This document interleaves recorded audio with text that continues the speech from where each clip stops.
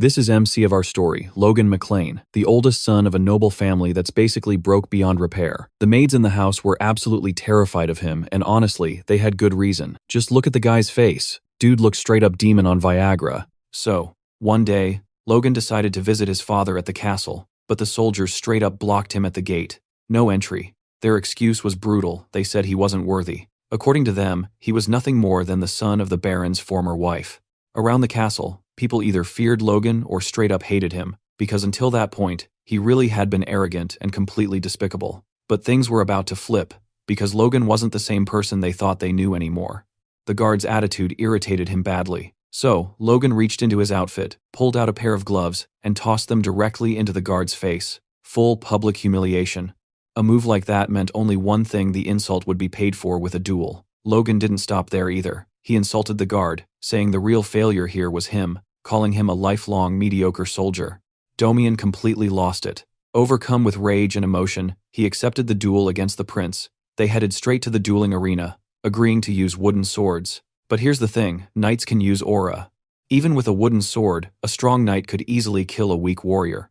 Everyone watching genuinely feared for the prince's life. To them, Logan was obviously a total loser. Domian attacked with everything he had, pouring aura into his strike. But Logan dodged with insanely precise timing, slipping past the attack and countering right over Domian's sword. The impact was so strong that it knocked the weapon straight out of the guard's hand. He literally couldn't keep hold of it. The crowd froze in shock. Whispers. How did Logan, the so-called loser, know how to fight like that? Logan wasn't satisfied. He told Domian he could have a second chance if he wanted. But the soldier was still on the ground, staring at his own hand.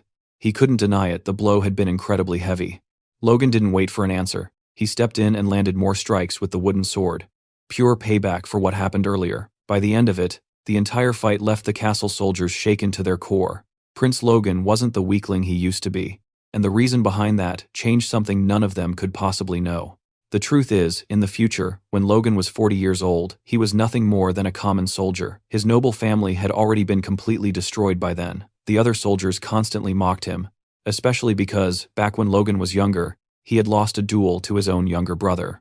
They never understood how someone like him even ended up as a soldier after his entire family was wiped out. Back then, the kingdom had been betrayed, and enemy forces invaded. Every soldier fought bravely, and Logan fought too, but none of it mattered. The kingdom still lost, and in the end, they were all eliminated. That day, Logan died on the battlefield. As his life faded, regret crushed him. He regretted countless things, especially how horrible of a person he had been. More than anything, he wanted to ask his father for forgiveness. Then, suddenly, Logan woke up in his room, completely shaken. He had been injured after taking a blow to the head during the duel against his younger brother. The realization hit him hard. The protagonist couldn't believe it. Was everything he experienced just a nightmare? No, definitely not. He remembered everything too clearly. Logan looked out the window and saw his family's castle, the same place he lived in when he was young. Soon after, his younger brother came to visit him in his room, clearly terrified of how Logan might treat him. The boy was trembling with fear, and it made sense. Logan had always been awful to everyone, especially to him. Logan remembered the last time he treated his brother like absolute garbage, and that moment was exactly why Ronanan never tried to get close to him again. Logan's head throbbed as memories flooded in. Ronanan genuinely cared about his brother, but the servants knew Logan's reputation all too well. Rick, the butler, told the young Master Ronanan to leave the room, but for the first time ever, Logan didn't scream. Instead, he spoke gently and told Ronanan to come closer. The boy froze in shock. So did the butler, Rick, thinking young Master Logan was acting strangely today. Logan wanted to praise Ronanan's strength, but the words wouldn't come out. He knew words alone weren't enough after treating him like trash for so long. Then Logan hugged his brother for the very first time. He asked for forgiveness for everything he had done. He admitted that he had been a terrible brother, and that Rome was truly amazing. No one in the room could hold back their tears at that moment. After talking for a while, Ronanan finally left Logan alone. The protagonist looked out the window again, and knew for sure this wasn't a dream. He had gone back in time, and this time, he was going to do things differently. This time, he would save his family. A maid accidentally walked into the room and immediately apologized. Rick rushed in after her and apologized too on her behalf, explaining that Mary hadn't done it on purpose. The whole situation was irritating. Logan suddenly realized how ridiculous it was that everyone acted this terrified of him, thinking, just how miserable had he been back then? Logan told them it was nothing and asked them to bring him some paper and pens. Rick and Mary instantly panicked, wondering if the young master was actually going to work now. When they brought what he asked for, Logan thanked them. Rick was stunned to hear that his master really just said, "Thank you." Now the servants felt like they were dreaming. Once again, Logan realized what a piece of trash he used to be. He asked to be left alone so he could work, but before starting, he remembered something important. The war against the Empire would happen in 10 years. That war would be what destroyed his family, because they would be weak and drowning in debt. His goal now was clear. He wasn't just going to change who he used to be, he was going to change his family's fate. On top of that,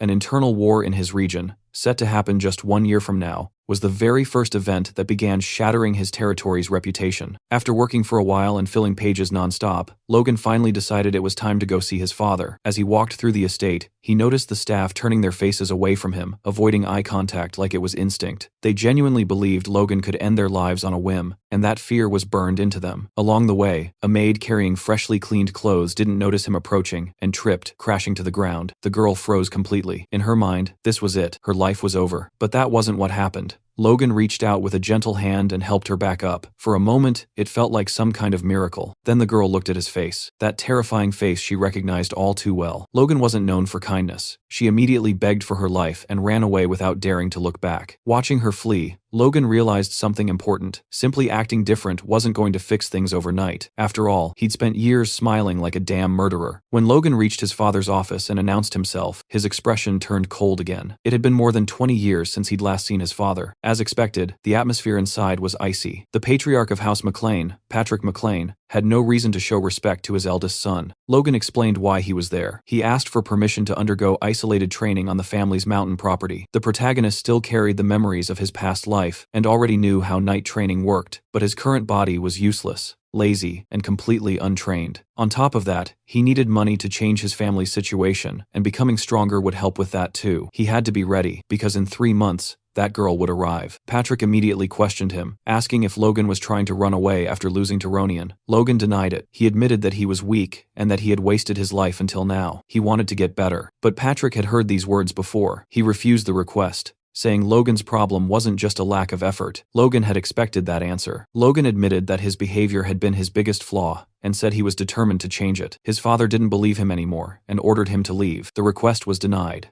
This was the consequence of everything Logan had done. Still, Logan didn't back down. He told his father that he had been foolish and immature until now, and that this training would be his first step toward real change. Even the most bitter father couldn't completely abandon his child. Patrick finally relented and said this would be Logan's last chance. Before letting him go, he asked if Logan really thought 3 months was enough to catch up to Ronian. Logan answered firmly that the training wasn't about defeating Ronian. It was about defeating himself. When Logan left the room, Patrick felt something he hadn't felt toward his son in a very long time. It's respect. And Logan noticed it. Even though his father said nothing out loud, Logan knew that changing himself was worth it. Logan went to the mountains and stayed there for 3 full months. His goal wasn't just to train his body, but to reach something greater. True warriors could defeat even dragons by using the life force stored within their cores. Day after day, Logan trained himself to absolute exhaustion. By the end of those 3 months, he managed to form his core, something he had only accomplished at 40 years old in his previous life. With it, he could push his body beyond its breaking point. On the final day of training, Logan stood before a massive tree and prepared his strongest move. He focused all his aura, channeling it into his sword and muscles. The strike was powerful enough to slice through space itself before cutting the target clean in half. This was the power he had gained at the end of his previous life, and now he could use it at this young age. Even so, the strain on his weak body was enormous. This was a technique meant only as a last resort. Now it was time to go home and start making real changes. The first change was obvious: his clothes. He smelled like a sewer. When Logan returned home and went to show his progress to his father, the guard Domian stopped him at the entrance, saying, only those with direct McLean blood were allowed to pass without authorization. That was the moment Logan realized his authority within the family was slipping away. Right then and there, Logan challenged Domian to a duel. He shocked every guard in the castle by effortlessly defeating a trained soldier. This was the result of his training and combat experience, and it ensured no other guards would try the same stunt. Later, inside his father's office, Logan and Patrick spoke again. Patrick admitted that what he had seen was impressive, acknowledged Logan's awakening, and asked what had happened during his training. Logan realized his father had been watching, something he never expected. He explained that he had simply abandoned his greed and let everything go. As he trained with that mindset, he eventually felt a force filling him from within. Logan reflected that even if it sounded unbelievable, this insight came from his past life. Only after giving up on avenging his family had he become a force user back then, awakening only after 40. Patrick was impressed that such a simple realization had led to such change and said Logan had truly transformed. However, he was still furious. After achieving such a breakthrough,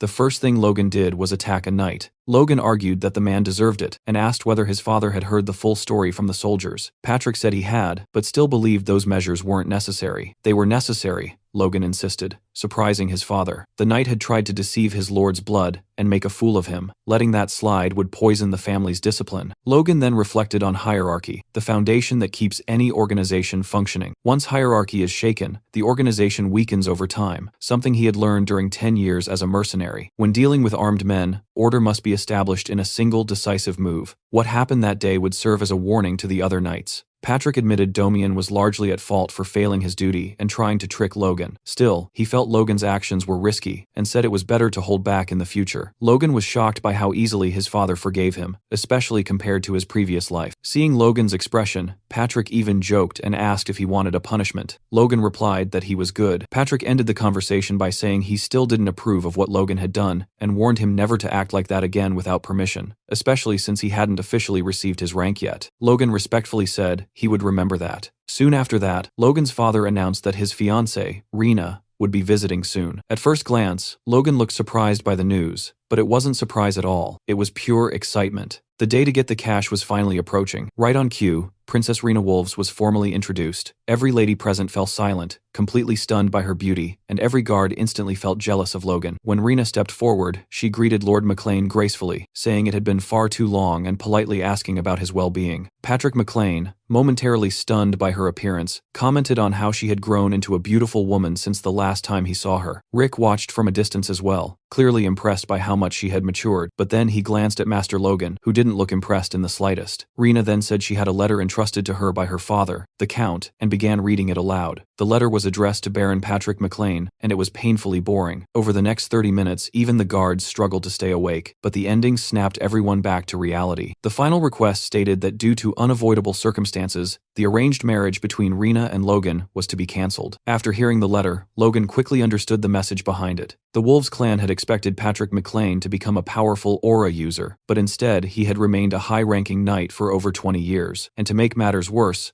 Logan himself was considered a complete loser. Joining the Wolf clan with the McLeans simply made no sense anymore, so they chose to go their separate ways. Patrick was furious. Breaking off the marriage for such vague reasons was nothing but an insult. He understood immediately that the Wolves were trying to humiliate House McLean. Rena denied that, saying she had personally asked to be the messenger because she feared Patrick would misunderstand their intentions. She wanted to clear things up face to face. She spoke about her vivid memories of spending a year at the McLean residence as a child. She recalled the peaceful days, the beautiful surroundings, and the good moments she shared with Logan. Those memories meant a lot to her, and she didn't want to let them go. But she was bound to her family's will and had no choice but to obey her superiors. The only thing she could do was come in person and apologize to Logan and Patrick. Everyone was moved, murmuring that her heart was as beautiful as her face. Everyone except Logan, his stepmother Mary, and Daddy Patrick. Mary bluntly asked Rena what the real reason behind the breakup was. She demanded to know what these so-called unavoidable circumstances actually were. Logan thought about his stepmother, Ronian's biological mother, and how she had always treated him as an enemy because of the succession issue. He hadn't expected her to interfere, but family honor was clearly a different matter. Rena apologized again and avoided the question, claiming she didn't know the real reason. She explained that since she was only meant to marry into another family, her father never discussed important matters with her. Mary grew furious and concluded that this explained why Rena had come to announce the breakup without any clear justification. Rena, visibly terrified, her white dress now stained with her makeup melted by sweat, looked up at the McLeans and announced that to compensate for the inconvenience, the Wolf clan was willing to pay 3 million gold pieces. McLean's financial manager, Dwayne Filsner, nearly had a heart attack on the spot. Logan, on the other hand, was thrilled. He thought the money was finally his, but no chance. Patrick nearly exploded with rage, demanding to know how she dared to propose something like that. A knight from the Wolf House immediately stepped in front of Rena, protecting her, and begged Patrick to calm down. Patrick, asked whether he was a high-ranking knight like himself, admitting that it was impressive for someone so young to reach that level. He continued, saying that perhaps injuring the rising star of the Wolves family would be fair compensation for the dishonor inflicted on the McLeans. The knight replied that his master, Chiron Wolves, regarded Lord McLean as an honorable man and would never target the young princess or anyone younger. Rena then spoke up, saying she also did not wish to buy honor with money. She asked them to accept the gold as a sincere gesture to preserve the friendship between the two families. Patrick clenched his teeth. If he pushed further, he would lose his own honor. He realized this was exactly why Karen had sent these young people. Patrick stated that a visitor was still a visitor, even if they brought bad luck, and that House McLean would never harm its guests. However, he firmly refused the Wolves clan's one-sided offer. House McLean asked for only one thing. Princess Rena Wolf was to personally and sincerely apologize to Logan. Patrick made it clear that he would accept no other compensation. At that moment, Logan stepped in. As the person directly involved, he said he had a request. Internally, Logan knew they needed to accept the money. Letting them off with words alone was insane. 3 million gold was the entire annual budget of House McLean. Half of their current funds came from his stepmother's family, and if that support vanished,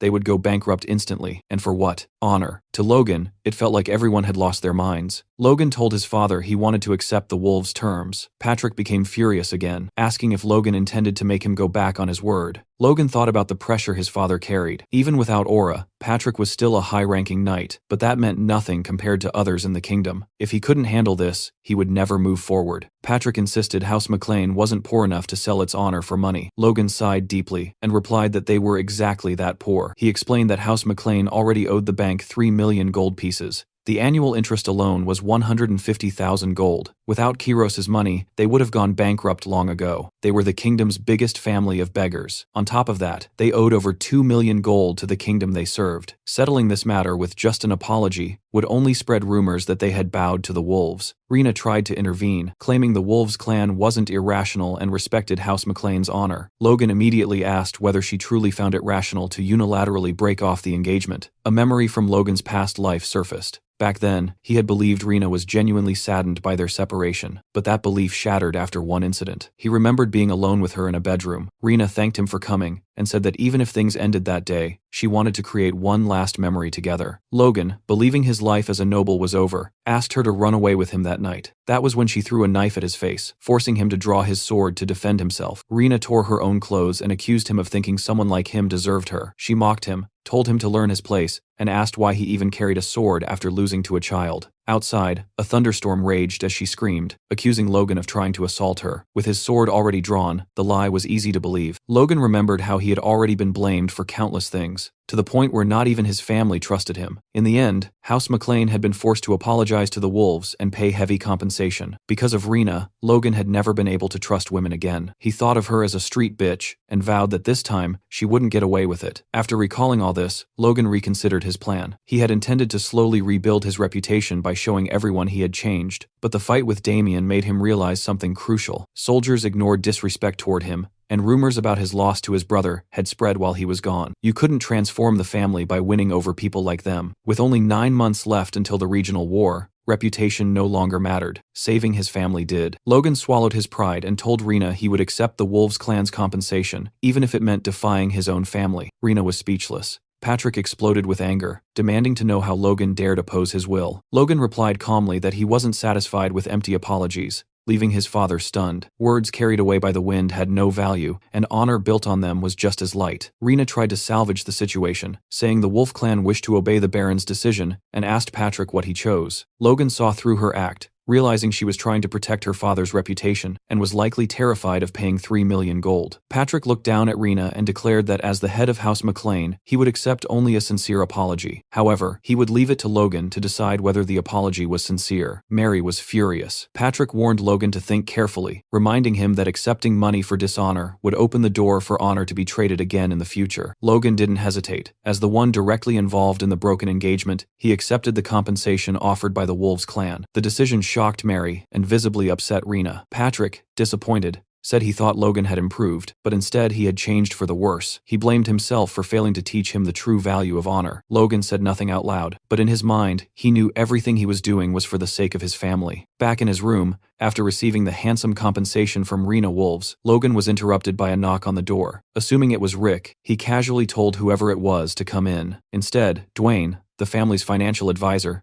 stepped inside. Seeing him there immediately made Logan wonder what this man was plotting. Inside Dwayne's mind, a long train of thoughts unfolded. As House McClane's financial advisor, he had been forced to manage the entire estate with a budget that kept shrinking year after year. On one side were soldiers constantly demanding better weapons, and on the other were servants struggling to secure enough supplies to survive the winter. To fill the financial gaps, Dwayne spent most of his days begging the patriarchs for funds. At times, he genuinely questioned whether he was a financial advisor or just the king of beggars. He often thought that if this wasn't his hometown, he would have resigned long ago. But now, things were finally different. With the 3 million gold, he could finally breathe easy for at least a few years. The only obstacle he saw standing in his way was that idiot. In his mind, Logan would surely have to split the 3 million with him. Dwayne put on a polite smile and told Logan he had only come by to greet him after the impressive showing he made the day before. The way Logan defended himself and refused to yield to unfair external pressure proved he was an incredible apprentice, worthy of becoming the heir of House McClane. As Dwayne praised him, he imagined his flattery had deeply touched Logan. After all, the boy had never been praised before, having only ever caused trouble. Taking his money should be easy, but Logan wasn't impressed in the slightest. Dwayne continued, saying that in times like these, 3 million gold was like rain falling in the middle of a desert. Logan's clever handling of the situation had allowed the family to breathe again. Logan remained completely stone-faced and replied that he didn't see why the family would feel relieved, since the money belonged to him. Hearing that, Dwayne felt all hope drain out of him. He believed Logan intended to keep every coin for himself, but he forced himself to stay calm. After 20 years as the McClane family's financial advisor, swallowing his pride had become second nature. This situation was no different. Suddenly, he began to cry. That reaction caught Logan off guard. He asked if the family's situation was really that bad. Dwayne explained that Logan might not know this, but House McClane already owed 3 million gold to Cooper Bank. He tried to continue, saying the interest alone amounted to 150,000 gold per year, but Logan interrupted him and finished the sentence himself. Dwayne stared at him in shock and asked if he already knew. Logan replied that the interest shouldn't be a problem. After all, it was harvest season, and the income from the harvest should cover it. Dwayne desperately tried to explain that simply running the barony cost an enormous amount of money, and that the family was always operating on an extremely tight budget. He suggested that even a little help could change things, but Logan cut him off again, making it clear he didn't want to hear it. Confused, Dwayne asked why Logan wouldn't help, especially since he had opposed the Baron earlier for the sake of the family. Logan agreed with him. He said he would use the money for the family's benefit, but not to cover the Baron's immediate expenses. Instead, he needed to prepare for the future. Dwayne grew furious inside, thinking Logan had no idea what he was talking about and should just hand over the money immediately. Logan then calmly asked whether paying off the family's debts would truly change anything. Dwayne argued that a larger budget would make managing the estate easier for at least a few years. Logan pressed further, asking what would happen after that. Even if things improved temporarily, they would eventually fall back into debt, because House McClane had no special products to sell. It was a vicious cycle, and Logan intended to break it with a plan of his own. For that plan, he needed the money. Dwayne was completely stunned. He wondered if this was really the same young master he knew. He had always thought Logan was a careless kid who had no interest in family affairs. Logan then said he had a favor to ask. If Dwayne helped him, Logan might even share a portion of the money to help cover some family expenses.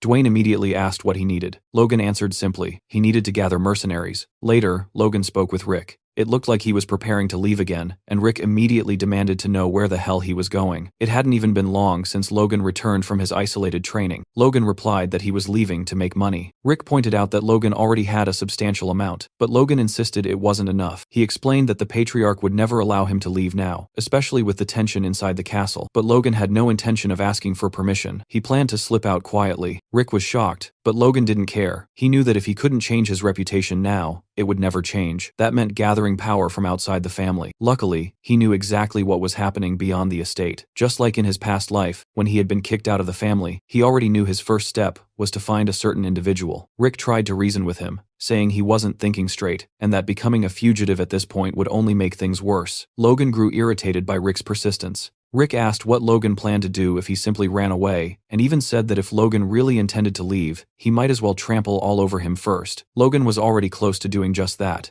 given how little Rick seemed to care. Logan reassured him, saying everything would be fine. He would leave a letter for his father, so that no one would blame Rick. Rick asked what he planned to write, but Logan only smiled in response. Rick finally let out a sigh of relief. After Logan disappeared, Rick delivered the letter to the patriarch, who looked like he was ready to turn D-Day into a child's game. The letter began with a long, formal greeting, and explained that, heartbroken over the broken engagement, I had decided to leave for some fresh air but would return soon. Signed by Logan McClane. After that, Rick could only cry, praying for the young master's safe return. A history of the McClane family is then laid out, revealing that just 200 years ago, the family didn't hold the position it does today. Back then, their territory stretched into neighboring counties, and they were respected as the rulers of the southwest region of the Kingdom of Grandia. However, by the time of the current lord, Patrick McClane, the incompetence of the last 3 generations had dragged the family down. Their title was downgraded, and their territory shrank dramatically. The massive grain depot, once known as the McClane Plains, was handed over to a powerful vassal, and the fertile lands were split apart and distributed elsewhere. The place the McClanes were left with felt like exile. Dry, barren land near the southern mountains, as if they had been kicked out entirely. From that moment on, financial hardship became inevitable. There were no notable regional products, and unlike other mountainous territories, there were no copper mines either. Logan reflected that even if they somehow won the upcoming regional war, they would still have to keep begging Kyros for support. To break this endless cycle, he needed a massive amount of money, far more than the 3 million gold he currently had. He knew there was someone who could help him do that.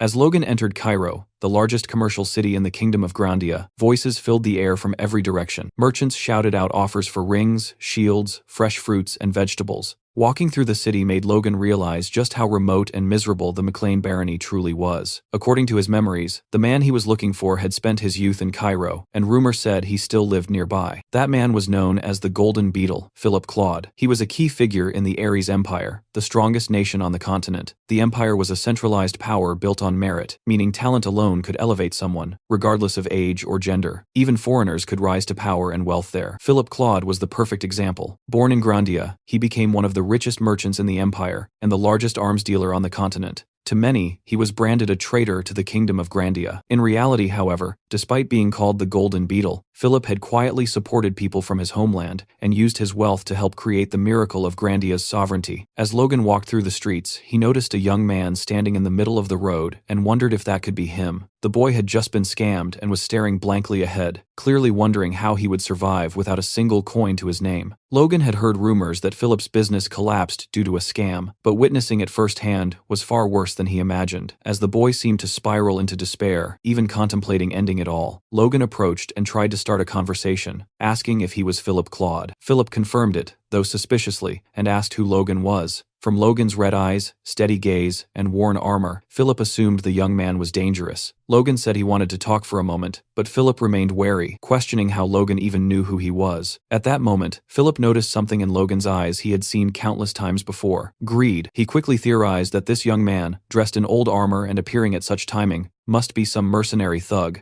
Logan tried to explain himself, but Philip panicked and started yelling that the payment deadline hadn't arrived yet. He shouted that the sale of his commercial property would be finalized in 3 days and told Logan to come back then. Logan assured him he wasn't there to collect any debt. Philip, barking like a rabid dog, kept yelling that none of his sales had gone through yet and ordered Logan to leave. Logan tried again to calm him, saying he wasn't there to collect money, but to invest. That stopped Philip cold. When he asked if Logan was serious, Logan confirmed it. Philip started thinking that if this man wasn't here to collect debts, then he had to be insane for wanting to invest in someone who had completely failed. Still, part of him wondered if Logan might be telling the truth. He asked how much Logan wanted to invest. Logan flipped the question back, asking how much Philip needed and saying he would help him clear his debts and get back on his feet. Philip remained suspicious and carefully studied Logan's expression and the dirt-stained armor. He concluded the young man must have traveled a long distance. When Logan pressed again for an amount, Philip snapped, calling him a disgusting scoundrel. He accused Logan of trying to trick him like everyone else had. He went on to say that he wasn't an investor and that the crest on Logan's armor marked him as a member of the McClane barony in the southwest. To Philip, the McClanes were nothing but beggars, living off their rich relatives. How could a family that couldn't even pay its debts afford to invest? He warned Logan that impersonating a noble could get him executed,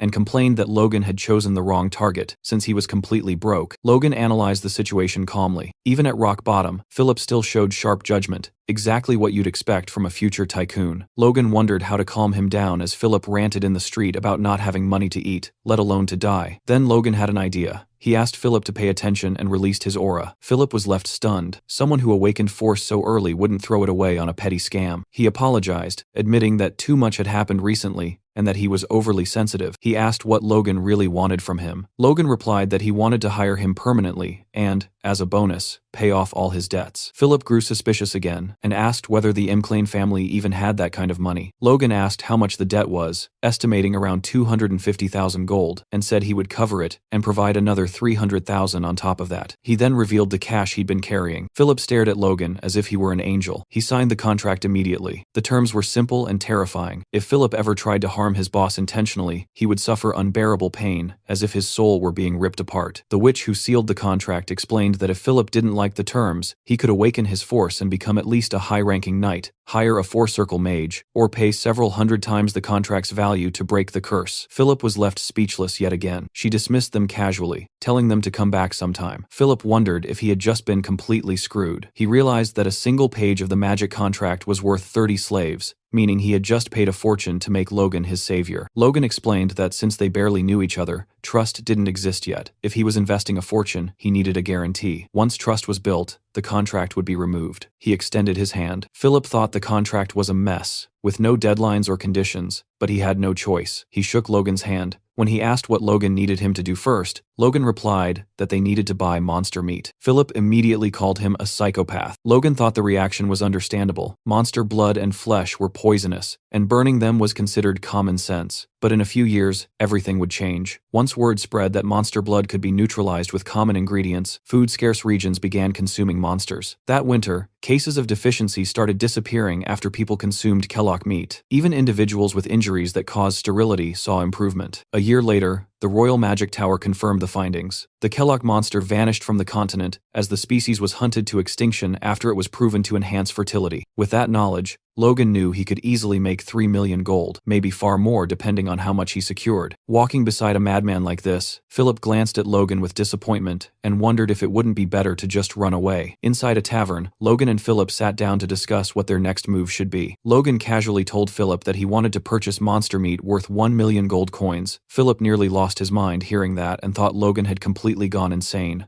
Logan told him to calm down, confidently assuring him that he would make money even if he spent that much. Philip strongly objected and asked if Logan was absolutely sure about what he was doing. Logan confirmed without hesitation. Philip then asked what the price range per unit was for Kellogg meat. He explained that Kellogg meat was practically worthless at the moment. Most people simply burned it because there were no buyers. If someone at level 0 was sent to retrieve the bodies, it would cost around 200 gold due to kingdom transport fees. That fee was charged per unit. However, if multiple Kellogg's were transported together, the cost would drop significantly. Philip was impressed that Logan had even considered transport fees and admitted that Logan's calculations were correct. He asked if, with that price per unit and a budget of 1 million gold, Logan planned to hire a mercenary guild to conduct a kingdom-wide hunt and buy everything they brought back. Logan confirmed it and asked if Philip saw any issues with that plan. Philip immediately explained that the approach was wrong. Since monster meat was being discarded anyway, Logan should hire a merchant guild instead. Merchants would transport and sell anything as long as there was money involved. Even if it was considered trash, they would gladly bring it. Philip confidently added that once Logan placed the order, they would likely deliver every piece of Kellogg meat in the kingdom, already cut and prepared. Logan was impressed, thinking his investment was already paying off. Half-jokingly and somewhat suspiciously, he called Philip an adorable punk. Philip brushed it off and told Logan not to worry about money anymore. From now on, everything would be handled by him. After all, his own future depended on Logan's success. Logan then handed Philip a list of materials, including ironwood cartridges, springs, and glue, instructing him to buy them in large quantities. Philip once again grew suspicious and asked if Logan was planning to open a toy factory. Logan replied that he had something far better in mind. In reality, Logan was having Philip acquire raw materials for weapons of war. He remembered how weapons made from these exact materials had been used during the invasion of the Kingdom of Grandia in his past life. Depending on the situation, even a single soldier equipped with them could hold back a knight. He also recalled that he had already tasked Dwayne with hiring mercenaries. Simply putting these weapons in their hands would be enough to gain a major advantage in the regional war. However, before that could happen, Logan needed two things: a craftsman capable of producing these weapons, and an instructor skilled enough to train the mercenaries. 2 days later, in Harun, the city of mercenaries, Logan was speaking with Kaisalon, a rank A mercenary, attempting to hire him as an instructor. Kaisalon explained that he had never trained anyone productively before. Logan insisted the job wouldn't be difficult, since he only needed Kaisalon to train rank C mercenaries. Still hesitant, Kaisalon said he didn't know what Logan had heard, but all he had ever done was guide a few young people. He suggested Logan leave the task to professional instructors. Logan internally dismissed the excuse. He knew Kaisalon well from his past life. Kaisalon could wield every existing weapon, had exceptional horsemanship, and more importantly,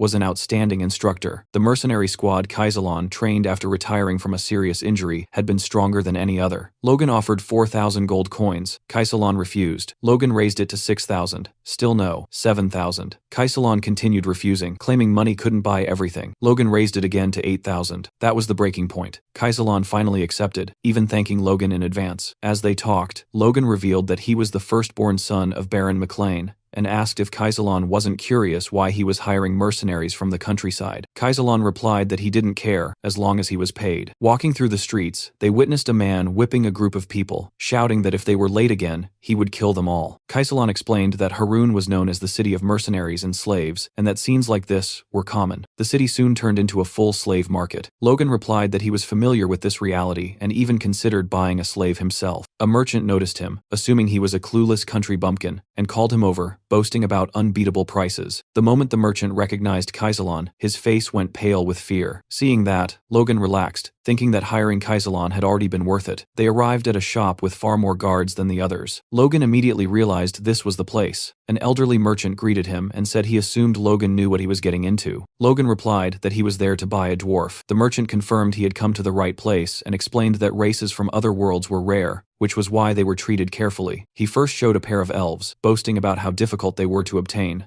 Logan showed no interest and told him to bring out the chained dwarf in the back. The merchant pointed out that it was clearly a dwarf and added that even among dwarves, famous for craftsmanship, this one had reached an expert level. That surprised Logan. He had always believed dwarves were naturally skilled craftsmen, but an expert was beyond what he expected. Logan asked for the price. The merchant said it would start at 200,000 gold. Logan looked him up and down and asked if he looked like a fool. The merchant nearly wet himself and immediately lowered the price by 50,000. Kaisalon was shocked by how easily Logan forced the price down. The dwarf commented that Logan was ruthless. Logan thought it was just common sense. Logan told the dwarf he was taking him to the Mechlin estate in the southwest and that he would do the work assigned to him. The dwarf agreed without resistance. Logan reflected that while dwarves were renowned craftsmen, slave dwarves were different. Without passion, they couldn't create true works. Logan promised that if the dwarf worked sincerely for the next 20 years, he would be sent back to the mountains. 20 years meant nothing to a dwarf. The promise made him happy, and he attempted to thank Logan. At that moment, another slave broke free and tried to escape. He didn't get far before a soldier caught him. Logan immediately recognized the slave. Blue hair, blue eyes, a familiar presence. Logan muttered aloud, catching Kaisalon's attention. He couldn't believe he had found the noble slayer here. Logan remembered his past life. Once a slave, this man escaped after killing his masters and began slaughtering nobles and knights. After disappearing for 10 years, he reappeared as an aura user and devoted his life to killing nobles, earning the title of Noble Slayer. Logan realized the timeline matched. This escape attempt should happen a year after Logan became a mercenary, meaning this man was still a slave. If Logan saved him now, he would gain a future aura user. The problem was that the man was a violent psychopath. Logan decided that if he ever became uncontrollable, he would simply imprison him. As the master raised his whip again, Logan drew his sword and blocked the strike to the man's leg. The slave trader noticed the family crest and immediately grew arrogant, assuming Logan was a customer. He apologized, claiming the slave was misbehaving and needed discipline. Logan said he wanted to buy slaves, pointing to the two children. The merchant warned him that both were rare and expensive, one red-haired, the other blue-eyed. The merchant quoted 10,000 gold each. Logan calculated that a strong slave cost about 300 gold, and scoffed at the absurd markup. He countered with 500 gold per child. The merchant protested, but Logan snapped, asking if he thought Logan didn't know slave prices. The merchant panicked and accepted, blaming Victor for always causing trouble. Kaisalon carried the injured boy on his back, surprised by his fast recovery. Logan casually said it was nothing, though in truth he had been slowly releasing force to heal him. Victor suddenly tried to attack Logan. He didn't even get close.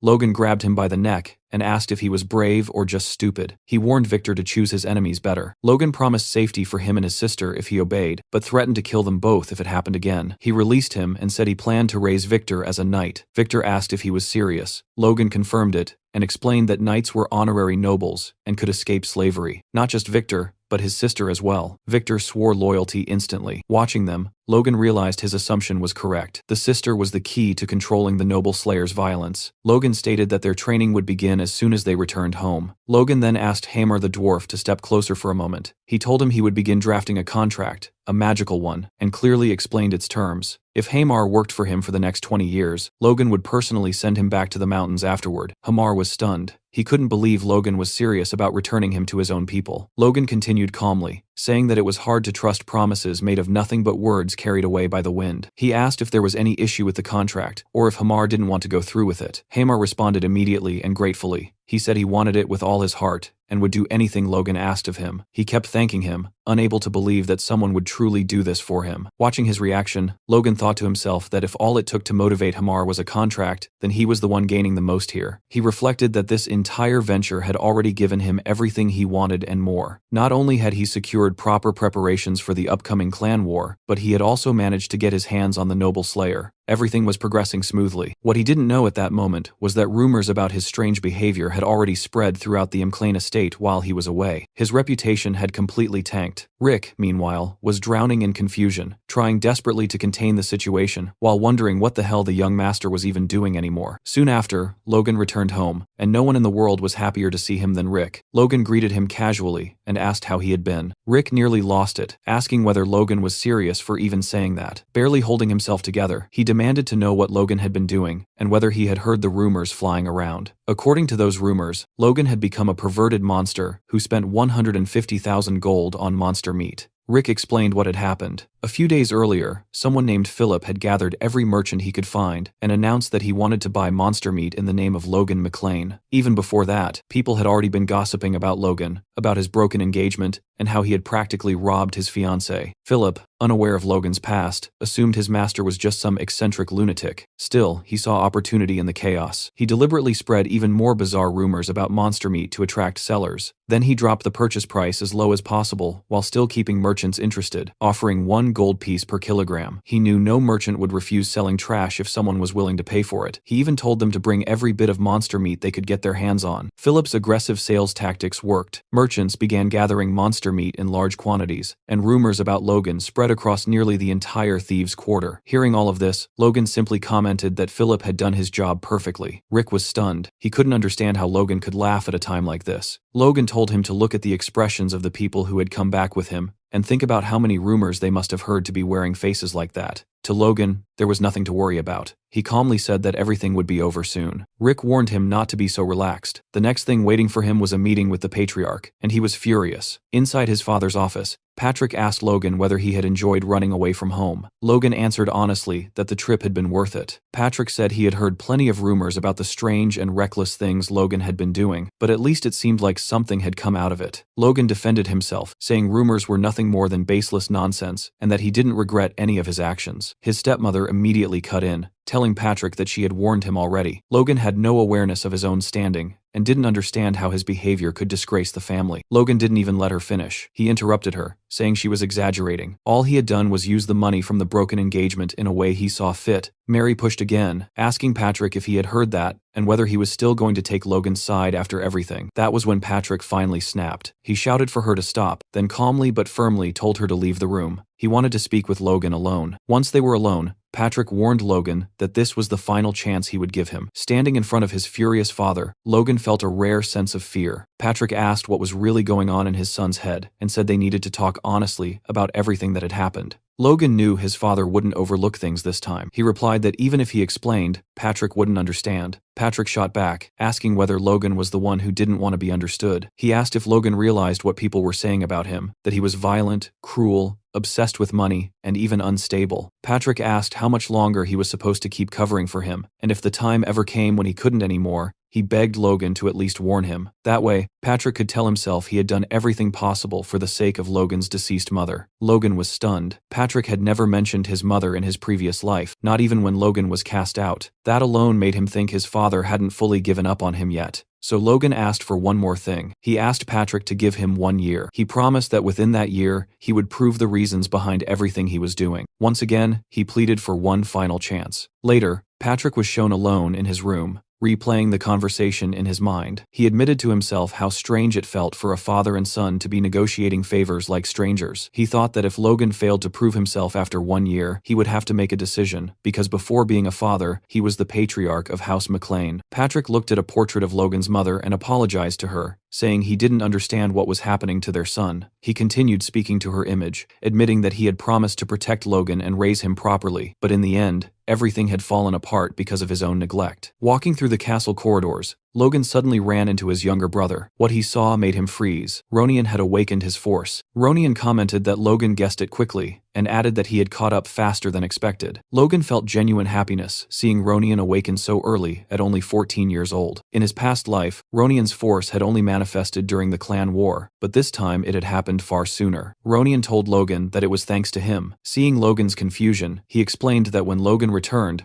the knights tried to stop him from reaching him. In that moment of desperation, his force awakened, and he ended up defeating the knights just to meet Logan. Logan burst out laughing and praised him, telling him he had done well. He thought that once Ronian's force stabilized, teaching him the secrets of the divine sword would make him far stronger than he ever was in the past. Later, in a cabin south of the McLean estate, Logan met with Dwayne. Dwayne informed him that all 35 rank C mercenaries he requested had arrived. The mercenaries were furious. It had been 10 days since they were summoned, and none of them had seen Logan even once. Some muttered that a petty baron's family wouldn't dare provoke a mercenary guild unless they were insane. Others said they might never find out, since the rumors surrounding Logan had already reached them and weren't light at all. They mocked his appearance, saying he wore armor and carried a sword like he was pretending to be a soldier. Hearing all this, Logan realized that if he didn't put these professional scoundrels in their place, he'd never be able to control them. He addressed one of the mercenaries directly and asked if he thought it was funny to wear armor and carry a sword. The man replied that he didn't understand, and asked how Logan had even heard his comment from that distance. Logan mocked him openly, saying that way of thinking only worked if you had the talent to back it up. He called him nothing more than an insignificant C-rank mercenary, and asked what imaginary skills gave him the confidence to look down on others. He sarcastically asked if he had offended him, acknowledging that even low-level men had pride, and told him to step forward if he wanted to settle it. Logan then made a clear offer. If the mercenary could land even a single hit on him, he would be allowed to leave immediately, and would be paid a full year's salary. Logan swore it on his noble honor, and made sure everyone present served as witnesses. The mercenary stepped forward, pleased, saying Logan couldn't take his words back now. He tried to intimidate Logan by sizing him up,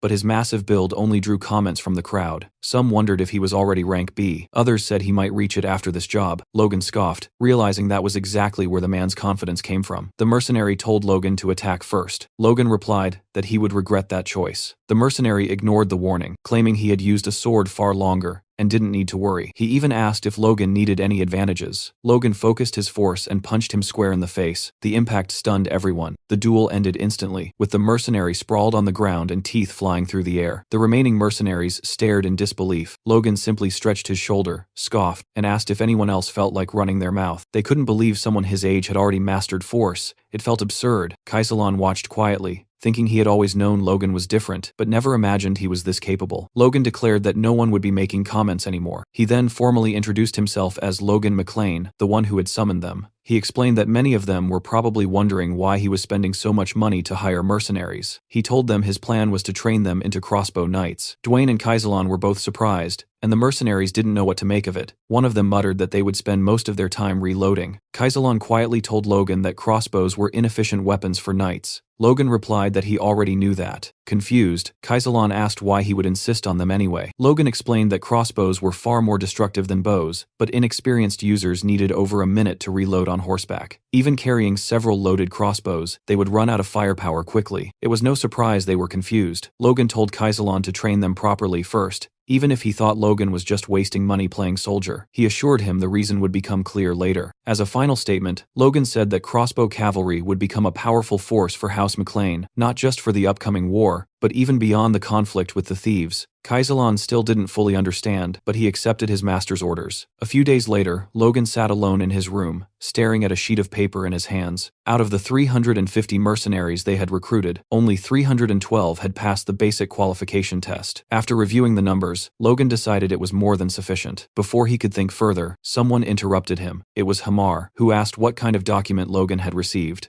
Logan explained that it was a schematic for a crossbow he wanted Hamar to build. He added that the design might look crude to a professional craftsman. In his mind, Logan knew this weapon well. He had used it for decades in his previous life, so he drew every structure he could remember. Since Hamar was a master craftsman, Logan believed he could bring it to life. Hamar studied the design and pointed out that the crossbow would need a cartridge mounted at the back to store bolts, reload automatically, and fire 3 shots in succession. He demanded to know who came up with such a ridiculous idea. Logan admitted it was his own, which immediately irritated the dwarf. Still, Hamar admitted the concept itself was brilliant. However, he warned that twisting the string in that structure would cause it to snap, and attaching a wooden box to the back would make it uncomfortable for the shooter. He asked Logan what he planned to do about those issues. Logan casually replied that it wasn't his problem and that Hamar should figure it out himself. That response made the dwarf visibly furious. Logan quickly clarified that he was joking. He agreed that the bolt size needed to be reduced to shrink the cartridge and accepted that it would be a single-shot weapon. Instead, he suggested producing preloaded cartridges that could be swapped after each shot, calling them magazines for simplicity. Hamar was left speechless. He pointed out that even a skilled shooter couldn't fire 2 bolts from a crossbow in under a minute, and that this design felt like a weapon from another era entirely.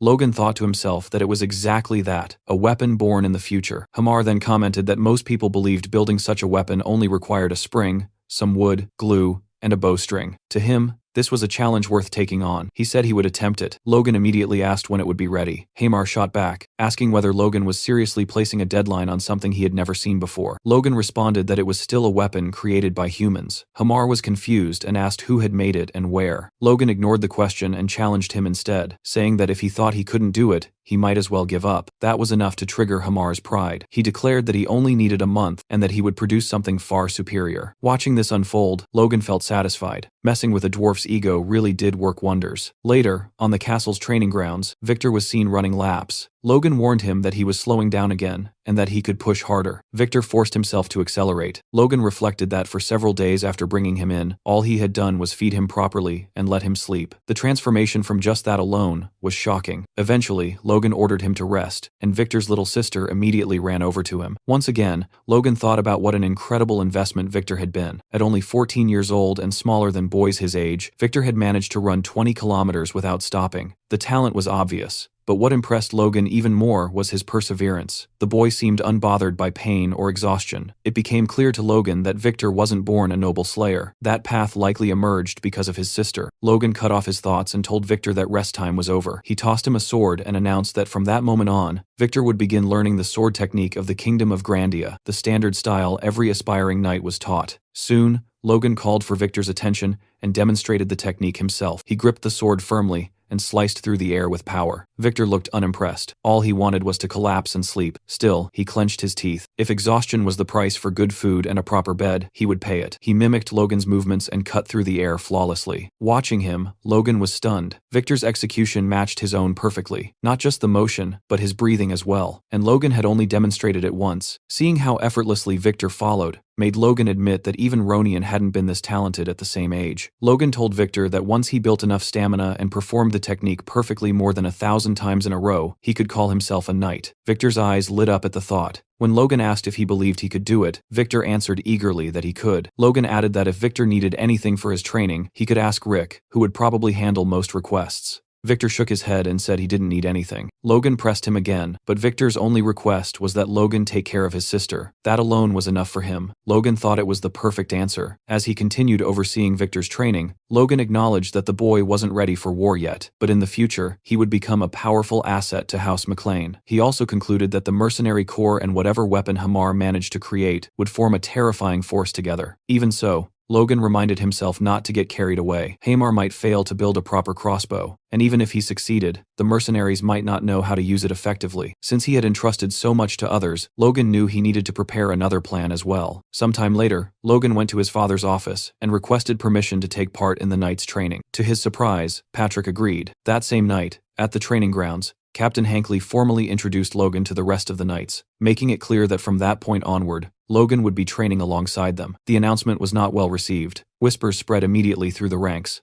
Many of the knights believed Logan was treating the knightly order like a joke, especially after defeating Dominan. As the murmurs grew, Hankley recalled a past conversation with the patriarch. He remembered standing in Patrick's chamber, discussing Logan's entry into the order. Hankley had been strongly against it. He had warned Patrick that the knights would never accept him. Patrick, however, had shut that down quickly. He told Hankley that he wasn't asking for special treatment for his son. In fact, he wanted Logan treated exactly like any other rookie, if not harsher. Back in the present, Hankley thought that despite those words, Logan was still the Lord's son. It would have been much easier if Patrick had asked him to go easy on the boy instead. Logan noticed the captain's unease and reassured him. He said that if he failed even one exercise during the upcoming week, he would quietly step aside and never interfere with Hankley again. The captain was taken aback by that attitude, but eventually agreed. After hearing this, Hankley made a decision. For the next week, the knightly order's training would be pushed to 3 times its usual difficulty. Soon, one of the knights was seen running while carrying another on his back, wondering what kind of insane training this was. Hankley shouted at them not to die, and reminded them that, as cavalry knights, they needed to understand what it felt like to be the horse itself. He told them to feel the burden of carrying armored riders across the battlefield. That was when the knights realized why they had been training in full armor the entire time.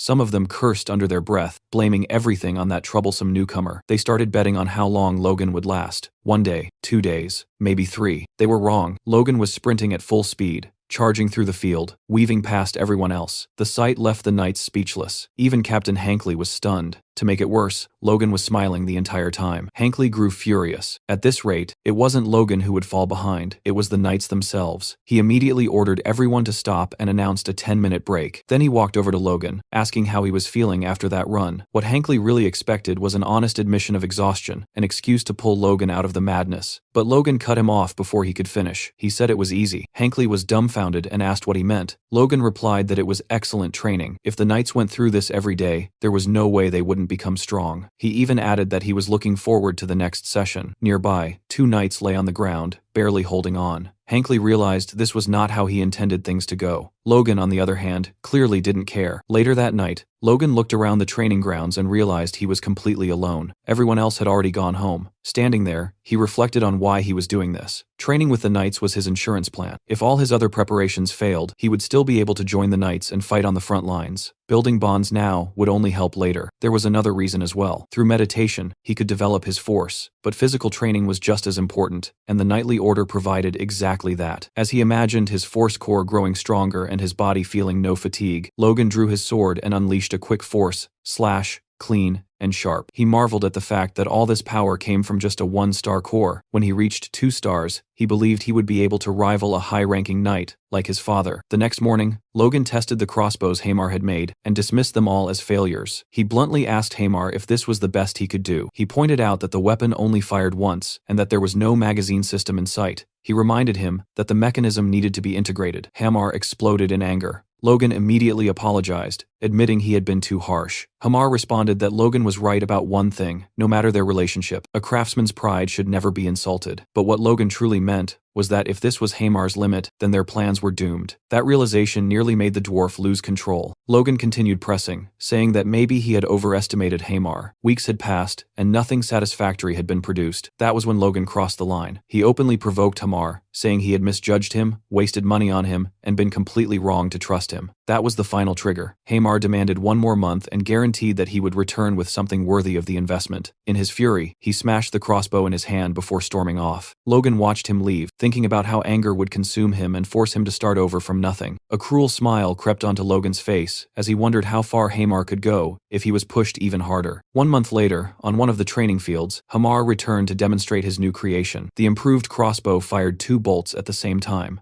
Logan was left speechless. Hamar explained that although it had 1 fewer shot than originally requested, it was easier to wield with 1 hand and allowed magazines to be swapped quickly. What impressed Logan most was the reload speed: 2 seconds. That alone exceeded his expectations. While the weapon had a shorter range and smaller size than the one from Logan's past life, it was far better suited for mounted combat. For cavalry, it was perfect. Logan couldn't believe how far they had come when there were still months left before the war. When Hamar asked if Logan was even paying attention, Logan suddenly lifted him up like a child, praising him loudly, boasting about dwarves, and wishing long life upon Hamar and his people. Hamar panicked, telling him to put him down before someone saw. He reminded Logan that he wasn't a child. Logan set him down and calmly met his eyes, clearly about to ask something. When Hamar asked what it was, Logan's expression shifted back to something unsettling. He said he needed 400 of these crossbows, and he needed them within 2 months. Logan handed the completed crossbows to Kaisalon and the mercenaries for testing. The moment they fired, everyone was stunned. The bolts traveled an incredible distance, and the weapons could fire consecutive shots without delay. Kaisalon examined one closely, completely baffled. A front-loading crossbow with this kind of range, power, and firing speed made no sense. As the realization sank in, Kaisalon imagined what 300 or more mounted soldiers equipped with these weapons could do. Just thinking about it sent a chill down his spine. He told Logan that what he had created was terrifyingly impressive, and finally understood that this had been Logan's intention from the very beginning. Logan confirmed it. He reflected that Hamar had gone through hell to achieve this. Even with additional craftsmen helping him, Logan never expected Hamar to finish the order 2 months ahead of schedule, let alone produce an extra 100 crossbows. That was the mark of a true expert dwarf. There was no denying it. Logan briefly considered sharing the technology with the knights and regular soldiers, but the cost alone made it unrealistic. Worse, there was the risk of the design leaking. For now, it was better to keep it contained. He instructed Kaisalon to equip the mercenaries with the crossbows and clear out the monsters roaming outside the territory. Kaisalon initially thought the plan was impossible,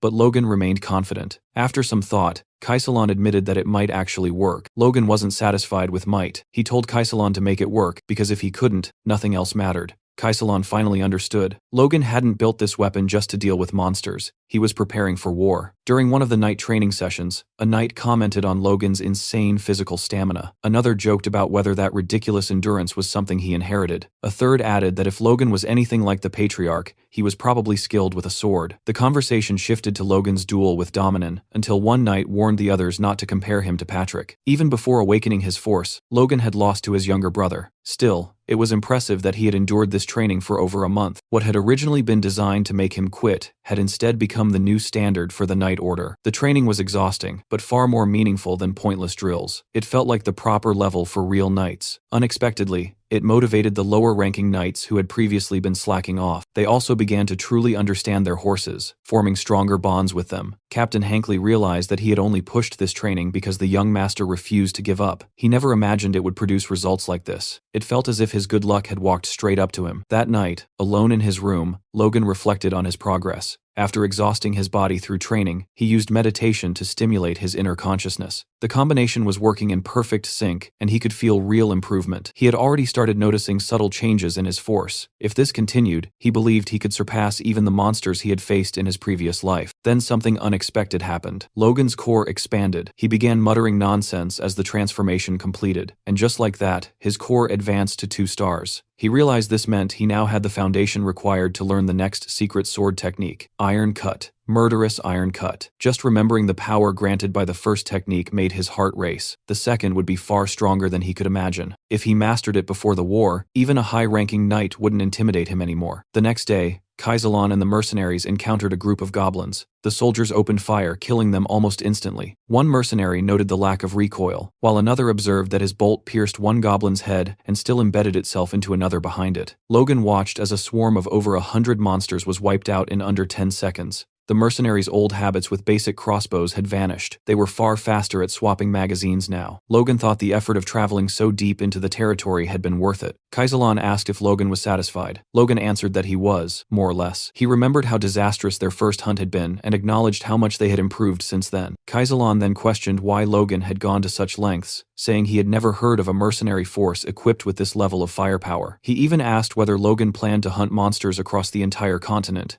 Before Logan could answer, a mounted knight arrived at full speed, delivering a message from Rick. The day before, Viscount Tesron had officially declared war on House McLean. Inside the McLean war room, Patrick and the other family heads watched through a crystal ball as Viscount Tesron announced his declaration. He claimed that because one of his ancestors had been unjustly killed long ago, he blamed House McLean. Patrick was left speechless. Several nobles exchanged looks, questioning whether such words justified a war at all. Hankley and Marion turned to Patrick, asking what his next move would be. Hankley explained that Tesron's Knight Order alone outnumbered theirs. Even with Patrick on the battlefield, their odds were grim. One noble suggested fortifying the city and waiting for reinforcements. Another proposed sending an emissary to negotiate peace. Patrick exploded. He ordered everyone to shut up. He reminded them that even though the royal family's authority had weakened, declaring war without permission made one thing clear. Tesron had planned this from the start. Peace was impossible. Patrick ordered immediate war preparations and demanded a winning strategy, refusing to tolerate dissent. In the heavy silence that followed, a noble asked whether young Master Logan would also fight. Patrick confirmed it. Marion added that Ronian's force had awakened and that he was old enough to take part as well. Realizing Logan wasn't in the castle, Rick hurried to send a messenger to him. When Logan received the news, he was confused. According to his memories from his past life, the war shouldn't have started for another 2 months. Something had accelerated the timeline. The messenger urged him to hurry, explaining that Viscount Tesron had already launched an attack immediately after declaring war, breaking all customs. Logan needed to reach the battlefield as soon as possible. Kaisalon and the mercenaries declared they were ready to move at a moment's notice. Logan remarked that Kaisalon didn't seem surprised at all. Kaisalon replied that mercenaries welcomed war.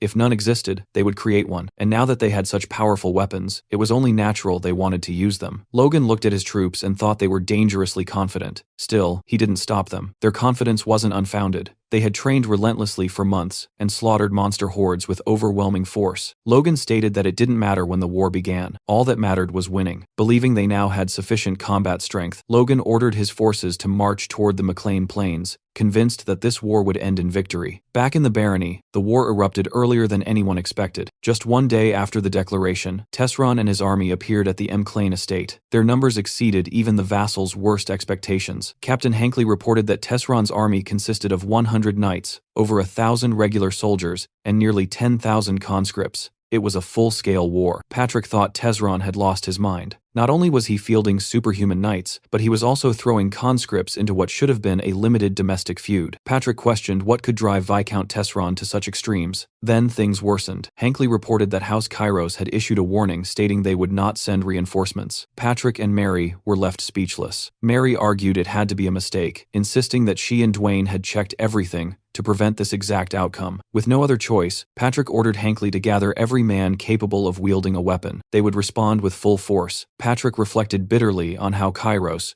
whom they trusted completely, had abandoned them at their most desperate moment. House McLean assembled everything they had: 53 knights, 552 regular soldiers, 4,418 conscripts, a total of 5,023 combatants. Still, it wasn't even half of Tesron's army. On the battlefield, 2 soldiers whispered to each other. One asked where young Master Logan was. The other answered that Logan had been gone for a long time and still hadn't returned. A few nearby soldiers muttered that he probably wouldn't come back at all, guessing that he must have fled as soon as he heard about the war. Hearing this, Ronian turned sharply and demanded to know what they were talking about. He said there was no way Logan would ever do something like that. Ronian believed Logan had already foreseen this war, and that was exactly why he had taught him that secret technique. There was no chance Logan would run away now. Some of the soldiers nearby overheard Ronian's words, but instead of reassuring them, it only reinforced the rumors spreading through the ranks that the Lord's eldest son had deserted. Soon after, Patrick appeared beside Ronian. He told his youngest son that he would have to take Logan's place on the battlefield and ordered him not to hesitate or waver. Patrick himself didn't want to believe the rumors either, but belief no longer mattered. What mattered now was victory. With that resolve, he commanded all troops to advance and crush the scum daring to attack his home. At that moment, Tesron appeared with a confident smile, pleased to see Patrick finally draw his sword. He shouted that his knights were his blade and challenged Patrick to face them head-on. Patrick gathered his aura and charged forward, attempting to smash through the enemy vanguard, but his attack was stopped cold when a knight bearing a shield blocked him completely, leaving Patrick momentarily stunned. Rick was also present on the battlefield, and his expression was grim. He watched soldiers being slaughtered and torn apart right in front of him. He realized how badly they were losing. They had been forced to send even non-combatants like him into battle because of the overwhelming numerical disadvantage. If they were fully surrounded, they were finished. In the middle of his thoughts, Rick was suddenly struck on the head by a Tesron soldier who was about to kill him. He barely managed to dodge as an ally intervened, killing the attacker and shouting at Rick to get up and ready his spear. Rick reached out to thank him, but before he could say a word, an enemy knight cut his savior down, spraying blood across Rick's face. At that moment, Rick understood something clearly. His only chance to survive was to escape as far away from the enemy lines as possible. Mounted soldiers soon charged forward, and Rick stumbled through piles of corpses, both allies and enemies. He realized with horror that they were surrounded from behind as well. This might be where all of them would die. Meanwhile, Patrick continued fighting his opponents. After repelling one attack, the knight he was facing acknowledged Patrick's strength, saying he truly lived up to his reputation. Patrick, however, was uneasy. They had clearly prepared for him, and even so, he wasn't confident in his current condition. He noticed that this knight had endured blows infused with explosive force and was still standing. What shocked Patrick further was realizing that Tesron possessed a high-ranking knight. Judging by their coordination, the other knights surrounding him were likely at least intermediate level as well. Was that why they showed no fear? Patrick demanded to know if they were the ones assigned to deal with him. The knight answered with a question of his own, asking Patrick what he thought of their preparations.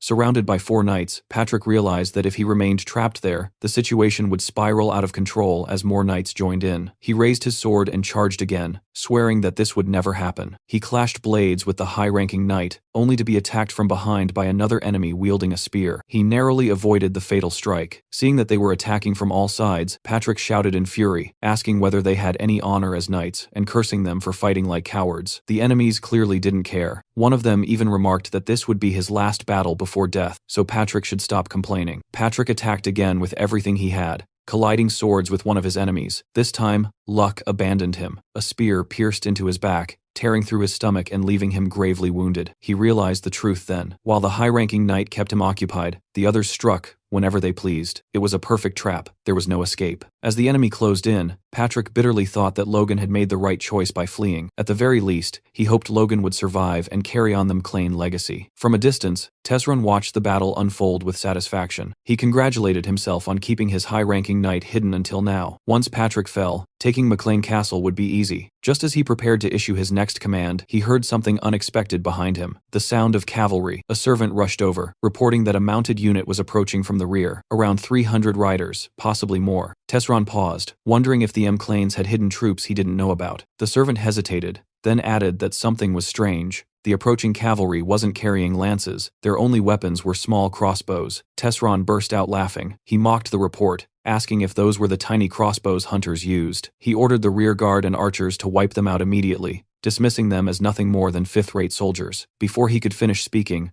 a bolt tore straight through the servant's head. Tesron froze inside his armor. Logan had entered the battlefield, and he was furious. He gave the order to fire. Instantly, a storm of bolts rained down on Tesron's forces. The mercenaries' projectiles punched through armor, shields, and flesh alike. Hundreds fell in mere seconds. One soldier realized that anyone who failed to raise a shield in time was already dead, and that he himself would have joined them if he had reacted a moment later. Tesron's archers scrambled to return fire, but their arrows fell harmlessly short. Their bows couldn't reach Logan's troops. Another volley followed, cutting down even more of Tesron's soldiers. Watching the rear collapse in seconds, Tesron couldn't understand what was happening. There was no magic involved, just those cursed crossbows. Questioning, what kind of weapon had the McLeans created? Enraged, Tesron screamed at his knights to turn back and destroy those bastards. The cavalry charged at full speed toward Logan's forces. Logan watched them coming with a smile. At the same time, another fight was unfolding nearby. Ronian was locked in combat with an enemy knight. He narrowly dodged an incoming strike, and his opponent mockingly praised him for reacting well. As weapons clashed around them, one soldier shouted to his comrade to stop playing around with the kid, reminding him that the battle had already turned deadly. The other replied that he wasn't holding back at all, adding that even though Ronian was young, he couldn't be underestimated. Hearing their exchange, something finally clicked for Ronian. This wasn't training anymore. This was real war. Compared to this chaos, he realized he wasn't some prodigy, just a boy who had awakened his force early. Even so, losing wasn't an option. Too much depended on him. He thought of his father, who had entrusted him with doing Logan's part in this war as well. He couldn't afford to hesitate here. As his thoughts raced, an opening suddenly appeared. Ronian noticed one of the enemy soldiers had turned his back, completely exposed. He had no idea why the man was doing something so careless, but Ronian knew this chance wouldn't come twice. Without hesitation, he swung his sword in a decisive arc, slicing straight through the soldier's body. It was over so easily that even Ronian was shocked. Then he noticed something embedded in the fallen enemy's chest, a bolt. Looking up, his face lit up with joy as he saw Logan in the distance, shouting his name at the top of his lungs.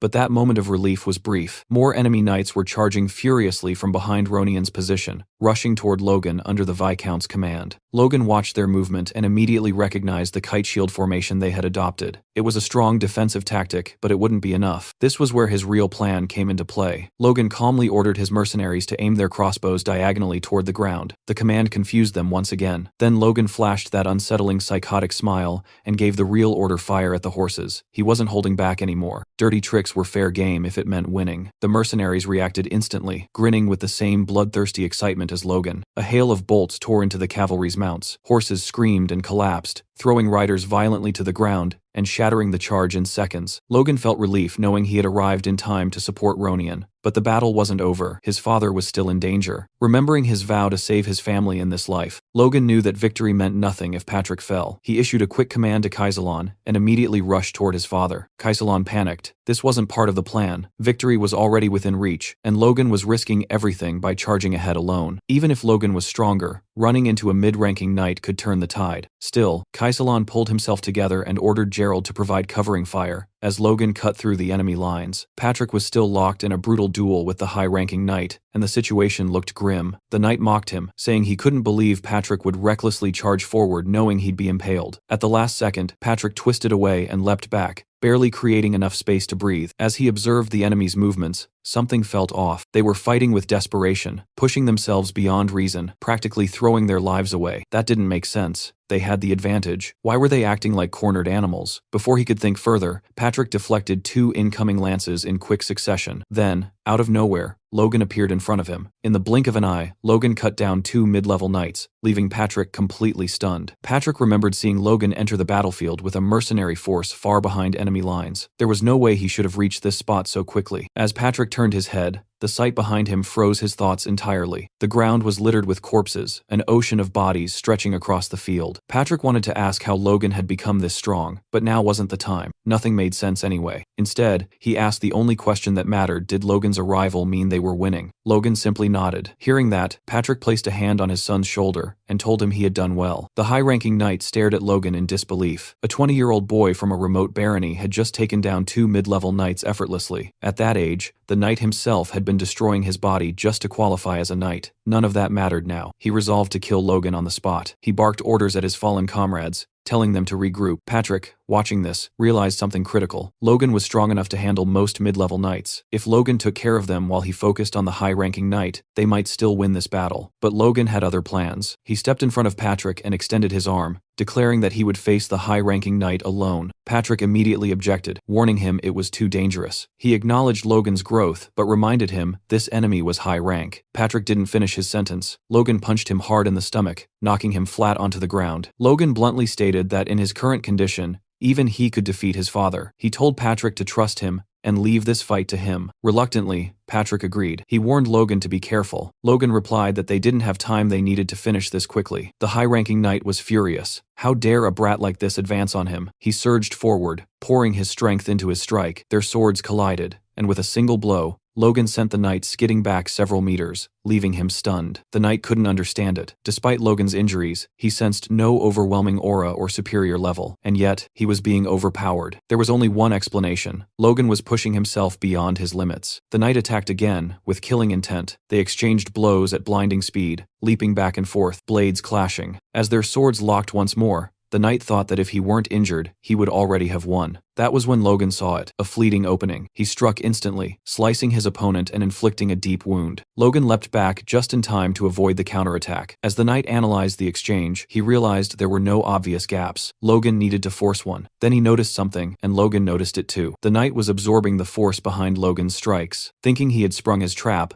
the knight declared that Logan had fallen right into it and prepared to finish him. Logan appeared off balance. The killing blow was about to land, but it never did. Logan regained his footing instantly, leaving the knight questioning whether his own movements had slowed. Logan's aura surged as he prepared his sacred technique. The knight felt it immediately and knew he had to retreat. Too late. Logan unleashed a devastating wave of cutting energy. The attack erased the high-ranking knight in a single strike. The battlefield fell silent. Logan roared that he, Logan McLean, had slain the enemy general of Tesseron's army. Panic spread through Tesseron's ranks. Soldiers stared in disbelief. A high-ranking knight had fallen. With the Viscount's banner nowhere in sight, morale collapsed. Weapons clattered to the ground as soldiers begged to surrender. Rick began chanting Logan's name, praying for his master's safety. One by one, the voices joined him, until the battlefield echoed with it. The Viscount was already fleeing the battlefield, his mind spiraling as he tried to understand where everything had gone wrong. 3 full years of preparation had amounted to nothing. He had sought support from other nobles, gathered 100 knights, and yet everything collapsed because of that damned red-haired boy and his strange weapons. Thinking quickly, Tesron decided that survival came first. If he could just make it back to his own territory, he might escape with his life. When he reached his castle, he shouted for the guards to open the gates. The soldiers were stunned to see him return so suddenly. Before the gates could fully open, another guard spotted movement in the distance and shouted a warning. Knights were approaching, and Logan was leading them. Tesron froze in place at the sight. Logan dismounted calmly and remarked that the Viscount had been pretty quick to run. Then, standing directly before the gates of Tesron's territory, Logan raised his voice so everyone could hear and declared that Tesron had already lost the war. He ordered the garrison to open the gates and welcome the true victor. From atop the walls, the soldiers hesitated. Some wondered if it was true, if that was why their lord had rushed back in such a panic. Before doubt could spread further, a general barked at them, demanding to know whether they planned to cower just because the enemy spoke boldly. The men snapped back to attention. The general pointed out that there were only a little over 300 enemies outside. As Logan charged his aura again, the general insisted that such a small force could never take the castle in a siege. The soldiers guarding the gate were confused about what Logan was doing until he leapt over the wall, soaring dozens of meters into the air. Landing inside, he calmly told the general to open the gates unless everyone there wanted to die. Otherwise, he would kill them himself and open the gates personally. Inside the palace, Tesron was frantically stuffing gold coins and valuables into bags, thinking that at the very least, he should escape with some wealth. Suddenly, Logan's voice rang out behind him,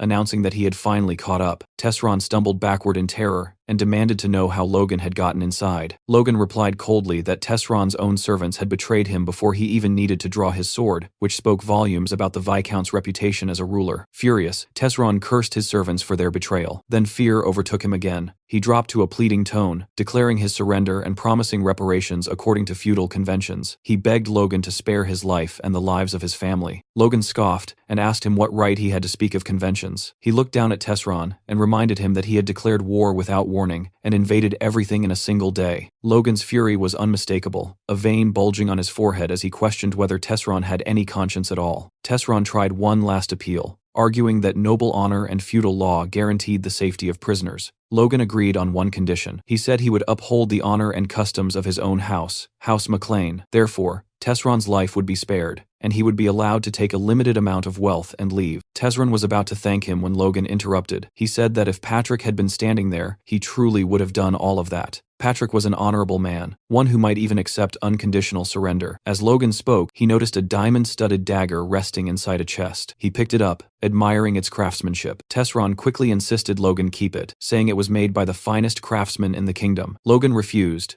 and told Tesron to take it with him. Then, without warning, Logan drove the dagger straight into Tesron's chest. As Tesron collapsed, he accused Logan of lying, shouting that he had promised to spare his life. Logan replied calmly that he never made such a promise, he had only described what his father would have done. Unfortunately for Tesron, Logan was nothing like him. Tesron tried to mutter something about noble honor, but Logan cut him off, asking if he had any idea how many people had died because of his greed. He ordered him to end his filthy life right there. Tesron fell dead to the floor. Looking down at the corpse, Logan thought that Tesron should be grateful for such a quick death. He clenched his fist, still stained with blood, and exhaled slowly. The crisis was finally over. All that remained were the finishing touches. He loudly announced that Viscount Raymond Tesron had taken his own life. That would be enough. Moments later, Kaisalon entered and informed Logan that he should inspect the castle's underground prison. A few days later, outside the walls of Tesron's castle, Logan stood with his father. Patrick explained that he had come as soon as he recovered from his injuries. He asked about Tesron's suicide. Logan confirmed it,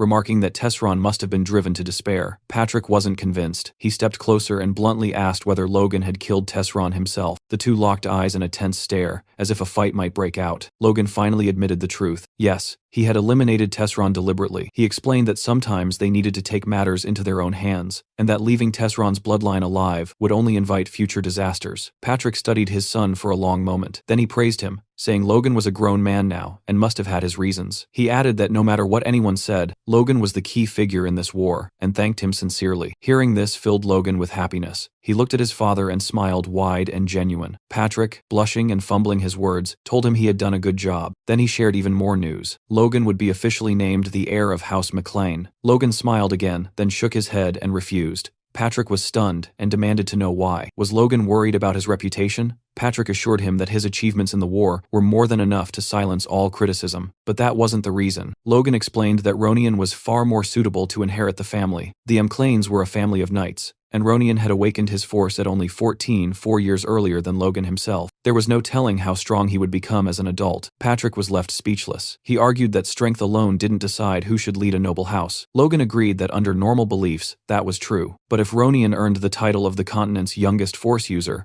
as he had in Logan's previous life, there would be no objections at all. More importantly, Logan had no personal interest in becoming Baron. He didn't want to waste time tied to that role. As the older brother, Logan said he wanted to give Ronian the chance he deserved. He asked Patrick to delay choosing a successor until Ronian came of age. Patrick admitted he never imagined Logan cared so deeply for his brother, but agreed to his request. The decision would be postponed for 5 years, until Ronian became an adult. Logan thanked his father. Still, Patrick insisted on granting him another reward. They would return to the mansion to calculate the spoils of war, which would likely reach several 100,000 gold pieces. But judging by Logan's expression, he already had something else in mind. Suddenly, a guard shouted for the gates to be opened. The M'Clane Knights had returned. The townspeople immediately gathered, murmuring in disbelief. They couldn't believe the army had come back in barely a week, and that the war had supposedly ended in just a single day. Two men began discussing it, one of them wondering aloud how such a thing was even possible. He asked if the M'Clane Knights had always been this powerful. The other man lowered his voice and asked if he had heard the rumors that everything happened because of the young master, Logan M'Clane. He said that according to the soldiers who had returned first, Logan's mercenary troops completely reversed the battle. They appeared behind the enemy as if they had predicted everything in advance. Another man added that the enemies had been wiped out by some strange new weapon, and that Logan himself had even defeated a high-ranking knight. A young woman asked if the young master had always been such an extraordinary person. Someone else replied that he always thought Logan was just fooling around before. Slowly, the crowd began to piece things together. Maybe the monster meat he had bought earlier wasn't meaningless after all. Maybe the boy had always been preparing something far bigger. Some even whispered that Logan might have been acting the whole time. The thought sent chills through them. They began praising him, saying geniuses truly lived on a different level, especially now that he had awakened as a force user. Logan heard every word and felt painfully embarrassed listening to people talk about him like that. Ronian asked how it felt to receive so much admiration. Logan replied awkwardly that it only made him blush, and told his brother not to exaggerate. But Ronian insisted it wasn't exaggeration at all. Everything they said was true, and told him he should at least smile for the people who were so happy to see him alive. After thinking for a moment, Logan decided to try. He forced out what he thought was a heroic smile. In reality, it looked more like someone desperately holding in a bowel movement while sprinting toward the castle. Honestly, he resembled either a rich lunatic, like Rich McGee, or Medusa herself. The moment the crowd saw Logan smile, everyone froze. They were convinced he was about to crush their skulls with his bare hands. Logan, completely unaware of what he had done wrong, stood there confused.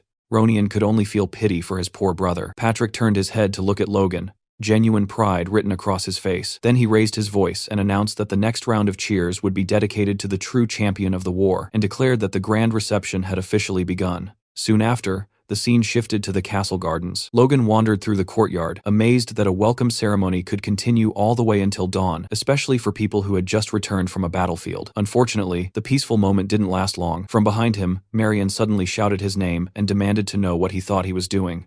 Ronian quickly grabbed her arm, trying to calm her down, but Marion ignored him. She said she had heard everything. She demanded to know whether it was true that Logan had refused the position of successor and asked what he was really planning. She accused him of fooling everyone else, but warned that she was not stupid. Ronian tried to defuse the situation, explaining that Kyros's betrayal had deeply shaken Marion. Logan told him it was fine. Turning toward Marion, he reflected that despite the resentment she still carried, she had lost all real influence after Kyros abandoned her. She was no longer a serious threat. Logan thought that if he handled this carefully now, there might still be a chance to make things right. He admitted sincerely that his behavior over the past months had been unreliable and shameful. He confessed that even he regretted what he had done, driven by jealousy and feelings of inferiority. Hearing this, Marion shouted at Ronian that she had been right all along, that Logan himself was admitting everything had been his scheme. Ronian cut her off again, begging her to stop. He apologized to Logan once more and explained that she wasn't thinking clearly. Logan barely reacted to Marion at all. Instead, he turned to Ronian and told him to listen carefully. The person who truly deserved an apology wasn't Marion, it was Ronian. Ronian was startled and asked what he meant. Logan explained that ever since returning, he had been apologizing without really saying what for. The regrets and cowardice he had carried for years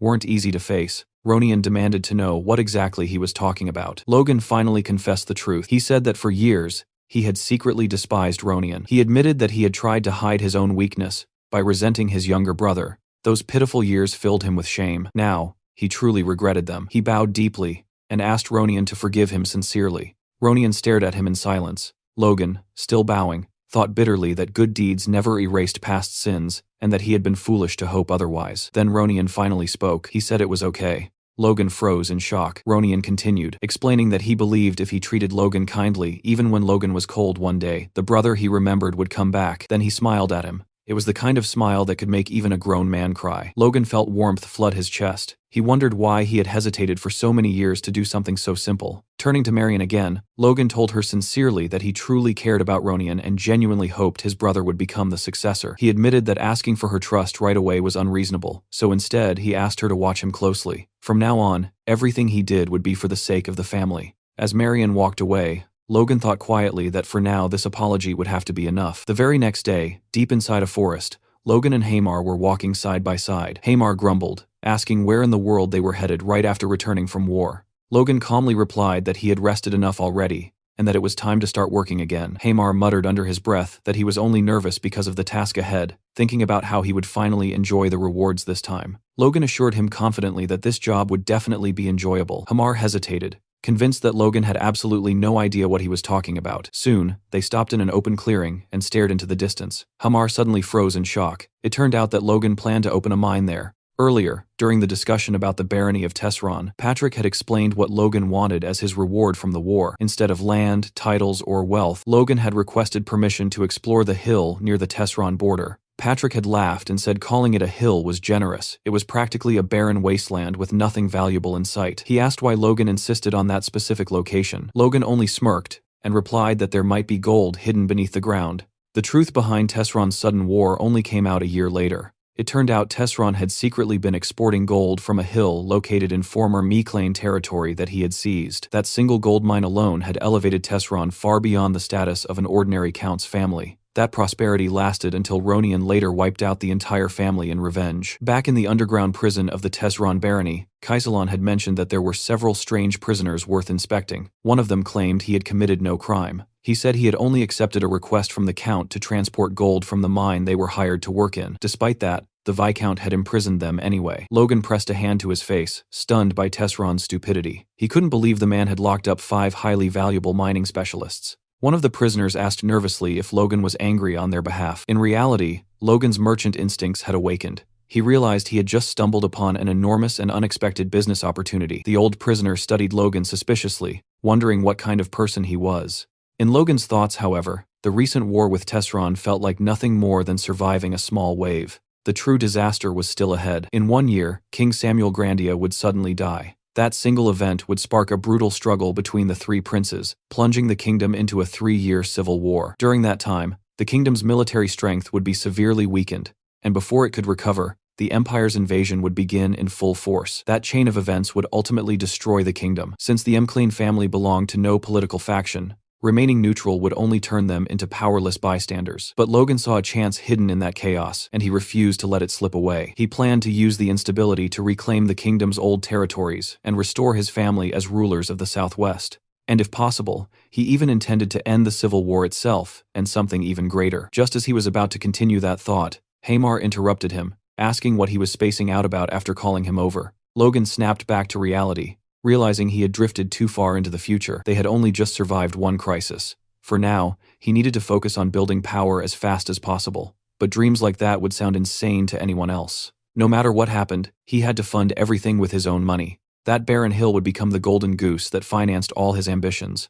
Logan informed his servants that there was gold buried inside the hill, and that he intended to dig and establish a mine. He asked them for an estimated cost. The servants were stunned into silence. Hamar thought it was just another one of Logan's insane ideas. The old supervisor said Tesron had paid them generously, so he agreed to the inspection immediately. But opening a gold mine felt excessive. He cautiously asked Logan if he was truly certain there was gold there. Logan nodded and said he had seen it with his own eyes. The old man asked how that was even possible. Logan replied that it had been part of a secret operation, and for safety reasons, only the 6 people present would participate in the drilling. Hearing that, the old man grew uneasy, suspecting Logan might be planning to dispose of them afterward. He argued that 6 people could never handle such work and accused Logan of exaggerating. He almost said that even with a dwarf involved, it would be impossible, but stopped himself and silently prayed that Hamar could somehow manage it. Hamar locked eyes with Logan and calmly said that he should prepare to die, sleep less, and give up any hope of a normal life if he accepted this task.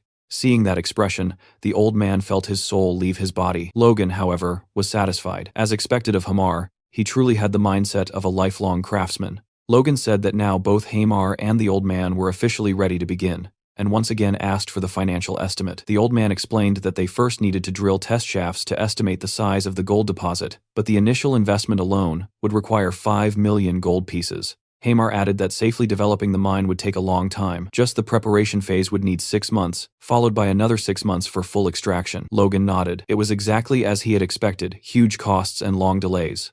But this mine had made Tesron wealthier than most Count families. He had no choice but to seize this opportunity. He thought that if he could already sell the monster meat, he would have enough funds by now. But its effects wouldn't be recognized for another 6 months. Then, a realization struck him. Maybe he didn't need to wait. If he could neutralize the poison in the monster meat, he could sell it immediately as medicine. After all, he had detoxified countless poisons during his years as a mercenary. Creating an antidote should be possible. If he perfected the formula and sold it, he would become unimaginably rich. A week later, in the southwest McLean village, Rick brought Logan the medicine he had prepared, using crushed night herb, web herbs, and drip grass. Logan immediately told him not to call it fake medicine, explaining that it was simply a neutralizing agent. Then he asked where the monster meat was stored. Rick replied that it had been placed in the village warehouse exactly as Logan requested. Hearing this, Logan said that was perfect and announced they would apply the medicine directly to the meat. Rick panicked instantly and asked if he truly had to go with him. Logan confirmed that of course he did, but Rick looked far from thrilled and warned that he had never been there before and had no idea what kind of horror awaited them inside. Logan grew annoyed, wondering why Rick had suddenly become so dramatic. Then it hit him, the stench. The moment they approached the warehouse, the smell assaulted them so violently that even a sewer would have seemed fragrant by comparison. Logan admitted he expected it to smell terrible, but this was bad enough to make him vomit. Rick had already started throwing up on the spot. Luckily, Logan quickly found a solution. He used his aura to block his sense of smell completely. After sealing it off, he calmly prepared to enter and told Rick it was time to begin. Rick stared in disbelief, watching Logan walk in perfectly fine while he himself was still on the verge of collapsing. When he asked how Logan could endure it, Logan replied that he had temporarily paralyzed his sense of smell using force. Rick muttered that it was unfair, and Logan shot back that if it bothered him so much, he should awaken force himself and solve the problem properly. Logan handed Rick a pouch of white powder, the neutralizer, and instructed him to sprinkle it evenly over the meat. He explained that he should apply enough for the outer layer to turn white, while the remaining black portions were still poisonous and needed to be handled carefully. After that, Rick had to chop everything finely and roll the mixture into small pellets. When a sample was finished, Logan asked if it looked like proper medicine. Rick confirmed that it did. Logan then explained that they would sell it as medication, and since Rick would be responsible for preparing everything, he needed to pay close attention and remember every step. Rick protested immediately, saying there was no way he would do something like that. Logan casually replied that he would pay 100 gold coins for every pill produced. Rick changed his mind instantly. Logan, however, felt irritated, thinking he could have forced him to do it for free. Next, Logan said they needed to test the effectiveness of the product. Rick asked what kind of medicine it was supposed to be. Logan replied that it was good for men, but Rick still didn't understand. Logan sighed and told him he would only explain once, so he had better listen carefully. He described 2 rabbits, a male and a female. The male rabbit was weak and depressed because he couldn't properly move his little foot inside the pot. The female rabbit then gave him a special tea to cheer him up. After drinking it, the male rabbit turned into a super rabbit, his little foot becoming 4 times bigger than before, allowing him to stir the pot far more effectively. After finishing the story, Logan asked Rick if he understood. Rick nodded immediately, saying he got it and that he already had the perfect test subject in mind. Logan became curious and asked who it would be. Rick replied without hesitation that it was Mr. Dwayne. Soon after, Dwayne knocked on Logan's office door and heard a calm, "Come in." He apologized for disturbing him and said he had heard Logan wanted to see him, but after stepping inside, Dwayne couldn't find Logan anywhere. Suddenly, Logan appeared behind him like a vampire emerging from the shadows and scared him half to death. Dwayne leaped back like a professional basketball player, clutching his chest and nearly collapsing from shock. He scolded Logan for sneaking up on people like that. Logan casually approached him and said he simply wanted to massage his shoulders, since he had been working so hard managing things after the war. Dwayne insisted he was fine, and said Lord McLean was the one truly suffering. Logan mentioned that his father had even fainted from exhaustion, but Dwayne snapped back that it only happened because Logan scared him earlier. Logan told him he understood how hard things had been. They had spent every last coin on the war. The servants and knights didn't even know it, yet they kept pestering him for money, driving the administration insane. He said he must have misunderstood Logan all this time, and never expected him to care so much about the administrators, but he didn't finish the sentence. Logan cut him off abruptly and asked if that stress was the reason for his problems in bed. Dwayne froze. He turned pale as stone and lunged toward the door, trying to escape. Logan calmly told him to at least hear him out and placed the medicine in his hand. He explained that it was a patented product from Philip Cale's merchantry, with guaranteed results after just one pill, silently admitting to himself that he had never actually tested it personally. Dwayne hesitated, stared at the pill, then reluctantly swallowed it. Sometime later, Dwayne was seen sprinting through the castle corridors at full speed, shouting Logan and Rick's names. The two turned around as Rick heard the frantic voice, while Logan already knew exactly what was happening. Dwayne had come back for more. Rick tried to scold him for running in the halls, but Dwayne ignored everything and immediately asked Logan how much he wanted for the pills. The poor man looked ready to kill for them. Seeing this, Logan flashed a predatory smile and declared the medicine a complete success. Rick grumbled angrily about being ignored again, while Logan told Dwayne to hold out his hand. Panting heavily, sweating, and barely able to stand, Dwayne dropped to his knees in front of Logan. It looked less like a transaction and more like a marriage proposal. Logan stood there as if about to accept, while Rick stared in total disbelief. Logan handed Dwayne a wooden box filled with pills. Dwayne received it as though it were a sacred treasure. It turned out that after the first successful test, men began bowing before him, and the experiments continued several more times afterward. Sometime later in an office, Logan was talking to Hankley, casually mentioning that he had heard rumors about Hankley and his wife fighting every single night. Hankley immediately denied it, demanding to know who would dare spread such nonsense. But before he could say anything else, Logan told him to shut up and shoved a pill straight into his mouth. Hankley had just become Logan's second test subject. He swallowed it, and the effects kicked in almost instantly. He turned toward the door as if to say something, but Logan cut him off again, telling him to go see his wife right now and that he would deal with everything with his father. Hearing that, Hankley broke into a grateful smile, thanked him, and bolted out of the room like a force of nature, clearly heading toward what could only be described as a legendary night. Later, Patrick was shown sitting in his office. He had become the third experimental subject, and judging by his expression, he was also more than satisfied with the results. Looking in the direction of his father's room, Logan thought to himself that he almost felt bad for Ronian. At this rate, his brother might be getting another little sibling soon, meaning he wouldn't be the youngest anymore. Watching all this chaos unfold, Rick finally snapped and angrily asked Logan why he never let him test the pill too. After all, he was the one who had worked the hardest on everything. Logan stared at him blankly, glanced down at Rick's lower half, turned his back, and started walking away. Rick shouted after him, asking what the hell that weird look was supposed to mean. Logan stopped without turning around, and replied that Rick wouldn't even get the chance to use the pill anyway, so giving it to him would just be a waste. He even told him not to follow because he stank. At this point, it was painfully obvious Logan was enjoying torturing the poor guy. Later on, Logan was seen speaking with Philip through a magic orb. Philip admitted that if the medicine really worked as well as Logan claimed, the demand would be massive. He asked how much Logan planned to charge for it. Logan replied that it would be 100 gold per pill and 10,000 gold for a box of 10. Philip hesitated at the price and asked if Logan seriously thought the nobles in the capital were idiots, warning that he could get into serious trouble charging that much. Logan confidently replied that they weren't fools at all. In his past life, the medicine had been such a huge success that its price had skyrocketed. He insisted that if Philip only released a limited quantity at first, the product would sell for even higher prices. Philip listened carefully, admitted it made sense, and paid for another 10 minutes of communication time. Logan continued, saying that the medicine would explode in popularity if a famous person tried it and gave a testimonial, someone well-known who actually needed that kind of medicine. Philip was speechless and argued that no noble would ever publicly admit that his impotence had been cured by a pill. Logan replied that they didn't need anyone to officially announce anything. So many people were constantly watching the nobles that even a quiet rumor would spread like wildfire, and everyone would come running like bees to honey. Hearing that, Philip suddenly got an idea and suggested that Logan should go to the capital's party. Logan exploded and asked if Philip had lost his mind. Only parties he had ever attended were drunken mercenary celebrations after wars, and his family didn't even have money for proper noble parties. Philip insisted that parties were perfect for making connections, even for business. He admitted it would take time and that Logan obviously couldn't sell the medicine directly at the party, but the idea sparked something in Logan's mind. Philip quickly asked if Logan was really thinking of doing something that reckless, warning that his family would be shunned by high society. Logan replied that nothing like that would happen if he didn't actually sell anything there. He then told Philip about a great informant in the capital and asked him to find the guy and gather all the information he would need. Philip hesitated, asking what informant he was talking about and what crazy plan he was cooking up this time. Logan simply said that he would be heading to Gran soon and would explain everything once he arrived. Hearing that gave Philip a very bad feeling. A week later, Logan arrived in Gran, the capital city of the Kingdom of Grandia. Philip stared at him in disbelief that he had actually come and asked how he managed to get his family's permission. A noble's son traveling to the capital to sell aphrodisiacs was not something you saw every day. Logan assured him that he hadn't told his family the truth, although bringing 3,000 boxes without a single servant was proving to be a real problem. He thought to himself that his father had let him go much more easily than expected, probably because of everything he had accomplished during the war. Philip remarked that,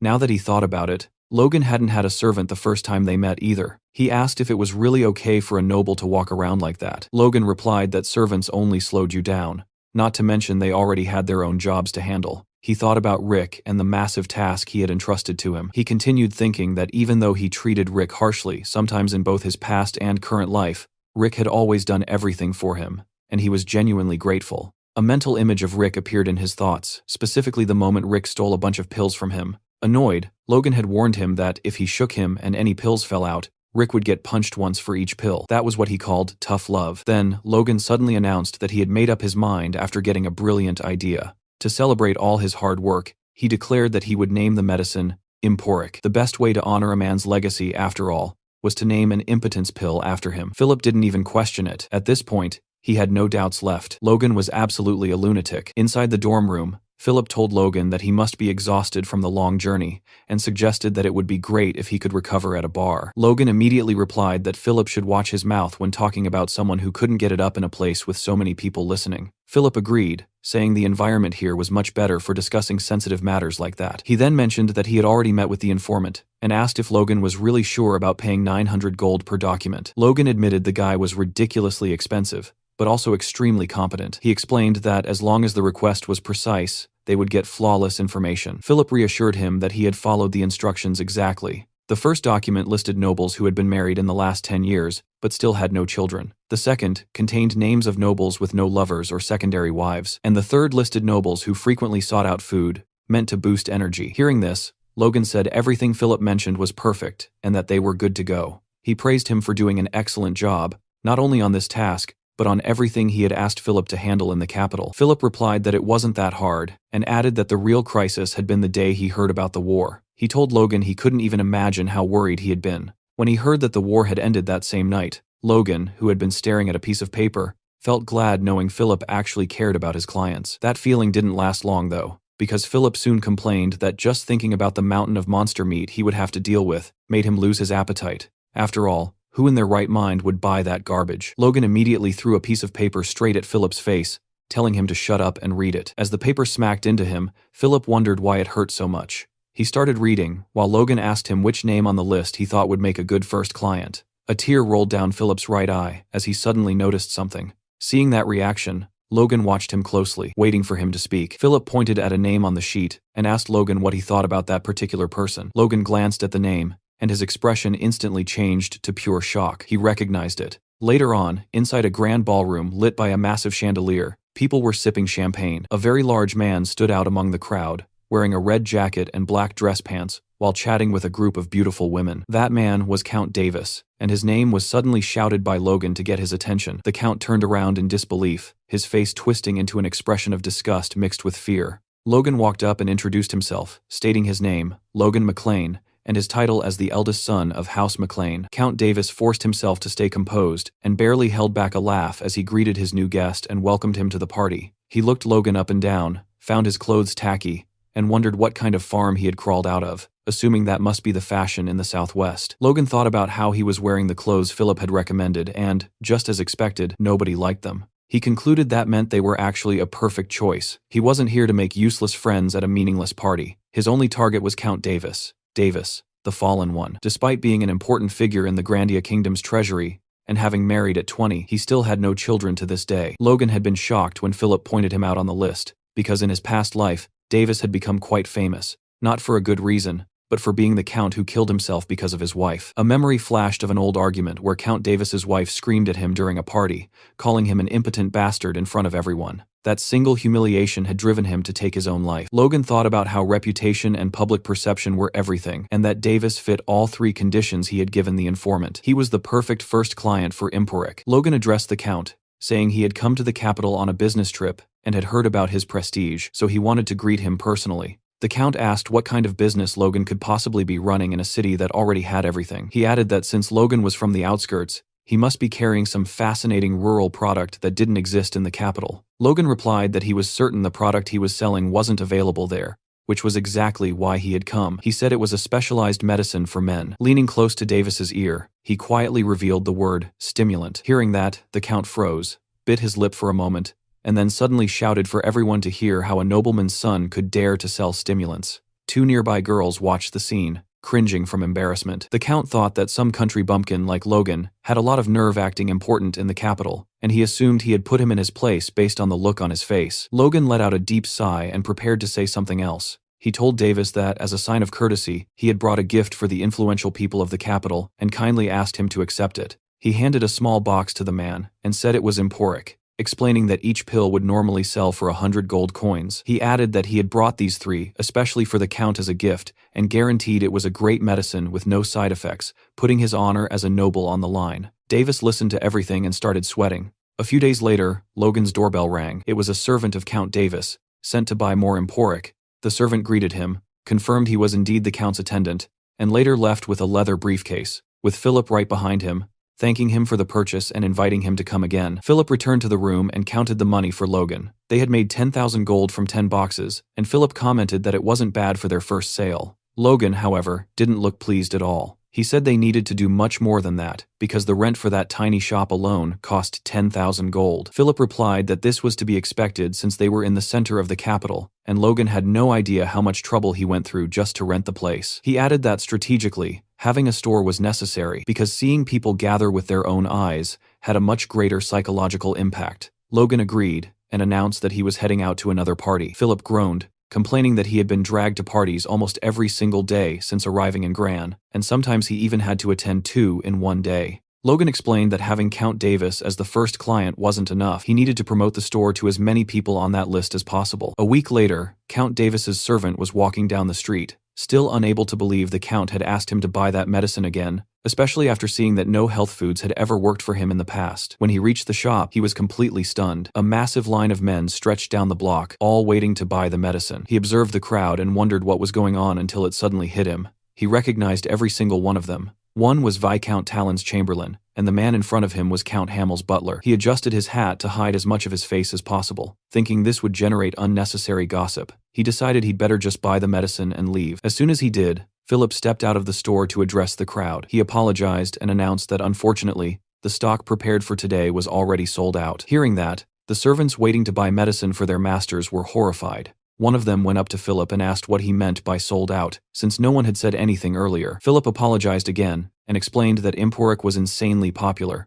but production couldn't keep up, so sales were limited to 50 boxes per day. Two guys grew tense immediately and started begging Philip to sell them some, saying their masters wouldn't be forgiving if they returned empty-handed. While all this was happening, another noble passed by with his servant and noticed the commotion. He sent his servant to check what was going on. From behind a corner of a nearby building, Logan watched everything with satisfaction. He thought that by limiting the supply, customers would feel even more desperate to buy, and seeing the crowd would spark the curiosity of other nobles. Everything was unfolding exactly as he had planned. Philip shouted for everyone to hear that the day's stock was gone and told them to come back tomorrow. The next day, he sold out again. The same thing happened on the third day, leaving the nobles wondering how many days in a row this madness would continue. Logan commented that it was incredible, saying daily sales had been booming for over a month now, and today they had sold out the moment they opened. He added that, at this rate, making 4.5 million gold in a single month might not be so impossible after all. Hearing this, Logan sarcastically asked who would have guessed the capital had so many impotent nobles. He said they had tripled the price since mid-year, yet people were still willing to pay even more, which made him worry about the kingdom's future. After saying that, he stared at Philip with a serious look. Then, all of a sudden, he broke into a maniacal grin like someone who had just found his next victim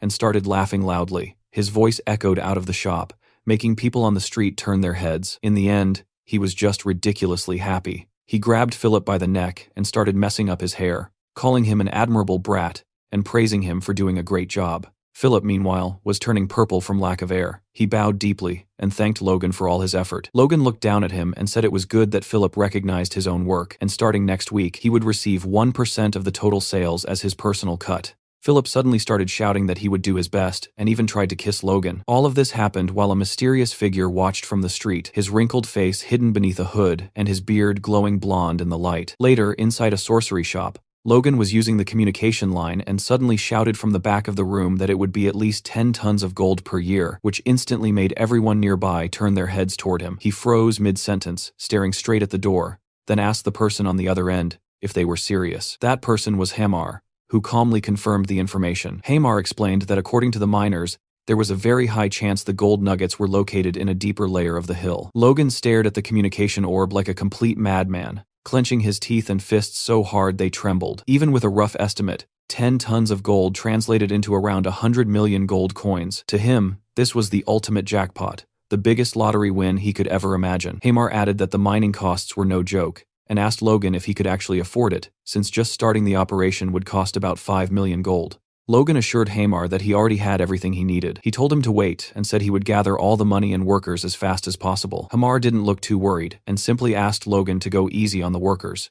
Later that night, in the middle of the city, Logan walked through the streets while thinking about how the initial investment for the mine would be around 5 million gold. If he kept selling as he was earning roughly 4.5 million gold per month. Come to think of it, even if he only sold for 2 months, he would still have money left over, since he still had about 700 boxes of medicine in stock. He started thinking about going back home to get more merchandise and beginning the mental development stuff, but something suddenly caught his attention and snapped him out of his trance. Logan looked toward a shop and sensed that someone was inside. In an instant, he rushed over, thinking it might be robbers. He violently kicked the door open, sending it slamming into the wall, and began searching the place from top to bottom, but the room looked completely empty. Logan drew his sword, wondering if the culprits had somehow vanished, then reminded himself there was only one door. They had to still be inside. Just as that thought crossed his mind, a shadow zipped past him. He realized it too late and slashed at the cloaked figure, but missed. He shouted, demanding to know who was there. When he turned around, no one was in sight. He stood still with his sword pointed at nothing, his heart pounding. Impossible, he thought. He was absolutely sure he had felt someone there. Then that feeling came again. He looked up, guessing the thief might be on the roof. Without hesitating, he leaped upward. Aiming at the cloaked figure, he raised his sword, ready to stab. But the culprit moved at the last second. Logan faced the figure on the rooftop, sword in hand. He demanded to know the man's identity, but got no answer. Instead, the figure simply vanished without leaving a trace. Logan was completely stunned by what had just happened. He kept thinking about how there was no sign of any presence, even though the guy had been right in front of him moments ago. He looked down at his own hand and realized he was holding a piece of the man's cloak. He stared at it, wondering what the hell had just happened. The next morning, Logan told Philip about the incident, and together they concluded that an aura-using thief had infiltrated their shop. Logan said he was only speculating, but that the intruder was at least an advanced force user. That was a term used for people even more powerful than high-rank knights. He added that it wasn't just a feeling. That guy wasn't merely high rank, he was on a whole different level. Philip was shocked that someone who could use aura was committing petty theft. Aura was enough to turn even a slave into a noble, so he couldn't understand why someone like that would be running around stealing. He asked what the man had taken. Logan replied that it was exactly what Philip was thinking. He had stolen only 2 pills of the medicine, Emporic, just that. Hearing this, Logan concluded that if he only stole 2 pills, it wasn't for money. He had taken them to use himself. Philip then asked if there were also impotent people among aura users. That's when it clicked for Logan, and he agreed. Logan asked if there were any names of aura users on the informant's list, but Philip said there weren't. The informant had asked for an extra fee for that information since it was top secret, and Philip had refused. But after thinking about it again, Philip said maybe there was one person who came to mind. An aura user in the capital who had no descendants. A muscular, well-dressed, noble with blonde hair and a beard, was walking down the street with his wife, watching some children play. His face looked gentle, and his light blue eyes were filled with longing as he stared at them. He was startled when his wife asked what he was looking at. He turned and told her he was just admiring the scenery outside, sweating nervously. She clearly didn't buy that lame excuse, and asked if he was staring at the children again. He tried to convince her he was only enjoying the view and wasn't thinking about anything silly. Then he hugged his wife and said they should go home. She kind of ignored that and instead told him she was very happy to have met him, asking if he knew that. The man looked at her with happiness in his eyes and a small smile tugging at his mustache. He hugged her even tighter and said he felt the same. This man was Felix Esperanza, the kingdom's greatest swordsman. It turned out that the deep sadness and regret in his heart started with an injustice he suffered when he was young. While fighting for the country, he had been wounded right between the legs. At the time, it was just considered a wound of honor for a knight who fell in battle, and since he was young, he didn't think much of it. But later in life, Felix kept wondering what the point was of holding the title of Duke and being known as the strongest in the nation if he had no son to succeed him. To him, it all felt meaningless. A memory from the past appeared, showing Felix explaining his situation to his wife. She was far more understanding than he expected, so much so that he was shocked. She acknowledged that he must have suffered a lot and asked with tears in her eyes if he was okay with it, saying she wanted to stay by his side and serve him. Seeing that, Felix wondered if there was any way he could ever repay the immense love he had received. Later, Felix was seen strolling through a path in the castle gardens with one of his servants. The servant warned him that the family meeting was about to begin and asked if he was sure he didn't need to hurry. Felix replied that arriving early was pointless anyway, since the only thing that would happen was everyone pressuring him to produce an heir. The servant hesitated, then carefully mentioned that a very effective medicine had recently started circulating in the capital. Hearing that, Felix asked sarcastically if that was really true. The servant went on, saying that apparently the medicine even cured physical injuries, but Felix still didn't seem interested. The servant insisted, explaining that he knew Felix didn't believe in these things, but there were many reports of people who had amazing results. Hearing this, Felix lowered his head, ashamed to admit to himself that he had already tried the medicine, and on top of that, he had stolen it.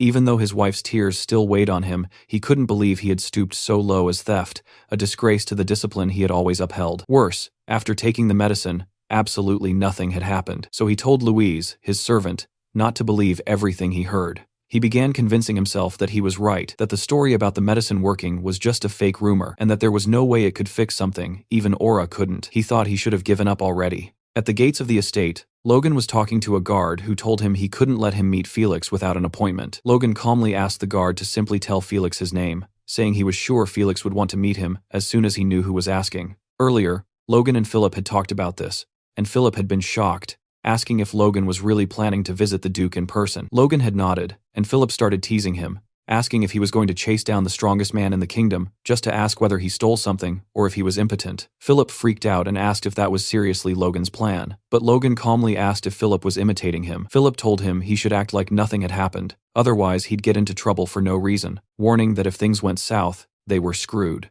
Sitting in a chair in a hallway, Logan thought Philip wasn't wrong, but if the guy from yesterday really was the Sword Duke, he couldn't let this opportunity slip away. A butler came out of a room, opened a beautifully carved wooden door, and told Logan to enter. Inside, Felix was waiting by the window. As Logan approached the Sword Duke, he thought this was his chance to build a positive connection with one of the strongest people in the kingdom. He greeted Felix politely, stating his name and that he was the eldest son of House McLean. Looking closely at Felix, Logan noticed something strange. Even though the man was around 70 years old, he looked much younger. Logan figured he must be suppressing his aging using his powerful aura. Felix confirmed that House McLean was in the southwest and asked why Logan had come all that way. Logan thought he didn't need to reveal the real reason immediately and said he had recently opened a business in the capital, so he brought some products as a gift. He slid a small box across the table toward Felix and explained that it was an excellent medicine for men, with proven effectiveness among countless nobles. Felix studied the box and asked if that was really true, without giving any hint that he already knew something. Logan kept his head slightly bowed, feeling confused and unsure whether Felix was actually the thief from yesterday. He decided to push things further. He said that someone superhuman like Felix wouldn't need something so ordinary, so he had brought something more special instead. That finally made Felix show a small reaction. Logan was secretly happy, realizing that Felix's initial disinterest came from the fact that he hadn't felt any effect after using Emporic. It turned out that in the current version of Emporic, the poison in the monster meat was neutralized just enough for use as an aphrodisiac. But that mild poison had no effect on the body of a superhuman like Felix, so Logan had concentrated that poison again and again, creating a far more potent concentrate. He told Felix it was a limited edition version of Emporic, and that finally sparked the man's interest. In reality, it was simply 50 Emporic pills compressed into one. Logan guaranteed the effect, explaining that the excruciating pain alone could kill a normal human, but for an aura user, it was a completely different story. Logan told Felix that if the pill satisfied him, he would be glad to hear from him and would prepare another batch in whatever quantity Felix wanted, ensuring complete discretion. The next day, Felix looked radiant, clear proof that the pill had worked. He then told Logan he would grant him any favor within his power. Logan nearly exploded with happiness inside, but forced himself to stay calm, and said he didn't understand what Felix meant. Felix explained that an aura user is a master who controls both body and life energy, so he could be sure of the treatment's effectiveness. The medicine worked perfectly not just the first time, but over about 30 uses, The effect accumulated until he fully recovered. That heavy longing and pain in his chest were finally fading away. Felix looked at Logan and said he couldn't believe Logan had been so considerate as to bring him a gift without even mentioning his earlier blunder. He also commented that Logan's sword skills that day had been unbelievable for someone his age. Because of that, he was certain Logan was exactly the kind of person you'd expect to have such a miraculous medicine. Poor Felix. He'd been stuck in a dry spell for so long that he'd basically gone insane. He admitted he might have spoken too soon, and revealed that he now saw the possibility of being cured of a chronic illness, thanks to Logan's gift. So he wanted to repay him properly. He asked again what Logan desired. Logan stared down at the floor with a cold expression and replied that in that case, he wanted any book on swordsmanship. Felix searched his library and brought him a book, warning that training only by following what was written inside could hurt his body, but that it was still worth reading. After that, Logan thanked him and asked for one more favor to write a letter as proof that he had taken the book. Felix said that would be no problem at all. Logan thought that now he had what he needed, and commented that it was a shame he was only taking one swordsmanship book when the Duke was willing to give him anything. But his real goal was different. Just as he finished that thought, Felix said he had been thinking about it, and that something didn't feel right. Logan asked what he meant, and Felix replied that he would personally teach him a sword technique, which left Logan completely speechless. The kingdom's greatest swordsman was offering to train him. Felix continued, saying he understood Logan's desire to stay humble, but giving him just a low-level sword book wouldn't put his mind at ease. Logan thought that even though he already had the secrets of the divine sword, he'd be crazy to refuse when the strongest man in the kingdom was offering something like this. Ecstatic, he thanked Felix for the opportunity, thinking he had just hit the jackpot once again. In the training grounds, Felix and the young man stood facing each other. Felix remarked that judging the talent of outstanding youths was one of an old man's simple pleasures, so he told Logan to focus, because he wouldn't be holding back at all. Logan steadied his stance and prepared himself. Felix told him to draw his sword, but Logan found himself frozen in place, overwhelmed by the master's aura. A massive pressure crashed down on him, making it impossible for him to even touch his weapon. This was the terrifying power of a high-level aura user. Logan wondered if all of them could do this, imagining how terrifying it would be if paralyzing the body was common among such people. If that were the case, every fight would turn into nothing more than a contest of whose aura was stronger. He quickly realized this wasn't just brute force, but some kind of refined technique. Finally, he managed to draw his sword just a little. He thought he needed to use his force to sharpen his senses, instead of reinforcing his body, and then analyze that strange energy pressing down on him. Every time he tried to move, Felix's force spread outward from its original point. Logan couldn't understand how something like that was even possible, but he knew he had to deal with it somehow. He figured that the moment Felix was about to disperse his force, he had to move half a step faster than that. With that thought, Logan assumed a proper fighting stance, his sword now fully drawn. Felix looked at him and calmly said he was talented. Logan was sweating heavily, barely managing to stay upright as Felix told him to pay close attention. Felix seemed to be gathering his aura at the tip of his blade, clearly preparing an attack. As Logan struggled against the crushing presence, fear locked his body in place. When he looked up, he finally understood what he was facing. Felix's blade of force. He stared straight ahead, knowing the attack was coming, but there was a serious problem. Felix's aura was simply too strong for him to handle. He felt as if the Duke's force was invading his body, scrambling his senses, while the energy around that red blade kept growing more intense. Desperation filled his mind as he wondered if there was anything he could even do. Then suddenly, he realized something. His own force was neutralizing the Duke's. Turning inward, he knew he couldn't dodge the attack in time, but maybe there was another way. Logan summoned the force inside his body and molded it into a protective circle around himself. Seeing that, Felix was stunned, wondering if Logan was really planning to block his attack using force. Immediately after, the master swordsman shifted into an aggressive stance, his blade pulled behind his back and charged with energy, ready to strike Logan down. He stepped forward and leaped at the young man, with a murderous glare. Logan braced himself in a defensive posture, his sword held in front of him and wrapped in his protective aura, while a shiver of fear ran down his spine. As expected, Felix's blow slammed into him head-on and sent him flying backward. Logan crashed into the wall, and even his sword seemed to suffer damage. Felix, meanwhile, didn't even look winded. He stood there calmly, staring at Logan with a cold, unreadable gaze. Using his shattered sword as support, Logan tried to stand up, but his body was trembling. His blade was broken into pieces, and all he could think about was what had just happened. Felix turned toward him and asked if he really thought he would teach him something Logan couldn't eventually figure out on his own. He then revealed that he had seen everything, and pointed out that without even realizing it, Logan had gone completely serious at the end. With a proud look on his face, Felix praised him, amazed that Logan had faced the attack head-on, thinking that some people were simply born to stand out. As Logan finally passed out, Felix commented that it would be entertaining to watch him grow even stronger. A little later, Felix's butler asked Logan if he was leaving already, adding that the Duke had invited him to stay until he fully recovered. Logan replied that it was fine, and that thanks to the potion Felix had given him, he felt completely okay. Hearing that, the butler said he would walk him to the door. Outside, he wished Logan a safe journey, and Logan thanked him. After that, Logan quickly walked away, vanishing from the butler's sight, leaving him wondering how Logan had disappeared so fast. Turning a corner, Logan kept moving while limping slightly from the pain of Felix's attack. It hurt like hell, but he wasn't about to waste such a valuable potion on a minor injury. He couldn't believe the Duke had given him a superior-grade potion, something practically impossible to find, as if it were nothing. Logan thought that his own power had already evolved enough to heal internal wounds by itself, but the damage Felix had caused would be much harder to deal with. In the end, he looked at the potion and muttered that either way, he had gained far more than he had lost. Then Logan took out a note Felix had given him, with the coordinates for the mansion's communication channel. Felix had told him that if Logan ever had any problems, he could just get in touch. Logan felt genuinely happy, thinking about how Felix had actually come to view him favorably.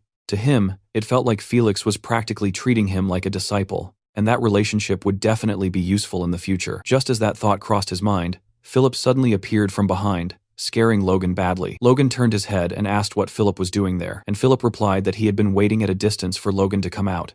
The moment Logan showed up, Philip asked why he looked so pale. Worried, he practically shouted at him, asking if Logan had done or said something rude to anger the Duke. Logan replied that it was the complete opposite, and that he had just had a small swordsmanship lesson with the noble. Suddenly, he coughed and blood sprayed from his mouth, terrifying Philip. Seeing that, Philip panicked and said he was going to prepare everything for them to flee, and would get the fastest horses available. Logan tried to explain that Philip was completely misunderstanding the situation, but Philip kept muttering and didn't listen at all. A week later, at Logan and Philip's shop, a notice on the door announced that Emporic was out of stock and asked customers to come back later. Inside, Logan appeared with a victorious expression and declared that their total profit from Emporic sales had reached an impressive 4.1 million gold coins. Impressed, Philip replied that if sales kept going at this pace, surpassing 4.5 million gold in a month wouldn't be difficult either. They exchanged confident looks and let out a cheer of joy that echoed outside the shop. But the celebration didn't last long. Logan, suddenly serious again,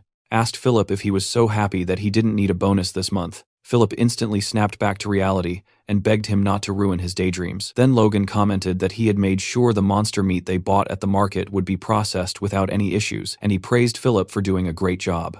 Next, Philip suggested that Logan consider buying a house in the capital to reduce accommodation costs, but Logan dismissed the idea, explaining that they would only be in the capital for another year and a half, so it didn't make sense to invest that much. He told Philip to stay focused on Emporic for now, adding that they would eventually have to move anyway. When Philip asked what he meant by that, Logan simply said it was something he didn't need to worry about. Finally, Philip asked Logan to take better care of his health, saying he was shocked to see him coughing up blood earlier. Logan replied that that was exactly why he had locked himself in his room for an entire week. Hearing that, Philip asked if Logan had really been resting, since every time he went into the room, he saw Logan sitting at his desk doing something. Once again, Logan cut him off, telling him it was none of his business. Philip complained that Logan kept way too many secrets, but Logan was secretly glad that even while grumbling, Philip didn't push the issue.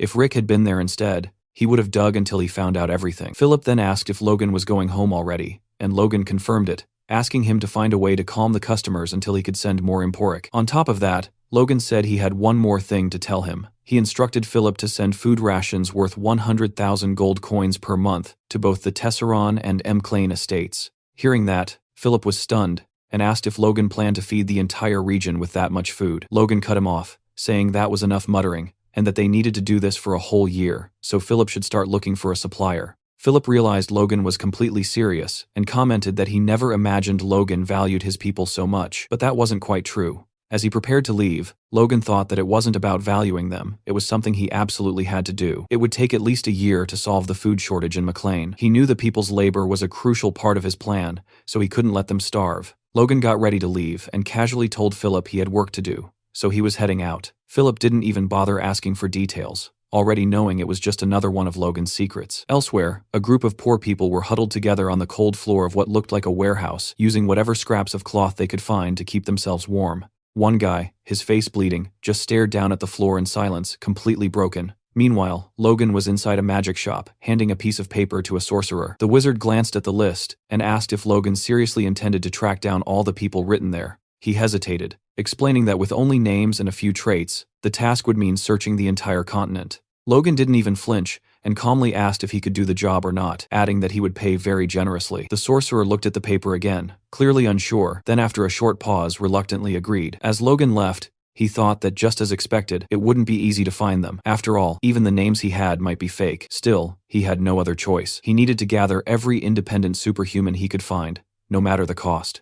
These were the people who had reached that stage in his past life but never joined any organization. Every single one of them would become a critical ally in the upcoming war against the Empire, especially one specific mercenary who had once fought on the Empire's side. While walking, Logan suddenly stopped. He let out a sharp breath and realized he'd been rushing things way too much. With everything going smoothly in the capital, he was moving too fast. He looked up at the sky and reminded himself that he actually had plenty of time. He could afford to slow down, but that belief that he had plenty of time might not be true at all. In a dark room that looked like a dungeon, a man tried to calm down a furious elder chief. The old man was completely possessed by rage, shouting that someone was mistreating his disciples, and demanding to know if the man had other henchmen, even mentioning some tower master. The man explained that he was only there to deliver information, but the elder didn't care at all. His fury stayed uncontrollable. Then the elder demanded to know why his disciple had been summoned this time. The man replied that the young man had been sent to the far southwest countryside, to the Mlan region, for a 6-month business trip. Hearing that, the elder slammed a heavy hand on the man's shoulder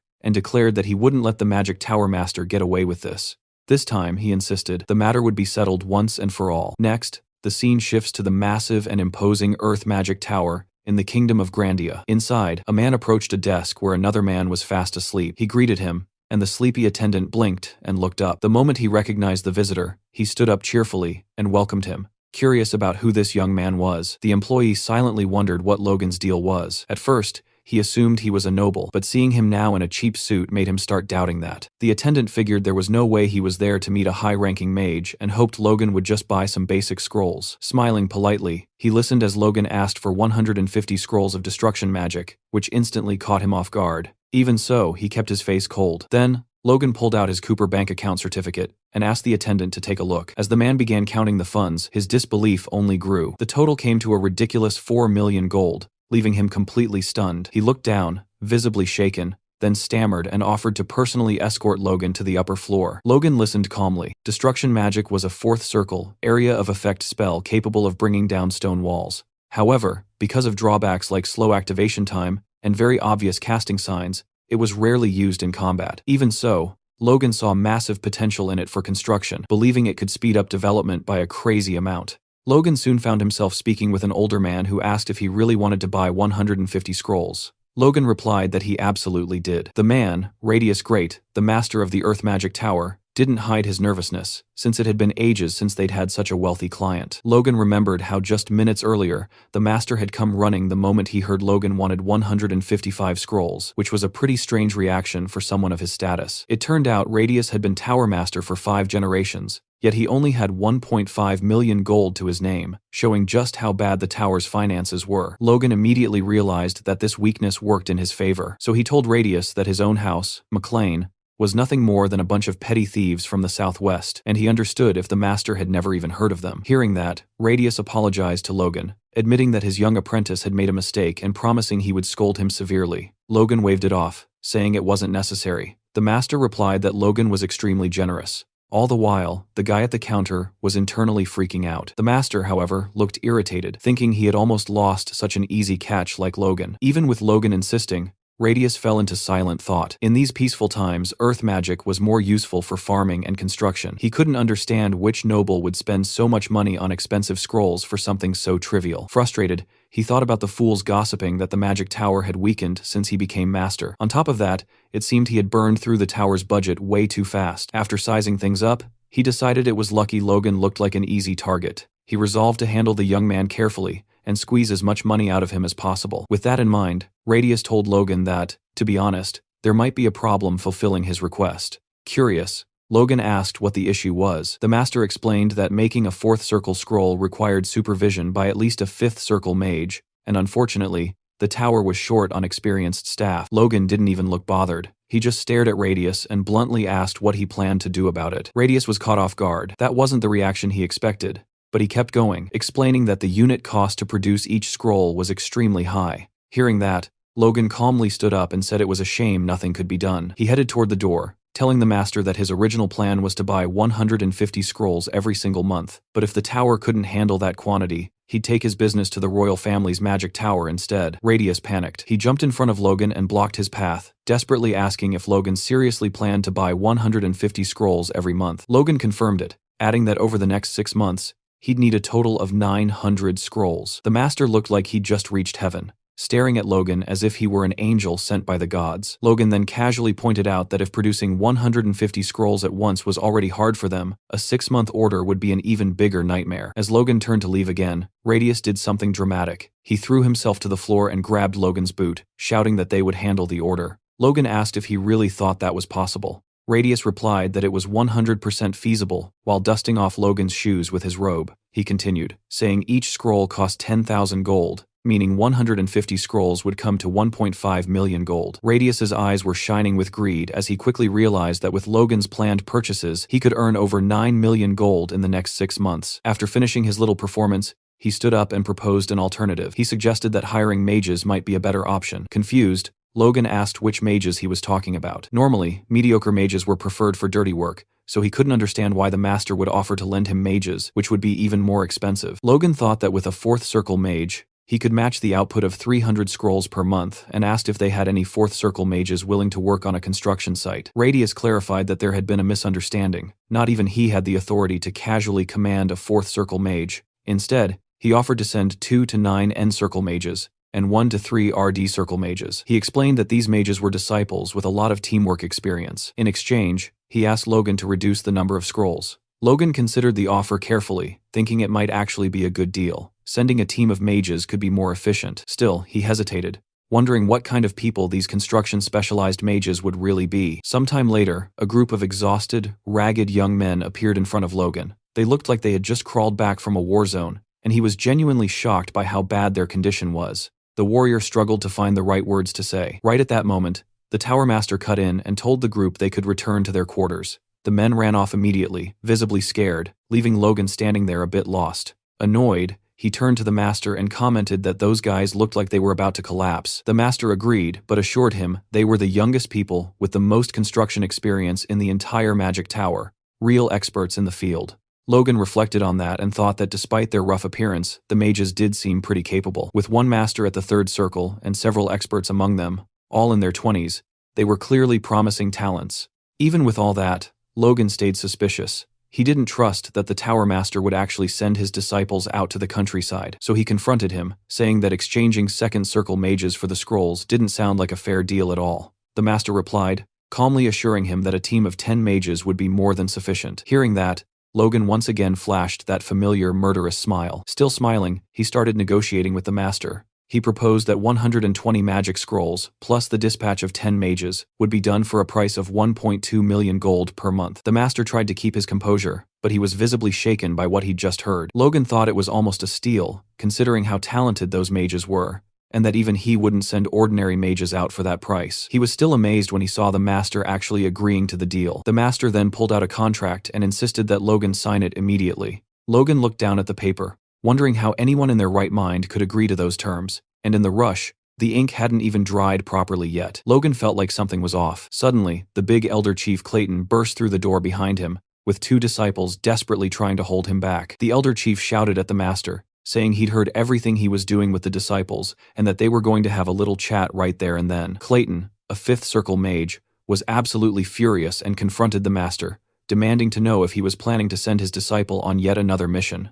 The master replied that everything he did was for the good of the tower. Clayton shot back, asking why only his disciples were always assigned to the most difficult tasks, pointing out that the master wasn't sending just anyone, but the young people who had literally just returned from other missions. The master retorted that the young were capable of enduring hardship. Clayton accused him of mistreating the disciples ever since he himself had become an elder last year. The master dismissed the complaint, saying Clayton had lost his mind. As Logan watched the whole scene play out, he started to understand the power dynamics. Clayton reaching the 5th circle at such a young age clearly made him a threat to the tower master, who was taking out his frustrations on the younger disciples. Despite all the tension, Logan stayed calm, quietly satisfied that this internal conflict was playing straight into his hands. The tower master then turned to Clayton and coldly declared that if he wasn't willing to follow orders, he didn't care about their fate at all. He told Clayton and his disciples to leave right now if they wanted, and the elder asked if he was serious. Hearing that ultimatum, Clayton began to channel his magic, clearly preparing for a fight. Even with a clash about to explode, the master stayed impassive and asked Clayton if he really wanted to go through with it. While Clayton was charging his magic, the ground around the two of them started shaking. One of the disciples realized how dangerous this was and shouted that they needed to stop those two. Clayton then yelled at the Tower Master to get ready. The master just stood there, watching Clayton take a fighting stance. And then, out of nowhere, Logan slammed his hand down on the table with force. Everyone's attention snapped to him. He looked completely unfazed by the chaos around him. Both of them were speechless at what Logan had just done, and the young disciples were also in disbelief. Logan calmly showed them the piece of paper he had just stamped. It was the contract he was supposed to sign with the Tower Master, now fully finalized. He then simply told the 10 people waiting in the room to follow him. After that, he addressed both Clayton and the Tower Master. He told them to sort their mess out themselves and warned that the contract would still be valid even if the Tower Master got replaced, so there would be no problem with the business either way. The Tower Master admitted how pathetic they both must have looked in front of a guest and told Logan he would send the scrolls as soon as they were ready. But Clayton cut him off, saying he wasn't finished talking to him yet.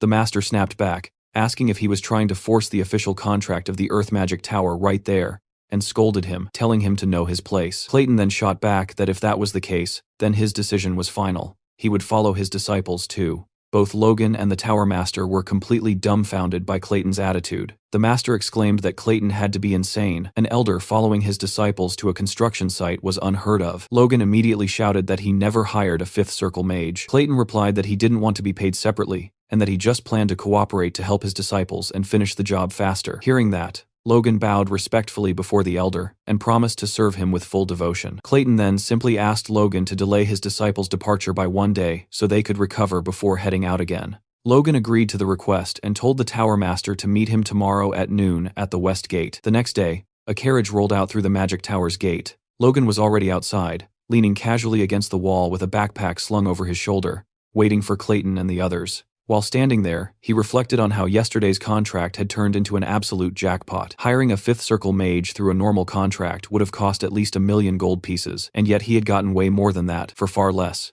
The young man thought about how badly he wanted to return to his territory as fast as possible. He still needed to send more impulry to the capital and take care of a bunch of other things. His thoughts were cut off when someone suddenly shouted his name. Someone was calling for him. It turned out to be Rena, who admitted it had been a long time since they last saw each other. Logan greeted her casually by name, but Rena immediately cut him off, saying they weren't close enough for that kind of intimacy. Realizing the situation had just gotten awkward, Logan caught the hint and corrected himself right away, treating her more formally as the Princess of the Wolves, agreeing that it really had been a long time since they last met. He even added that she was being rude as always. Rena looked down at him from her luxurious carriage, hiding half her face behind a fan. She said there were rumors going around in the capital, and that she'd heard Logan was getting involved in some pretty shady business. Then she asked if the McLean family wasn't going through a tough time. Deep down, what she actually wanted to know was if his family had finally gone broke. Logan kept his cool, and replied with maximum politeness that, as Rena should know, he was very ambitious about making money, and that his family's situation was none of her business. Once again, Rena got on his nerves,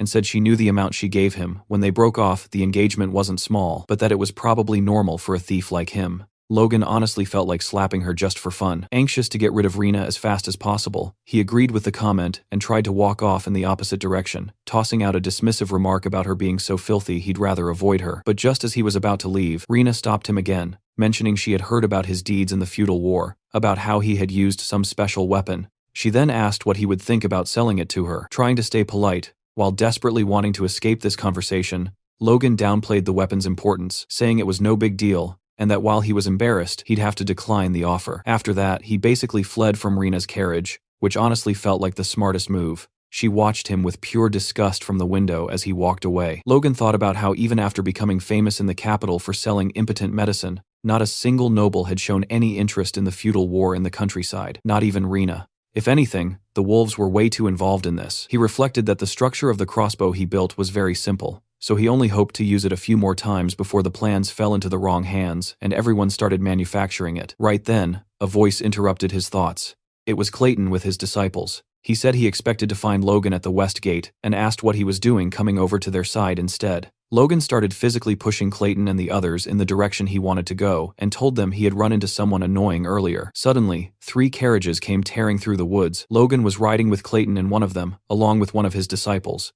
Clayton looked like an angry parrot, huffing non-stop. He turned his head toward Logan and commented that the carriage was spacious enough for 5 or 6 people, and that the coachman seemed very experienced. He concluded that Logan had spent a lot of money to make them comfortable. Then Clayton's mood soured, saying Logan didn't need to bother with all that pomp, and that he had wasted money for nothing. Meanwhile, the disciple tried to calm him down, but it didn't really work. Hearing all this, Logan looked at Clayton and thought it wouldn't be the first time a mage had shown exaggerated pride. So he told Clayton that he was honored to serve such powerful mages and that everything he did was just the bare minimum. After all, he had basically hired a 5th circle mage for free, so flattering him wasn't a problem at all. Clayton didn't respond, he just stared out the window, keeping his grumpy attitude. After night fell, Logan and the others set up camp. Logan commented that it was too late to travel any further, so they would rest there and continue their journey tomorrow. After that, Logan lit a fire and started meditating, when suddenly a man with a knife appeared, ready to attack. The man threw the knife at Logan, who sensed the danger and ducked his head to dodge it. Without even interrupting his meditation, Logan calmly asked who was there. One of the men stepped out of the shadows and praised his dodge. Logan stood up as the man continued, saying he had heard all the rumors about him in the capital, and asked if Logan wasn't the guy who made a fortune selling some weird drug. Logan realized he was surrounded by 5 guys and figured they were probably robbers. He let out an annoyed huff and said he just wanted to practice what he had learned through meditation. But honestly, this was the perfect opportunity. Since they had interrupted him, he drew his sword and warned the bandits that they were about to become his training partners. One of the bandits mocked him, laughing and jeering. Logan didn't even react. Without hesitation, Logan slit the bandit's throat in one clean motion, silencing his laughter instantly. 2 of the others stared at their fallen comrade, completely unable to understand how Logan had moved so fast, and one of them called him a bastard. Another bandit jumped in to attack. Logan took an aggressive stance. The moment the bandit got close, ready to plunge his knife into him, Logan dodged and sliced his belly in a single swift motion, sending him flying through the air. The guy crashed into a tree and seemed to have passed out. 2 men were already down, leaving only 3. One of the bandits realized there was no way they could beat Logan and shouted for the others to run. That's when he noticed he couldn't move his legs at all. At that moment, Logan started charging his aura, and the way he held his sword looked strangely familiar. He was copying Felix's movements. Logan forced enough mana into his sword to replicate the attack Felix had taught him. The aura blade was ready. He planted his foot on the ground and cut through the air with absurd force. The strike hit 2 of the opponents squarely, knocking them down instantly. Then something weird happened. He suddenly lost the aura he had managed to conjure, which left him confused for a second. Logan figured this ability must be hard to maintain for long. He looked at the last bandit, who had fallen to the ground, absolutely terrified. Logan smiled. He had managed to use the move at its maximum level thanks to Felix. While Logan was distracted, the last bandit started crawling away, trying to escape. Logan thought about how focusing and compressing the force through the new authority had created that aura earlier. Along with the pressure blade he learned from the Duke, Felix had also shown him the force blade, which was a weaker version of the attack. But Logan knew it was impossible to imitate that at his current level. His cheeks flushed as he muttered that he couldn't believe he had actually managed to use the force blade, even if only for a brief moment. Then he noticed the last bandit still trying to escape, and turned his head in that direction. Logan stared at him while the man cried. Realizing just how screwed he was, Logan prepared to attack again, which terrified the poor guy even more. Walking toward him, Logan explained to himself that using the force coming from the sword to dominate the enemy created the ability known as the pressure blade. And just as he was about to stab the last bandit, Logan flashed that predatory smile again. He said this ability should be enough to use in a real fight. After killing him, he glanced at the bodies around and wondered if he had overdone it a little. Suddenly, a voice came from behind him, taking Logan completely by surprise, saying he had witnessed everything. The speaker was Clayton, and he looked furious. Logan turned toward him, confused about why he was angry, wondering if Clayton thought he had gone too far even though those guys were robbers. If Clayton decided not to work with him anymore, Logan would be in serious trouble. But that wasn't what happened. Clayton stared at the young man, and, to Logan's shock, praised his skills, saying he was incredible. Logan stood there, stunned and speechless for a moment. Still grumpy as ever, Clayton added that even though he didn't understand much about force users, what he had just seen wasn't normal for someone Logan's age. Logan thanked him for the compliment, saying he was being too generous, and realized Clayton wasn't actually angry, it was just his face. Clayton and Logan walked together through the forest, and an awkward silence hung between them. Logan glanced sideways, thinking about how he had purposely moved away from the camp to avoid exposing his powers. He wondered if Clayton had followed him all this way just to find him. Breaking the silence, Clayton commented that his disciples were struggling because they didn't have the best teacher,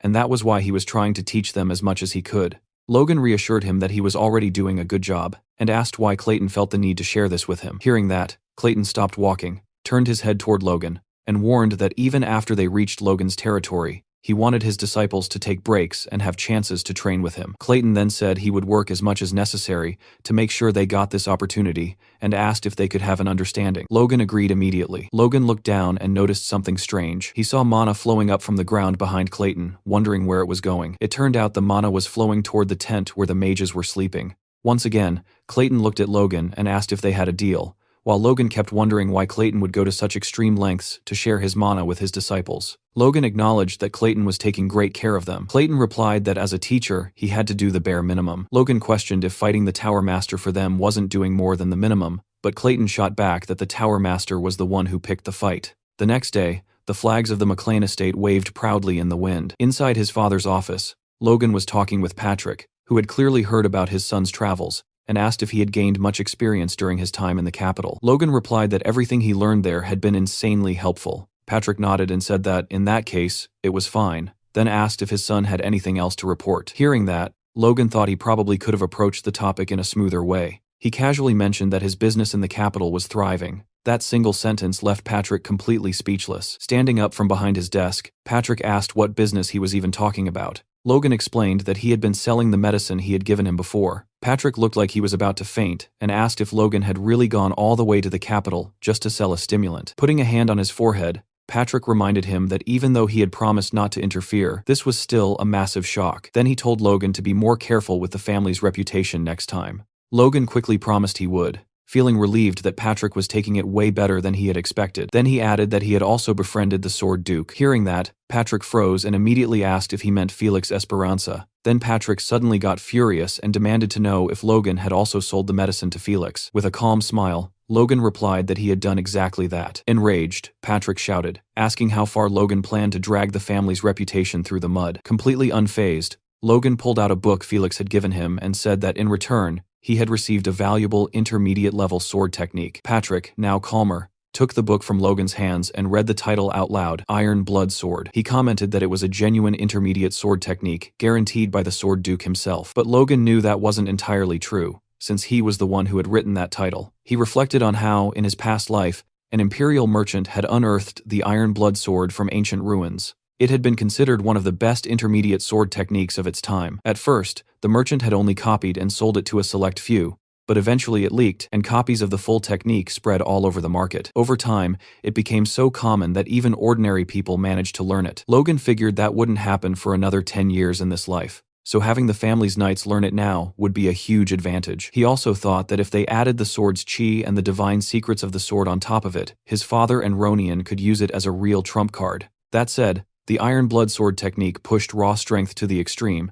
and to prevent it from causing internal damage, Patrick would normally never allow something like that. But slapping the Sword Duke's name on the book would almost guarantee Patrick accepted it. Patrick flipped through the contents and commented that this was on a completely different level from the records their family had passed down. His hands trembled slightly as he held the book, realizing that in reality, acquiring intermediate sword skills was insanely difficult. He thought that was the reason he had been stuck at the same level for 10 years. Patrick then told Logan that properly mastering this technique would boost the total strength of the Knight Order by at least 30%, and he wondered out loud how they could ever repay the Duke's kindness. Hearing that, Logan thought it was perfect timing because he actually had a proposal. Patrick should also master the technique and show it to Felix. But before Logan could even finish his sentence, Patrick suddenly rushed out of the room. He threw a seal at Logan and said that mastering the technique was now his top priority, leaving Logan in charge of everything until he succeeded. That was the exact moment Logan realized how serious this was. Patrick had just handed him the family crest,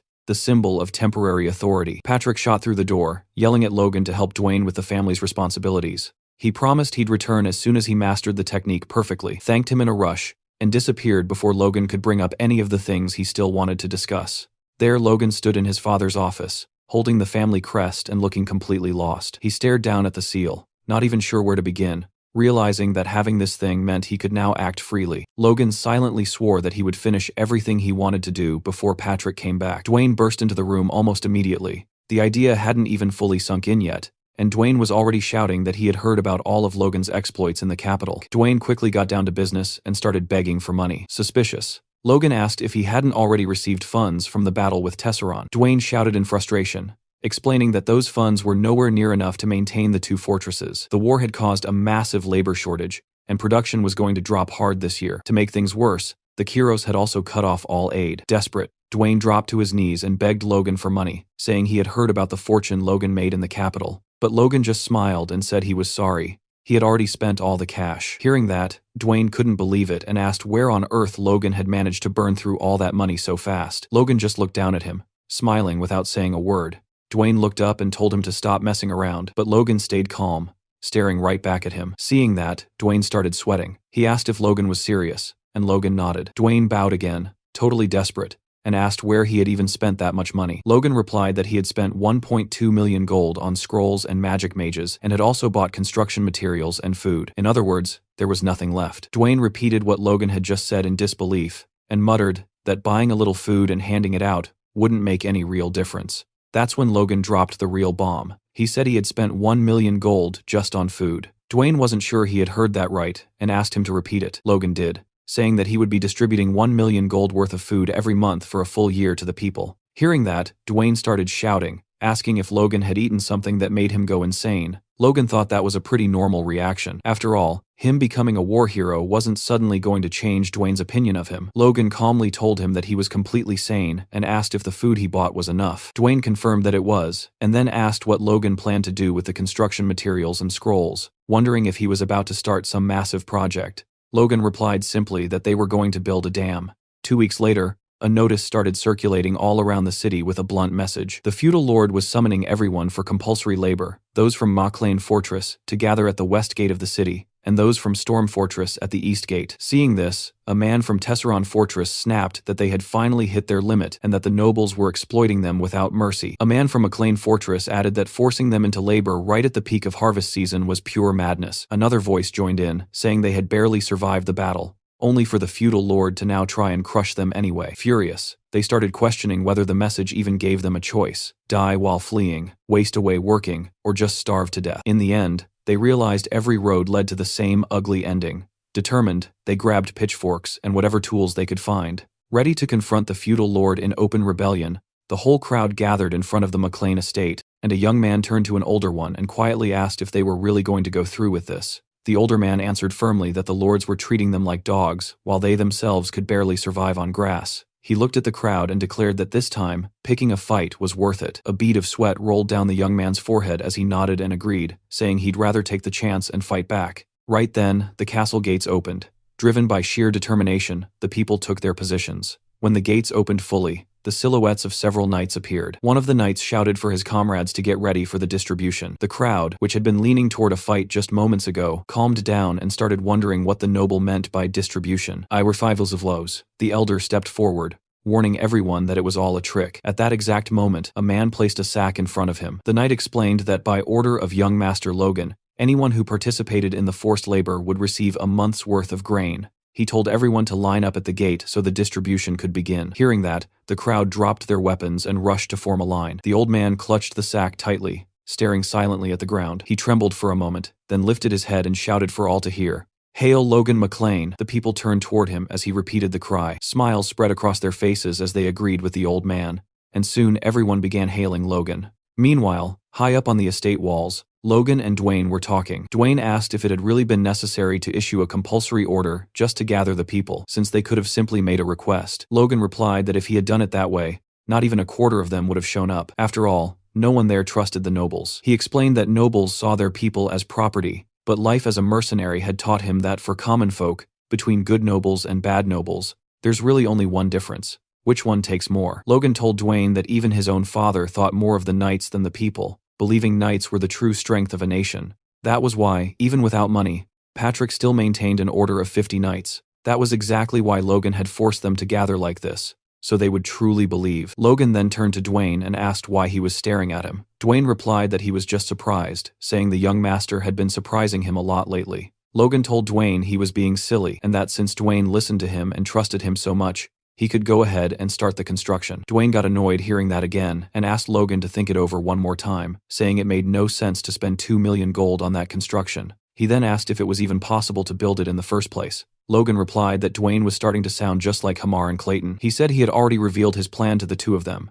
and both had been left speechless at the idea of building a dam. During dinner, they had asked if his intention was to divert the water and build gates. Logan confirmed it, insisting that the project be executed exactly as planned. He explained that the McLean territory was surrounded by mountains, which made the land unproductive. He added that the mountains to the north were blocking the Ludder River from flowing south. To transform the region, he had instructed Hamar and Clayton to carve a massive hole through those mountains so the river water could pass through. Hamar, clearly annoyed, replied that it would be easier to believe if Logan had just asked them to tear down the entire mountain. Logan explained that instead, they would build a tunnel connecting directly to the Ludder River, about 30 meters in diameter at the mouth, and that it would function as a gate. He added that this method was used in the western part of the continent, where they called it a dam. In reality, Logan knew that explanation wasn't completely true. It was a flood control method that would only become popular in the Empire about 20 years later. He also didn't fully understand all the principles behind it, but with a master dwarf and a fifth circle mage at his disposal, Logan believed the project could actually work. If those two led the project, he could transform the western wastelands of McLean into fertile plains. Clayton was about to comment on the plan, but Hamar cut him off, insisting that choosing the right spot was crucial. He explained that soil composition was fundamental and that they needed to consider water levels to prevent the tunnel from collapsing. They would have to build an arched structure and ask the mages for help. After hearing all that, Clayton turned to Hamar and asked if Logan's idea was really feasible. Hamar, surprised that he had said all that out loud, could hardly believe it himself.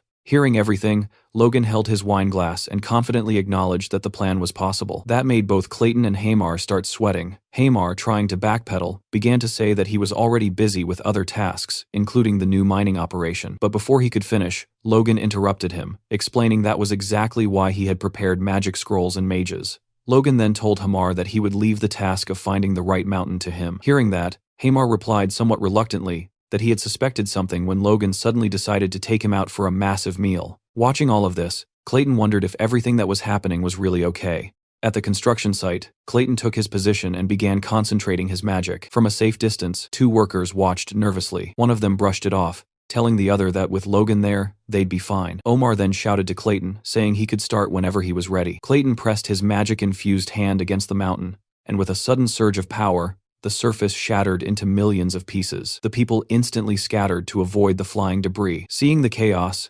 Hamar rushed over and pushed Clayton aside, reminding him that he had told him to take it easy. Logan, watching the whole thing, started explaining that besides physical strength, there was another power humans could use: mana. In his past life, Logan could barely feel mana at all, but now he could see everything clearly. He was blown away by the power of the earth flowing from the mana circle in Clayton's heart, weaving intricate patterns that stimulated and broke apart the stone wall. Impressed, Logan realized that the development of his force core had supercharged his senses to an absurd level. Clayton turned toward him with a small smile and told the young man to pay attention to the next trick, saying this was just the beginning. At first, Logan wasn't that impressed, but he watched closely as Clayton raised his hand and then suddenly clenched his fist. In the blink of an eye, all the stones from the previous explosion came together and began floating in front of him. Instantly, Logan understood what was happening. The debris was merging to form a gigantic structure. The sheer size of the thing was insane, and the young warrior could only stare upward with his jaw dropped, while a completely terrified Hamar hid behind Logan's leg. Clayton transformed the scattered stones into a massive rock golem. Logan, stunned that Clayton could create something so colossal without any tools,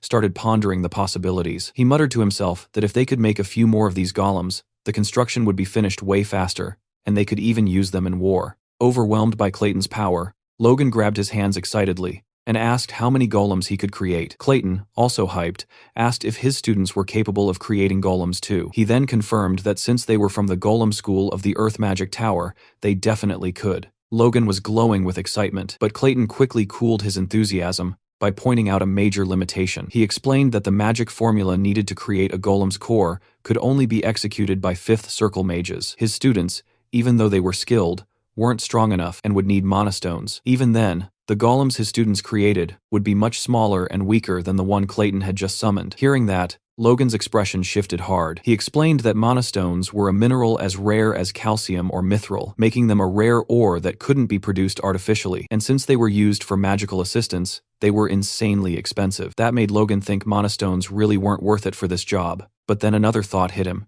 Was he really thinking about cost-effectiveness when it came to war? After all, what if he could win by investing just a little money? He asked Clayton if his golem would also get stronger with mana stones. Clayton confirmed, explaining that its strength and speed would increase, and it would last much longer. However, since he was a fifth circle mage, he would need the highest quality mana stone. Even so, for a second circle mage, A low-quality monostone would be enough, would last about 24 hours, and would still be much stronger than an adult man. Hearing this, Logan thought a low-quality monostone must cost about the same as a gold piece. Their cost-effectiveness didn't justify the expense for this project, but for a short war like the last one, they could produce way bigger results. Dwayne arrived at the construction site, and the moment he saw the giant golem punching into the mountain, he completely freaked out. Logan tried to calm him down, explaining that the golem was digging a tunnel as part of the plan, but fear took over, and he couldn't even hear him. Without listening to Logan, he panicked and ran off, shouting that he needed to warn the patriarch. Logan turned to Hamar, telling him to take the workers and start building the water channel. He said there was no need to leave anyone to work on the tunnel, since the golem could handle it alone.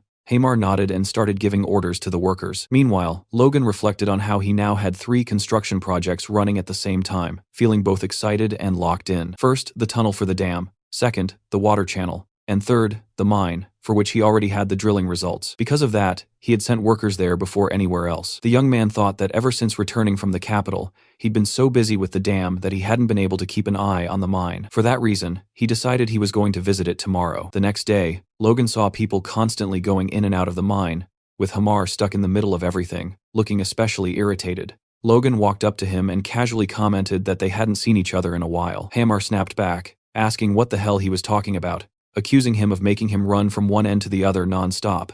In a burst of rage, he yelled that he couldn't keep up this pace anymore, and said it would be better if Logan just killed him already. He complained that he couldn't even take a proper break, and demanded to know why he had to shoulder all this burden alone. Throughout the entire outburst, Logan stayed completely silent. Meanwhile, one of the other workers noticed how frustrated Hamar was, and told the others they needed to step in. Logan gently put a hand on his shoulder, trying to comfort him. He acknowledged how hard Hamar had been working, and told him that from now on, he would let him manage and administer everything by himself. Hamar's expression shifted to pure disbelief, as he asked if Logan was serious, wondering if he really planned to dump all the tasks on him. Logan felt a small sting of sadness when he realized Hamar had seen right through his intention. With a half-playful gesture, Logan stuck out his pinky finger, and promised that, as soon as all the construction was finished, Hamar could rest as much as he wanted. Overwhelmed, Hamar tried to push the young man's hand away, but Logan held onto his finger firmly, almost making the poor dwarf cry out in pain as he threatened to break it. Hamar, still sitting on the ground and annoyed, watched Logan turn his back and casually comb his hair, saying he was just trying to be funny. Then Logan looked toward the mine, thinking it would be exploited much faster than last time. Even though he wasn't completely sure about the dam yet, he hoped it would work out. It was the only way his plans could succeed. Logan then activated a communication channel to speak with Philip. His buddy told him that the construction materials would be delivered without any issues, and also mentioned that he had closed a deal for the wood, which would bring in an extra 100,000 gold per month. That news instantly lit up Logan's face. Philip didn't hide his excitement either, and told Logan that once they finished building the mine and clearing the land, the territory would be totally transformed, and that he'd love to see it in person one day. Logan stared at the orb for a moment, thoughtful, before replying that Philip should visit next year. Curious, Philip asked why, then quickly added that he probably wouldn't get an answer anyway. So he switched topics and revealed that rumors were spreading in the capital about a problem with the royal family. Philip asked what that problem could be, and Logan replied that he had heard about it at the Sword Duke's house, but didn't know the details, only that it seemed serious. He advised Philip to try to dig up more information. Inside his head, Logan drifted into memories from his past life, remembering that the following winter, the king would suddenly die, which would trigger a civil war. Still, he knew the information he had might not be perfectly accurate. If the king's death really was sudden, things would follow the same pattern as before. Otherwise, the timing could shift. Logan understood he couldn't start preparing seriously until he confirmed what was really happening. His main priority was getting the McLean family ready. So Logan instructed Philip to allocate the remaining budget into an emergency fund, and to buy as many weapons and armor as possible, specifically enough to equip 500 men. Hearing that, Philip started sweating, saying this wasn't going to be easy at all. He questioned why Logan needed so much equipment when the McLeans only had around 100 knights. Logan explained that the gear wasn't for the knights, but for the soldiers. That answer made Philip furious. He asked if Logan had completely lost his mind, arguing that no one fully armed their soldiers, because it was a total waste of money. But Logan refused to listen to the complaints. In his thoughts, he reasoned that even if his actions looked strange, they were driven by necessity. The last war had caused a lot of deaths, which hurt production badly. To avoid that happening again, he needed to minimize enlistment as much as possible, while at the same time boosting the strength of both his knights and his soldiers. Arming the soldiers was a key part of that strategy. Logan then asked Philip if his judgment had ever failed before. Reluctantly, Philip admitted that it hadn't. Logan smirked, and told him that in that case, They should move forward exactly as planned. Philip said he understood, and that he'd discreetly try to find out more about the rumors. With that, Logan said the next step was securing funds through the mine, stabilizing the food supply with the dam, and upgrading the soldiers' weaponry. The basic preparations for a massive leap forward were coming together smoothly. Sometime later, a massive pile of papers sat on Logan's desk, completely overwhelming him. Dwayne stood beside him, pointing at specific documents and directing his attention, telling him to read this one, sign the other, and keep going like that, before adding that he'd bring the next batch soon. While Logan was reading one of the papers, Dwayne pointed out that he had once again signed a document without properly checking it, questioning whether he planned to keep being this careless. It was clear that Logan really needed to get a grip on handling the territory's affairs. Right then, the door burst open. Kaisalan rushed in, looking sick with worry, and said that Hamar was trapped in a mine that had just collapsed. The news sent a chill straight down Logan's spine. He jumped out of his chair and demanded to know what had happened. Kaisalan explained that one of the tunnels had given way, and that more than 50 meters of it had caved in. There was no way to tell where Hamar was. Worried, Logan immediately asked if they had found Hamar yet. Dwayne cut in, asking since when their territory even had a mine, but Logan completely ignored him. Hearing that the collapse spanned over 50 meters, the young man bolted out of the room, shouting that they couldn't waste any time and had to head straight to the mine. Dwayne was left behind, totally clueless, yelling about where this whole mine story even came from. Logan arrived at the mine on horseback and immediately asked the workers which tunnel had collapsed. One of them pointed to the middle tunnel, explaining it was the deepest and darkest one, but Logan didn't listen for a second and rushed straight in. Inside, he used his aura to see in the darkness, and what he saw seriously disturbed him. Huge boulders were blocking the passage, and a few people were desperately trying to move them. The ancient form that oversaw the mine noticed Logan's presence. Logan ordered the workers to step back. He touched one of the stones and filled it with mana. He could feel the presence of 10 trapped people, one of them carrying the same energy as Hamar. He told the foreman that they had escaped the worst of it, but there were still many victims. The foreman, completely confused, asked how he could possibly know that. Logan ignored the question and asked how long it would take to clear the rocks. The foreman estimated at least 3 days, and that instantly made Logan anxious. He knew the longer they took, the slimmer the chances of survival for the people trapped inside.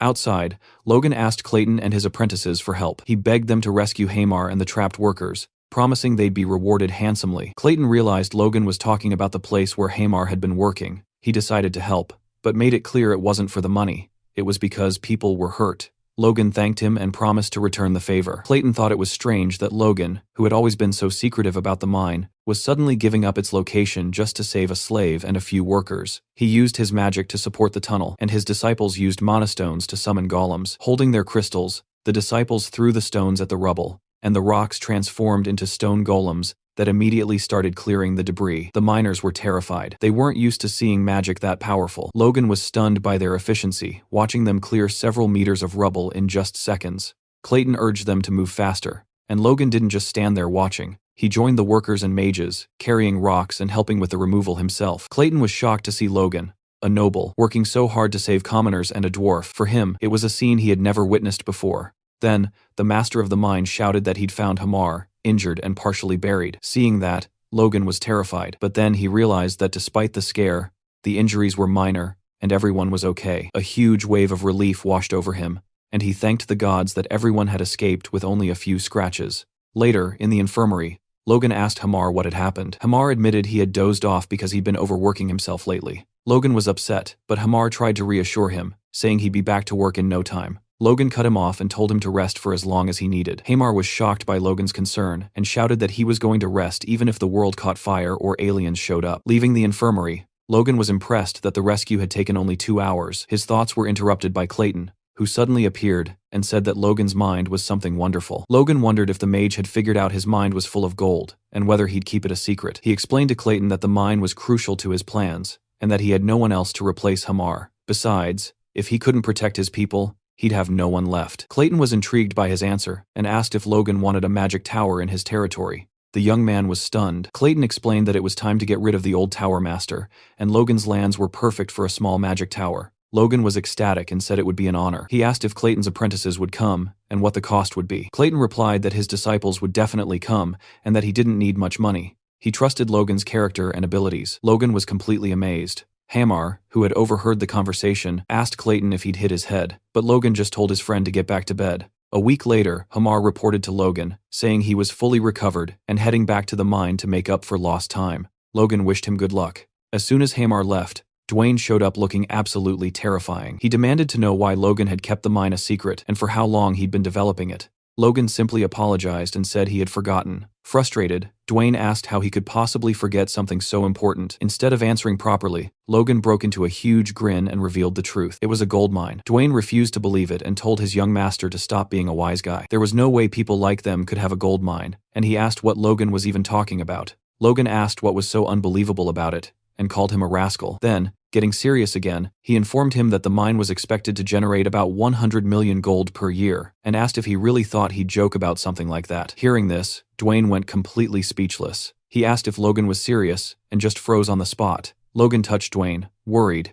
and he nearly fell backward. It looked like the information was making him faint because he just couldn't process the amount of cash that mine would bring in. Elsewhere, a group of people were walking together through the forest, confused about why they'd been called back again. The dam construction was finished in just 3 months, instead of the 6 they expected. They were the administrators Dwayne had gathered for a final inspection. Logan greeted them warmly, saying how glad he was to have them there, and acknowledging how tight their schedules were. He asked them to stay and witness the opening of the dam. One of the administrators looked on skeptically, thinking it was a waste of time because bringing water from the Ludder River to sprinkle over the desert wouldn't make a lick of difference. He thought Logan should have invested the money more wisely, maybe by fixing the south wall. The other administrators also questioned why Logan had put in so much effort. They turned to Dwayne, who was once again standing there with his mouth wide open. Dwayne stared at the dam, realizing it wasn't built just to water some wasteland. It was actually connected directly to the underground channels of the Ludder River. If they could supply water continuously through those channels, the vast wasteland could truly become fertile land. Logan looked around and saw that everyone was gathered, the workers, the mages, and the administrators. He turned to Clayton and gave the signal. Clayton, without a second's hesitation, got ready to start the process. Hamar grumbled, complaining that they had worked their butts off so the workers themselves could open and close the floodgates. But Logan explained that the first time had to be something huge. He wanted to show everyone on the Maclane property what they had built with their own hands. An image of the dam appeared, showing some golems positioned in front of the floodgates, ready to lift them. The administrators were speechless at first, but they got used to it pretty quickly. Then Clayton shouted loud enough for everyone to hear, giving the order for the golems to open the gates. They stretched their hands toward the gates and began to lift. Logan smiled, satisfied. But something weird happened. The golems were struggling to lift the gates. With a killer smile, Clayton looked at Hamar, muttering and asking what the hell he was doing. But Hamar looked just as confused since he had already given orders for the workers to open the gates. Seeing the situation, Logan started to sweat and had a flashback of a conversation with Clayton where he'd warned him that lifting the gates would be too much for the golems. Apparently, the golem's strength was mostly for show, and it would take about 100 workers turning the pulleys to open the gates. Thinking fast, Logan told Clayton to order the golems to knock down the gates. Hamar and Clayton were flabbergasted, and Clayton asked if he was serious. Logan just told him to do as he said since they could rebuild the gates later. After hesitating for a few seconds, Clayton did what Logan asked, and the golems started punching the gates. The construction crew couldn't believe what they were seeing since their hard work had just been finished. Suddenly, the gate gave way, and the water came rushing down with insane force, dragging the golems with it. Everyone was confused, but Logan just grinned from ear to ear, totally thrilled. The townspeople, who had worked so hard on the construction, couldn't hold back their tears at the sight of the water, finally understanding what it truly meant. In that moment, Logan thought this would solve their food problem during the Civil War. They could start planting next spring. Even Dwayne was happy and jumped on Logan's back, scaring the daylights out of him, saying how wrong he was about the dam and begging for forgiveness. Logan told him it was all good and started teasing him, asking why a big guy like him was crying so much. But not everyone was happy. Hamar was over in the corner crying and asking how long it would take to rebuild the gates. Clayton came over and said he'd help rebuild them one more time. Logan then said they didn't need the gate urgently, and that they could take a week off and finish the mine construction first. After that, he told Hamar that once this project was done too, they'd have a long vacation again. That lit up Hamar's eyes, and he asked if Logan was serious. Logan reassured him, but what Hamar didn't know was that they'd be busy again soon. Lots of farmers would want the fertile land, and they'd need to build a new village for people to live in. Logan turned to Hamar, about to praise him, but realized that wasn't the right way to do things. He called him over. Hamar turned, curious. Logan commented that construction must be tough, even for someone like him, since he'd never heard of dwarves being good at building. That drove Hamar crazy. He asked what Logan was trying to say, and explained that after making weapons, construction was the dwarves' specialty. Logan realized Hamar was right where he wanted him, and commented that it was great to hear that. Hamar replied that it sounded suspicious, that Logan could praise him all he wanted, but it wouldn't get him anything, and asked why he was suddenly so interested in construction. Logan played it off, saying it was just curiosity. But as soon as Hamar turned his back, Logan thought to himself that after his week of rest, the thrilling experience of home building would begin, and then he wouldn't be laughing. He was actually scared to run into him at night. As soon as the chat with Hamar was over, Logan stepped up and addressed the crowd at the inauguration. He repeated the promise he had made earlier. First, that everyone would be allowed to farm the McLean Plains. Second, that they would receive leasing rights proportional to their work, and that taxes would be capped at only 30%. Then he glanced at the vassals, thinking that by announcing it this way, not even they could oppose it. In fact, they all looked radiant, realizing that the territory might finally be changing for real. 4 weeks later, Logan was back in his office with Rick, reviewing a plan sent by Hamar, who had already finished the village layout and even a model house. Logan commented that he knew he'd chosen the right person for the job, and Rick agreed, saying Hamar was amazing. Logan thought about how he never imagined Hamar would accept the task when he first approached him a few weeks ago. Hamar had planned the streets in a cross pattern and placed houses of the same size, complete with wells, community bathrooms, and sewers. Logan thought he had basically tried to replicate the city plan he'd seen in his past life. Suddenly, a strong smell hit Logan in the face. He turned to Rick and asked why he stank so bad. Rick said it was all Logan's fault, and asked why that drug was selling so insanely well, saying that if it weren't for that, he wouldn't be suffering like this. Just then, Dwayne burst into the room screaming Logan's name. Logan asked if he was ever going to knock again, but Dwayne didn't care, and immediately started saying something about Hamar. Then his expression flipped into pure joy. He told Logan that Hamar had sent word they could start mining the gold at Hamar and showed him some nuggets, explaining they had found the treasure just like that. Logan told Hamar he did a great job, and Dwayne hugged him, asking how they got so lucky to have him around. But Hamar just wanted to rest, and his eyes showed he had been awake for a very, very long time. Logan then asked him how much they could start extracting. Hamar replied that everything was on schedule, and that they could pull out a ton of gold per month, which should last at least 10 years. He once again insisted that he really needed to go rest. Logan hesitated and argued that there was still so much to do, like building the city, handling more beasts, and creating new weapons. He asked Hamar if that would be possible. Logan's request hit like an axe blow, making Hamar sweat and grab his head. Then he just lay down flat on the floor to rest. Dwayne bent over him and called him the treasure of the territory. Logan thought he'd be the only one moving forward now since there was still so much work left to do. He told Hamar he'd keep his promise and that he could take his time off. Hamar suddenly started screaming with happiness and bolted out like a flash of lightning.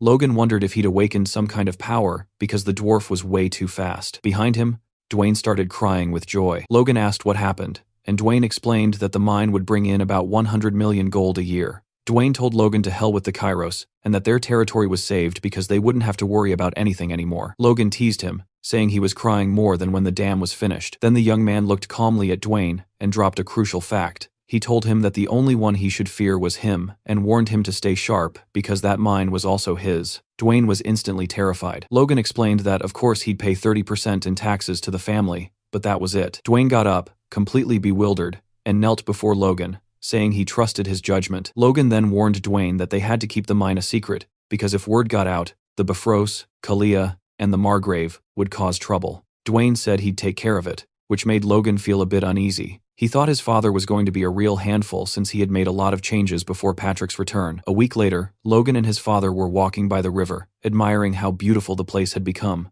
Logan noticed right away that his father had become an advanced knight. Patrick acknowledged that while Logan had been away, he had managed to accomplish a ridiculous amount. Logan tried to defend himself and explain his plans, but Patrick cut him off mid-sentence. Patrick said that having water flowing through that wasteland was insane in the best way possible, and that Logan was way better at managing the territory than he ever was. Logan tried to stay humble, but Patrick kept going, saying Logan had managed to do more in just 3 months than he himself had done in the last 10 years, and then straight up thanked him for it. Logan wanted to say he was grateful too, but Patrick interrupted him again and dropped another bomb. He announced that from now on, Logan would handle all the duties of a lord, because he wanted to focus entirely on training the Order of Knights. Hearing that, Logan was completely stunned. Patrick cut him off again before he could react and asked if he knew what he had realized during his training. Then he said it bluntly, "I got old." Patrick explained that he couldn't master the secret techniques anymore, and that now it was up to young people like Logan and Ronian to try. He said Logan had helped him break through a barrier that had blocked him for years, and that he now wanted to step back and become a guide instead of staying in the front. Logan nodded and accepted the proposal. Patrick then turned and called for Marion,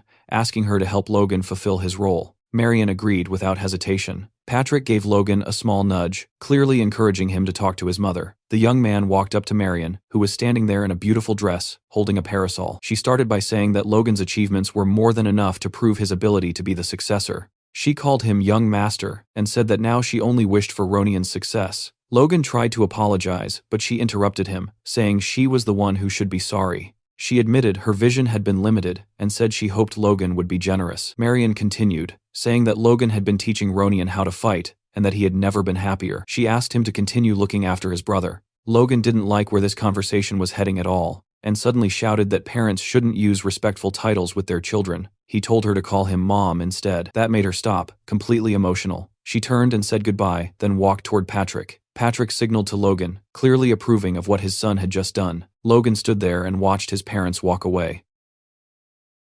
Later on, Logan and Patrick were talking again. Logan explained that as soon as the city was fully ready, they would start clearing the brush to prepare the land for farming. Patrick looked a little concerned and asked whether the residents would really move that easily. Logan replied confidently that they would, because anyone who moved to the new city would get priority rights, and the new houses would be much better than what they currently had. He also informed Patrick that he had already asked Dwayne to start recruiting soldiers, and Patrick agreed, saying he would personally train those who showed potential to become knights. Patrick praised Logan's work, but then said there was still one problem. He turned around and stopped in front of the Knights of the Order, calling them lost causes. He asked since when they had two separate knight orders. Logan immediately recognized them as the knights who had deserted from Tesseron. They were acting like they were on opposing sides. Patrick commented that while he and Logan had been killing themselves training, the knights were busy fighting like children, and he admitted that it was his fault for being negligent. The knights shouted back, saying that wasn't true, and demanded that Captain Hinckley take them away. Hinckley turned his head toward Patrick and asked cheerfully whether he had become an advanced-level knight. Patrick answered that he was going to straighten them out. Then,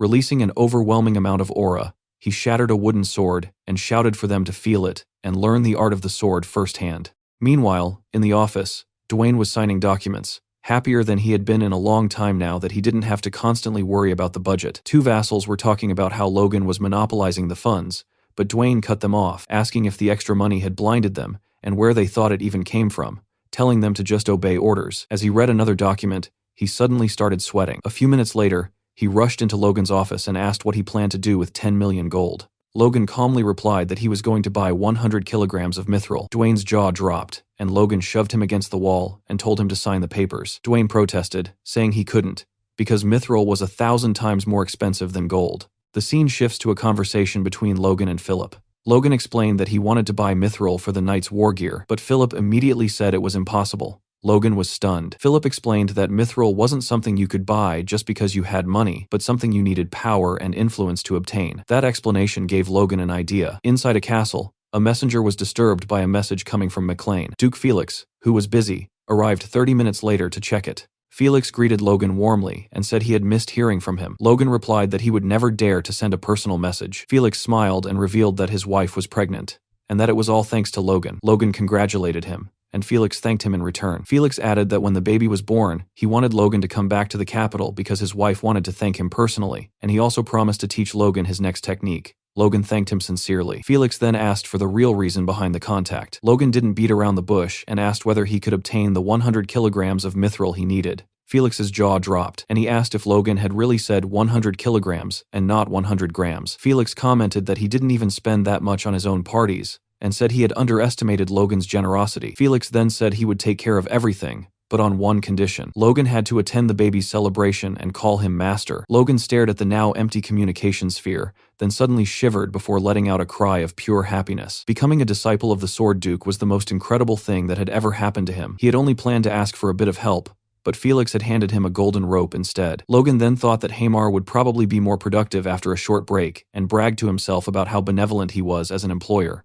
In reality, Hamar had nightmares about Logan for weeks after getting that vacation. On the outskirts of McLean Castle, a group of young men, all under the age of 20, gathered for recruitment. Watching them, Dwayne asked Logan whether he really needed to recruit this many people. Logan replied that he would handle everything himself. In his mind, expanding their forces was absolutely necessary, and he intended to personally select the recruits, even if that approach came with certain disadvantages. He reflected on the Empire's new military theory, which claimed that what truly mattered wasn't physical strength, but the senses. According to that doctrine, the Empire had once used 50,000 knights to crush neighboring countries. Thinking 9 years ahead, Logan believed that once they gathered all existing soldiers and reselected them, they could form a proper knight unit. The upcoming Grandia civil war would be difficult, but with proper preparation, they would still have a formidable force when the Empire eventually invaded. He admitted to himself that he would have preferred to recruit people over 20 as well, But if he did that, there wouldn't be enough manpower left for constructing the city. One of the vassals shouted at the boys to quiet down. Logan then asked how soldiers had traditionally been selected in the past.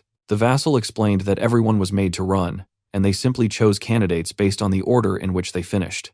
Logan immediately realized how crude that method was. He issued new instructions, ordering them to select only those with good eyesight, sharp hearing, and quick reflexes. The first test he devised required the candidates to walk toward an image until they could see it clearly. Some of them stopped quite early, and one boy confidently announced that the picture was of a chicken. Logan told the knights to take note of the kid who had just called him handsome. From the back, another boy raised his hand and said that, judging by the comb, it had to be a rooster. Logan was impressed by that observation. For the second test, Dwayne repeatedly shouted the same word over and over, while the participants were instructed to move forward only once they understood the word clearly. One boy suddenly shouted back at Dwayne, saying the answer was, the world's sparrow, then added that Dwayne had also called him a son of a bad, and asked whether that was part of the test too. Dwayne panicked, convinced he had been muttering to himself. Logan calmly told Dwayne to select that boy immediately, and added that he also needed a beating. Later, while reviewing the documents, Logan could hardly believe his eyes. 250 people had passed with flying colors. He started thinking bigger, deciding that he would select around 500 people without holding back,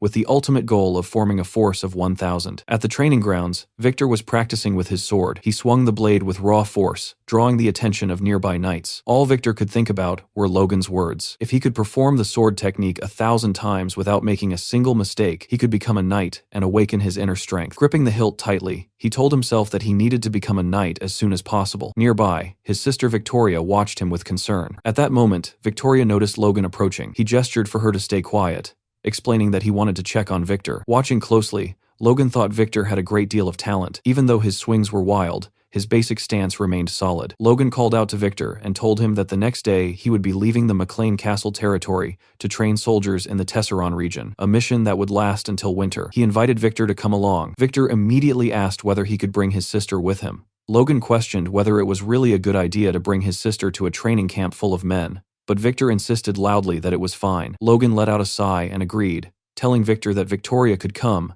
but warning him by pointing a finger that if any trouble occurred, it would be entirely his responsibility. Victor replied firmly that he would take very good care of his sister. Logan then asked whether Victoria was really that precious to him. Victor hesitated, then finally let everything spill out. He explained that his parents had died because of him, and that Rhea was left without parents because of him as well. Because of that, he felt it was his duty to protect her no matter what. Logan looked at him silently for a moment, then placed a hand on Victor's shoulder and told him that it was okay and that he should keep up the good work. A few days later at Tesseron Castle, Kaisalon was putting the kids Logan had selected through brutal training. He ordered them to run 5 laps around the wall, announcing that the last 100 would have to run 2 extra laps as punishment. Terror spread across the recruits' faces, but Kaisalon shouted at them to stop messing around and start running. Watching this, Logan complimented Kaisalon, saying he had a natural talent for being a sergeant. Kaisalon replied that since he was being treated like a knight, he had agreed to renew his contract. Lowering his voice, he whispered into Logan's ear, asking whether he was planning to start some kind of war within the next 2 years.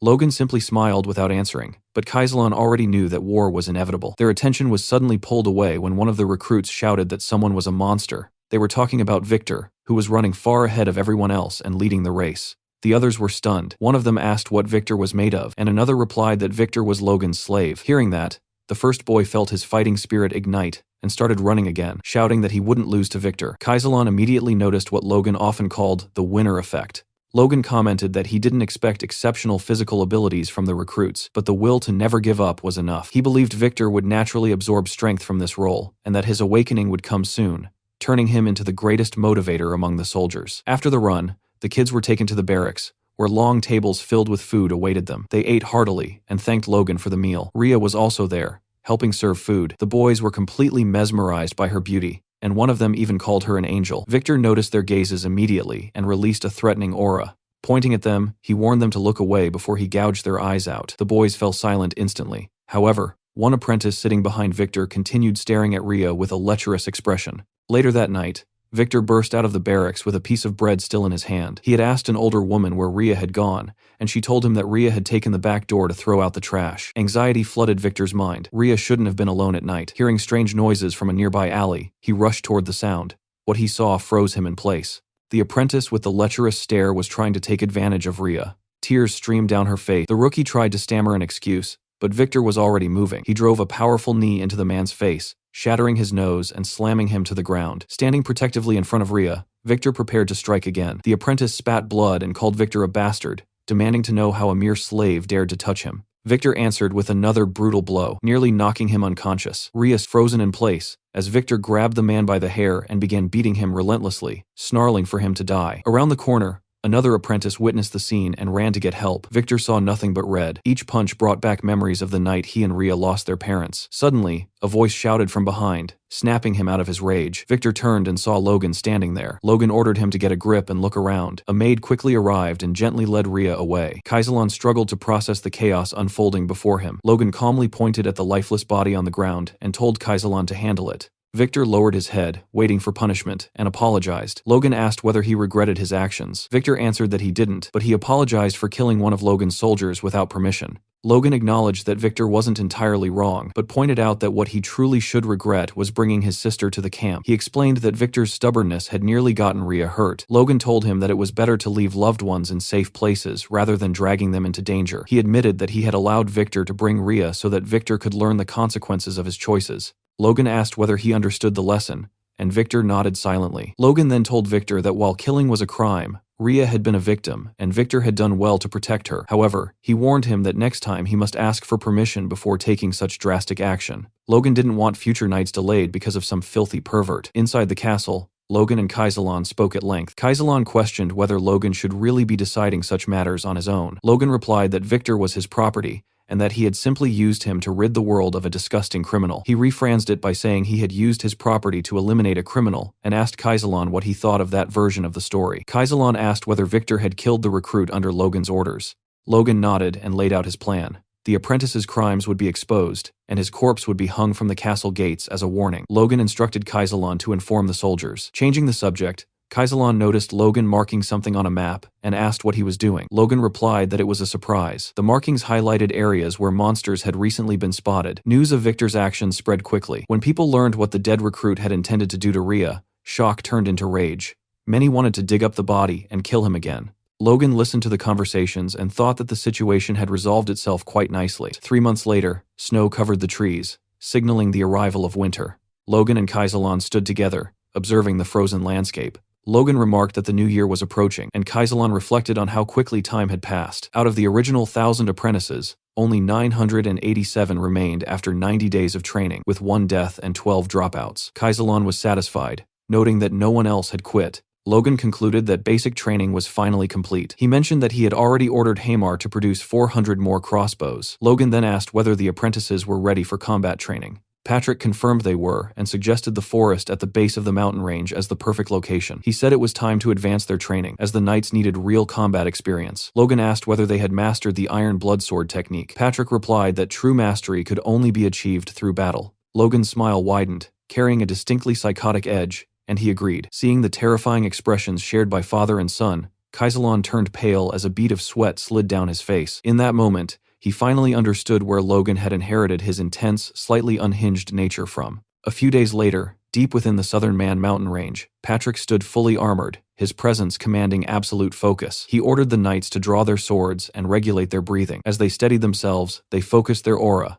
and at Patrick's signal, they struck the massive trees before them. The impact was overwhelming. Even the knights themselves were stunned by the sheer power they had unleashed. Standing beside his father, Logan watched with quiet satisfaction, while Patrick remained calm and composed, as if this result was expected. The apprentices, however, were completely fired up. They whispered excitedly among themselves, wondering if they would ever reach such a level. Logan quickly shouted at them to stay alert, reminding everyone that this wasn't an ordinary forest but a monster-infested one. Almost on cue, goblins began crawling out from the shadows. The knights didn't hesitate for even a second. They charged forward, cutting through the goblins with ruthless precision, striking like a raging storm. Completely overwhelmed, the goblins panicked and tried to flee. Logan had already anticipated that. He immediately ordered the troops to prepare their crossbows. At his command, a rain of bolts fell across the battlefield, wiping out any goblin that attempted to escape. The cavalry laughed loudly, mocking the fear they once had of such creatures. That confidence didn't last long. A massive, terrifying paw slammed into view,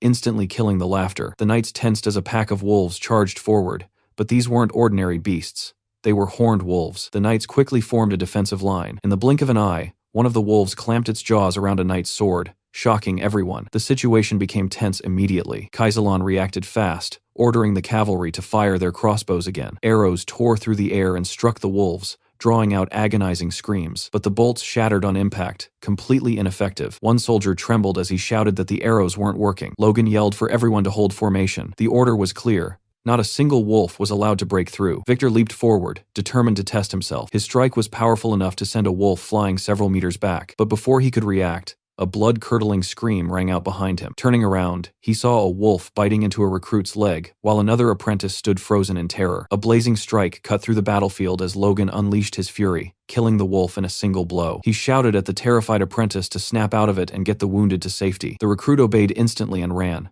Logan observed the battlefield and realized his suspicion had been right. Most of the apprentices weren't ready for chaotic combat. However, those who ranked within the top 100 in the census test were clearly different. One apprentice, cornered, noticed another wolf creeping in from behind. Before it could strike, Victor appeared out of nowhere and slit the beast's throat. He looked down at his blood-soaked blade, a faint smile forming on his face. The other apprentices stared at him in shock. Watching this, Logan realized that Victor had finally broken past his limits. The fight was nearing its end. Patrick personally brought down the final wolf. Logan asked the captain if that was all of them, and the captain confirmed it. Patrick remarked that it had already been a month and a half since combat training began, yet clearing all these locations had taken far longer than expected. The captain agreed, explaining that discovering 3 cities infested with thousands of monsters was no small matter. If those monsters had invaded the castle all at once, the damage would have been catastrophic. He silently thanked fate that they had discovered the threats in time. Logan continued coordinating the knights and soldiers, urging them to endure just a little longer. He ordered them to finish cutting down a massive tree trunk and transport it to the construction site. The knights complained, grumbling about fighting monsters and chopping trees non-stop without a single break. Logan ignored them completely and commented on how ridiculous it was that such valuable trees had been left untouched just because monsters lived nearby. With his usual killer smile, he thought the situation was perfect. He was training soldiers and gathering construction materials at the same time. Patrick observed everything quietly and thought that Logan seemed more interested in harvesting wood than in the training itself. Logan, meanwhile, wondered if awakening true strength required something beyond technique, perhaps a sixth sense or a raw survival instinct. If everything went according to plan during the Grandia Civil War, they could rapidly reinforce their forces before the inevitable conflict with the Empire. Hamar noticed the strange smile on Logan's face and asked what was so amusing. Logan ignored the question and shifted the topic, saying that once they gathered enough wood, construction of McLean Town could finally move forward. He asked Hamar if he could complete the project on time. Hamar nodded confidently, explaining that with the mage's support and the workers' motivation, it was entirely doable. Logan wondered if Hamar had always been this dependable, and quietly credited it to the vacation he had forced on him. Just as Hamar's confidence peaked, Logan casually reminded him of another task, the magic tower. At that moment, Clayton cast a spell, raising a massive wall of earth from the ground. The workers stared in stunned silence. Logan snapped them out of it, telling them to stop gawking and start collecting the soil as planned. He then approached Clayton and thanked him for honoring his requests. Clayton waved it off, saying that with an annual support fund of 10 million gold, it hardly mattered whether the place was just a small town. If things went smoothly, the city would eventually become the center of the entire region. Logan cut him off, stating that his only goal was to create a peaceful place where people could live comfortably. Clayton was taken aback and loudly declared that McLean was truly a territory for the people, dramatically announcing that Logan had his vote. Later, in the silence of the forest night, Logan stood alone, holding his sword in an unfamiliar stance. Suddenly, energy exploded outward as he lunged forward. A radiant beam of light burst from the blade, slicing through the darkness. The beam detonated violently, and when the light faded, it was clear that the massive rock ahead had been shattered completely. Logan examined the result and noticed the beam had pierced the rock and continued through the trees behind it. He realized that what he had just used was the second form of the divine sword secrets, and it wasn't enough. He needed to grow stronger. 2 months later, the construction of the village was finally complete. Families began moving in, and with the arrival of early summer, the new settlement felt alive and vibrant. Inside the office, Logan and Dwayne discussed the city's progress. Dwayne reported that the recovery of the area was going well, though there was still a noticeable labor shortage. Logan reassured him calmly, explaining that refugees were arriving constantly and instructing Dwayne to accept every newcomer without exception. Dwayne then asked about Hamar and was told that he was still on vacation. Logan briefly wondered if he might have given him too much time off. Dwayne then brought up a rumor that Hamar had received a large quantity of mithril before leaving. Logan confirmed it and explained that he had given the mithril to Hamar so he could forge new weapons for the knights. Dwayne raised an eyebrow, commenting that it didn't sound much like a vacation. Logan replied that working with rare metals was a dwarf's dream, and that Hamar was probably enjoying himself more than ever. Far away, Viscount Max Pareda was seething with rage, slamming his fist against a table. The McLeans had reclaimed the wasteland, and he scoffed, declaring that such land could never be cultivated. One of his vassals explained that rumors were spreading about the source of McLean's wealth. Some claimed Logan had made a fortune through business, while others insisted he had discovered a gold mine. The Viscount ignored the gossip and asked about the harvest from the reclaimed land. The vassal estimated that production would be at least double their own. Hearing this only fueled the Viscount's fury. He realized they couldn't afford to stand by and asked if there was any excuse they could use to invade. The vassal suggested exploiting the people who had fled to McLean, using them as a pretext to infiltrate the territory and claim the reclaimed land as compensation. The Viscount immediately identified the flaw in the plan. Acting alone would be too risky. He devised a solution. He would contact the Viscounty of Sylvan, reasoning that their people must have fled as well. Together, they would be strong enough to overpower the McLeans. Back in Logan's office, the atmosphere was heavy. Patrick, Logan, Dwayne, and Hinckley were discussing training and military expansion. Logan informed them that he had selected around 300 talented recruits. Patrick questioned whether Logan truly believed they were worthy of becoming knights. Logan nodded. Dwayne commented that the number seemed excessive. Captain Hinckley called it absurd, arguing that even with 10 years of intense training, only 1 in 100 people awakened their strength. Logan remained unfazed and stated that the training system would remain unchanged. Dwayne shouted that Logan was throwing money away, but Logan replied that neighboring territories would provoke them sooner or later anyway. Patrick asked him to explain. Logan clarified that with McLean City flourishing and fertile land reclaimed, there was no way the vice counties of Sylvan and Paretta would remain quiet. Hinckley interrupted, insisting they had no legitimate excuse to attack. Dwayne shouted over him, cutting him off, and argued that the real issue was the influx of refugees. Logan asked his father to consider how many refugees had arrived, and how many of them might have come from Paretta or Sylvan. Furious, Dwayne demanded to know why Logan hadn't prevented the situation in the first place. Patrick slowly pieced everything together and asked Logan directly if his goal had been to start a war. Logan's answer was blunt. They were enemies, and they would have to deal with them eventually. So why wait? Silence filled the room. Everyone, from Hinckley to Dwayne, was visibly disappointed. Patrick wondered if he had given up his authority too soon. Just then, Rick burst into the room looking for Logan, and announced that Sylvan and Paretta had sent a voice message. Logan calmly replied that things had already begun and that they needed to decide how to handle the situation. Outside the castle, 2 flags fluttered in the breeze. They belonged to the emissaries of Sylvan and Paretta. The silent emissaries admired the beauty of the city as they walked through it. They observed how the houses were arranged around a large crossroads, and noted how clean and content the people appeared. They concluded that the city was worth taking. One of them attempted to start a conversation with a soldier, who proudly said that all the credit belonged to the first young master, Logan. The soldier praised Logan's abilities,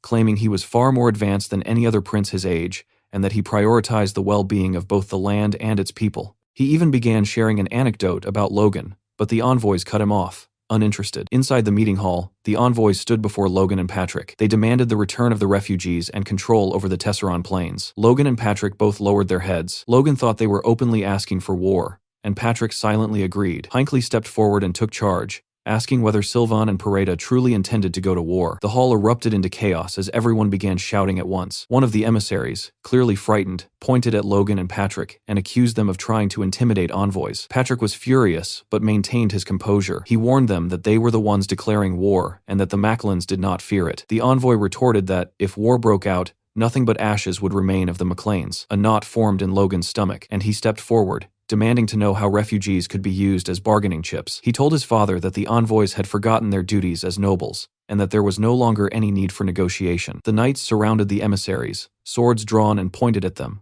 The envoys shouted, asking if Logan and Patrick were really trying to start a war. Logan descended the steps and replied coldly that it would be all-out war. He said they had the audacity to enter his castle and insult him with foul words. Logan drew his sword. Logan killed the guards in seconds and advanced toward the envoys. One of them, trembling with fear, begged Logan not to come any closer. Logan ignored him, swung his sword, and killed him instantly. The remaining envoy collapsed to his knees, pledging loyalty to McLean and promising to relay every detail to his lord. Logan turned to his father, who gave a silent nod. Logan then ordered the knights to prepare for war. The hall erupted in cheers. On the same day, the McLeans sent out a magical transmission to the Viscounts, openly demanding compensation for the envoy's insolence. Viscount Soto Sylvan was livid. He scoffed at the demand, mocking it outright, and declaring that the McLeans didn't have the strength to fight him. Logan and Patrick watched the glowing transmission globe, as Sylvan's response was summarized clearly. Return the servants, pay 10 million gold, and hand over the Tesseron Plains. Patrick questioned why there was even a rush when the McLeans had enough power to crush 6 counties if they wanted to.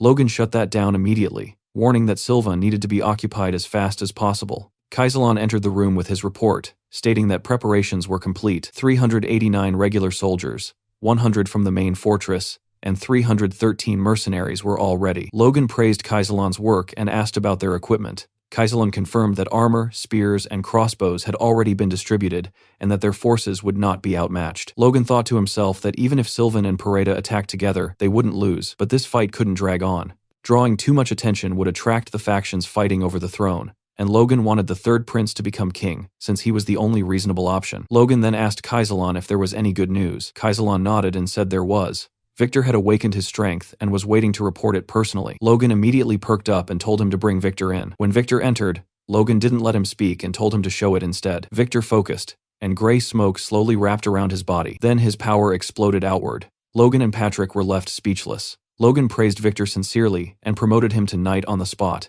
tearing up the slave document. Victor was clearly happy, though slightly annoyed when Logan added that the promotion itself would be finalized after the war. Logan burned the slave contract, knowing Victor only wanted to fight anyway. In his mind, Logan already had an opponent prepared for him. Logan told his father that they should respond to Sylvan. Patrick told him to skip all formalities and go straight for the throat. Logan smiled, then ordered the army to march towards Sylvan County. He shouted for Soto Sylvan to come out and face him. Inside Sylvan territory, Soto Sylvan raged.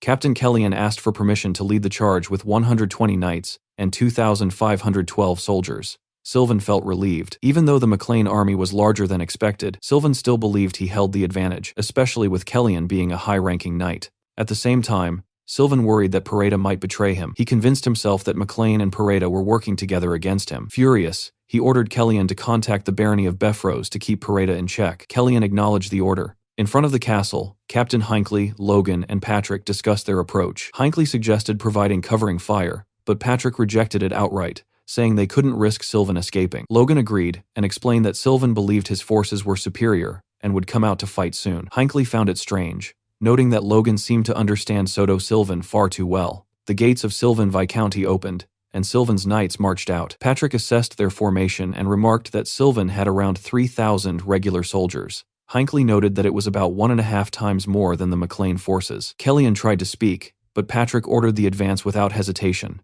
Kellyan shouted insults, calling the McLean soldiers rabble. Kaisalon calmly ordered the mercenaries to ready their crossbows. Kellyan couldn't understand Patrick's plan and ordered his men to raise their shields. Kaisalon gave the firing order. A rain of arrows fell from the sky. Kellyan smirked at first, confident they'd be blocked, until the bolts punched straight through the shields. His expression twisted with fury as he screamed for a full advance. Kaisalon immediately ordered the troops to spread out, confusing Kellyan completely. The crossbow cavalry split apart and began targeting the Sylvan soldiers directly. Kellyan felt genuine fear for the first time. Retreat crossed his mind, but it was already too late. Patrick stepped forward and challenged the Sylvan knights head-on. Kellyan froze as Patrick cut down 4 knights in a single exchange. In that moment, Kellyan understood. Patrick had reached the advanced level. Patrick then gave the order to annihilate the enemy. The Macklin knights surged forward and tore through the Sylvan forces without mercy. Hinckley watched it all unfold, realizing that just 2 months ago, the Sylvan knights would have been an even match. Now they were being crushed. Hinckley smiled proudly and commented that their lord's brutal training had truly paid off. On the battlefield,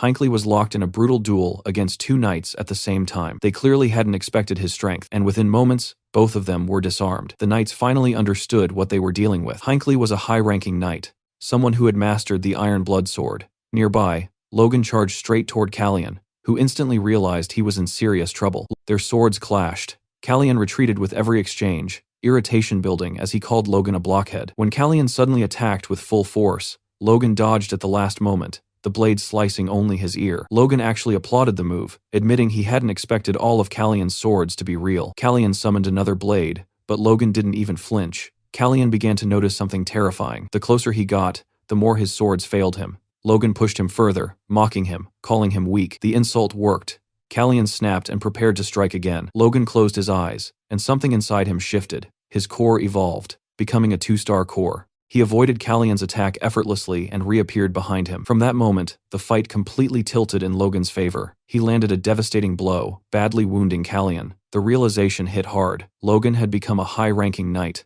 Logan raised his sword and gathered his aura, preparing to end it. He bent his knees, poured raw power into his body, and leaped high into the air, choosing to finish the battle in the most overwhelming way possible. His aura surged as he unleashed his secret technique, the divine ripple. A massive wave of aura crashed forward. Kallian tried to block, but it was pointless. The attack crushed him. The Sylvan troops immediately understood the battle was over. Logan landed, standing tall, and shouted that the enemy leader had fallen. Moments later, Patrick announced the capture of Soto Sylvan and ordered all remaining forces to surrender. Logan smiled to himself as the outcome settled. After the war, Sylvan County had lost 42 knights and 1,223 soldiers. The McLeans, in contrast, had lost only 5 knights and not a single soldier. Elsewhere, a man was informed by his vassal that Sylvan had fallen to the MacLanes, and he concluded that it was finally time to act. Back in Sylvan County, Soto Sylvan knelt before Patrick, who gave him one final chance. He could apologize, take only the bare minimum of his belongings, and leave the land with his family. Soto Sylvan looked up and declared that the takeover would never be tolerated by the royal family. From behind him,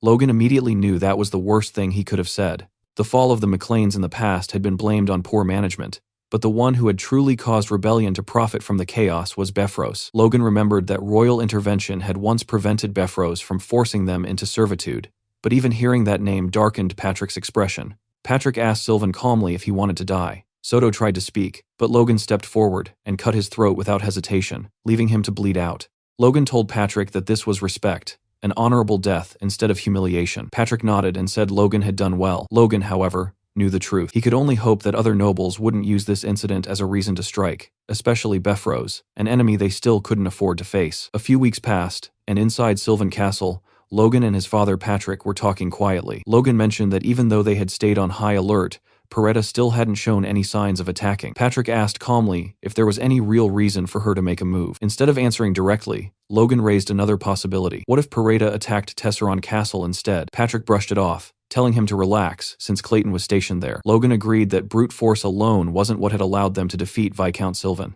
The truth was that Sylvan had underestimated them, while the Macklins had gone all in, using every resource they had. On top of that, they had their hidden trump card, Clayton himself, along with his stone golems stationed inside Tesseron Castle. Even with all of that, Logan knew the current situation wasn't sustainable. Managing 3 castles simultaneously like this would eventually break them. They needed a better system. Logan proposed moving the administrative center of their territory to the cities instead of the castles, which would make managing all 3 locations far more efficient. 2 nearby vassals supported the idea, pointing out that the monster-infested forests had already been cleared, and leaving minimal forces behind in the mountains wouldn't be an issue. The knights could remain stationed in the cities, ready to march toward either Tesseron or Sylvan at a moment's notice. Patrick considered it carefully and agreed that it was a solid plan. Logan felt relieved, joking that now he wouldn't have to carry everything alone anymore. Patrick congratulated him and asked how many knights they had captured after the war. Logan replied that there were 75 prisoners, all held in cells, with 8 of them being intermediate knights. He then asked if Patrick would allow him to try persuading them to serve the McLeans. Logan reflected that a single battle had yielded more knights than years of carefully selecting young talents, but he also knew this success came from Sylvan's arrogance.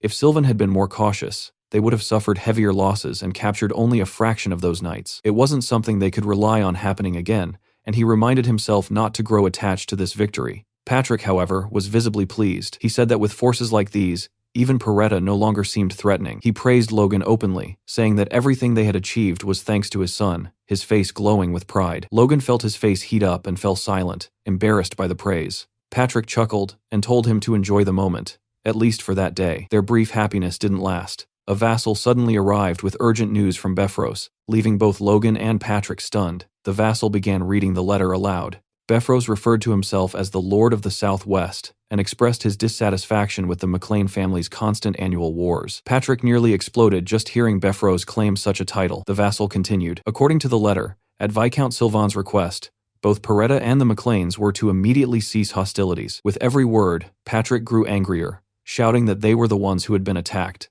and now they were asking for intervention. Logan restrained himself and insisted they hear the letter to the end. Befros went on to admit that conflict in the region had persisted because he himself had failed in his duties as a lord and had not promoted coexistence. Therefore, on his 50th birthday next month, Roger Befros would host a gathering, inviting the heirs of every southwestern family to discuss the future of the region. Patrick completely lost his temper. He called it nonsense and unleashed his aura, tearing the clothes off the vassal. Still reading, he roared that the McLeans would not attend and that they did not serve Befros. The letter concluded by stating that refusing the invitation would be taken as a rejection of dialogue. Patrick declared they would not bow to threats. Logan disagreed. He thought the invitation sounded interesting. Patrick stared at him with an expression Logan had never seen before. Even while saying he respected his son's opinion, Patrick started yelling again, ripping the last scraps of fabric from the vassal. He swore that the McLeans would never kneel before Beffros, even if it meant his death. At that moment, Logan calmly picked up a plant and asked his father if he wanted a burial right now, prompting one of the accompanying knights to step in and firmly state that there would be no patricide today. Patrick finally calmed down, took a deep breath, and asked Logan what he was really thinking. Logan answered honestly. There was no way they could defeat Beffros right now. He laid out the facts. They had around 200 elite knights, over 500 high-ranking ones, and just over 300 standard knights. That force was only a fraction of Beffros's military power. While things looked good on the surface, the McLeans were walking on eggshells. They needed time. Time to integrate the Sylvan Knights. Time to force Pareda into submission. Time for Logan to master the third style of the Divine Sword secrets. And time for their forces to continue training. Patrick understood his reasoning, but warned that the Southwest was different. Unlike other regions, Beffros couldn't openly demand loyalty from neighboring lords. Logan corrected him, revealing that during his time in the capital, he had learned that Purslin and Rothman had already sworn loyalty to Beffros long ago. Patrick was left stunned by the revelation. Logan smiled quietly, satisfied that he had secured permission to attend. He reassured his father not to worry, saying he understood his own limits and that the trip would simply be a chance to see how their ancestral lands had changed. The next morning, back in McLean City, Logan was suddenly confronted by Hamar. Without any warning, Hamar asked if the rumor was true, if Logan was really being sold off to their enemies. Logan stared at him blankly, having no idea what nonsense he was talking about. The moment he understood what was going on, irritation flared hard. Logan didn't even argue. He punched Hamar straight in the face and told him to stop believing stupid rumors. Hamar shot back that most rumors about Logan usually turned out to be true, so it wasn't exactly his fault. Without another word, Hamar pulled something from behind his back, unwrapped it, and shoved it toward Logan, telling him to take it. Logan froze. In his hands was a sword forged entirely from pure mithril. For once, Logan had absolutely nothing to say. Later, on the Beffros estate, Plone Pareda, the heir of the Pareda family, arrived by carriage and immediately noticed something strange. A lone man in a cloak was walking calmly through the estate grounds. When Plone realized it was Logan McLean, shock hit him hard. Logan had occupied the Sylvan barony, and yet here he was, traveling alone. Plone assumed the McLeans must have suffered massive losses if Logan didn't even have guards with him. Annoyed, Plone stepped out of the carriage and demanded to know why he was being treated the same as some nobody. A guard tried to intervene, but Plone ignored him, introducing himself to Logan instead. He casually mentioned that he had heard stories about Logan, especially the part where he killed 6 knights in the blink of an eye. Plone noticed that Logan's sword was spotless. When they shook hands, Plone commented that Logan looked far younger than expected, and that the rumors must be exaggerated. Logan smirked and tightened his grip. He squeezed Plone's hand so hard it nearly shattered. In that instant, Plone understood just how wrong he had been. His hand trembled when they finally let go. Logan apologized calmly, saying he had misunderstood and thought it was some kind of strength contest. Holding back tears, Plone snapped, called him an idiot, and drew his sword, ready to teach Logan a lesson. A guard tried to warn him that personal duels were forbidden, but Logan tossed his cloak aside and told Plone he talked too much. Furious, Plone ordered his knights to attack. Logan centered himself, aura surging, and in the blink of an eye passed straight through the guards. When they realized what happened, Logan was already behind them, his sword resting lightly against Plone's neck. Plone felt no aura pressure at all, and realized the attack had come purely from the sword's raw power. One of the guards nervously asked where Logan had bought such a weapon. Logan replied curtly that it was rude to ask. Plone convinced himself that Logan was just lucky, someone who stumbled upon a good sword by chance. That illusion shattered when a man in full armor stepped through the gate. It was Sir Franz, the Moonlight Knight, a knight so powerful that Beffros would only send him for a serious reason. Sir Franz studied Logan carefully, asked if he was Logan McLean, and openly expressed his surprise at seeing such a young intermediate knight. Plone and his knights were left speechless. Plone finally understood that Logan's strength wasn't just skill or luck. From the high-ranking level onward, power carried a unique presence that couldn't be hidden. Logan deliberately restrained himself, revealing only what was necessary to avoid drawing more attention. He placed a hand over his chest respectfully, and said he hoped to one day reach Sir Franz's level. Sir Franz advised him not to settle and to aim beyond that, to become a true superhuman. Sir Franz then escorted them inside,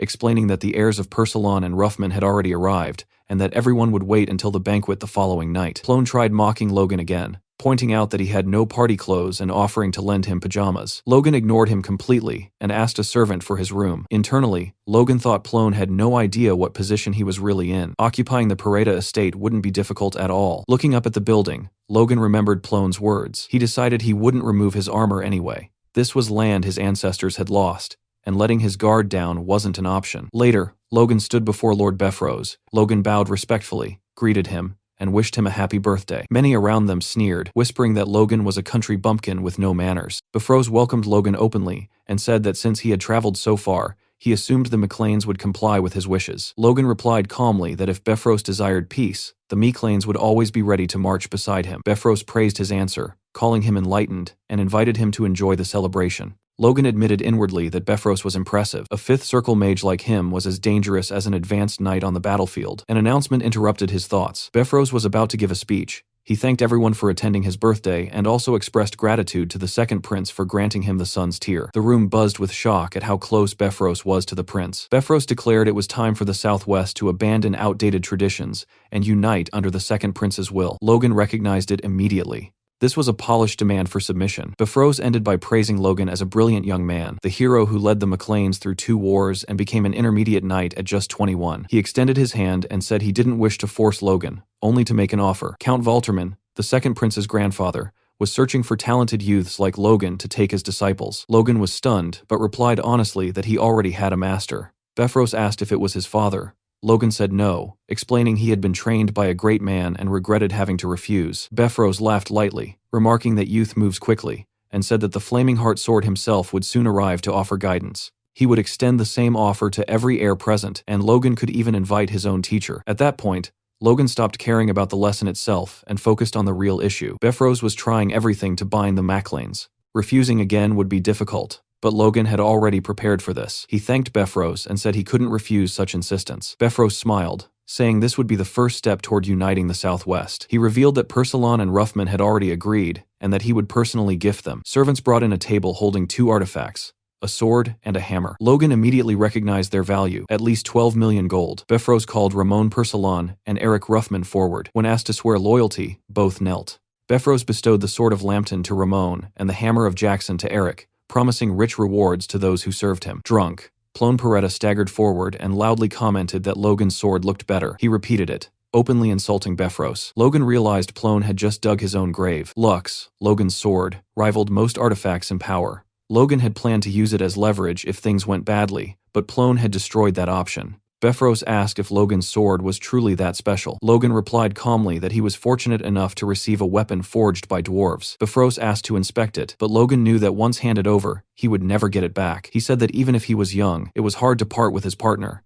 Befros smiled and suggested an alternative. Instead of handing over the sword, Logan could demonstrate its worth in an exhibition match against Ramon. Logan smiled, acknowledging how unexpected things had become, but saw no reason to refuse. He drew Lux and calmly stated that he would comply. Inside the training room, Logan stood facing Ramon. Ramon insisted on attacking first, but Logan calmly refused, making it clear he didn't want anyone later claiming he had won with an unfair advantage. Ramon took that as arrogance and began circulating his aura. Around them, the women whispered in admiration, commenting on the elegance and beauty of Ramon's sword. Compared to Ramon's flashy weapon, Logan's sword crafted by Hamar looked almost plain, but its balance, sharpness, and durability were flawless. Ramon mocked him, questioning whether such a delicate-looking blade could survive against an artifact. Logan inwardly judged Ramon as even more foolish than Peretta. When Ramon finally lunged forward, Logan briefly scanned the audience and spotted Sir Fram. That was when he decided his approach. He couldn't show his real strength. He needed to make it messy. A stumble here, a shallow scratch there, a few exchanges that looked close, followed by a solid counter. Enough effort to look impressive, but not threatening. Then end it cleanly with confidence. Before anyone could react,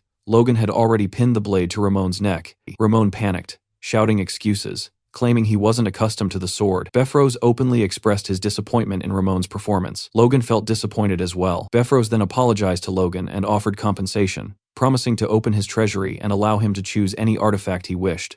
Logan immediately understood the motive. Befros was trying to bind him, confident that whatever Logan selected could later be reclaimed. Before the situation could settle, a servant rushed in with urgent news. The Sword Duke had made contact to deliver birthday wishes. Befros froze. Felix Esperanza praised Befros as one of the kingdom's pillars and apologized for not attending in person. Befros responded politely, but then Felix noticed Logan standing among the crowd and asked if it was really him. The room fell silent. Befros began to sweat. Logan stepped forward, realizing his gamble had paid off, and respectfully addressed Felix as his master. Shock rippled through the hall. Logan knew then that asking for Felix's backing had been the correct move. As a neutral superhuman, Felix's wishes couldn't be rejected. Felix gave Logan a knowing wink and mentioned he expected to see him again in the capital. Logan bowed in gratitude. Befros looked like he was on the verge of collapse. The following day, Logan entered Befros's artifact vault. A guard informed him he had exactly 1 hour and could choose only a single item. Around 30 artifacts were displayed. Logan ignored the weapons entirely. Instead, he felt his force being subtly drawn toward a pair of armored boots, sealed inside a glass case. There was no visible magic, yet they continued siphoning his energy. Curious, Logan began feeding them more of his strength. The pull intensified, draining him like a tide. Refusing to back down, Logan poured in even more power, challenging them outright. Suddenly, the boots released a violent surge of energy that threw him backward. His strength rushed back into him all at once. That was when Logan realized something important. That night, Befros asked whether Logan McClane had already left. With 3 days still remaining before the party, he immediately understood what that meant. The young man had no intention of staying. Furious, Befros concluded that Logan had deliberately played him and ordered his knights to pursue him and retrieve the artifact at any cost. Logan was resting beside a campfire when a sudden wave of murderous intent surged toward him. He sprang to his feet at once and scanned the trees. In the darkness, he sensed movement. A pursuer. Moments later, a hooded man stepped out from the bushes, and Logan instantly realized that Befros had sent 4 people. The man at the front casually warned his companions that they were free to do whatever they wanted, as long as they didn't kill Logan. The other 3 lunged at him, but Logan didn't wait to be surrounded. He moved first.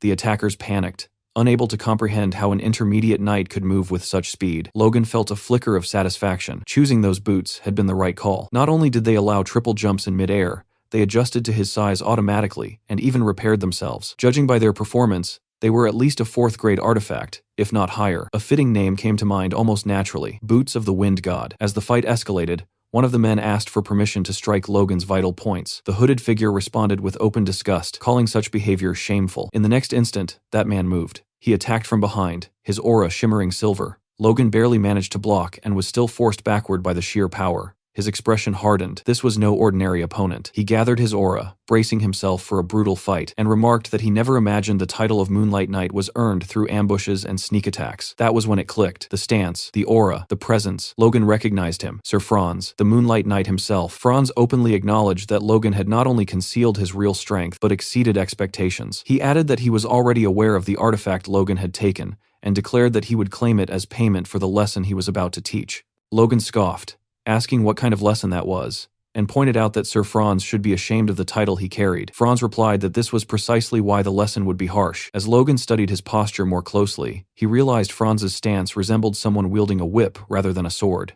Then Franz attacked. A blade of force lashed out, moving like a whip through the air. Logan blocked again and again, remarking internally on how relentless the assault was. He knew he couldn't last long like this. Deciding there was no room for hesitation, Logan pushed everything he had into his aura and maneuvered behind Franz, striking with full intent. The result shocked him. Not even a scratch. In that instant, Logan understood. He flipped backward just in time, narrowly avoiding another deadly blow. Franz questioned how Logan was dodging his attacks, and wondered aloud if those movements were secret techniques from the Sword Duke. Logan didn't bother answering. If Franz was still standing, then the attack hadn't been enough. He realized that without the boots of the Wind God, he would have been forced to take those attacks head-on. Logan calmly told Franz that he wasn't using any secret arts and asked him to wait a moment, promising to show him a real secret technique. Franz, arrogant to the end, agreed without hesitation. That arrogance made things easier. Logan focused entirely on his sword, pouring his aura into it. He knew what was at stake. If he lost, he wouldn't just lose Lux and the boots. Franz would make sure he never held a sword again. Franz struck first,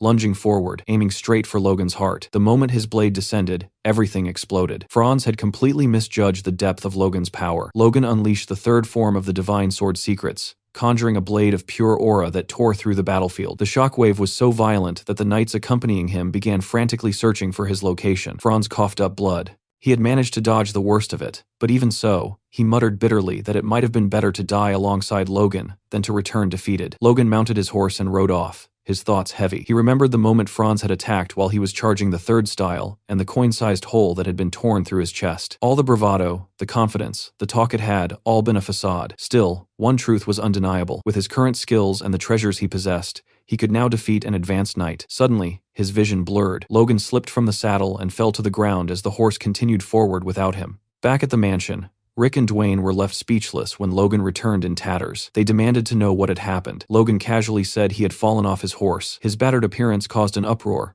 but the matter was quietly set aside. Patrick was visibly ashamed, saying that Logan had endured all these hardships because the family lacked sufficient power. Logan reassured his father that they would soon repay everything in kind, but to do that, he needed to reorganize their forces. On the training field, Ronian swung his sword again and again, his movements sharp but restless. He remembered what Logan had told him before the war, that it would be easy, and that Ronin wouldn't be needed yet, that he should focus on polishing his skills. Back then, Ronin had accepted it, but now he couldn't stand being treated like a child anymore. He was just about to push himself harder when Logan suddenly interrupted him, telling him to take a short break. Logan then introduced the person Ronin would be training with from now on. Victor stood there wearing brand new, gleaming armor. Ronin asked if the armor fit properly, but his thoughts were elsewhere. Victor looked to be around the same age as him. Was he also a Force user? Logan confirmed it calmly, saying that Victor had recently awakened his Force and was the same age as Ronin, which would make him perfect motivation. Ronin then asked what Logan meant by training together, and Logan answered without hesitation, fighting. The two stared at each other, tension rising instantly. Logan gave the signal, and Victor moved first,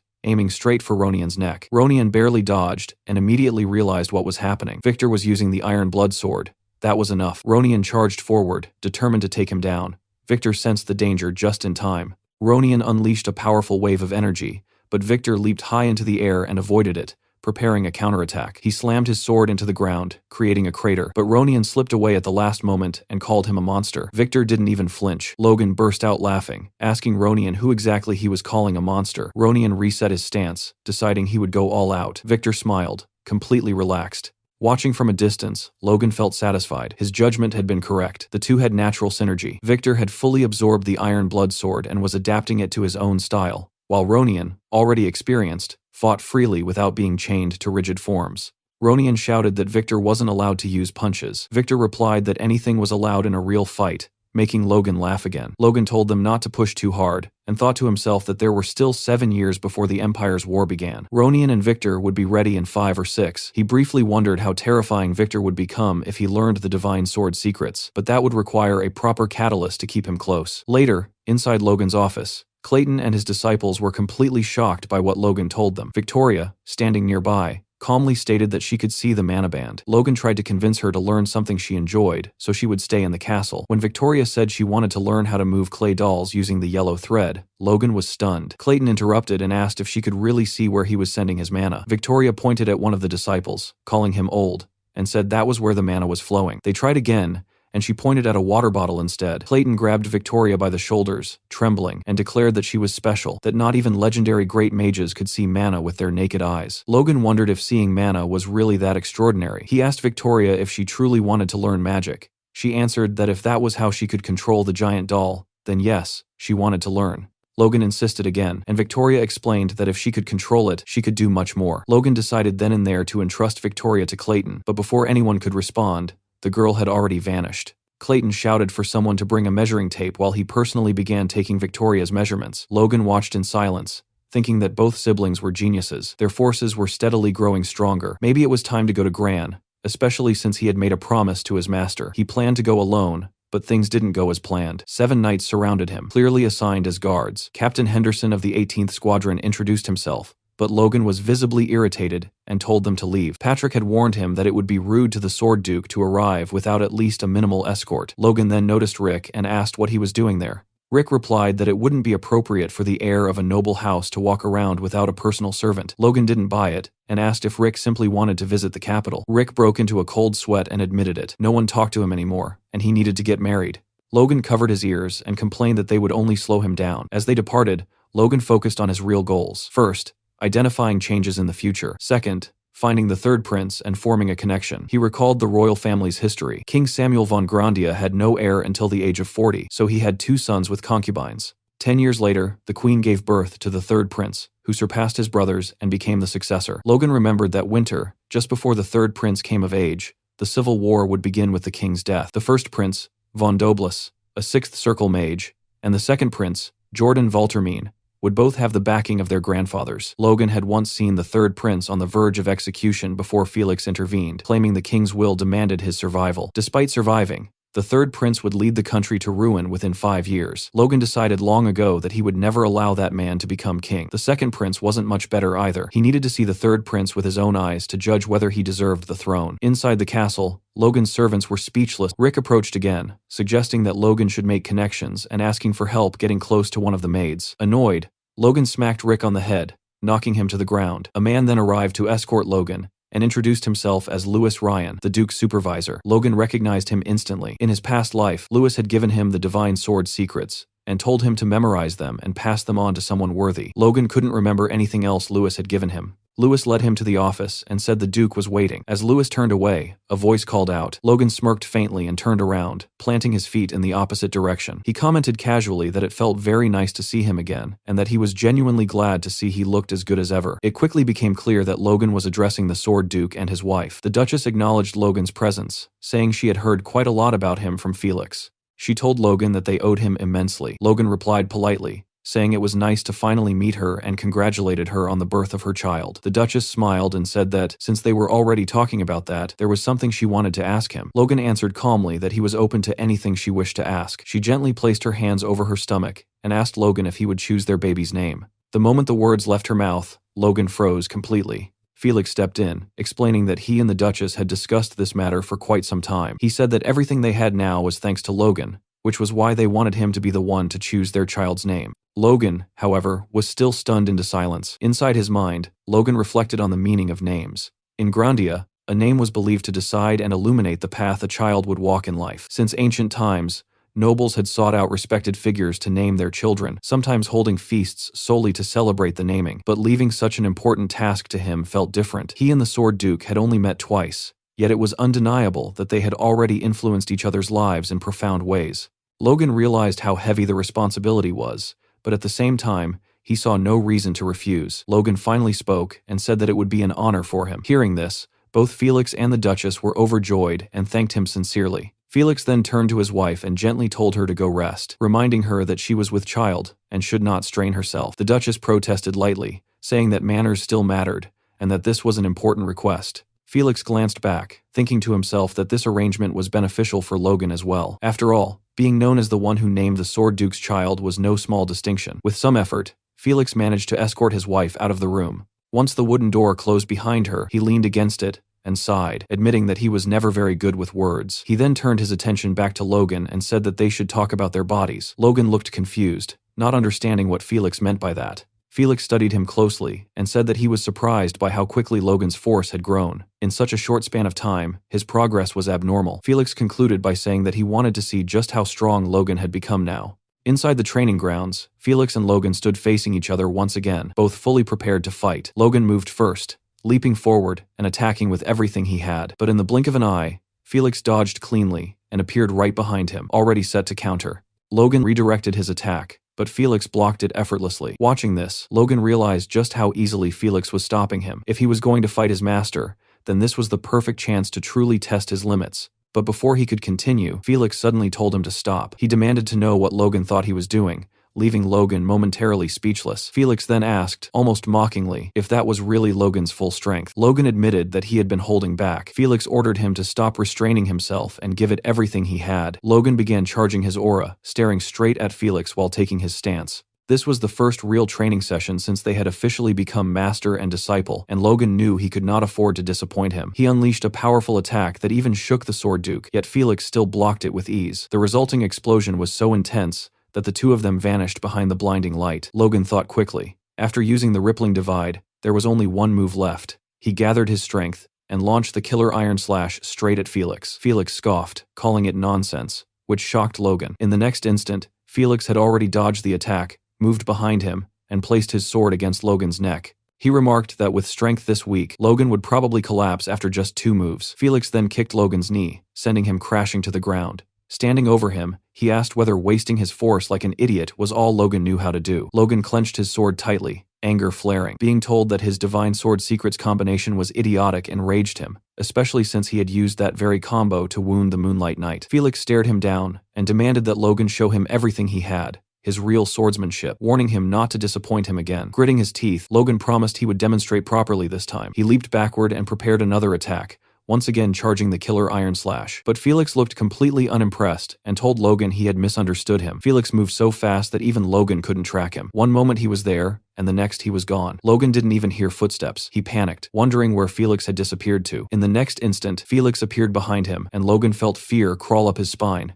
He turned too late. Felix slammed the handle of his sword into Logan's face, knocking him down instantly. The sparring continued, with Logan desperately trying to attack again. It was useless. Felix disarmed him with ease, leaving Logan holding nothing but pain and what felt like a sprained wrist. Felix questioned whether Logan truly called that swordsmanship, and whether he was even trying at all. Logan couldn't understand what Felix wanted, as he kept criticizing his swordsmanship over and over. Felix finally explained. Logan might have grown stronger in raw power since they last met, but his swordsmanship hadn't improved. In fact, it had deteriorated. Turning his back, Felix told him that his fundamentals were broken. Instead of dumping all his force into flashy techniques, Logan should rebuild his basics and make them the foundation of his strength. Even if Logan reached the next level through luck or talent, it would only raise the height of the next wall blocking him. Hearing this, Logan realized Felix was right. He had regained power too easily after regressing, relying on memories and the divine sword secrets while growing arrogant. Since returning from the past, everything had gone smoothly, and he had misjudged himself. Swallowing his pride, Logan asked Felix to give him one more chance. Felix seemed intrigued. As he turned around, Logan had already taken his stance again. He begged for one more opportunity, saying he would rebuild his fundamentals from scratch. But it was pointless. Moments later, Logan lay unconscious on the ground. 2 knights rushed in, declaring Logan an emergency patient who needed to be taken to the medical ward immediately. Louise and Felix watched silently from the training grounds. Felix told Louise that swordsmanship is learned through the body, and the more it hurts, the better the lesson sticks. Louise commented that Felix seemed to have taken a liking to Logan. Felix replied that Logan was wasting his talent, but he respected his determination nonetheless. Just then, someone interrupted them, apologizing for intruding. Rick stepped forward, introduced himself as Logan's servant, and handed Felix a letter. Felix noted that the sender was Baron Meeklane, Logan's father, and remarked that the message could have been sent magically. Rick explained that it wouldn't have been appropriate for Logan to know about it. Felix opened the letter and began reading. Patrick formally addressed Felix as Count Esperanza, expressing deep respect and stating that he was making a request. He acknowledged that the McLeans were already indebted to Felix for a favor they could never repay. Thanks to the secret Felix had given them,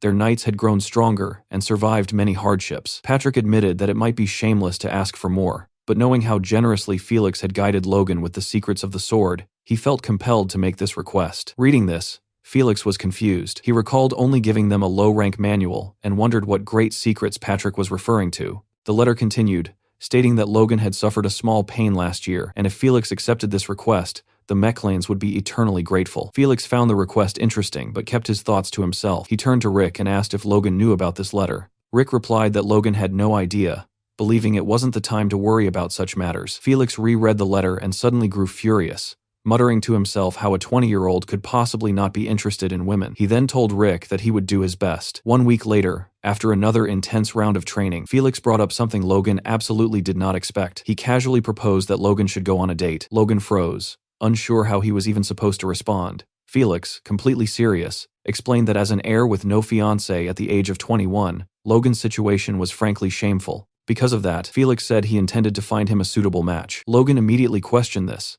asking whether Felix hadn't wanted him to focus entirely on training while he was here, and why this topic had suddenly come up out of nowhere. Felix replied calmly that a peaceful heart was essential for proper training. He said this was something he himself had only truly understood after meeting his wife. Logan, however, was busy thinking about everything he wished he could say in response. A war was going to break out in just a few months, and he simply didn't have the time or mental space for engagements or romance. Still, he asked Felix again why he had decided to bring this matter up now. Felix admitted that he had received a request, and more importantly, that he was worried about the future of his beloved pupil. That answer only made Logan more uneasy. He asked directly whether the request had come from his own family. Felix confirmed it had, explaining that his family was naturally worried, since a grown heir should already be engaged by now. Logan thought the whole thing was pointless, but he also knew he couldn't outright ignore his teacher's words. In the end, he lowered his head and prepared himself to agree. He decided that meeting the girls wouldn't hurt, and wasting one day would be acceptable. The next day, on the manor grounds, a beautiful young woman stood waiting in front of Logan and greeted him politely, saying it was nice to meet him. She then introduced herself fully as Eileen Floyd. Behind Logan, Rick nearly lost his mind the moment he saw her. Her beauty shocked him, and even Logan was visibly taken aback. Rick leaned closer and whispered that Eileen was almost too good for Logan, adding that even he, someone who usually showed no interest in women, was stunned. Logan looked at Eileen again, wondering how this was even possible. His potential fiancée was not only beautiful, but also a force user, and a strong one at that. He could tell she stood at the pinnacle of low rank, bordering on intermediate, at only 18 years old, which was absurd. Then her name hit him, Floyd. In his past life, the Floyd family's talents had died tragically during the 3 years of war. But one person stood above the rest. the warrior who guarded the inner castle gates, cut down 100 knights, and earned the title Rose of Steel, blooming from a fallen family. That person was Eileen Floyd. Realizing this, Logan thought the meeting was far more significant than he had expected. If he could bring her into the McLean family before the war broke out, it would change everything. He even considered that if this became a proper marriage instead of a simple engagement, he could use that to bring her to McLean immediately. But he had never heard of nobles marrying their fiancée just months after meeting, and he wasn't sure what to do. Eileen looked at Logan, a bead of sweat forming on her cheek as she prepared to speak. Eileen asked Logan whether he had also been forced to come here. It seemed like a fair question, but Logan wasn't really listening. She continued, saying she understood the embarrassment of the situation and that she didn't want to waste any time. She stepped closer and told him directly that they should go and spend some meaningful time together. A memory surfaced. Shifting to what looked like the Floyd family's training grounds, Eileen was speaking with her father, asking whether he still hadn't given up on finding her a fiancé while she was taking a break from sword training. Count Robert Floyd replied that her beauty alone still made her desirable, and that this time the recommendation had come from Felix Esperanza himself. Hearing that name, Eileen immediately realized he meant the Sword Duke and found the situation interesting. Robert explained that the potential match was Felix's own pupil. Not many people knew that yet, but word was spreading that he would soon become famous. Still, Robert added that Logan probably wouldn't surpass Eileen,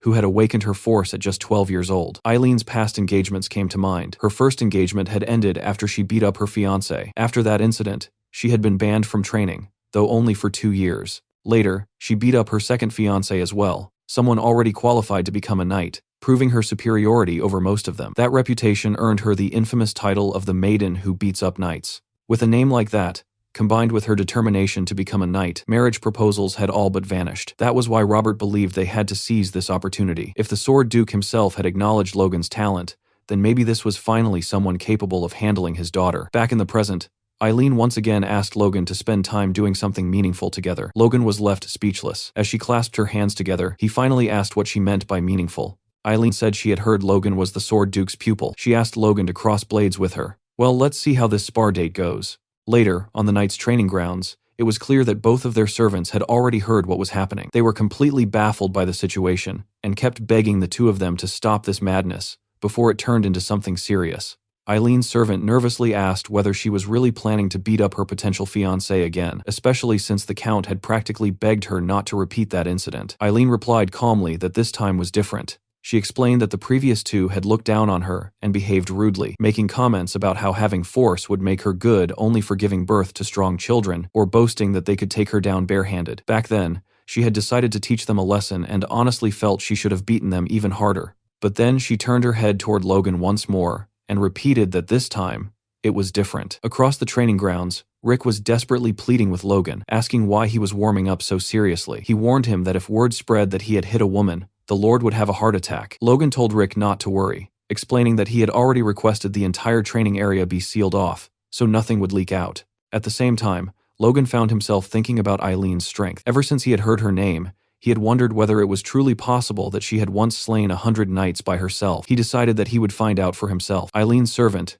realizing there was no stopping this, shouted for her to make sure she won. As Eileen took a deep breath and prepared for the fight, Rick and her servant could be seen arguing in the background. Rick kept insisting that she had no idea how skilled his master was, while her servant shot back that he had no idea how skilled her young lady truly was. When Eileen approached Logan, she told him that she had been training alone for 10 years. She warned him that she had already beaten a knight before and hoped he wouldn't underestimate her. Logan replied calmly that he had no intention of underestimating her at all. In fact, he told her plainly that he wouldn't go easy on her, and that he hoped she would understand if he was a little harsh. Hearing that, Eileen unexpectedly began to blush. The two of them faced each other, their stances completely different. Logan stood with his sword pointed directly at Eileen, while Eileen held her sword angled downward behind her. In the next instant, she launched herself forward and attacked. Logan easily blocked her strike, countered immediately, and struck her down. With just a single exchange, Eileen was sent to the ground. Logan informed her that he had only used the flat side of his blade. As Eileen tried to push herself up, her servant shouted that her sides were wide open and she needed to be careful. Gritting her teeth, Eileen told herself that no matter what, she would land at least one hit on Logan. What followed was pure carnage. Logan knocked Eileen down again and again, but each time he did, he corrected her. He told her that her grip was too loose, that she needed to move faster, and that her sides were exposed again. Eventually, Eileen stood there completely defeated while Logan looked down at her. Rick was utterly stunned, while Eileen's servant broke down crying for her young lady. Logan commented that she looked exhausted and suggested they take a break. Eileen refused outright and attacked him again, this time coming dangerously close to landing a hit. Logan calmly told her to wipe the sweat from her face. As he stopped her attack once more, Eileen realized that even a sneak attack wouldn't work on him. Still, Logan praised her for trying. That praise left Eileen frozen in place. She stared at him, wondering why he wasn't angry at all. Logan then told her that she needed to move more concisely and promptly smacked her on the head. Eileen looked up, tears welling in her eyes, and admitted that Logan was not someone to mess with. Looking down at her, Logan realized that her bad habits made it obvious she had truly learned swordsmanship alone. Yet despite that, she had improved noticeably with only a few pointers. That alone proved she was genuinely talented. He thought that she still wasn't using her full potential, and wondered if this was exactly how Felix had felt when watching him. Suddenly, Eileen let out a fierce battle cry and charged again.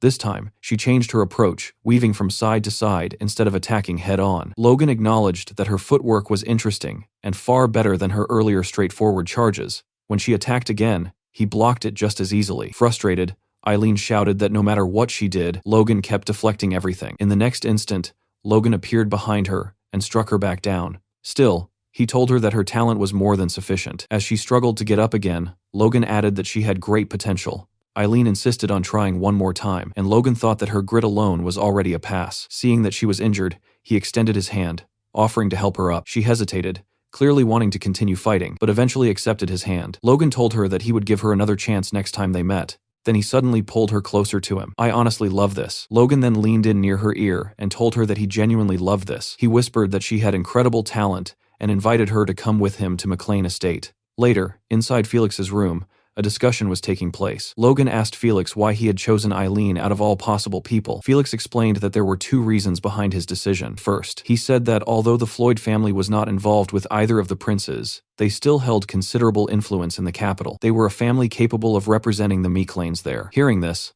Logan thought that this was yet another reason Befros needed to wait. He reflected that he hadn't been overly worried since the Civil War would break out soon anyway. But from Felix's perspective, this choice made perfect sense. Felix then stated that the second reason was far more important. Logan fell silent, ready to listen. Felix admitted that he had been curious to see what would happen if a wild guy like Logan met a troublemaking maiden like Eileen. What he hadn't expected was for Logan to actually like her that much. As Felix laughed his ass off in the background, Logan thought that his master could be quite strange at times. Still, good was good. Felix told Logan that he had seen how his face turned red when he met Eileen and said that Logan finally looked like a boy his age. Logan didn't quite understand what he meant. Felix stood up from his chair and told Logan that he didn't know how heavy the burden on his shoulders truly was. Someone as young as Logan, wearing the expression of a man who had been holding up the entire world, wasn't easy to watch. Felix told him that he could share that burden if he wanted. He should open his heart more, trust the people around him, and allow himself to relax. Felix admitted he might be overstepping, but from everything he had heard, Eileen could give Logan the breathing room he needed. Logan wanted to tell Felix that his burden was something only he could carry, but Felix interrupted him, warning him not to wait too long to have a child, speaking from experience. The next day arrived with beautiful autumn weather outside. Inside, however, Logan was sparring with several of the knights he had brought with him. As the knight he was fighting lost his balance, Logan asked him why he failed to block that attack and told him to keep his focus next time.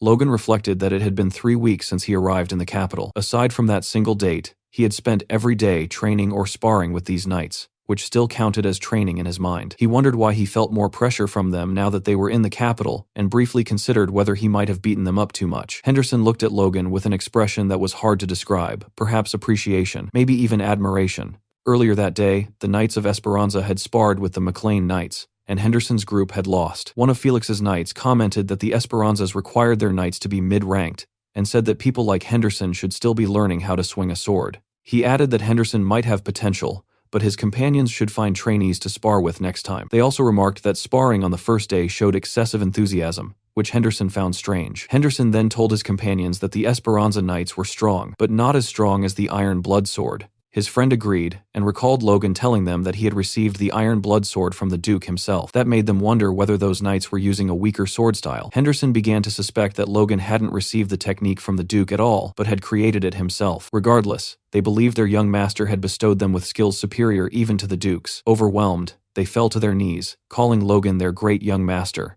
Back in the present, Henderson and the others were staring at Logan, making him uncomfortable. He turned his back, thinking he wasn't sure what was going on with them, but since they weren't causing trouble and were focused on training, he let it be. Elsewhere in the capital, a wooden sign declared that the M.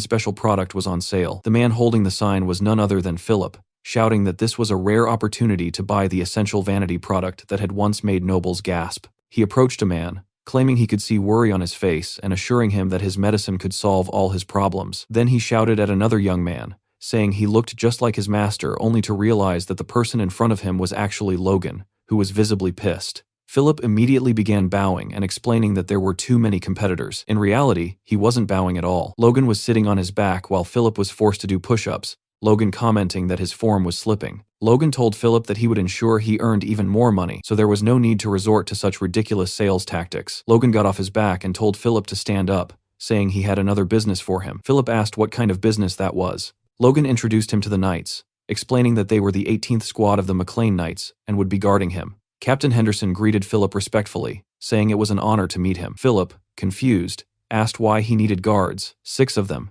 no less. Logan told him not to worry, as it was simply a larger version of the business he was already running. He then instructed Philip to acquire as much weaponry, war horses, and lumber as possible before the year ended. Philip was stunned. He exploded, asking whether Logan was planning to wage another war. Logan calmly denied it, saying he was only being cautious. Philip nearly said that every time Logan claimed that, they ended up in a war, but stopped himself, fearing bad luck. Philip then asked about the budget. Logan replied that it was 30 million gold, and told him to get as much as possible within that amount. Philip thought Logan had gone insane. Logan, meanwhile, recalled the war with Sylvan and what he had learned. If they increased the number of crossbow cavalry, soldiers could take on low-ranked knights. Individual soldiers could defeat groups of force users. If successful, it would change battlefield norms. It might not rival the Empire's crossbows from his previous life, but it would come close. Philip argued that Logan didn't understand how markets worked and that he wouldn't be able to acquire even half of what he wanted. When Logan asked why, Philip explained that sudden demand would skyrocket prices, especially horses.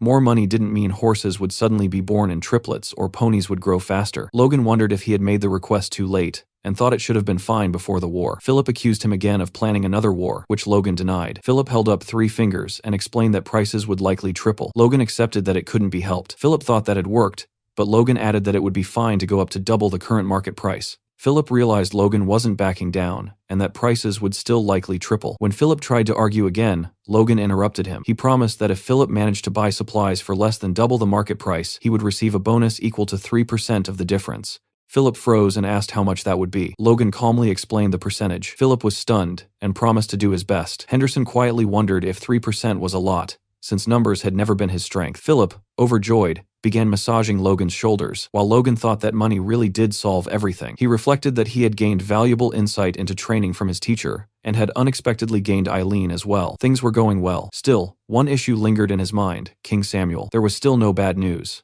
no sign of internal conflict.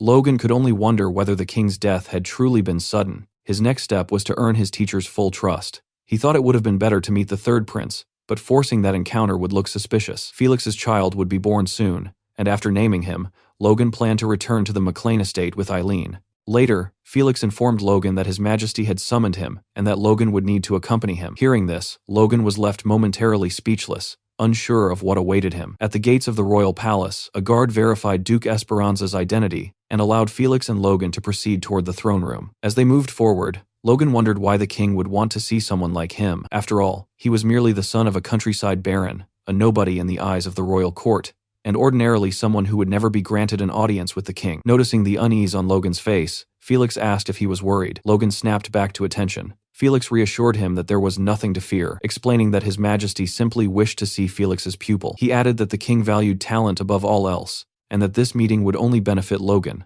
not harm him. Logan nodded, saying he understood, but his thoughts drifted elsewhere. He looked up at the palace towering above them and remarked that even the Empire had hesitated to destroy it, ordering instead that it be preserved. That was the beauty of Grandia. After the war with the Empire, the palace had been designated as the kingdom's headquarters, a symbol of both pride and defiance, its beauty matched only by the trouble it had caused. Logan thought quietly that such a future should never be allowed to repeat itself. The massive doors of the castle opened, revealing walls draped in countless banners. Felix and Logan passed through an ornate hallway, richly decorated, until they arrived before another tall wooden door. Entering the throne room, both men knelt. Felix saluted respectfully, greeting the master of the nation. The elderly, bearded king addressed Felix as an old friend, and remarked that he had told him many times there was no need for such formality. Felix replied that if those in high positions abandoned responsibility and courtesy, then who would uphold them? The king laughed softly, saying Felix was as unwavering as ever, and that such consistency reassured him. The king gestured for Felix to raise his head, then said he wished to see the face of Felix's pupil as well. At that moment, Logan fully realized who stood before him, the King of Grandia, Samuel von Grandia. In later years, history would come to know him as the worthless king. Observing him closely, Logan thought the king looked healthy and strong, which explained why no one had expected his death. Had the king shown even the slightest weakness, the power struggle would have been resolved early, and the civil war might never have occurred. To Logan, things were still unfolding exactly as he remembered. The king studied Logan and commented that he seemed to possess the grit necessary to be taught by Felix. He added that Logan was the first young man who had ever stared at him so intently. Startled, Logan immediately lowered his head and apologized. The king waved it off, telling Logan there was no need to adopt Felix's excessive manners, and that he quite liked energetic youth. Felix stepped in, stating that Logan's strength matched his will, and that his courage and wisdom, proven by leading his territory to victory despite overwhelming odds, made him a solid foundation for the kingdom's future. The king agreed, saying Logan was indeed worthy of being Felix's pupil. Curious, he asked how the two had first met. Felix brought up an old wound from his past, one dating back to his days as a knight. After hearing the full story, the king burst into laughter, calling it a most curious twist of fate, one he never would have imagined. Turning back to Logan and addressing him by name, the king left Logan at a loss for words. The king then said something that stunned him even more. He expressed his deep gratitude to Logan. Samuel explained that he had long felt indebted to Felix because of that wound, a debt so heavy he could barely speak of it. By resolving Felix's problem, Logan had eased a burden on his heart as well. For that, the king was truly thankful. Felix tried to downplay it, saying the king was giving Logan too much credit, but Samuel refused to hear it. He declared that without Felix, he would never have become king in the first place. He then said that he must express his gratitude properly. As king, he removed a golden bracelet from his wrist and told Logan to step closer. Felix nearly lost his composure, urgently telling His Majesty that he could not give away a royal family treasure and that Felix himself would compensate Logan instead. It was then revealed that the bracelet was no ordinary ornament. It overflowed with mana, clearly a fifth-class artifact at minimum. The king held it out, telling Logan to accept it as compensation for resolving their troubles. Logan, terrified out of his mind, hesitated, but the king urged him to hurry and take it before he changed his mind. Logan accepted the bracelet and said he would carry this overwhelming gratitude in his heart. Felix shouted from behind that Logan could not accept such a gift so lightly. The king asked Logan if he too believed the gift was excessive. Logan replied honestly that while it was overwhelming, he would make meaningful use of it. Seeing Logan's expression and hearing his words, the king concluded that Logan's ambitions might surpass even his teachers. Felix looked like he was on the verge of collapse. Finally, the king extended his hand and said that this meeting was the result of a good connection, and that he hoped the gift would deepen that bond in the future. Logan lowered his head as Samuel instructed him to serve his teacher as faithfully as the sky itself and to work for the nation just as Felix had. Logan thought quietly that he wasn't sure whether what he was about to do was for the nation or for himself, but one thing was certain: he would stop the empire at all costs. Logan knelt once more before the king and declared that he would gladly carry out his duty. After their meeting with the king, Felix and Logan strolled through the palace gardens together. Felix remarked that His Majesty must have grown quite soft. He said that the king was never the type to speak so much, nor was he someone who would normally request a personal meeting with Logan. These unusual behaviors worried Felix, making him suspect that the king might be hiding concerns deep in his heart. Hearing this, Logan told Felix not to worry. He explained that although the meeting had been short, he could tell that if the king truly had a problem, he would have told Felix immediately. Since he hadn't said anything, it was likely an issue Felix didn't need to concern himself with. After hearing this, Felix looked visibly calmer and smiled. He admitted that Logan was right and said that he must have become more prone to worry with age. He added that his heart had wavered, simply because his pupil had accepted a royal treasure so casually. Hearing this, Logan began sweating, unsure how to respond. Felix then told Logan that the bracelet he had received was called the Bracelet of Regeneration. It was an artifact imbued with fifth-class magic specializing in rapid healing. Because it contained only a single enchantment, its effect was extremely potent, comparable to the holy spell of a high-ranking priest. Hearing this, Logan immediately grasped the bracelet's potential. A spell of that level could turn fatal wounds into mere scratches. The bracelet possessed regeneration power at the highest possible tier. Felix said that knowing Logan now possessed such an item put his mind at ease. Logan replied that it was all thanks to Felix. However, Felix interrupted him and said that now he could push Logan to the brink of death, confident that the bracelet would simply repair him afterward. He told Logan to prepare himself. Until seeing this side of Felix, I had believed Logan was the only madman in Grandia, but it seemed Felix might surpass him. At that thought, Logan looked like he was about to wet his pants. Still, he believed this would help him grow stronger. He told Felix that he would do his best to meet his expectations, as the harder he trained, the more progress he would make. It soon became clear that Felix was keeping his word. Lying on the ground, barely conscious, Logan thought that he remembered this scene from somewhere before. Felix stood over him and asked how long he planned to lie there, ordering him to get back up. Suddenly, one of Felix's servants came running and shouted for him. The news the servant brought was something everyone had been waiting for. The Sword Duke had finally had his child. Felix threw a grand celebration so extravagant that some nobles even thought it excessive for the birth of a daughter. At the party, people whispered among themselves, saying they had heard that the Sword Duke's pupil would also be attending. When they spotted Logan, they approached him and asked if he was the one, commenting that he was much younger than they had expected. Seeing this, Logan could only think about how much attention the title of Sword Duke's pupil attracted and how the days when he sold Imperic at parties felt like a lifetime ago. Logan then turned around and saw Felix. He was holding his baby in his arms, standing beside the Duchess, and he looked like the happiest man in the entire world. Soon, a servant announced the arrival of an important guest, the Bishop of Grandia's United Holy Order. The man introduced was Crimson Matthew. The bishop stepped forward to congratulate Felix on the birth of his descendant,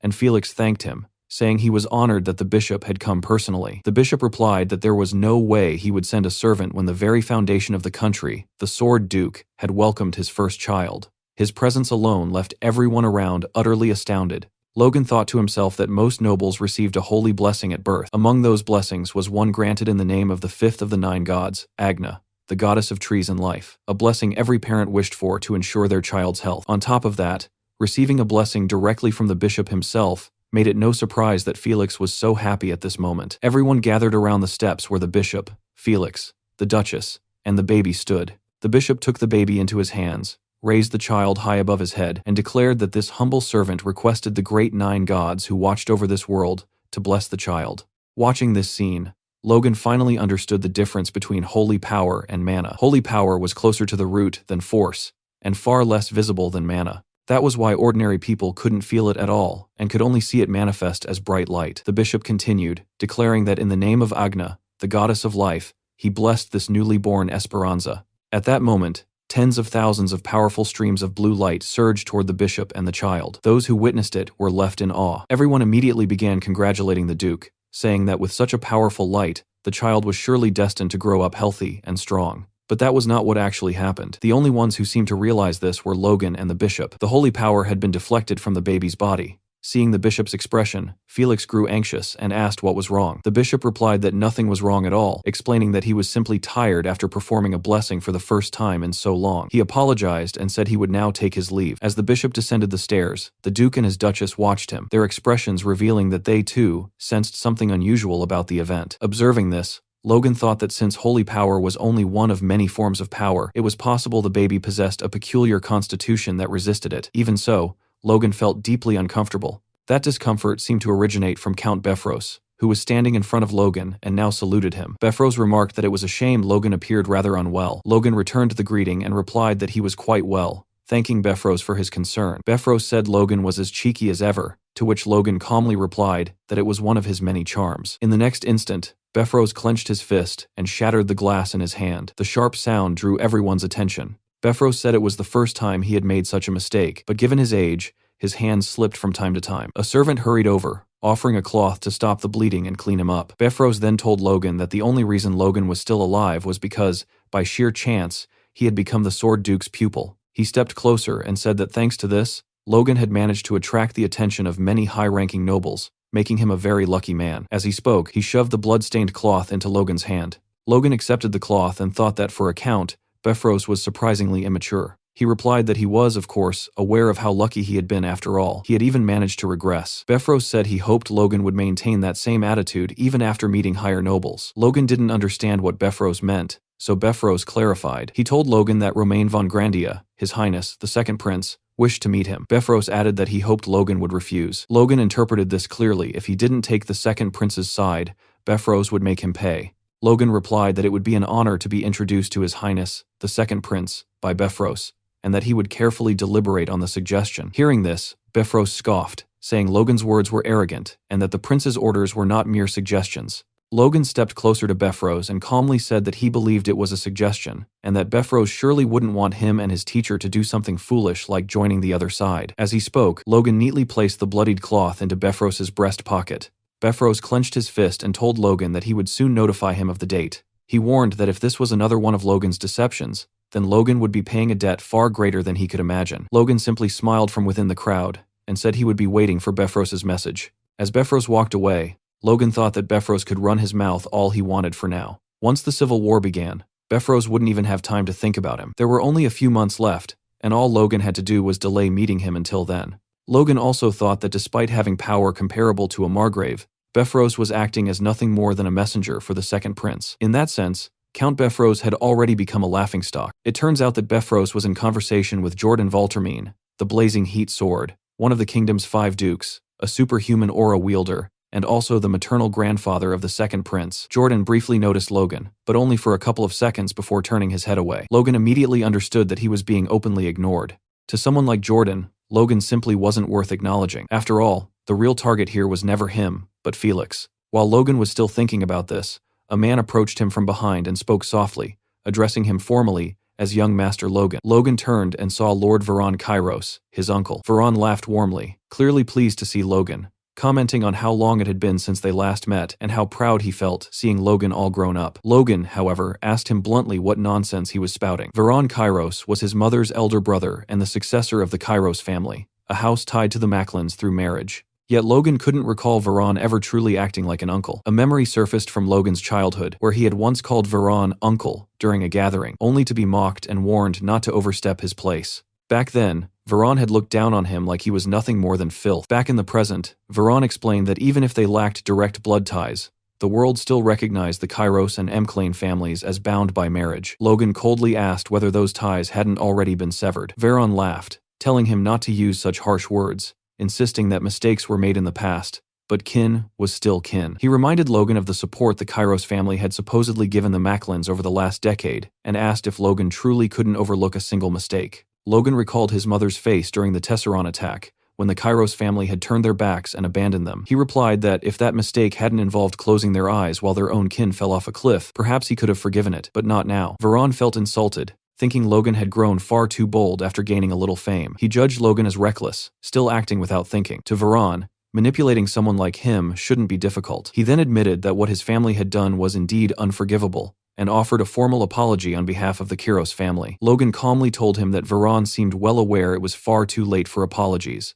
Veron cursed him internally, but forced a smile. He said that if Logan wanted compensation, he would provide it, pulling out a blank check and handing it over. He added that reconciliation between kin was better than permanent separation. Logan accepted the check and asked if Veron planned to say nothing else after offering compensation, especially since he claimed to be apologizing. Veron clenched his teeth in humiliation. Then, shocking everyone nearby, he bowed deeply before Logan and begged for his help, promising to do whatever Logan asked and to focus on the future rather than the past. Logan found it absurd that the successor of the Kairos family, a man who had never reflected on his own faults, was behaving this way. Something rotten was clearly happening. This wasn't genuine remorse, it was pressure from above. Logan noticed another man in the background, Duke Owen Douglas, the first prince's paternal grandfather, and the only sixth circle magician in the kingdom, standing in direct opposition to Jordan Valtermine. Logan realized that whether it was Kairos or Befrose, 2 of the 3 richest men in the kingdom were ultimately being forced into submission by the Duke's schemes. And if those men were involved, then he had something important he could entrust to them. He told Veron to raise his head and said that small favors between kin didn't need to be complicated, asking if Veron agreed. Logan leaned closer and whispered something into Veron's ear. Veron initially thanked him, but as the request sank in, his expression collapsed into despair. Logan, meanwhile, wore a wide grin. Logan told him that if he fulfilled this single request, arranging a meeting with the first prince would be simple. Veron nodded in defeat, saying he understood and would do exactly as Logan wished. At that moment, a voice interrupted them, calling for everyone's attention. It was Lefman, a vassal of the Esperanza family, announcing that the most important ceremony of the celebration was about to begin. With the safe arrival of the young lady, it was time to welcome the person who would grant her a name. As Lefman prepared to announce it, he hesitated and turned to the Duke and Duchess for confirmation, still unable to believe it. They nodded. Lefman then declared that His Grace's pupil, young Master Logan, would be the one to name the child. As Logan passed Lefman and ascended the stairs toward Felix, The crowd murmured in disbelief. Logan took the baby into his arms, immediately noticing how bright and precious her eyes were. He sensed that she had been bathed in Felix's aura from birth, her vitality overflowing. The baby seemed comfortable, even reaching out toward Logan's face, causing him to blush. Logan had thought of many names before, yet in this moment, they all vanished from his mind. Finally, he spoke, declaring that her name would be Stella, meaning star in the ancient tongue. He expressed his hope that she would become a radiant beacon, shining brightly even in the darkest night. Felix and the Duchess were visibly moved, joy clear on their faces. Felix lowered his head with pride and gratitude, accepting the name wholeheartedly. Standing beside them on the stairs, Logan still found it strange that holy power had been repelled from her earlier, but seeing their happiness, he pushed the thought aside, convincing himself that it was probably nothing serious.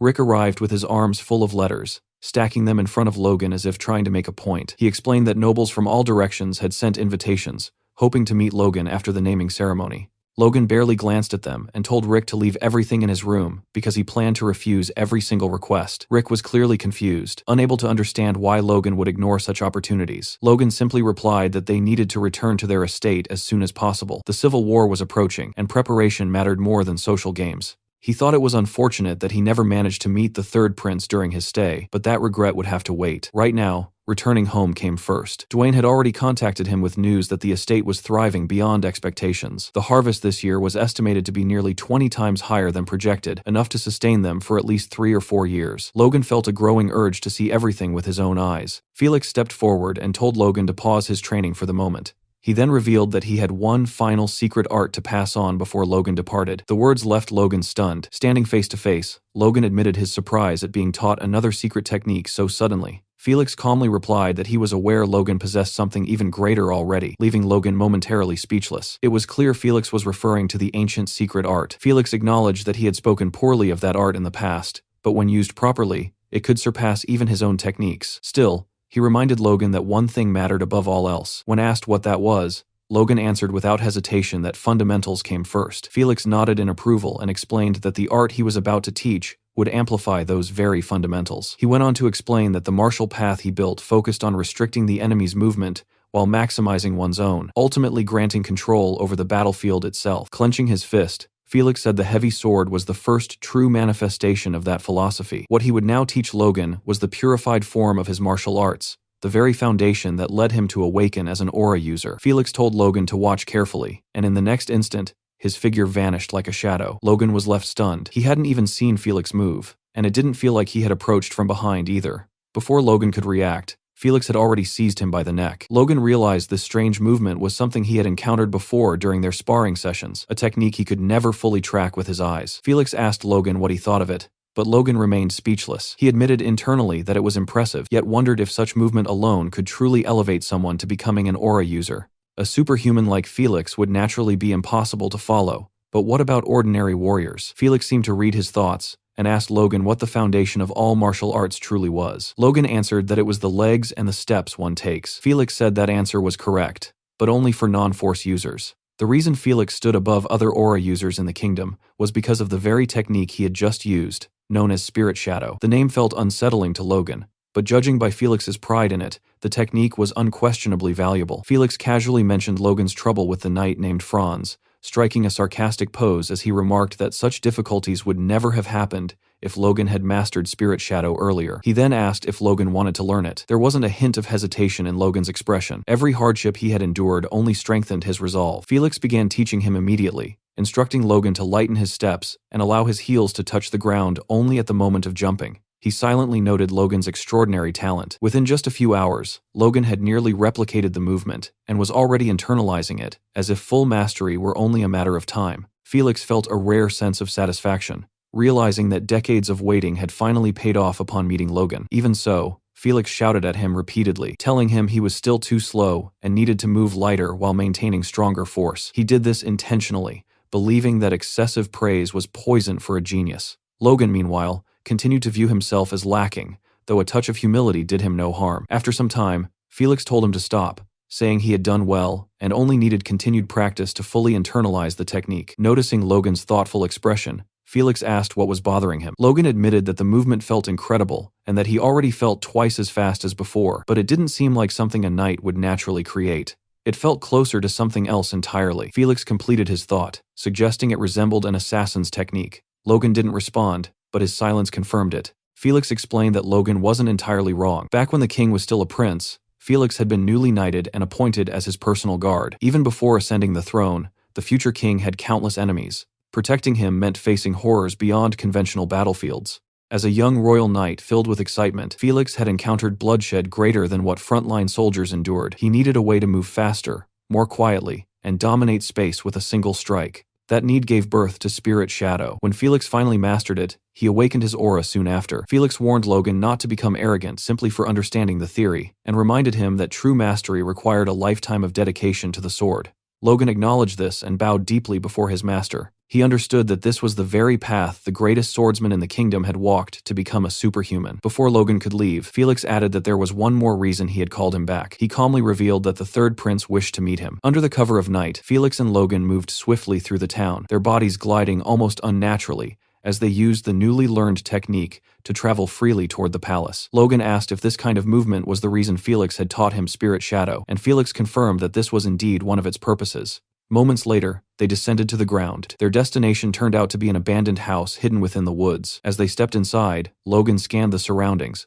wondering if the third prince truly lived in such a neglected place on the outskirts of the outer castle. Felix then knocked on the floor itself. In response, hidden underground stairs revealed themselves, opening silently. As they descended, Logan asked whether it was really necessary to go this far just for a meeting. Felix replied that many eyes were currently watching him, and beyond that, meeting the Sword Duke's pupil naturally attracted even more attention. Felix then asked Logan whether he had heard of the third prince before. Logan hesitated, unsure how to respond, before admitting that he had heard rumors claiming the third prince was the only one fit to become king. Felix immediately warned him never to say such things in public, as words like that could create serious trouble for everyone involved. At the bottom of the stairs, Felix knocked on a door and announced himself. A voice from inside invited them to enter. Felix opened the door, and they removed their hoods. Felix greeted the prince warmly, saying it had been a long time. The prince responded just as pleasantly, saying it was good to finally see him again, before turning his attention to Logan with a bright smile. He asked if Logan was the Duke's pupil. Logan stepped forward ahead of his teacher, while Felix's expression turned serious. Logan knelt respectfully and formally greeted the third prince,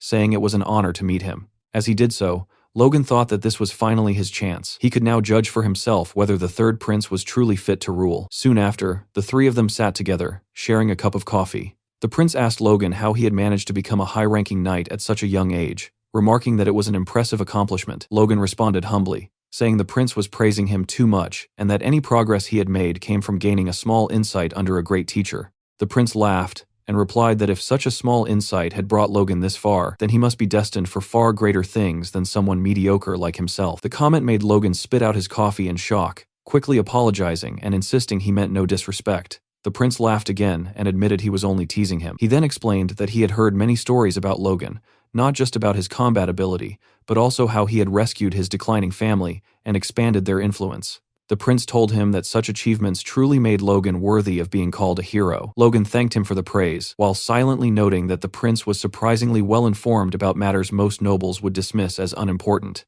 Logan glanced at Felix, who subtly shook his head, signaling that he had not been the source of this information. Seeing this, the prince explained that since Felix had spoken so highly of Logan, he conducted his own investigation. He then asked if he had offended Logan in any way. Logan assured him that he had not and expressed gratitude for the prince's interest. As Logan studied him more closely, he realized that the third prince was not just slightly better than his brothers, he might surpass them by far. The prince then said they should stop circling the topic and get straight to the point. He explained that Logan might not yet realize it, but the fate of the kingdom was already in danger. The nobles had split the country into two opposing factions, each trying to devour the other. While open warfare had not yet broken out, the situation was a ticking time bomb. The prince bluntly stated that two reckless men who cared nothing for common people were poisoning the kingdom and would eventually bring it to ruin. That was why he needed capable individuals. He needed power to drive out those leeches draining the country dry. Felix was stunned by the bluntness of his words. The prince then turned to Felix, saying he understood his position and knew that as a powerless prince, he could not command the Sword Duke's pupil to serve him.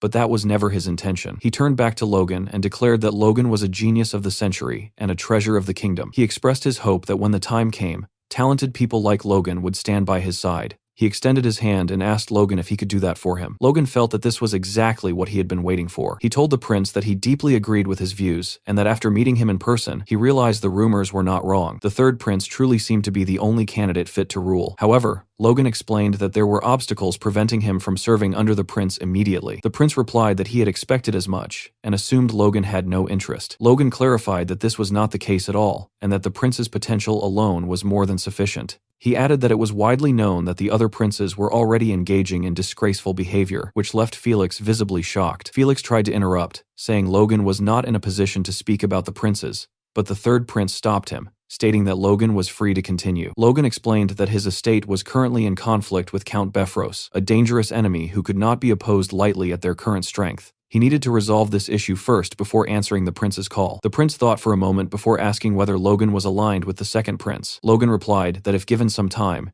he would deal with Befros and then support the third prince with the restored power of the McLeans. In return, the prince would have Logan as his sword. The prince found this proposal intriguing, remarking that such confidence was fitting for the Sword Duke's pupil. He extended his hand again and told Logan that he would prepare a gift for him once that day came. Logan reached out and shook his hand, and the prince told him to look forward to it. After leaving the abandoned house, Felix asked Logan what he had been thinking when he effectively pledged himself to the third prince. Logan asked if he had come across as too direct, explaining that he only meant after handling his own matters. Felix scoffed, calling Logan a crafty brat and saying he understood perfectly what Logan meant. Logan laughed and replied that he did it because he trusted Felix. Felix reminded him that he had warned Logan he could guarantee nothing. Felix then said he knew that was not the whole story, and told Logan he could share his worries if he wished, as Felix might be able to help. Logan looked up silently before asking Felix which of the three princes he believed should become king. Felix avoided the question, saying it was not his place to decide, and that it was ultimately the king's choice.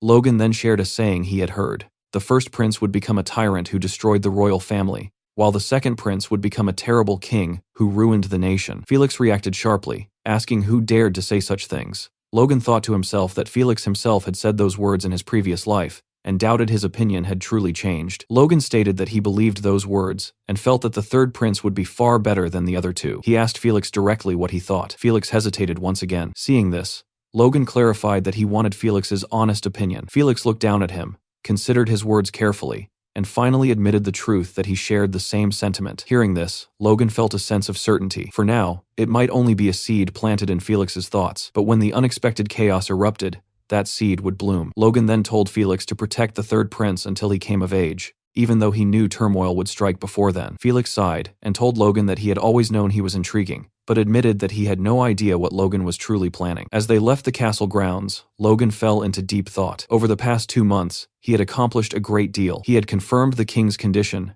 and personally met the third prince. He had secured trade routes and networks through Kairos and obtained a promise of cooperation, which would make acquiring supplies for the upcoming civil war far easier. With all of that settled, Logan felt it was finally time to return to the McLeans, and that was exactly what he did. As they passed through open fields, Henderson remarked that the journey had been worthwhile, as they had been able to dedicate their time in Grand to training. Another knight agreed, adding that they had even crossed swords with the Sword Duke's knights, which alone made the trip valuable. Still, he said that the greatest gain from this expedition was something else entirely. Henderson immediately agreed. It was obvious what they were talking about Logan's engagement.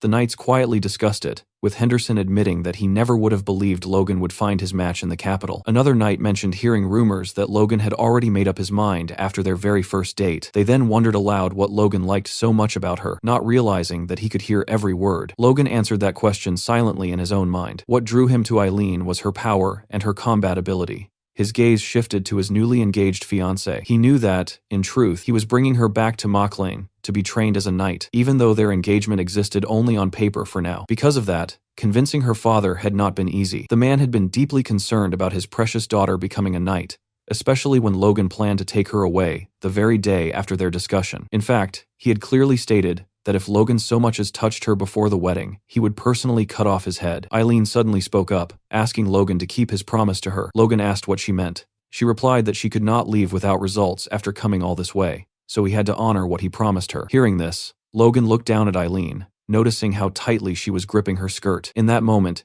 he understood the feeling she was experiencing, the weight of leaving behind the place where she had lived her entire life. Logan told her that he would honor his promise no matter what. Hearing that, Eileen said softly that she hoped they would arrive soon. Soon they reached the McLean estate. Inside, Logan and Eileen stood before the other members of the family, and Logan calmly announced that he was back. However, no one seemed particularly focused on his return because their attention was completely stolen by the girl standing beside him. Shock rippled through the hall, and even Patrick stared in disbelief, silently admitting that the two actually looked good together. Patrick welcomed Logan home and immediately asked who the young lady was. Logan introduced her as Lady Eileen Floyd, his fiancée. The servants instantly lost their composure, struggling to believe what they had just heard. Patrick felt overwhelming joy, thinking that when he requested help from the Sword Duke, he had only hoped for a courtship. Yet Logan had returned with a full engagement, far exceeding every expectation he had. As Patrick began welcoming Eileen, nearly calling himself her father-in-law, Logan cut in and dropped another bombshell, announcing that Eileen would also be joining the Maclean Knights Order. Eileen stepped forward confidently, reintroducing herself and declaring that she would serve both as a daughter-in-law and as a knight to the best of her ability. Patrick immediately turned pale, looking moments away from collapse, while Ronian appeared oddly thrilled. Patrick would have strangled Logan on the spot if Dwayne had not restrained him, demanding to know why anyone would want their fiancé thrown into battlefield training. Hinckley stepped in, pointing out that nothing like this had ever happened before, but realistically, no one possessed the authority to stop Logan anyway. Ronian tried introducing himself properly to welcome Eileen into the family, but his mother rushed in and dragged him away before he could finish, leaving both Logan and Eileen stunned. Moments later, Hamar approached and bluntly told Eileen to run while she still could, insisting that Logan was definitely fooling her, and that ever since her arrival, the noble court had started acting like a circus. Not long after, Eileen appeared on the training grounds wearing McLean armor, standing shoulder to shoulder with the knights as if she had always belonged there. Patrick still could not believe Logan was serious, but Logan simply reminded him that he never joked about matters like this. Patrick tried reasoning once more, arguing that Eileen was a noblewoman and that the kingdom had never seen a female knight before. Logan countered without hesitation she was a force user, and in times like these, useful strength mattered more than outdated traditions. Patrick pushed back again, warning that the Maclean Knights' training was far harsher than any other order, and that noble ladies simply did not endure such brutality. From across the field, Eileen suddenly shouted that she could handle it, instantly silencing both father and son. She vowed to erase every doubt, promising she would force them to acknowledge her both as a knight and as a woman. A few hours later, that confidence met reality. Eileen lay unconscious on the ground, while Logan and a nearby knight questioned whether this was truly her will. After witnessing the insanity of the training regimen, she groaned that they were all crazy bastards, barely holding back tears as she realized knights with even weaker auras endured the same torment. Clenching the dirt beneath her fingers, she admitted she was still far too weak. Logan asked if she regretted her choice. Looking up at his calm, unreadable face, she answered honestly she did regret something, but not joining the order. What she regretted was her own lack of preparation. Logan fell silent. Eileen reminded him that he had promised her a battlefield of glory, yet she understood that such a promise meant nothing if she could not stand strong on her own. She needed to claim her honor as a knight through her own strength. Seeing that burning determination, Logan felt a flicker of approval. Maybe there was still hope. He struck a tree beside them with his fist, and an apple snapped loose from a branch, dropping cleanly into Eileen's hands. As she stared at it, Logan declared that just as he had promised, he would deliver a battlefield worthy of her resolve. The Rose of Steel would not stop at something as small as an apple. He told her to eat, recover, and march beside him until the very end. And without hesitation, Eileen agreed. 1 week later, the knights were thrown into another insane training drill. This time they had to scale a steep cliff and defeat the knight waiting at the top. As one knight nearly cleared the exercise, a wooden sword smashed into his head, sending him crashing down hard. Luckily, Patrick caught him mid-fall, saving him from what would have been a brutal landing. Patrick immediately declared that Karen, the fallen knight, was eliminated, and the poor guy looked more like a rescued princess than a warrior in Patrick's arms. Watching from below, some knights muttered that while their training was already known for being brutal, this crossed into madness. One asked who even came up with torture like this, and the other answered with a rhetorical shrug, obviously, Logan. Right on cue, Logan shouted for the next challenger to get ready. Patrick admitted the drill was excellent for siege offense and defensive response, though its only flaw was how dangerously close it danced with serious injury. The next name called was Eileen. Logan signaled her to begin, and she launched forward without hesitation. In just 2 explosive jumps, she nearly reached the top, making one knight comment on her ridiculous speed, while another warned that speed alone would not win the exercise heavily favored the defender. Just as the defending knight swung at her, Eileen spat straight into his eyes, blinding him for a split second.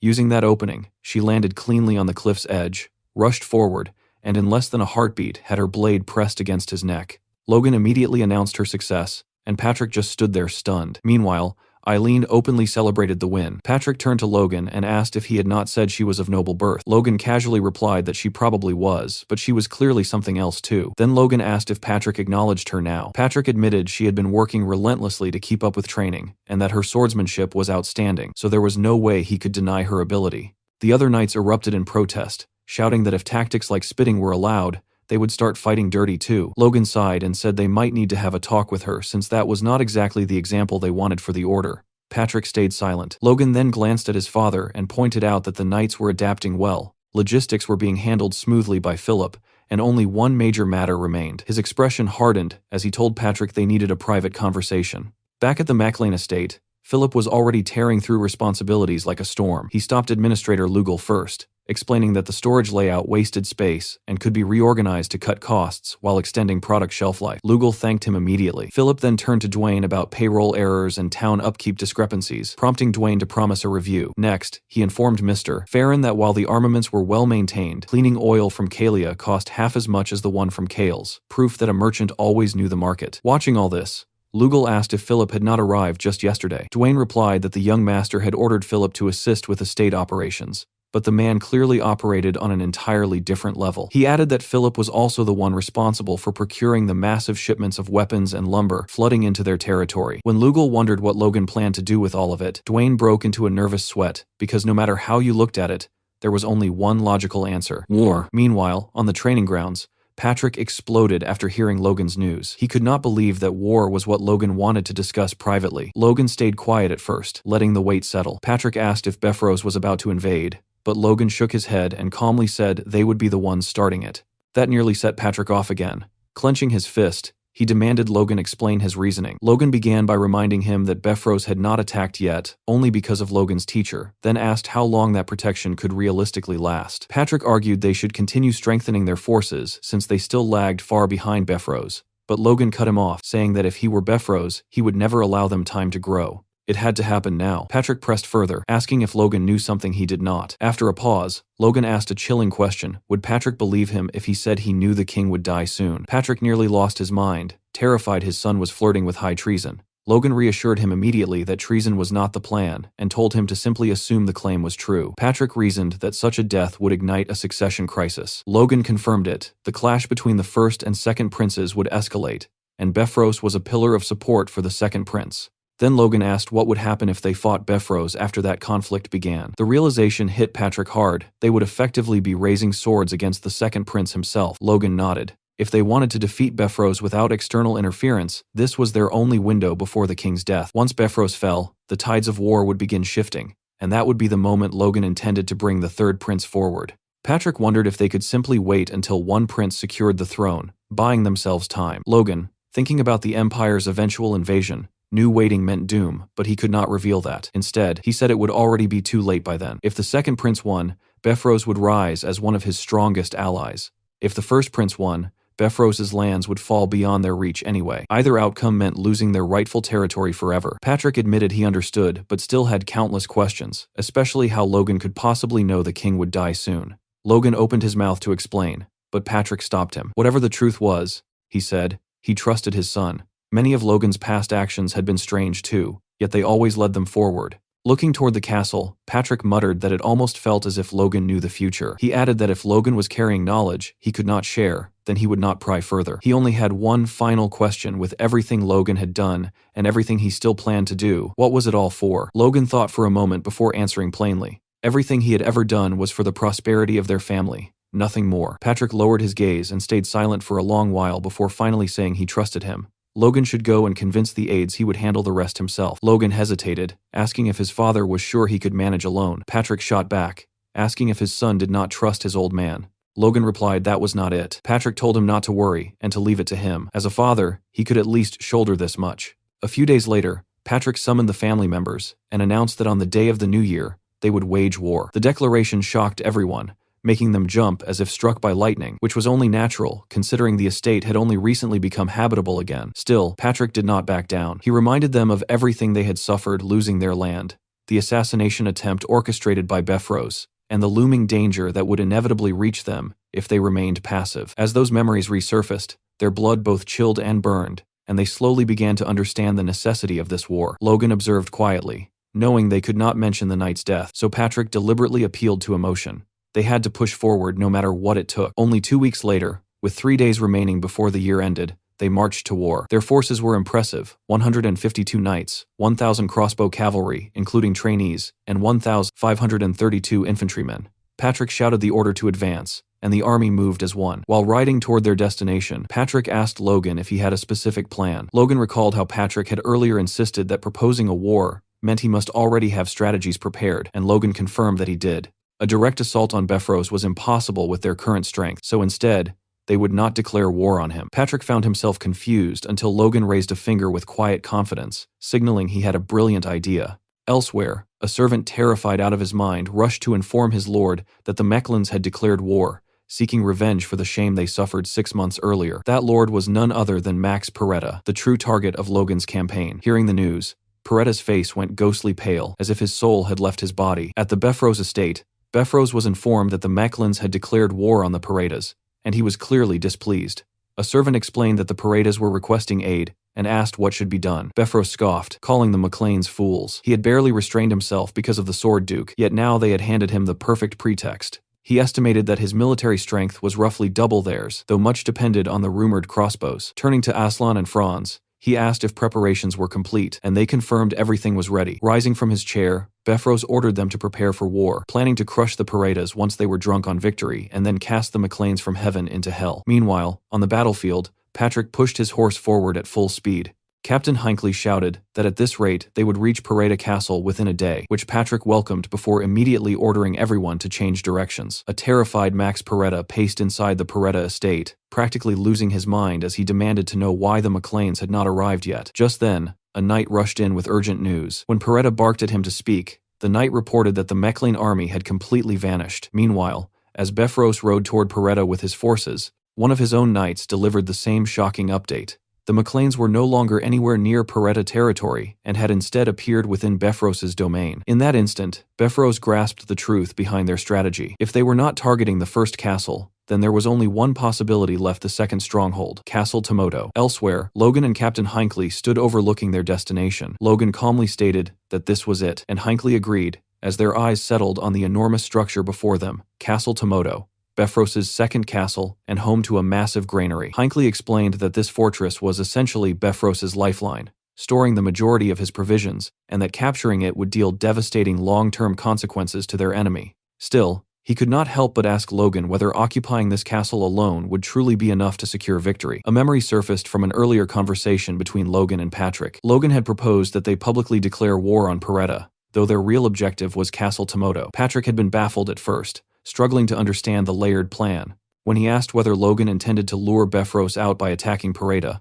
Logan confirmed it without hesitation, explaining that they would avoid a direct clash with Bifrost's main forces while swiftly seizing the castle instead. Patrick pointed out that even if they succeeded, they would inevitably face Bifrost within a couple of days. Logan had simply replied that this was acceptable. They only needed to hold their ground until the king passed away. That statement stunned Patrick into silence. Logan then revealed the reasoning behind it all. The moment the king died, every noble across the kingdom would be obligated to abandon whatever conflicts they were engaged in and attend the national funeral. It would be a royal decree carrying overwhelming authority, powerful enough to halt even an ongoing war. Patrick quickly realized the brilliance of the strategy. Should Bifrost dare to defy such a command, he would instantly be branded a traitor, guilty of treason. Even so, Patrick could hardly believe Logan's certainty, and asked if he truly knew the exact date of the king's death. Logan answered without wavering. It was a date he could never forget. The announcement would come at midnight on New Year's Eve. Back in the present, Logan calculated their remaining window with cold precision. Only 2 days remained, and within that time, they had to capture Castle Tomoto no matter what. On the walls of Castle Tomoto, the captain of the guard, high-ranking knight Jerome, was furious, shouting and demanding to know where this massive army had suddenly come from. His brother, Jarek, another high-ranking knight, urged him to calm down, reminding him that they had already reported the situation to the main castle and only needed to hold out for a single day. Jerome glanced from his brother to the overwhelming force below and snapped that there were nearly 3,000 enemies, with the knights of the Mechlin alone numbering around 200. Questioning how they were supposed to endure such pressure, he muttered that if this had been the main castle, Defending it would have been easy, but trying to fend off this army with Castle Tomoto's limited military strength was almost impossible. Jarek, however, insisted they only needed to guard the ramparts and stand firm. If everyone worked together, surviving one day was achievable. Turning toward the 3 ranking knights stationed there, Gale, Tears, and Typhon, he declared it was time for them to earn their keep. At that very moment, a thunderous battle cry cut through the tension. Patrick had ordered the advance, and the army moved forward, with Logan positioned at the front lines, crossbow in hand. Jerome immediately commanded his archers to take aim, while Logan instructed his crossbowmen to prepare. Seconds later, both sides fired. Force-imbued arrows streaked toward the castle walls with terrifying speed, causing even Jerome to flinch. Yet every bolt slammed into the stone without clearing the height of the ramparts, something Jarek recognized instantly and ordered his archers to return fire. A rain of arrows descended toward the McLean forces but fell short, landing exactly where their march had halted. Kaisalon, standing beside Logan, observed that this appeared to be the maximum range even for a longbow. Logan agreed, noting their crossbows faced the same limitation. No matter how much force they poured into the shots, they barely reached the walls. Kaisalon suggested ceasing fire to avoid wasting ammunition, but Logan refused, explaining that suppressing the enemy alone made the effort worthwhile. As for supplies, Hamar had produced more than enough arrows. Kaisalon muttered that Hamar truly deserved a proper vacation. Logan then turned toward Clayton, who had been brought to the battlefield, and told him he had a request. Clayton admitted he never expected to be dragged into a war, but he quickly ordered his pupils to begin their work. From the ramparts, the defending brothers watched in confusion. The attackers were not advancing, merely firing arrows that achieved nothing. Jarek was about to question their strategy when a faint tremor ran through the ground. Both brothers froze, asking what that sound was. Though subtle, the earth itself was shaking. Down at the base of the rampart, a massive golem was hammering its fists into the ground. The realization left them stunned. They knew Logan had a mage, but they could not comprehend what the golem was attempting. A memory surfaced from the newly built Mayclane town, where Logan had once discussed using golems in the war with Clayton. Clayton had found the idea odd, while Logan argued that golems could shield them from arrows or crush enemies with ease. Clayton replied that mana stones would not be the issue if that was Logan's concern, but then asked whether this battle was truly so important. He went on to reveal something Logan would not like: such an operation was impossible. When Logan demanded to know why, insisting mana stones could solve any resource problem, Clayton stopped him and explained that the issue was far more serious. It concerned their lives. Logan listened as Clayton revealed a little-known truth. When golems suffered a certain level of damage, that harm was transferred directly back to the caster. Researchers had been trying to overcome this flaw, and Clayton even handed Logan a paper suggesting that disrupting the magical flow from the mana stones produced unusual effects. Yet Logan barely heard the explanation, already mourning the collapse of his dream to command a golem army. Clayton called out, asking if he was paying attention, but Logan simply stood there, disappointed. Seeing this reaction, Clayton proposed an alternative instead. On the battlefield, the golems were relentlessly digging into the earth, carving a path underground while the mages followed alongside them, channeling their magic into the operation. From atop the walls, the two brothers watched as the McLean forces suddenly stopped firing. Confusion spread between them, one even suggesting that the enemy might be attempting to tunnel beneath the walls. Jarek, however, remained unbothered. He reminded Jerome that the digging had begun in the morning, and dusk was already approaching, meaning reinforcements would likely arrive long before the golems ever reached the castle. That thought eased Jerome slightly, convincing him that all they needed to do was wait. But the fragile calm shattered almost immediately when the ground beneath their feet trembled violently. Neither of them could explain what was happening. Jerome's eyes widened as he realized the structure of the walls themselves might be at risk. He turned to Jarek and demanded to know the chances of a collapse. Jarek insisted such a thing was impossible, yet Jerome, visibly shaken, asked whether his brother could not feel the earth quaking beneath them. Still composed, Jarek advised against making any rash moves. That restraint only drove Jerome further into panic. He shouted that if the walls fell, everything would be lost, and questioned why the McLeans had not launched a direct assault yet. Clearly, they were plotting something. Jerome glanced downward, anxiety tightening his chest, and declared they had to act. The mages needed to be struck before whatever plan they were executing came to fruition. He announced that he would personally go down to handle it. Jarek immediately objected, reminding him that as captain, he could not simply abandon his post. Instead, Jarek would take a unit of knights and deal with the threat himself. Jerome studied his brother for a moment before agreeing. Outside the castle grounds, Jarek led his squad through the fading light. One knight observed that the sun was already setting, but Jarek replied it could not be helped. With forests surrounding the south and west, circling through the southern woods offered the safest route for their approach. Minutes later, Jarek halted the unit, announcing they had arrived. His sharp gaze swept across the McLean army as he evaluated their strength, 5 regular knights visible at a glance. Then his focus landed on someone who made his instincts scream in warning. Captain Hinckley. The sheer force radiating from him was on an entirely different level, unmistakably marking him as a high-ranking knight, just like Jarek. Disbelief flickered through Jarek's mind. It seemed impossible that the Mechlins possessed so many high-ranking knights, yet if he could eliminate Hinckley, the balance of the battlefield would tilt in their favor instantly. One of his knights hesitated, pointing out that what lay before them looked like an obvious trap. Jarek dismissed the concern coldly. Trap or not, retreating now was pointless. They would strike, deal with the threat, and return to reinforce the western walls. Another knight remarked that Jarek must be worried about Jerome, who had been on edge ever since the Mechlanes began their assault. Jarek fell silent, thoughts drifting to his brother. The two of them were unusual commoners who had climbed high enough to become high-ranking knights, an achievement rare across the entire kingdom. That distinction had earned them the prestigious role of guard captains for the second castle. Perhaps because of their humble origins, Jerome constantly feared losing that position, and that fear had bred hesitation, mistakes, and a dangerous tendency to lose composure whenever trouble appeared. His reputation among the knights was already slipping. Jarek had done everything he could to support him, but even loyalty had its limits. This battle, Jarek realized, might be their final opportunity to prove themselves. Failure was not an option. No matter the cost, he had to win. Jarek and his knights charged straight into battle, their momentum fierce and unrelenting. The Mechlane troops noticed the sudden assault from behind and immediately turned tail toward the tunnels. Watching them flee, Jarek narrowed his eyes, wondering if they intended to escape through those passages. They clearly had superior numbers, along with a high-ranking knight, so their willingness to retreat without hesitation felt suspicious. Realization struck him almost instantly. This had to be a trap. Still, he ordered his men to continue the pursuit. As they neared the tunnels, arrows suddenly whistled through the air. One streaked past Jarek's head, missing by mere inches, and leaving only a shallow scratch. He assumed this was exactly why the enemy had retreated inside to fire from the darkness. Yet as a high-ranking knight, he believed such arrows posed no real threat. With force reinforcing his defense, he surged forward, confident he could deflect every shot. That confidence shattered when an arrow slammed into his horse's neck. Jarek leapt clear, landing steadily, only to notice a flashing light deep within the tunnel. Then chaos erupted. A storm of arrows rained down,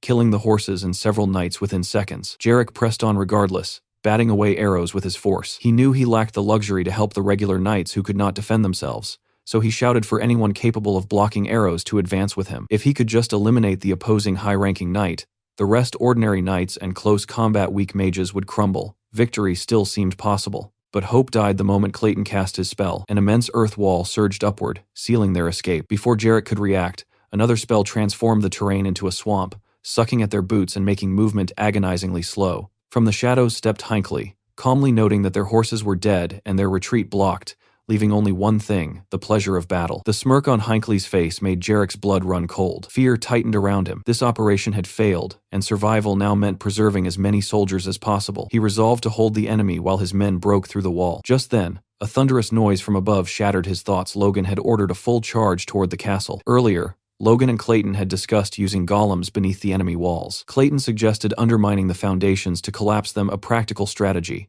provided they began digging far enough away to avoid archers, though it would take time. Then Logan conceived a sharper idea: lure the defenders into the tunnels and divide their strength. The tunnels alone would not suffice, so he proposed shaking the ground with earth magic. Clayton warned that creating a true earthquake was unrealistic, but Logan insisted a single violent tremor would spread panic, forcing the enemy to split up and investigate the perfect opening for an assault. Back in the present, Jerome was practically shaking in his armor, watching the charging mass of Mechlane forces. After holding the line for so long, the attack came at the exact moment Jarek was absent. It had been planned down to the heartbeat. Jerome cursed himself for trusting his brother and for dismissing his own instincts as panic. Fury overtook him. He pulled his finger from his mouth, barked orders, and signaled the archers to fire. Arrows streaked toward Ronian and the advancing troops, but Logan surged forward with aura blazing overhead, the energy shielding the attackers so completely that not a single arrow struck true. Eileen and Ronian charged without hesitation, leaping from their horses to scale the ramparts. As she climbed, Eileen remembered the brutal training of the past 2 months, the endless cliff she had forced herself to conquer again and again. Compared to that cursed height, these walls felt trivial. She vaulted above the defenders and landed hard, declaring the ramparts laughably easy. One stunned knight could hardly believe a woman was the one descending upon them. Eileen, however, thought only of earning glory. With a fierce war cry, she cut him down in a single strike. She paused to breathe a fatal mistake. Her guard slipped, and an enemy soldier crept behind her, blade poised for the killing blow. She turned just in time to see death inches from her face. The sword stopped. An ally's blade had already pierced the attacker through liver and lung. Rand barked at her to get a grip, warning that spacing out meant death here. Frozen, Eileen wondered if fear had finally reached her, if killing a man had forced her to understand the battlefield's true horror. Her fist clenched. Then she slapped herself hard, shocking Ronian. She apologized for the shameful display, and thanked him before steadying her gaze on the battlefield once more. Ronian felt a surge of pride for his sister-in-law. Turning away, he told her he'd heard she sought glory. It was his desire as well. He wanted to contribute, to grow stronger. Strong enough not to be left behind by the man improving at a terrifying pace each day. Eileen smiled. Their backs now pressed together as enemies surrounded them. With murderous resolve, they invited the foe forward, then burst apart in opposite directions, blades carving through anyone within reach. From below, Logan heard the uproar and glanced up at the wall, thinking those two were far too excited for a battlefield. He noted Ronian's rise to intermediate rank, and his new sword with quiet pride, but quickly suppressed the sentiment. This was no time for praise. Their recklessness would draw the enemy's high-ranking knights. Acting instantly, Logan vaulted onto the rampart himself. The soldiers froze in terror as he landed like a falling comet, the impact alone staggering some. Aura flared outward, holding them at bay. None could hope to match him. Raising Lux, mana coursing through the blade, Logan struck in a blur, severing a soldier's neck. Good attention would shift to him. He needed the guard captain of Tomoto Castle. Patrick's roar soon followed, demanding the Bifrost knights face him. He shouted his name and unleashed a furious slash that forced enemies to scatter. Then a presence approached from behind Jerome, charging to stop him. Steel clashed. Jerome vowed to take Patrick's head, but Patrick mocked him for finally showing himself. Jerome measured the fight quickly. Patrick was an advanced knight now, yet not long ago they had stood on equal ground. Creating distance, Jerome convinced himself he could win. He was wrong. Patrick's next strike flashed gold too fast, too powerful. Jerome failed to block. A heartbeat later, his head tumbled to the earth. Jarek looked up just in time to see it land at his feet. A knight nearby asked about the golden flash, then fell silent as understanding dawned. Jarek stared down, unable to process the sight of his brother's severed head, while Patrick strode away like a man possessed, already seeking his next opponent. Rage consumed Jarek. He shouted that reinforcements were coming, ordered the soldiers not to surrender, and declared he would assume command. Though stunned to hear his voice, the knights rallied as he screamed for them to fight to their final breath. One tried to calm him, but grief had blinded him. Jerome's death would not be meaningless. Then Logan dropped from the rampart before him and stated coldly that no reinforcements were on the way. He asked if anger had stolen Jarek's sight as he prepared to strike. Jarek bellowed that he would kill them all, a vow that lasted barely 30 milliseconds before Logan's blade swept toward his neck. Jarek twisted at the last instant, barely avoiding the fatal edge. Logan looked back at him, utterly certain, and declared that Jarek would be the one to die. On the battlefield after their hard-fought victory, Captain Hinckley and Clayton stood beside Logan, laughing with clear relief as they admitted the win had come easier than expected, thanks to Logan and Patrick's leadership. Logan casually placed a hand on Clayton's shoulder, startling the mage, who immediately demanded to know what new madness Logan was about to request. Without hesitation, Logan asked him to create a massive pool of water around the castle before enemy reinforcements could arrive. A few hours later, the task was complete. Clayton and his disciples lay sprawled across the ground, completely drained of mana and energy, barely able to move. Logan praised their work, noting that they had not only constructed a deep moat, but had even repaired damaged castle walls in the process. He couldn't help admiring how unmatched earth magic was for large-scale construction. Clayton, however, nearly burst into tears, muttering that their magic was starting to feel less like battlefield sorcery and more like permanent construction labor, silently praying this wouldn't become their new specialty. From the ramparts, Logan examined the moat with satisfaction. 5 meters deep and equally wide, it was a death trap. Anyone falling in while wearing armor would struggle immensely to climb back out. He immediately ordered his soldiers to pour generous amounts of oil near the approach routes, so attackers would lose their footing the moment they stepped forward. Every detail of the defense had to be flawless. As Befros and his forces approached in the distance, Logan calmly concluded that their preparations were complete. Noon was nearing, right within the time frame he had predicted for the enemy's arrival, and the sight of their advancing army confirmed his calculations. He alerted his troops and prepared them for combat while he, Hinckley, and Patrick observed from the rampart, ready to confront the coming storm. Across the field, Befros and Sir Franz studied the occupied fortress, already preparing their assault. Logan reminded himself that the king would die at midnight. Their only objective was to endure until then. Befros, meanwhile, was enraged upon spotting the McLean banner planted atop his own castle. The insult alone made his blood boil, and learning that Jerome and Jarek had been slain only intensified his fury. Realizing their deaths had allowed the Meeclanes enough time to dig the moat, he cursed their incompetence. He summoned Aslan, the so-called super-speed knight and grandmaster of the Befros Knights, demanding a report. Aslan confirmed that the enemy fielded fewer than 150 knights and under 2,000 500 soldiers, with Logan himself appearing to be an advanced knight supported by roughly 10 earth mages. Befros instantly suspected Logan had prepared some kind of sacred weapon. When asked about the likely outcome, Aslan paused briefly before breaking into a confident grin, declaring that nothing but overwhelming victory awaited them. From above, Patrick counted over 300 enemy knights and more than 5,000 soldiers, in addition to Wind Tower mages. Bifrost himself was publicly known as a 4th Circle mage, but secretly possessed 5th Circle power, making him far more dangerous than most realized. The presence of monsters like Aslan and Franz only deepened the tension. Logan noticed Patrick's unease, but remained composed. Suddenly, Bifrost amplified his voice with magic, announcing to the invaders that he would personally uproot the mech lanes from his territory. Logan immediately ordered his men to ready their weapons. At Bifrost's command, his army charged forward without even raising shields, a display of terrifying confidence that made Hinckley question what kind of defense they possessed. Logan simply replied that they were about to find out. Crossbow bolts rained toward the attackers only to halt mid-flight, stopped by a shimmering magical barrier conjured by the mages beside Bifrost. Logan and Hinckley were stunned. Bifrost smugly declared that no matter how peculiar their weapons were, they could never rival magic. Realizing the crossbows were being neutralized, Logan understood they would be useless against the knights under such protection. Patrick quickly adapted, ordering the cavalry to redirect their aim toward the enemy soldiers while positioning their knights for close combat. Logan roared for his troops to crush the attackers before they reached the walls, fully aware that wars were ultimately decided by force users. Watching Aslan and Franz advance, he resolved that if ranged weapons failed, he would personally confront them. Sword ready, he studied their movements, wondering how the 2 elite warriors would launch their assault. Aslan moved first, leaping from his horse and scaling the rampart with frightening agility. Memories flashed through his mind, years of mockery from nobles who ridiculed his short stature, long arms, and monkey-like appearance, questioning how someone like him could ever become a knight. Those insults had forged him into something relentless. Through bone-breaking effort, he had risen to the level of an advanced knight, and now he believed everyone else was prey. But as he climbed, he noticed the walls had been altered. The surface was treacherous. Still, he pushed forward, until a calm voice from above shattered his focus. Eileen stared down at him with a blank expression, wondering aloud if the creature climbing toward them was a monkey. The insult struck deeper than any blade. For a split second, Aslan lost composure and slipped. He crashed violently to the ground, while a nearby knight shouted about his fall. Eileen almost looked concerned for a heartbeat as he struggled back to his feet.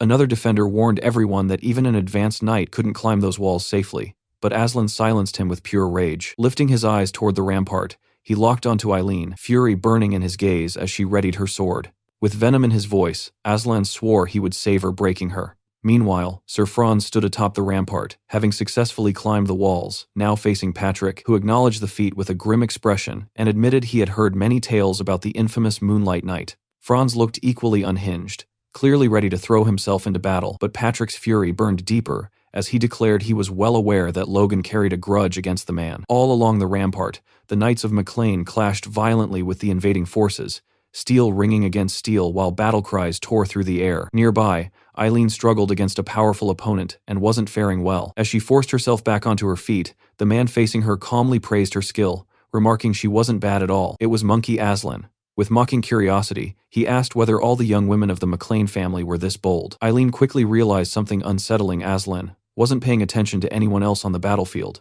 He was focused entirely on her, treating the fight like a game. When he sneered and asked if she was angry about being toyed with by a monkey, she understood her suspicion had been correct. Strangely, that realization steadied her. Keeping an advanced knight occupied was already a meaningful contribution. Aslan only laughed harder, promising he would take his time playing with her. Elsewhere on the wall, Logan was locked in combat against 3 Befros knights. One tried to provoke him, taunting that the eldest son of Maclean was rumored to be a high-ranking knight, so this shouldn't trouble him at all. The insult was meant as a distraction, but none of them managed to push Logan back even an inch. Whispering among themselves, the silver-haired knight wondered if the rumors about Logan wounding Sir Franz were actually true. Logan cut him off mid-thought, mocking them for fighting more with their mouths than their blades. Infuriated, the silver-haired knight called him an arrogant bastard and vowed to see how long he could endure. The 3 charged together at full strength. Logan didn't even flinch. Planting his feet, blade forward, he closed his eyes and in the next instant, slipped behind them, wounding all 3 at once. The sudden strikes shook the Befros knights badly. Glancing back over his shoulder, the silver-haired knight couldn't comprehend Logan's speed. He hadn't even seen his feet move. Guessing Logan had simply accelerated with force, the man tried to rationalize it, but Logan calmly told him his thoughts were obvious. Annoyance rippled through the trio as Logan continued mocking them, asking whether fear had made their legs freeze. One knight urged the others to stay calm, admitting Logan was an exceptional opponent who required caution. Logan noted internally that high-ranking knights held their titles for a reason. They wouldn't fall for cheap taunts twice. During his earlier strike, they had even shielded their vital points with minimal yet precise force. Still, sweat formed on Logan's brow. Tightening his grip, he decided to stop worrying about Franz for the moment. Aslan, the swift knight, posed the greater threat. He couldn't afford to waste time here. Launching forward, he unleashed Spirit Shadow, the technique Felix had taught him, instantly appearing behind the silver-haired knight with killing intent. The knight sensed danger but couldn't react in time. At the last second, the green-haired knight intercepted Logan, striking to save his comrade. Logan casually planted his foot on the silver-haired knight's head and vaulted upward, redirecting himself toward the green-haired attacker. Steel collided, and for a heartbeat, the man seemed to vanish after blocking the blow, while the mustached knight cursed Logan aloud. Logan answered by driving his sword into the ground, flooding it with force and releasing a violent shockwave that erupted upward beneath the silver-haired knight, blasting dirt into the air. Without hesitation, Logan charged through the cloud toward the explosion's center, but the green-haired knight reappeared behind him, pouring every ounce of strength into a desperate slash. Teeth clenched, blood at his lips, he believed this was the finishing strike that he finally had Logan. He was wrong. Logan flickered behind him once again and cut him down with terrifying ease, exhaling softly afterward. Barely able to stand, trembling and bleeding, the silver-haired knight stared in horror and demanded to know who Logan really was. What kind of ghostly movement allowed him to fight like this? Before he could finish, a sword burst straight through his chest. Even Logan was momentarily stunned. Ronian stepped forward, pleased to see his brother unharmed. Logan rested a hand on his shoulder as Ronian explained that the moment he saw Logan battling 3 high-ranking knights, he rushed over and struck the enemy's heart just in time. Victor suddenly appeared behind him, arguing that he had actually beheaded them first. The two immediately began bickering like siblings, rather than warriors in the middle of a battlefield. Ronian snapped at Victor for lying, calling such behavior unknightly, while Victor shot back that Ronian should take his own advice and that, at this rate, Rhea was twice the knight Ronian was. Both turned toward Logan, demanding a fair judgment. Logan smirked, then burst into laughter before knocking both of them on the head. He declared there was nothing to judge. He had seen them strike simultaneously. What mattered was maintaining focus. This was still a battlefield. Instantly subdued, the pair apologized. Turning away, Logan muttered that thanks to them he now had more freedom to move and that he needed to hurry. Eileen was still locked in battle with Aslan, her entire body trembling as the difference in their strength became painfully obvious. She was losing badly, yet she refused to fall. Instead, she drove her sword deep into the ground and used it to keep herself standing. Aslan watched her with interest and admitted that at least her spirit matched that of a proper warrior, since she hadn't even cried out in pain, which only made the fight more entertaining for him. Eileen, however, could feel the strength draining from her sword arm, and wondered if it had been arrogance to believe she could stand against an advanced knight. She knew that if Aslan had truly wanted her dead, she would have been a corpse already. In the next instant, Aslan moved. His speed was monstrous. He lunged forward, grabbed her by the neck, and lifted her off the ground as she desperately gasped for air. With a mocking tone, he pointed out how terrified she looked, before telling her to prepare herself because he intended to take good care of her. His grip tightened, crushing her throat while her trembling hands tried to pry his arm away. Yet even in that state, she spat straight into his face and rasped for him to go fuck himself, declaring she would rather die than submit to whatever he was implying. Aslan laughed at first, but then his expression hardened. Asking whether she truly believed she had a choice, he squeezed harder and promised to show her hell slowly, savoring every moment while enjoying the sound of her fading breaths. That moment ended abruptly when he sensed something behind him. Turning his head, he saw Logan rushing in with a swift smile, blade already descending. Their swords collided, and the impact exploded outward, sending Aslan several meters back even though he had successfully parried. Intrigued, he steadied himself while Logan quickly helped Eileen back onto her feet and asked if she could stand. She insisted she was fine, but Logan still ordered her to head straight for the military doctor, and this time she obeyed. Watching her leave, Aslan rested his sword on his shoulder and sneered that Logan was ruining his fun, adding that if Logan was taking her away, then he must want to replace her. Sweat slid down Logan's temple as he glanced at his own hand, realizing that despite being the one who ambushed Aslan,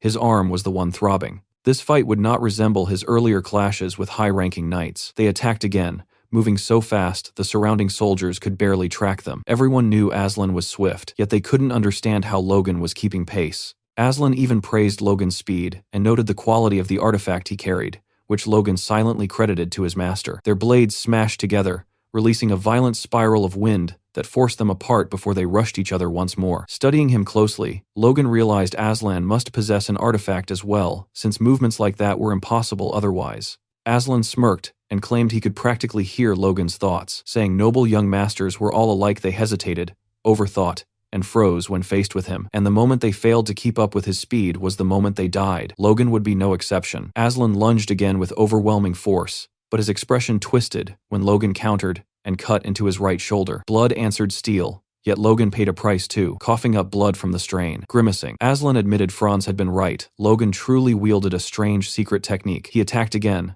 their waves of force colliding violently. But for the first time, fear crept into Aslan's eyes because he could no longer close the distance. Logan, meanwhile, smiled. He had expected Aslan to know about the technique, so surprise was no longer an option. That meant he needed to end this quickly. Aslan sensed the shift as well and realized Logan was trying to corner him. Rage flared instantly because no one cornered the swift knight. Murder burned in Logan's gaze as he prepared to destroy anything in his path. Yet suddenly Aslan's sword flashed and stopped mere millimeters from Logan's eye. The strike missed by a breath. Looking behind him at the crater left in the ground, Logan wondered if luck had saved him, but he immediately understood the truth. Aslan was slipping. The ambush on Castle Tomoto, the injury from an opponent he had underestimated, and the relentless resistance of the McLean soldiers had all piled pressure onto him. Impatience had begun to fracture his precision. Logan calmed himself, realizing he could use that weakness. With explosive speed, Logan charged again. Aslan lifted his blade to counter and asked if Logan planned another trick, but something about Logan's stance unsettled him. Logan wasn't going to dodge. He drove straight toward the sword tip, prompting Aslan to call him a crazy bastard and ask if he intended for them to die together. Logan only mocked him in return, asking if he was scared. The taunt shattered whatever restraint Aslan had left. He thrust forward, and from a distance, it looked as if both men had impaled each other. When the dust settled, Logan collapsed while Aslan remained standing, wounded, but alive. Then Aslan burst into laughter, roaring that Logan had rushed in ready to die, yet had only managed to scratch his rib. Raising his voice across the battlefield, Aslan declared that this was his victory over McLean. Aslan suddenly froze when he heard movement behind him. Eileen had returned, rushing toward Logan's fallen body without hesitation. Aslan grinned at the timing, saying it worked perfectly since he could take care of her too. Seeing Logan lying there filled her with terror and disbelief, yet Aslan only twisted the knife further by declaring he would pull the sword out of Logan's stomach and use it on her next. But before he could act, a radiant light flared behind him. The glow came from the bracelet of regeneration, and the sight made Aslan's eyes widen. Only priests should emit light like that, he thought, yet the impossible was unfolding right in front of him. Realizing what it meant, he lunged again, shouting that he had to destroy the bracelet immediately. Eileen intercepted him just in time, her blade flashing toward his neck. Aslan parried with ease, but she yelled that she didn't care what was happening. There was no way she would let him near Logan again. Aslan brushed her aside with one arm, barely bothered, muttering that her attack would have meant nothing if he were in better condition. Yet when he turned back, shock rooted him in place. Logan stood there alive. Calling him a monkey, Logan announced it was time for round 2, and this time with different weapons, because he had taken Aslan's sword. Panic flickered across Aslan's face as he realized the danger of being disarmed. He spotted Lux lying nearby and rushed to retrieve it, while Logan calmly analyzed the artifact he now held. Injecting force into the blade heightened the mana within it, sharpening the wielder's senses until the world seemed to slow down. That was the secret behind the title of Super Speed Knight. Logan even licked the blade the same way Aslan used to, declaring the weapon his now. Furious, Aslan demanded to know if Logan truly believed he could handle it, but Logan was already moving. In a single devastating strike, Logan tore through Aslan's side armor and reopened the wound along his ribs. He admitted he had aimed for the heart and smiled coldly, calling it unfortunate. Blood splattered the ground as Aslan cursed and demanded to know how Logan had survived a hole through his stomach, how someone so young possessed an artifact like that bracelet. Logan explained that the king's bracelet of regeneration could turn mortal wounds into scratches as long as the wearer wasn't killed instantly. It had been a gamble. He had nearly died, but the result spoke for itself. Now, Logan declared, it was time to remove one of Befro's key men. Raising the sword, he prepared to take Aslan's head. Before the blow could fall, several Befro's knights rushed in from behind to save their commander.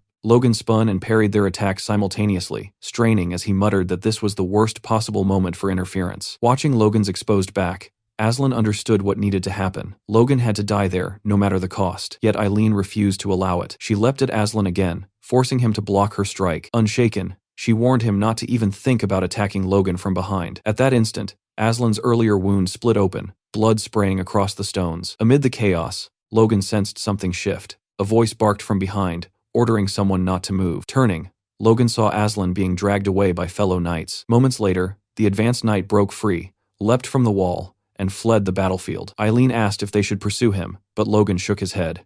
Befrose and the Wind Tower mages were waiting below. Chasing him would cost more than it gained. Annoyance flashed across his face as he lifted Aslan's sword high and roared for all to hear that Logan McLean had defeated the super-speed knight. The enemy soldiers recognized the blade instantly, and their morale shattered. From below, Befrose watched with a dark expression, calling it a pathetic sight. When a mage asked if they should press the attack, Befrose refused. Logan could still hold the castle, and that proclamation had already crippled their troops' spirit. Upon hearing that Aslan would survive but lacked the potions needed to return to battle, Befrose clicked his tongue and admitted the McLeans had prepared well. The longer this dragged on, the worse it became for them. Deciding to test how long the McLeans could endure, he ordered a retreat. Confusion rippled across the ramparts as the attackers withdrew, some soldiers wondering if they had actually won. Elsewhere on the wall, Franz disengaged from Patrick, who was clearly battered. Annoyed by the retreat, Franz told Patrick he was lucky before leaping away, mocking that he now understood the limits of the McLeans. Even their advanced knight wasn't impressive.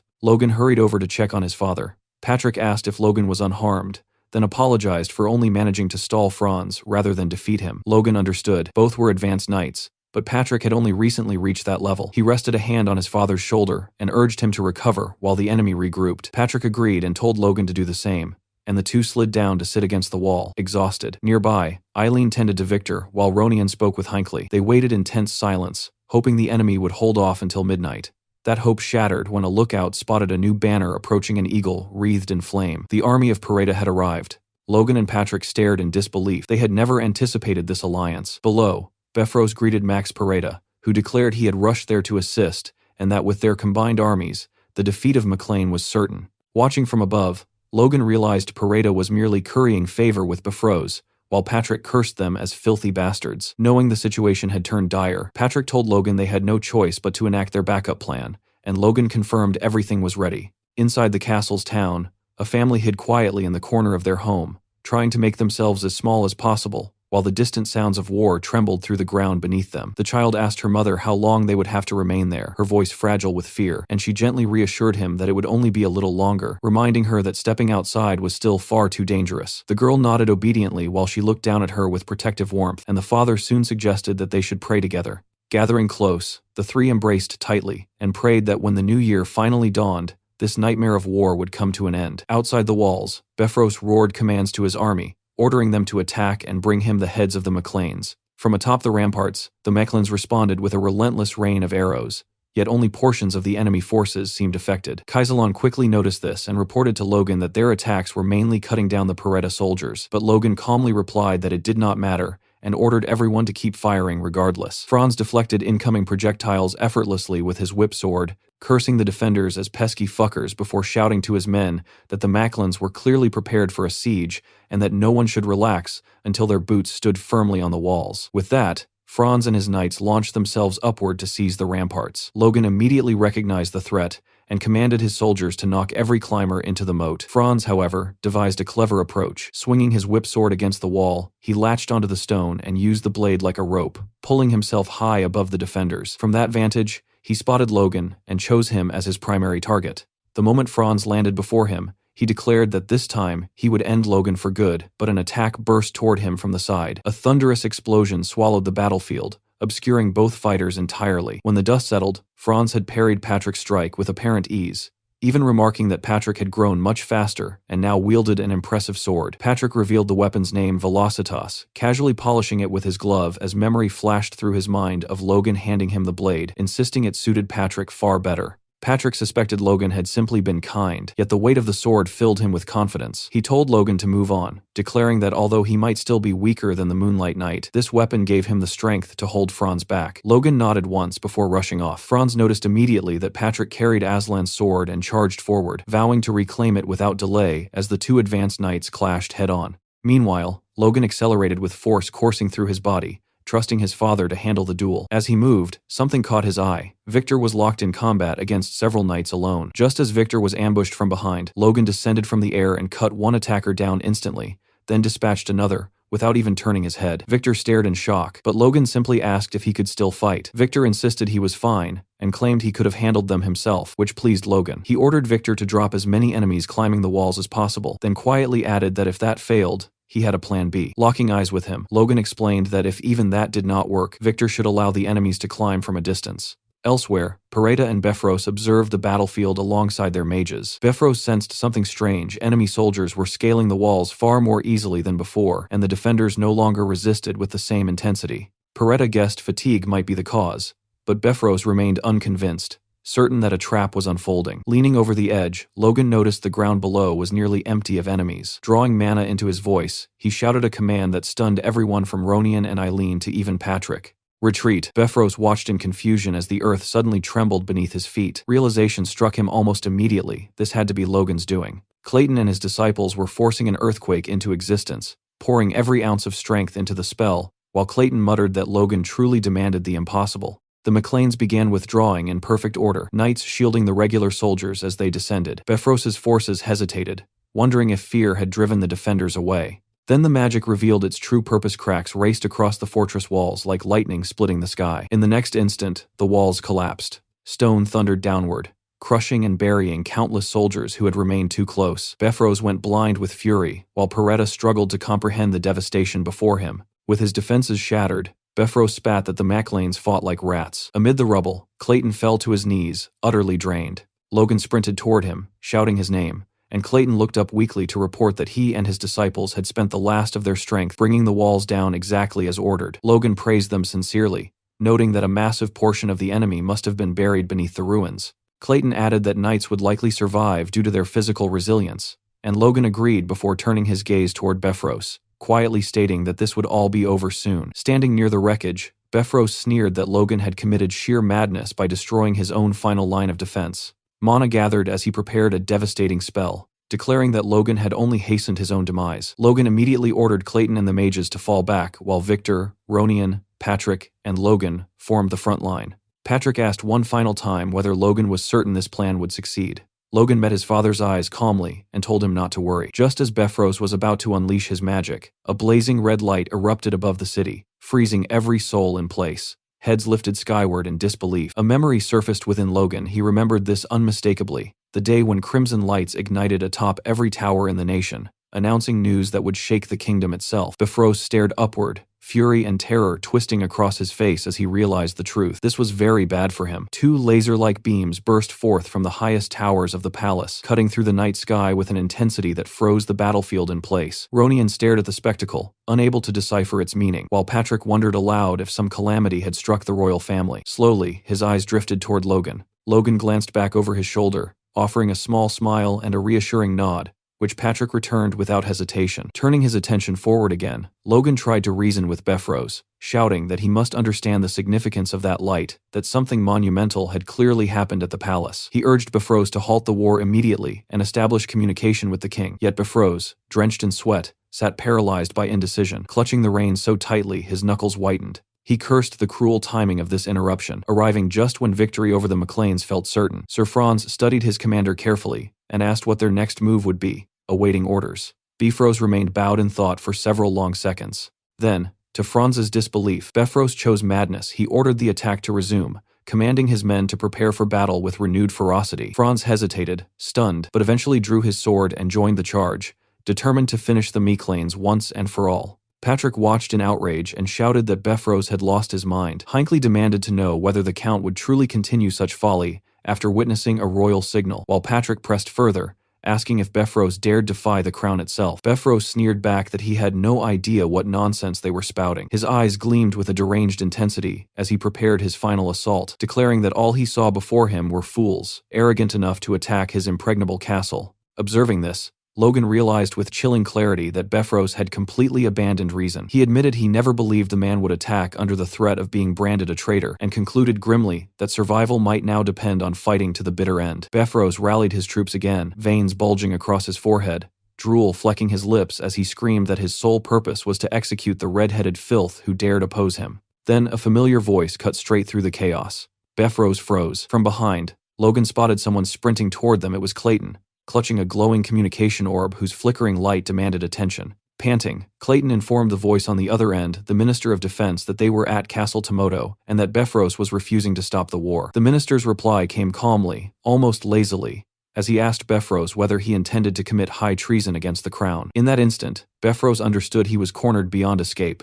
The minister's voice rang across the battlefield as he announced for all to hear that the king had passed away, and that every noble in the empire was required to attend the funeral. This solemn duty superseded all other matters, including war. His gaze fixed firmly on Befros as he made it unmistakably clear that the decree applied to him as well. Defeat washed over the count. He lowered his eyes to the ground while Franz once again waited for orders. Logan and Patrick watched tensely, ready to strike if necessary, but the battle had already begun to die. At last, Befros bowed from atop his horse and declared that his house would obey the royal will. The minister responded with a thin smile, remarking that Befros had better comply, for he had no alternative. Even Clayton seemed startled by such abrupt surrender. As Befros turned to leave, he spat one last insult at the McLeans, calling them rats, and warning them not to believe this was truly over. With that, he ordered a full retreat and rode away. Patrick stood speechless. Logan, however, remained uneasy, a quiet tension gripping his chest. Clayton and Hinckley watched the departing army in stunned silence, while Ronian and Victor allowed themselves small smiles of relief. Around them,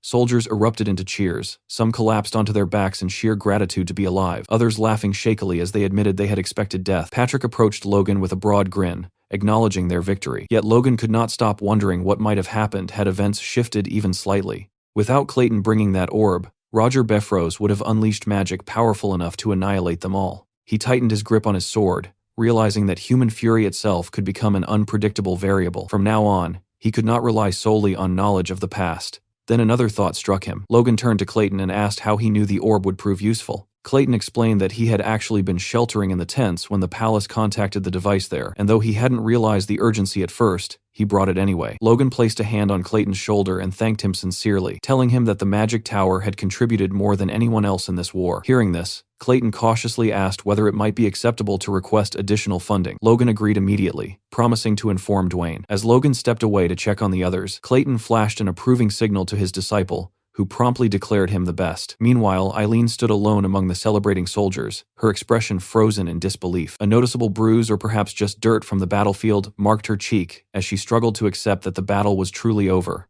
The clash of steel had faded, the shouting had stopped, yet her mind still lingered in the chaos. Logan soon broke her daze, walking toward her while calling her name. The moment she saw him, her face brightened instantly. Her cheeks flushed deep crimson, and her striking blue eyes widened with unmistakable relief. Logan paused, slightly caught off guard by her reaction, admitting that he had expected anger rather than happiness. Confused, Eileen asked why she would possibly be angry. Logan reminded her of the fear she must have felt, pointing out that she had nearly died while facing an advanced knight in her very first real battle. At that, Eileen crossed her arms, shut her eyes, and looked away with forced composure, casually replying that such experiences were simply part of a knight's training. But the act didn't hold perfectly. Logan noticed the faint tremor running through her hands. Eileen quickly brushed off her shoulder as if nothing mattered, yet the trembling betrayed her. Seeing straight through the facade, Logan merely smiled and chose not to press further. Instead, he praised her. He told Eileen she had been amazing, admitting that during his own first battle he had barely resisted the urge to run in terror. Eileen immediately protested, insisting that was nonsense, then hurriedly apologized, worried she might have insulted him. Logan continued anyway, a memory surfacing from deep within himself, standing before an enemy long ago, shaking uncontrollably, tears threatening to fall as fear rooted him in place. Very few people knew that truth, but that had been the reality of his first fight. That was precisely why he had worried about her so much. Yet she had surpassed every expectation, achieving more than he could have imagined. Hearing this filled Eileen with warmth and pride. Logan reached for her hand, initially about to address her as lady, but quickly corrected himself, calling her sir instead, and expressing his hope that he would witness many more great feats from her in the future. Eileen froze completely. Her entire face turned a brilliant red, words failing her as emotion overtook her. Then, after a brief moment, her familiar wide smile returned, her eyes shimmering like polished glass. She clasped Logan's hand firmly, and promised with complete sincerity that she would always strive to do her very best. The following morning at sunrise, Patrick ordered the troops who were still fit for duty to spread the announcement throughout the region that Castle Tomoto now belonged to the McLean family. Soon after, discussions began regarding their immediate return to the capital to attend the king's funeral. Logan, however, reasoned that no one would pay much attention if a relatively obscure baron arrived slightly late. Hinckley agreed with Logan's logic, though Patrick remained somewhat uneasy about it. He stressed that recovering the losses suffered during the war was essential, and added that while they should avoid arriving excessively late, they ought to handle matters quickly and depart as soon as possible. For now, rebuilding the castle walls took priority, a responsibility Logan promptly handed over to Clayton, an order Clayton clearly did not appreciate. While supervising the golems, Clayton's disciples muttered among themselves, unsure whether they were supposed to be mages or mere laborers, with one even doubting his ability to survive such relentless work. Seeing their exhaustion, Clayton turned toward his disciple Grek and encouraged him to endure a little longer, reminding him of the extended vacation promised afterward. At that very moment, something extraordinary occurred within Grek's mana core.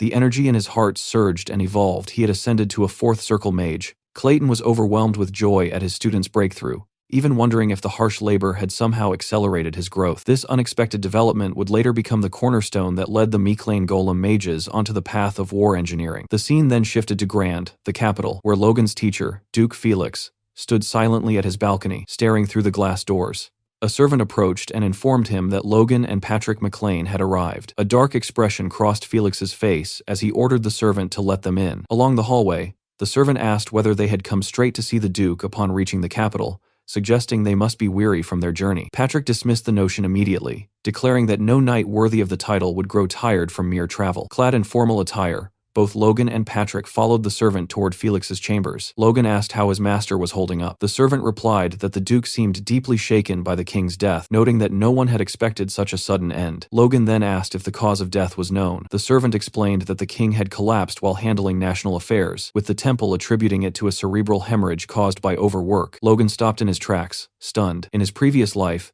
the king had died from sudden cardiac arrest due to old age. Though a cerebral hemorrhage was not uncommon for someone elderly, something about this felt wrong. Inside the chamber, they gathered around a table. Logan stood before Felix, immediately noticing how troubled he looked.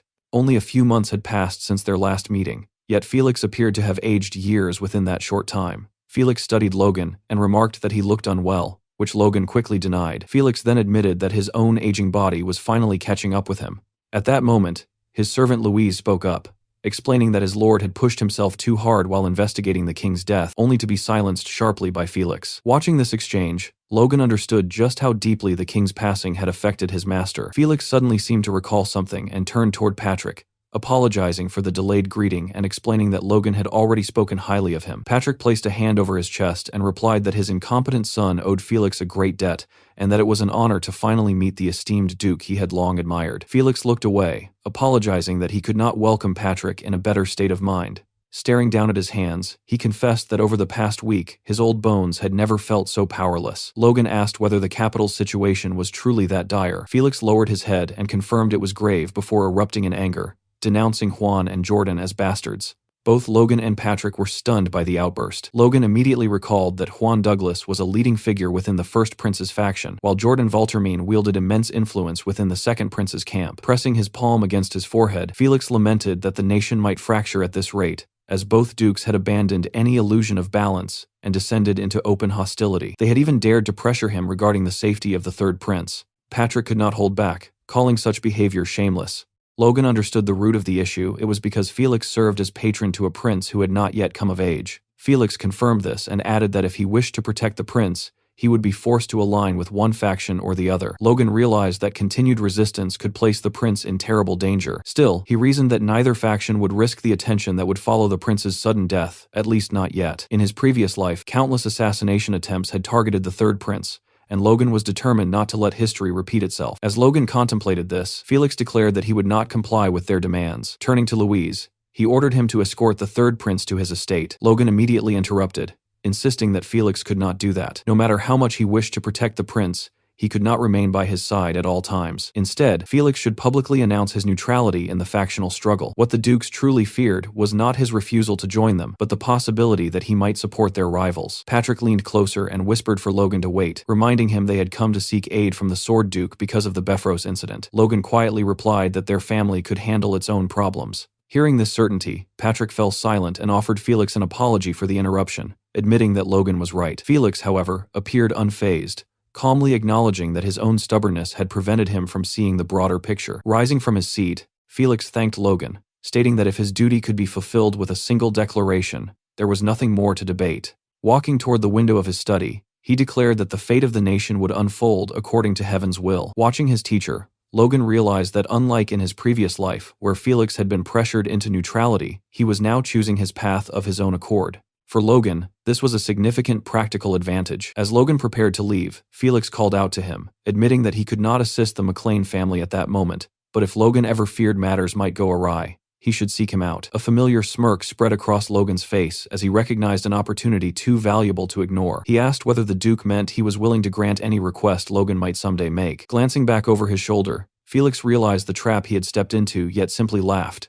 replying that if Logan proved capable, he would honor whatever request he made. Logan was genuinely surprised. He had spoken half in jest and never expected such generosity, yet he replied that he had no immediate request. Placing a hand over his heart in respect, he told Felix that when the time came, he would ask for something only after careful thought, believing it wiser to preserve such a favor as insurance for a greater need. Felix nodded, approving of Logan's prudence. As Logan looked at him once more, a quiet thought crossed his mind. Felix truly looked much older now, and for the first time, Logan almost felt sorry for him. Somewhere else within the estate, a man burst into the room, breathless, carrying urgent news for the Duke. Apologizing for the intrusion, he quickly informed Felix that two superhumans had entered the estate. One belonged to the first prince's faction, the Tempest Blade, Wicked Kalia, who immediately addressed the other, calling him Musclehead and expressing surprise at encountering him there. The other man, Marcus Luther Cale of the second prince's faction, known as the Half-Giant, shot back that Kalia had stolen his line and mockingly called him Bones. Kalia smirked and taunted Marcus, asking if he had come, hoping to receive a beating from the Sword Duke, adding that Felix likely had no interest in their factional nonsense. Marcus bristled at the jab and curtly told him to mind his own business. The two men soon found themselves standing face to face, their killing intent spilling freely into the room, causing the servants nearby to tremble in fear. Suddenly, a commanding voice cut through the tension, demanding to know why they were so carelessly displaying murderous intent inside his home. The speaker asked if they were looking for a beating, and addressed them familiarly as Luther and Wicked. It was Felix. The moment they recognized him, both men bowed deeply, hastily insisting they meant no such disrespect. Still bent forward, Luther remarked that it had been a long time since their last meeting, but Felix brushed aside the pleasantries and instead questioned whether they dared show him respect while abandoning their duties to indulge in factional squabbles. Placing a hand over his heart, Luther swore he would never forget the lessons Felix had taught him, and clarified that he had not come to see the Duke at all, but rather his guests, the McLean family. When Felix asked their purpose, Luther hesitated, visibly uncomfortable, while Wicked stepped in to admit he had arrived for the same reason and had no desire to displease the Sword Duke. Turning his back to them, Felix relayed their request to Logan and asked whether he wished to meet them. Logan stepped forward without hesitation and replied that it would be an honor. With his hand over his heart, he greeted the two superhumans respectfully, stating it was a privilege to meet individuals he had long admired. Yet the reaction he received was strange. Both men looked at him with clear disinterest, appearing not to recognize him at all. They exchanged glances, silently sharing the same thought, before addressing him in a dismissive tone. They admitted they had heard about the Sword Duke's disciple, and that it was pleasant to meet such talent, but clarified that their visit had nothing to do with him. Instead, they had come to see his father, Patrick McLean, leaving both Logan and Patrick stunned. Patrick stepped forward, coughing lightly to announce himself, confusion flickering in his eyes. He greeted them respectfully as the kingdom's superhumans, and explained that Logan was currently managing the family's affairs, suggesting they continue the discussion with him. Hearing this, Luther and Wicked shifted their focus back to Logan, their earlier indifference replaced by a calculating gleam. Luther observed that for someone so young to manage an estate meant he was not only strong but intelligent, while Wicked added with thinly veiled insincerity that speaking with promising young talent was always enjoyable. Maintaining a polite facade, Logan thanked them for the compliments and asked what business they had with his family. The two men exchanged another look before proceeding. Luther praised Logan's directness, saying it suited his youth, while Wicked suggested they avoid wasting time. He then bluntly stated that since Logan had recently fought Befros of the Second Prince's faction, he should take this opportunity to pledge loyalty to Prince Reuter. Doing so would ensure the Second Prince's support for the McLeans, especially considering Logan's uncle-in-law, Kairos, already belonged to that faction. Logan's expression remained carefully neutral, revealing nothing. Luther then argued that hostility between neighboring territories served no purpose, and proposed that swearing loyalty to Prince Romain instead would secure favorable arbitration in the dispute with Befros. Resting a heavy hand on Logan's shoulder, a gesture that felt more possessive than friendly, he urged him to choose, suggesting that peaceful neighbors benefited everyone. Logan instantly recognized the statement as a veiled threat. There was truth behind it as well. Castle Tomoto bordered Luther Cale's trade city, meaning Luther could disrupt commerce, incite unrest, or fabricate justification for open conflict if he wished. Yet Logan had no intention of joining any faction, not yet. He understood that siding with the first prince might allow the second prince to conceal the war against Befros and ignite a larger civil conflict, while aligning with the second prince could provoke Marquis Kalia into launching an invasion under the pretext of insult. Either choice was a trap carefully designed to create justification for war. Refusing both offers was the only path forward, a delicate balance of diplomacy and patience. Lowering his head, Logan extended his hand respectfully and apologized, explaining that the complexities of the situation prevented him from making a hasty decision and that careful deliberation was necessary. At that moment, Felix intervened, his patience clearly exhausted. His voice rang with restrained fury as he demanded to know what they thought they were doing. The two superhumans visibly faltered, their arrogance dissolving into unease. Felix called their conduct pathetic, pointing out that they had abandoned subtlety entirely and resorted to issuing an ultimatum, attempting to bully his ward into submission. Worse still, they had dared involve his disciple, a line they never should have crossed. Wicked hurriedly insisted their intentions had nothing to do with Logan's status as Felix's student, and that they were merely presenting a business proposal to the McLean household. Luther added that they had no wish to disregard Felix's will, and only hoped to discuss the future with the family. Their voices had noticeably softened. Fixing them with a piercing gaze, Felix asked whether they were absolutely certain this matter would not involve him. Both men straightened like soldiers under inspection, and swore it would not. After silently studying them, Felix turned away and declared that this was as it should be, as he was returning to his study, and had no intention of entangling himself in factional disputes. Sensing something significant, Wicked asked what he meant. Felix then announced his decision starting that very day. He would no longer participate in the factional war. Whether through Logan or anyone else, they were to abandon all thoughts of drawing him in. The two men exchanged yet another look, clearly recalculating their next move, before stating they would relay his decision exactly as given to their respective princes. Logan exhaled inwardly, relieved. However, before leaving, Wicked Kalia turned toward him with a faint menace in his voice, and told him to think carefully before making his decision, adding that they would meet again soon. Logan nodded calmly, acknowledging the warning. Luther followed by remarking that in some ways the situation might prove fortunate for the McLeans. He explained that had they attacked Befros after the funeral, his prince would not have entertained negotiations at all, implying that their timing had forced a more measured response. Realizing the implication, Logan feigned gratitude and replied that this was indeed a relief. As the two departed, Logan watched them go with narrowed eyes before lowering his head, genuinely relieved by their absence. Even a simple conversation with them had been exhausting, their presence suffocating. Felix then asked whether Logan intended to involve himself in the faction war, noting he had not outright refused their offers. Logan answered that it was a possibility he might consider if circumstances demanded it, a carefully ambiguous reply. He apologized, admitting the McLeans lacked the strength to cling to ideals under such pressure. Yet regardless of the path he chose, he intended to preserve his honor. Felix found himself momentarily speechless at Logan's pragmatism and resolve. After a pause, he nodded with faint respect and said that was enough. Turning away, he instructed Logan to return and rest, reminding him that the funeral would begin soon. Outside the palace, the king's coffin was carried through the gardens toward the grand entrance. As the pallbearers carefully maneuvered the casket inside, a somber announcement echoed across the hall, declaring the arrival of His Majesty's remains. The coffin was then solemnly brought toward the altar, where the 8 pallbearers gently placed it down. Clad in ceremonial robes, the archbishop ascended the steps toward the podium with his disciples flanking him, fully prepared to begin the funeral rites. The archbishop raised his head to address the assembled nobles, but the moment his eyes scanned the hall, his expression shifted from solemn composure to visible dismay. The scene before him was deeply disrespectful. Instead of mourning the deceased king, the attendees whispered endlessly among themselves, their conversations filled with political maneuvering and veiled threats. The two princes sat with boredom written across their faces, casting indifferent glances at the coffin as though they would rather be anywhere else. Their grandfathers mirrored this attitude.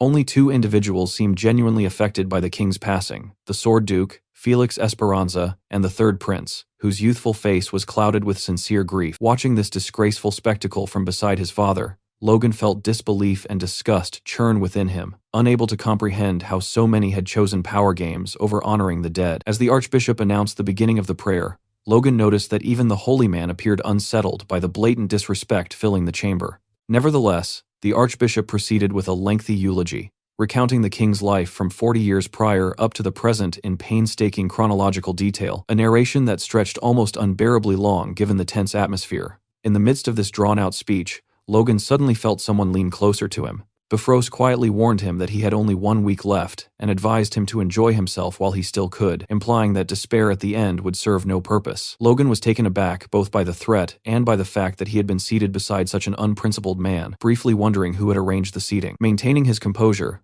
Logan leaned toward Befros and calmly informed him that he had recently been approached by the opposing faction, suggesting that they might eventually stand on the same side, and that Befros would be wise to watch his words. Befros reacted with immediate disbelief and indignation, struggling to process what he had just heard. Logan then added that if Befros doubted him, He could confirm it with Marcus Luther Cale himself. The mere mention of Cale intensified Befros's anger, only for Logan to reveal moments later that he had been joking. Befros's face twisted with rage, his body trembling as he barely restrained himself. Internally, he fumed at Logan's audacity, reminding himself that he needed to maintain composure until the funeral concluded. Once it was over, he intended to go directly to Duke Felix. Fixing Logan with a murderous glare, he branded him an arrogant boy in his thoughts and vowed that no one who touched what was his would escape unscathed. A silent promise of retaliation. Around the chamber, reactions remained sharply divided. The first and second princes, though outwardly composed, were unmistakably bored, their attention wandering, completely unconcerned with the proceedings. Only the third prince and Felix appeared sincerely distressed, refraining from tears yet radiating suppressed anger at the disrespectful behavior surrounding them. At long last, the archbishop concluded his extensive eulogy and formally announced that the first day of the national funeral rites had been completed. Inside Logan's lodging in the capital of the Grandia Kingdom, Logan reflected that the first day of the national funeral rites had finally concluded. Both he and Patrick appeared exhausted, wiping sweat from their faces after enduring the long ceremony. As Logan caught his breath, he found it hard to believe that the rites had stretched from morning until evening. Even worse, just as he had anticipated, the moment the proceedings ended, vassals from both factions swarmed around them, pestering them relentlessly until the very last moment. Turning them down repeatedly had begun to feel like a tiresome chore. Patrick, who had been quietly observing his son from behind, finally spoke and asked whether Logan intended to make use of either faction. Logan turned toward his father and remained silent for a brief moment before asking if Patrick was worried. Patrick admitted honestly that if things continued this way, their family would be placed in serious danger. Regardless of which faction they leaned on, the strength of one would be necessary to stop a Befros invasion, which remained their highest priority. Logan responded that, if absolutely necessary, they could rely on his master to resolve the situation, though he quickly added that such help would not be required, because they would settle the matter themselves before it came to that. His confidence left Patrick momentarily speechless. Wanting clarity, Patrick asked what Logan had planned, and Logan simply told him to step into a certain room. When the door opened, a familiar voice greeted Logan, remarking that it had been a long time. Standing there was Philip, sweating profusely. Patrick stared in confusion, unable to understand why Philip was present, while Logan smiled quietly behind him and informed his father that he would soon witness the preparations he had made for the national funeral. 4 more days of funeral rites passed. By the 4th day, Logan's neck ached terribly, and the ceremonies had grown so monotonous that he could barely tell whether it was the 4th day or the 5th. As he massaged his stiff neck, a man brushed past him and muttered an insult under his breath, labeling Logan a political bat, someone who would cling to whichever side appeared victorious.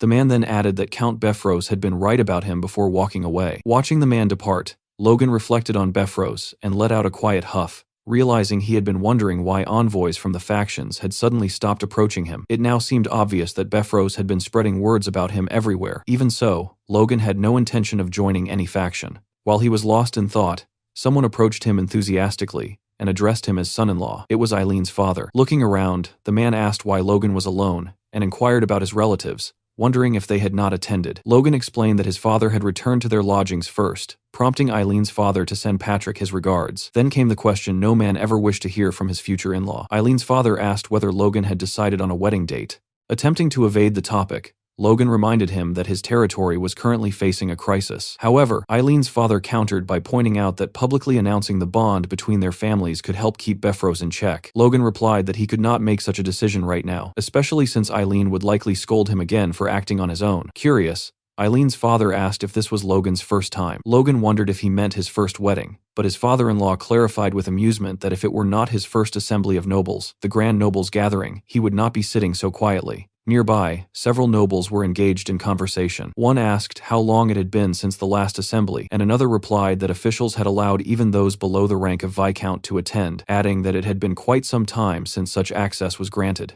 A third remarked that this only proved how shaken the royal family had been by the king's sudden passing. At that moment, someone struck the speaker's shoulder. It was Logan, who had apparently not intended the contact but nonetheless caused the man to fall to the ground. Logan immediately apologized, yet the man shouted angrily, telling him to watch where he was going. Logan offered a hand to help him up and explained that it had not been intentional, but the man slapped his hand away and stormed off, calling Logan conceited. Patrick, who had witnessed the entire exchange, dismissed the man as irrational and told Logan not to worry about it. Logan agreed outwardly, yet his gaze lingered on the departing figure, clearly turning something over in his mind. As they prepared to enter the assembly, Logan reflected that in his past life, this event had taken place 2 weeks after the funeral. Now, thanks to Felix's declaration of neutrality, neither faction had any reason left to conceal their ambitions. Logan recalled that the Grand Nobles' assembly in his previous life had descended into complete chaos. The spark had been a Viscount aligned with the First Prince's faction who, swept up by the rising tension, began hurling curses at Jordan Valterman. What started as a heated exchange soon escalated as middling aristocrats clashed, the conflict spiraling out of control until even the superhumans were drawn into open combat. The catastrophe became known as the Split of the Tongue that failed the country, an incident that marked the beginning of the Civil War, and the Viscount responsible was condemned for generations.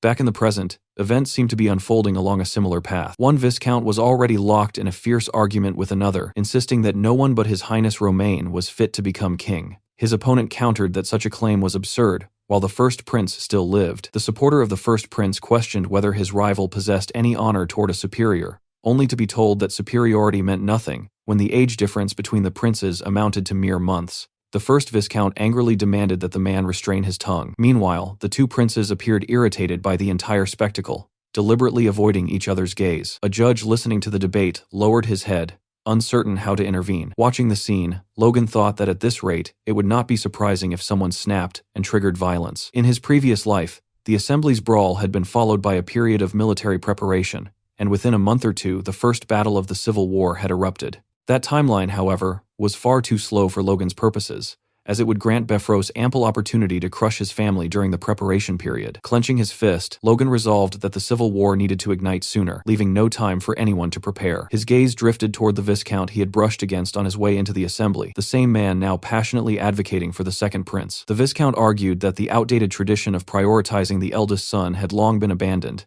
and that the right to the throne should be determined by ability. By that measure, he proclaimed, Prince Romain, who had successfully resolved trade issues with the Empire, was the most suitable candidate. Romain responded with a pleased smile as others voiced their agreement, acknowledging the truth in the Viscount's claims. Another noble, Count Clet, was confronted and asked what nonsense was being spoken, but the Count calmly reiterated that no one was more devoted to state affairs than Prince Romain. As he continued speaking, however, blood suddenly began streaming from his nose. Fear flickered across his face, while his opponent stood speechless, asking what was wrong. The Count clutched his head, his eyes changing color as his balance faltered. He swayed from side to side before collapsing onto the ground.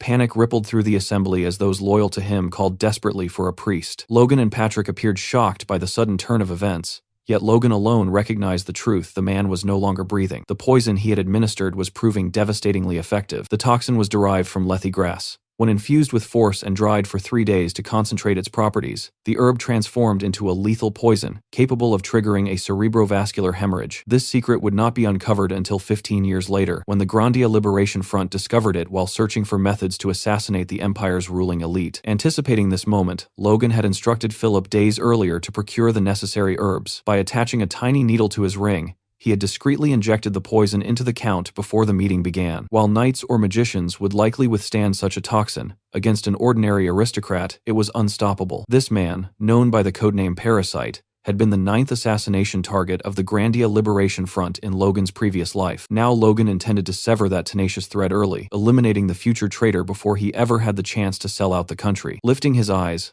Logan studied both princes, aware that only one question truly mattered now: how would they respond to this sudden death? Romain, in particular, looked utterly infuriated.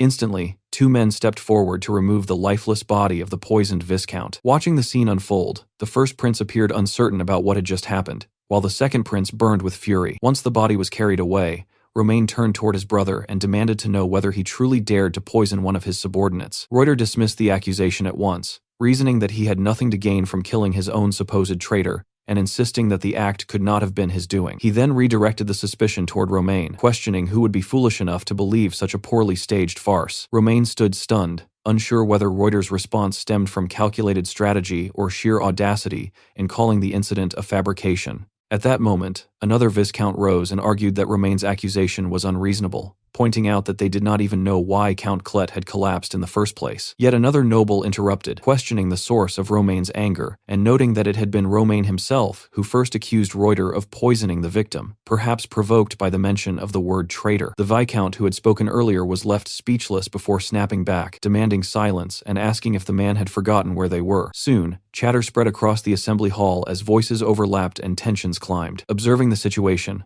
Logan recognized that two particular nobles were clashing first, much like the hostility between Logan and Befros. Their families were infamous northern rivals, and the resemblance extended further, as one house was led by a knight and the other by a mage. The blonde noble threatened Count Roxina, asking if he was courting death, while Count Chloe replied that such a fate was exactly what he sought. Trying to restore order, the judge struck his gavel repeatedly, warning them that fighting within the assembly would be madness. Yet as he looked closer, the gravity of the situation dawned on him. Auras were flaring throughout the hall as nobles prepared themselves for battle. Alarmed, the judge demanded to know what was happening, but the realization caused him to drop his gavel altogether. Then a commanding voice rang out, ordering everyone to halt. Heads turned toward the entrance as the speaker stepped inside and urged the assembly to calm themselves, insisting that the matter must be properly investigated to uncover the truth, rather than decided through emotion. The man was none other than Felix. He declared firmly that such a situation required reason and procedure. Logan noted that Felix had arrived with impeccable timing, though the circumstances were far from easily controlled.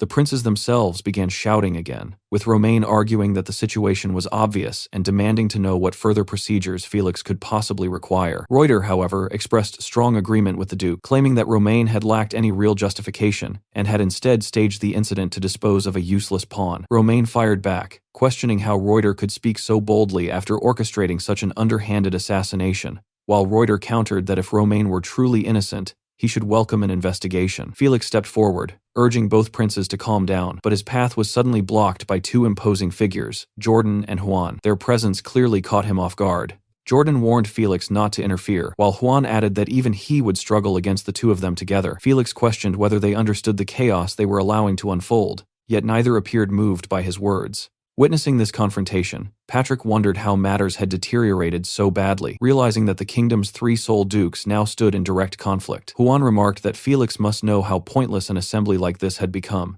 and Jordan suggested that reaching a conclusion through force might not be such a terrible outcome. Watching the princes argue, Felix muttered that everyone had lost their senses. At last, Romaine clenched his teeth and pointed directly at Reuter, declaring that he no longer recognized him as a brother. He asserted that only one method remained to determine who possessed the rightful claim to the throne strength. Reuter responded with laughter before raising his hand and signaling for his followers to summon their forces. Romaine mirrored the gesture, announcing that they would wait no longer and ordering his supporters to take up arms and prepare for war. As the hall descended into open division, Juan and Jordan knelt before their respective lords in a clear display of allegiance. Behind them stood Felix, silent and trembling, and I'm not even sure what his expression says about this. You can tell me in the comments. After the assembly concluded, a carriage stood waiting outside the palace. Inside, Jordan was speaking with Roger Befros. Befros requested additional time to finish dealing with the Meclanes, but as he spoke, Jordan's grip tightened around his own arm. Jordan pointed out coldly that war could erupt at any moment, yet Befros was still asking for time. Realizing his misstep,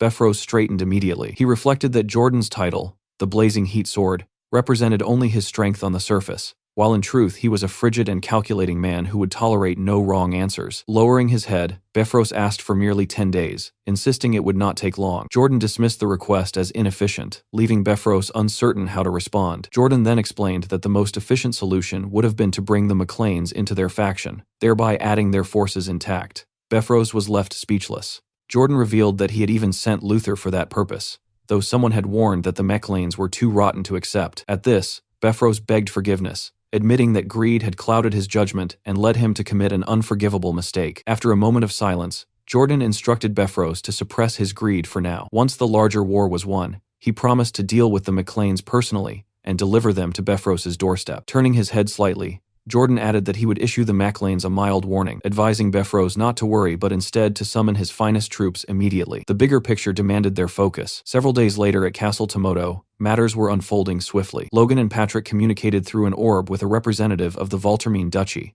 The message conveyed that Logan's desire to remain neutral would be respected. However, if he reversed his stance or took provocative action, severe punishment would follow. After the warning was delivered, Patrick bowed slightly and stated that he had taken his grace's words to heart, before ending the communication. The messenger expressed hope that this attitude would continue. Patrick muttered irritably that the man had not even offered a proper farewell, and questioned the arrogance of such a messenger. Logan remarked calmly that such behavior was fitting for the Valtermine duchy. He added that despite the situation, they had nothing to fear, and would not need to rely on Felix. Patrick stroked his beard thoughtfully, reasoning that if the warning held true, Befros would be gathering forces and moving toward the capital instead of attacking them. Given the present turmoil, they might finally have time to rest. Logan agreed, suggesting they focus on what they could control. The civil war sparked by Larry Klett's death escalated rapidly. Within a week, physical confrontations erupted. Initially, both factions had considered assassinating the opposing prince, but while their conscripted forces mobilized,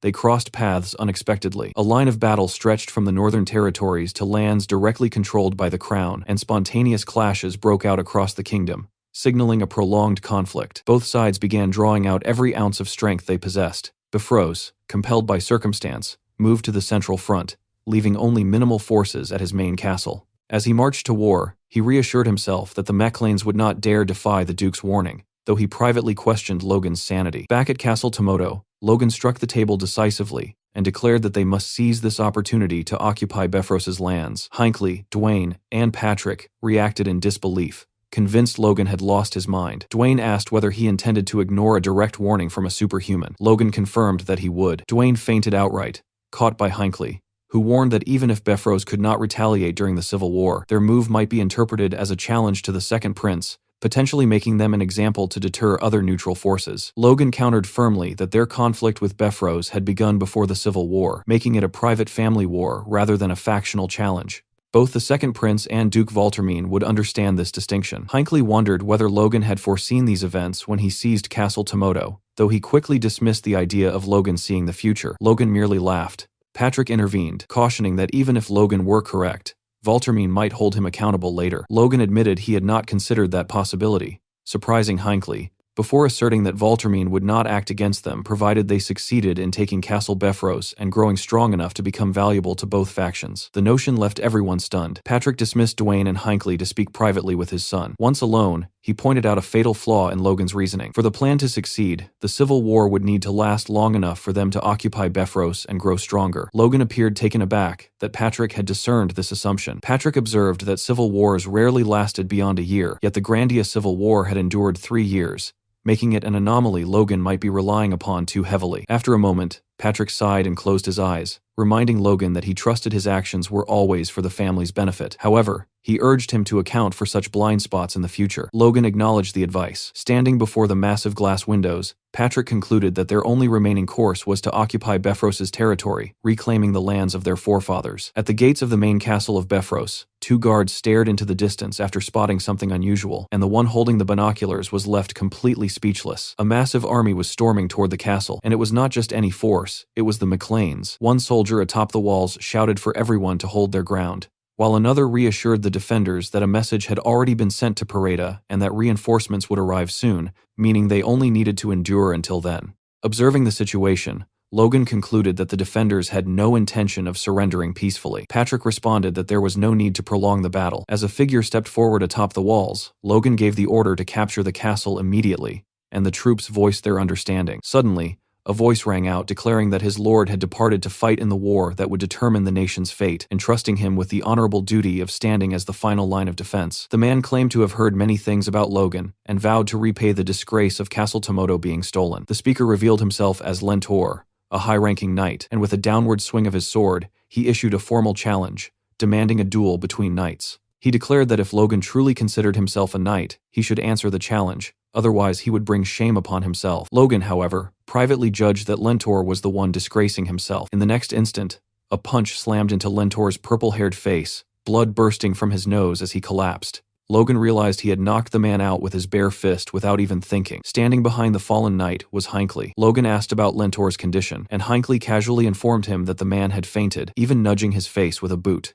Logan found it unbelievable that a supposed high-ranking knight had collapsed from a single punch, while Hinckley wondered if Befros had truly lost his senses to leave such an all-talk commander in charge of the defenses. Logan turned toward his father to announce that it was over, yet Patrick seemed completely absorbed in the sight before him. When Logan tried again to get his attention, Patrick murmured that this was the land of their forefathers, the very territory from which they had been driven out 2 centuries ago. Gazing down upon it, he reflected on how no one could have imagined they would reclaim it so easily. Logan smiled at his father, but quietly corrected the thought, reminding him that it had not been easy. Together they looked back at their people, Hinckley, Ronian, Victor, and every soldier, each smiling beneath the radiant sky. As Patrick looked at Ronian and Hinckley, realization dawned upon him. Drawing in a deep breath, he announced that he finally understood. Addressing everyone, he praised their efforts, declaring that the Macleans had reclaimed the land of their ancestors, thanks entirely to their hard work. He expressed how blessed he felt to have such vassals. Yet he reminded them that this place must serve not only as recognition of their victory, but also as sacred ground to honor the men who had fallen along the way.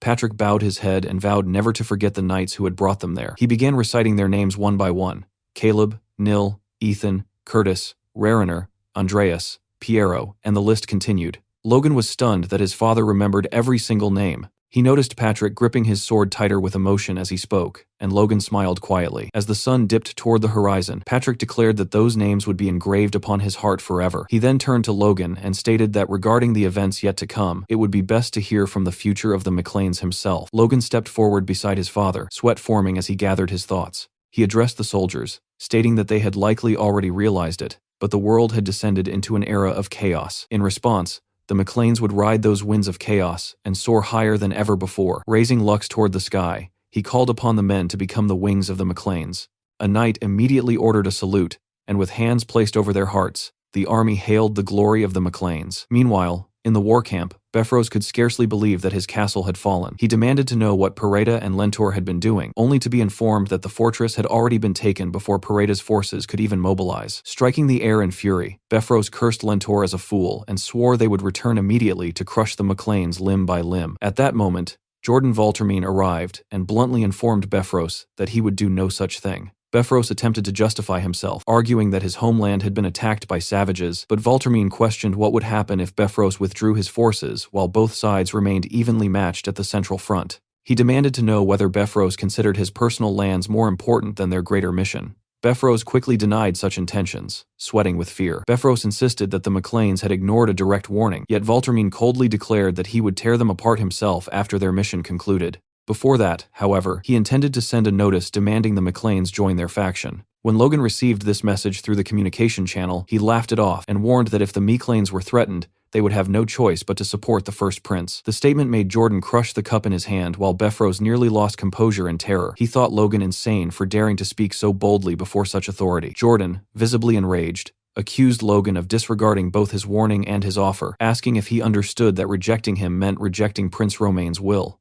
As Jordan released his aura, even Beffros was stunned by the sheer intensity of his presence. Logan calmly admitted he might be overstepping, yet explained that the grudge between his house and Beffros dated back long before this moment, and was not born from disrespect toward Valtermine or the prince. Jordan demanded proof, ordering Logan to lead his troops to the front lines and achieve military success, promising that doing so would spare him from their wrath. Logan regretfully refused, stating that he intended to remain neutral in accordance with his master's wishes while maintaining unwavering loyalty to the royal family. He asked that his intentions not be doubted. Jordan responded by calling him an arrogant fool, who clearly did not hear his own words. Just then, a soldier rushed in to report that the first prince's faction was making a move. The expression on Jordan's face was so terrifying that the messenger immediately regretted delivering the news. Logan overheard and coolly suggested that Jordan seemed busy and should attend to his affairs. Jordan picked up the communication globe and declared that even if it meant taking losses, he should end Logan's life there as a morale booster. Logan countered by questioning whether such losses were truly affordable, given how evenly matched the front lines reportedly were. Jordan branded him a thunderous fool and warned that he would soon understand the consequences of his actions.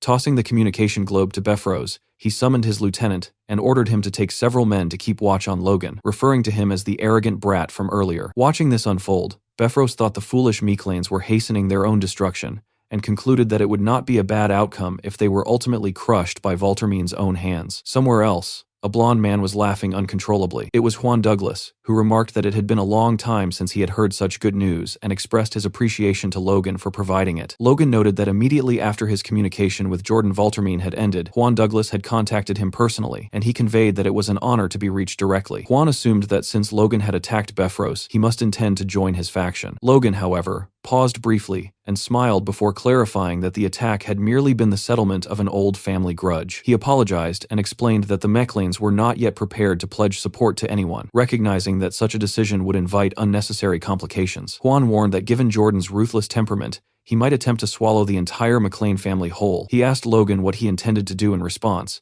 yet Logan remained silent for a moment. Logan then mentioned that he had already received word from Jordan and had managed to smooth things over through careful negotiation. Huan asked whether that was all, and Logan responded that his family lacked the resources to take any decisive action beyond maintaining a firm neutral stance. Nevertheless, he added that he would support Huan's excellency and spirit and requested that the remaining Bifrost forces be crushed. Huan laughed at Logan's boldness and offered him advice, warning that if Logan deceived him, he would not overlook it lightly. Logan reflected that threats seemed to come from every direction. Still, with this exchange, the McLean's neutrality had been officially recognized, leaving only one final matter to address. At the Pareta estate, Max Pareta had just been informed that the Bifrost castle had been occupied. He erupted in anger, shouting that reinforcements had not even been dispatched, and demanding to know what was happening. His vassal urged him to calm down, stating that since the McLeans had acted so recklessly, the Count would not remain idle, and would surely punish them severely. However, a soldier soon reported through the communication channel that there would be no retaliation and that the Maclane's neutrality had been approved. Both Pareta and his vassal were left speechless. The vassal attempted to reassure him, suggesting that if the Maclanes remained neutral, they would at least refrain from attacking them.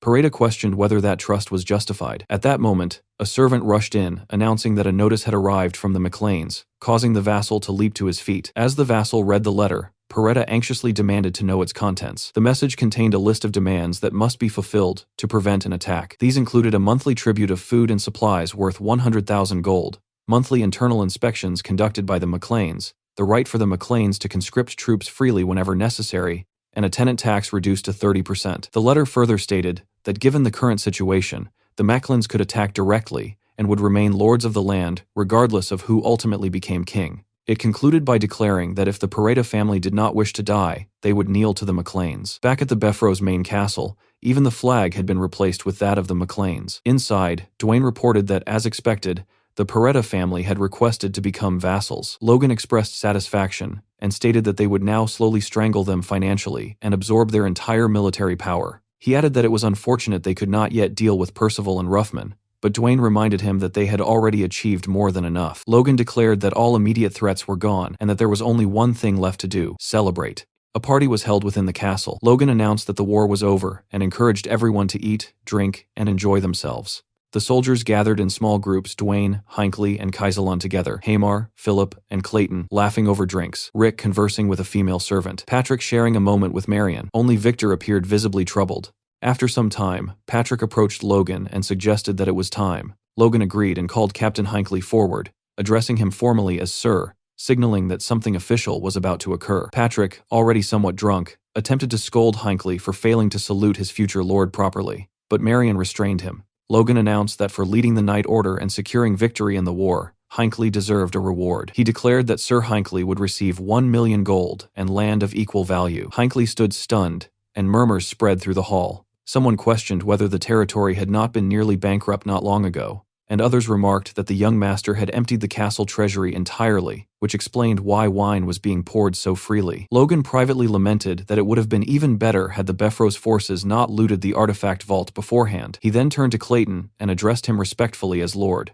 He stated that the greatest achievement in the defense of Tomoto Castle had been accomplished by the Magic Tower, and that Clayton deserved a fitting reward. The Magic Tower would be granted permanent ownership of its land within McLean Town, with no taxes imposed, along with a reward of 10 million gold. Upon hearing this, Clayton fell to his knees, bowing his head. Tears streamed down his face as he thanked Logan repeatedly, calling him his benefactor, his Logan, while Victor observed that Clayton was somehow smiling and crying at the same time. Watching the festivities unfold, Logan privately thought about how incredible it felt to play the role of a generous lord while spending someone else's money. His attention soon shifted to Eileen, who stood beside him wearing a beautiful cherry-red dress. Logan asked whether she truly loved the rewards that much, remarking that the Floyd family was hardly poor. Eileen explained that it was not simply about the money, but the fact that it was the first wealth she had earned through her own efforts. She reflected on how rare it was for women in their country to have opportunities to earn such sums, and admitted that achieving even this much made her feel as though she had fulfilled part of her dream. Ronian approached to catch Logan's attention and asked whether their blacksmith would also be rewarded, noting that Hamar appeared to be waiting expectantly. Logan laughed, recalling how ever since receiving a sword from Hamar, the blacksmith had been looking out for him. He confirmed that he had already prepared the perfect gift, leaving Hamar curious about what it could be. Outside the castle, a carriage came to a halt. A McLean soldier ordered a dwarf to step down, announcing that they had arrived. The dwarf, whose left hand had been replaced with a hook, grumbled that he could not believe humans were cramming slaves into carriages like cargo. As he disembarked, he muttered that their new master must surely be a twisted pervert. Within the city, however, the atmosphere was lively. People walked the streets cheerfully, children played freely, and happiness seemed to radiate throughout the town. Observing this, the dwarf wondered if this was truly the place where they would now be working. He was not alone in his confusion. More dwarves climbed down from the carriage, remarking on the overwhelming number of humans and admitting their discomfort. They spoke among themselves, surprised that such fine carriages had been sent to transport them, as nobles typically treated dwarves like livestock meant only for hauling. One dwarf commented that nobles usually viewed them no differently than animals, while another cautioned against expecting too much, insisting that all nobles were fundamentally alike, and that some merely flaunted their wealth by providing luxurious transport even for slaves. A red-haired dwarf named Tamar silenced his companion, warning him that someone might overhear. Yet his friend challenged him, asking whether a proud dwarf like him intended to grovel before humans, and whether losing his left hand had also cost him his pride. A guard shouted for the dwarves to move if they were all off the carriage. As Tamar turned his head, he reflected bitterly on his companion's words, calling him a fool in his thoughts and recognizing that clinging to pride only worsened their suffering. Staring at the hook that had replaced his hand, he admitted to himself that he had indeed lost his pride the moment he lost that hand. For a dwarf who could no longer forge properly, abandoning pride had become the only way to survive. The dwarves followed the McLean guard through the city. Temur walked at the front with his head lowered, uncertain of what awaited them. Fixating on the ground, he questioned whether life was even worth living anymore, and wondered if death might be the only escape from his misery. They were greeted by a cheerful man with gray hair and a beard who expressed delight at their arrival.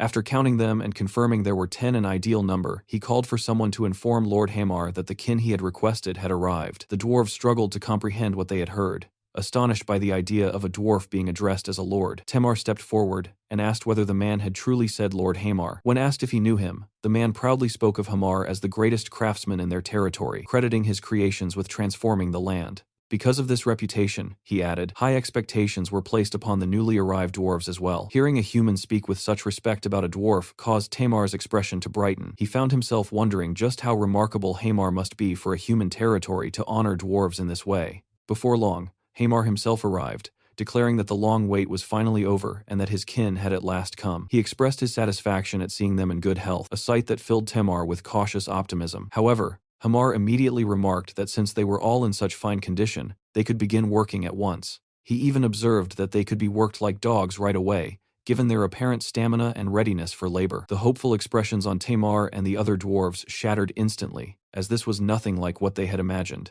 Hamar briskly ordered them inside, reminding them that mountains of orders awaited fulfillment. In that moment, Tamar felt the mental image he had formed of his new master collapse completely before his eyes. A few days later, Logan appeared at the workshop without warning and asked Hamar whether he had received his gift. Hamar greeted him warmly and confirmed that he had indeed received it, adding that thanks to Logan, crossbow production had accelerated significantly. As Logan scanned the area, he asked where the dwarves were, prompting Hamar to point to the left and explain that they were all working diligently as the gears of the workshop. Looking inside at Tamar and the others, Logan noticed that they appeared exhausted and thoroughly unhappy. Observing the workflow, he remarked that Hamar's system was certainly efficient for mass production, with each worker responsible for a single component. However, he was certain that such a method would not sit well with dwarven pride. His assumption proved correct as Hamar recalled how the dwarves had protested loudly, complaining that being unable to craft an entire product diminished their pride as craftsmen. Yet once Hamar informed them of the volume they were required to deliver,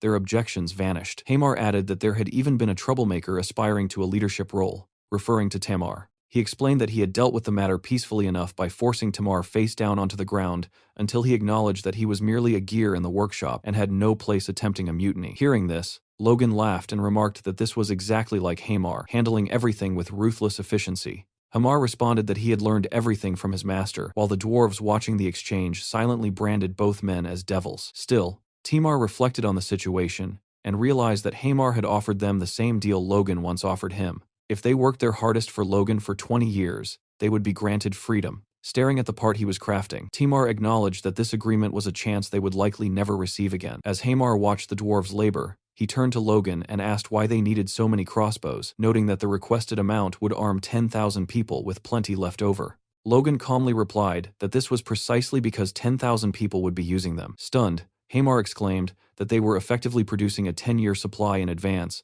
and called it excessive preparation. Logan laughed and corrected him, revealing that he was creating a militia of roughly 10,000, recruitment for which was already underway. Upon hearing this, Hamar screamed so loudly that he could be heard outside the workshop, his body language radiating anxiety and shock as he realized Logan was preparing for yet another war. Logan observed that Hamar's thoughts were obvious. Privately, Logan reflected that the Civil War had only just begun, and that most people failed to realize it could last 3 years. Worse still, an imperial invasion awaited at its conclusion. What began as a conflict fought by elite soldiers would soon devolve into battles waged by mercenaries, funded with whatever wealth could be scraped together, and eventually into a desperate struggle where peasants were forced to take up arms. He envisioned it as nothing short of hell descending upon the world, which was precisely why they needed to prepare now. Hamar cautiously asked, despite knowing it might not be his place, whether it was truly acceptable to arm so many commoners. Logan replied that as long as the people lived well, even handing them bombs would not lead to rebellion. Mentioning bombs reminded Logan of something else he wanted Hamar and Clayton to develop in secret, a suggestion that immediately gave Hamar a terrible feeling. At the Magic Tower, Logan shared the same proposal with Clayton, requesting the creation of a bomb that detonated after a time delay.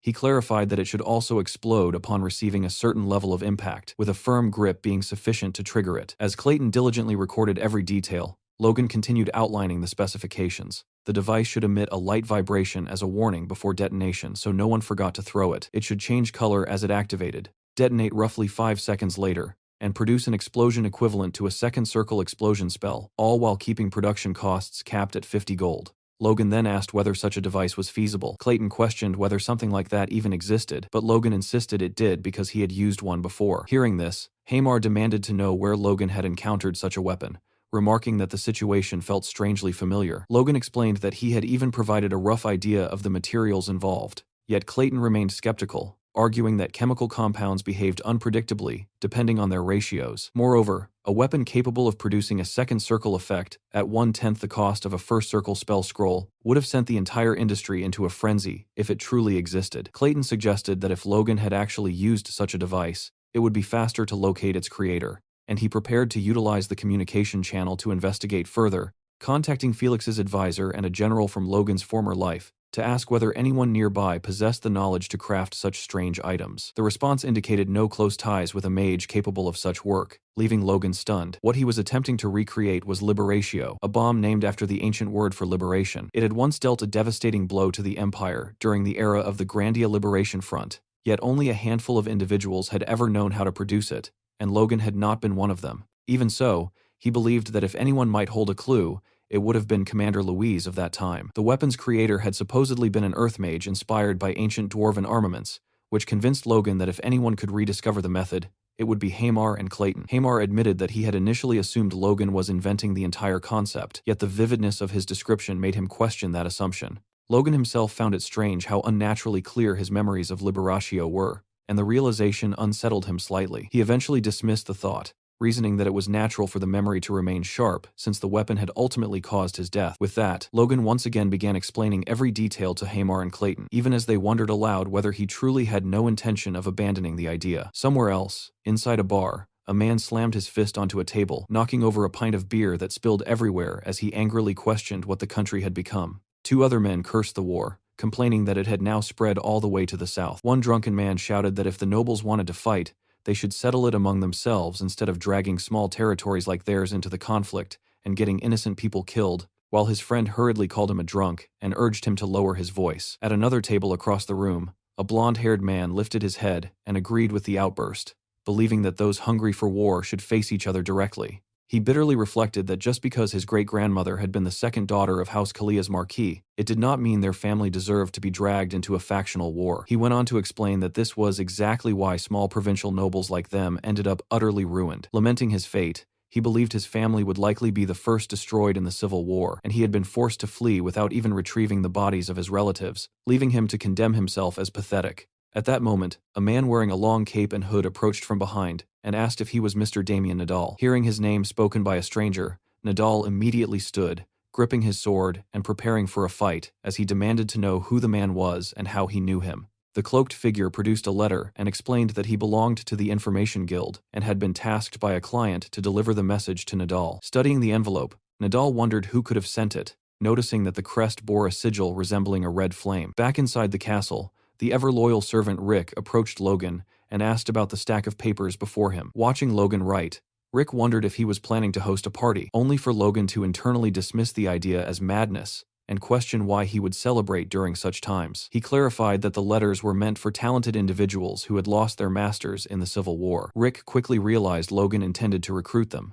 prompting Logan to silently acknowledge his perception. Rick explained that years of observation had made Logan's intentions easy to read, but he still questioned whether any famous knights even remained in such ruined territories, as he had heard of none. Logan explained that most were currently nothing more than heirs to minor lands or ordinary soldiers who, if abandoned, would likely drift into becoming wandering mercenaries. Rick wondered why Logan would bother recruiting such people, and whether their forces were truly so lacking. Logan reflected on the saying, "a pearl in the mud," knowing this insight came from knowledge of his past life. Most of those he sought would eventually awaken as Force users, yet the man receiving this particular letter never would. Even so, Logan considered him among the most important of them all, and sincerely hoped he would accept the offer. He then addressed the letter to Mr. Damien Nadal, writing that as the eldest son of the McLean family, he had been deeply moved by Nadal's poem, The Drunken Moon, which had been left behind at the academy. Logan expressed his belief that Nadal possessed exceptional talent and mentioned that he had heard of the misfortune that had recently befallen him, prompting this outreach.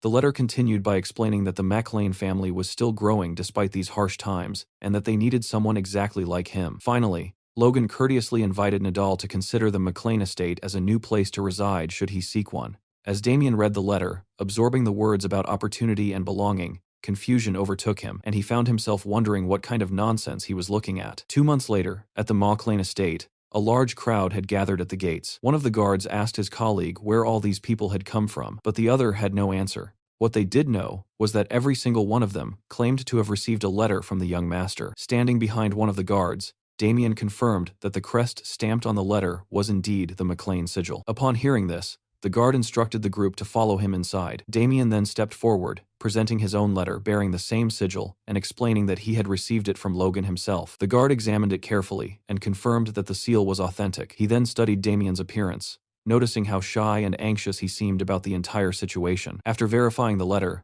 the guard told Damien to follow him, privately wondering why the young master would send a letter to someone who looked like a mere vagrant. They walked through the city streets and toward the castle. As Damien looked around, he began to question the situation. He wondered whether the McLeans were expanding their territory by taking in war refugees. Even so, he could not understand why he, of all people, had received such a letter. The city appeared peaceful and orderly, which made him question whether Logan might have sent the invitation to the wrong person. Inside the castle, Damien finally met Logan. Logan warmly took his hand, introduced himself, and remarked that Damien must be exhausted from the long journey. Damien nervously returned the greeting, still wondering if there had been some mistake. Logan invited him to sit and talk, offering him a cup of tea and noting that it was still warm. Damien thanked him and carefully began sipping while studying Logan's appearance. He tried to recall whether they had met before, but quickly dismissed the thought, certain he would not have forgotten someone with striking red hair and red eyes. Yet he could not comprehend why Logan appeared so genuinely pleased to see him. Looking at Damien, Logan reflected that even the genius of the Liberation Front had once possessed such a clueless side. In Logan's past life, Damien Nadal had been a master of encryption systems and a genius in information management. For more than 20 years, he had safeguarded the identities of Liberation Front members with unwavering precision. His talent had been extraordinary, but what made him truly valuable was his upright character. Even after losing his entire family during the Civil War, he had fought for decades for the future of the struggling nation. Logan believed that if he could win Damien's loyalty, he would gain an ally he could trust without reservation. Logan began the conversation by mentioning that he had heard Damien graduated from the Academy's Public Administration Department. He then asked whether Damien would consider starting as an assistant to the chief administrator, adding that if he proved his ability, he might one day oversee an entire city. The proposal left Damien stunned. He questioned why Logan would go to such lengths for someone like him, and Logan asked whether Damien truly did not understand. When Damien admitted he did not, Logan explained that he had genuinely been moved by his poem, The Drunken Moon, as mentioned in the letter. Logan elaborated that poetic talent demonstrated an ability to grasp context and express ideas concisely, which were valuable skills in management and administration. Yet Damien internally dismissed this reasoning as nonsense. Meanwhile, Logan calmly sipped his tea with his little finger slightly raised, as was customary among certain nobles, and privately acknowledged that his explanation sounded absurd. Even so, he knew he had to secure Damien at any cost. Logan reflected that perhaps the McLeans were still a small house now, but someday they would become more than just another noble family. When that day came, Damien would prove to be an invaluable information manager, even if that was not yet his official role. For the time being, Damien would simply have to endure serving as an administrator. 1 week later, Dwayne's face was practically glowing with excitement as he told Logan that the new kid was incredible. He pointed toward Philip, grabbing him by the shoulder while explaining that Philip and Damien together had managed to complete the workload of more than 10 people on their own. Unable to hide his amazement, Dwayne asked Logan where he had managed to dig up such talent. Logan himself could hardly believe that the role had turned out to be such a perfect fit for Damien. He remarked that this was excellent news and instructed Dwayne to ensure Damien adjusted smoothly. Dwayne readily agreed, stating that talents of that caliber had to be treated with the utmost care. He then shifted the conversation to another pressing matter. Because of the Civil War, a massive influx of refugees was arriving, and the town would reach its population limit far sooner than expected. Logan immediately considered accelerating the plans for a second town and asked whether the budget could support such a move. Dwayne replied that he had already run preliminary calculations, but the situation was not ideal. Lumber prices had skyrocketed due to the war, meaning that once construction began, the territory's finances would remain extremely tight until the yearly harvest. At that moment, Philip questioned why they should be short on money when the territory possessed more than enough goods to sell. Both Logan and Dwayne turned toward him in surprise, asking what exactly they could sell. Philip calmly proposed selling food. The suggestion left Logan momentarily captivated, though Dwayne reacted with outrage, demanding to know why they would ever sell food and whether they even had such a surplus. Philip explained that they should do so in preparation for a future war with Befros. Previously, they had refrained from selling their extra provisions, but their war had ended quickly, and once the Civil War began, food prices had soared. Selling even half of their surplus would resolve their financial concerns. With the profits, they could also establish ranches. Logan considered the idea carefully. In the long term, if they intended to mass-produce thousands of crossbow cavalry, ranches would be essential. At present, they relied entirely on imports, but sustaining an army would eventually require their own supply lines. Convinced, Logan approved the plan. Dwayne grew agitated once more, while Philip simply smiled cheerfully, remarking that he had known Logan would see things the same way. Logan instructed Dwayne to allow Philip to handle the matter, ordering Philip to squeeze out as much profit as possible and use any remaining funds to purchase lumber. He then directed Dwayne to begin preparations for constructing the second town, and Dwayne complied. Before leaving, Dwayne reached into his inner breast pocket and handed Logan a letter that had mistakenly been delivered to his office. Logan thanked him for taking the trouble to bring it personally. The letter bore a plain black seal with no crest, immediately signaling to Logan that it had come from the Information Guild. Philip and Dwayne bowed as they took their leave, and Logan bid them farewell, urging them to continue their work. Once alone, he opened the letter and began reading. It reported that the guild had located someone matching the description from a search request he had submitted. At first, Logan could not recall making any such request, but then the memory surfaced. It had been on the day he first learned the heavy pressure sword from his master. Back then, he had asked the guild to find unaffiliated superhumans who had been active during the Imperial War. The search had taken time, but they had finally identified one. The letter named him Churn Crow. It was not exactly the name Crownet that Logan remembered, yet there was a strong possibility they were the same person. Upon reading the name, Logan was stunned. Of all people, it had to be that man, a developer who had succeeded in mass supplying low-grade artifacts and had risen to become one of the top 10 merchants in the Empire. Unlike typical mages, he equipped his entire body with artifacts of his own creation and fought directly on the front lines. Known as the Massacre Sorcerer Crownet, he had slaughtered Grandia's forces without mercy. Logan clenched the paper tightly as memories surfaced. The low-grade artifacts Crownet supplied had accelerated Grandia's downfall nearly twice as fast. As an enemy, he was extraordinarily dangerous. That left Logan with only two choices: recruit him if possible, and if that failed, he needed to eliminate him. The scene shifted to an Imperial border outpost where a lone soldier stood guard at the entrance while a hooded traveler approached from the road. Before allowing him through, the guard ordered the figure to halt and asked whether he was a merchant. The traveler confirmed he was indeed a merchant from Grandia, which prompted the guard to remark that he had heard things there were chaotic these days. Turning slightly, the soldier stretched out his hand toward the stranger, hinting that times must be difficult for him. The hooded figure, who was Logan in disguise, stayed silent for a moment before letting a gold coin drop into the guard's palm in quiet agreement. The soldier examined the coin, relaxed instantly, and assured Logan there was nothing to worry about anymore. He granted him passage into the Empire and boasted that their lands were peaceful. As Logan crossed into the wide plains, He reflected that it had been a long time since he had last set foot in the Empire. According to the Information Guild's report, the man he sought was not living in a major city, but somewhere in a remote border territory. Logan could not understand why a future superhuman would hide in such a place, yet fewer people around meant fewer witnesses. To avoid standing out, Logan had already used magic to disguise himself and change his eye color, knowing his red hair and red eyes attracted too much attention. While scanning the horizon and wondering if he had lost his way, a shout came from behind as a man approached with clear hostility, mocking Logan for moving too fast and sneering at his red hair. 3 rough-looking bandits surrounded him, ridiculing his head as looking like a clot of blood. One pointed a sword at him and demanded he drop his bag, threatening to make him bleed just as red as his hair if he resisted. Logan remained completely unimpressed. Sometime later, Logan arrived at an estate bearing the crest of a dragon or lion, guided by the same bandits who were now battered and trembling. The man who had threatened him earlier clasped his hands together and begged to be spared. Logan calmly thanked them for guiding him and allowed them to leave. They rushed away gratefully while Logan simply scoffed, thinking about their stupidity. Logan stepped into the city and slowly looked around at the people moving along the busy streets, quietly taking in every little detail as merchants loudly traded materials like leather imported from Russelheim, which everyone praised for its excellent quality and durability. Nearby, a nobleman walked with his servant, and the servant politely suggested that they should rest for a while, leading the nobleman to agree and order him to find a quiet tavern somewhere. Not far away, a young boy eagerly tried selling newspapers while a woman happily chatted with her friend about a trendy dress she had seen in the city the other day, and the whole place felt surprisingly lively. Looking around at the clean roads and cheerful atmosphere, Logan could barely believe this was supposed to be a border castle,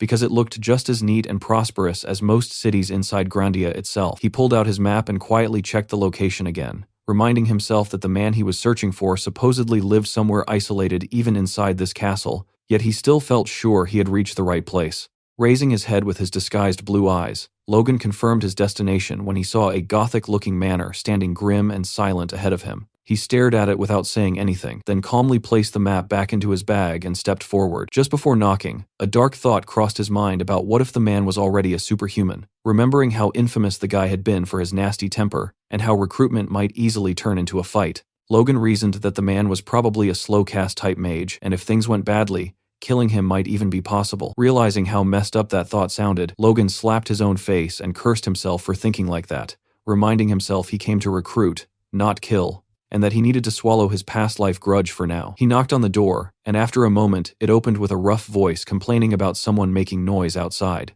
A thick-bearded man appeared, saying he had already warned the Lord not to allow loud disturbances there, which made Logan sweat awkwardly as he realized this was not who he expected. Logan asked if the man was Churn Crow, and the man confirmed it bluntly while demanding to know Logan's business, letting Logan quietly assess that he was currently only a 5th-class mage. Logan politely explained that he had traveled a long way to meet him and wanted a moment of his time, but Churn Crow rudely called him a punk and slammed the door shut in his face. Logan stood there stunned for a moment, unsure whether to laugh or curse, briefly thinking about killing him again, before forcing himself to calm down and remember that recruiting him was far more important. He knocked again, asking him to at least hear him out, only to suddenly feel lightning magic crackling around him with enough voltage to kill a normal person instantly. Logan snapped in anger, thinking the bastard was insane, and decided that if talking politely failed, then force it was. He smashed the door open and stepped inside, declaring that they needed to talk whether Churn Crow liked it or not. Seeing this, Churn Crow realized Logan was not normal and prepared an attack,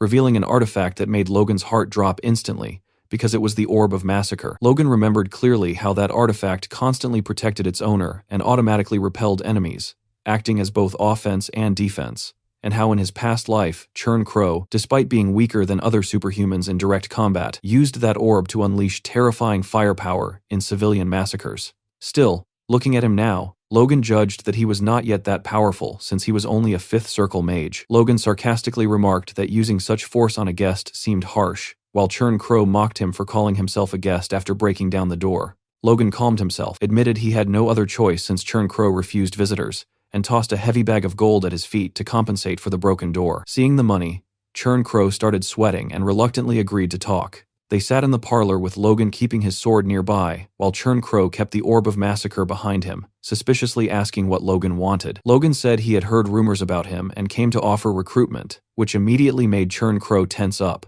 asking what rumors. Logan noticed that reaction and realized the man clearly had secrets, calmly explaining he heard Churn Crow was a master of artifacts, and that just seeing the equipment behind him confirmed it. Churn Crow exploded in anger, demanding where Logan heard such things. And Logan calmly said the Information Guild pointed him out when he searched for a skilled mage. Hearing the words Information Guild made Churn Crow's eyes light up, demanding details. But Logan coldly refused to reveal his sources, and said he only came because of Churn Crow's reputation, adding that rumors also spoke of many sins in his past. Churn Crow shouted in denial, swearing he lived honestly. But Logan quietly looked at his sword and thought that maybe his own past life hatred made him biased. Yet to him those words still sounded like lies from someone who lived a filthy life. Logan judged that even if Churn Crow was capable, his personality was dangerous, and if recruitment failed, killing him might be safer than letting him stab them in the back later. He looked at the orb again and guessed it was weaker than before, maybe only a third-class artifact, meaning killing him would not be hard if needed. Deciding to test him, Logan addressed him respectfully as Sir Mage and casually mentioned the name Crownet,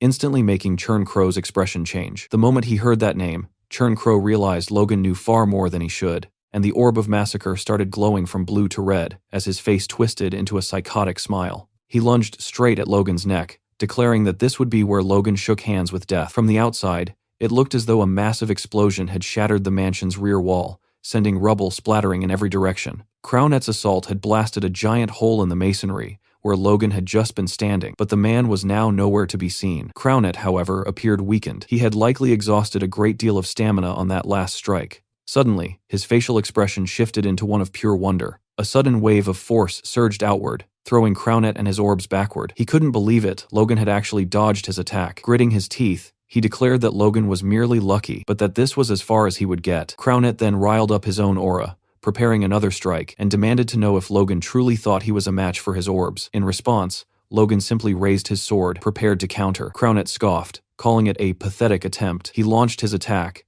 leaving a trail of massive explosions and climbing flames in its wake. Surveying the aftermath, Crownet began to mock Logan's efforts as praiseworthy, yet insufficient, but he spoke too soon. Once again, he was left speechless by what was unfolding before him. The entire room was illuminated by Logan's aura, and the flames seemed to reach the very ceiling. Even Crownet's orbs suffered under the pressure. They appeared to split right through the middle before the fragments fell uselessly to the floor. Crownet was thrown into the wall behind him. Looking at the wreckage on the ground, he couldn't believe his eyes. He began to scream that his artifacts were destroyed. Logan stepped forward through the light. He asked Crownet how guilty a conscience he must have to react with such terror, finally addressing him by the name everyone knew but no one dared to speak. Slumped against the broken wall, Crownet could find no words, yet the disbelief and anger were etched clearly on his face. Shivering, he hissed at Logan, asking how he knew that name when he had gone to such extreme lengths to destroy every trace of his past. Logan observed him, noting that there were almost no records of Crownet before his rise as a superhuman. As Crownet demanded to know Logan's identity, Logan saw him for what he truly was, nothing more than a runaway fugitive. While debating whether to dig further into the man's history, Logan menacingly asked Crownet where he thought he was from. Hearing this, Crownet grew annoyed. He grabbed a nearby rock and warned Logan not to play around with him. Logan noticed the movement, but it was almost too late to react. Crownet had kept one last orb hidden and prepared. He detonated the orb, creating a giant explosion that engulfed himself and everything in front of Logan. Logan managed to surround himself with mana, successfully blocking the attack. Looking toward the floor, he realized Crownet had used the explosion to blast a hole in the ground leading toward the basement. It was then that Logan realized Crownet had been hiding yet another artifact. Without hesitation, he gripped his sword and leaped into the hole after him. Logan landed in the basement, which resembled a sprawling library with books scattered everywhere. Scanning the surroundings, he concluded that this had to be Crownet's laboratory. Suddenly, a voice from behind disturbed him, calling him a sticky bastard. Crownet was now hovering in the air, utilizing a staff artifact that granted him flight. He shouted for Logan to die as he prepared yet another assault. Crownet then seemed to cast two different spells simultaneously, lightning and air magic. Seeing this, Logan was struck by the incredible speed of Crownet's casting. As the spells closed in, Logan could only wonder if Crownet was indeed just a high-class mage. Even so, as Logan prepared Lux, he remarked that Crownet's power was merely average. Suddenly, a wave of powerful energy slammed into Crownet, leaving him to wonder what was happening. Logan held up his sword, and Crownet realized with a shock that all of his magic was being dispersed. It was clear that this was Logan's doing. Logan then unleashed a powerful slash of aura toward Crownet, who tried to block it using his artifact. Feeling the sheer force Logan possessed, Crownet questioned just who this man was. Composed, Logan prepared one final attack, leveling the tip of his sword as if preparing for a lethal stab. He struck, missing Crownet's head and neck by mere inches, but that wasn't his primary target. He went for Crownet's hand, forcing him to drop his artifact. Based on Crownet's agonizing screams, it appeared Logan may have severed the hand entirely. As Crownet began to shiver, Logan told him that he had brought this upon himself. Once again, Crownet was consumed by rage. He screamed at Logan that he would kill him and conjured a massive orb of mana, preparing to throw it with all his might. Yet, Logan didn't show the slightest bit of worry. Crownet launched the attack, but Logan didn't move an inch. Within the next second, however, he closed the distance between himself and Crownet. Preparing his own strike, Logan hit Crownet squarely in the gut, telling him the attack had been too slow to catch him. The impact was so powerful that it sent the surrounding rubble splattering and flying once more. Crownet spat up blood and fell to the ground while Logan remained standing. Looking down at Crownet, Logan huffed, signaling that the battle was over. He then looked up at the ceiling as debris began to fall, realizing the entire structure was about to collapse. The laboratory of the man who would have been known as a master of artifacts was about to turn into nothing. Looking around, Logan remarked that he would have liked to take a closer look, but it was too dangerous. Even so, he couldn't help himself. He decided to take a quick look before leaving. That was when he noticed a collection of books and papers on one of the tables, Crownet's research notebooks. Logan recalled that in his past life, Crownet had invented a method to imbue magic not just onto rare materials like mithril, but onto common metals as well. This was the breakthrough that allowed for the mass production of low-grade artifacts. Shedding a bead of sweat, Logan thought the method might be in those books. He began gathering the stacked notebooks, noting that it wouldn't hurt to use them. He searched for anything else of value and spotted a piece of armor on another table. He was left momentarily speechless by what he saw: a necklace, a ring, and a pair of armored gloves, all of which Logan believed to be artifacts. He took the necklace in his hand, noting that he didn't feel any special energy from it, meaning it was likely a Class 3 artifact. He placed his hand on the gloves, thinking it a shame they weren't higher grade, but decided he would gratefully take them anyway. Suddenly, as he approached the gauntlets, he noticed something. They seemed to be absorbing his force. Logan remembered this was exactly like when he had taken the artifacts from Befros. He slid one of the gauntlets onto his hand to test it out. He began infusing it with force, and the gauntlet took it all in easily, absorbing every ounce of energy Logan gave it. Then, a bright light shone from inside Logan's fist, and the true power of the gauntlet was revealed. Logan remarked that it felt as though his strength had been multiplied. Even his body's durability and force were greatly enhanced. Logan thought the effects were similar to the Wind God's boots and mused that he didn't think he would ever see something like that again. He wondered if they had been made by the same person who created the boots, noting that the current Crownet wouldn't have been capable of making them. He wondered who could truly be behind such items. He then realized people might be gathering at the scene, so he had to take what he could and leave before being spotted. With this, Logan had achieved what he came for. Although Crownet was dead, Logan felt he wasn't worthy of life anyway. He took as many belongings as he could carry and decided it was time to return to his territory. Struggling to carry everything as he headed upstairs, he hoped his bag was still intact. He thought of his home, hoping that nothing bad was happening there in his absence. Meanwhile, at the McLean estate, Ronian was speaking with a group of knights, asking if they had come to join the order. 3 knights stood before him and confirmed that this was indeed their purpose. They explained they had heard the young master was actively recruiting new talent. Ronian nodded in understanding. Shifting his feet into a combat stance alongside Victor and Eileen, he told the 3 men to draw their swords and fight to prove their worth. The knights, however, appeared reluctant to engage. It seemed that before this encounter, Dwayne had been the one to greet them at the estate, informing the men that Logan was currently away. Upon hearing this, one of the knights had begun to make a fuss, complaining that the only reason they had traveled all the way there was because they heard the great young lord was recruiting, only to find he wasn't even present. They shouted at Dwayne, calling the situation disrespectful and emphasizing the trouble they had gone through to reach the estate. Dwayne, visibly annoyed, wondered to himself if this was really how people seeking recruitment ought to behave. As this was happening, Hinckley noticed the scene while passing by. Observing the men in their knight uniforms, he wondered if they were guests. As Hinckley approached, Dwayne introduced him, noting that he had arrived at the perfect time. Dwayne explained to Hinckley that these men were knights from the front lines who wanted to negotiate terms for meeting the young master. Hearing this, Hinckley surmised that they must have lost their lord during the Civil War. Dwayne then informed the newcomers that Sir Hinckley was the McLean Knights' commander. The man who had been screaming earlier noted Hinckley's commanding presence. One of the other men placed a hand on his chest and introduced himself as Dylan from Gayfield.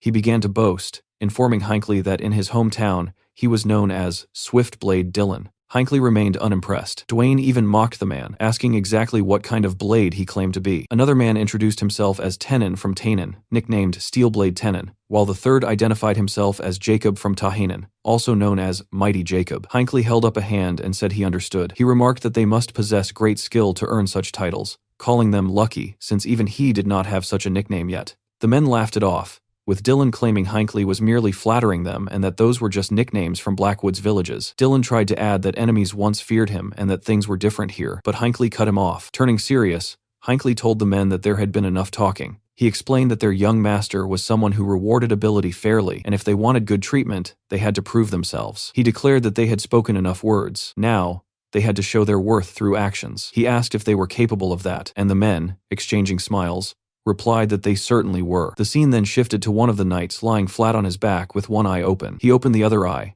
tongue pressed against his cheek, and stared at the sky. He wondered why he was lying on the ground with his sword beside him, while other knights watched from behind. It appeared Hinckley had arranged a sparring match between the newcomers and some of the younger members of the estate. Dylan had planned to go easy on the little lord among them to earn a few easy points, but things had not gone as planned. Ronian had proved to be far more than the men could handle. As Dylan lay there, remembering the exchange, a voice called for him to wake up. It was Ronian, and the sound of his voice made the men scramble to their feet instantly. Ronian told the man they had barely exchanged a few blows and asked if he was giving up already. Standing over them menacingly, he asked if Dylan had perhaps planned to go easy on him. The man denied it, claiming that wasn't his intent at all. Behind them, some of the other knights whispered that they would never dream of going easy on the young lord. Rather, they wished he would go easy on them. Dylan wondered why they were acting so subservient, asking himself if the McLean people were trained to kiss their lord's ass. In response, Ronian clarified that it wasn't the case. Those men were only going to go easy on him because they mistakenly thought he was weak.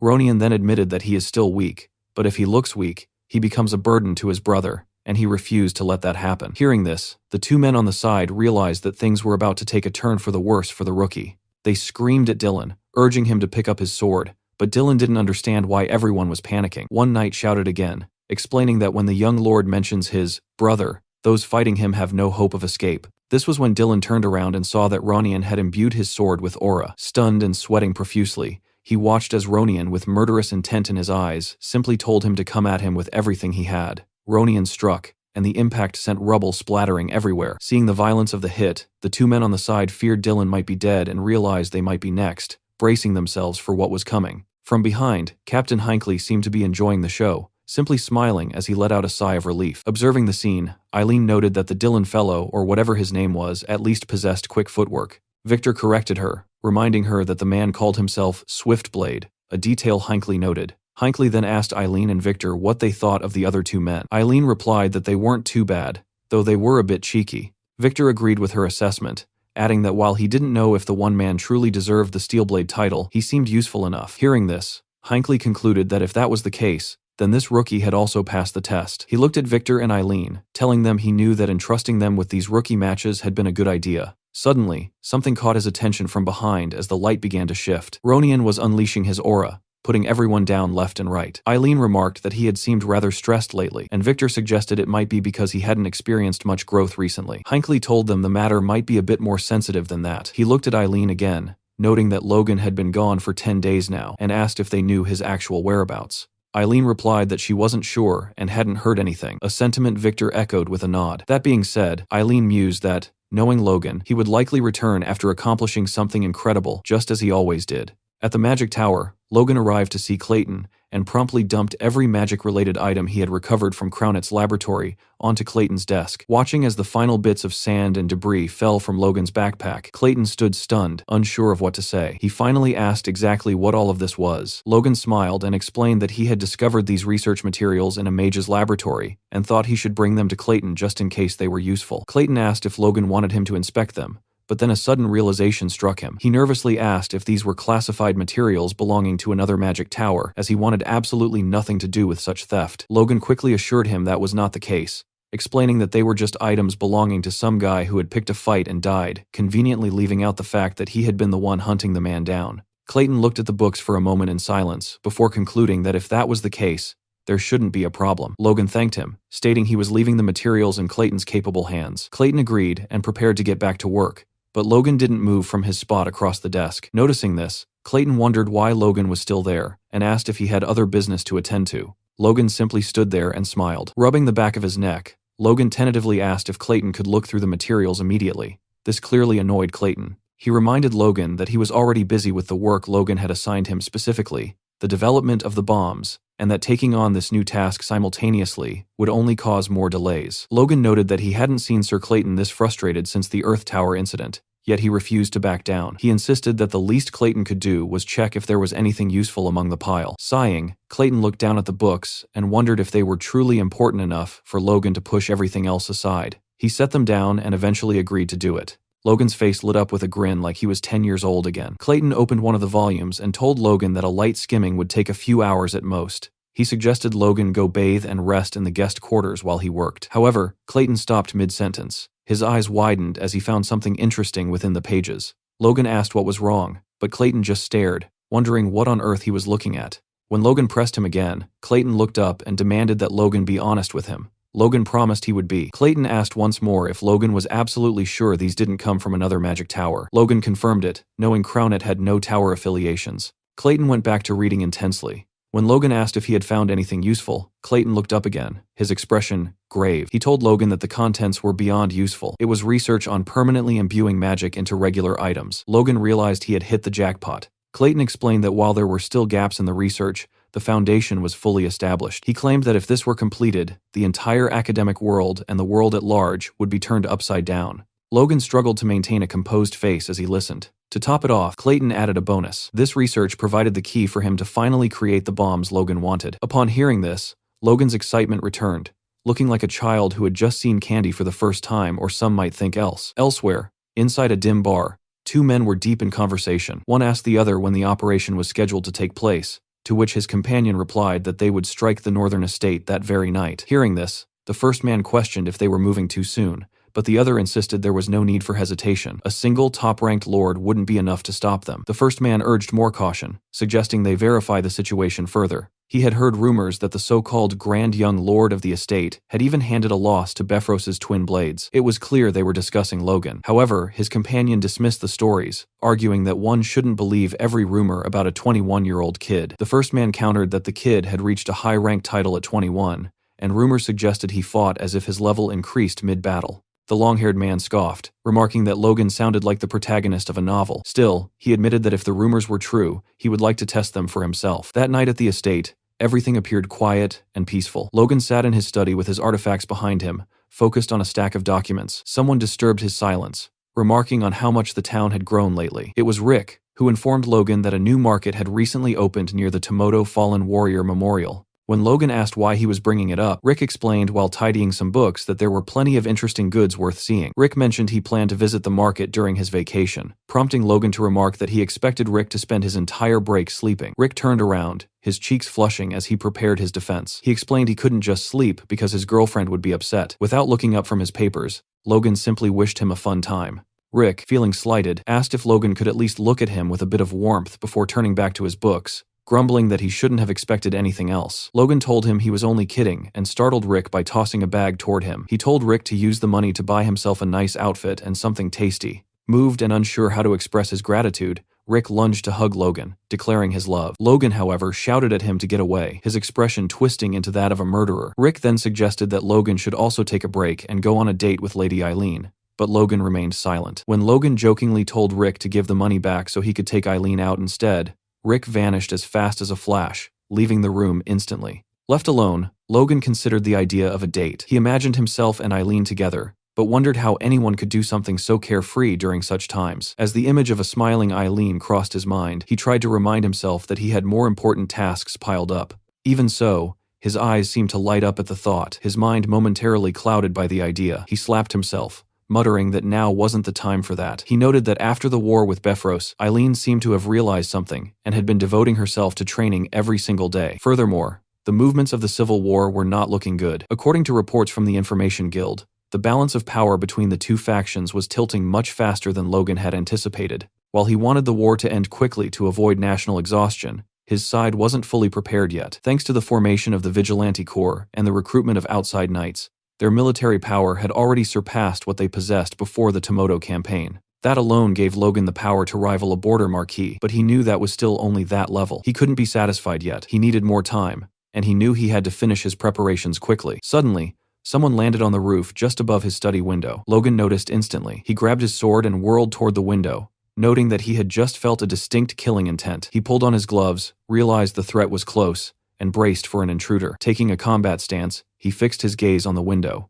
For a moment, nothing happened, but Logan remained perfectly still, composed and making no unnecessary sound. A red glare suddenly reflected from both the window and Logan's eyes. The glass shattered as an attacker attempted a sneak attack to kill Logan in a single strike, but he managed to dodge. Logan was stunned to see the attacker was using a force blade. He countered immediately with the same technique. The exchange sent the attacker reeling back several meters. Standing face to face, the assassin seemed unable to believe he had been pushed back. Logan asked him if the sensation didn't feel electric as he prepared his next move, keeping the attacker's full attention. Logan lunged for an attack, which the assassin managed to block. Logan found it laughable that a stealthy killer would let his guard down so easily. He moved to finish the man while he had the momentum, but he quickly sensed trouble behind him. A second attacker had been waiting to take Logan down from the rear. Taken by surprise, Logan barely reacted as the second man struck, sending rubble flying. Fortunately, the blow missed. It was the men from the bar. The hooded man told his companion they had to take this seriously. Adjusting his stance, Logan evaluated his opponents and realized both were high-ranking knights. He asked them if they truly had no pride,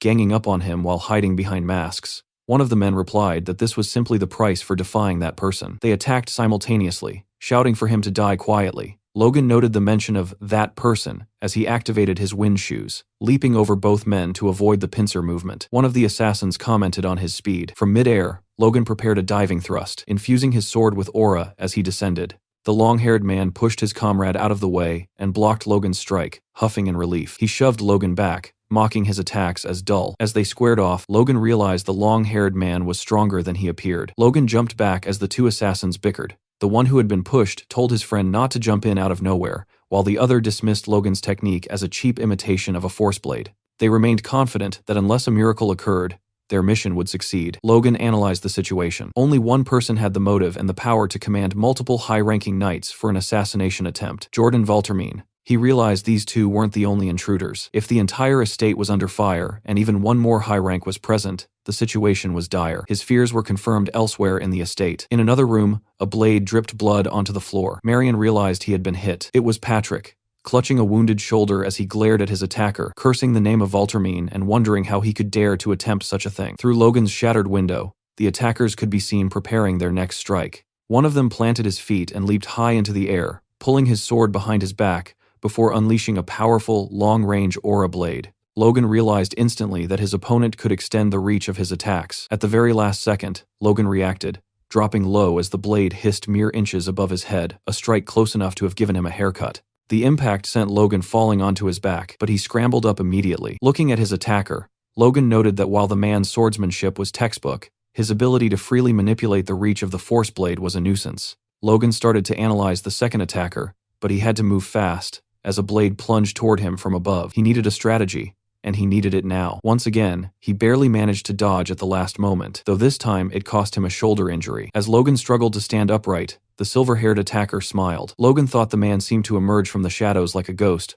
only to melt back into the darkness, a bizarre style that reminded him of the Empire's legendary ghosts he had only heard of in his past life. A sharp pain flared in Logan's leg. He had been wounded there as well. The second attacker was proving to be just as fast as his comrade. Logan warned himself that this was no time for distractions. As the fully masked figure leaped for another strike, which Logan managed to block, he acknowledged that he was in a clear crisis. Realistically, as a high rank, there was no way he should be able to handle two top ranks at once. Even so, Logan did not feel like he was going to lose. His sheer perseverance left the two attackers stunned and speechless. The silver-haired man grew annoyed, calling Logan a stubborn bastard. Clenching his sword tighter, he jumped toward Logan with murderous intent, screaming for him to die. Logan realized exactly what he had to do to keep this crisis from ending in disaster. Activating his wind boots, he leaped away and repositioned himself behind the assassins in an instant. He managed to wound them both, telling himself that whether it was through artifacts or secret techniques, he had to use every resource available and focus entirely on defense. If he could hold out,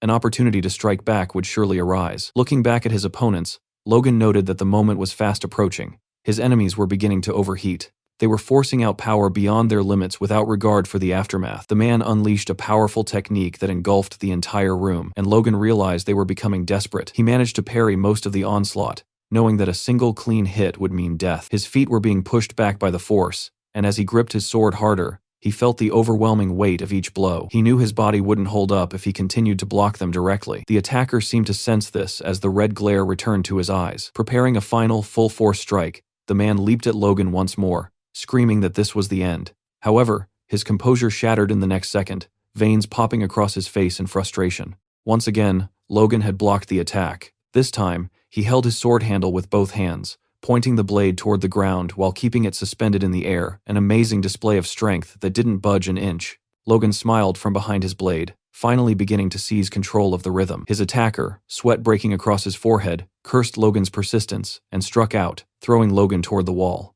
Logan was slammed back, blood splattering from the wounds on his stomach and leg. As Logan struggled to regain his momentum, the silver-haired man prepared a strike from above, declaring that Logan's insolence ended there. As he descended, the man mocked him, scoffing at the idea that someone like Logan could have ever defeated Befros's twin blades. He remarked that he had seen plenty of brats crushed by their own inflated reputations. While Logan had held out well, the assassin was certain he could not withstand the next blow. To the attacker, Logan was just another overhyped youth, or so he thought. Suddenly, Logan opened his eyes. Something had shifted fundamentally in his aura and his gaze. Even the attacker was momentarily stunned. Logan's sword began to move, moving beyond conscious thought, as if his body were reacting independently of his mind. He unleashed an attack so powerful and so fast that neither of the assassins could have anticipated it. In that moment, the silver-haired man could only think of the rumors he had dismissed, the claims that Logan grew stronger the longer he fought. His disbelief proved to be his demise. Logan let go of all conscious thought and unnecessary movement, fighting solely with his spirit. The following day, a council was convened to discuss the night's events, consisting of Hinckley, Philip, Dwayne, and Clayton. Their investigation revealed there had been 13 intruders in total. Every one of them had been killed. When Hinckley asked about the casualties on their side, Logan reported with distress that 5 soldiers were dead and 12 were injured. More painfully, Patrick had been gravely wounded while protecting Logan's mother. She now remained at Patrick's side while he was treated by doctors. Hinckley noted that, considering the high level of the intruders, the damage was relatively low. Logan agreed, pointing out that the force was comprised of top and mid-tier attackers, though none of them had recognizable faces. When Hinckley asked who could have orchestrated such a hit, Logan rose from the table and named Jordan Valterman. Dwayne and Philip immediately began to protest, shouting that they could not possibly stand against a Duke's house, and by extension, the entire Second Prince's faction. Logan merely smirked. He asked Dwayne why he assumed they would pick a fight with the Duke's house right now, leaving Dwayne puzzled. Logan explained that he had enough common sense to know that attacking the Duke now would be a death sentence. If he were the Duke, he would wipe out a threat like the McLeans immediately.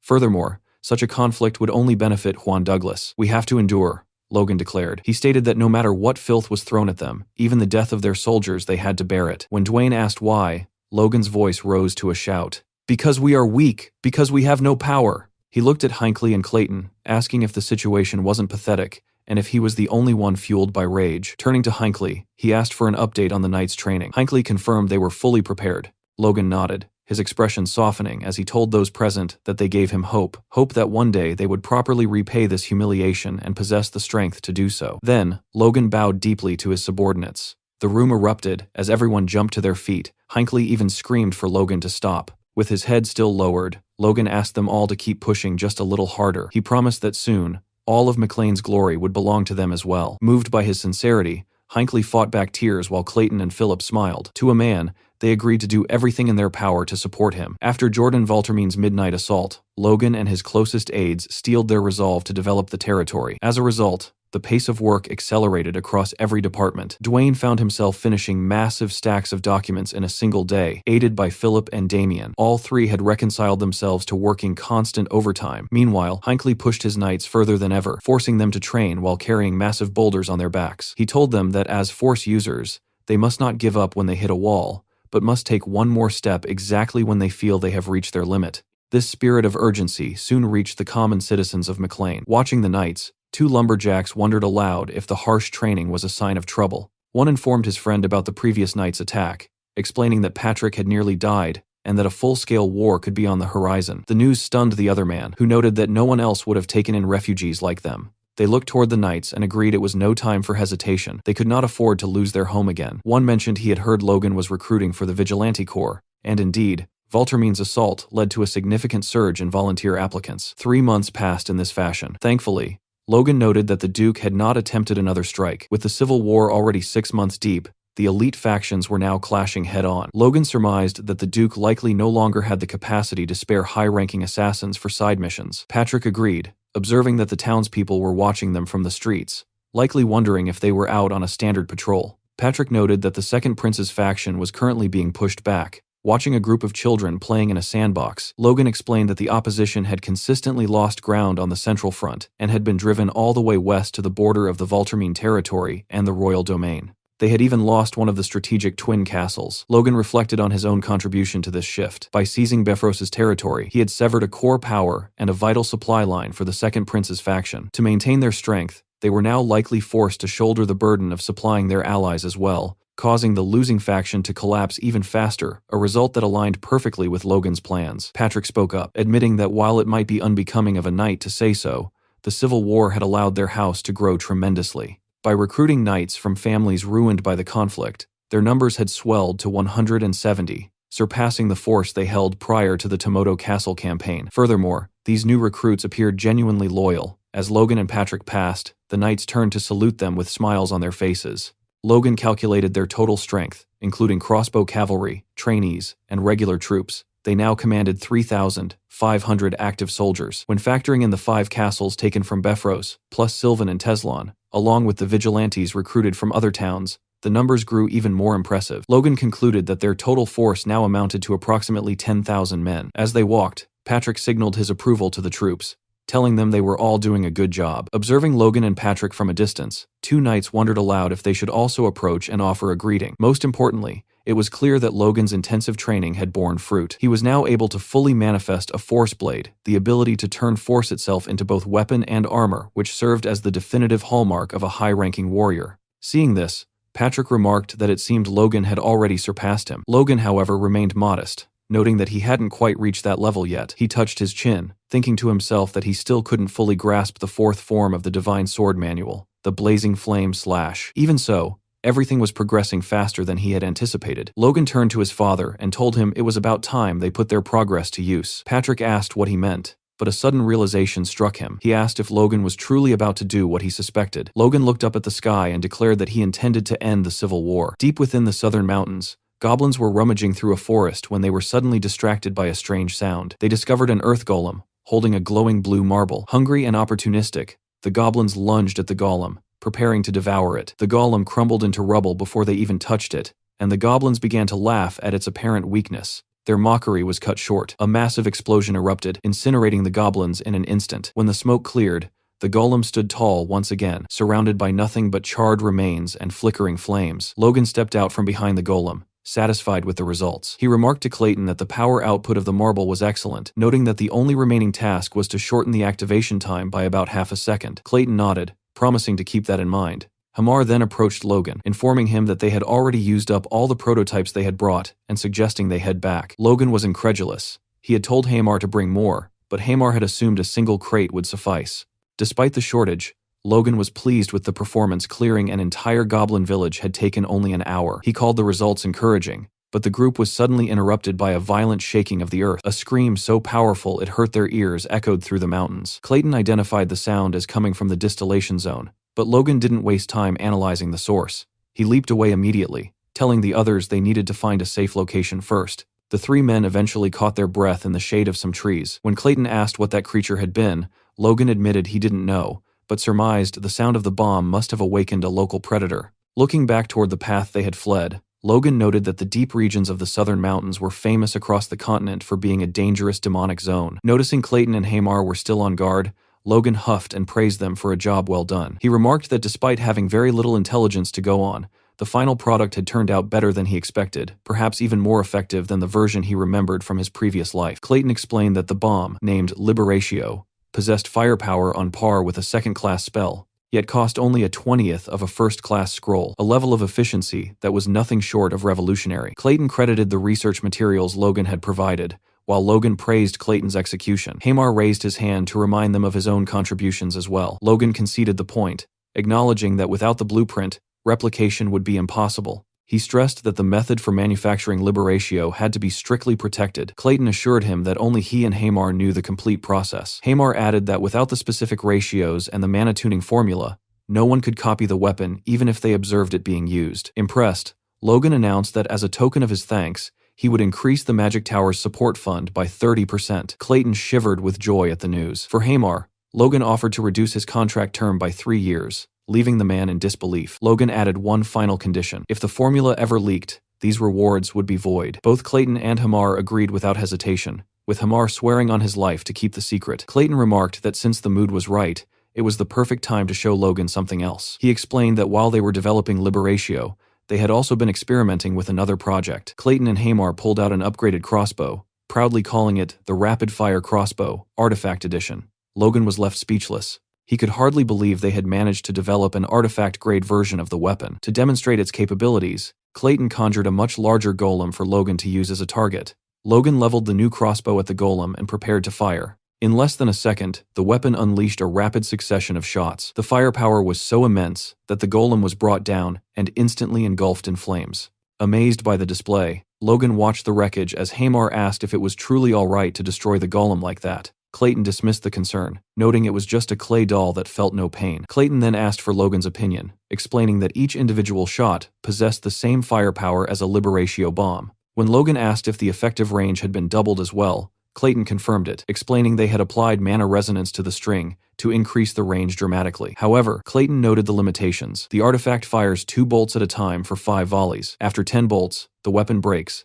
making it a single-use item. Furthermore, Clayton and Hamar required a full day to produce just one, and the production costs were high. Logan calculated that even at 1 per day, they would only have 365 per year. Still, he decided the sheer power was too significant to pass up. He instructed Hamar to prioritize issuing the crossbows to the leadership first, and commanded them to produce as many as possible over the next 2 months. When Hamar asked why the deadline was only 2 months, Logan's characteristic smirk returned. He simply told Hamar they would be needing them by then. Shortly after, an official notice was posted on the castle walls, drawing a large crowd of farmers and townspeople. The letter announced that the second town in the McLean territory of Tomoto Castle was finished, and invited anyone interested to move in. Reading the notice, one farmer expressed confusion, stating he was living fine where he was and saw no reason to leave. Another person mentioned that those who moved would be granted a new house and farmland, but the crowd remained skeptical. A resident from the Sylvan Castle territory noted that since the Lord had changed, Sylvan had become much more livable, questioning why anyone would go through the trouble of leaving their home. Suddenly, a man at the back of the crowd leaped up and declared that he would go. He and several others stepped forward, willing to take on the hardship. They explained that their original hometowns had already been destroyed in the war, and that the offer of free housing and land was an opportunity they couldn't ignore. As the skeptical man watched them, someone explained that these were war refugees. The man who had leaped forward then led the group of refugees away, beginning their journey toward the new town. Meanwhile, in his office, Logan placed a totem on the map to mark the location of the new town. He noted that the second town was situated exactly in the middle of the plain between Sylvan and Tomoto. When he asked Dwayne why he had chosen that specific spot, Dwayne surmised it was because the 2 castles were so far apart. Logan confirmed this, explaining that the distance between Tomoto and Sylvan was a 3-day journey on foot. If an enemy were to invade through those plains, defending the area would be a logistical nightmare. Dwayne asked if Logan truly expected an invasion, and Logan confirmed that he did. He explained that this was precisely why the residents of the new town were required to train alongside the vigilantes. While Dwayne agreed and promised to oversee the training, he remained plagued by doubt, wondering who would actually attempt to invade the Bifrost Plains. His questions were answered as midsummer arrived. Logan announced his decision to officially join the Civil War, a declaration that left everyone in the room stunned. Dwayne slammed his hands onto Logan's desk, shouting that he had hoped his suspicions were wrong. He demanded to know why Logan would take such a risk when their territory was currently thriving, and prosperity was guaranteed simply by staying neutral. Logan understood that if his only goal was to protect their current land, Dwayne's logic would be sound, but he knew that staying on the sidelines was not the answer. He warned everyone that if they remained stagnant, the McLeans would fall, regardless of which side emerged victorious. Both Philip and Dwayne found this view extreme, arguing that the First Prince's faction was almost certain to win, and that the McLeans had done nothing to oppose them. Patrick intervened, slamming his hand on the table with a force that startled Dwayne, Philip, and even Marion. He demanded to know Logan's true reasoning. Logan averted his gaze, introspecting on the reality he knew from his previous life. The First Prince's faction would not be satisfied with merely defeating the Second Prince. They would eventually consume the neutral territories as well. Knowing that this explanation might not resonate, he shifted to a more immediate threat. Logan reminded them that the First Prince's faction included 2 families they knew all too well. First, there were the Kairos Marion's own kin, who had coldly cut off support during a previous land conflict. Marion looked down in shame, and Patrick remained silent. Then, there were the Wolves, the family that had rudely and unilaterally broken their engagement with Logan. Both families were major financial backers of the First Prince, Logan asked the council if they truly believed these families would leave the McLeans alone once they gained absolute power. When Philip tentatively asked if they should simply side with the first prince to be safe, Logan knew he had him right where he wanted. He countered that they should do the exact opposite. They were going to join the second prince's faction. Hinckley, Philip, and Dwayne nearly lost their minds. They couldn't fathom why Logan would choose the losing side. Logan asked them to consider the politics of the situation. If they joined the winning side now, their contribution would be seen as negligible. However, if they joined the losing faction and turned the tide of the war, the rewards and influence they would gain would be immeasurable. When Dwayne worried they were boarding a sinking ship, Logan admitted the ship had indeed lost its sails and was taking on water, but it still had the power to sail if steered correctly. He then used the one argument no one could easily refute. With a smirk, he asked them, "Has anything ever gone wrong when I acted?" The room fell silent. No one could argue with his track record. Still, Dwayne pressed him, reminding Logan that the assassins from a few months ago were sent by Valtermine, a core member of the Second Prince's faction. He asked why they would ever side with the man who tried to kill them. Logan's expression shifted, a vein popping in his cheek as his thoughts turned toward revenge. He told Dwayne not to worry, his eyes gleaming with the promise that he would make them pay dearly in due time. Logan moved forward with his plan, contacting Jordan Valtermine directly to declare his intent to join the Second Prince's faction. Upon hearing the proposal, Valtermine erupted, screaming at Logan and asking if he had completely lost his mind. Logan merely smiled, admitting he had expected that reaction. He then coolly informed Valtermine that if he was opposed to the idea, the McLeans would have no issue joining the First Prince's faction instead. The threat sent Valtermine into a state of visible fury. His eyes widened and veins pulsed at his temples as Logan calmly addressed him as Excellency, asking if he was truly going to turn them down. Seated in his massive chair, Jordan Valtermine repeated Logan's words under his breath, his disbelief turning into rage. He gripped the armrests so tightly they crumbled under his force.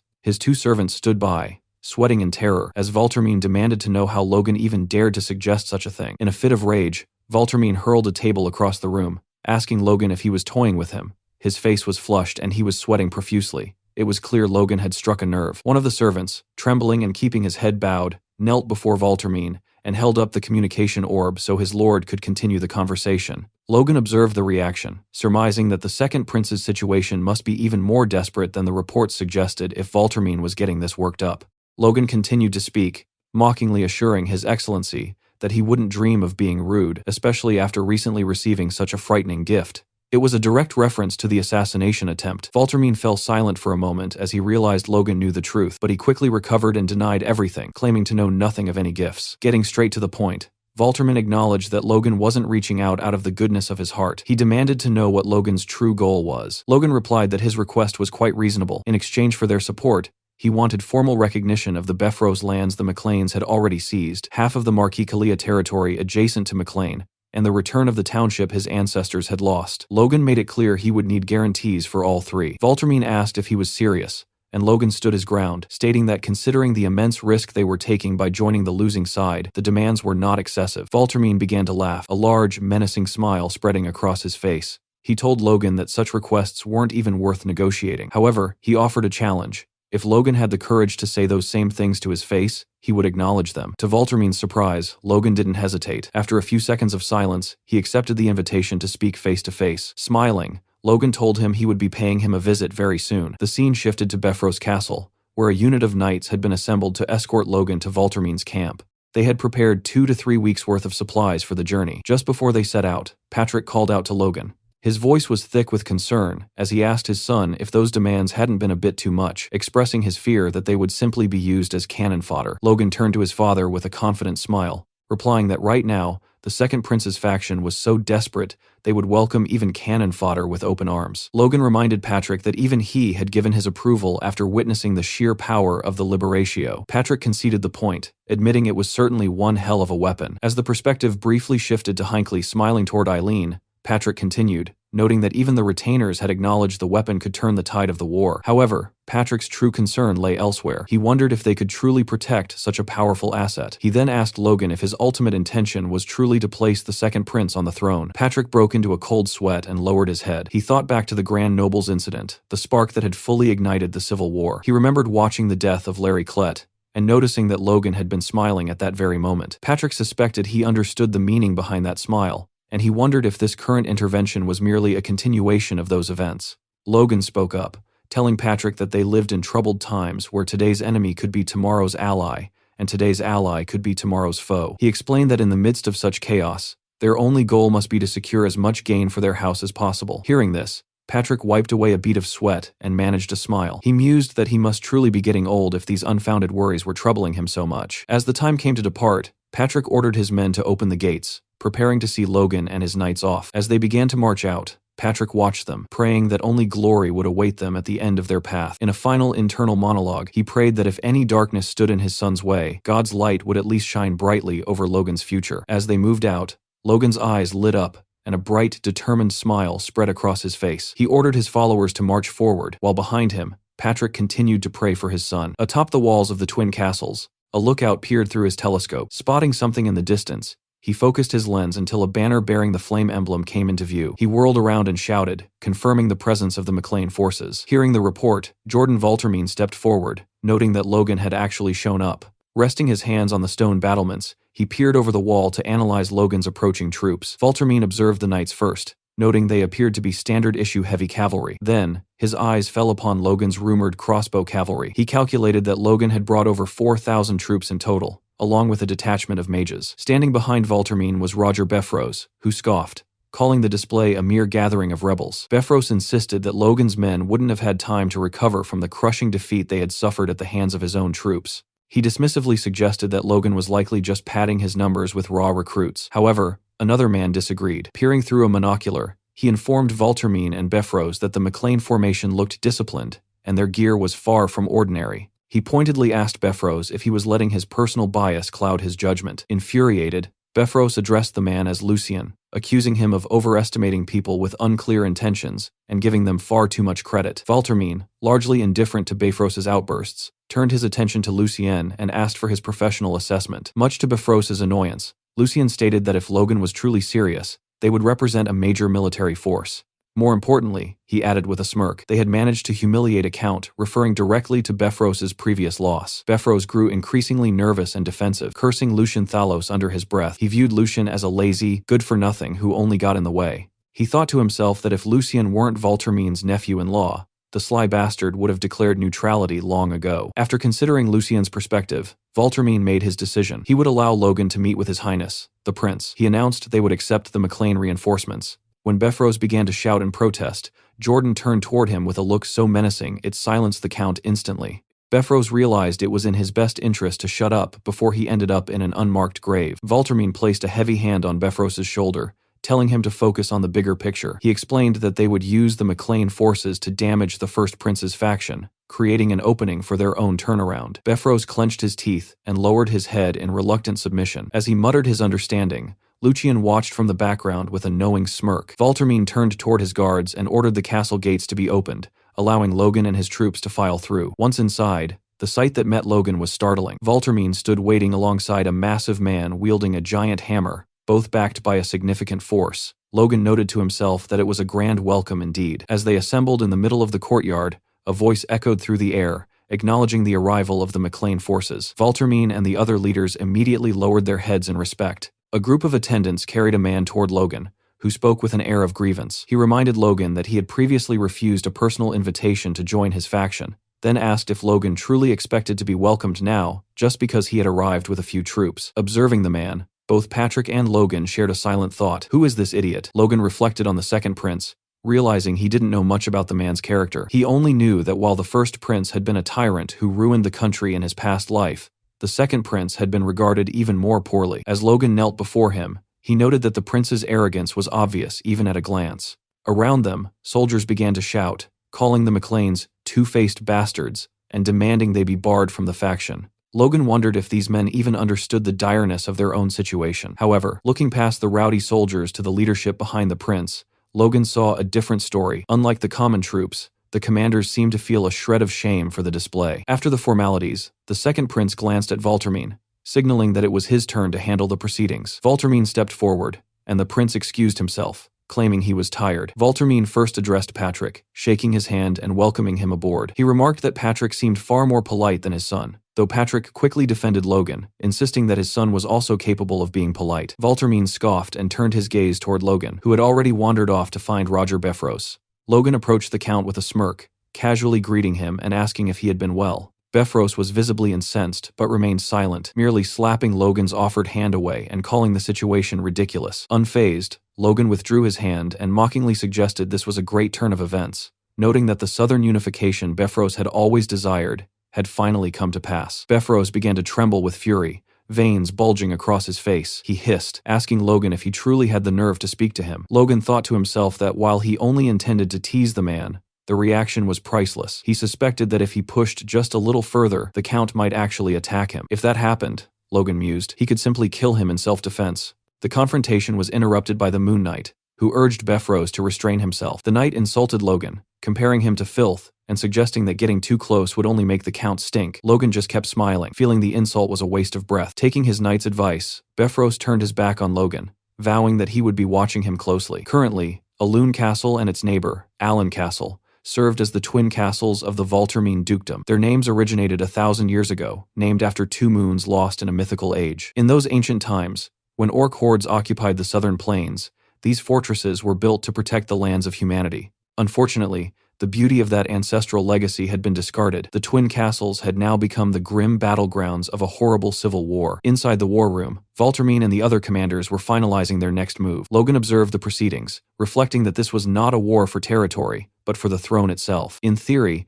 the conflict would end the moment one rival prince was defeated. However, Logan knew that neither heir was the type to sacrifice himself for the good of the nation. If left to its own devices, as it had been in his past life, this war would tear the country out by its roots. To Logan, these long-winded strategy meetings were pointless. The only real solution was to kill those who needed to die and bring the chaos to an end. Before Logan could voice his thoughts, Jordan Valtermine interrupted with a directive. He announced that the McLean forces would be tasked with striking the enemy from the rear, a decision Logan immediately bristled at. He turned toward Valtermine in disbelief, but it was clear from the faces around the table that the rest of the room was aligned against him. In the midst of the tension, Logan noticed something strange. One individual was staring at him with a completely unreadable expression.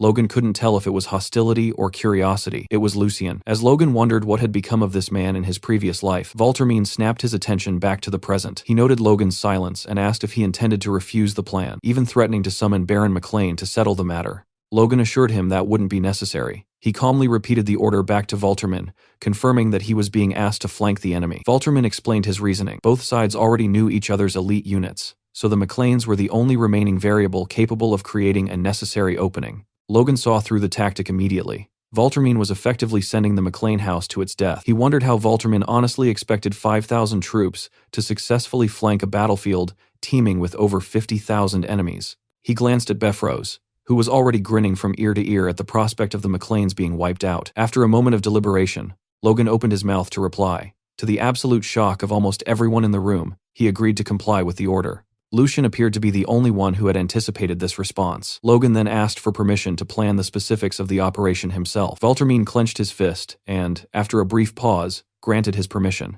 After the meeting, Valtermine stood at the head of the war table with Befros at his side. He reflected on his original plan. If the McLeans had refused the flanking maneuver, he would have used that as a pretext to split their forces, strip them of their command, and legally seize their infamous crossbows. If they had resisted even that, he would have forced them to lead a suicidal charge at the front lines. The fact that Logan had accepted so easily made Valtermine suspicious. He suspected Logan had a trick up his sleeve and asked Befros for his opinion. Befros, still wary of the men who had seized his land against all odds, admitted that one could never assume anything when it came to the McLeans. Valtermine reached for a glass as he mused that they shouldn't overthink it. He noted that if someone accepts a suicide mission without protest, they are either an idiot or they have a hidden advantage. Lucien, who was placing the glass in front of Valtermine, offered a different explanation. It's confidence. Valtermine looked at the glass, noting that even his own knights would struggle with such a mission. Yet Logan claimed he could do it.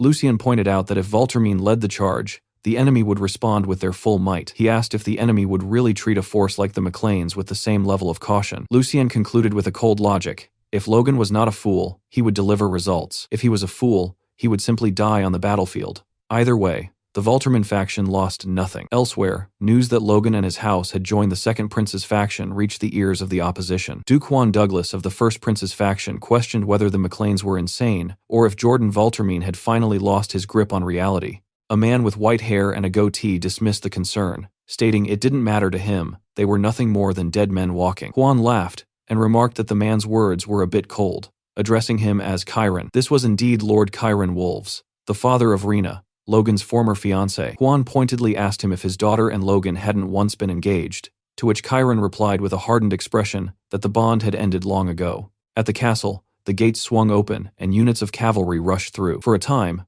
both factions had focused on posturing rather than full-scale combat, but the struggling Second Prince's faction had now reignited the war. On the battlefield, Logan and Patrick advanced at the head of their troops. Patrick observed the sheer scale of the army. Even after months of grueling combat, the Second Prince still commanded nearly 1,000 knights and a total force of 50,000. Logan warned that the enemy would be equally formidable, especially with a 100-strong corps of mages under the command of the Frost sorcerer, Juan Douglas. Patrick wiped away a bead of sweat, noting that they were facing such foes while the Second Prince's main army maintained a wary distance from them. He worried that if anything went wrong, they would be left to die alone. Logan noted that the maneuver was likely born of distrust, which was why the prince's faction had acted first. He reiterated his own objective, to kill those who needed to die as quickly as possible to end the war. This move was the first step toward that goal. At their respective ends of the front, Jordan Valtermine sat tall on his horse, while the Second Prince appeared as though he had only just awakened. On the opposing side, Juan Douglas held his position while the First Prince sat in his chair, eating. Valtermine finally gave the command to charge. A horn blast signaled the start of the engagement,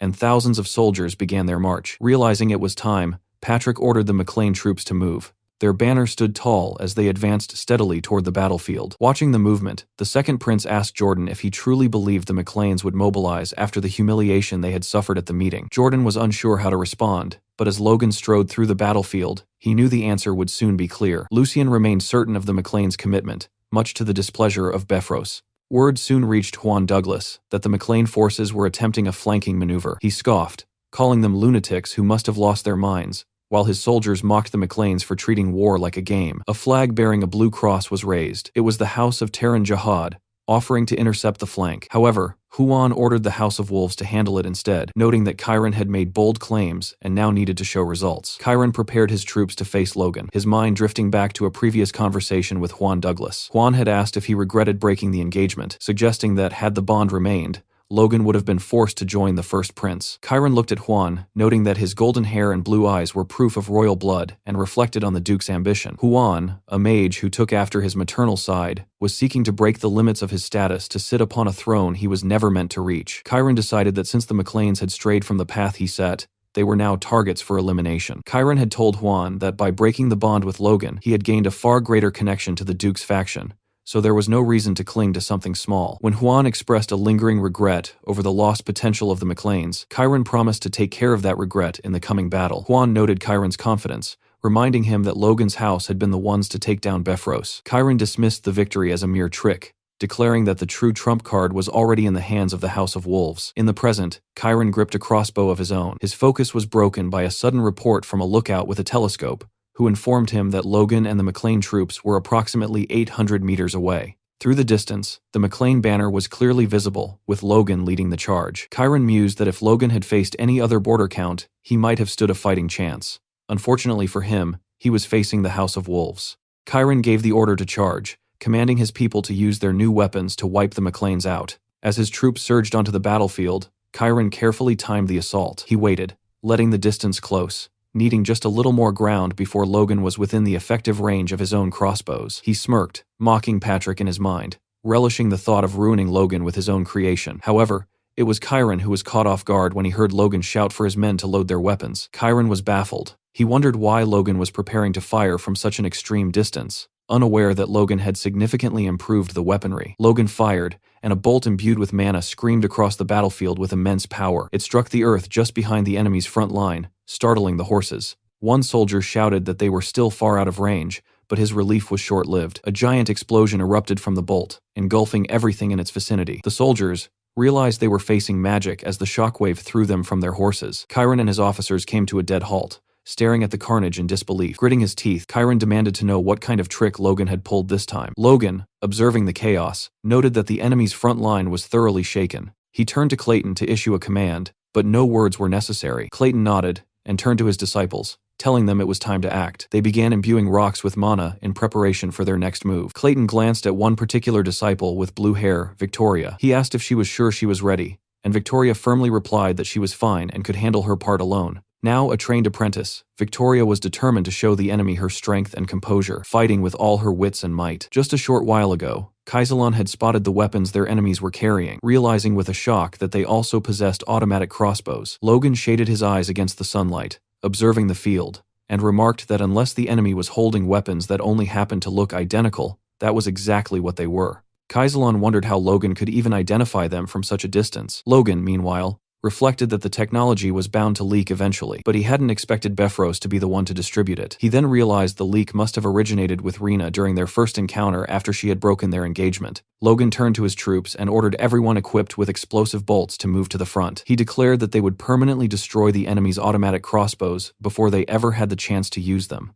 Nearby, a golem's massive hand rose from the earth as Clayton and his disciples conjured a small army of the constructs. Beside them sat crates filled with blue marbles, the Liberatio explosives developed by Clayton and Hamar. Clayton informed his team that they had plenty of ammunition and urged them to throw as many as necessary. Victoria clenched her hands, her mind focused. Having mastered First Circle magic, she was determined to prove she could handle her duties alone. Her motivation was simple. She was doing this for her brother's sake. With a sharp command, she ordered her golem to strike. The golem prepared and launched the bombs like bullets toward the enemy lines. As they fell, the marbles glowed a menacing red. An enemy soldier barely had time to ask what they were before the world dissolved into fire and explosions. Chiron Wolves stood speechless, paralyzed by the carnage. One of his soldiers reported that Logan was utilizing magic, warning that their forces, though 1,000 strong, could be decimated by a mage of that caliber. Infuriated, Chiron realized he had to close the distance immediately. He ordered his cavalry to charge, reasoning that if the two armies became entangled in a melee,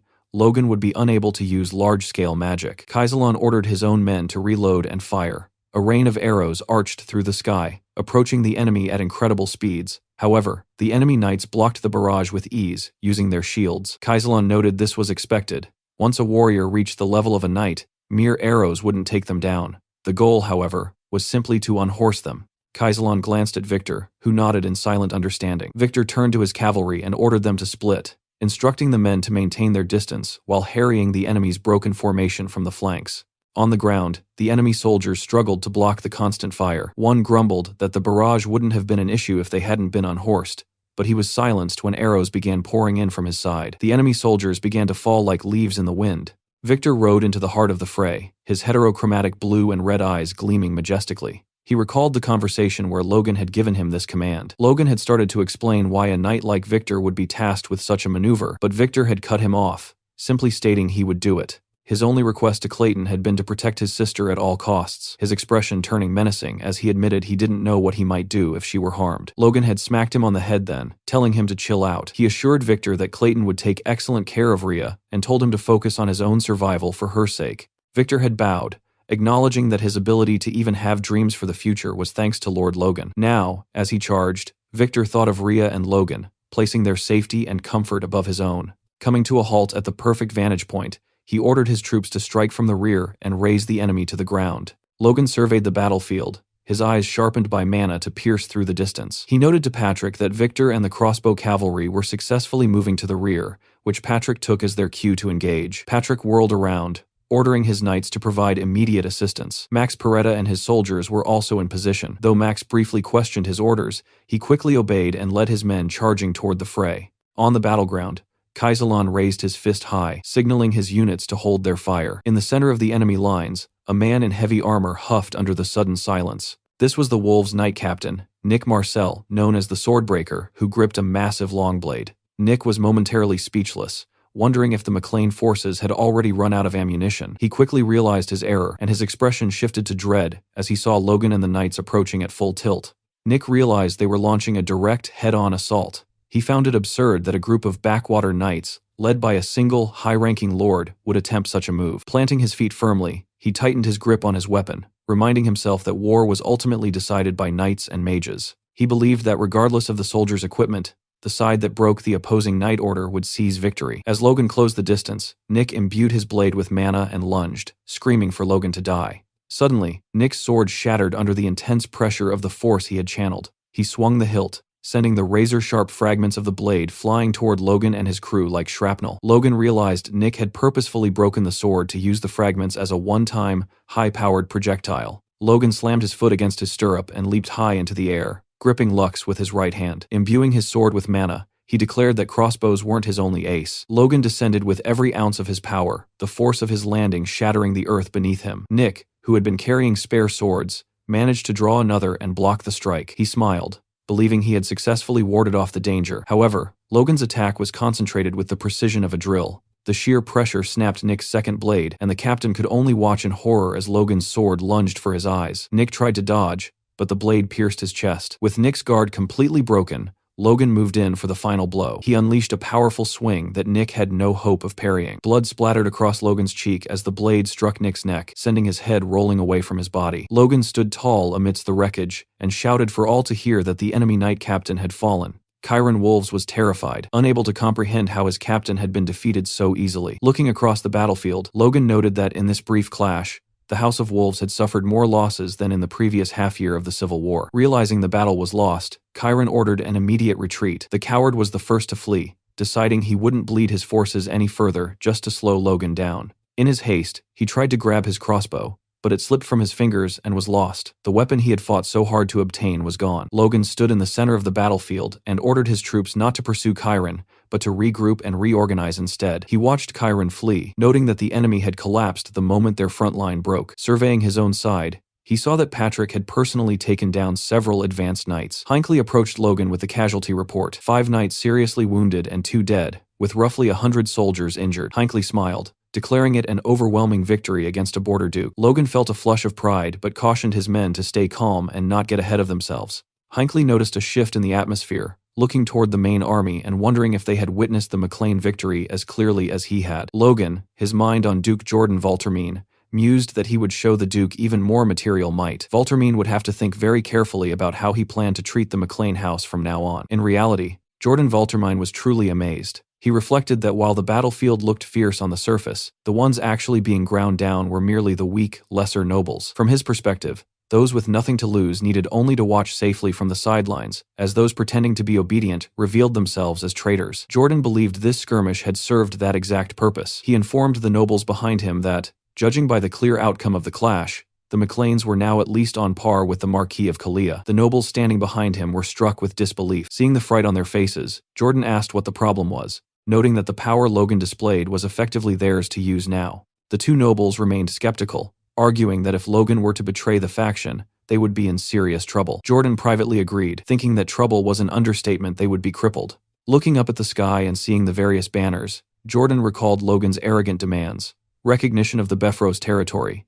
half of the Kalia Marquisate, and a count's title. He gripped his reins tighter, deciding to let it slide for now, but he vowed that Logan would one day pay the price for such arrogance. He turned to his commanders, ordering them to signal all units that the McLeans were moving to strike the enemy's rear, declaring that a full-scale war had truly begun. On the other side of the battlefield, the first prince received word of the wolves' retreat and was far from pleased. He demanded to know if they were pulling some trick, or if they had simply been a bunch of ragtag fools all along. Juan Douglas, who delivered the report, noted that the bat-like McLeans were hiding more venom than they had anticipated. The first prince screamed, asking if Juan intended to just stand there and watch. Maintaining his composure, Juan advised the prince that now was the time to fortify their defenses. He warned that once the McLeans attacked from the rear, the main enemy front would likely charge as well, and urged the prince to stay close to him. The first prince was baffled by the shift in momentum, while Juan fumed silently, calling the McLeans traitors and wishing for them to come closer so he could tear them to shreds, regardless of the cost. Everyone's eyes were now fixed on Logan's next move. Lucien found the entire situation ridiculous. The most noble men in the country were ignoring the massive battlefield before them, focused entirely on a single, distant barony. He wondered who this war was even being fought for. The McLean troops continued to accelerate, but their trajectory began to shift. Both Juan and Jordan watched in confusion,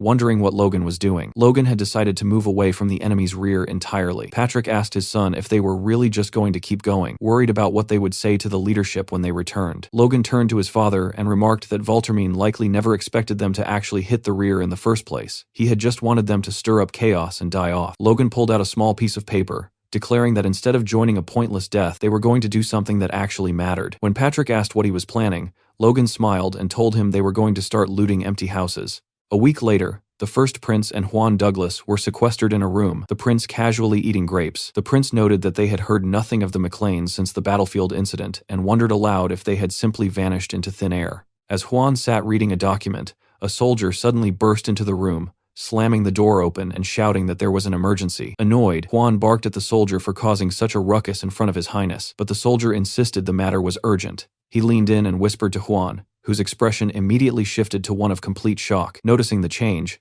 the first prince demanded to know what was wrong. Huan turned to the prince and spoke a single name, Touraine Castle. The name alone seemed to stir fear in the prince's eyes. But Huan wasn't finished. He added that it wasn't just Touraine, Alston, and Firenze had been hit as well. Sweating, Huan told the prince the one thing no sovereign ever wants to hear during a war. All of their primary supply bases had been burned to the ground. The man responsible was Logan, who currently stood before one of the blazes. Watching the flames, he remarked that it was burning well while holding a piece of paper in his hand. He looked down at it, glad they had followed this specific route. He thought back to the child naming ceremony for Felix, where he had squeezed the information out of a Kairos, specifically the details of the Kairos trade route. Since the head of that house was the largest grain merchant in the country, it was obvious they would be handling the logistics for the First Prince's faction. Logan huffed, almost unable to believe his own success. Destroying 3 castles in a single week was truly impressive. He dropped the paper into the fire, and noted that the First Prince's faction must have truly let their guard down. As the paper was consumed by the flames, Logan took one last look at the burning castle and ordered his people to withdraw. He smiled to himself, silently thanking his uncle for the delicious meal. The scene shifts back to Alun Castle, where a grand banquet is underway. Inside the bustling hall, the air is thick with the chatter of guests, noting the lavish welcome prepared for Maclean's return, an affair reportedly organized by the prince's direct order. One of the knights remarks on the unusual atmosphere. Because they are at war, every soldier remains in full gear, and the glasses are filled with juice rather than alcohol. Despite the lack of spirits, the room is charged with tension, as all the key figures of the various factions are in attendance. The knights whisper among themselves, wondering if the prince truly intends to treat Maclean with the status of a border count. One asks about the whereabouts of Count Beffrose, only for a friend to reply between sips of juice that the count had retired early, claiming exhaustion. Hearing this, the knight turns away, pondering in silence as he drinks. It is clear to everyone present, another significant power has officially joined the faction. Nearby, Logan approaches Jordan Valtermine. He begins by addressing his broken promise regarding the rear attack, offering his most sincere apologies. Valtermine brushes it off, telling Logan not to worry, as the situation was frankly unreasonable. He then fixes his gaze on Logan, asking if he hadn't achieved a different kind of military feat instead. As Logan looks up at Jordan, he thinks to himself that the more he sees the man, the less his nickname seems to fit. He wonders how the title of Blazing Sword could ever suit such a cold serpent. Logan thanks him for his understanding, and Jordan replies that it is only natural. His core principle is that those who achieve merit must receive proper rewards. Sensing an opening, Logan decides this is the moment to push further. He asks Jordan if he can consider his terms accepted. The hall seems to fall silent as eyes drift toward them. Jordan remains still for a moment, then smiles, stating he will give the request positive consideration. Jordan moves to continue, but Logan cuts him off. He begins enumerating his demands once more. The recognition of the Beffrose territory, half of the Kalia Marquis, and finally, the title of Count. Logan smiles, asking if he can take that as a green light. Jordan's silence returns. He looks at Logan and asks if he didn't just say he would give the matters positive consideration, reminding the young man that this isn't a decision he can make alone. As he speaks, he places a hand on Logan's shoulder. Suddenly, the atmosphere shifts. Under the weight of Jordan's hand, Logan feels a strange, heavy aura. Jordan smiles, remarking that while youthful boldness is admirable, Logan should also consider the circumstances of his elders. Logan struggles to find an answer. Jordan tightens his grip, and Logan realizes what is happening. Jordan is suppressing his opponent's aura, causing them to psychologically shrink in a way so subtle the victim barely notices. A very fine skill to have, Logan thinks. Logan bows his head, apologizing to Valtermine for overstepping. With his hand still firmly planted on Logan's shoulder, Valtermine dismisses it as a symptom of youth, even as Logan appears to tremble under the pressure of the aura. Internally, Logan remains calm. He has already secured what he truly wanted. Jordan continues, noting that the weapons Logan used in the recent conflict were quite impressive. He asks if Logan would consider sharing them, suggesting that with such arms, they could easily win the war. Logan bristles, realizing Jordan is essentially demanding the technology for free. He apologizes, explaining that they have no spares left, making the request difficult to fulfill. Jordan exerts his ability once more, asking, "Is that so?" Under the renewed pressure, Logan appears forced into a stuttering apology, though his internal thoughts remain defiant. Jordan finally smiles and releases his grip, admitting he might have been holding on too tightly. He tells Logan to go enjoy himself and rest, turning back one last time to mention that the next battle is approaching soon. As Logan watches him walk away, he thinks, what a bastard. Only his force core had protected his spirit from Jordan's influence.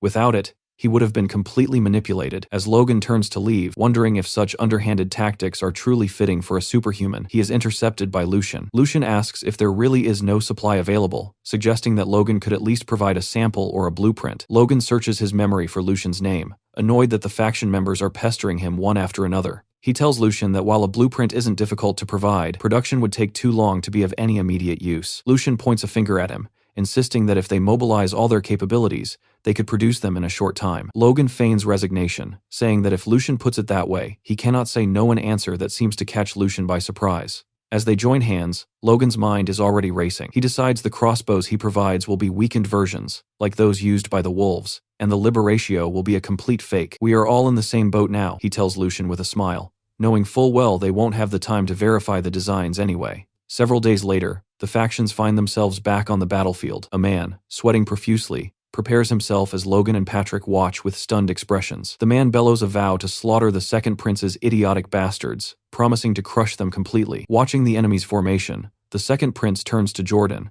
asking if that specific knight order truly belonged to their ranks. Jordan admits he is unsure, wondering aloud what they were thinking by placing such men in the vanguard. The man leading the charge is identified as the Kairos Knight Captain, an intermediate-level knight named Alan. As the Voltermine army watches the enemy approach, they note that the force seems composed entirely of mercenaries. They observe that even the captain is only at an intermediate level, though their equipment appears remarkably solid. Seeing this, the second prince's knights smile with overconfidence. One knight charges forward, intent on taking the captain down personally. As he lunges, the Kairos captain's mind races. He knows that to prove his order's innocence, they must take the lead. This had been decided in closed chambers. The suspicion had fallen on the Kairos for allegedly leaking the supply base location to the Maclanes. To avoid further suspicion, this suicidal charge was their only option. The captain recalls the moment a superior handed him a piece of paper, promising to take care of his family for the rest of their lives. The man had practically screamed at him, begging him to give his life for the cause.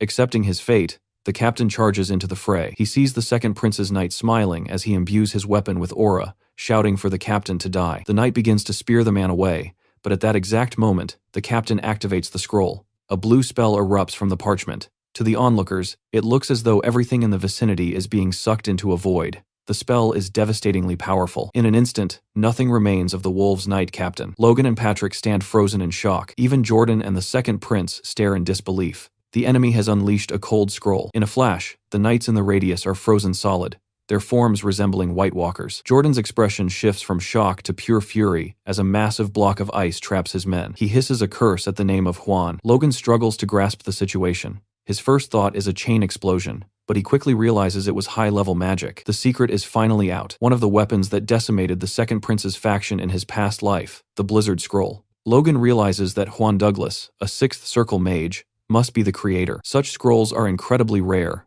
and the materials required to craft them are priceless. That single explosion has already wiped out 3 knights from the Viscount's family. Judging by the reactions of Jordan and the prince, Logan concludes this is the first time the weapon has been used in this civil war. Recovering his senses, Jordan screams at his troops, ordering them to charge. Patrick turns to Logan, insisting they must join the fray, and Logan nods solemnly in agreement. Suddenly, a heavy, rhythmic thudding startles the troops.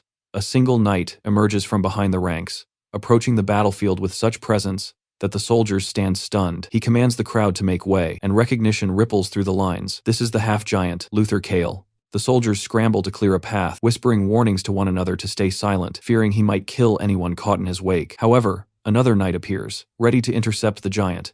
It is the Tempest Blade, Wicked Kalia, his blade resting casually against the side of his eye. With a sudden burst of speed, Kalia leaps toward the fray, and Luther meets him mid-air. As he prepares a massive strike, Luther bellows that this is the day he will finally destroy his rival. Kalia, unfazed, calls him a musclehead and vows to be the one to end it. The collision is magnificent, the heavy weight of a mighty hammer clashing against a razor-sharp sword. The surrounding knights and soldiers watch, breathless, as the 2 aura users collide with sheer, destructive power. Logan immediately warns his troops to avert their eyes if they lack the skill to watch. Facing such raw aura head-on could shatter a lesser man's mind. Even with his heightened senses, Logan finds himself barely able to track their movements. A spectacular duel between a superhuman specialized in physical enhancement and one focused on elemental control. While Logan views it as a profound learning experience, Patrick remains focused on the grim reality of the field. Snapping back to the task at hand, Logan calls for Victor and orders the crossbow cavalry to charge. In the center of the battlefield, Count Jahid's knight,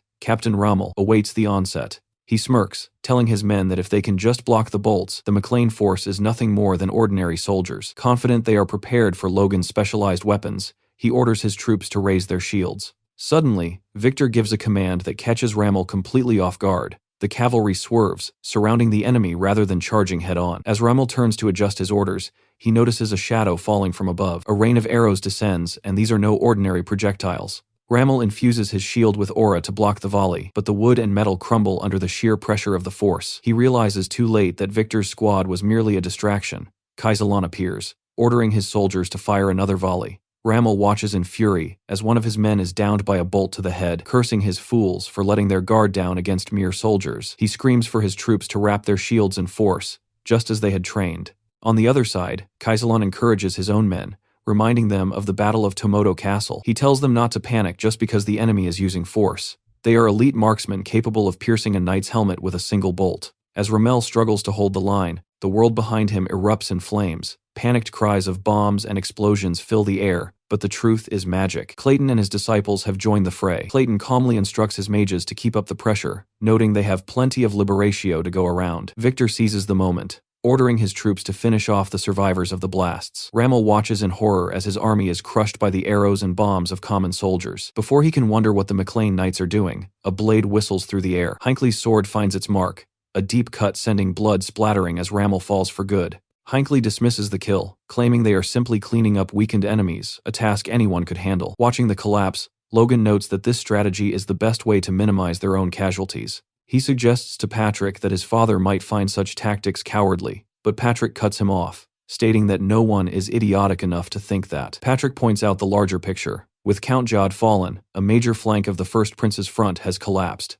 Logan agrees, predicting a full retreat is imminent. He decides they have achieved enough merit and shouldn't waste more strength. Kaisalan spots the retreat signal waving in the rear and relays it to Victor. Victor, coolly shooting one last enemy soldier without even looking, begins to pull his battalion back. As Logan prepares to discuss their next move with his father, a new series of explosions rocks the front line. Logan pales, realizing it is the Blizzard Scroll again. He can't fathom how the enemy possesses so many. Hinckley rides up, and Logan frantically asks if the front line is safe. Fortunately, because they pulled back early, even Victor's squad escaped the blast. Jordan Valtermine is livid, screaming at the enemy commander Huan for using such filthy methods to escape. He orders a pursuit, but his own captains refuse. One soldier begs him not to chase, but to get as far from the blast zone as possible. Another asks if Jordan simply wants them all to die. Logan watches the chaos of his own side, thinking that while they are powerful, they are a ragtag bunch, just like the Second Prince's faction was in his past life. Suddenly, Logan was seized by a terrifying sensation as a powerful, oppressive aura rapidly approached their position. Victor also appeared to sense the shift, though Logan feared it might already be too late. From high above, a massive boulder of ice seemed to tear through the sky, falling toward them with crushing force. Both Logan and Hinckley stared upward, gripped by a momentary wonder at the nature of the falling object. Logan wasted no time, activating his wind boots to launch himself from his horse directly toward Victor. As he prepared to strike, Logan reflected on the terrifying surge of energy emanating from the projectile. Realizing it would be catastrophic to leave it unchecked, he determined that they had to stop it at any cost. Infusing his blade with a dense layer of aura, he unleashed a fierce cry and swung his sword in one swift, violent motion. Upon contact, the ice boulder began to shatter. Logan fell back under the force of the impact, watching as the broken fragments started to emanate a strange green light. Logan remained stunned by the display. Hinckley, witnessing the extreme cold radiating from the shards, rushed toward Logan on his horse to check if he had survived the encounter unscathed. Logan appeared to be unharmed, though he immediately began cursing the name of Juan Douglas due to the biting chill. Examining his weapon, Logan noted that the ice mage clearly held a deep grudge, as he found himself unable to melt the frost on his blade, even by using his force. He marveled at the fact that Juan could detonate a mass of rare scrolls and follow it with such dangerous magic powers, truly befitting a superhuman. It was then that Logan noticed the ice infused with his force had begun to crack, leading him to a sudden realization. Sometime later, near a campfire, a pair of soldiers sat talking, mocking the way the First Prince's forces had fled the field. One soldier looked up, remarking that their fortunes had taken a turn for the better ever since the McLeans arrived. His companion agreed, commending Logan's strength and noting how he had cut through Juan's magic as if it were nothing, adding that the barony's warriors were surprisingly skilled. From behind a nearby tent, Count Befros listened to the soldiers' conversation. One of them predicted that because the McLeans had achieved back-to-back successes, they would certainly receive the grand rewards they had demanded. The other soldier noted that since Duke Valtermine was known for being clear-cut regarding rewards and punishments, this likely signaled the end for Befros. Hearing this, the Count was consumed by rage. Realizing his position was becoming precarious, he concluded that the civil war could not be allowed to end in such a manner. Elsewhere, inside a castle featuring a lion crest carved above the front gate, the sound of a hammer striking wood echoed through the workshop. One of the dwarves Logan had brought in sat at the center of the scene, looking exhausted. Tamar collapsed to the ground, throwing a finished crossbow into a crate filled with others. When Hamar demanded he move faster, Tamar pleaded for a short break. Hamar leaned in and shouted that there would be no rest, as he was due to arrive soon. Hamar described the approaching figure as a brute and a beast who monitored them daily, even more strictly than his brother. When the man finally made his presence known and offered a polite apology for the intrusion, Hamar began to tremble in startlement. It was Ronian, who explained that he had only come to offer his support. Hamar was left speechless as Ronian smiled and asked the dwarves to bear with the discomfort of his presence, noting that the successes on the front lines were thanks to the weapons they produced. At this, Hamar and Tamar grabbed each other by the neck, laughing and insisting to Ronian that there was no discomfort, and they only wished to do their best for the territory. Ronian smiled at their seemingly admirable mindset, and they stood face to face, laughing together. However, as the dwarves thought they had successfully fooled Ronian, they began to sweat. Ronian huffed and looked down at them, noting that since progress was slow, he would grant them some leave. As their eyes lit up, Ronian suggested they visit the marketplace to enjoy the sights and food, though he insisted they be accompanied by an escort knight to lift their spirits. Watching them, Ronian recalled a conversation with his brother. Logan had told Ronian to remain home on purpose, explaining that this civil war wasn't their fight and there was no need for the main family to be fully committed. Ronian had lowered his head, realizing that he was being kept back so he could succeed the family if anything happened to the others. Though Logan had tried to comfort him, he also reminded Ronian that they had more castles to defend and a militia that needed supervision. Ronian had firmly told Logan that he was no longer a child, a statement that had startled Logan. Ronian had then put on a kind face, telling Logan to go ahead while he protected the territory instead. Logan had been left at a loss for words, seeing how much his little brother had grown. He had bowed his head, telling Ronian he trusted him, but gave one final instruction: keep a close eye on Hamar, as the dwarf might become a target for kidnapping once their weapons gained fame. Now, Ronian followed Hamar through the market dressed in full armor. Noticing the attention they were drawing, Ronian suggested they head back, but Hamar insisted they had only been there 3 days and went to buy some delicious-looking skewers, even offering to get one for the young lord. Suddenly, Ronian sensed something, a force user among the crowd. He went on high alert, noting that the aura was so foreign it tripped his force core, suggesting the attacker was concealing their strength. He called out to Hamar that they had seen enough just as a merchant pushing a hay cart passed by. As the man drew close to Hamar, his attitude shifted. He was the assassin Ronian had sensed. Before the man could act, Ronian struck him on the back of the head, asking what he thought he was doing. As the man fell, Ronian grabbed him by the shirt and lifted him, laughing to the crowd that the poor man had simply overexhausted himself. He then dropped the man face first and told a nearby guard to take him to a safe place. Hamar had fallen into the hay, and Ronian noted that everything had happened just as his brother predicted. He mused that they had captured one, and the more prisoners they took, the better. Within the next couple of minutes, the market returned to normal as if nothing had happened. Another merchant held up 2 skewers and informed Hamar that his food was ready, prompting Hamar to happily tell the man to hand them over while remarking on how delicious they looked. Ronian, still cautious, told Hamar that once he received the food, they were heading straight back home. However, it appeared this was not the end of the situation. A mountain of a man placed himself directly in front of Ronian, effectively blocking his sunlight, which Ronian noted was very rude. The man's head was so bald that it reflected light everywhere, and Ronian realized this was a trick designed to block his view of Hamar. As the merchant approached Hamar with the skewers, Ronian sensed that something was wrong. Suddenly, the merchant turned the skewers around and prepared to stab Hamar, who was looking down at his wallet trying to pay for the meal. Seeing this, Ronian immediately pulled out his sword. Realizing the 2 attackers were working together, Ronian utilized a specific technique called the flashblade slash to impair both enemies. As a result, one man was left flat on the ground while the merchant's right arm was dismembered. People in the market began screaming about murder, but Ronian smirks and stated that no one was dead just yet. Hamar turned around and asked Ronian what the meaning of all this was. The merchant then pulled a knife from behind the counter for another attempt, but he was not fast enough. In the next instant, Ronian delivered an elbow to his face and hit the man's hand, causing him to drop the dagger. Ronian began calling for the knights to restrain the bastards and search the surroundings, but he did not get to finish his sentence because a loud noise from the back attracted his attention. It appeared someone had blown up a building behind him, and Ronian realized it might be the location of the workshop. A past conversation with Logan then came to mind. where Logan told Ronian that while the repeating crossbow would eventually spread, the Liberatio must never be allowed to. Never. The people saw the explosion and started panicking. Looking at the rising smoke, both Hamar and Ronian realized they had to hurry back to see what happened. Ronian turned to Hamar and told him they must head back immediately. Seconds later, another knight rushed toward them. Ronian asked what was going on and told him they were in a hurry, so he could explain later. However, the man informed Ronian that it was an urgent communication from headquarters. Hearing the word headquarters, Ronian realized it must be from Logan. The soldier then told Ronian that troops from the First Prince's faction were currently moving toward McLean Castle, indicating a whole army was approaching. Ronian was unsure what to do, but, without a second thought, ordered the man to summon all militia and knights to stand by. He told Hamar they should head back to the shop for now, and Hamar agreed. With his hand on his sword, Ronian realized they were under attack from both inside and out, calling the enemies bastards. Annoyed, he prepared his sword and declared he would crush them all to pieces. Elsewhere, Logan was nervously pacing the floor, walking from left to right and touching his arm with 2 fingers while waiting. Suddenly, Ronian's voice could be heard through the communication channel. Logan told Ronian he was worried because they hadn't been in contact for days and asked what happened at the estate. Ronian informed Logan that the First Prince's army had been annihilated. Hearing this, Logan felt relieved. Ronian explained they were only the forces of a viscount, so the militia armed with repeating crossbows and Liberatio, along with a few keen knights, were enough to defeat them. Logan praised Ronian for doing a good job, but Ronian also had bad news. There was an assault on the workshop just before the attack. He reported that 3 dwarves were captured, which made Logan jump from his chair. However,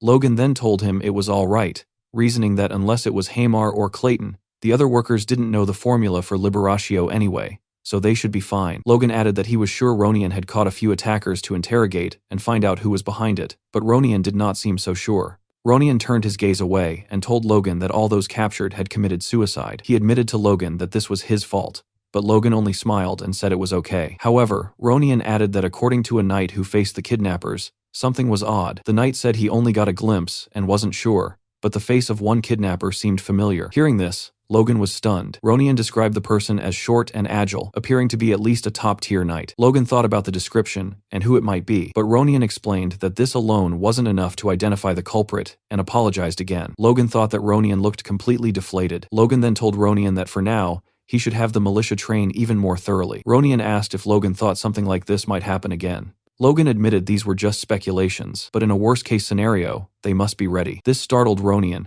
who asked if such a thing was really possible, and Logan confirmed that it could happen. Logan then turned to look out the window. He reflected that it was a good decision to leave Ronian behind at the territory, since the damage was limited because of it. It was a clear raid targeting the new weapon combined with an assault on their main castle. Since both happened at the same time, Logan realized they couldn't both be part of Juan's scheme alone. He thought about how the war had dragged on for too long without any progress because the First Prince's faction wouldn't react to provocations and remained heavily fortified in Harun Castle. Their base had been chosen only because McLean burned down the nearby supply depots, forcing them to retreat far and settle there. The First Prince's faction, unable to retreat further, was focusing all troops on defense. Logan wondered what would happen if someone were to charge in at the cost of their life to create an opening, noting that the war could end quickly if that happened. However, he concluded that no one wanted to make that kind of sacrifice, not even the Duke of Valtermine. And even amid all that, he felt things were going to get even worse. Later at a leadership meeting, someone banged their hand on the table,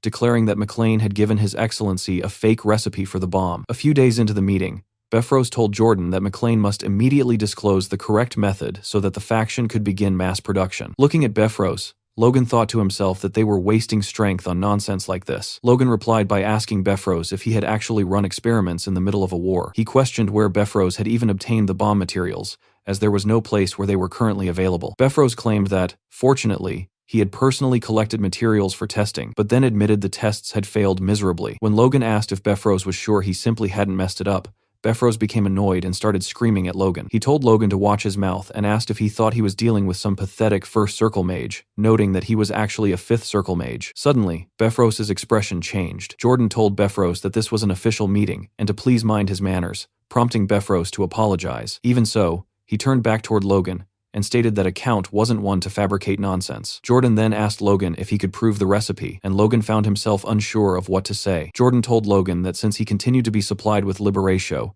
it appeared he had plenty of the materials at hand, so it shouldn't be hard for him to provide a demonstration. Logan felt cornered and realized there wasn't much he could say. Befrose once again started screaming, asking Logan why he couldn't answer, and questioning if Logan really thought he could deceive His Excellency and the faction. This time, Jordan also raised his voice, telling Befrose that this was too much, and that this would be his final warning. Hearing this, Befrose settled down in his corner. Seeing the fuss Befrose was creating, Logan wondered why the man was suddenly looking so confident, given he was already on shaky ground. That was when Logan put all the pieces together. According to the knight who had confronted the kidnapper, the culprit had a familiar face, was a small-framed top-tier knight, and spoke with certainty about a bomb formula only a few would know. Logan figured out who the knight was. Befrose must have been the kidnapper. If that small, elite knight was Aslan, then their claim made sense. Befrose must have interrogated the kidnapped dwarves and realized the flaws in the fake recipe Logan had given them. However, Logan thought that even if they were desperate, this was quite a gamble. He then considered that this situation could be useful. As he rose from his chair, he told everyone that it wouldn't be hard to prove. Much to Jordan and Befrose's surprise,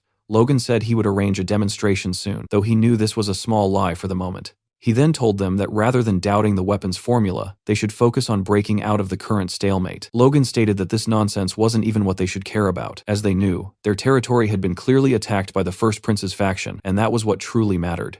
Even though they had managed to repel the attack, there was no guarantee it wouldn't happen to other territories as well. Hearing this, Jordan said that attacking the First Prince's faction now was difficult, as they were full of murderous intent, and striking prematurely would only bring heavy losses. Logan smirks and thought that they all knew this, but no one wanted to take responsibility. Logan then announced that the McLean family would strike Haroun Castle, and that he would take that burden. This left both Jordan and Befrose stunned. Luther Kale and Lucian also didn't seem to anticipate this move. Logan smiled and thought that the time had come to break the deadlocked war wide open. Hearing what Logan had just said, Jordan asked if he was serious. Logan thought that Jordan must wonder why he would go this far. For now, the Second Prince's faction had the advantage, but if the war dragged on for years, the situation would change. As the unspoken consensus formed that the war was dragging on, its very nature would change. It would shift from a war of assassinations and contests of strength into a total war where every last ounce of strength was squeezed out to devastate enemy territories. Until the war reached its end, commoners would be conscripted, which would naturally ruin the harvests. Ruined crops would lead lords to resort to forced requisitioning, which would create refugees. Those refugees would then turn into slash-and-burn farmers or bandits, causing further problems. A kingdom ruined in this way would eventually be swallowed by the empire. Logan thought that was why they must settle the civil war before that happened. Logan went on telling Jordan that he wasn't saying this without reason. He stated that the McLean family was prepared to accept every risk the battle brought and was prepared to make sacrifices. Jordan wondered why Logan would do that, given he was already the top contributor due to his previous achievements. He questioned why they would choose to sacrifice themselves now. Looking at Jordan, Logan thought that, as expected, the man wouldn't believe him easily. So, he decided to try something else. Logan told Jordan that they weren't going to do this for free, and that they wanted additional rewards beyond what was already promised. Jordan wondered what kind of reward Logan could possibly request, but played along, asking Logan what it was. Logan smirks and prepared to state his request. He said he wanted a marquis title for McLean and the entirety of the Kalia Marquisate's lands. Furthermore, he wanted Jordan and His Majesty to guarantee everything in writing, after which he would definitely see the task through. Logan thought it was an excessive reward and an outrageous demand, but one sweet enough to justify the risk of sacrifice. Even if he had to stake everything, his family and himself, he thought this might just work. Everyone was now looking at Jordan, who said that the requested reward was excessive, far too excessive. He then clenched his fist and asked if Logan wanted a written guarantee, questioning if this meant Logan didn't trust his word. Logan replied that this was not the case, but rather that he needed a justification to convince his family. Logan asked for Jordan's understanding. Jordan thought that Logan had volunteered for this sacrifice only to indulge in such greed. He looked down and thought it over before telling Logan that it was fine, but on one condition. Logan would have to leave 3 wagons of Liberatio behind. That way, Jordan said, the main forces wouldn't lack firepower while Logan was attacking Haroun Castle. Hearing the request, Logan thought that Jordan was suspicious until the end, but he decided that much was acceptable and agreed. He thought that whatever Jordan planned to do with the Liberatio, Logan and his troops wouldn't be there by then anyway. Befrose then looked on with a weird expression on his face, looking as though he were about to do something he wished he didn't have to. He stood up and announced that the Befrose would also attack Haroun Castle. Hearing this, Logan was stunned. Jordan asked Befrose if he wasn't overreaching, but Befrose insisted he was not. Befrose stated he wouldn't ask for any excessive reward. Instead, he would sacrifice himself out of loyalty to the great cause. Looking at the scene, Logan thought that Befrose would never do that. He concluded that unless the man had gone mad, he must have some other hidden motive. Looking at Befrose's twisted face, Logan decided there was no question that he definitely had one. At Haroun Castle, The atmosphere was equally unsettling. Gripping a glass of wine, the first prince stared in disbelief at the news brought to him. The army sent to McLean Castle had been utterly annihilated. The fat prince muttered that they had dispatched baron-class forces, questioning how such a group could lose to a mere barony. He turned to Huan, asking if the McLean main forces weren't supposed to be away from their territory. Huan informed the prince that even the commoners there had been trained with crossbows. Judging by their growth, he noted they had clearly been preparing for more than a day or two. Huan speculated that they must have been planning for this war long ago. In a fit of fury, the first prince hurled his glass away, declaring that they could not simply stand by while those pests swarmed his territory. He demanded that Huan send a superhuman or whatever else it took to end this childish game immediately, asking point-blank if he could do it. Huan was momentarily at a loss for words. In that instant, it became clear who truly held the power. As Huan began to speak, the first prince appeared terrified. Huan reached his hand forward and asked the prince if he had forgotten the teachings from his youth. The trembling prince stammered that his outburst wasn't what he meant. As Huan's hand approached the prince's face, he told the young man to simply do as he was taught, to trust his grandfather as he always had, and wait. Huan placed his hand over the prince's face before shifting his grip to the prince's shoulder, squeezing with force. The prince lowered his gaze and whispered that he understood. Huan huffed and retrieved the fallen glass from the ground, noting that the news wasn't entirely bad. He explained that they were also producing their own repeating crossbows, and planned to deploy them on the walls as soon as they were ready. The prince smiled at the mention of the weapons, but the mood soured as they discussed the bombs. Unfortunately, they had failed to figure out the production method. Moreover, Huan mentioned a kidnapping incident inside McLean territory that had been carried out by someone else's hand. Because of that unauthorized move, security had become stricter, making it difficult to approach again. The prince screamed, demanding to know who dared to act without reporting to him first. Huan noted they had received interesting news regarding that matter, and, looking down at the last sip of wine in his glass, remarked that things might turn out to be quite entertaining. Elsewhere, the McLean soldiers were on the march. One soldier complained about the abundance of hills, grumbling that he would be exhausted before they even reached Haroun Castle. His companion agreed the terrain was awful, but noted it was still better than the route the Befros forces had to take. The Befros army was expected to cross a mountain to reach their destination, a task that would be painfully tiresome. The soldiers also noticed that today's formation was unusual. The crossbow cavalry, which always led from the front, had been moved to the very rear. They watched as the higher-ups Kaiselan, Victor, Hinckley, and Eileen kept glancing toward the back of the line. The soldiers wondered if there was something specific they were watching for, but they eventually dismissed the thought, trusting that the commander had a plan. Just as they settled into the march, a shout rang out. Troops were emerging from the mountains in the rear. The banner they carried depicted a rose burning amid flames. It was the Befros army.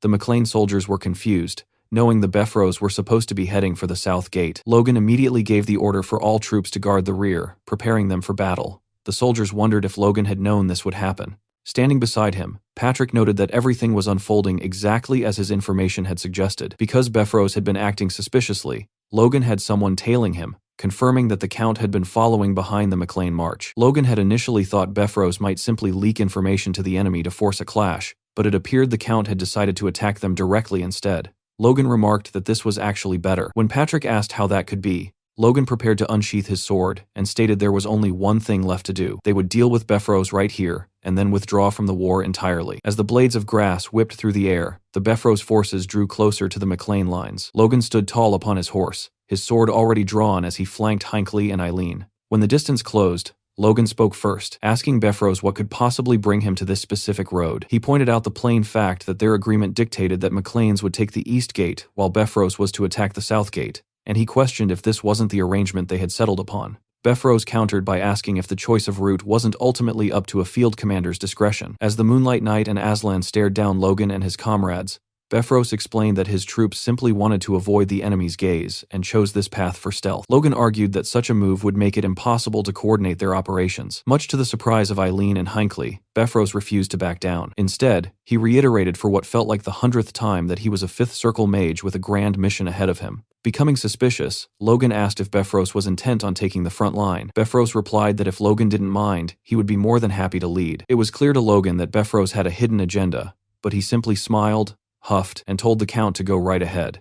Befros thanked him for his understanding and ordered his troops to march past the McLean forces. The moment the hooves of Befros's horse moved, the McLean soldiers went on high alert, refusing to move an inch and preparing for battle. Victor looked Befros dead in the eye with his crossbow leveled. The two forces faced each other once more, though this time much closer than before. Roger Befros realized then that Logan's words were hollow. He had no intention of letting them pass. Logan addressed Roger again, echoing the Count's earlier sentiment by saying that since the route was up to the field commander, the McLeans were also thinking about changing their direction. To the shock of Roger and his knights, Logan announced they would be falling back for now. Roger was left speechless, struggling to understand Logan's aim. Logan then shouted for all his troops to hear that they were returning to base, and the soldiers acknowledged the command. Roger demanded to know what Logan was doing. Logan told Roger that they should both stop pretending. He looked Roger in the eye and asked if he should contact the Duke immediately to see if this discretion would be excused. At this, Roger's mask slipped, and he became visibly angry. He stopped the charade and ordered his men to engage exactly as planned. Logan matched the command, ordering all his units to prepare for battle as he gripped Lux tightly, declaring that this was where they would end Beffrose.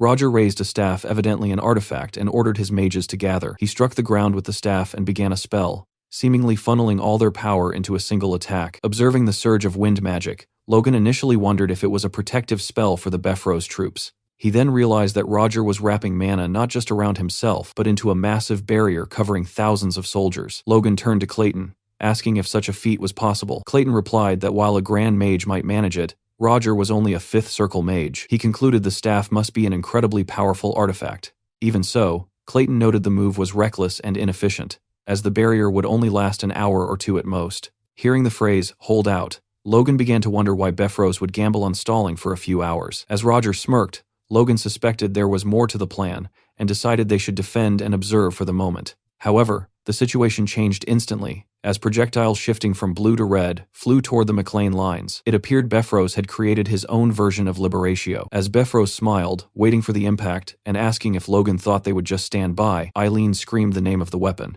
She realized that striking the bombs down might be the only escape, yet even that seemed impossible given the sheer number of projectiles. Suddenly, a yellow flash ripped through the sky. In the next instant, all the projectiles exploded prematurely, lighting up the sky even brighter than before. Eileen noted it looked like some kind of net, and Hinckley stood stunned as the Liberatio was neutralized before reaching a single McLean soldier. Eileen recognized the golden light as the projectiles were caught in a shimmering web. Logan then landed on the ground in a superhero pose, huffing as he looked up at the sky. He could hardly believe his improvised plan had worked. His body had moved on instinct. He reflected that while a single powerful strike, like the Dangium Cham, wouldn't have been enough to stop every bomb, he had realized he didn't need massive force, just enough coverage to trigger the explosions. The result was a technique born of crisis, a harmony of reason and instinct that created a variation of the divine sword technique. Seeing the failure of the attack, Roger ordered his soldiers to throw more bombs, but a soldier informed him they were out of stock, as those had been the only ones smuggled in. Logan realized then that the Beffrose forces were out of supplies and must have stolen the weapons from Valtermine. Despite the setback, a trembling Roger remained determined to hold the McLeans back. He ordered his knights to charge. Logan met the challenge, telling his own knights to prepare for a countercharge. Activating his Wind Boots artifact, Logan surged toward the cavalry, intent on crashing into the Beffrose line. Suddenly, a red light appeared before him, an attack that pushed him back. Though he managed to parry it, Logan looked up and noted that the Beffrose twin swords had finally shown themselves. Both Aslan and the Moonlight Knight stood ready, fully prepared to take on and kill Logan. Next, a moment from the past appeared with Franz struggling to block an attack. It seemed the one who launched the assault was Aslan, who told Franz that this was his win. Seeing this, Franz grew annoyed, and Aslan informed him that while his whip-like blade was perfectly effective, it lacked decisive power. Franz admitted he was aware of that, noting that while the blade had extended flexibility and reach, it easily fell to the strength of an equal level. Aslan then told Franz that if he did not want to lose to him again next time, he should figure out some countermeasures. Franz replied that Aslan should just forget it, as he could spend a lifetime after awakening his force blade on that and it still would not work, as it was ultimately just a quirk of his sword. Besides, Franz mentioned that he alone was not the twin swords of Beffrose, which sparked Aslan's interest and acknowledgement. As Franz smiled and wondered why he was suddenly remembering his old days, he could only come up with one explanation. His life was flashing before his eyes. In the present, it seemed he was unable to parry or block Logan's attack, and he began coughing up blood. With this blow, Logan told Franz that it was about time they said their goodbyes. Then, he used his blade to cut through Franz as if he were made of butter. Seeing this scene, Aslan ran to help his friend, screaming his name, but it was already too late. Aslan leaped toward Logan, calling him a bastard. Logan, however, did not move an inch and simply awaited the attack. Blinded by fury, Aslan shouted at Logan that he was going to kill him as he prepared to strike. Unfortunately for him, this kind of attack was met with an easy parry as Logan dodged and hit Aslan's back with a powerful slash. After that, Aslan started coughing up blood as well. Looking at Aslan falling to the ground, Logan told him that, in the end, without an artifact, He could not truly be called the Swift Knight. Seeing this, Aslan picked himself up and called Logan a brat. Before he had the chance to say anything else, he noticed Logan had unleashed yet another powerful attack, hitting the ground and sending a wave of mana toward Aslan. It looked like that might be the end for the not-so-swift knight. Fortunately for him, Roger intervened in the fight, waving a spell that blocked the attack and saved Aslan. Logan realized what happened and thought about what he should do next, grabbing his sword and slashing through the magic with mana. Only it was too late, as Aslan had already run away. Logan then noticed a sound that caught his attention, indicating the windshield was about to collapse and leave the Bifrost soldiers defenseless. An arrow then hit one of the enemy soldiers behind Logan. Seeing this, Logan wondered if the shield was getting weaker and if that meant Roger Bifrost was getting tired as well. However, this was not the case, as a powerful wind slash approached him. Logan barely managed to block the surprise attack, noting it was truly an incredible force. He realized Roger was not actually tired, but had simply weakened the strength of the shield to focus mana on attacks. Struggling to block the incoming attacks, Logan's only choice was to call Roger a bastard. It looked like Roger was prepared to sacrifice his own troops just to take Logan down.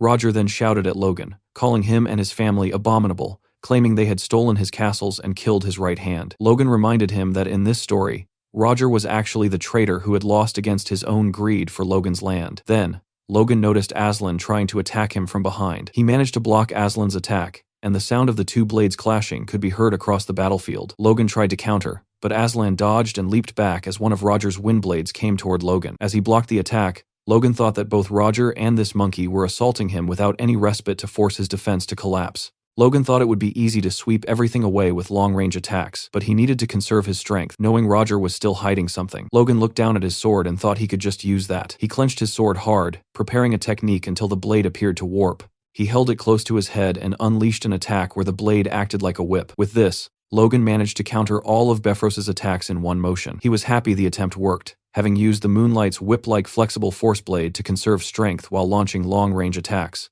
Logan thought that stopping all those bombs earlier helped him figure out how to use it, and that the fourth form of the Divine Sword secrets was within reach. However, Logan did not get to finish the thought as Aslan started screaming, asking how Logan dared to insult Franz's technique like that. Aslan could not understand how Logan managed to figure it out, or how the kid could grow so quickly. Running toward him, Aslan wondered if it was hard effort, but concluded that if it had been a matter of effort, he would have ground his own bones to dust just to stand up to those fools who looked down on him. Aslan thought of how he rose to his current standing through his will alone, believing no one's resolve could stand against his. As Logan prepared to attack once again, Aslan's mind was filled with the question of how, like a demon prepared to eat the soul of the innocent. Aslan was filled with rage, engulfed in mana, and screamed at Logan, asking if he was more dedicated than him, something he could not perceive after all he had been through. Seeing Aslan coming toward him, Logan realized he was overheating. In fact, Aslan had surpassed that and was now burning away his very life force. Preparing the whip blade, Logan noted that Aslan had wagered his life on this battle. He unleashed the whip to end Aslan. With blood flowing from his mouth, Aslan kept going forward, telling Logan that he had seen through the weakness of that technique long ago, and that Logan must also realize it now. Logan's body felt heavy, and the air weighed down his movements, which he wondered if it was Roger's doing. Aslan anticipated the question while clenching his sword, the veins on his face popping out as he said the fatal weakness Franz was never able to overcome, combined with Bifrost's power, would be Logan's end. He prepared his most powerful attack, telling Logan to curse his own genius as he died. Logan opened his eyes and told Aslan that, unfortunately, he had also put his own life on the line. This was the moment Aslan realized he made a fatal mistake. He thought of his fight with Franz, and how Franz said his attack lacked decisive power and fell to equal strength. Aslan's sword broke in two. In his final moments, he wondered how that could be when the answer was right before his eyes. Aslan realized that Logan was not his equal, but was way more powerful than he could have ever been. With this, Logan had managed to get rid of Aslan as well. Seeing the scene, Roger was left petrified, fueled with rage as his humanity ran away, leaving only animalistic behavior. He screamed Logan's name, letting him know that this would not be the end. A glimpse into the past resurfaced, showing Roger Bifrost questioning how he had fallen into such a state. Not long ago, he viewed the McLeans as mere insects beneath his feet, yet now, they had seized his territory and struck down his most loyal followers. Roger began grinding his teeth, swearing that he would not permit things to conclude this way. At that moment, the mages positioned behind him sensed a sudden, violent shift in his mana. One of the mages suddenly appeared as if the very life was being drained from his frame, and he collapsed to the floor while Bifrost remained standing tall. Witnessing this, Logan realized that Roger was forcibly absorbing the mana of his own allies. As he prepared a devastating strike, Roger roared that he would finish Logan with his own 2 hands. Simultaneously, something caught Logan's attention. It seemed that Roger's escalating spell was also suffocating Eileen and Victor, leaving them gasping for air. Eileen remarked that the atmosphere had become unbearable, while Patrick questioned the source of this overwhelming pressure, and Hinckley cried out that it felt as though his entire body was being ripped apart. Logan reflected that it felt as if the very oxygen around them was being gathered into Roger's palm. He understood that while it was a technique utilizing the wind, it was fundamentally different from the aura of Wiccancalia, nor was it simple mana.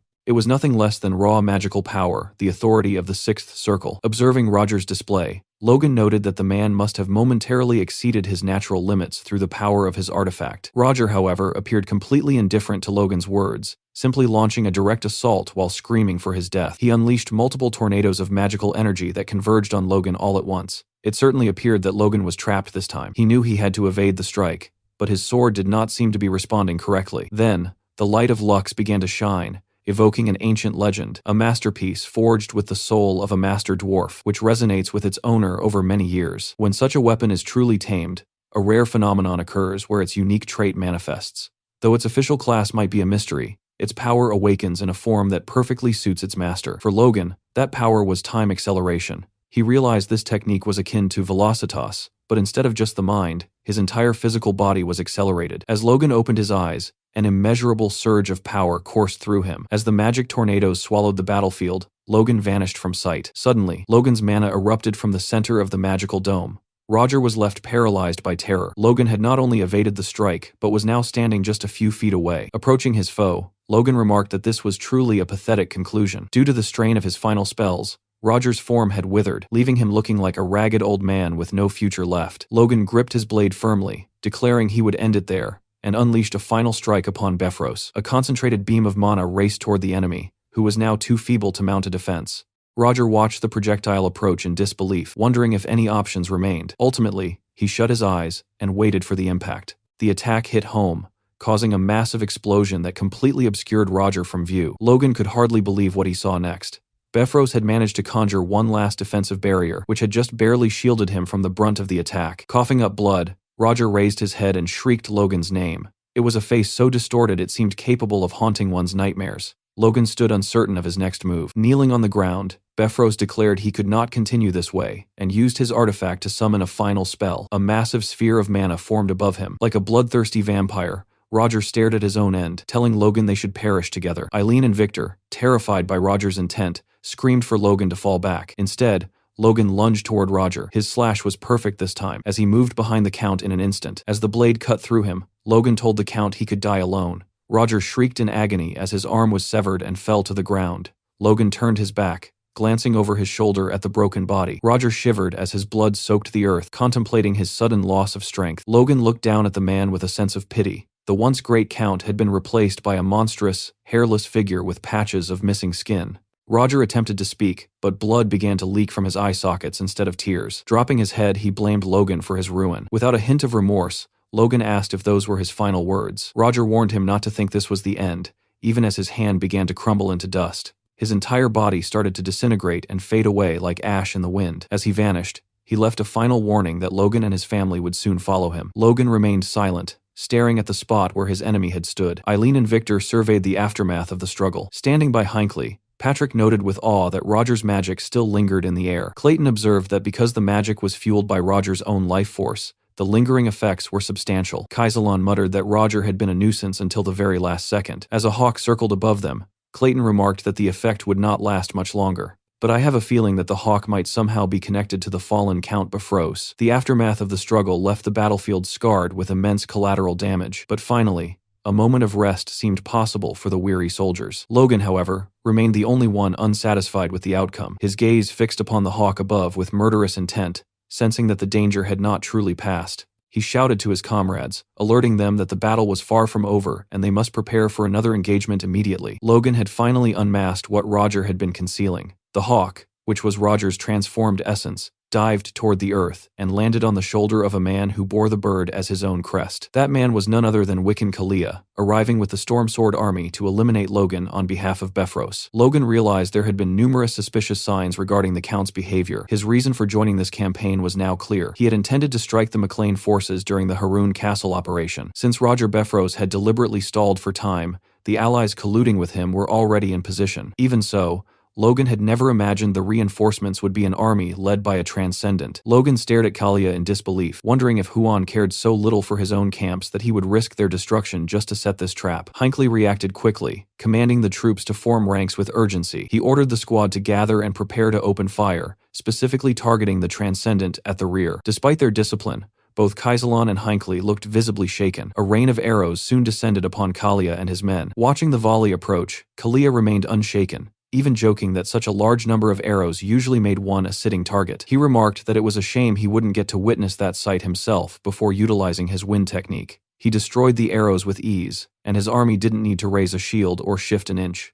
The projectiles fell from the sky like dead flies, most of them snapping in two before they even hit the ground. Logan watched in amazement, noting that the barrier Befros had created by sacrificing his life force was nothing compared to this. Kalia had swept the attack away with a single gesture, casually stating it was too easy and that it was now his turn to play. Taking out his sword, Kalia leaped high into the air, promising to show them his true specialty. He reflected on his journey, noting that since the first time he picked up a weapon, he had practiced his thrust 100 million times. Now that he was a transcendent, that move, infused with wind, had become a vortex capable of sweeping across any battlefield. Pointing his blade at the McLean troops, Kalia shouted the name of his technique Vortex and launched his assault.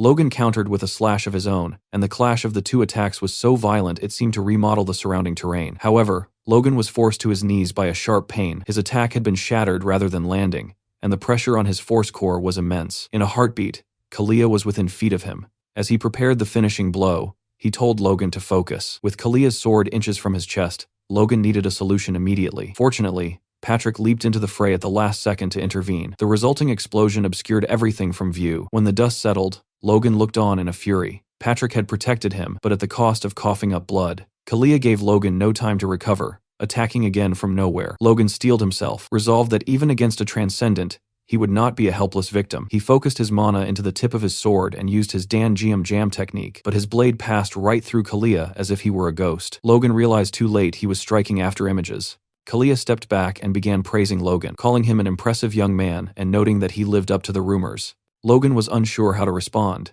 realizing only then that Kalia had actually managed to land a significant hit. He leaped back into a defensive posture, realizing Kalia was mocking him since the attack felt like nothing more than a single gust of wind. Looking at Lux, Logan knew his acceleration ability could only be used once a day, meaning he would have to block Kalia with raw force alone. Unfortunately, Logan found himself no match for Kalia's speed and continued to take wounds. Despite the one-sided nature of the fight, Kalia continued to praise him, calling it impressive that Logan could still protect his vitals in such a state. Patrick's scream from the rear caught Kalia's attention. Asking where Patrick thought he was going, Kalia turned his aggression toward the father. Logan watched in horror as Patrick was badly wounded, blood flowing from him like a river. Logan realized there was no more room for hesitation. He decided to use the resurrection bracelet he had obtained from the former king, and the wound on his shoulder healed instantly. Kalia noted that Logan possessed a healing artifact as Logan surged forward to attack. Kalia remained unbothered, blocking the strike, and noting its similarity to the techniques of Befros's knights. Kalia then wrapped wind around his own sword, which began to pull on Logan's force blade. The technique was so powerful, it started tearing Logan's energy apart. Logan remembered that Kalia was famous for speed rather than strength, yet the gap between them remained vast. Logan felt himself being pulled forward as his stance began to break. Hinckley shouted Logan's name from the rear, drawing Logan's gaze back toward him. Startled by Hinckley's sudden presence and the sight of a crossbow in his hands, Logan listened as Hinckley told him to remember his very first day of training. Logan's eyes fixed on the two arrows loaded in the weapon, and in that moment, he realized exactly what he had to do. Utilizing the wind boots to counter Kalia's pressure, he leaped backward to evade the strike, and in the next heartbeat, he scooped up Patrick to begin a retreat. Kalia spun around, shouting after Logan and asking if he truly believed running away would accomplish anything. Suddenly, a massive explosion erupted right in Kalia's face. The blast was created by the crossbow fire, and Kalia was left in disbelief that Logan possessed that kind of destructive firepower. Hinckley immediately unleashed another round of arrows, repeating the volley to keep Kalia in check. Victor and Eileen joined in, firing everything they had to widen the opening for Logan's escape. Once Logan landed safely back among his ranks, Hinckley lowered his weapon and turned to him. Logan remarked that he had finally understood the purpose of their first training drill. Carrying a comrade and running, a staple of the McLean Night Order, was actually a lesson in how to evacuate the Lord under fire. Seeing that Logan had finally caught on, Hinckley told him he was proud of him. Logan replied that he would never forget that drill, noting it was the special one introduced specifically when he joined the one Hinckley had used in an attempt to make him quit. Logan smiled and huffed at the memory before setting Patrick down. Preparing to head back, he drew his sword and told Hinckley he was entrusting his father's safety to him. Hinckley nodded solemnly, telling Logan to leave everything to him. Logan then used the wind boots to leap back into the fray. Watching the battlefield, Eileen noted that between Sir Hinckley and the rest of them, they had fired nearly 30 shots. She mused that not even a transcendent should be able to emerge from such a barrage unscathed. When she asked Victor for his opinion, he reminded her that Kalia was the one who had just overpowered Lord Logan one-sidedly. With a vigilant expression, Victor said he doubted Kalia would go down so easily. Eileen told Victor she was just trying to boost morale and asked if he knew anything about fighting spirit, to which Victor replied with an unhinged, unchanging expression that he was familiar with the concept. Just as Eileen reflected on how difficult a person Victor was, a voice called out from behind them. It was Rhea and Lord Clayton. The moment Victor saw Rhea, his entire attitude shifted, and he drew his sword as if something were already threatening her. Both Victor and Eileen stood stunned by the sight before them. Rhea informed them that explanations would have to come later, as there was something far more important at hand. She urgently requested that they protect Clayton, who appeared to be wrestling with some kind of intense fire creature or powerful spell. Logan's sharp blue gaze cut through the swirling dust as Kalia tensed, his fist prepared to strike. Kalia moved with sudden urgency to defend against a massive golden slash, the impact of which forced his head back as energy erupted around him. Glowing with golden power, Logan dropped from above with his blade, aiming a heavy blow at Kalia, who braced for the impact while staring intently. Logan suddenly declared that he saw something. As Kalia stood there enveloped in swirling energy, Logan explained that his opponent's aura had briefly turned into raw force right beneath his feet, appearing as if the energy were running in reverse. Logan admitted he could not tell if he was perceiving this because the fight had made his mind extremely sharp or if Kalia's power had simply dimmed following the last explosion.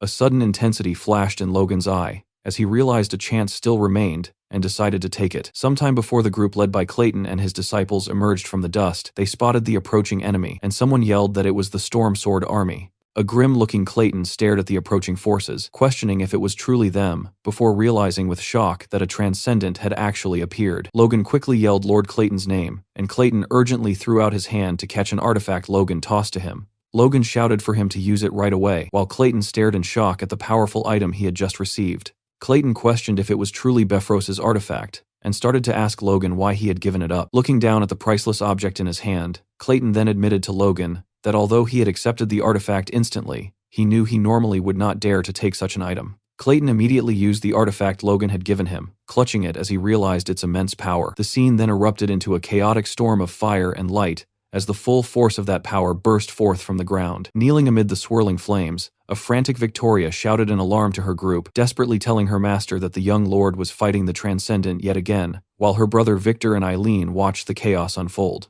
With an extremely stressed look on his face, Clayton yelled out that he saw the problem, but quickly followed up by declaring that the current situation was completely different from what they had faced before. Clutching the glowing artifact tightly amidst the surging fire, Clayton explained in detail that the item held immense power, declaring it contained easily enough energy for someone like Befros to cast truly terrifying and monstrously huge spells of magic, with intense worry and determination. As the artifact glowed, Clayton declared that with this kind of power, even the specific magic they had worried about should now be possible. As the scene erupted around him in a terrifying storm of fire, Clayton dramatically declared that among Earth element mages, what they were witnessing was nothing less than the gateway spell to becoming a transcendent. Logan's focused expression shattered as a new presence stepped powerfully and suddenly onto the battlefield, forcing the warrior to look sharply over his shoulder at the unexpected interruption of his fight with Kalia. With an intensely focused and strained roar, Clayton slammed his fist down and yelled, "Gravity control," unleashing the immense power of the artifact to manipulate the forces around them. With a face grim and strained from exertion,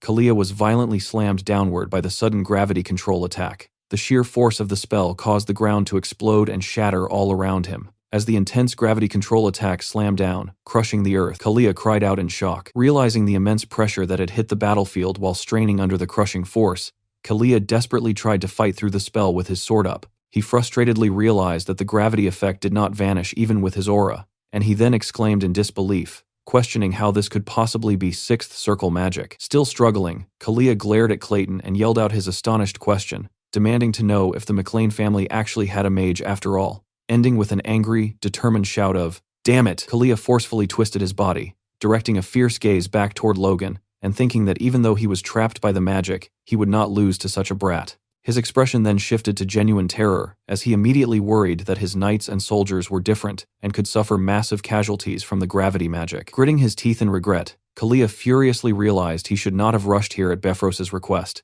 bitterly concluding that he should have brought his entire main force to deal with such an overwhelming threat. Logan maintained a focused and solemn expression, his eyes fixed intently on the action, as he silently absorbed the gravity of the battlefield situation. With a determined, intense stare, Logan addressed his opponent, telling Kalia to withdraw his troops and stating plainly that he did not want to fight any longer, a pronouncement that seemed to leave Kalia utterly confused. With his face etched in sweat, fury, and fierce determination, Kalia gritted his teeth, visibly showing the immense physical and emotional strain the prolonged and chaotic battle had put him under. As he strained against the immense gravity and saw his opponent, the furious Kalia shouted at Logan, declaring he was not going to be tricked. At the same time, his own body was encased in a swirling blue aura, and his sword was brandished in preparation for an immediate attack against Logan. With his face etched in strain and sweat, the furious Logan shouted, "Damn it!" as his sword, now radiating a bright yellow aura, was pushed forward into the ongoing unseen attack. Logan was forced to unleash a massive arc of brilliant yellow fire, but it was intercepted by an overwhelming wave of sharp blue aura from Kalia.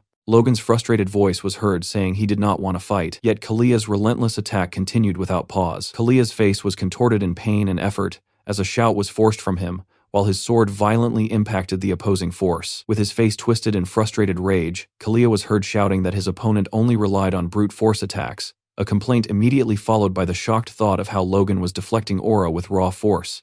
With an angry, strained expression, Logan was heard shouting at his opponent to stop this, while also questioning if the other man even thought he would come out alive if the fight continued, given the destructive power they were both using. With an angry, wild-eyed glare, Kalia shouted at Logan, telling him not to make him laugh, and declared that as soon as Logan's mage was found, the fight would come to an end. Logan was then seen shouting at the top of his lungs with intense frustration, desperately trying to explain his position by saying that was precisely the point he was trying to make. With an intensely determined look, Logan's voice was heard confronting Kalia, as he firmly declared that the war itself was not something they intended to wage. Kalia was left with a look of stunned disbelief and silence on his face after hearing Logan's intense declaration. As Kalia swung his weapon amidst the clash of auras, he questioned Logan about what he meant. Logan immediately answered by forcefully ordering him to think about it. Standing above his opponent, Logan's voice was heard first, declaring that they had been betrayed by the Second Prince's faction. He then questioned why they would continue fighting in the war after that, concluding that they no longer wanted to be involved in faction struggles. With a sharp gaze and a slight smirk, Logan then directed a pointed question at the stunned Kalia,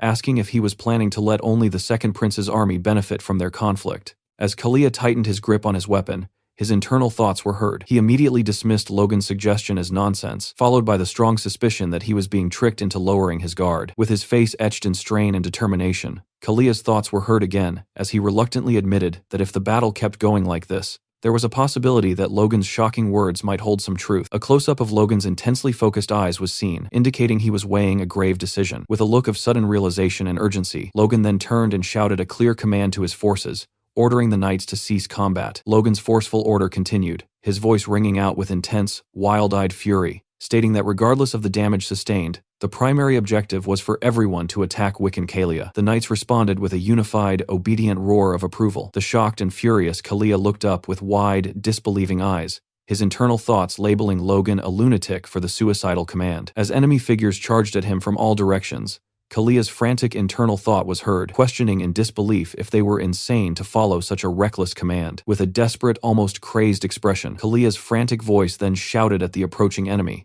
demanding to know if they were trying to commit suicide. The full weight of the combined attack slammed down, forcing a cry of intense pain and physical strain from Kalia, whose face was tightly contorted. Clayton's voice was then heard shouting a forceful command for everyone to attack, his face contorting in effort, as he simultaneously declared that Kalia would be held down by the renewed gravity magic. With a fierce, furious snarl, Kalia raised his weapon defensively against the charging forces, his voice spitting out a curse against the bastards who had betrayed him. His face remained tightly contorted in a mask of furious, disbelieving rage as he glared at the advancing troops, even as Logan's voice was heard loudly ordering the knights to charge. As Logan's forces charged, Kalia's own troops were heard shouting a desperate command to stop them, followed by an urgent plea to protect the Lord. A close-up showed Kalia's intensely strained eyes, indicating he was making a critical, painful decision. As knights continued to charge at him, Kalia's voice was heard, reluctantly shouting that he would accept Logan's proposal of a ceasefire. This declaration was met by the silent, intense, and focused gaze of Logan. Kalia shouted at Logan to call off the attack first,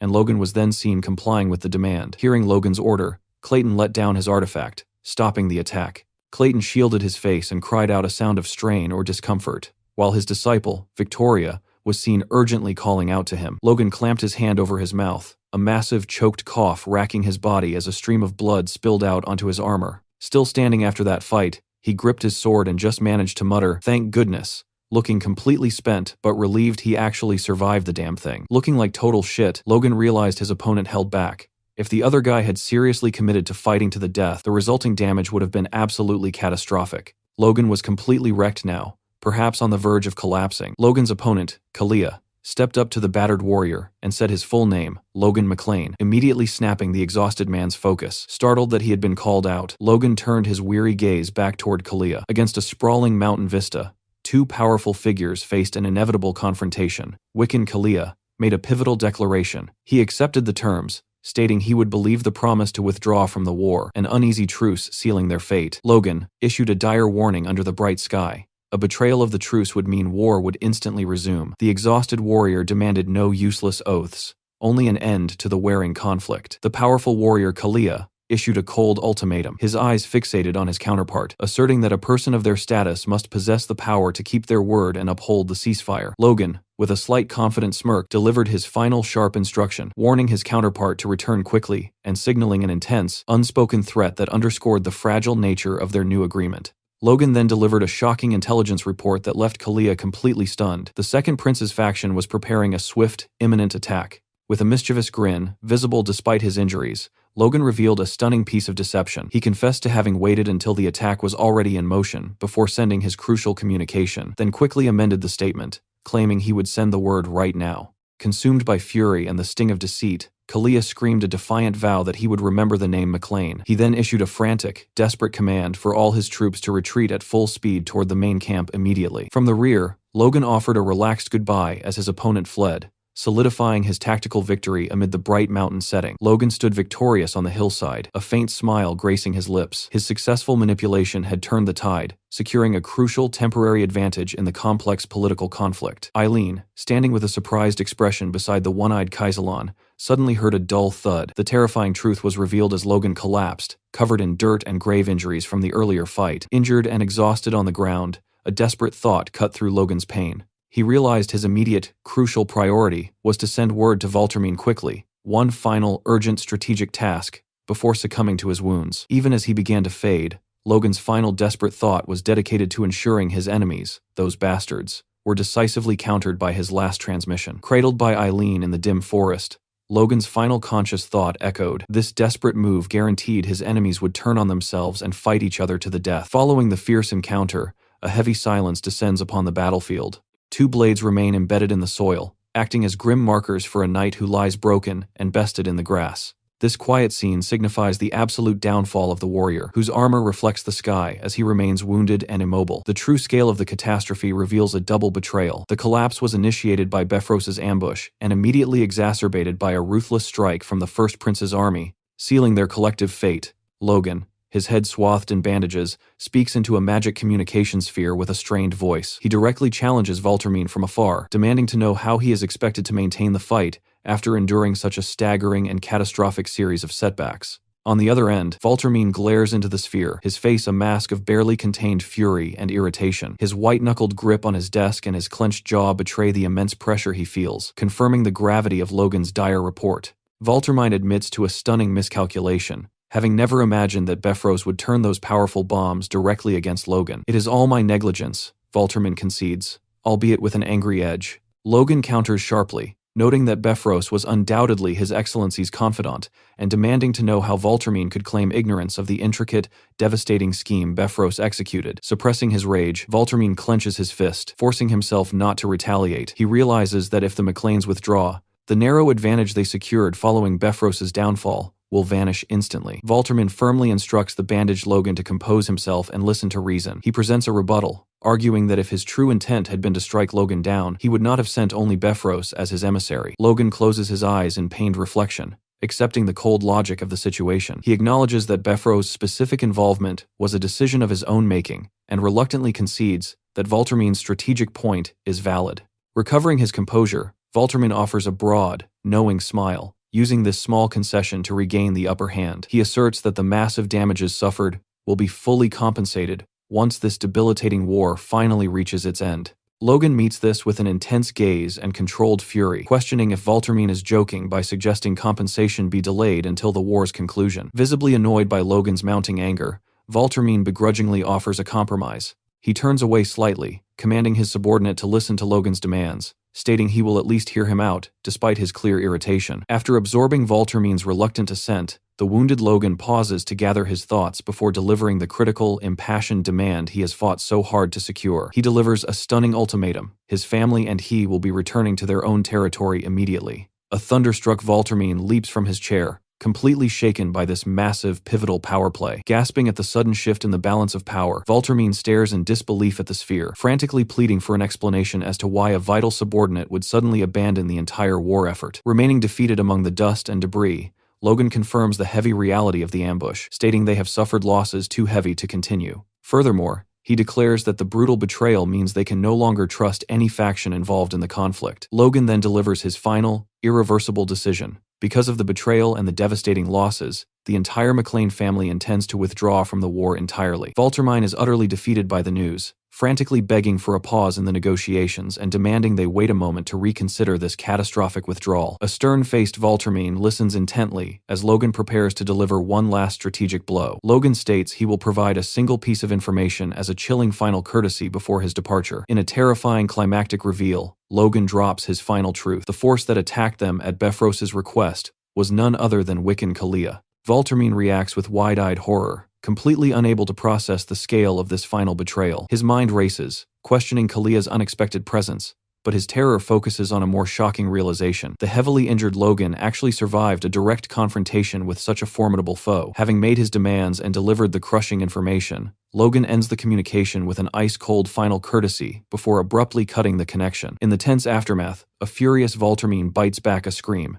his jaw clenched so tightly that his muscles twitch. With the loss of his key ally confirmed, he unleashes his full, uncontrollable fury. In a state of frantic urgency, he issues a pair of earth-shattering commands. He demands an immediate call for Lucian Talos and orders a massive deployment, requiring the entire army to prepare for sudden military action. Clutching his head, Valtermin screams in disbelief, thrashing in agonizing frustration, unable to comprehend how things turned out like this after Logan's pivotal move. The scene shifts back to the battlefield, where Logan abruptly rips away his false bandages, exposing the ruse that had just deceived Valtermin. Standing tall and unburdened, he raises his hand and declares the performance over, ending the charade with a display of ruthless confidence and undeniable authority. At his command, soldiers who had been disguised as corpses began to stir across the field. Rising from the grass, the men marveled at the success of their deception, astonished that such a daring stratagem had truly fooled Duke Valtermin. Two armored soldiers approached Logan, their voices thick with awe and disbelief as they admitted their shock at the ploy's brilliance,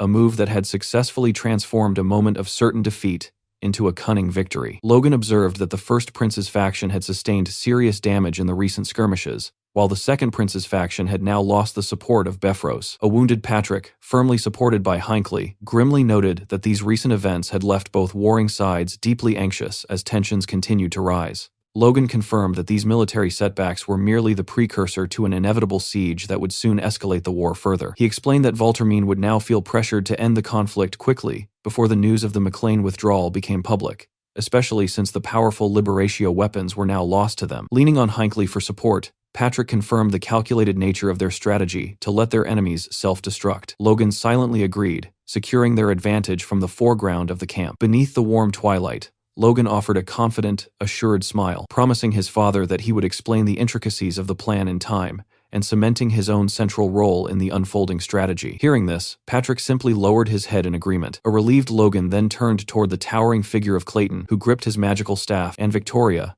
acknowledging their crucial presence now that the immediate conflict had ended. In a moment of high emotional impact, Logan firmly clasped Clayton's hand with overwhelming sincerity to express his heartfelt gratitude for the man's magic. However, the rugged Clayton humbly deflected the praise, instead crediting their victory to the power of his staff. Logan disagreed, asserting that a staff is only as effective as the one who wields it. Hearing this, Clayton bowed his head and thanked Logan for the acknowledgement. Logan then turned to Victoria, telling her she had worked remarkably hard during her first campaign. Her face brightened instantly, a blush spreading across her cheeks at the high praise. Watching them, Logan began to reflect on the nature of power. Unlike force, which can occasionally manifest through rigorous training, mana is almost entirely an innate gift. Because most mages can sense or use mana from a very young age, many develop the arrogance of believing they are chosen beings. Looking at Clayton and Victoria, Logan noted that these two did not seem to suffer from that particular trait, yet he still felt he should ask the tower to pay close attention to Victoria's character training. He knew this arrogant tendency was far stronger among high-ranking mages, with Juan Douglas being the peak example. Born to a royal princess as the heir of a ducal house,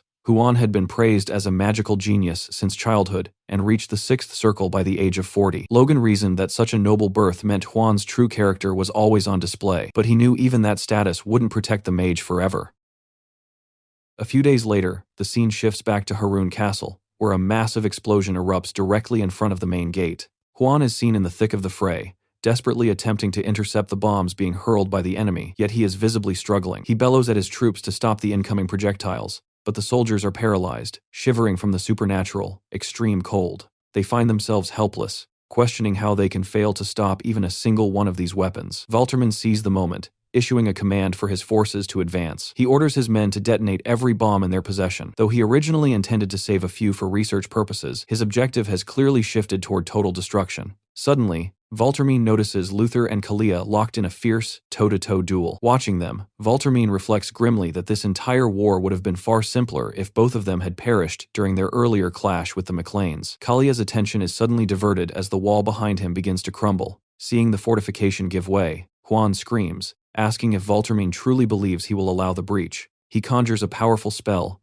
raising a massive wall of ice to plug the gap. Valtermine realizes that Juan has expended a Blizzard Scroll, a rare trump card, and mutters that the mage is a sly bastard for having one left. Juan realizes that while the second prince's army sought a quick victory in the Maclean's absence, they have been forced to waste their finest resources here. Meanwhile, the first prince's army faces a dark future if their current momentum stalls. This stands as the fiercest battle since the Civil War began, yet it ultimately grinds into another exhausted standoff. Elsewhere, a hooded figure sits, sipping coffee, addressing the Sword Duke, Felix Esperanza. He remarks that this fight carries a far different meaning than those that came before, as the core factions have finally begun to clash directly. The Sword Duke agrees, noting that the factions, having suffered heavy losses, are now seizing peasants and grain alike in preparation for an all-out war. He observes that the capital is currently overrun with refugees fleeing conscription, resulting in utter chaos. The Duke concludes that the visitor's disguised arrival must be tied to this crisis. At that, Logan removes his hood. He asks Felix not to be angry once he hears the proposal and begs him to consider it carefully. Felix asks what could possibly require such a grand preface. Logan looks down and confesses that he was the one who manipulated the two main factions into their current clash. Felix is left in a state of shock. Logan then reveals his plan. He intends to rally the neutral powers and strike the weakened factions from behind. Setting down his coffee, Logan explains that he wants Felix to become the central figure of this new movement. Felix erupts in fury, clenching his fist behind his back. He asks Logan if he truly intends to drag him into this war, reminding the young man that during the former king's state funeral, it was Logan himself who suggested Felix declare neutrality. Logan admits he remembers, but he also recalls the request Felix made of him that day. Felix lowers his head, clearly disturbed, as Logan reminds him of his promise, that if Logan ever came to him with a request, Felix would weigh it with the utmost care. Felix nods, admitting he gave his word, and asks Logan what is truly on his mind. As the third prince is shown looking sadly at a portrait of his late father, the former king, Logan delivers his stunning ultimatum. He intends to place the third prince upon the throne. He declares he will execute this plan regardless of whether his master helps him or refuses. With an intensely strained expression, the Sword Duke silently glares at Logan, his eyes narrowing in furious thought as he absorbs the audacity of the demand. The Duke eventually explodes, yelling that Logan is being insolent, and demanding to know if the young man understands the weight of his words. Logan calmly responds that he speaks only because he knows neither faction will leave the Macleans alone once the dust settles. He presses his argument, reminding the master that with his help, the endeavor would end much more easily and with far less bloodshed. Logan continues his calculated appeal, asserting that the other prince's children are too young to matter and that, by royal law, the crown should go to the third prince. He points out that when that time comes, the Sword Duke, as the boy's master, will eventually have to fight the factions anyway to protect the new king. Felix asks if Logan is threatening him, but Logan simply states he is describing reality. The Sword Duke stares silently before asking Logan what he believes honor truly is. Turning toward the bright window, the Duke explains that he has lived his entire life by keeping his word. He describes how he has striven to honor his oaths for 70 years, even in the smallest matters and even at the cost of his life. He concludes that the respect he earned from this consistency became his strength and the very definition of his honor. Logan questions this stance, asking if the Duke would truly stand by and watch the nation fall just to keep his personal honor intact. He suggests the Duke could save the country by sacrificing that pride. Contorted with strain, the Duke counters by asking if a nation saved through the sacrifice of honor is truly saved at all. Slamming his fist onto the desk, he states he sees no solution and demands to know what Logan sees that makes him so certain. Furiously crying out Logan's name, the Sword Duke stares intently at his student, who meets his gaze with a calm, unwavering focus. Logan admitted to the Duke that he lacked absolute certainty, yet he remained firm in his conviction that this was the only path forward. Leaning in with an unconvinced expression, the Sword Duke pressed Logan to explain exactly why this plan was a necessity. Logan responded by declaring that the current civil war was merely the opening act of a far more devastating conflict, grimly warning that, at this rate, the Empire would eventually devour the entire nation. The Sword Duke reacted with stunned disbelief to this severe warning, but Logan pushed his point further. He asked the Duke if the late king's death had not struck him as suspicious, asserting that the circumstances surrounding His Majesty's passing were riddled with doubt. Although Logan admitted he possessed no hard proof, neither from his past life nor the present, he argued that the unnatural timing of the Civil War's outbreak, combined with his own observations and his previous visit to the Empire, pointed toward a larger, hidden plot. He concluded that the Empire was actively preparing for war, which meant the current truth of the world was heavily laced with lies. With his back turned and his expression obscured, Logan addressed his master, suggesting that if the Duke's honor was defined by a life lived in absolute truth, then Logan himself must be viewed as a dishonorable liar. Fixing the Duke with a piercing gaze, Logan declared the one truth he held above all others. If he could thwart the Empire's designs, he would cast aside his honor as many times as necessary to succeed. Staring at the cloaked figure of his student, the Duke finally conceded that there were indeed many suspicious elements regarding the king's death. However, he warned that what Logan proposed was almost too massive to believe outright. He cautioned that even if Logan's claims were true, rising powers like Jordan or Juan would still present monumental obstacles to any success. Logan, focusing his intense gaze back on the Duke, demanded to know if the older man would truly stand by and watch the nation crumble. He reiterated that he would sacrifice his own honor instantly if it meant saving the country. The Duke, erupting in fury, shouted that Logan was no different than the others who sought to manipulate the third prince.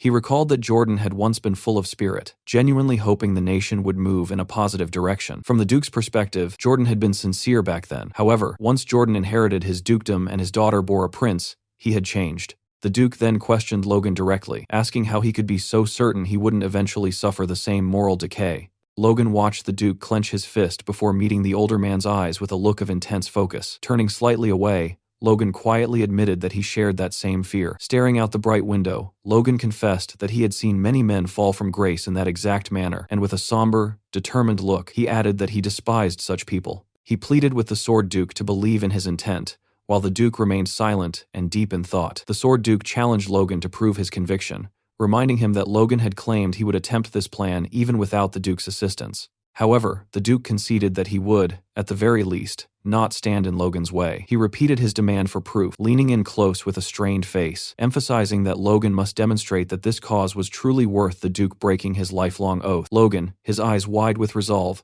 met his master's demand. As the Sword Duke turned his back and stepped toward the light, he issued one final instruction before Logan departed. The young man was to meet the third prince. Logan reacted with a start, questioning the mention of the boy. The Duke revealed that the third prince was actually taking refuge within his residence at that very moment. Turning back to look at his surprised pupil, the Duke questioned if Logan had really planned to make the boy a king without even consulting the person concerned. Looking away in slight embarrassment, Logan admitted the revelation had caught him off guard. After composing himself, Logan smiled, and the Sword Duke, facing away, offered him a quiet word of thanks. The sun streamed brilliantly through the tall, ornate window, bathing the room in a warm, golden light. The third prince stood there with a calm demeanor as Logan entered and approached him. Logan greeted the royal, noting that it had been quite some time since their last encounter. The prince turned with a sudden start, yet responded with a smile, acknowledging the duration of their absence. Smiling broadly, Logan asked the prince if he had been well, and added that he had arrived to fulfill the promise they had shared on that day. The third prince looked visibly surprised and slightly unsettled by the mention of a past vow. Logan quickly clarified, stating that just as he had told the prince back then, he had successfully taken care of Roger Befros. Meeting the prince's gaze with a confident, almost unsettling smile, Logan declared that the time had come for the prince to ascend the throne. The third prince recoiled, repeating the word throne in disbelief. While Logan remained composed, the prince countered by pointing out the harsh reality of his current situation. He was currently hiding and being sheltered in a duke's residence rather than the palace. He further noted that Logan himself was forced to conceal his noble lineage just to facilitate this meeting. The prince then demanded to know how, claiming the crown could possibly be feasible under such circumstances. With firm conviction, Logan declared that it was indeed possible. As the prince stammered in shock, Logan began to detail their initial advantage. He explained that the ongoing civil war had already significantly weakened the factions supporting both the first and second princes. Logan, smiling confidently, asserted that he had the forces ready to finish off what remained of their power in one swift, decisive blow. The third prince gasped, demanding to know how Logan could possess such military strength. He noted that while he had heard of Logan's legendary feats on the battlefield, including the rumors of his duel with the Storm Sword, he was still skeptical. Logan praised the prince's insight for paying attention to the flow of the war, but revealed that twice the firepower they had seen was already waiting in his territory. Astonished, the prince questioned if this declaration was true. Logan, with a confident grin, concluded that if the neutral powers were to move now, they could easily sweep aside the depleted armies of the existing factions. Though overwhelmed and distressed by the implications, the prince asked if the neutral powers would truly lend their support. Logan smiled knowingly, asserting that he knew the nobles well. They would never refuse an opportunity to seize a new seat of power. Logan continued by stating that even without his master's aid, the Macleans already possessed more than enough power to act. He asserted that as time passed, the situation would only shift further in their favor. Looking deeply into Logan's eyes, the third prince finally conceded, stating he would place his trust in Sir Logan. As they clasped hands to seal the agreement, Logan thought to himself that convincing the prince had been the easy part, as the boy realized the only other choice was death. Logan's mind then turned to his next task, finding more passengers to board his ship. At the Floyd estate, Logan's father-in-law, Count Floyd, was seen hunched over his opulent desk, reading a letter with a look of visible distress as he wondered aloud what the document truly contained. Staring at the pages, he realized that the moment he had anticipated had finally arrived. Grasping the papers tightly, he exclaimed that these were the official proposals from the warring factions. He observed that the conditions being offered were absurdly favorable, so much so that he questioned whether there was any genuine intent to keep such extravagant promises. With a worried expression, Count Floyd turned to Logan and asked for his perspective on the offers. Logan met his father-in-law's concerned gaze with a knowing smile, replying simply that words alone could promise anything. The Count questioned if Logan was implying the proposals were merely a bluff. Logan affirmed this, explaining that the factions were simply desperate to drag even one more noble house into their respective causes. Count Floyd sighed, conceding that the factions must indeed be in a state of panic. Logan confirmed this observation, pointing out that after the recent clash at Haroun Castle, both sides had suffered devastating losses. Placing a hand on the stack of letters, Count Floyd surmised that Logan had come seeking his opinion on the political climate. He stood up, looking intently at Logan, and correctly concluded that Logan's plan was to exploit the faction's current weakness by rallying the neutral powers to resist them. Pressing a hand to his forehead in distress, the Count further questioned if Logan intended for the Floyd family to serve as the rallying point for this resistance. He stressed that such a move involved the very fate of his house, and was not a decision to be made lightly. He then guessed that if the Floyds were being asked to lead, it must mean Duke Felix had already refused the role. Logan, looking troubled, yet leaning toward his father-in-law, stated there was one critical fact the older man did not yet know. With a confident smile, Logan revealed that the Count did not truly grasp the massive strength their allied houses had recently achieved. As the older man stood stunned, Logan elaborated, explaining that they had recently engaged and defeated as many as 2 or 3 border lords simultaneously. As his father-in-law stared in intense disbelief, Logan added the final blow. They had even managed to repel the Storm Sword army. The shocked Count shouted the name of Wiccan Kalia in response. Logan suggested that the Count could verify the claim by consulting Lady Eileen. At the mention of his daughter's involvement in such high-level fighting, Count Floyd erupted in a burst of rage. He threw the papers into Logan's face, shouting an expletive and interrupting Logan's attempt to confirm that Eileen had indeed been present on the battlefield. Reeling from the sudden outburst, Logan urged the man to settle down, eventually managing to complete his thought by mentioning that Lady Eileen was actually very proud of her father. Finally, Logan collected the scattered letters, sighed, and moved to conclude the business at hand. Count Floyd began to seriously weigh the options, Considering the combined influence of the McLeans and the Sword Duke, he concluded that if the remaining neutral nobles could be successfully gathered, they truly did stand a chance. After a moment of intense contemplation, Count Floyd declared his firm decision. He would gladly join Logan's side. As Logan and Count Floyd shook hands to cement the agreement, the era of passive observation ended. 8 months after the Civil War had first broken out, the neutral forces finally began to stir. A few days later, the scene shifted to the interior hall of McLean Castle, where a fully armored Ronian suddenly rushed forward, urgently shouting for his brother. He reached Logan's side and expressed his immense relief at seeing him return safely. Ronian explained that since the rest of the group had arrived days prior, he had grown increasingly anxious when Logan failed to appear. Logan offered a broad smile and inquired whether anything significant had occurred at the castle during his absence. Ronian quickly reported that, acting on Logan's orders following their withdrawal from the factions, they had immediately maximized the production of both Liberatio and repeating crossbows. Logan nodded, acknowledging Ronian's efficient management, and pressed for intelligence regarding the Central Front. Ronian looked away thoughtfully, directing Logan's attention toward reports that indicated the region had been uncharacteristically quiet since the clash a week ago. Logan voiced his surprise, wondering how the enemy forces could maintain such a long resistance despite their heavy losses. After Logan expressed his bewilderment at the silence on the front, Ronian interrupted to politely inquire if there was some underlying problem. Logan dismissed the concern with a faint smile, stating that he had brought an object as a reward. Ronian looked down, surprised, and questioned what the item could be. He was then left stunned as Logan presented him with Frigus, the sword that had belonged to the Moonlight Knight, Sir Franz. Logan stood confidently with his arms crossed, explaining that the artifact Ronian held was estimated to be a Class 4 weapon. Utterly stunned, Ronian stammered in disbelief, questioning how he could possibly be the one to use such a masterpiece. He quickly stepped back, asserting that he simply could not accept the artifact. Logan, confused by the rejection, questioned why he would refuse such a gift. Ronian insisted that the sword he already possessed was more than sufficient. Logan teased him, suggesting his current blade might one day awaken natural magic as well. Ignoring this possibility, Ronian firmly presented the artifact back to Logan, suggesting it be given to his sister-in-law instead. He argued that as the future mistress of the McLean family,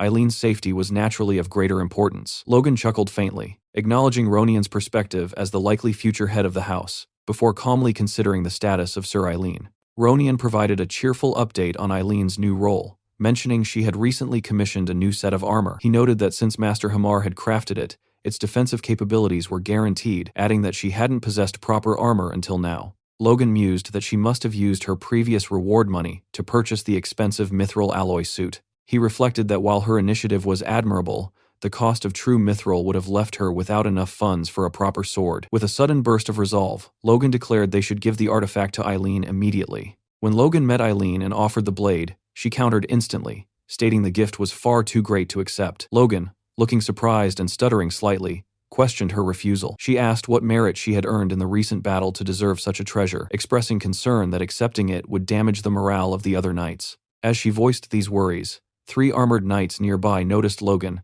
and exclaimed in surprise at the young lord's presence. Realizing she was sensitive to the opinions of others, Logan reassured her that it was fine, but Eileen quickly asserted that he misunderstood her meaning. Logan smiled broadly and clarified that the gift was not intended for Sir Eileen the Knight, but was instead a wedding gift for his fiancée, Lady Eileen. He explained that due to the state of affairs, they had never held a formal engagement ceremony or exchanged gifts. Logan smiled genuinely and extended the sword, asking her to accept it as proof of his vow. He asked if that wasn't the true meaning of a gift, concluding with a confident smile and the wish that the sword would help her achieve even greater martial strength. Eileen blushed intensely, softly questioning if he was making a formal proposal. She met his gaze, pointing out that they were destined to marry anyway, yet asked the question as if the answer were obvious. Logan smirked and conceded that it was indeed a proposal, one delivered with a sword. Eileen's face flushed as she offered a simple thank you. The two then gently touched hands over the blade, finalizing their engagement. Eileen smiled radiantly, holding the sword close and stating that no proposal could be more perfect for her.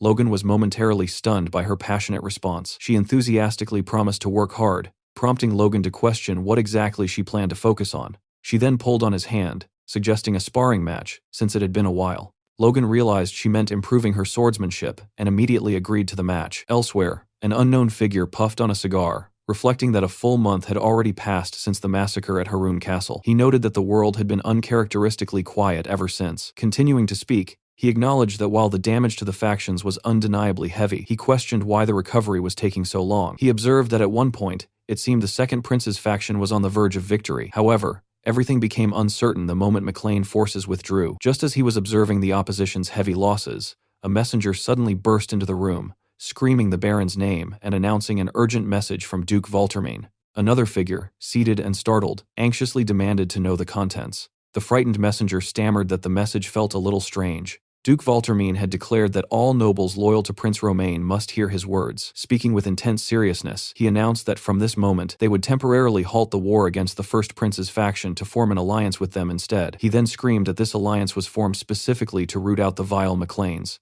Logan's father-in-law, Count Floyd, speaking through a communication orb, surmised that it appeared information had leaked from within the neutral faction. Acknowledging the severity of the situation, Logan stated that the two factions had indeed formed an alliance and were now coming for their territory. The Count reported that while the enemy forces hadn't departed yet, they were definitely assembling their troops. Logan mused that an invasion could occur as early as next week. As he weighed the imminent threat, Logan's face tightened as he chastised himself for being careless. He reflected that since the neutral factions had held their ground until the very end in his past life, he had overestimated their resolve this time. He concluded that this overestimation was the reason the civil war had been able to pause for a month after Haroun Castle. Reflecting on the motivations of the hostile factions, Logan realized they were using the pretext of treason to remove the threat from their side. He understood that if the neutral factions were defeated, they would simply be absorbed into the winning side, a deal that wasn't bad for the victors.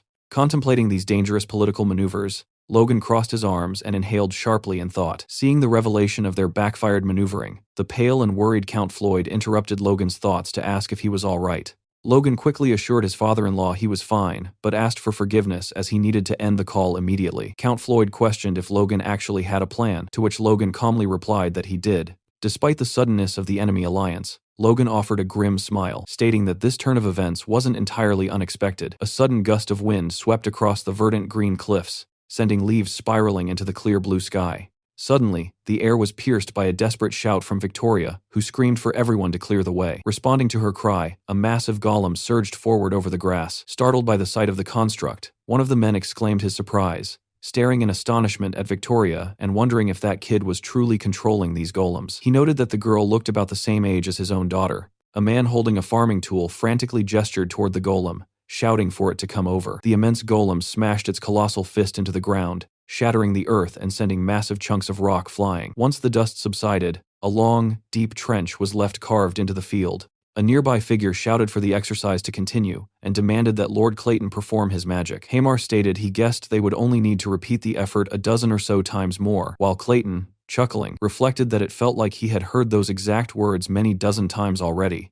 Hamar insisted that if Clayton gave up now, his excellent staff would cry, and told him to look at how hard his youngest disciple was working. After Clayton complained about the constant need for the time staff, Patrick and Logan stood together over a map as Logan explained their objective. Logan stated they were scraping golems from the soil of the northern mountains and using them as materials to build a rampart. After discussing the plan with his father, Logan thought the initial plan was simply a brute force method, but he noted that the earthworks were truly impressive. Observing the magicians at work, Logan decided they were experts in grunt work, concluding that it was the Earth Magic Tower, after all. Logan reminded himself to make sure they received proper pay and vacation for their labor. Continuing his survey of the tactical blueprints, Logan noted that the new rampart would be anchored on the eastern stretch of the McLean Plains. He recognized the strategic reality that McLean Town served as their heart. Should the allied enemies unite, they would bypass the smaller fortifications on the Beffrose Plains to strike directly at the town. Logan explained that this probable path was the exact reason they had to establish such a formidable defensive line there. As Logan confirmed these defensive measures, Patrick addressed his son, questioning if the Sword Duke had offered any insight into the shifting political landscape.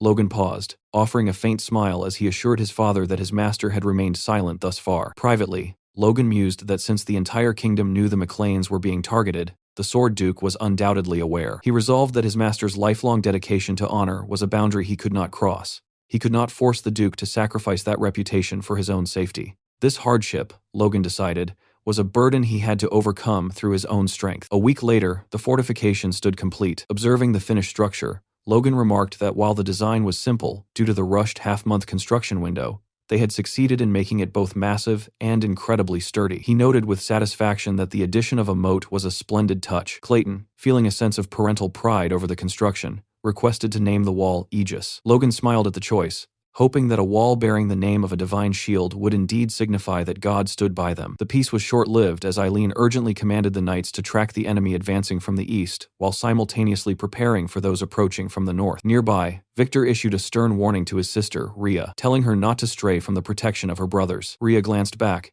telling him not to worry about her and to focus on his own safety instead. A horn blared a deafening alarm across the battlements. Standing ready in his armor, Logan looked on as a scout, announced the arrival of the vanguard. From the east, banners bearing the golden lion of the Valtermine army flashed into view. Simultaneously, from the south, the cavalry of the Douglas army rushed forward, their banners marked with crossed swords fluttering as the engagement commenced. Wiccan Kalia, visibly aggravated, questioned if the enemy truly believed they could avoid an attack after deceiving the factions while building these enormous ramparts in secret. He wondered aloud if such a lack of honor was fitting for a disciple of the Sword Duke. He remarked to Juan Douglas that, had they not assigned an observer to the Duke's residence, they might never have uncovered the truth. Juan Douglas agreed, admitting he never expected the McLeans to resort to such mischievous tricks. He resolved that this turn of events was for the better. The McLeans were already marked for elimination after the war, so this was the perfect moment to turn the plains into their grave. Valtermine, gritting his teeth, branded the McLeans as wicked traitors who dared to look down on him. Lucian reminded him to stay focused on their true objective, seizing the production secrets for the McLeans' new weapon formula. Valtermine acknowledged this, determined to claim the prize before Douglas could. Observing the massive scale of the approaching forces,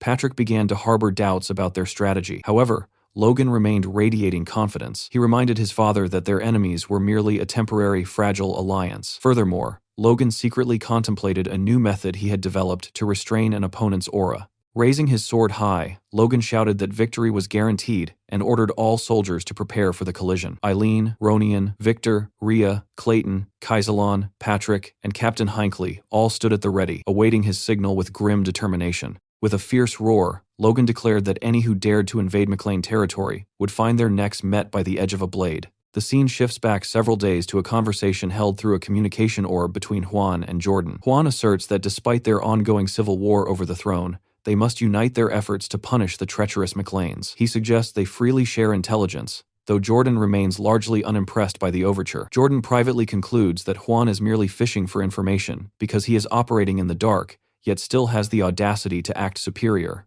Jordan tells Juan that he hasn't noted any massive shifts in the McLean military strength, though he notes it might be a similar situation to when the Wolves were defeated. Juan smirks at this, remarking that since only a few months have passed, the most the McLeans could have done is conscript a handful of extra soldiers. He suggests that the only real concerns are the red-headed brat and their troublesome weaponry. Jordan disagrees, pushing Juan to reveal more. When Juan plays dumb, Jordan smiles and points out that the last person to engage them was Juan's own subordinate, Wiccan Kalia. Changing his tone, Jordan asks how Logan and the others managed to repel a superhuman and emerge unscathed. Juan himself wonders about the failure, privately theorizing that Wiccan simply has a habit of letting his guard down. On a strategic map, it appears the plan involves pinning Logan, Clayton, and Ronian inside the castle walls, while Jordan and Juan launch a coordinated pincer attack from two different sides. In the present moment, the assault has begun. One force strikes the front gates while the other moves against the flank. Luther Kale utilizes his aura to boost his speed, preparing to leap headfirst into the fray with the boast that he will shatter their defenses. On the opposite side, Wiccan Kalia does the same,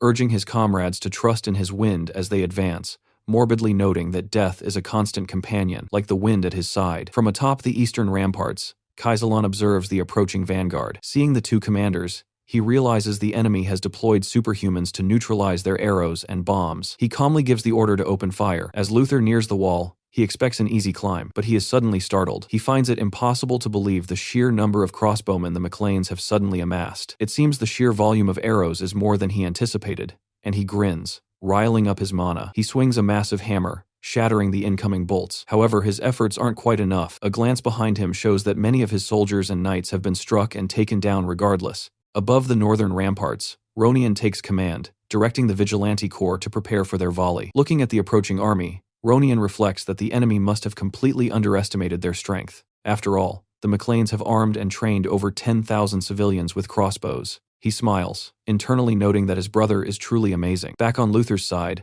the arrows finally annoy him enough that he crushes one under his mana-infused foot. He screams, declaring that no petty precautions will be able to stop him. He leaps through the air using his mana, intent on reaching the wall. Seeing a superhuman approaching, one of the mages prepares his staff, determined to keep him at bay. As Luther closes in on the rampart, a massive golem suddenly appears, rising to meet him. The golem delivers a slap so powerful that it sends Luther plummeting back to the ground like a comet. Fortunately for Luther, he lands in the moat near the walls. He surfaces, reeling at the realization that the McLeans have actually used the materials of the ramparts themselves to create a golem.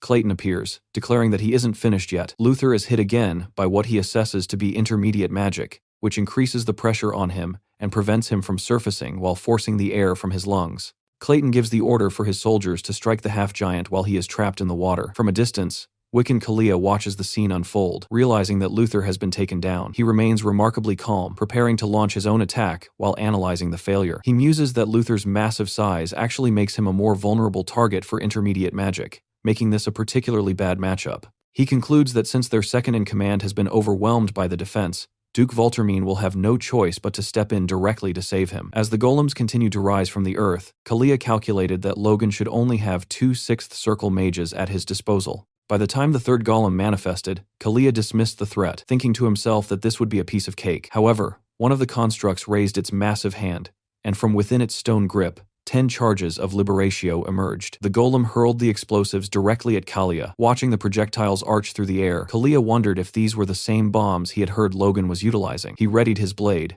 declaring that such a trick would not work on him a second time. With a precise motion, he conjured a localized swirl of wind with his sword, trapping all the bombs safely within the vortex. Smirking, he called out for Logan to show himself. Just as he had anticipated, Logan lunged from the chaos, attacking Kalia head-on. Kalia managed to parry the strike, his counterswing driving Logan back several meters. Despite the distance created, Kalia sensed he might be at a slight disadvantage based on his current stance. He glared at Logan, remarking on how thoroughly the young man had managed to deceive him during their previous encounter. Logan countered by stating that if Kalia hadn't picked a fight with them, he would have kept his word. Kalia branded him a liar, but quickly noticed something unsettling. Having just clashed auras with Logan, Kalia couldn't fathom how the boy remained completely unscathed. Aura is the authority of destruction. It is only natural for a weaker power to collapse in the face of such a superior force. The balance between their powers didn't make sense to Kalia. He stared at Logan's hands, wondering if he was secretly relying on a defensive artifact. Yet even then, he shouldn't be able to block his aura repeatedly with such ease.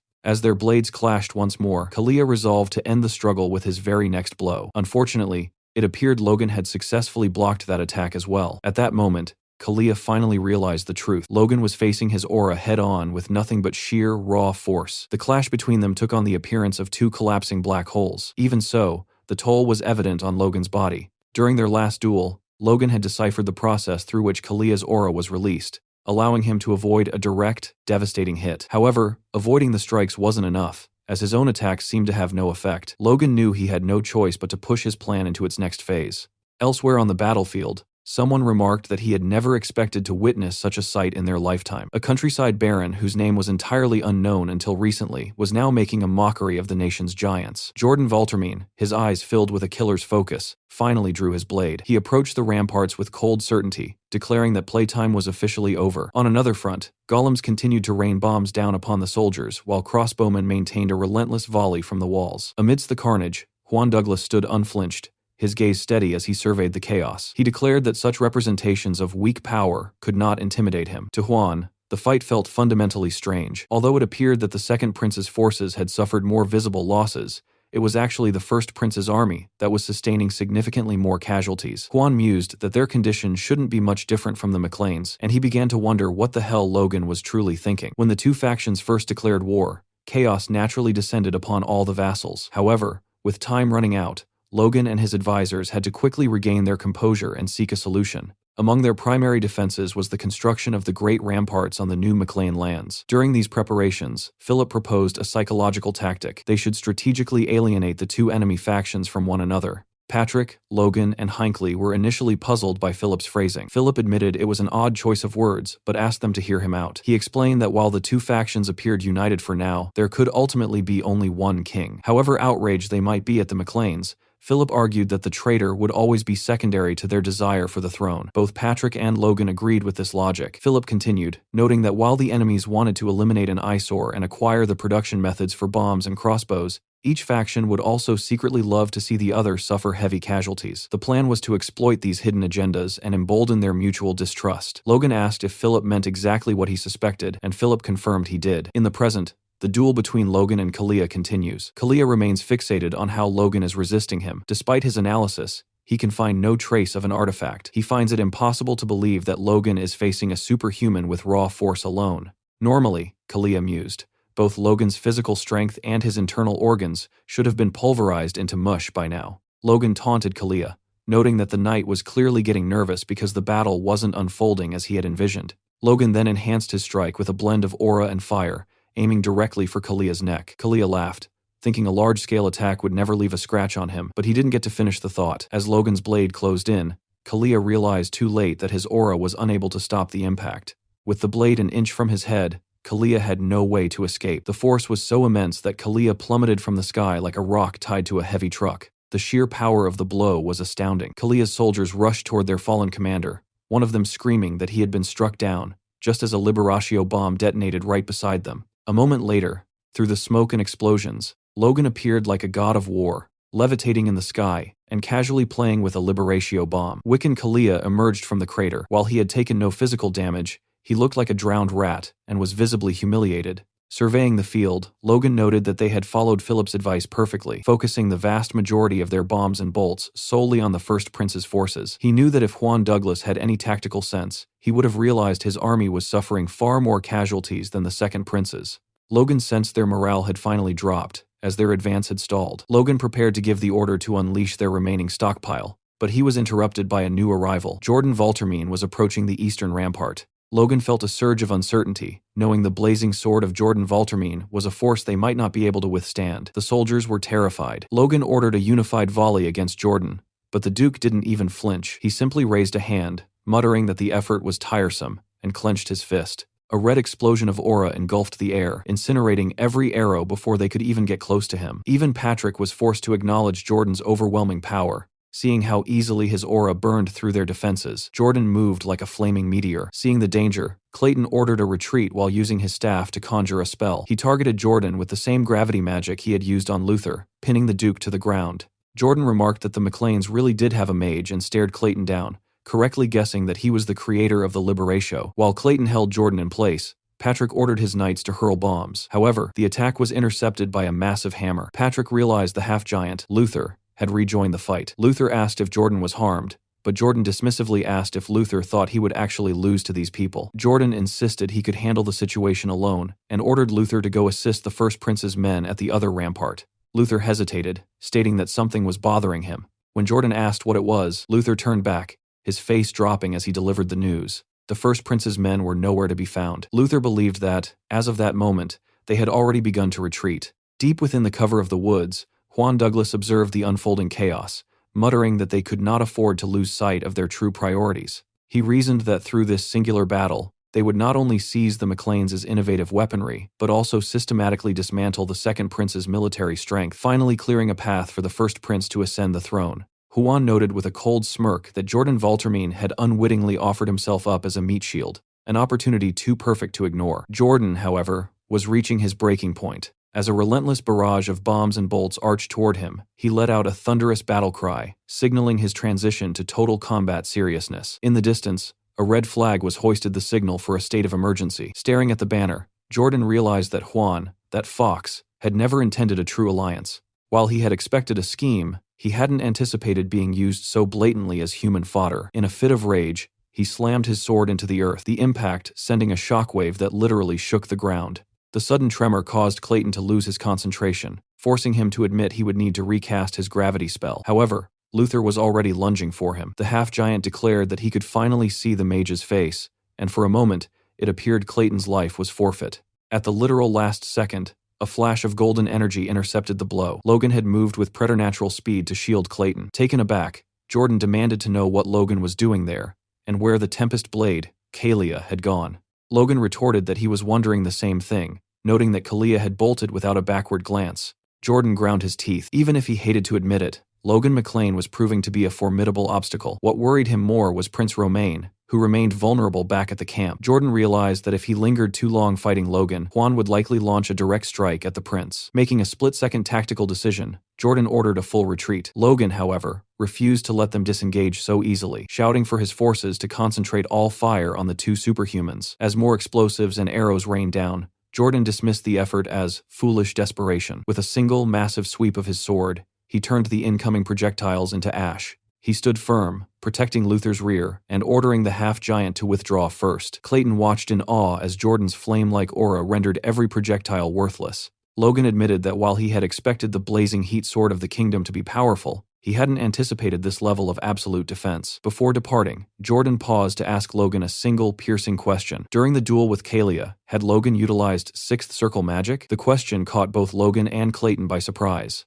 After a brief, knowing glance at the mage, Logan countered with a question of his own, asking if Jordan was truly ignorant of the answer. He pointedly asked if Juan hadn't bothered to share that detail, causing the veins in Jordan's forehead to throb with murderous intent. In that instant, Jordan realized Juan had been manipulating him from the very start. Reaching the edge of the rampart, Jordan issued a final warning to Logan. While the McLeans had forced a retreat, they had only delayed their inevitable deaths. He then leaped to the ground, handling his massive blade as if it were a common kitchen knife. Watching the enemy disappear, Patrick marveled at Jordan's ability to tank their entire arsenal alone before retreating. Logan agreed, but noted that their plan was proceeding perfectly. As predicted, Douglas had abandoned the truce the moment his losses became too great. As Kaisalon moved to check on Clayton, Logan noted that based on Jordan's question, it was clear that Juan had kept the existence of their Sixth Circle magic a total secret from his ally. Hinckley observed that the deep-seated distrust between the two factions had finally been laid bare. Logan grimly concluded that they would ensure the two sides destroyed each other,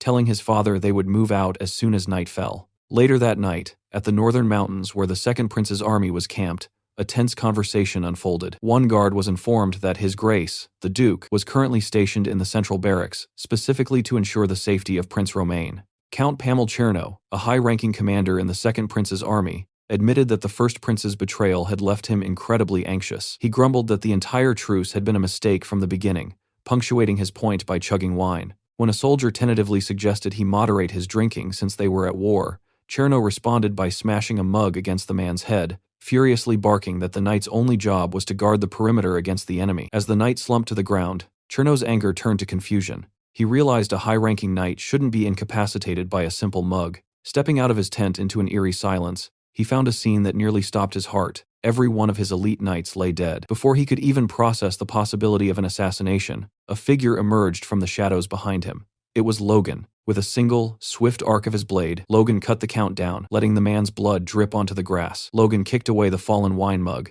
muttering that Cherno was a fool for drinking while entrusted with the border. He noted with a grim air of superiority that the camp lacked even an ounce of proper vigilance. News of the massacre reached the Second Prince, who was left in a state of shock. A knight reported to Jordan Valtermine and the prince that Cherno and all the high-ranking guards had been slaughtered. When Jordan asked if there were any witnesses, the knight added a crucial detail. The perpetrator had vanished with incredible speed, as if carried by the wind. Jordan's mind immediately went to the few people capable of such a feat. Narrowing it down between Logan and Kalia, and considering Juan's previous deceptions, Jordan concluded that the killer was undoubtedly the Tempest Blade, Wiccan Kalia. Prince Romain was terrified to hear a superhuman was hunting his men, but Jordan reassured him. He ordered a call for the advanced knights, those known for their speed and agility. When the prince asked if Jordan intended to lead a retaliatory strike himself, Jordan explained that if they failed to respond, both his reputation and the army's morale would collapse. Romain, fueled by a desire to pay back the First Prince's faction for hiding their mage,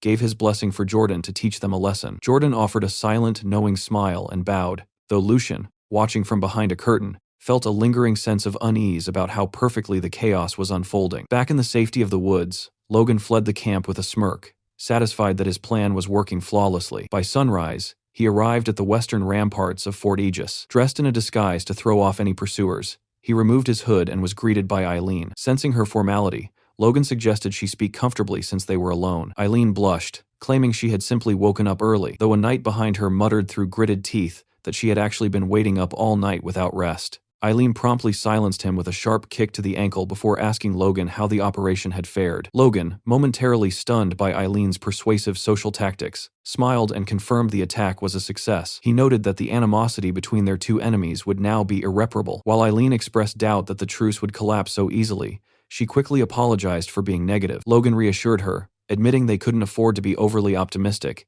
and that their next step would be to observe how the two factions moved against one another. The scene shifts to the First Prince's central barracks, located south of the New McLean Plains. Huan, Kalia, and the First Prince are locked in a tense discussion. Kalia notes that 2 days have passed since their retreat, and questions whether they should resume their advance. Huan advises patience, noting that the second prince's army is currently stonewalling all attempts at communication. Kalia asks if the rumors regarding last night's attack on the second prince's camp are true, a question that causes the first prince to slam his hand onto the table in a fit of pique. The prince mockingly asks if they've become cowards, declaring it would be better to simply seize the throne by force, an outburst that leaves Huan dismissive and Kalia visibly sweating. Their argument is interrupted by a knight rushing in with reports of an attack on their own encampment's outskirts. As the first prince stands by in his typical state of confusion, Huan demands a casualty report. The knight reveals that the count in charge of camp security and 5 advanced knights have been slain. Kalia turns to Huan to explain the gravity of the situation, but Huan is already a step ahead. He can feel the very ground shaking from the residual mana in the area. Clenching his fist, he brands Jordan a fool for this retaliation. Huan decides that they will move at sunrise to confront the second prince's faction directly and settle the matter since communication has failed. In the morning, the confrontation occurs exactly as anticipated. Jordan and Luther express genuine surprise that Huan and Kalia have dared to approach them directly. Jordan, staring at the aloof Duke Douglas, demands to know his business. Huan replies with biting sarcasm,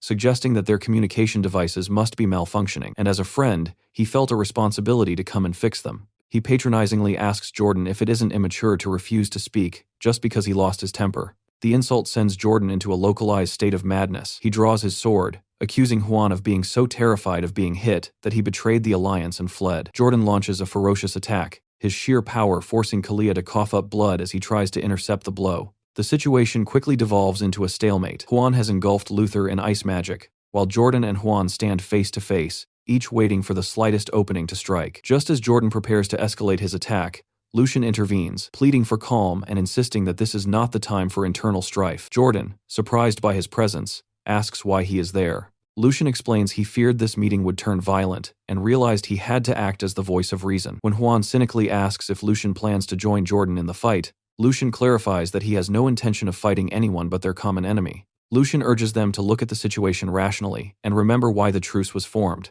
Logan McLean. He reminds them that Logan is a man who built a formidable army from a tiny territory, rode the coattails of the Sword Duke, and manipulated the neutral forces into treachery. Lucian argues that these recent betrayals and attacks are nothing more than plots, orchestrated by Logan to breed animosity and destroy their alliance. This revelation causes both Jordan and Kalia to pause. They recall Logan's earlier words, his claims that he didn't want war in the first place, and even threatened Jordan to join the opposing faction if pushed. Lucian reinforces this, labeling Logan as a foul, underhanded tactician whom they cannot afford to underestimate. One last time, he implores them to stay calm and remember that their one and only enemy is Logan McLean. The following day, a soldier's horn blared from Aegis Castle as an army was spotted advancing from the east. Logan and Patrick stood upon the rampart, watching and waiting. Though the sight before them was grim, it appeared Logan's plan had faltered. Valtermine and Jordan had arrived in a unified front. Logan questioned whether they were making a deliberate show of an unbreakable alliance, while Patrick asked if their operation had truly failed. Upon closer inspection, however, Logan realized it had not. Wiccan Kalia and Luther Kale were visibly battered, covered in wounds that suggested serious internal damage. Hinckley was overjoyed, noting that if the superhumans had sustained such injuries, the two factions must have clashed violently. Logan agreed, marveling at Lucian's ability to unite them after such a collision, yet he remained confident the situation was manageable. Calling his father and Sir Hinckley to his side, Logan asked if they could hold their own against the superhumans. When they questioned his intent, Logan explained that if the fort could muster its full strength to buy time, he had one final task. He would go and kill both princes. The enemy gave the order to advance, led by Jordan and Huan. As Jordan mounted his horse, he declared he would stay at the vanguard. He turned to Huan, warning him not to attempt another betrayal, to which Huan sarcastically replied that Jordan must be growing old and worried. Upset by the remark, Jordan unleashed a massive display of power, his aura flaring as he leaped toward the rampart. Patrick shouted for all to hear that the blazing heat sword was coming, and told Logan it was time to depart. Logan agreed, leaping off the wall and disappearing into the woods. Hinckley noted that since Logan was the fastest among them, he was the only logical choice to target the princes, though Patrick worried that the hole in their defensive line was now dangerously large. As the enemy knights reached the McLean firing range, Kaisalan ordered his soldiers to open fire. Grick and Victoria stood ready. Grick signaled for them to begin, and Victoria started channeling her magical power. Suddenly, massive golems began rising directly from the rampart walls, terrifying the Valtermine soldiers. One soldier screamed a warning about incoming bombs, but before they could react, the very ground beneath them transformed into a swamp. Both horses and soldiers were caught in the mire, turned into sitting ducks. Surprisingly, This powerful spell was not Clayton's work. Even the other mages were stunned to realize that Grick had managed the feat. With tears of joy in his eyes, Grick screamed, asking if the others had seen his real earth magic, proving it was for more than just building walls. Kaisalon was happy for him, noting to a laughing Clayton that Grick must have been bottling up his potential. Only Rhea kept her focus, screaming at Grick to save the celebration for later as the enemy approached. Snapping back to the battle, Grick realized they now had the perfect opportunity to hurl bombs at the immobilized troops. As the golems threw their explosives, the soldiers, sunken halfway into the mud, screamed in terror. However, the attack was suddenly neutralized by a massive ice shield that blocked the blasts. The soldiers recognized the glacial magic of Duke Huan. Huan commanded his men not to fall victim to such subpar magic. Rhea and Grick were stunned that ice magic could withstand the force of a Liberatio bomb, frustrated that their perfect opening had been negated. Kalia approached Huan, stating he could not leave the fighting to the second prince's soldiers alone, and prepared to join the fray. Huan was displeased, questioning what Kalia expected to do in his current state. He reminded Kalia that Jordan's aura was poisonous, and that if Kalia weren't an aura user, he would have been permanently crippled. Kalia apologized, and Huan noted that Kalia could still be useful for his superior vision. He tasked Kalia with locating Logan McLean. Kalia scanned the battlefield, but reported that Logan was nowhere to be seen. Huan realized that with Jordan rushing the front, Logan must be executing a hidden maneuver. Huan then commanded Kalia to assist him as he began conjuring a spell, declaring they would lure Logan out. On the rampart, Hinckley maintained a steady rhythm with his crossbow, his focus absolute. Beside him, Patrick's voice cut through the din of battle, laden with a sudden, somber weight. Patrick asked how Hinckley could bear the current burden, questioning how he could face the reality of their situation. When Hinckley asked what had come over him, Patrick turned his face away, lamenting that because he served an unworthy man, he was forced to endure hardships that should never have been his to carry chief among them, being forced to stand against the most powerful beings in the entire Forcha Kingdom. Hinckley didn't stop firing. He retorted that now was hardly the time for such reflections, and that Patrick should focus on thinning the enemy ranks. Patrick continued to speak, complaining that he was pouring out his soul only for it to be ignored, but Hinckley had stopped listening to the words. He only fixated on that one term, hardships. To Hinckley, the word felt entirely misplaced for the duty they held. The internal debate was cut short, as Jordan Valtermine reached the base of the fortification. Riling up his crimson aura, the Duke leaped with explosive power, soaring high above the rampart. He prepared to strike Patrick and Hinckley down in a single, devastating blow. The look on their faces wasn't one of simple fear, but a complex shock as a massive explosion suddenly engulfed the entire section of the wall. Logan, already moving toward his own objective, heard the thunderous blast and looked back. He realized with a jolt of alarm that Valtermine had scaled the ramparts far faster than anticipated. The urgency shifted.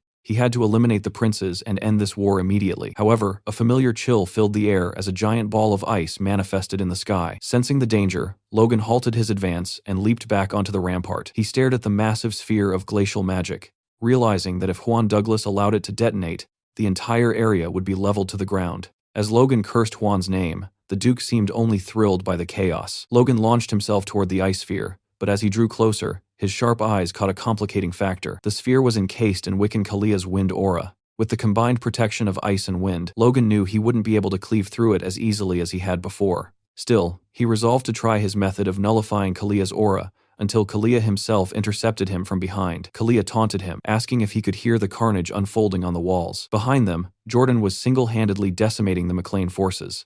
Desperate screams and cries of agony filled the air as soldiers fell in utter despair. One unarmed soldier looked up, shaking with terror at the Duke. With the high sun framing him like a dark omen, Jordan took a lethal stance, raising his blade against the helpless man. Huan declared coldly to Logan that the battle was already lost. Across the field, the heart of the McLean resistance, Ronian, Eileen, Victor, Rhea, Grick, Patrick, Kaisalon, and even Clayton, appeared to be completely cornered. In the midst of the collapse, Hinckley turned to Clayton. He locked eyes with the mage, struggling to pull him back from the brink of panic. With grim resolve, Hinckley told Clayton that he had one final request to make. Next, it seems we are witnessing a memory. Two McLean knights are talking as one asks the other how many hours it has been, and the other replies that this has been going on for 2 or 3 hours. A red-haired knight is sitting on the back of someone in a plank position. By the discussion the two other knights have, this is the young Lord Patrick cleaning his sword as the other man is sweating intensely and shaking. Patrick then asks the man what he did wrong. Then he addresses the man by name. This is the young Hinckley, who says that his mistake was punishing another Viscount's knight.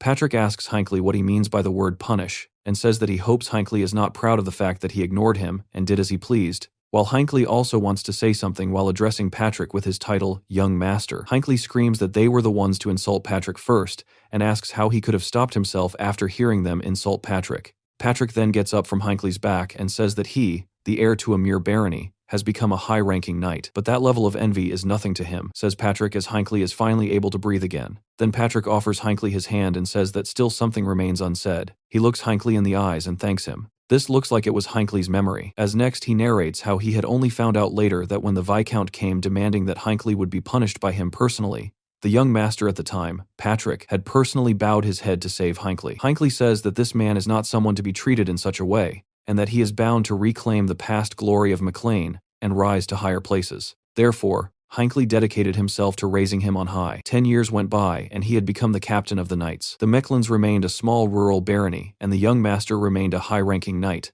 Nothing had changed for them. Then someone came along saying that he would like to formally greet Hinckley. He lets him know that from then on, he will be participating in the Knight Order's training. This was nobody else but Logan Maclean. In the present, at the castle, the battle continues. Luther, standing in front of some other knights, tells them that he will be blocking the attack. They should use this opportunity granted by Jordan to attack the ramparts and climb up from above. Ronian is preparing a powerful strike with his force. Shockingly, the one he is fighting is Jordan himself. Unfortunately, not only does the attack not have any effect, but Ronian is also taking a toll because of Jordan's aura. Jordan then pushes Ronian right into the wall behind him. He lands violently into the wall with Patrick left to scream his name and see if he is okay. Patrick says that he already told him not to face the aura directly, and Eileen asks how he is supposed to face him if he cannot attack directly. At the other side of the field, Logan is still battling Kalia, and while looking at his sword, he says that even the cold emanated by Frigus can only hold off at most that blazing heat. Kalia stands in front of the giant ice sphere and tells Logan to give up and admit his loss already. If he does, then his highness will show mercy and end things at the cost of only the Maclean's household lives.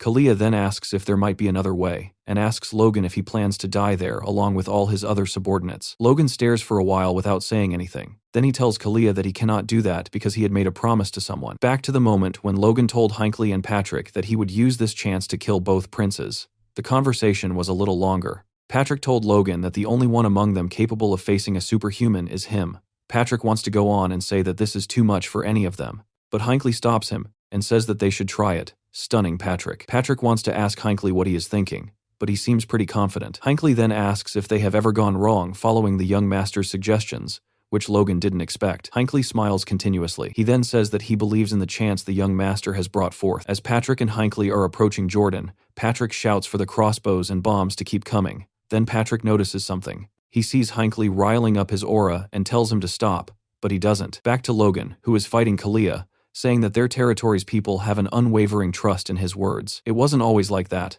but he made it so. Tired of Logan's monologue, Kalia asks him if there's a point to all this chattering. Logan then clenches his sword tighter and bows his head. He tells Kalia that they believe he will succeed and are putting their lives on the line. Hearing this, Kalia says that Logan has sentenced them to die in vain and asks Logan if he perhaps feels guilty about it. Logan lowers his sight and thinks before replying that he doesn't. Logan then attacks Kalia, saying that he cannot afford to lose any time. Logan thinks that he has promised to all those of Maclean a future different from that of his past life. That is why he has to become stronger. He must grow faster than anyone and without limit. That is when his sword lights up. Logan says that he has no time to sit still and prepares to land his attack on Kalia. This is the Divine Sword Secret's fourth form, the Scorching Slash. This is when Kalia realizes that this was the technique that blocked his aura, and yet again, it seems he is pushed back. He cannot withstand the power of Logan's blow.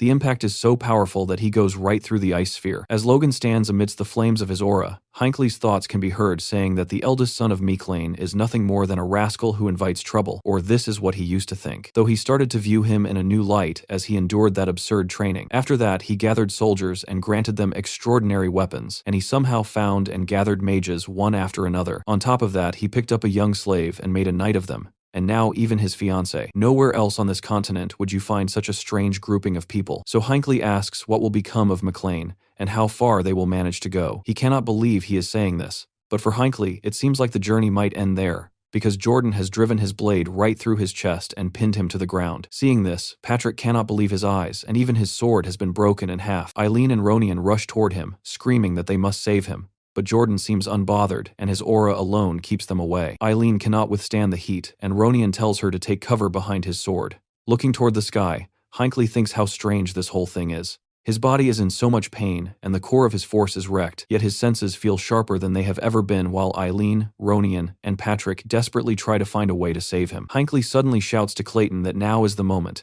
Clayton immediately obeys and begins casting a spell, summoning a group of golems that appear all around Jordan. The stone creatures wrap their arms around him tightly and lift him off the ground, restraining him completely. As Jordan looks down at the golems binding him, his expression shifts from irritation to clear fear. At that moment, Hinckley raises a crossbow and aims it directly at Jordan's head. Realizing there is nothing he can do to escape, Jordan begins screaming in panic. The bolt is fired, and the arrow pierces straight through his forehead. Immediately after, a massive explosion erupts on the ramparts. Even Logan stops fighting and turns to look toward the blast, unsure of what exactly has happened.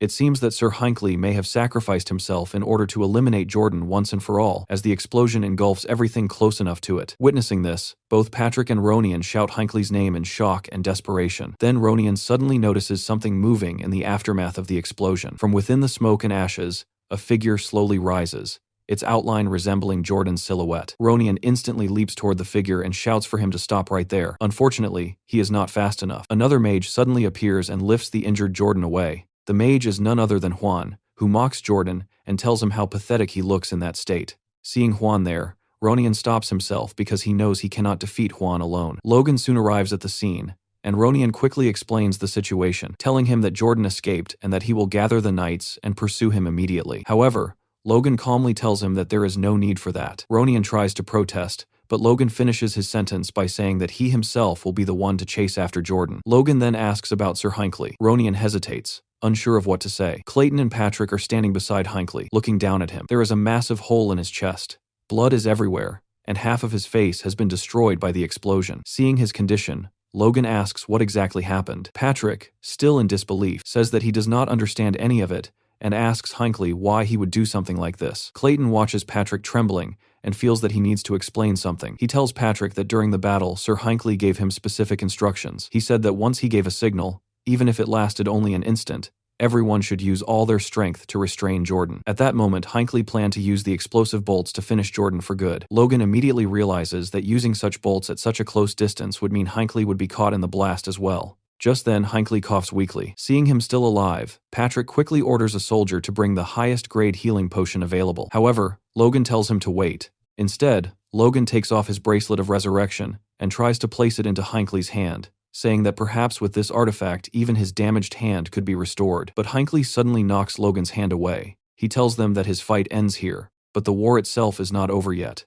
The battle of the McLean family is still continuing. Hinckley takes Logan's hand while Logan attempts to give him the bracelet and asks Logan to keep it for himself instead, telling him to open the path toward McLean's future. Logan lowers his gaze as if struggling to hold back his emotions. He tells Hinckley that he will definitely win this war, and because of that, Hinckley must survive. Logan addresses him as captain, and Hinckley gives a small nod. After that, Logan finally turns and leaves. Hinckley remains behind with Patrick. A knight eventually brings the potion, and Patrick apologizes, saying he caused trouble again by acting recklessly. But Patrick does not care about the explanation and tells Hinckley to stop talking and just rest. He forces the potion down Hinckley's throat and adds that this time he will not thank him for anything. Meanwhile, Logan has already left and is heading toward the forest. Suddenly, someone calls out from behind him, catching his attention. It is Victor, running after Logan as quickly as he can and asking if he is chasing Jordan. Victor says that he will go with him, but Logan refuses and tells him that he must stay at the castle. Logan explains that since one of the enemy leaders has escaped, Juan will become anxious and will probably launch another attack soon in order to seize the chance of victory.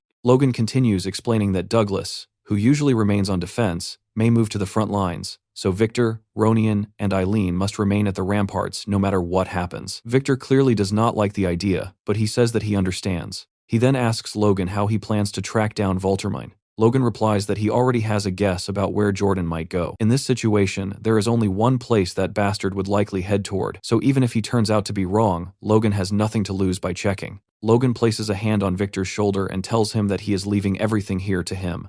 Victor lifts his gaze and nods firmly, saying that he will be waiting for him. Logan then leaps away once more, heading off to hunt down Jordan. As he moves forward, Logan remembers how he once believed Victor would never leave Ria's side, yet Victor said he would be waiting for him. Because of that, Logan knows that he cannot afford to let him down. Logan begins thinking carefully about where Jordan might have gone. If he were Jordan Voltermine himself, what decision would he make in this situation? The war is no longer progressing as smoothly as Jordan originally expected, and the allies supporting him cannot really be trusted. Logan looks around while thinking that the camp belonging to the First Prince's faction is located in the southern forest. On top of that, Jordan has clearly suffered an unexpected injury from the recent battle. Considering all that, the situation becomes obvious to Logan. Jordan would want to secure victory even a little faster if possible. Logan reaches that conclusion just as something suddenly rolls across the ground near him. A human head stops close to his feet. Then a voice calls out to Logan, politely asking if he could pick that up for him. The voice continues explaining that it is supposed to be a gift for a friend, but unfortunately, it slipped from his hands. Moments later, Jordan steps out from the forest.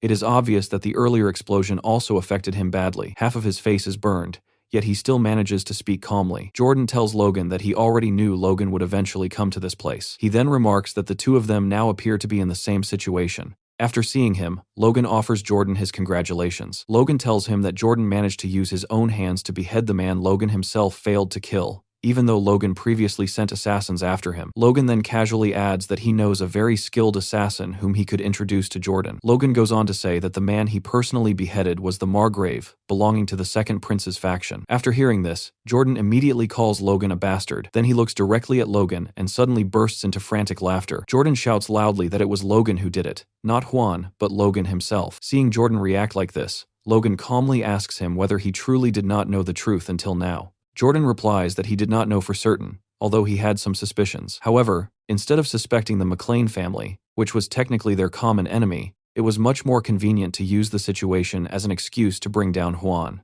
Hearing this explanation makes Logan realize something. Jordan had deliberately provoked the first prince in order to force a conflict between the factions.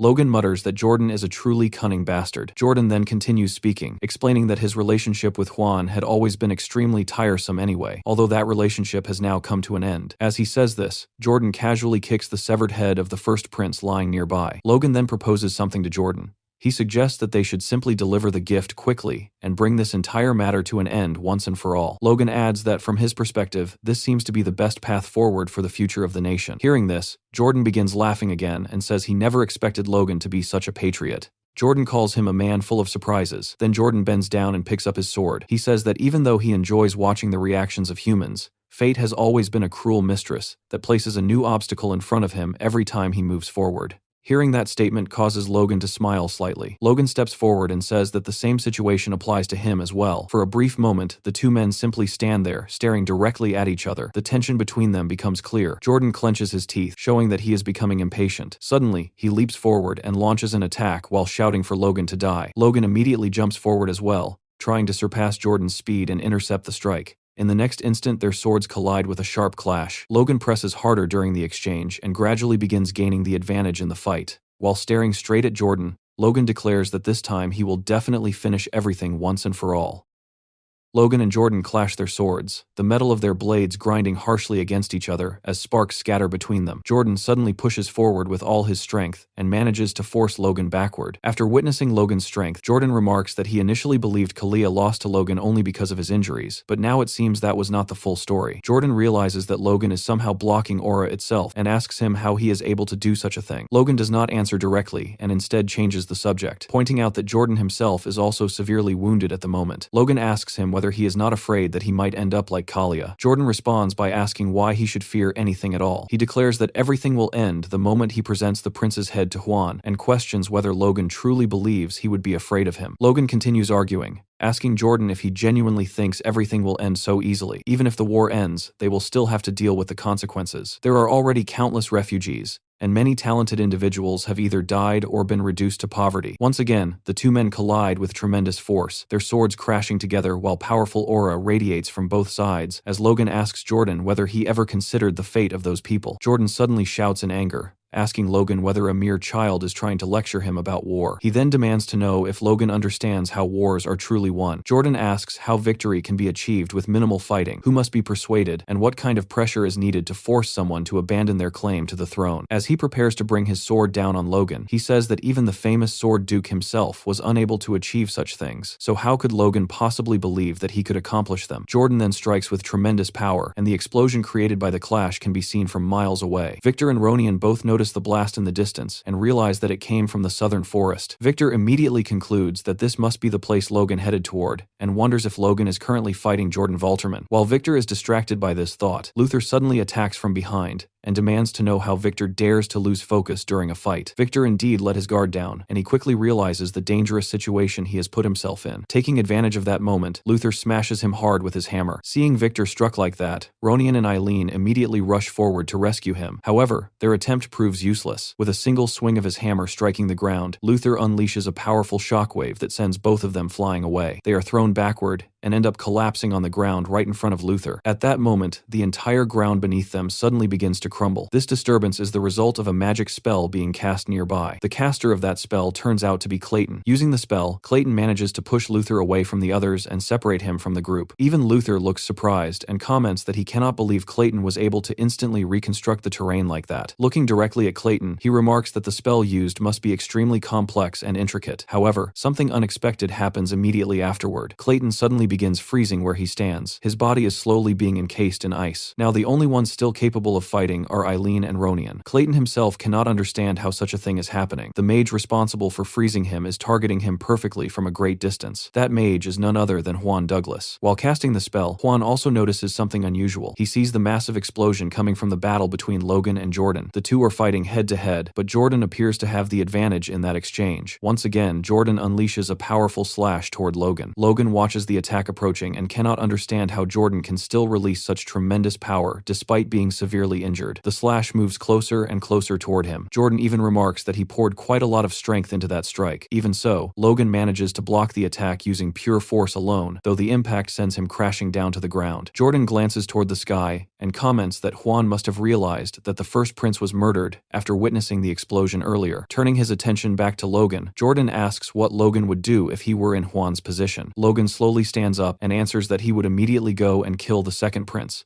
just as Jordan killed the first prince. Hearing this answer, Jordan laughs loudly and says Logan is absolutely correct. Just because Juan's defeat has already been decided does not mean he will simply allow someone else to claim victory. Jordan explains that this has always been the nature of people like them, constantly reaching higher in order to get ahead of everyone else. Looking at Logan, he adds that Logan is no different from them. At the beginning, everything Jordan did was for the sake of his household and for the sake of his country. With unwavering determination, he continued moving forward, but somewhere along the way, he climbed much higher than he expected. Everything changed the moment his daughter gave birth to a prince. At that moment, he realized there was still so much more he could achieve, so why should he stop climbing? Jordan leaps forward again, trying to finish Logan while repeating his earlier question. Logan manages to block the incoming strike once more, but this time the impact breaks his arm from the sheer force. Jordan continues speaking while attacking, telling Logan that he speaks as if he himself has no greed inside his heart. Yet Logan secretly gathered the neutral factions and now plans to place the third prince on the throne. Logan replies that the third prince is far better than the other two useless princes. Hearing this, Jordan thrusts his aura forward, attempting to pierce Logan directly while calling him arrogant and reminding him that he cannot possibly know the future. At the very last moment, Logan manages to stop the attack. Jordan begins laughing again and admits that he cannot deny that the other princes are useless. However, he claims that the king himself is nothing more than a puppet, and that men like him, Logan, and Juan are the ones truly pulling the strings behind the throne. Logan calls this nonsense and tries to argue against Jordan's reasoning, but Jordan cuts him off. Standing directly above Logan with his sword nearly piercing through Logan's armor, Jordan asks that if Logan truly believes what he said,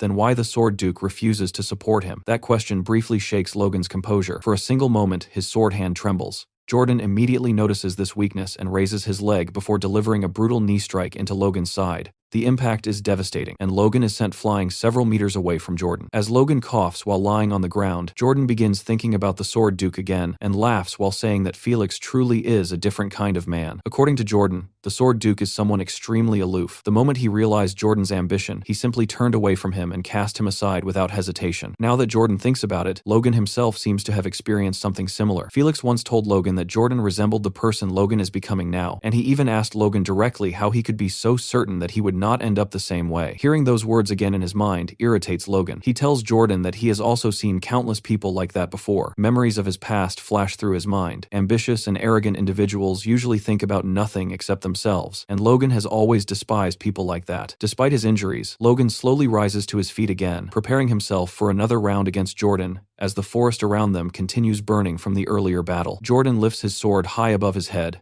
ready to strike Logan down. However, in the very next instant, Logan suddenly disappears from where he was standing, leaving Jordan completely stunned. At the same time, the ground beneath them begins to tremble. Logan silently thinks about the future he wants to create. At that moment, his bracelet activates, and Logan quietly says that this is the moment. Seeing what is happening, Jordan immediately realizes that something is wrong. Mana from all directions begins gathering around Logan, surrounding his entire body. The energy engulfs him completely, and his wounds begin healing themselves. Logan slowly opens his eyes again and says that this is exactly why he wants his master to believe in him. Meanwhile, on the battlefield, it appears that a new force has suddenly joined the war. The sight shocks everyone present. Huan, Kalia, Luther, Ronian, Victor, Patrick, and even Eileen cannot believe what they are seeing. From all directions, a banner bearing the emblem of an eagle becomes visible. The army arriving on the battlefield belongs to none other than the Sword Duke, Felix Esperanza. Felix has personally entered the fight, stating that just this once he will place his faith in Logan. That is why he expects Logan to prove himself. Felix wants to see with his own eyes whether Logan is truly worthy of making him break his own word. It appears that the only reason Felix came here was the news he recently received. One of his most trusted vassals reported that two opposing forces were both converging on McLean territory. Each side had left only the bare minimum troops behind to keep the other faction occupied, while sending all of their elite soldiers to capture the McLean lands. After hearing this report, Felix could hardly believe it. He wondered how those fools could possibly be reckless enough to take such a gamble. Seeing Felix so troubled, the Duke's wife was unsure what she could say that might comfort him. At that moment, a small girl peeked out from behind her dress while covering her face with her hands. The little girl calls out to him by saying, "Dada." She is none other than Stella, the Sword Duke's daughter. Felix immediately picks her up in his arms and says that she has become quite skilled at running around. The little girl keeps calling him Dad and Daddy, and Felix looks at her warmly while saying that Logan may be a troublesome student, but without him, Felix would never have felt such happiness. As he gazes at Stella, the Duke's eyes shine with a warmth rarely seen before. Soon after, Felix gives an order to Luis and instructs him to prepare the knights and the cavalry for departure. He apologizes to his wife and tells her that he must leave, but promises that he will return soon. His wife smiles gently at him, and the two of them embrace each other tightly. She tells him that she and their beloved daughter will be waiting for him to come back safely. Back on the battlefield,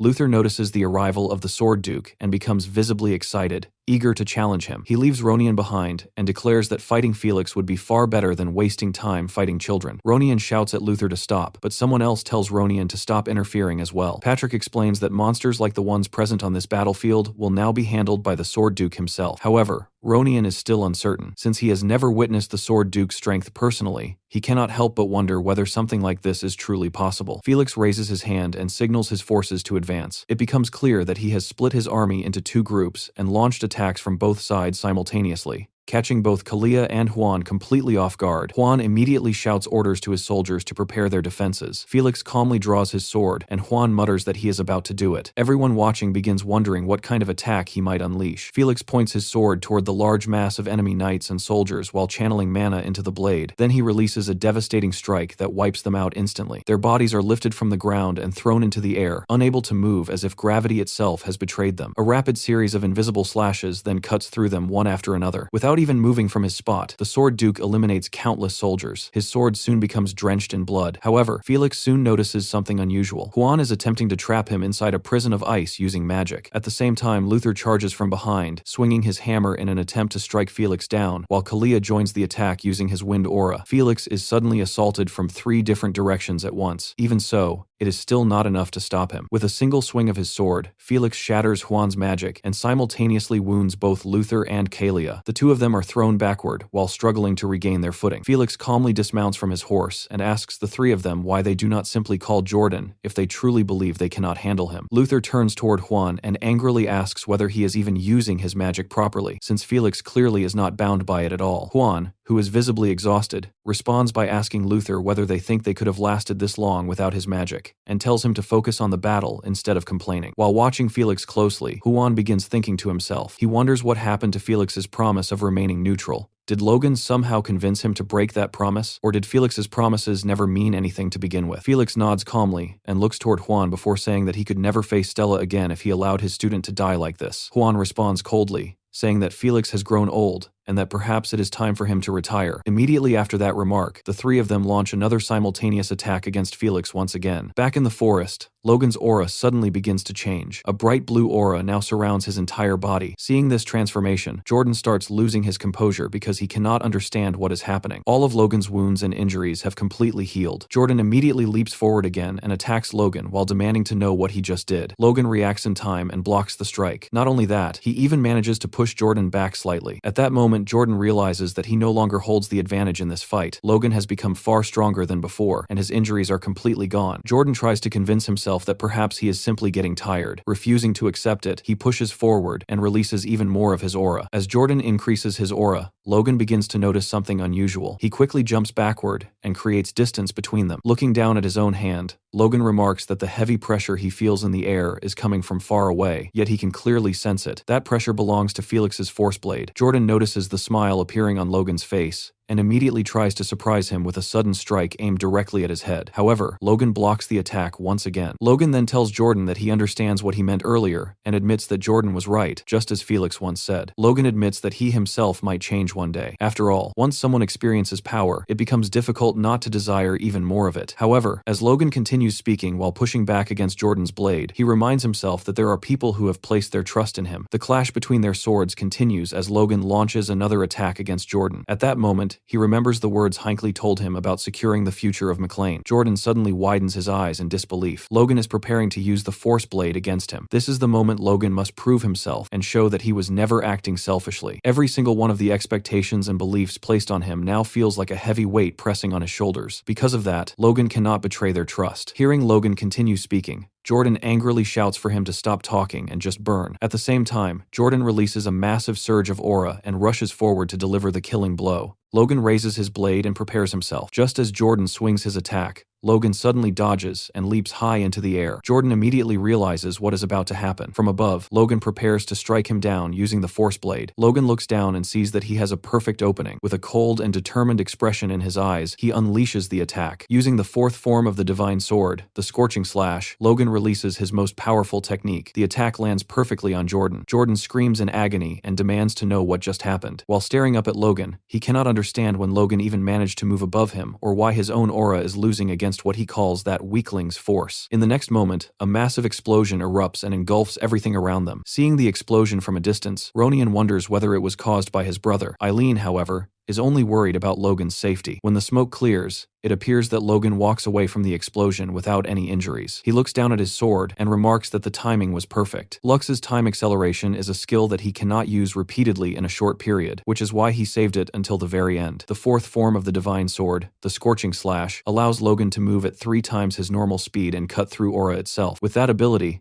Jordan never truly had a chance to survive the attack. Before Logan can finish speaking, Jordan coughs violently while lying on the ground. He looks toward Logan but cannot even stand up anymore. Logan looks down at him and addresses him by his title, the Blazing Heat Sword, before telling him that he has lost. Seeing his current condition, Jordan realizes that Logan is right, yet he suddenly begins laughing. He says that although he managed to eliminate the first prince and the second prince will soon fall as well, it is Logan who will ultimately place the third prince on the throne. Jordan remarks that Logan truly must be Duke Felix's student. However, Jordan insists that things will not go the way Logan expects. He asks Logan who would even listen to such a young prince, and says that the prince himself will likely fear Logan too. Hearing those words irritates Logan. He tightens his grip on his sword and asks Jordan whether those are his final words. As Jordan is about to take his last breath, he slowly looks up toward the sky. Calling Logan a bastard one last time, he tells him to move aside. In his final moments, Jordan says that he simply wants to look at the sun. Back at the castle, the war still has not ended. On the battlefield, a group of golems armed with heavy maces are fighting the knights belonging to the second prince. Whoever is controlling those constructs clearly is not holding back. Seeing the destruction they are causing, one of the enemy knights becomes frightened, but his comrade tells him to pull himself together. The knight explains that the mana stone is always the weak point of a golem, so if they simply destroy it, the construct will collapse. However, that assumption quickly proves useless. The particular golem they are facing does not appear to have any mana stone at all. Just as the soldier begins insisting that there is no way a golem could exist without one, the massive mace swings toward his head. In the very next instant, the knight is sent flying several meters away, while blood splashes across the ground. The golem responsible for this destruction is being controlled by Clayton, demonstrating the terrifying ability of a sixth circle mage. Clayton calmly orders his golems to push forward and crush the remaining enemy knights. Meanwhile, one of the knights complains about those troublesome mages just as Eileen suddenly lands behind him. With a single swift strike, she cuts him down instantly. Eileen notices that their enemies appear shaken after the arrival of the Sword Duke. While thinking about their next move, she quietly hopes that if Logan can just return safely, then everything will finally be resolved. Suddenly, someone approaches from behind her. An enemy knight steps forward and observes that Eileen has excellent armor and a fine sword, concluding that she must be one of the elite warriors of the McLean family. In his small and greedy mind, he imagines that taking her head will earn him a reward. Tightening his grip on his sword, he prepares to attack her from behind. Unfortunately for him, just as he is about to strike, Logan suddenly lands directly on top of him, crushing the knight without even realizing it. Logan does not even notice what he landed on, because his attention is immediately drawn to Eileen. Seeing Logan alive and standing there fills Eileen with joy. She runs straight toward him and says that she is relieved to see him safe. Logan replies that he is also glad to see that Eileen seems unharmed. Eileen then explains that she could see the explosion in the forest from the castle and thought she might lose her mind watching it, especially if Logan had fallen like he once did after his battle against Wick and Kalia. She admits that she does not know what she would have done if that had happened again. Hearing this, Logan remarks that Eileen must have been very worried about him. Her face instantly turns red with embarrassment. She shyly tries to deny it, saying that it is not like she was extremely worried, though perhaps she was a little. It is clear she is completely flustered. She quickly adds that everyone was worried about him and that they all believe in him. Listening to her ramble like that causes Logan to smile. He steps closer and thanks her sincerely for believing in him. Eileen finally calms down a little and says that Logan cannot just say things like that to her so casually. Logan agrees and says that he will arrange something properly after the war ends, but before that, there is still one final task remaining. Logan suddenly raises his voice and shouts for everyone standing on McLean soil to listen carefully. He declares that he, Logan McLean, has personally taken the head of Reuter von Grandia, the first prince, and Jordan Valtermine. When the soldiers see the blood-stained bag he is holding, both Kalia and Luther are left completely speechless. Even Juan struggles to believe that Logan truly defeated Jordan. Logan continues speaking loudly, announcing that their coalition has failed and that the fighting should end immediately. The soldiers of the Valtermine faction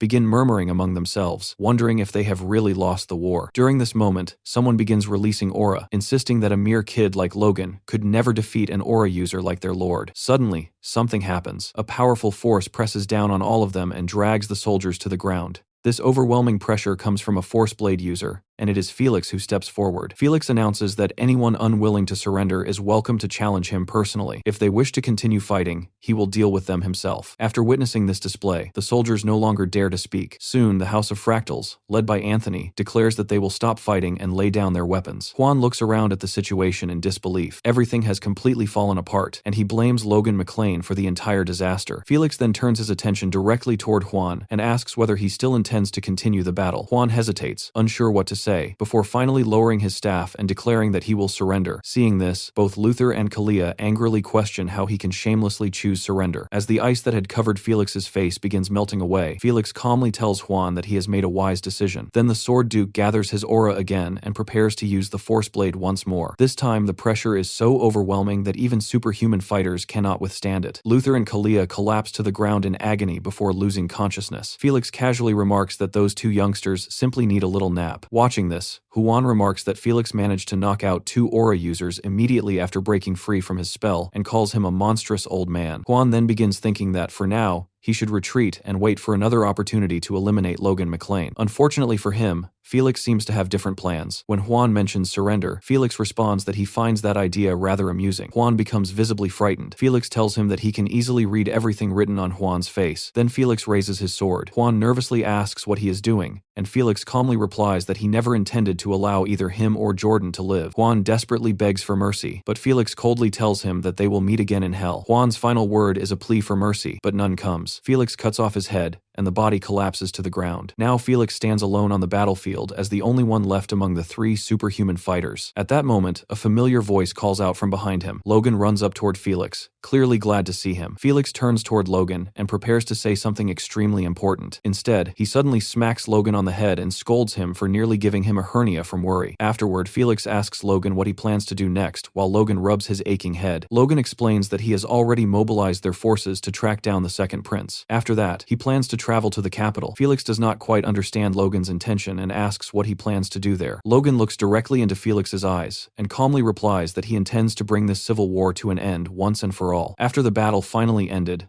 Logan made his way toward the capital city, Grand. As soon as he arrived at the gate, he noticed someone already waiting for him there. It was his father-in-law, Count Floyd. The Count told Logan that he had already heard about Logan's victory 4 days earlier. Logan dismounted from his horse and looked at the man before thanking him for coming out to meet him personally. Count Floyd smiled warmly at the sight of Logan. Standing nearby, Eileen could not hide the blush on her face, while Ronian laughed when he noticed her reaction. Victor, on the other hand, seemed completely unaware of what was happening around him. Count Floyd then explained that the story of Logan's victory had already spread throughout the capital city, which meant that even the royal guards would not dare try to stop him now. Logan nodded and replied that if that was the case, then they should move forward. There were still things left to settle. Eventually, Logan arrived at the Grandia residence. Looking up at the building, he reflected on everything that had happened. The kingdom's civil war had been the greatest obstacle he needed to overcome after his regression, and now the McLean family had successfully passed that trial. A great deal had changed during the past 3 years, yet Logan knew that he could not allow himself to become complacent after this victory. Another challenge still awaited them. The conquest wars of the Empire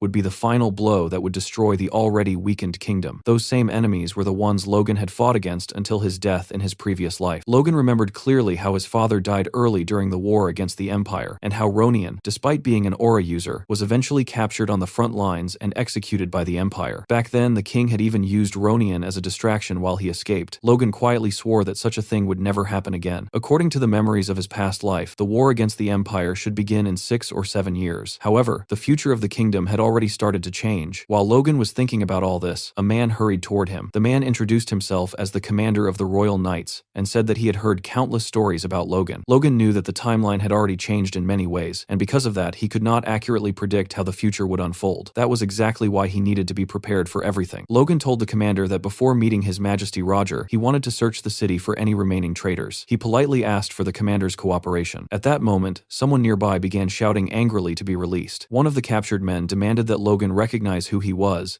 and pointed out the crest of House Douglas on his clothing. Another prisoner tied beside him shouted that he was Roran Valtermine, the third grandson of Lord Jordan Valtermine, and he ordered Logan to release them immediately. However, Logan only looked at them with clear disgust. News about the battle had already reached the capital 3 days earlier, so Logan assumed that anyone involved in the rebellion would have fled by now. Apparently, these men believed they were somehow untouchable. The commander then turned to Logan and reported that all the people involved had been captured, although the residences of Count Talos and the Wolves were empty. The commander suspected that those two families had already escaped. Logan briefly thought about Rena and concluded that the sly fox would never have stayed behind in the city. Without hesitation, Logan gave the order to execute all of the captured traitors. The moment they heard the command, every prisoner immediately began begging for mercy, suddenly addressing Logan respectfully as Lord, and completely forgetting the noble titles they had been boasting about moments earlier. Some of the soldiers hesitated when they heard those desperate pleas, but Logan showed no sympathy at all. In his eyes, these people could never be trusted again. The executions began without delay. Afterward, Logan asked whether everything had been confirmed. Victor stepped forward and told him that it had already been done. Every blood relative of the traitors had also been eliminated. Logan nodded before announcing that their next destination would be the royal palace. Victor looked confused and asked what Logan meant by that. Logan instructed the commander of the Royal Knights and Count Floyd to bring the first prince, the second prince's children, and all the old aristocrats hiding inside the royal palace to one place. Count Floyd hesitated and asked Logan if such a decision was truly acceptable and whether the Sword Duke had approved it. Logan calmly replied that this was necessary and that he alone would take full responsibility for it. Hearing this, the commander of the Royal Knights could hardly believe what Logan was about to do. Logan intended to eliminate members of the royal family themselves, and the commander could only remark that Logan truly did whatever he pleased. Despite the reaction around him,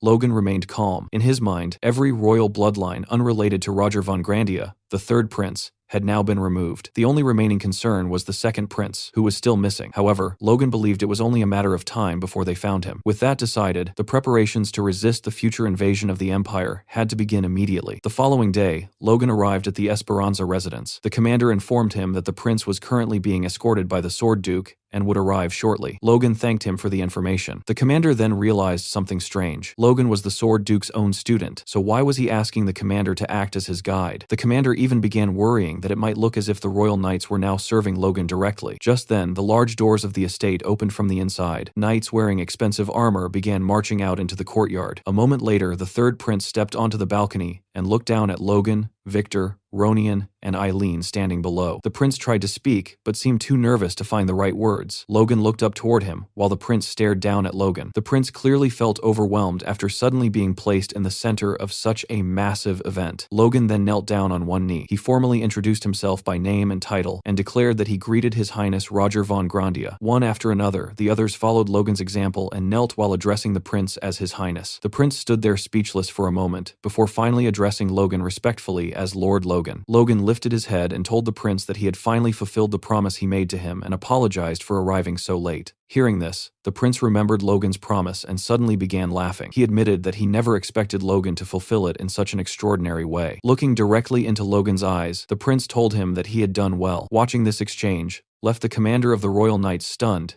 because of the immense respect the prince was showing toward Logan. Logan then rose to his feet and told the prince that it was time for them to leave. He would personally escort the prince to the royal palace. The prince looked almost as if he were dreaming as he listened to those words. Soon afterward, they all began walking toward the gates of the estate together. Somewhere deep in the forest, two figures are walking together and talking. The second prince suddenly tells the man accompanying him that this path does not lead to the royal palace. In response, the man calmly replies that he never said they were heading toward the castle in the first place. As he speaks, the man pulls out a hidden blade and instructs the prince to keep following him. Seeing the weapon immediately frightens the prince. The man is revealed to be Lucian, and he slowly begins approaching the prince. The prince nervously asks Lucian what he intends to do, but Lucian continues moving forward without hesitation. As Lucian draws closer, the prince begins screaming and tries to stop him. However, Lucian no longer shows any concern for him. Moments later, blood begins dripping onto the ground. As he wipes his knife clean, Lucian calmly remarks that things truly spiraled out of control. He explains that he expected the second prince to fall eventually, but Logan McLean's actions were completely unexpected. Lucian throws the cloth he used to wipe his blade onto the ground and says that his mission is now finished. As he walks deeper into the forest, he mentions that he is looking forward to receiving his reward. Meanwhile, events begin unfolding at the royal palace. Several carriages arrive, one after another, as nobles gather for an important meeting. It appears that Logan was the one who summoned all the nobles to the capital for this assembly. Some nobles complain that Logan has become arrogant for calling everyone like this, while others quickly tell them to watch their words. One noble comments that the McLean family has already executed both nobles and members of royalty for treason. Another noble says that although Logan clearly has the trust of the future king, he feels that Logan may be going a little too far with his authority. Someone else then remarks that, for those nobles who chose to remain neutral during the Civil War, the current situation is not necessarily bad. After all, they were stuck between two powerful factions and suffered greatly because of it. Surely, he says, there must be some benefit waiting for those who stayed neutral. Others point out that they did not directly support the third prince either. Just then, a man suddenly steps loudly into the room and announces the arrival of Lord Logan McLean. After making the announcement, he stands beside the doorway as the large doors open. Logan walks into the hall, and the moment the nobles see him enter the room, the entire hall falls silent. Logan thanks everyone for attending the meeting despite the short notice. He explains that the reason they have all been summoned today is to establish a new government for the kingdom. Hearing this immediately raises the spirits of many nobles,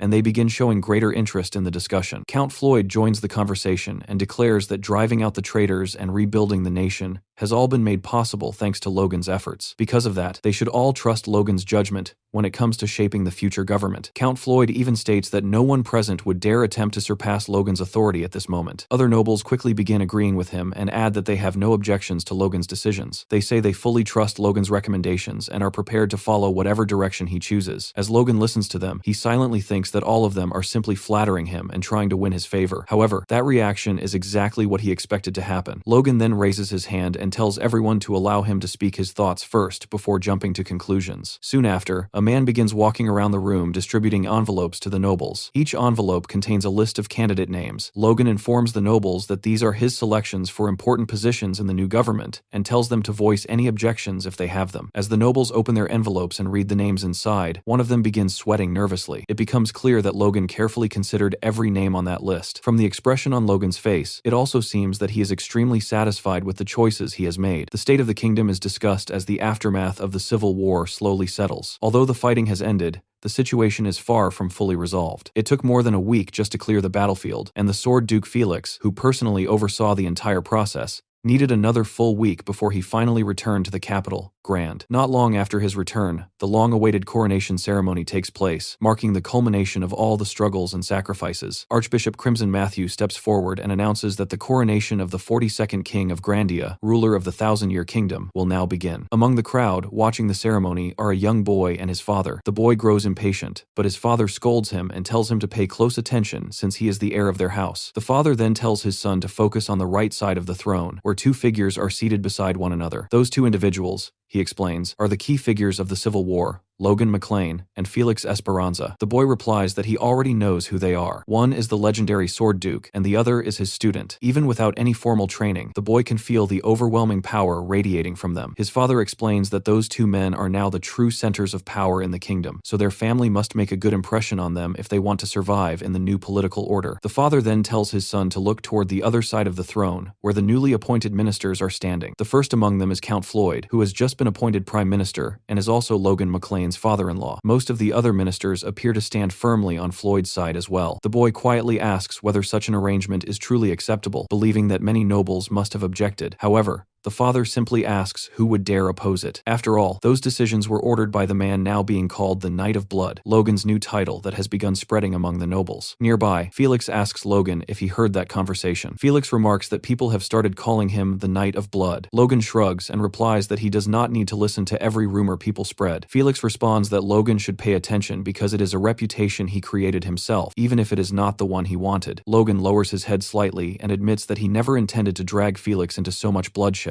Felix dismisses that idea and says those are only excuses. Still, he is satisfied that Logan understands the consequences of his actions. Felix reminds him that people always change. Even Felix himself has changed in order to protect Logan. Logan apologizes again, but Felix tells him there is nothing to apologize for since he made that decision willingly. However, Logan must always remain aware of the person he is becoming. If he forgets that, the path toward becoming a monster will open before him. Felix warns that Logan could easily become another Jordan Valtermine, who died in Felix's own arms. Logan promises that he will never forget that warning. Even so, Logan asks Felix if something happened between him and the Archbishop. Felix glares at the old man as if he might kill him then says the Archbishop is simply an annoying man. Logan finds that hard to believe. Felix then reveals that the Archbishop wishes for Stella to be sent to the church, which surprises Logan. Logan realizes that this demand must be connected to something that happened during the ceremony. Felix waves the matter away, saying the church cannot force a duke to do anything, so Logan should not worry about it. Soon, the ceremony resumes as the third prince enters the hall. The Archbishop presents him with the royal crown. Roger's eyes light up as he looks at it. The crown shines brilliantly, glowing so brightly that everyone in the hall stares in awe. Logan quietly recognizes it as the crown of the regent, a fifth-class artifact granted only to the descendants of Grandia's royal bloodline. As the Archbishop prepares to place the crown on Roger's head, the prince kneels. The entire chamber fills with light as the crown releases a surge of mana that flows into the prince's body. Roger von Grandia is officially crowned the new king of the Grandia kingdom. Logan remembers witnessing something similar when he met the previous king, though at the time he lacked the training to understand it. The crown contains powerful, high-level protective magic, making Logan wonder how the previous king was assassinated so easily. For a moment, he even questions whether the Empire was truly responsible. Once seated on the throne, King Roger declares that to celebrate the beginning of a new era for Grandia, he will reward those who serve the kingdom faithfully. He calls for Sir Logan McLean to step forward. Logan approaches and kneels before the throne. Roger proclaims that Logan is the hero who slew the traitor Jordan Valtermine and the pillar of the kingdom who walks the same path as Felix Esperanza. He even claims that Logan's strategic brilliance surpasses his physical strength. Hearing this praise nearly takes the breath out of Logan. The king continues, explaining that Logan foresaw the nation's coming disaster years ago, eliminated corrupt nobles, and helped restore the throne. Logan silently reflects that he nearly failed many times, despite knowing the future. Nevertheless, the king declares that Logan deserves a proper reward. First, Logan will receive half the territories confiscated from Marquise Kalia and half the lands taken from Marquise Kale. In addition, the former honors of House McLean are restored, and the house itself is promoted to the rank of Marquisate. Furthermore, Logan personally receives the title of Count separate from his family's promotion. Finally, the king declares that because he owes his throne to Logan, all subjects of the kingdom must treat Logan with the same respect they would show the king himself. The hall erupts in shock. The nobles cannot believe the scale of the rewards being given to Logan. Half the lands of both Kalia and Kale, a promotion of his house, and even a personal countship. Yet the most shocking decree is the king's command that everyone treat Logan almost as if he were the king himself. Logan is overwhelmed by the generosity and nearly breaks down in tears. When he glances toward Felix, the Sword Duke looks equally stunned and slightly alarmed. The two exchange looks, silently wondering how things escalated so far. The young king then apologizes, saying he wishes he could grant Logan even greater rewards if he had the power. He then asks Logan if there is anything else he desires. The nobles are left speechless by such an offer. Logan pauses to think before replying that he does have one small request. Although his house is now a marquisate, he believes receiving both the Kalia and Kale territories would be excessive and could create a bad precedent for future generations. The king admits Logan may be right, but argues that rewarding the kingdom's greatest hero with only a single title would also be an unfortunate precedent. Logan smiles slightly and says that if it is the king's will, he will obey, but he would prefer to receive the Terran lands, a barren region located in the center of the kingdom. Both the king and the nobles are confused, because those plains have been nearly worthless ever since since the mines there closed 2 centuries ago. The king asks if Logan truly wants territory so far from his current lands. Logan confirms that he does. The king jokingly asks if Logan is trying to make him look stingy, but Logan explains that he only wishes to avoid harming the king's reputation by accepting excessive rewards. In truth, Logan has his own reasons for requesting those lands, though appearing humble also helps his reputation. The king ultimately agrees, but decides to grant Logan something extra anyway, the Upper Kalia region that connects Terran to McLean territory. Logan thinks this arrangement will still provide useful income and gratefully accepts. The remaining rewards are distributed quickly. Duke Felix Esperanza is promoted to Archduke and granted the former territories of Talos and Cherno to expand his domain. Felix thanks the king, though Logan notices he does not appear particularly pleased. Logan remembers how difficult it was to convince Felix to accept such power, since Felix has never been greedy. Logan also arranged this strategically. With the Marquis families gone,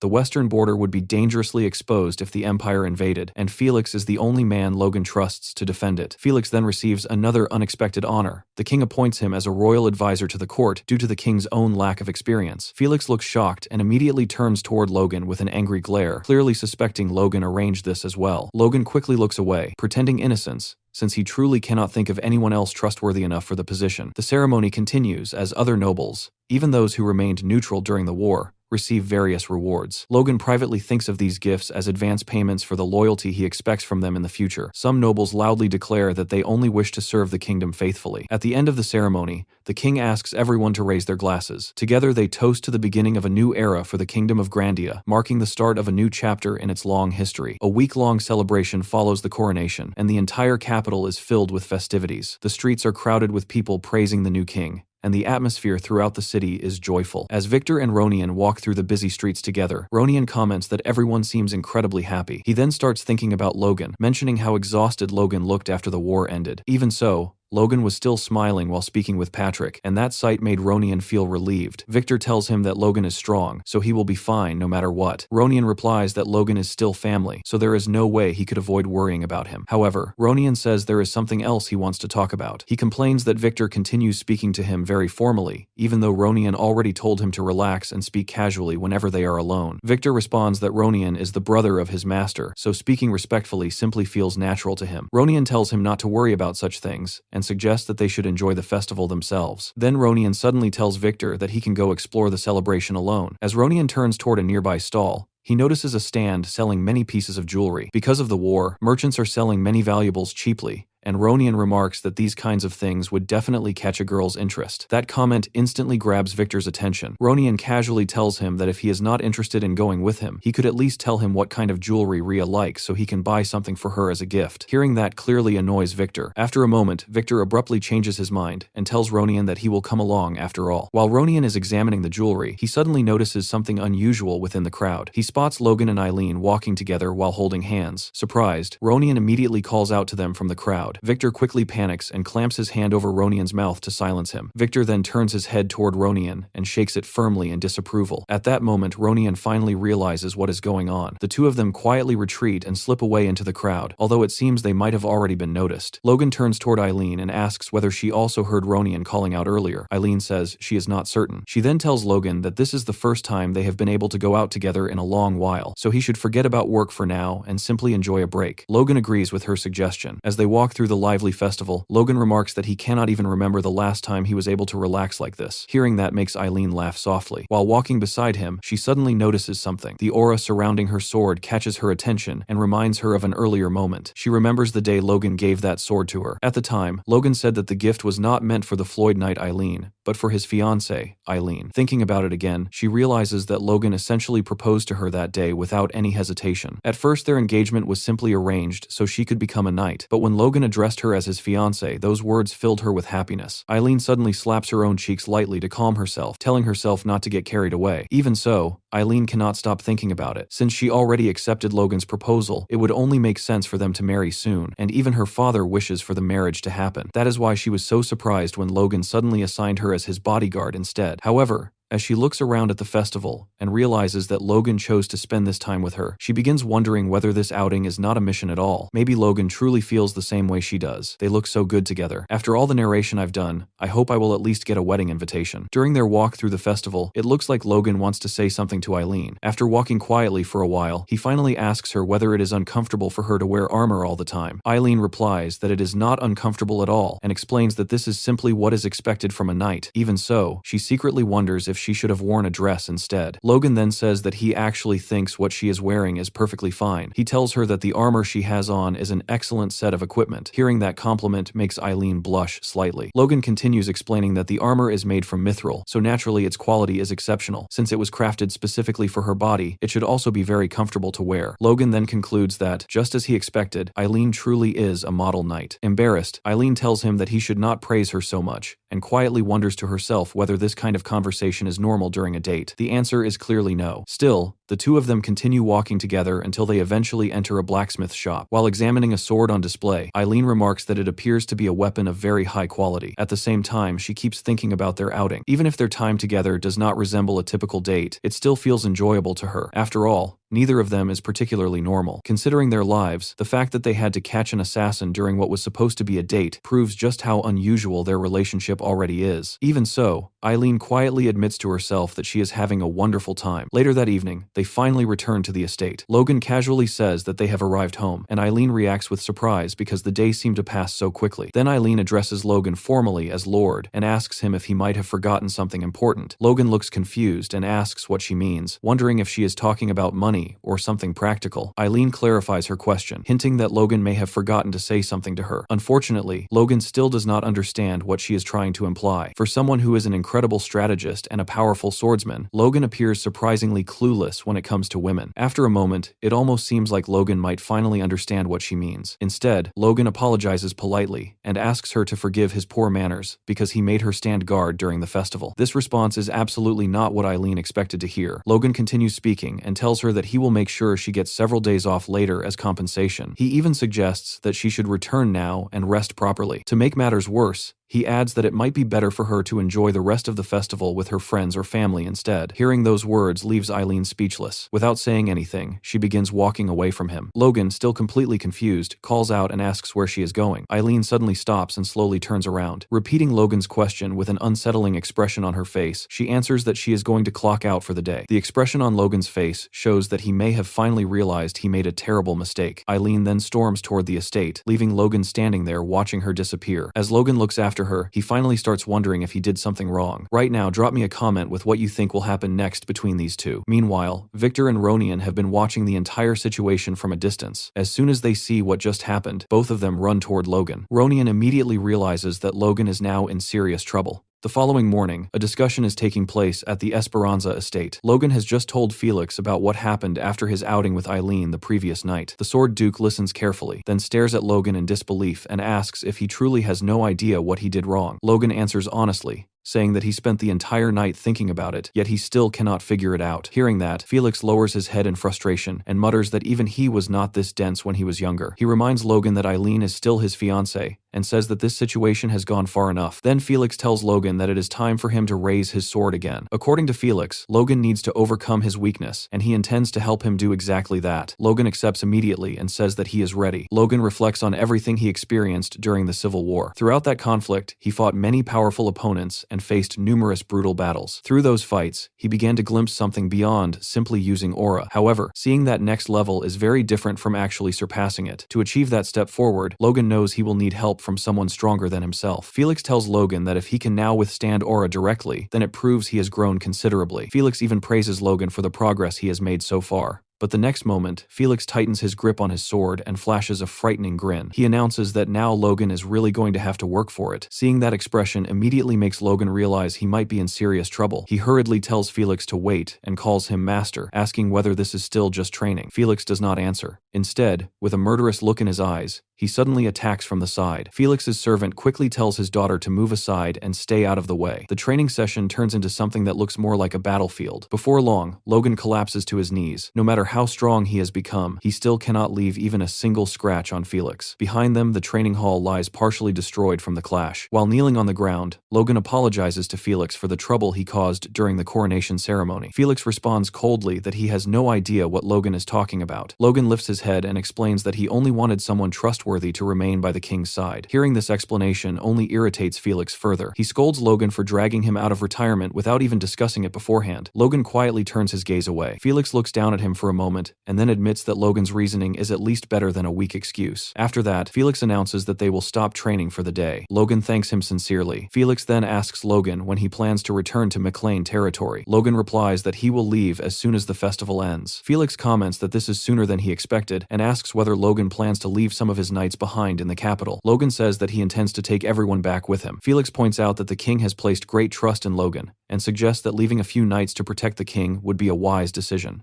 Logan tells Felix to stop testing him like that because if Felix keeps pushing the issue, he might actually agree to it. Logan then adds that he was actually hoping the Knights of Esperanza could handle that responsibility instead. Felix sighs and says that this is exactly why he warned Logan not to be greedy, because now he cannot suggest anything else. Logan laughs slightly and says that he only has one more request to make. Felix asks what Logan wants this time. Logan's expression turns serious as he tells Felix to begin preparing immediately for a possible invasion by the Empire. That statement completely surprises Felix. Felix says that Logan has always suspected the Empire might have been involved in the previous king's death, but preparing for war immediately seems excessive. He asks Logan whether he truly believes the Empire will attack soon. Logan replies that he does believe it. Felix counters by explaining that the Empire is currently struggling with its own internal conflicts. According to reports, it should take at least 5 years for them to stabilize, and during such periods the Empire has historically avoided attacking other nations. Logan acknowledges that this is true, but he points out that history also shows the Empire tends to invade neighboring countries shortly after a new emperor ascends the throne. Felix falls silent and thinks about Logan's warning. Eventually he tells Logan not to worry too much, because as long as he controls half of the western border, the kingdom will remain prepared. Logan remembers that Felix was also prepared in his previous life, yet even that preparation failed to stop the Empire back then. However, the current situation is already much better than it was in the past. Because of that, Logan decides there is no need to push the issue further for now, since they both share the same goal. Felix's sword ultimately points in the same direction as Logan's. Felix then tells Logan that he should visit the capital more often in the future. Even though Felix now serves as the king's advisor, he would prefer not to spend his old age buried in endless work. Logan replies that he thought Felix wanted him to stay a little distant from political power. Felix explains that he only wanted to make sure Logan would not lose himself to that power. As long as Logan does not change, Felix believes he will become a loyal servant to the king. Logan silently wonders whether that will truly remain possible. In truth, Logan is already more powerful than the king himself. He cannot help but question how many kings in history would tolerate a subject stronger than their own throne. Still, King Roger is destined to become a great ruler, and Logan believes the king will eventually grow into that role. Felix suddenly interrupts Logan's thoughts and tells him to continue his training. Logan looks surprised and reminds Felix that he just said they were finished for the day. Felix casually replies that, while that was true, Logan will soon be leaving the capital, so Felix needs to squeeze as much training out of him as possible before that happens. Felix begins reigniting his aura again. Logan's reaction makes perfect sense as he realizes what is coming next. Felix tells Logan to keep training even after returning home. If Logan continues pushing himself, Felix believes Logan will keep evolving. Hearing those words makes Logan smile quietly. The following morning, Logan is speaking with Patrick and his father when Patrick suddenly delivers an unexpected message. He tells Logan that he is not allowed to train or work for the time being. Hearing that,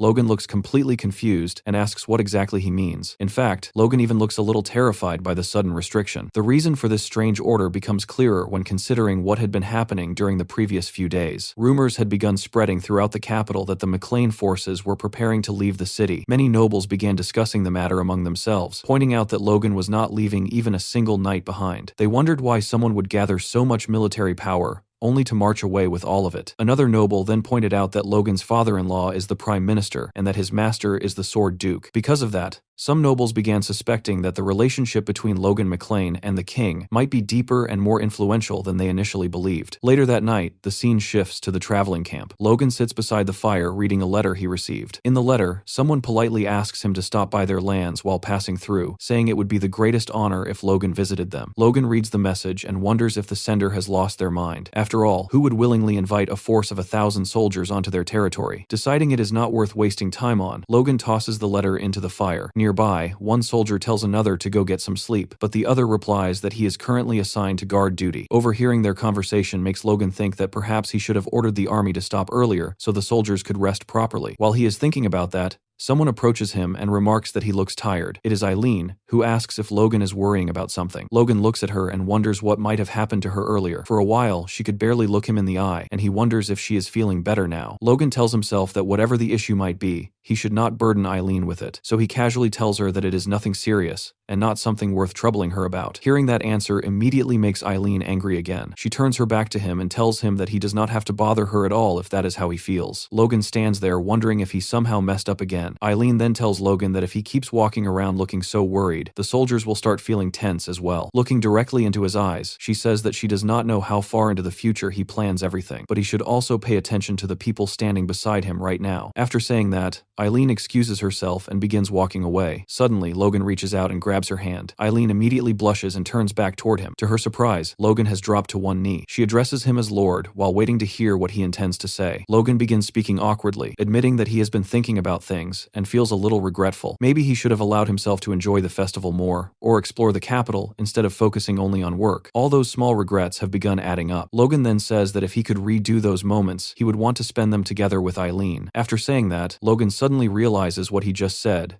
and briefly panics inside his head. But when he looks up and sees the expression on Eileen's face, he freezes. She looks incredibly happy. A single tear falls from Eileen's eye as she tells Logan that he should have simply said that from the beginning. She calls him a dummy before stepping closer to him. Eileen tells Logan that once they return home, they should do many things together, whatever those things may be, as long as they are together. Then she closes her eyes and slowly leans toward him. Logan leans forward as well, and the tension between them becomes intense. Not even mere inches away, their soft lips are about to conquer the distance between their souls and create a bridge of love. However, just before they can close the distance, their heavy armor plates collide and stop them completely. The moment is ruined by the sound of metal bumping together. Logan's face turns completely red as he awkwardly comments that Eileen's armor is truly remarkable. Eileen sighs softly, then leans forward again and gently kisses Logan on the cheek instead. As she pulls away, she lightly brushes Logan's hand with her fingers. Then she softly wishes him a good night, before quickly hurrying back toward her tent. Logan remains standing there, watching her leave. Completely mesmerized, he slowly raises his hand and touches the spot on his cheek where Eileen kissed him, still trying to process what just happened. I am going to stop reading if they don't kiss soon. Back at the McLean estate, the atmosphere is lively as everyone gathers to celebrate the return of their heroes. Their trusted coinmaster, Dwayne, raises a glass, or rather a full pint of wine, to welcome them home. One by one, the people in the room lift their drinks in celebration. Rick, who seems to have vanished for ages and suddenly reappeared, loudly tells everyone to step aside because the pride of the McLeans, Lord Count Logan McLean, has returned. Logan immediately tells him to stop making such a scene. Dwayne laughs and says Rick is not entirely wrong either. Then he gestures toward Patrick and reminds everyone that they should also pay their respects to the new Marquis. Patrick shakes his head and tells him he must already be drunk. After a moment, Patrick stands up and says that this is enough, and that there is someone else in the room who truly deserves their respect. He then looks across the hall toward Viscount Hinckley. Hinckley sits there with half of his head wrapped in bandages and one arm missing. Despite his injuries, he smiles and looks back toward Patrick. He laughs and tells Patrick that he is flattering him too much. Seeing that, Logan smiles quietly. Later, as Logan walks through the castle with Hinckley, he mentions that he heard from Patrick that Hinckley woke up while Logan was still in the capital and that he is now officially retired. Hinckley replies that he is grateful for that outcome and says it was all possible thanks to Patrick's new authority as a Marquis. Logan adds that Patrick even wanted to grant him land as a reward, but Hinckley refused the offer. At that time, Hinckley believed he would have been satisfied even if he had died, as long as it increased the McLean family's chances of victory even a little. Yet fortune favored him, he survived, and McLean emerged victorious. In his eyes, that was already more than he could ever ask for. Logan responds that it was not merely luck. If Hinckley had not wounded Jordan Valtermean during that battle, Logan might never have been able to defeat him. Hearing this praise makes Hinckley laugh happily. Then Hinckley asks Logan whether he knows about Patrick's long-held dream, but Logan admits he has never heard about it before. Hinckley explains that Patrick always wanted to restore the lost glory of the McLean family. That dream eventually became Hinckley's dream as well. Logan pauses and looks at Hinckley, wondering what he thinks now. Hinckley stops walking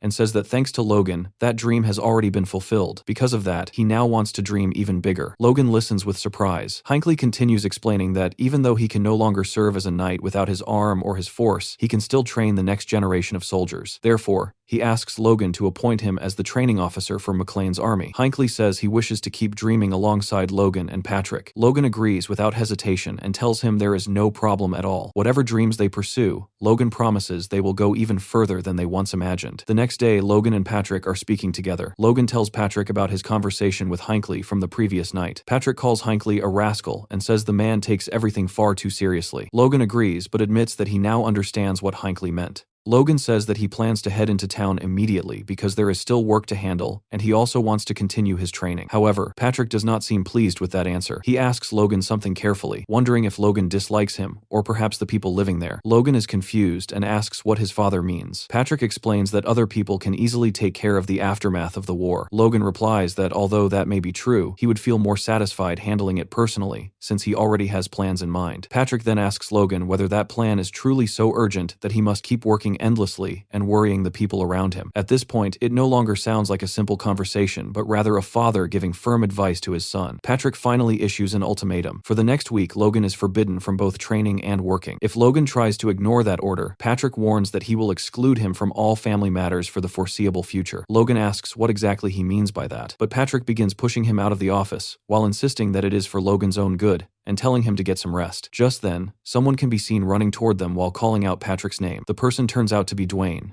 When he notices Logan standing there as well, he remarks that the timing could not be better. Patrick immediately tells him to stop and not say another word. However, Dwayne insists that the matter is urgent. Logan quickly steps in front of his father and tells Dwayne to speak. Patrick looks ready to scold them both, but Dwayne explains that whatever argument they are having should wait because they need to hear this message first. He says that the news comes from Kalia. Hearing that name immediately makes both Patrick and Logan become serious again. Logan asks if Dwayne means Kalia, as in Wiccan Kalia. Dwayne confirms it. According to the message, 200 soldiers from Kalia's forces, including their knight commander, have arrived in McLean territory and have formally requested to transfer under Logan's command. On the day of King Roger's coronation, the punishments for the defeated faction of the Civil War were officially announced. Most of the nobles involved escaped with relatively light penalties, such as heavy fines or strict limits placed on the number of troops they could maintain. However, nobody expected the two marquisates that supported the losing side to survive at all. Even then, the king's decision exceeded everyone's expectations. King Roger explained that the two marquises were placed in a position where it was extremely difficult for them to disobey the orders of powerful dukes. Because of that circumstance, he chose to spare their lives. Instead of execution, he demoted both of them to the rank of count and confiscated half of their territories. The entire hall was stunned by this announcement. On top of that, the two former marquises were ordered to serve under the Esperanza Knight Order for 10 years. Logan glanced toward Felix after hearing the verdict, and Felix quietly admitted that he already knew about the decision beforehand. Felix lowered his head and explained that those two nobles had merely been manipulated by the greed of Jordan and Juan. According to Felix, they themselves were not truly greedy men, and warriors with their level of power were valuable national assets. Losing them entirely would have been a waste for the kingdom. Logan understood the reasoning behind that judgment. After all, if the kingdom was going to face the Empire in the future, they would need every capable fighter available. Still, Logan never expected that even the greatest knight of Kalia would eventually appear as well. Wiccan Kalia would surely not be pleased about that development. Patrick then asked Dwayne how many soldiers had arrived. Dwayne calmly replied that the total number was 201 men. Hearing that figure left both Patrick and Logan stunned. Logan remarked that this was nearly double the number of knights McLean currently possessed. Patrick immediately pointed out that integrating such a large group of warriors, including their elite knights, would cause serious complications. Managing them all could become extremely difficult. At that moment, Logan suddenly had an idea. He told Patrick that the situation might not be as troublesome as it first appeared. Patrick asked whether Logan already had a solution, and Logan began explaining his plan to him. Later that day, Logan summoned all the newly arrived knights to the training grounds of the McLean estate. Standing before the gathered soldiers, Logan introduced himself and assumed they already knew who he was. The crowd confirmed that they did. Among them stood a man who snorted impatiently. This was George,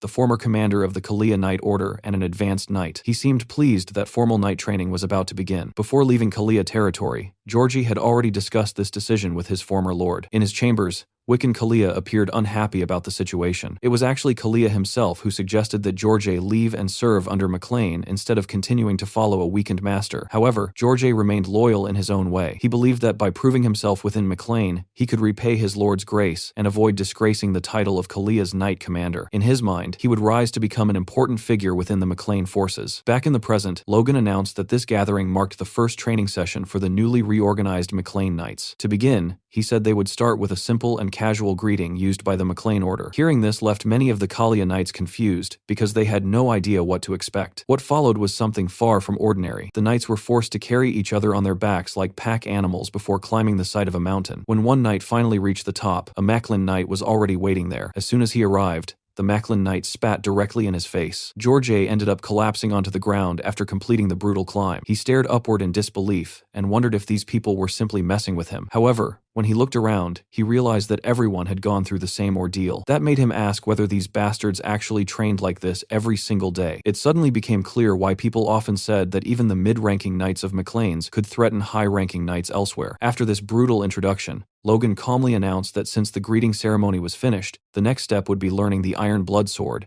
a mid-tier sword technique belonging to the McLean Knight Order. Logan explained that each pair of Kalia Knights would be assigned a McLean Knight as their instructor, and they were to treat that instructor as their personal master while training. George immediately assumed that someone of his rank as an advanced knight would surely be trained directly by a noble. In his mind, this was a rare opportunity to improve his skills. When he turned around to greet the person assigned as his teacher, he introduced himself politely. Standing before him was Henderson, a high-ranking McLean knight, who calmly said that he was pleased to meet George. The unexpected assignment left George momentarily stunned. Earlier, Logan had specifically called Henderson to speak with him privately. Logan told him that he should have talked with him sooner, which left Henderson confused and asking what Logan meant. Logan explained that he had heard Henderson became a high-ranking knight during the recent war. Henderson confirmed that it was true, but said he had simply been lucky. Logan replied that he was sorry for not noticing sooner, and admitted the news caught him off guard. He said he had always expected 3 other people to reach that level first, most likely referring to Eileen, Victor, and Ronian. Henderson shook his head and said it was nothing because he had believed the same thing himself. He pointed out that those 3 had managed to catch up to the 15 years of training he had undergone in just a few short years. In his opinion, all of them would eventually become high-ranking knights as well. Logan responded that even so, Henderson was still the first among them to reach that rank, and he should feel proud of it. Logan also mentioned that Henderson was highly respected among the knights, and that everyone had voted for him to become the next knight commander. Henderson, however, admitted he was not certain he deserved such a position. Logan then surprised him by posing a challenge. Considering everything they had just discussed, Logan asked Henderson who he believed should become the next knight commander between himself and George. Henderson clearly had not expected such a question. Meanwhile, George was currently undergoing intense training. After repeatedly practicing the new technique, he was nearly out of breath. Henderson praised him, saying it was impressive that George had progressed so far in only 10 days. George tightened his grip on his sword and thanked Sir Henderson, saying it was all because of Henderson's guidance. Henderson shook his head and said the credit belonged to George's hard work alone. George then asked Henderson why he treated him so kindly. Henderson replied that he was simply following orders. George pointed out that not long ago they had been enemies on the battlefield. Henderson explained that only about 30 knights in the order were originally from McLean. The rest had joined later, just like George had. Hearing that made George lower his gaze in embarrassment. He admitted that he felt ashamed because he had originally expected to receive a high position immediately after arriving. Henderson replied that such a possibility still existed. After all, George was an advanced knight, and their lord valued talented individuals greatly. George then asked Henderson how he personally felt about the situation. The question caught Henderson off guard. George wondered whether Henderson truly had no objections. Henderson answered calmly that a knight simply follows orders, and that his own opinions did not matter. As long as the knights of McLean grew stronger, he did not care who held the position of command. He said this with a cheerful smile that made him seem almost saint-like. George opened his mouth as if to say something, but stopped himself at the last moment. Instead, George suddenly bowed deeply and declared that he, George, former commander of the Kalia Knights, swore to follow Sir Henderson as his superior knight. Seeing this unexpected display left Henderson unsure how to respond. He awkwardly asked George what exactly he was doing. Watching this scene from a balcony above, Logan remarked that it seemed the knights from Kalia would integrate into McLean's forces quite well. Logan then told his father that they had also found their new knight commander. Patrick agreed that Henderson was an excellent knight. However, Patrick admitted that he had always imagined Ronian becoming their next commander instead. Patrick explained that if Logan eventually inherited the house, it would make sense for Ronian to lead the army as his brother. Hearing that made Logan pause because he had never really thought about inheriting the house in that way. At that moment, Logan told Patrick that he intended for Ronian to inherit Patrick's title instead. Patrick reacted with shock and disbelief. He looked almost upset and demanded to know what Logan was talking about. Logan calmly explained that Ronian was perfectly qualified for the position. Patrick refused to accept that reasoning and argued that Logan had already done far too much for the McLean family. Logan then revealed that he was aiming for something far greater than simply leading the house. Patrick immediately asked what Logan meant by that, but Logan replied that he could not reveal his plans yet. He assured his father that Patrick would understand everything eventually, just like before. Logan said that when the time came, everything would become clear. Patrick still could not comprehend what Logan was planning. As they spoke, someone nearby was secretly listening to their conversation from behind a wall. Patrick continued questioning Logan, while the hidden listener clenched his fist tightly. That eavesdropper turned out to be Ronian, who now began wondering whether he might be standing in the way of his brother's future. Later, Patrick tells Logan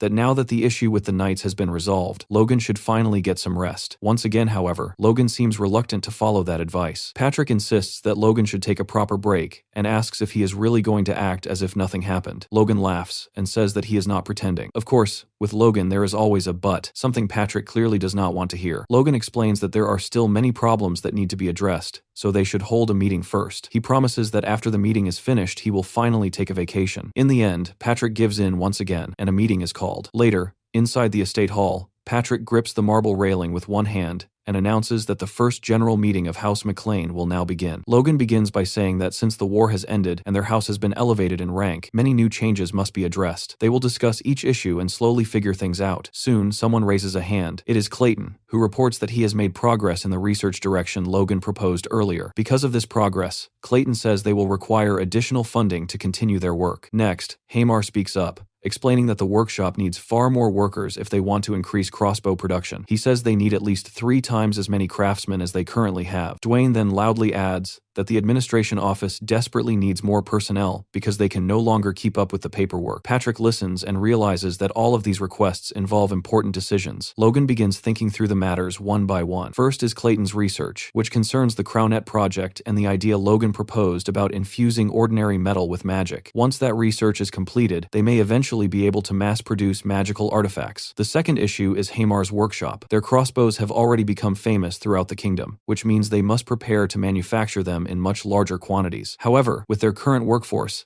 such production would be impossible. To solve that problem, they will need to recruit more dwarves to work in their forges. Logan also reflects on how their territories have expanded dramatically after their recent victories and rewards. They now control around 20 castles, which means they require far more people to manage everything. Logan asks if anyone else has requests. At that moment, he notices another hand beginning to rise. It is Ronian's hand. Ronian wants to speak, but the words seem stuck in his throat. Logan encourages him to speak freely. Ronian finally explains that because of their growing reputation, many merchants and refugees have started entering their lands. However, this growth has also brought problems such as theft and burglaries. Several nobles nod in agreement and mention that their soldiers have already been struggling to deal with these incidents. Ronian then proposes a bold solution. Instead of having regular soldiers handle public security, they could establish a special security force dedicated solely to maintaining order. This force could be led by older soldiers and retired knights, allowing experienced warriors to oversee local safety. The suggestion surprises everyone in the room, including Logan. Ronian explains that this policy change could significantly improve their ability to maintain order throughout their territories. Logan immediately realizes that Ronian has independently come up with a system similar to the security structures used in large cities within the Empire. Logan feels proud of his brother and tells him that it is an excellent idea and that they will implement it. He instructs Ronian to take charge of the project, and even suggests that Ronian begin by governing one of their castles to establish the system. Ronian initially looks excited and says he will do his best, but only a moment later his enthusiasm fades. Logan notices the sudden change in Ronian's mood and wonders why he looks so down. Seeing Ronian staring at the floor, Logan decides that he will have to talk to him privately later. Logan then shifts the discussion to administrative matters. Recruiting more staff will not be difficult, but he asks Dwayne exactly how many people they need. Dwayne estimates that around 30 additional officials will be required. Philip adds that these new officials must be capable of starting work immediately. Dwayne then raises another suggestion. Since the people gathered in the room are those Logan trusts most, he proposes that they choose the individuals who will govern each castle from among themselves. Hearing this, Patrick quickly understands what Dwayne means. Dwayne is suggesting that the castellans for the new castles be appointed immediately. Patrick asks Dwayne if he would like to nominate someone. Dwayne jokingly suggests himself, which makes Patrick laugh and say, of course, he can stay and oversee the administration. Another person raises his hand. Damien proposes an additional idea. They could allow nominations for castellans, but they should first establish clear guidelines. Damien suggests that knights be sent first to the newly acquired territories in Kalia and Terran. Logan and Patrick both wonder why that would be necessary. Damien explains that newly conquered territories, especially ones that once opposed them, will likely resist their authority at first. Therefore, assigning knights as castellans would help stabilize those regions. According to Damien,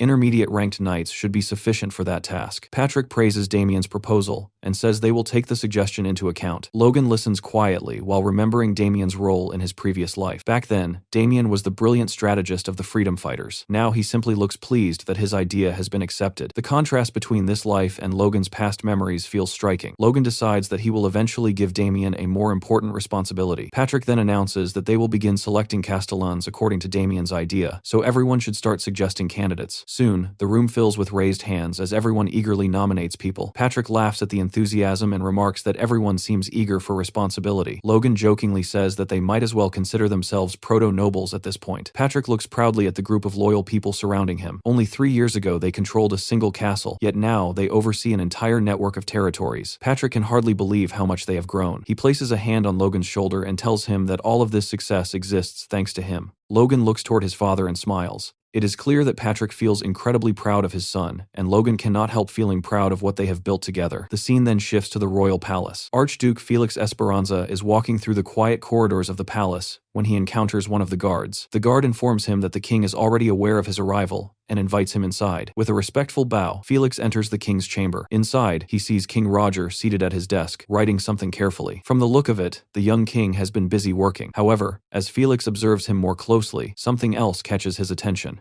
The king's cheeks are slightly red. It appears he has been drinking alcohol. Felix asks him if he is really drinking this early in the day. The king laughs it off and jokes that the strict sword duke is already chasing after him. He lifts the glass in his hand and tells Felix that he should relax a little because the drink is only meant to calm his nerves. Felix asks what nerves he is referring to. The king replies that he has been thinking about his brothers who died during the Civil War and is drinking to commemorate the past. He explains that he spent most of his life living in his brother's shadows, constantly struggling just to survive. Now that everything is over and he has finally gained his freedom, he feels like he deserves to celebrate at least a little. Felix clearly wants to lecture him about his behavior, but before he can say anything, the king asks why Felix came to see him in the first place. Just then, someone knocks on the door. A guard announces that he has brought what the king requested. Felix turns toward the door and sees the king suddenly looking very pleased. Moments later, several maids enter the room. They are all dressed elegantly and carry trays of food, as if they are preparing a feast. From the looks of it, they might not have been brought here only to serve food either. Felix looks around the room and asks what exactly is going on. At that moment, a butler steps forward and pours another drink into the king's glass. The king mentions that Felix probably has not seen this man before. He explains that the man previously worked in the palace and was known for being very good at reading people. Because of that talent, the king decided to appoint him as his new chamberlain. The man politely bows toward Felix and greets him respectfully before introducing himself as Cleo. Seeing this development leaves Felix looking genuinely unsettled. As he watches the scene unfold, a troubling thought crosses his mind. What exactly is happening to the young king of Grandia? The scene then shifts to the McLean administrative office. Dwayne is seated behind his desk, while several administrators sit around a long table, carefully reviewing stacks of documents. Some of them glance toward Dwayne as the work continues. Fabian approaches and hands him a bundle of papers. Dwayne thanks him and praises the quality of his work. The documents appear to concern the harvest report from Castle Tesserin and the construction of the defensive wall around the town, matters Dwayne had already been expecting. Despite the smooth workflow, the other administrators clearly seem uncomfortable with Fabian's presence. Another administrator suddenly interrupts and asks Dwayne to wait a moment. He points out a small error in the budget calculations and suggests using Rohiter's cross-checking method to prevent similar mistakes in the future. Unfortunately, Dwayne admits that he has never even heard of such a method. Lockman laughs and says he will gladly teach it to him. Dwayne agrees and once again praises both Fabian and Lockman, saying that even though they are newcomers, they have already helped him tremendously. Lockman politely thanks him and says they simply want to serve their lord well for giving them this opportunity. Fabian adds that Dwayne should not hesitate to ask if he ever needs assistance. These two men are demi-barons, former administrators who once served the houses of Douglas and Valterman. The original MacLean administrators watch this interaction with obvious displeasure. Later that evening, inside a tavern, one of those administrators slams his mug of beer onto the table in frustration. The three of them sit together, complaining about the situation. One of them asks why they had to hire nobles to assist them in the first place. As commoners, it now feels like they will have to bow their heads to those nobles from now on. Another man replies that this is probably exactly what will happen. One of them remembers how excited they were during the meeting a month earlier when they heard new staff would be hired. They had received hundreds of applications, and even though the workload was exhausting, they were happy about the help. What puzzled them most was that almost all the applicants turned out to be nobles. One man explains that the war devastated their lands, forcing many noble administrators to seek employment elsewhere. The others say they already knew that. However, the worst part, according to them, is watching Dwayne handle those nobles every day. Even though they are nobles, they still have to work under Dwayne's authority. One of them quietly admits that while Dwayne never complains, It must be extremely difficult for him. Sometime later, Dwayne is summoned to Logan's office. Standing before Logan, he reports that the newly hired administrators are doing excellent work. In fact, he even admits that Lockman and Fabian might be more capable than he is. Logan asks if he truly believes that. Dwayne lowers his gaze, clearly ashamed, and says that he honestly does. Logan simply brushes the comment aside and thanks Dwayne for everything he has done, preparing to dismiss him. However, Dwayne does not leave. Instead, he stands there silently, staring at the floor. After a moment, he gathers his courage and asks Logan if he may say something. Logan tells him to go ahead, but Dwayne struggles to speak. With a tear or perhaps sweat running down from the corner of his eye, Dwayne finally says what has been weighing on him. He tells Logan that he wants to retire. The words completely shock Logan. He jumps up from his chair and almost shouts, asking why Dwayne would even consider such a thing. Dwayne explains that ever since Sir Hinckley stepped down from his position, he began thinking about his own situation. Still looking down, he quietly says that perhaps it is time for him to step aside as well. Logan immediately argues that Hinckley did not truly retire, he now trains the new soldiers. But Dwayne replies that this is not the same situation. Recently, he has begun feeling that his usefulness has run its course. Logan starts sweating in confusion and asks what he means by that. Dwayne explains that the new administrators are clearly more capable than he is. From an organizational standpoint, having a commoner placed above nobles of greater skill may create tension. He apologizes to Logan for causing trouble. Logan quickly says that the real mistake was his own for failing to notice how Dwayne felt. He asks him to pause and think things over carefully before making such a decision. Dwayne remains uncertain, unable to say anything more. Several seconds pass in silence, with Logan thinking deeply while Dwayne keeps staring at the floor. Suddenly, Logan shouts as an idea strikes him. He announces that the solution is simple. Dwayne will become a noble himself. That way, the problem disappears entirely. Dwayne is stunned by the suggestion. Logan walks over and places an arm around his shoulders, explaining that both he and Patrick had been careless. The loyal workers who stood beside them throughout the war deserved proper rewards, and failing to recognize that was their mistake. Dwayne points out that Logan already used all the noble titles the king granted him. Logan laughs and replies that if he asks King Roger for a few more baron titles,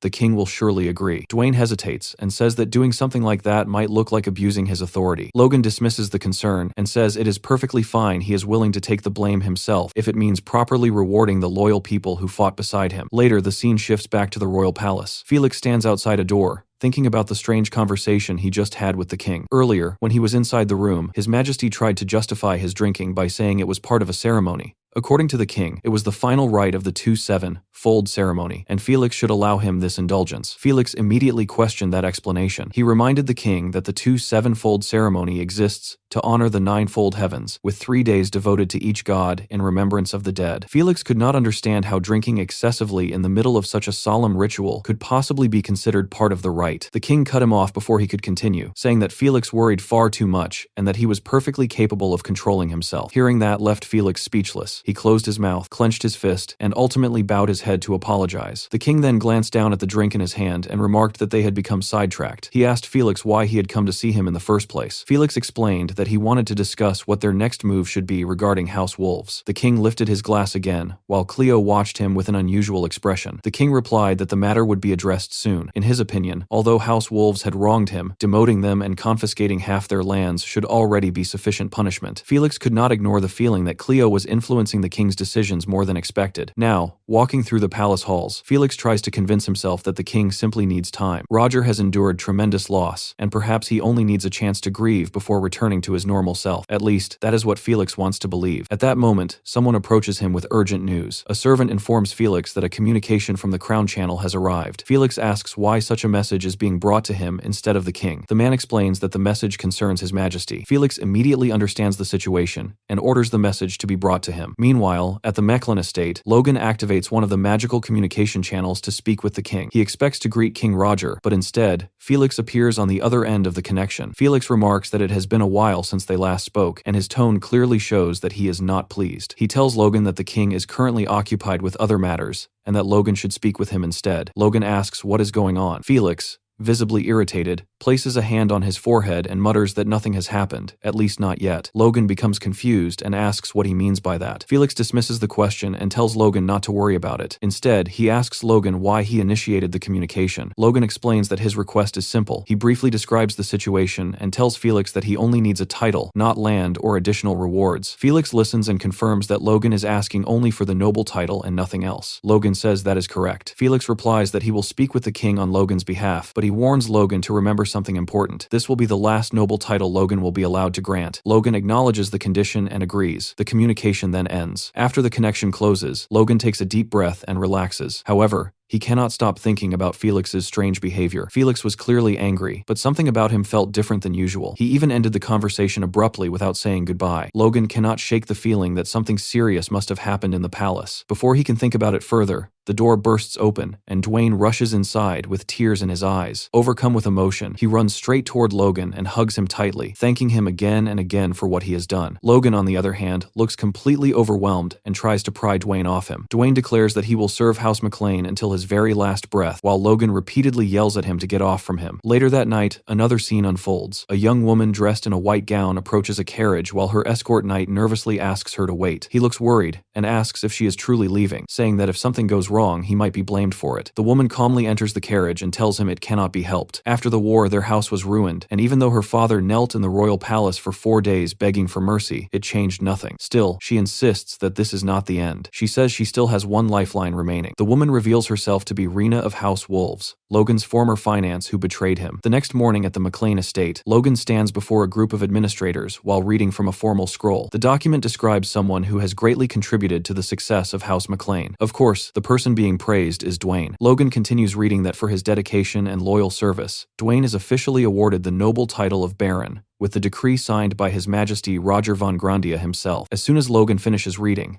the entire room erupts with excitement. The administrators rush forward to congratulate Dwayne, many of them hugging him. Overwhelmed with emotion, Dwayne's eyes fill with tears as he repeatedly tries to thank Logan, but struggles to get the words out. Lockman steps forward next to congratulate him as well, while Fabian stands behind him smiling warmly. Dwayne looks both relieved and deeply grateful. Soon the entire room begins cheering for him. Watching the celebration, Fabian quietly remarks that in this house, even commoners can rise to nobility through loyalty and ability alone. Looking at Logan with calm pride, Fabian tells Lockman that choosing to come to McClane was clearly the right decision. Lockman nods in agreement. Later that day, a sensory aptitude test is being held for new recruits. Logan watches the event and notes that not only administrators, but also many soldiers have applied to join their forces. Thanks to Eileen's suggestion, they have also begun accepting female applicants, which has made the recruitment process much more lively. Hinckley stands beside Logan and explains that since they started using the test, Logan suggested, many new soldiers have begun awakening their internal force. He says he hopes they will discover many talented recruits today. Logan points towards several candidates and remarks that he can already sense a faint trace of force in some of them. Hinckley follows his gaze and points toward a particular girl, asking if Logan is referring to her. Both of them had noticed the same person, which surprises Logan. He cannot believe that Hinckley can also sense such a weak internal force that is not even being outwardly displayed. Logan had always believed he was the only one capable of detecting something so subtle. Hinckley explains that after losing his own force, his senses have become much sharper. Because of that heightened sensitivity, he can now detect the potential in others more clearly. He says that this role suits him well because he can now identify who will eventually become a knight. Logan quietly reflects on Hinckley's words. Becoming more sensitive to force after losing it is something Logan has never heard of before, not even in his previous life. Then, a realization strikes him. It is extremely rare for a knight to survive losing their force. Yet Hinckley managed to do exactly that. Logan suddenly remembers his own situation. In his previous life, he died, which means his force was completely destroyed at that time. Yet after regressing into this life, he gained extraordinary senses that surpassed normal perception. If he could truly understand how this phenomenon worked, he might even awaken aura sooner than expected. While thinking about this revelation, Logan suddenly feels a sharp pain in his head. Hinckley notices the change in his expression and asks if he is alright. Logan quickly replies that he is fine and claims he only felt slightly dizzy. He tells Hinckley that he will head out for a moment. Hinckley says he will send him the full report from the recruitment test later. Logan immediately runs into the forest. Watching him leave, Hinckley wonders if Logan is feeling unwell, but he notices that Logan's force feels stronger than ever. Meanwhile, Logan continues running deeper into the woods, thinking he must find an isolated place where he can attempt to activate his force. However, his plans are suddenly interrupted. He runs straight into Patrick, who asks why he is in such a hurry. Logan explains that he was heading out to train. Patrick asks if he plans to train alone. At that moment, Eileen also appears, running toward them from the forest. Patrick then asks if she is doing the same thing as Logan. Logan asks Eileen what is going on. Eileen reports that among the new female recruits, there are several promising candidates. Logan asks if she means the tall girl they noticed earlier. Eileen confirms that she does and says there are others as well. Patrick watches the two of them talk about work and suddenly sighs in annoyance. He asks if they are always like this. Both Logan and Eileen look at him in confusion, and Logan asks what he means. Patrick bluntly explains that they are a young couple who constantly talk about work. Then he asks them directly when they plan to get married. Later, beside a quiet river, Logan sits alone with Lux resting near him. It seems he ran away from that awkward conversation. He assumes that Eileen must be angry again, but suddenly she appears behind him. To his surprise, she does not look angry at all, though she is clearly blushing. Logan immediately apologizes and says he embarrassed himself earlier. Eileen smiles softly and tells him it is fine, because she was also surprised, but at least she did not run away like he did. Logan apologizes again, but Eileen says she did not come here for an apology. That statement surprises him. Then she asks him directly when they will get married. She says they should at least decide on a date so that situations like earlier will not happen again. Logan blushes intensely. Then Eileen asks an even more direct question whether he actually does not want to marry her. Hearing that makes Logan panic. Sweating nervously, he loudly insists that this is not the case at all. Realizing how he sounded, he quickly calms down and apologizes again. Eileen sighs with relief and admits she briefly thought her fiancé had rejected her. She brushes her hair aside while Logan struggles to find the right words. Finally, he says that Eileen is simply too good for him, and that is why he worries their marriage might not work. Eileen asks why he believes that. Logan fidgets awkwardly and explains that there is far too much work waiting for him. He will likely be busy for at least the next 5 or 6 years, which means he might become a terrible husband. He apologizes sincerely. Eileen listens quietly before answering. Once again, she surprises him. She says that if Logan will be so busy, then he will need someone beside him to stabilize everything. While Logan focuses on his responsibilities, someone must maintain the household and keep everything running smoothly. Logan argues that such a life would be unfair to her, but Eileen gently asks why. She reaches out and places her hand on his cheek. She tells him that a man who understands his own flaws can still become a wonderful husband. If all his hard work is meant to protect their house and people, then it only means she will be busy as well as both his knight and his wife. Logan stares at her, completely flustered. Slowly, he places his hand over hers and admits that he had been thinking about everything the wrong way. He calls himself a fool for not realizing it sooner. Then Logan leans forward and kisses Eileen. Their reflection shimmers together in the clear water of the river as he finally tells her that he wants to marry her. Meanwhile, Rena finally arrives at her destination. Just as we expected, she has reached the McLean estate, and she quietly observes how much the place has changed since the last time she was there. The knight escorting her suggests that they should return instead, reminding her that she already annulled her engagement with Logan. However, Rena calmly says that she did not come here for Logan in the first place. She tells her knight not to worry, and confidently claims that Logan could never have forgotten her. While the McLeans were busy reorganizing their territories after the war, a new rumor had begun spreading throughout the capital, Grand. The rumor said that the runaway Count, Caron Wolves, had returned. He was the noble who vanished during the battle, yet now he had disgracefully returned and was kneeling before the crown. In the royal palace, he shouted desperately, begging the king to listen to his plea. Chiron offered to surrender all the remaining property of his house, saying that he only wished to repent for his past mistakes. In return, he begged for only one thing, his life to be spared. After kneeling there for 4 days, the king finally delivered his judgment. An envoy read the royal decree aloud, announcing that the king would accept the proposal made by House Wolves. At first, Chiron felt relief, but the decree continued with conditions he never expected. His house would be demoted to a viscounty, restricted to a single town, and all other territories would be surrendered to the crown. Even so, House Wolves managed to survive. Back in the present at the Macklin estate, Rena asks her knight Rockfern what he thinks about her appearance. Wearing a black and white dress, she asks whether she looks like someone going through difficult times. Rockfern answers that she looks perfect,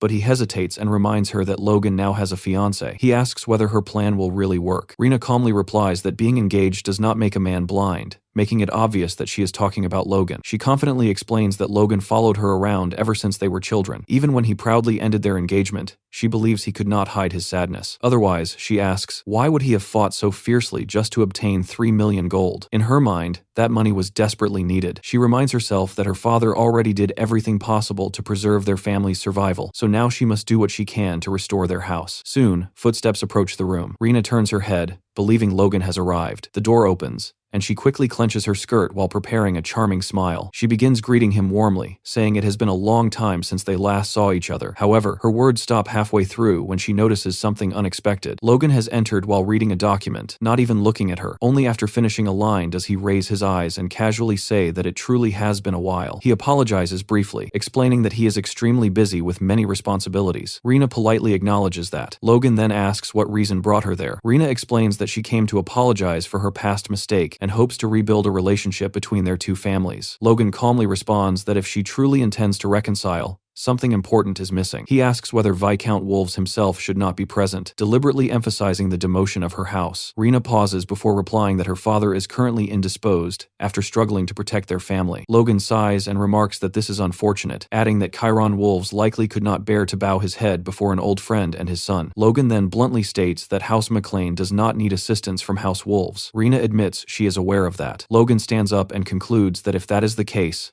the conversation is finished. Rena quickly panics and asks Logan not to leave yet, saying there is still more to discuss. Logan tells her to speak quickly because he has no time to waste. Realizing her initial approach failed, Rena tightens her grip on her skirt and begins acting more emotional. She bites her lower lip and suddenly begins crying, saying she came to beg for Logan's help. She asks him to remember their past together and help her struggling family. Tears stream down her face as she blushes dramatically. Logan looks momentarily surprised, and Rena immediately realizes she has caught him off guard. She wipes her tears and apologizes softly, claiming her emotions overwhelmed her. Beneath her lowered hair, she secretly smiles, convinced Logan has not forgotten her. Rockfern notices that familiar expression on her face, while Logan struggles with sudden flashes of painful memories from his past life. Rena continues speaking, explaining that although House Wolves has fallen into hardship, they were once one of the kingdom's greatest merchant families. Their distribution networks and commercial knowledge still exist. Logan does not see the relevance, but Rena presses her hand against her chest and explains her proposal. If McLean partners with them, they could sell the new weapons developed by House McLean and generate profits 30 times greater than the costs. Realizing what she is trying to do, Logan grows irritated. He stands up from the couch and tells her that McLean can handle trade on its own. He asks her to leave. Desperate, Rena asks him to wait and reveals her final card. She offers her hand in marriage. If they marry, she explains, their families will be permanently bound together. Logan walks toward the door even faster, waving casually and thanking her for the offer, but saying he is not interested because he will be getting married soon. Rena smiles faintly and asks if this is because she once broke their engagement. She blames Duke Douglas, claiming he pressured her at the time, and even says she has documents proving it. Logan does not care and continues walking toward the exit. Seeing that nothing worked, Rena suddenly drops to her knees and begs Logan to stop. She asks if he never truly loved her. The question only makes Logan uncomfortable. Rena pushes further, saying that if his concern is his current fiancée, she would willingly become his concubine instead. She promises she would do anything he asks. Instead of reacting angrily, Logan suddenly bursts into uncontrollable laughter. Rena looks confused and asks if he is all right. Logan apologizes while wiping a tear from his eye, still laughing slightly. With his hand on the door handle, he calmly tells her that he has absolutely no interest in her anymore. Then he opens the door, politely tells her to take care on her way back, and leaves her kneeling on the floor. Soon after, Rena and Rockfern leave the room as well. As they walk through the corridor, Rena accidentally bumps into someone and falls to the floor. The person immediately apologizes and asks if she is all right. Ironically, the person she collided with is Eileen, Logan's fiancée, who politely says she should have been watching where she was going. Already frustrated, Rena angrily slaps Eileen's hand away and walks off with her knight, leaving Eileen confused about what just happened. Logan then appears from behind a nearby wall and asks Eileen if she came looking for him. As Rena walks away down the corridor, she hears Eileen speaking behind her. Eileen tells Logan that her mother invited the three of them to have tea together. Logan replies that he would be happy to join them tomorrow. Eileen tells him he does not need to force himself if he is busy, but Logan answers that when it comes to Eileen, there is no such thing as being too busy because they are family. Hearing that conversation makes Rena furious. She storms away and slams the door behind her. Watching her leave, Eileen comments that Rena seems like a strong-willed woman and jokingly wonders if she might make a good knight. Logan, clearly annoyed, agrees that Rena certainly has a strong will. Eileen then asks about the documents Logan was reading earlier. Logan glances at the paper and explains that he has been considering the creation of a merchant guild for House McLean. Eileen sounds surprised, but quickly becomes excited, asking if that is why Logan has been so busy lately, and whether she can help him somehow. Logan reassures her that it is fine, and says he can assign the task to someone else. Inside his office, Logan has already gathered all the necessary documents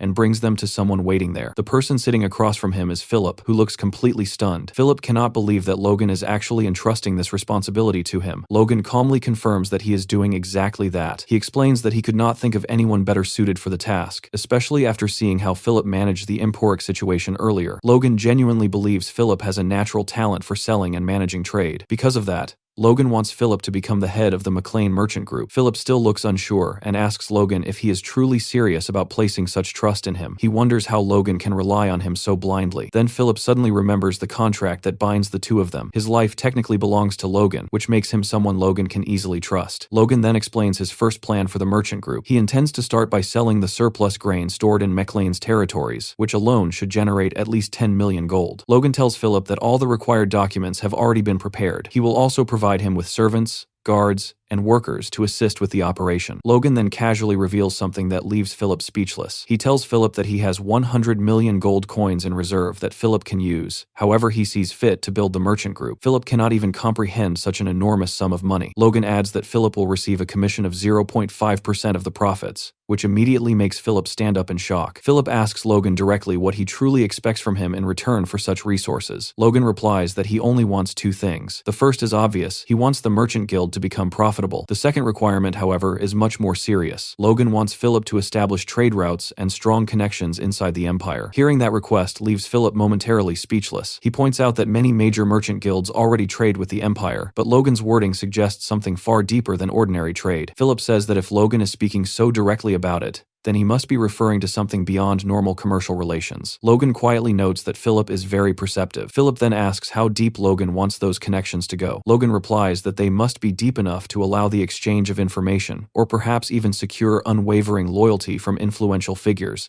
Logan admits that achieving something like that would be extremely difficult. In Logan's previous life, the legendary merchant known as the Gold Bug eventually became one of the 10 richest men in the world, but Logan knows he cannot expect that level of influence from Philip yet. Philip now belongs to House McLean, which makes him an outsider in the empire. The situation is very different from the past, when the Gold Bug had abandoned his homeland to gain status inside the empire itself. For now, Logan simply wants to build influence within several imperial provinces before the inevitable war arrives. Philip tells Logan that such a mission will require both time and manpower. He explains that he would need at least 5 years and a powerful ally inside the empire to help establish these connections. If Logan can provide someone like that, Philip says he will attempt the task. Hearing this makes Logan sweat slightly. He then tells Philip that the person he already invited fits that description perfectly. Philip is shocked and asks if Logan has already contacted such a figure. Logan confirms that he has. Philip realizes that only a handful of people in the entire kingdom possess the influence required for such connections. One of them was Bifrost, who died during the previous war. Another powerful merchant family was House Wolves, which has now fallen into ruin. That leaves only one other major family capable of providing such access. At that moment, the story briefly shifts to another scene. A desperate man can be seen begging Marion to save their family from ruin. Marion listens to him, but can only lower her head with sadness. Later, while walking beside Logan, Marion tells him to ignore those people. She explains that she has already said everything she needed to say as their daughter, implying that her duty toward them is finished. Logan reminds her that those same people abandoned them during the war with Tesrin. Despite that, Logan says he will not ignore them entirely. There is still something he intends to gain from them. Hearing that leaves Marion confused, unsure what Logan is planning next. Later, Logan asks Philip to offer his greetings and points toward the man who will assist him in his new task. Standing there is Veron Kairos, the successor of the powerful Kairos merchant group and the leader of the merchants who will support Philip's work. Philip looks surprised and asks if this is truly the Kairos family, the famous grain merchants. Logan smiles and asks if that is not an excellent connection to start with. He then prompts his uncle to greet Philip properly and introduces Philip Claude as the head of the new McLean merchant group. Veron shakes Philip's hand but immediately makes a sharp remark, saying that at least Philip has a surname. He then asks Philip directly whether he is a noble. Philip calmly answers that he is only a commoner and does not even know who his ancestors were. Hearing that makes Veron frown slightly. He turns to Logan and asks if he really expects him to serve under a commoner. Logan simply asks whether Veron dislikes that idea. Then Logan reminds him that he probably cannot afford to refuse, adding that if Veron truly had the luxury to complain, it must mean the Kairos family is doing quite well after all. Realizing he has little choice, Veron reluctantly shakes Philip's hand again and says he will do his best to support him. Philip politely replies that he looks forward to working with Veron. A few days later, the banners of House McLean fly proudly above the estate as dozens of carriages prepare to depart. People in the nearby city watch the convoy with curiosity, asking what all those wagons are for. Someone explains that they belong to the newly formed merchant group and that Philip will be leading them. Just then, someone calls Philip's name from behind. Turning around, he sees Logan and Dwayne approaching. Philip says there was no need for them to come all the way out just to see him off. Logan replies that since he was the one who pushed Philip into this mission, it is only right that he personally says goodbye. Logan then adds that he also has something to give Philip before he leaves. Philip looks confused, unsure what Logan means. Logan pulls out a piece of paper and says that Philip forgot something important. When Philip sees it, he freezes. The document is his contract, the magical agreement that bound his life to Logan. As Logan holds the paper between his fingers, Philip cannot understand what is happening. Without hesitation, Logan tears the contract in half right in front of him. As the paper splits, a faint magical light appears and fades away, showing that the contract's binding power has been completely nullified. Logan tells Philip that although it is a bit late, this is his reward. Logan admits that he nearly forgot how much Philip has done for him all this time. Beside them,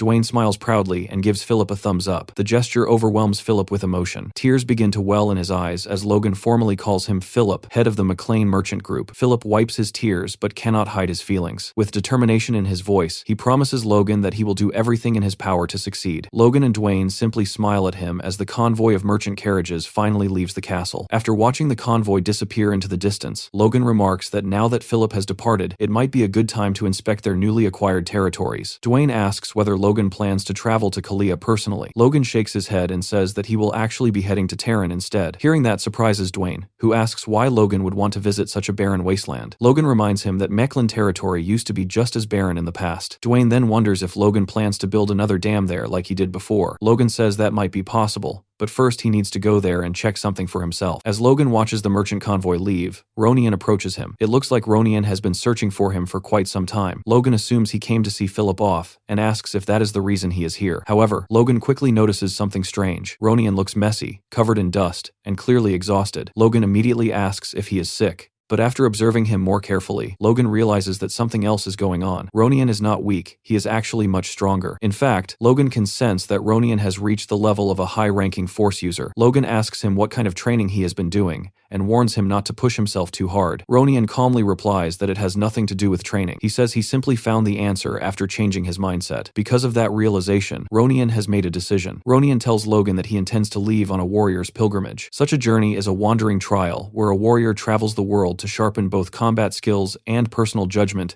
through experience. Although it sounds honorable, many who attempt it die along the way, which is why it has become rare in modern times. Logan cannot understand why Ronian would willingly choose such a dangerous path. Ronian explains that he has been thinking deeply about his place in the family, and feels there is nothing meaningful left for him to do here. Logan immediately questions what he means. Ronian already trains the knights and manages the security of their lands, but Ronian insists that those are tasks Logan himself could easily handle. They are not truly what he is meant to do. Logan slowly realizes that this dissatisfaction must be what led Ronian to make his decision. In truth, Ronian would likely awaken Aura soon, even if he remained here. Logan then asks him directly who put this idea in his head, who convinced him to leave. To Logan's surprise, Ronian says the answer is simple: Logan himself. Ronian explains that it has always been this way. Logan has become the pillar of their family, but even before that, he was always Ronian's anchor. Whenever their family faced hardship, Logan was always the first person to step forward and protect them. Because of that, Ronian always stayed behind and trusted that Logan would handle everything. That faith carried him through countless battles, but now he believes it has become a burden holding him back. Ronian confesses that if things continue like this, he will eventually become someone who only depends on Logan. He believes that would ultimately hold Logan back as well. Hearing this makes Logan struggle internally. He wants to deny Ronian's reasoning. Instead, Logan tells him the opposite is true, that he himself might be the one preventing Ronian from growing further. In Logan's previous life, Ronian was destined to become the youngest aura user in the kingdom, a result of the family's relentless effort to restore its former glory, but that future never happened. Ronian awakened his force much earlier in this life and began learning the divine sword techniques, yet somehow he seems to have lost the burning motivation to grow stronger. Logan remembers the tragic fate Ronian suffered in the past when he was killed by the Empire. Now that same brother stands before him asking for his blessing. Logan wants to say something to stop him. However, after a moment of silence, he simply smiles. He realizes that the Ronian standing in front of him now is not the same Ronian from his past life. The next morning at dawn,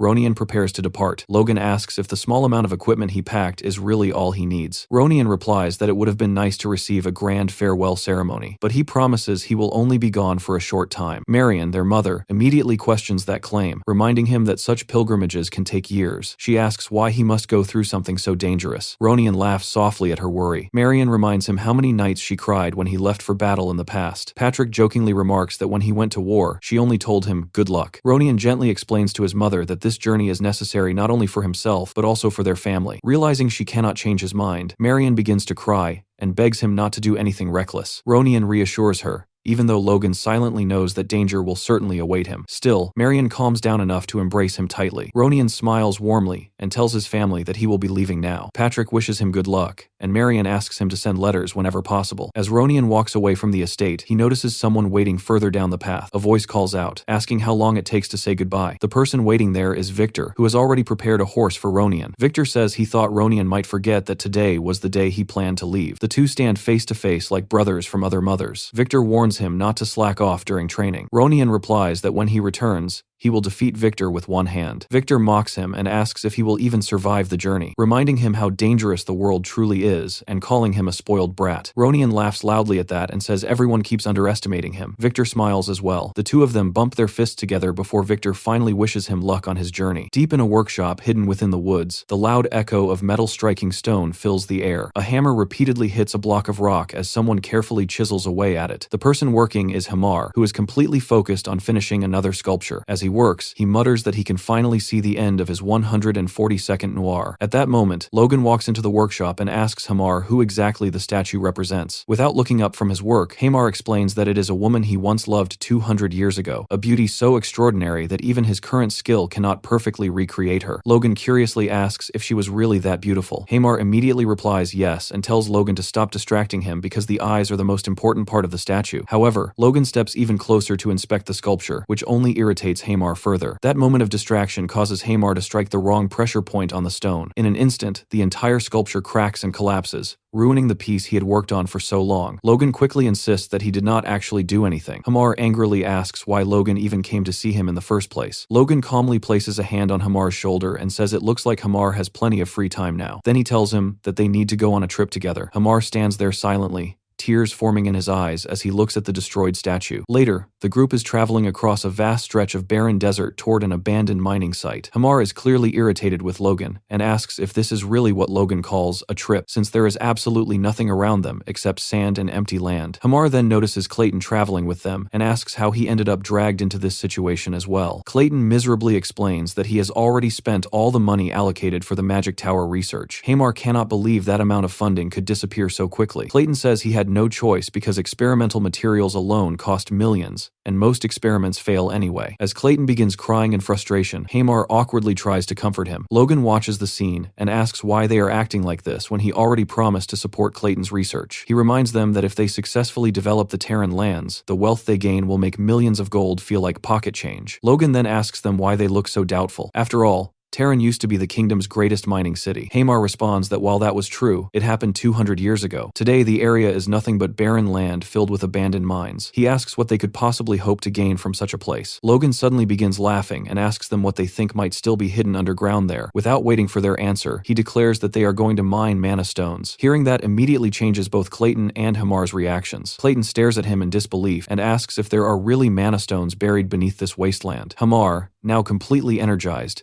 immediately asks where he should begin digging. Logan points toward them and proudly declares that the reason they came all this way is to find those mana stones. Clayton and Hamar slowly realize that Logan never actually confirmed that mana stones truly exist here. He might simply be guessing. In their minds, they start calling Logan a bastard for dragging them all the way into the desert without any proof that the mana stones are even there. Mana stones are considered the lifeblood of the magical world. They are essential materials used to create artifacts, magical scrolls, and communication orbs. Nearly every form of sorcery depends on them as a consumable fuel source, which makes their value immense, so immense that the discovery of a mana stone deposit can completely transform the fortune of an entire nation. However, this kind of discovery is also a dangerous double-edged sword. Revealing such a resource can easily attract the attention of powerful empires and accelerate an invasion. Even knowing this risk, Logan believes it is worth taking. From the memories of his past life, he knows the Empire invaded the kingdom specifically because mana stones were discovered in Terran. If he can claim those deposits first and complete the research on the Crownet, Terran could become the greatest weapons manufacturing center on the entire continent. After thinking through this plan, Logan turns toward Clayton and Hamar and simply tells them that it is time to begin digging. The project soon begins inside the abandoned mines of Terran. Clayton takes command of the excavation, summoning his earth golems to perform the heavy labor. The massive constructs smash through stone walls with their powerful fists, clearing pathways deep underground. Hamar watches the progress with growing satisfaction, noting that the operation is proceeding surprisingly smoothly. As the golems break through layers of rock, Clayton carefully uses his magic to stabilize the tunnels. With precise spells, he solidifies the surrounding earth and reinforces the walls to prevent collapses, ensuring the tunnels remain safe for the miners who will eventually work there. After some time, Logan enters the mine to inspect their progress. He brings food with him. Carrying supplies, he prepared himself for the workers. Watching Clayton control the operation impresses Logan greatly. He praises Clayton for his incredible ability to simultaneously stabilize the ground while controlling 40 golems at once, a display of magical skill that few mages could match. With this level of efficiency, Logan believes it will not take long for the mines to become fully operational. Clayton estimates that at their current pace, they could restore 120 mine shafts in just 4 days. During a break, The duo sit down to eat the sandwiches Logan brought with him. The moment they taste them, both Clayton and Hamar are completely stunned by how good the food tastes. Hamar jokingly remarks that Logan is unexpectedly talented at cooking for a nobleman, a skill he never expected him to possess. Clayton nods in agreement. Logan nearly reveals too much and begins explaining that he learned to cook back when he was a mercenary, but he quickly stops himself and changes his story, and casually claims that he once knew a mercenary who happened to be an excellent cook. Clayton looks puzzled by that explanation and wonders what kind of mercenary spends his time perfecting recipes in the kitchen. Several days later, the group descends deep into the 82nd mineshaft. They have been searching tirelessly for signs of mana stones, and Clayton urges everyone to keep moving because he believes they are getting close. Suddenly, he stops and presses his hand firmly against the stone wall. His expression instantly changes to one of complete shock. Before Clayton can even explain what is happening, Logan asks if he senses something unusual. Clayton spreads his hands across the rock surface, his eyes wide with disbelief. After a moment, he confirms that the energy flowing through the stone is unmistakable. The wall contains a vein of mana stones. Overcome with excitement, Clayton begins shouting about the discovery, until Hamar quickly tells him to quiet down before he brings the entire tunnel crashing down. Logan shares their excitement as well. After all the effort, they have finally found the resource that will shape Terran's future power. At the same time, back at the McLean estate, Dwayne is working in his office when a communication orb suddenly activates. Logan appears on the other side of the magical connection, looking messy and frantic. Dwayne is startled by Logan's appearance, but Logan immediately begins issuing orders without giving him time to ask questions. Logan instructs him to hire every available worker from Haroon, including as many dwarves as possible, and send them to Terran immediately. He emphasizes that it does not matter if they must pay more than usual, they desperately need manpower. Though confused by the urgency, Dwayne follows the orders without hesitation. Soon, a massive workforce arrives at Terran, 5,000 laborers and 152 dwarves. Logan organizes the massive operation, ensuring that food supplies, tools, and materials are ready for the large-scale mining project. During this time, he also contacts his master, Felix, through a communication orb to report on the development of Terran. Felix praises Logan for his dedication in rebuilding the abandoned mining region. When Felix asks whether Logan discovered anything valuable, Logan deliberately hides the truth about the mana stones and instead claims he only found deposits of steel and copper. Meanwhile, the arriving dwarves are introduced to Lord Hamar, who begins guiding them around the site. Logan then shifts the conversation toward the king's response to his earlier reports. Felix asks if Logan has not received a direct reply from the king again. Logan explains that he has not contacted the king directly because he believed it was more appropriate to report through Felix. Realizing that Logan does not know about the king's current situation, Felix chooses to hide the truth. Instead, he reassures Logan that the king views his efforts very positively, although the tone of his voice leaves Logan somewhat curious. Unfortunately, Felix also brings troubling news. The crown's finances are currently strained, so the royal court cannot provide any direct financial support. Logan silently wonders how the crown could be struggling after seizing the wealth of House Wolves. He remembers how poorly dressed Rena looked when she visited him, and wonders if their family truly had far less wealth than expected. In the end, Logan sighs and decides not to complain to his master. However, Felix soon delivers incredible news. The king has agreed to exempt Terran from all taxes for the next 10 years. Logan is so shocked and thrilled that he nearly crushes the communication orb in his hand. When Felix asks about the cracking sound he heard, Logan quickly dismisses it and requests that the tax exemption be officially written into law. Felix promises to take care of it. Logan then sets the orb aside and celebrates, while Felix wonders where Logan suddenly disappeared. Before ending the conversation, Felix insists that Logan visit the capital in a few months for a private discussion. When Logan asks if the matter is too sensitive to discuss through the orb, Felix confirms that it is. Logan agrees to the meeting, and once the connection ends, he bursts into celebration over Terran's tax-free future. A little later, Clayton approaches Logan, who is still visibly excited. Clayton hesitates before speaking. After nervously rubbing the back of his neck, he explains that if the mine is properly developed, and they maintain a steady supply of mana stones in the future, he hopes a portion of those resources could be allocated to the magic tower. Logan immediately agrees without hesitation. Clayton is stunned by how easily Logan accepts the request. Logan explains that the magic tower and the workshop will receive the first share of mana stones, while the remaining supply will be sold through secret channels. Clayton becomes overwhelmed with happiness and clasps his hands together, excitedly saying that they will become the first tower with such access. Logan places a reassuring hand on Clayton's shoulder and reminds him that the Earth Magic Tower and House McLean are partners for life. Seeing Clayton so emotional, Logan adds another suggestion. Clayton should consider relocating the magic tower directly to Terran. Having the mana stones close at hand would make research much easier. Of course, Logan secretly hopes this will also accelerate research on the Crownet project.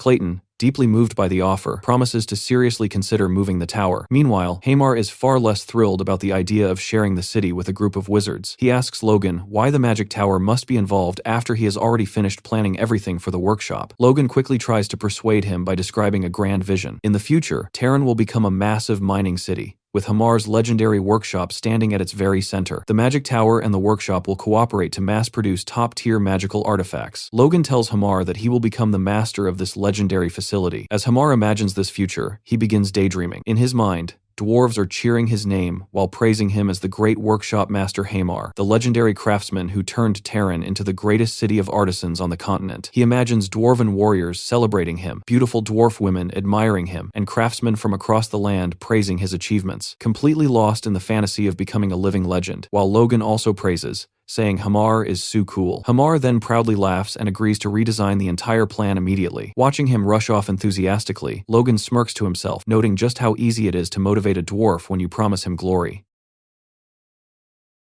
Sometime later in the office, Hamar stood in front of Logan and began giving the report for the second week of Terran's construction. He explained that the construction of the key outer fortress points was mostly finished, and the houses for the workers were already completed. He also said that the preparation for the mine development was nearing completion as well. Logan stood across the table listening and told him that, as expected of Hamar, his work was amazing. Logan then stepped closer and placed his hand on Hamar's shoulder, as if he was about to ask something. He paused for a moment and raised one finger, while explaining that behind the northern mountain range there was the Tenon River, and to the south flowed the Luther River. Hearing this, Hamar immediately started to panic as he asked what about that and why he was bringing it up. Logan remained cheerful, and said that if a dam was built connecting those two rivers, then Terran would become truly prosperous. At that moment, Hamar realized the scale of the work behind that idea, and his mind went blank from the pressure. He grabbed his head in panic and kept repeating that he did not know what to do. Logan still had a smile on his face and asked what was wrong, while reminding him that the Grand Magic Workshop Master's base would become prosperous. Hamar, however, had already dropped to his knees and kept complaining in frustration, as he saw Logan as nothing less than a devil. The magic stone mine, the development of Terran, and Crownet's research were all progressing as planned. Logan understood that once these were completed, the territory's development to stand against the Empire would finally be finished. What remained after that was gathering information and strengthening the kingdom's military power. He held his chin and felt a sense of amusement as he thought about how 4 years ago everything had felt completely hopeless. The situation back then had been unstable and uncertain, yet now things were finally moving forward in a clear direction. But in the middle of that thought, he suddenly stopped himself and forced his mind to settle down. He reminded himself that he needed to stay calm in moments like this, and that he could not afford to repeat the same mistakes as before. He kept telling himself to stay calm again and again. However, his face did not reflect any of that calmness. Instead, his expression turned into something far more sinister. Watching him like that, Hamar completely lost his composure. Panic took over his mind, and he shouted loudly, convinced that his master had finally gone crazy. The scene then shifted to the king's palace, where the king sat inside, continuously drinking as he chugged his alcohol again and again without stopping. After a while, he placed his glass on the table and looked ahead where his butler Cleo was standing. He asked about the drink, saying it tasted good and wanted to know its name. Cleo, holding the bottle in his hands, explained that it was called Flamma and that it was one of the Empire's finest wines. Hearing the name, the king reacted with slight surprise, as Cleo calmly poured him another glass and added that Flamma meant flame in an ancient language. The word flame triggered a thought in the king's mind, and his expression shifted slightly. He held his drink for a moment and then calmly asked Cleo what he thought about Logan McLean. Cleo was clearly surprised by the sudden question, but still answered properly, explaining that Logan McLean had ended the Civil War and was the greatest contributor who placed the king on the throne. The king agreed with that statement and admitted that Logan was someone he should be grateful to and someone he should thank. However, deep down, he felt that something about Logan was off, and it left him with a strange and uneasy feeling. Trying to relieve that tension, the king decided to take a walk through the palace and was accompanied by the Esperanza knight Louise, along with several other high-ranking knights for security. As he walked through the palace grounds, he felt that the fresh air helped him calm down a little. His thoughts returned to Logan McLean as he reflected on his own behavior, thinking that he might have been too sensitive about Logan's actions recently. Even during the meeting, he had failed to control his expression when Logan was mentioned, and the ministers had noticed it. Even the royal advisor, Felix Esperanza, seemed to have picked up on it. Thinking about his late father, he admitted to himself that he still had a long way to go. Suddenly, a sound came from the bushes, and in the next instant, several black-cloaked figures launched an ambush on the king. Louise immediately recognized them as assassins and prepared himself while one of them gave a clear command to kill the king. At that signal, All of them rushed forward at once. Louise ordered the other knights to focus on protecting the king, while he moved to intercept the attackers. He quickly assessed their strength, and counted 3 high-level and 15 mid-level enemies. Without hesitation, he charged up his red aura and decided to eliminate the mid-level ones first. He burst forward into the group and cut down 3 assassins in a single strike. Even after being struck down, the assassins did not stop and continued pushing toward the king. Their leader charged his aura and rushed forward, insisting that no one retreat and that the king must be killed. However, in the middle of his charge, he sensed something was wrong and turned to the side only to find Louise already upon him with his aura-charged sword. In a single instant, Louise cut off his right arm. Before he could finish him, other assassins interfered and disrupted his movement. Seeing the situation turn against them, the head assassin realized they were losing and immediately ordered a retreat. The remaining assassins began to withdraw at once, while Louise chased one of them down. At that moment, the escaping assassin suddenly pulled out a piece of paper, tore it, and threw it toward Louise. Realizing it was a magic scroll that would summon a lightning spell, Louise instantly changed direction and rushed back to the king. He shielded the king with his own body and took the full impact of the lightning strike himself. When the king opened his eyes, he found himself completely unharmed, but the attack had vaporized the bodies of the dead assassins, leaving nothing behind. Louise was visibly frustrated as he lamented the loss of the enemy bodies and immediately ordered 2 guards to check if anything had been left behind. The guards searched but found nothing at all. One of them pointed out that such an attack had happened right in the middle of the palace, and everything around them was scorched. Another guard questioned why the assassins had not used such a powerful scroll from the beginning. The king remained on his knees as one of the guards wondered where all the garden guards had gone and how so many attackers had managed to sneak inside. After a moment,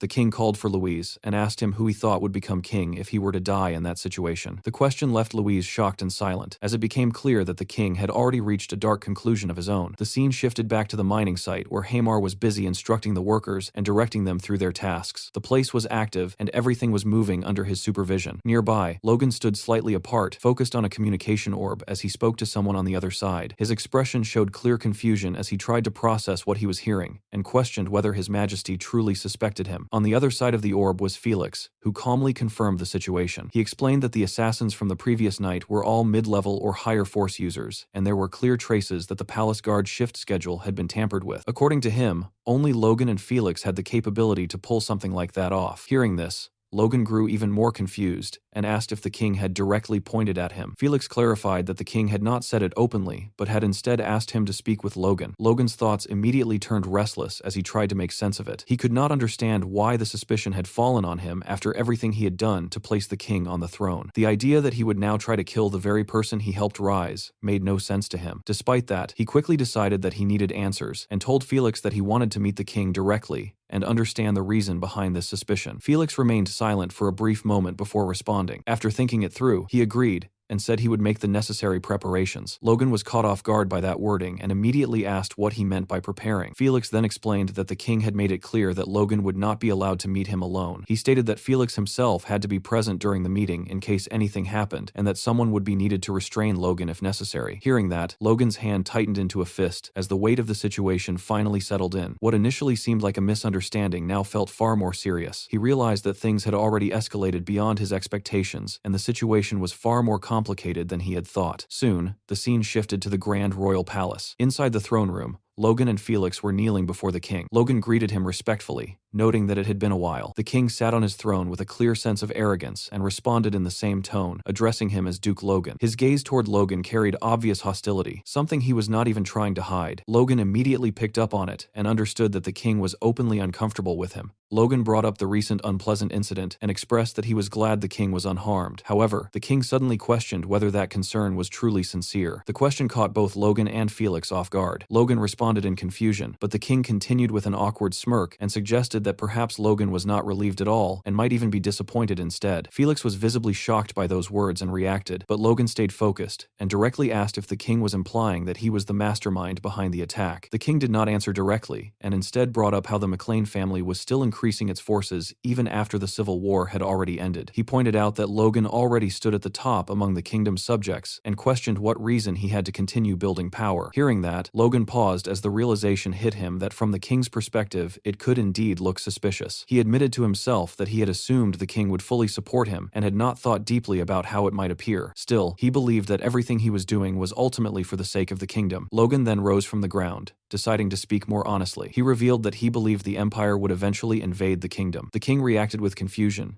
and questioned whether there was any evidence behind that claim. Logan explained that it was still a suspicion, but based on past imperial succession wars, there was a pattern where the empire invaded neighboring countries after succession ended, with the probability being over 70%. The king acknowledged that it was a high probability, and both Felix and Logan listened closely to his response. However, the king's expression suddenly shifted into anger as he pointed out that no subject should gather forces to the point where the king himself could no longer interfere. Felix stepped in and explained that the Macklin family was responsible for the southwest border and was simply fulfilling its duty. Despite that, the king's face showed that he was not pleased with the explanation. After a moment, he admitted that his words had been excessive. Felix let out a quiet sigh, while Logan simply observed him. Felix then advised the king to reduce his drinking. Hearing that, Logan realized this behavior might be related to the king's current state. The king rested his head against his hand in frustration and responded that he would handle that matter himself. Felix immediately apologized. The king then tried to ease the situation by saying that he had likely been overly sensitive, and that if he could not trust Duke Logan, then there was no one else he could trust, especially considering Logan was the one who made him king. Even so, as Logan looked at him, he could clearly tell that the king was still wary. The words sounded reassuring, but the doubt remained. Logan understood that if things continued like this, the distance between them would only grow until he completely fell out with the king. Sometime later,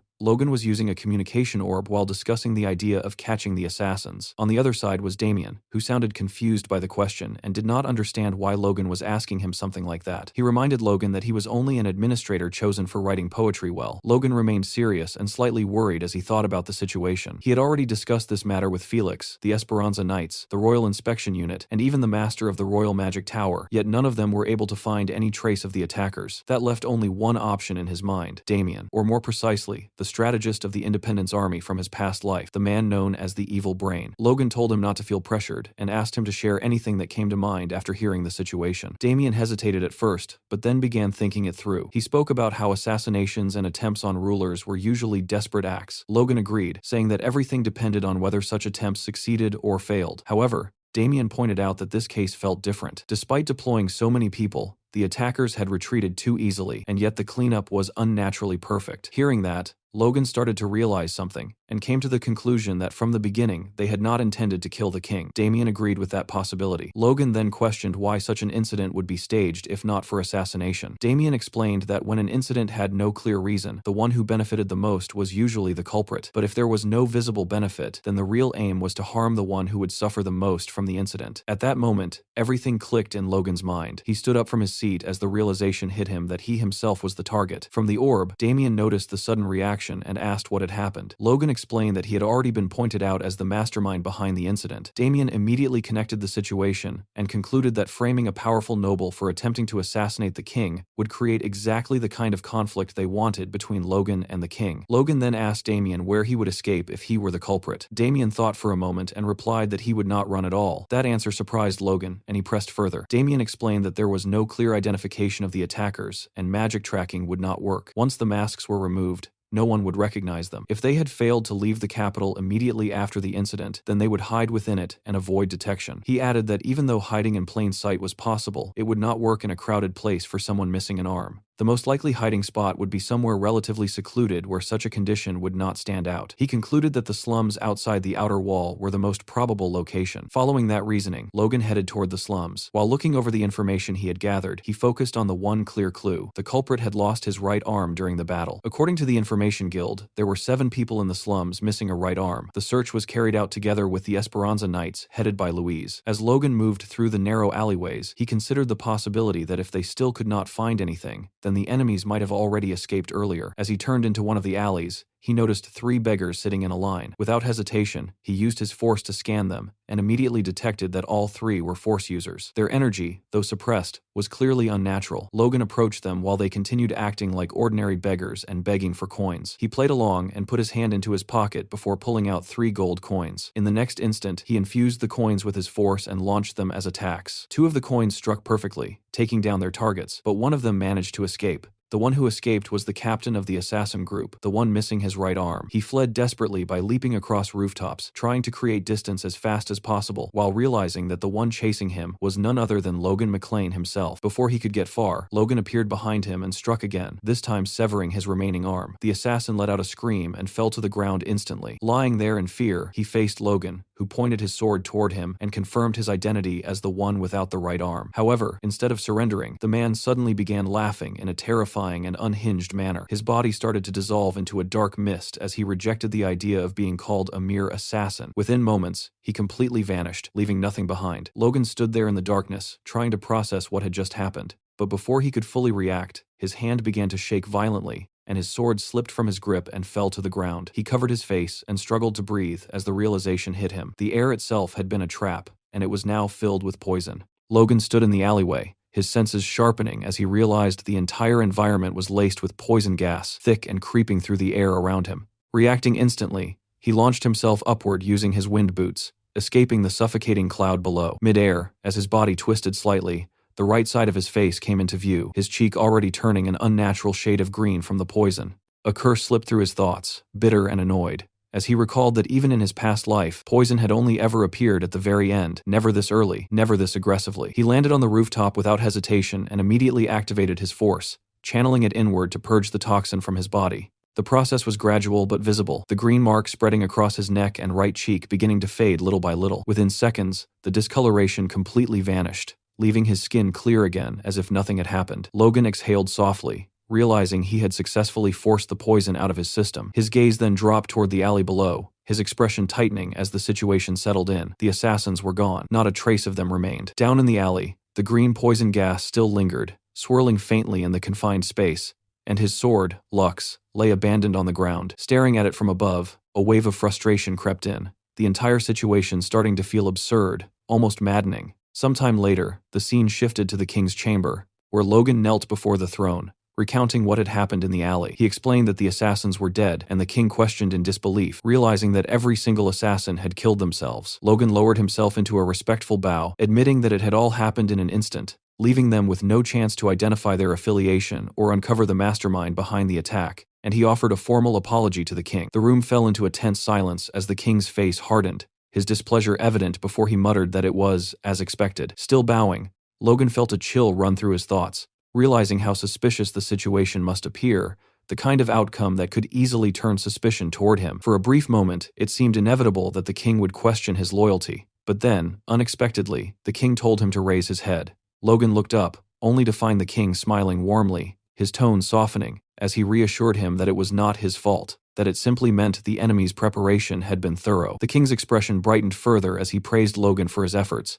calling him by his title and acknowledging his hard work. Both Logan and Philip were visibly taken aback by the sudden shift in attitude, the tension dissolving too quickly, too neatly. Logan, still trying to process the moment, responded with a confused but polite thanks. The king then rose from his throne, admitting that after going through a major incident earlier, he might have been overly sharp. As he approached Logan, he spoke with surprising humility, asking forgiveness for his shortcomings as a ruler. Stopping in front of him, he placed a firm hand on Logan's shoulder and, with a reassuring smile, expressed that there was no one else he could trust if not Logan. Beside them, Felix watched the exchange unfold, his face lighting up with genuine happiness as he addressed the king, clearly moved by the moment. Yet Logan's reaction was far from relieved. As he looked at the king's face, something felt off, a subtle unease creeping into his mind, as if the warmth in front of him didn't quite align with reality. He stood there silently for a brief moment, processing the feeling, before casually brushing it aside. Letting out a light laugh, he scratched the back of his head and thanked the king for his trust. The king laughed along with him, and soon the atmosphere in the chamber eased, the tension dissolving as laughter spread across the room,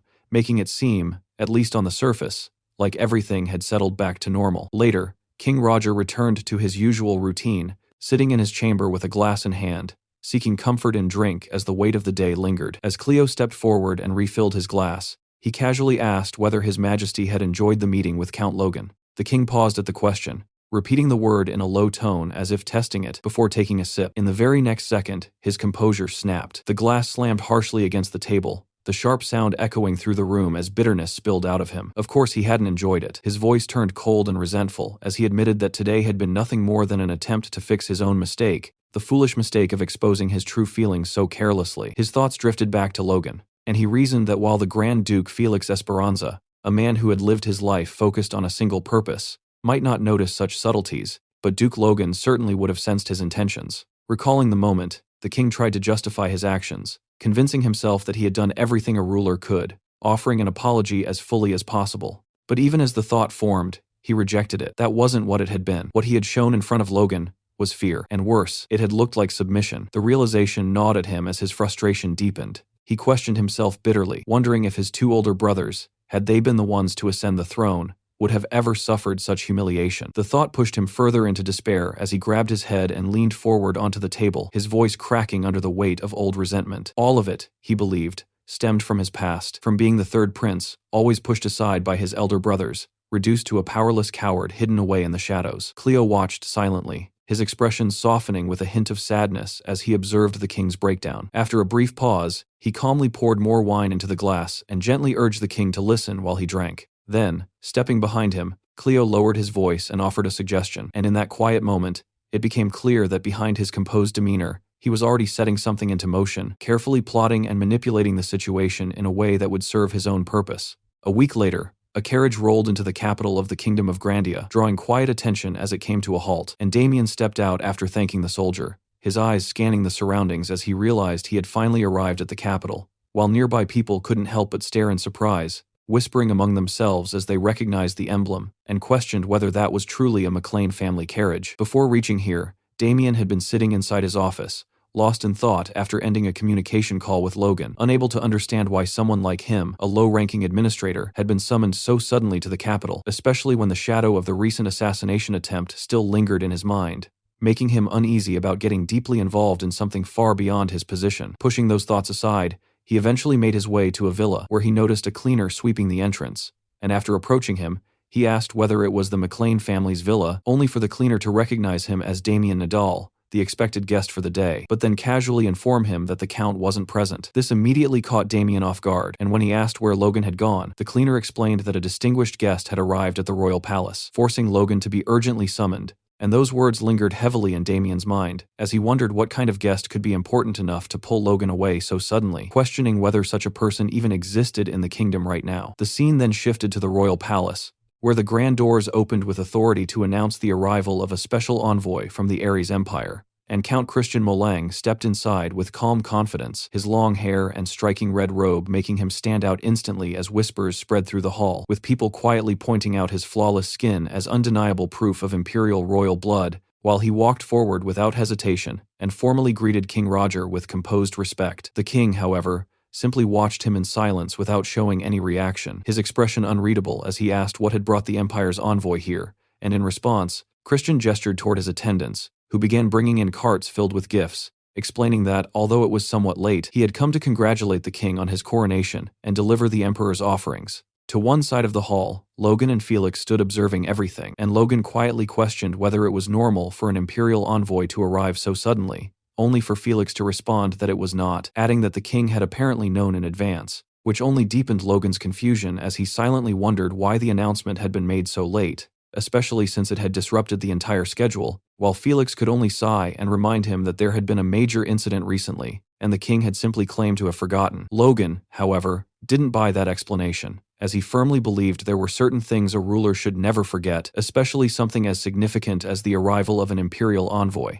As the gifts were revealed one by one, their value became impossible to ignore, with a beautifully crafted crown standing out among them, alongside rare elixirs, a fifth-class artifact designed to support health, and even gems that could no longer be mined, each item carrying immense worth and clearly reflecting the Empire's overwhelming wealth and influence. And King Roger responded with a faint smile as he expressed his gratitude, stating that such generosity deserved to be repaid, but Christian immediately dismissed the idea, calmly explaining that the Emperor did not seek anything in return. However, after a brief pause, his gaze shifted directly toward Logan, and the atmosphere subtly changed as he added that there was, in fact, just one request, before raising his hand and pointing toward him, declaring that the young hero who had resolved the kingdom's crisis, Duke Logan McLean, had been invited to the imperial capital. The words hit with sudden weight, and Logan froze in place as shock spread across his face, his composure breaking for the first time. While beside him, Felix reacted just as strongly, equally stunned by the unexpected declaration. And in that moment, Logan's thoughts spiraled in disbelief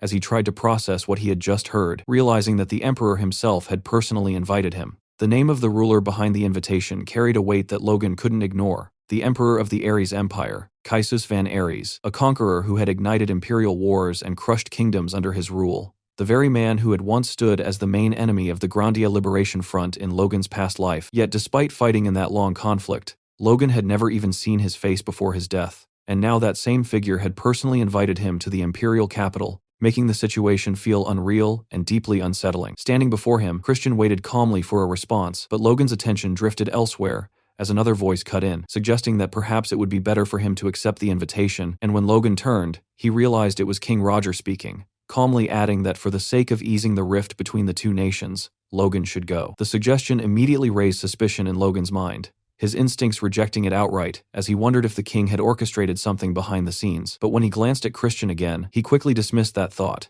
knowing the Empire would never move according to the king's wishes unless it served their own agenda, likely the complete opposite. After taking a brief moment to steady his thoughts, Logan finally gave his answer, agreeing to go but requesting time to prepare since he would be meeting the Emperor himself, and Christian accepted this without hesitation, explaining that ample time had already been granted, and suggesting that Logan attend during the spring festival next year, which would be held in the imperial capital of Assyrian. The mention of next spring made Logan pause internally, calculating the reality of the journey, as winter was already approaching and the trip itself would take nearly 3 months, leaving him with little room to maneuver. Yet he clenched his fist slightly as he accepted that there was no real choice in the matter, and with that, he gave his final response, stating that he would prepare accordingly, while both Christian and King Roger seemed visibly satisfied with his decision. Soon after, the king formally announced that preparations should begin for a welcome party in honor of Count Christian. Sometime later, Logan was seen leaving the castle without any intention of staying for the celebration, with Felix following behind him and questioning whether he truly planned to leave immediately without even attending the party.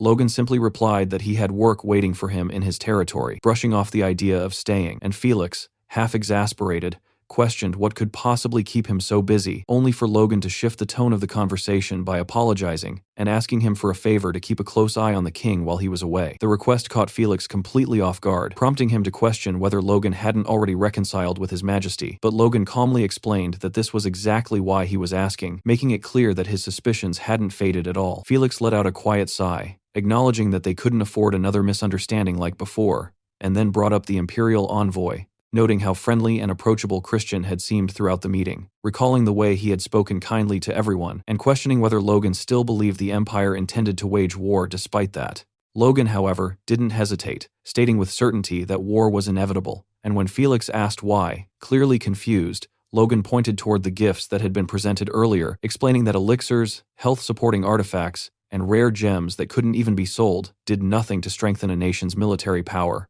Subtly questioning the true purpose behind such offerings, Felix found the interpretation hard to accept, wondering if Logan was overthinking things, but Logan dismissed that notion, saying he didn't want to be suspicious, yet if peace truly continued, nothing would be better, but if war broke out, then any carelessness now would turn into a devastating mistake later. Hearing that, Felix fell silent for a moment, processing the logic before finally agreeing that Logan was right, promising that he wouldn't lower his guard either, and Logan simply acknowledged that with a quiet request. As the conversation softened slightly, Felix mentioned that when Logan departed for the Empire, he would assign an escort to accompany him, which caught Logan's attention, prompting him to ask who it would be, but Felix only smiled and kept it a secret, saying it would be more fun to reveal it later, leaving Logan mildly annoyed as he wondered what the old man was planning. Felix then added, almost casually, that even if Logan stayed busy, he should visit from time to time, mentioning that Stella had been looking for him quite often lately, and Logan agreed to return once his work was finished, promising to visit again. With that, Felix urged him to get going, and Logan responded with a respectful farewell, telling him to take care before finally walking away without looking back even once. Watching him leave, Felix's expression turned serious as he quietly wished him a safe journey. A few days later, the scene shifted to the McLean estate, where the atmosphere was already tense with urgency as Dwayne walked in, carrying a heavy stack of accumulated reports, and placed them neatly on the table in front of Logan, who had barely just returned, yet was already diving straight into work without a moment of rest. Standing across from him, Dwayne couldn't help but question the situation,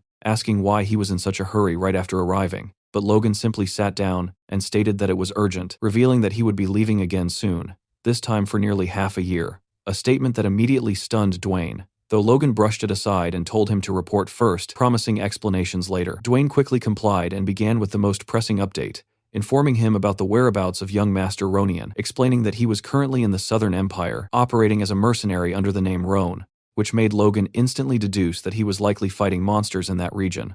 while Dwayne added that Lady Marian had fainted upon hearing the news, unable to handle the shock of her son becoming a mercenary. Hearing that, Logan glanced down at the document with a quiet sigh, already anticipating the trouble it might bring, and casually remarked to himself that next time he should prepare some kind of medicine to calm her nerves before the backlash inevitably reached him, before signaling doin to Dwayne with the next report, which came from Philip. After reviewing all the reports in sequence, Logan wasted no time and headed straight to the training grounds to personally inspect the night's progress, where he stood beside Kaisalon and observed the soldiers with a sharp, analytical gaze, asking whether these were the first batch selected 4 years ago, and upon receiving confirmation that they were indeed the ones who had initially undergone the sensory test, Logan's attention sharpened as he examined them closely with his faintly glowing yellow eyes, noting with clear approval how many of them were already capable of emitting force, a sign that a significant number would soon reach Knight class level. Just as he acknowledged their progress, Kaisalon unexpectedly remarked that it was too early to be impressed, catching Logan off guard before revealing something even more shocking, that 5 of them had already awakened. Logan's reaction was immediate, his focus snapping toward the group as he questioned how that was possible in just 4 years, and demanded to know who they were, prompting Kaisalon to point toward 2 young knights within the formation, one with blonde hair and the other with brown, explaining that they had already stood out during the initial sensory test and expressing genuine excitement at how effective that method had proven to be. Logan, however, didn't share that excitement for long, as the realization hit him hard, his expression tightening while his thoughts turned darker, acknowledging that this wasn't just their success, but a method long used by the Empire itself, which had already been recruiting soldiers across the nation using the same system, making it clear that his territory alone could never close that growing gap. Resting his hand against his chin, he began thinking ahead, realizing they needed far more talent if they wanted to compete, even considering expanding this method across the entire kingdom if necessary. But before he could continue that line of thought, a sudden interruption broke his focus, as a crow flew into view and landed directly on his arm. Logan immediately noticed the message tied to its leg, and recognized it as coming from the Information Guild, while Kaisalon, slightly amused, asked if he had been raising such a bird, only for Logan to deny it. Later, Logan removed the letter and began reading its contents. The message confirmed that out of the 4 unidentified individuals Logan had requested information on years ago, 3 identities had now been verified. These were unaffiliated superhumans, individuals who, even in his past life, had reached extraordinary levels of power without ever aligning themselves with any faction. People like Victor, a noble slayer who was now under his command, and another known as Crownet, a master of massacre who had already died. Logan understood the implications clearly, as leaving the remaining ones unchecked would eventually lead them down a predictable path where within 5 years they would become mercenaries under the Empire and take part in invading the kingdom. That future left him with only 2 choices, both equally cold and unavoidable: either recruit them before anyone else could, or eliminate them before they became a threat. Sometime later, Logan sat down for tea with his father, Patrick. The atmosphere was tense as Patrick repeated Logan's proposal: find promising talents, offer them a place, and if they refused, kill them. He questioned how Logan, as the son of a marquis, could justify giving such an order. Logan remained calm and firm. He explained that under normal circumstances, he would have handled this himself, but his sudden summons to the Empire had forced him to pass the responsibility on. Patrick let out a quiet sigh, admitting that while Logan had made many unusual requests before, this was by far the most extreme. When asked for a reason, Logan stated that in the future, those individuals would inevitably side with the Empire. Patrick found it hard to accept that a possibility like that could justify killing them, but Logan didn't change his stance. He revealed that every name on the list belonged to someone who would eventually reach superhuman levels of power. That answer clearly shook Patrick. He asked how Logan could possibly know something like that. Logan admitted he had no proof, but insisted that if they were left alone, they would become a serious threat, especially one individual, Van Johnny. Patrick was left speechless for a moment,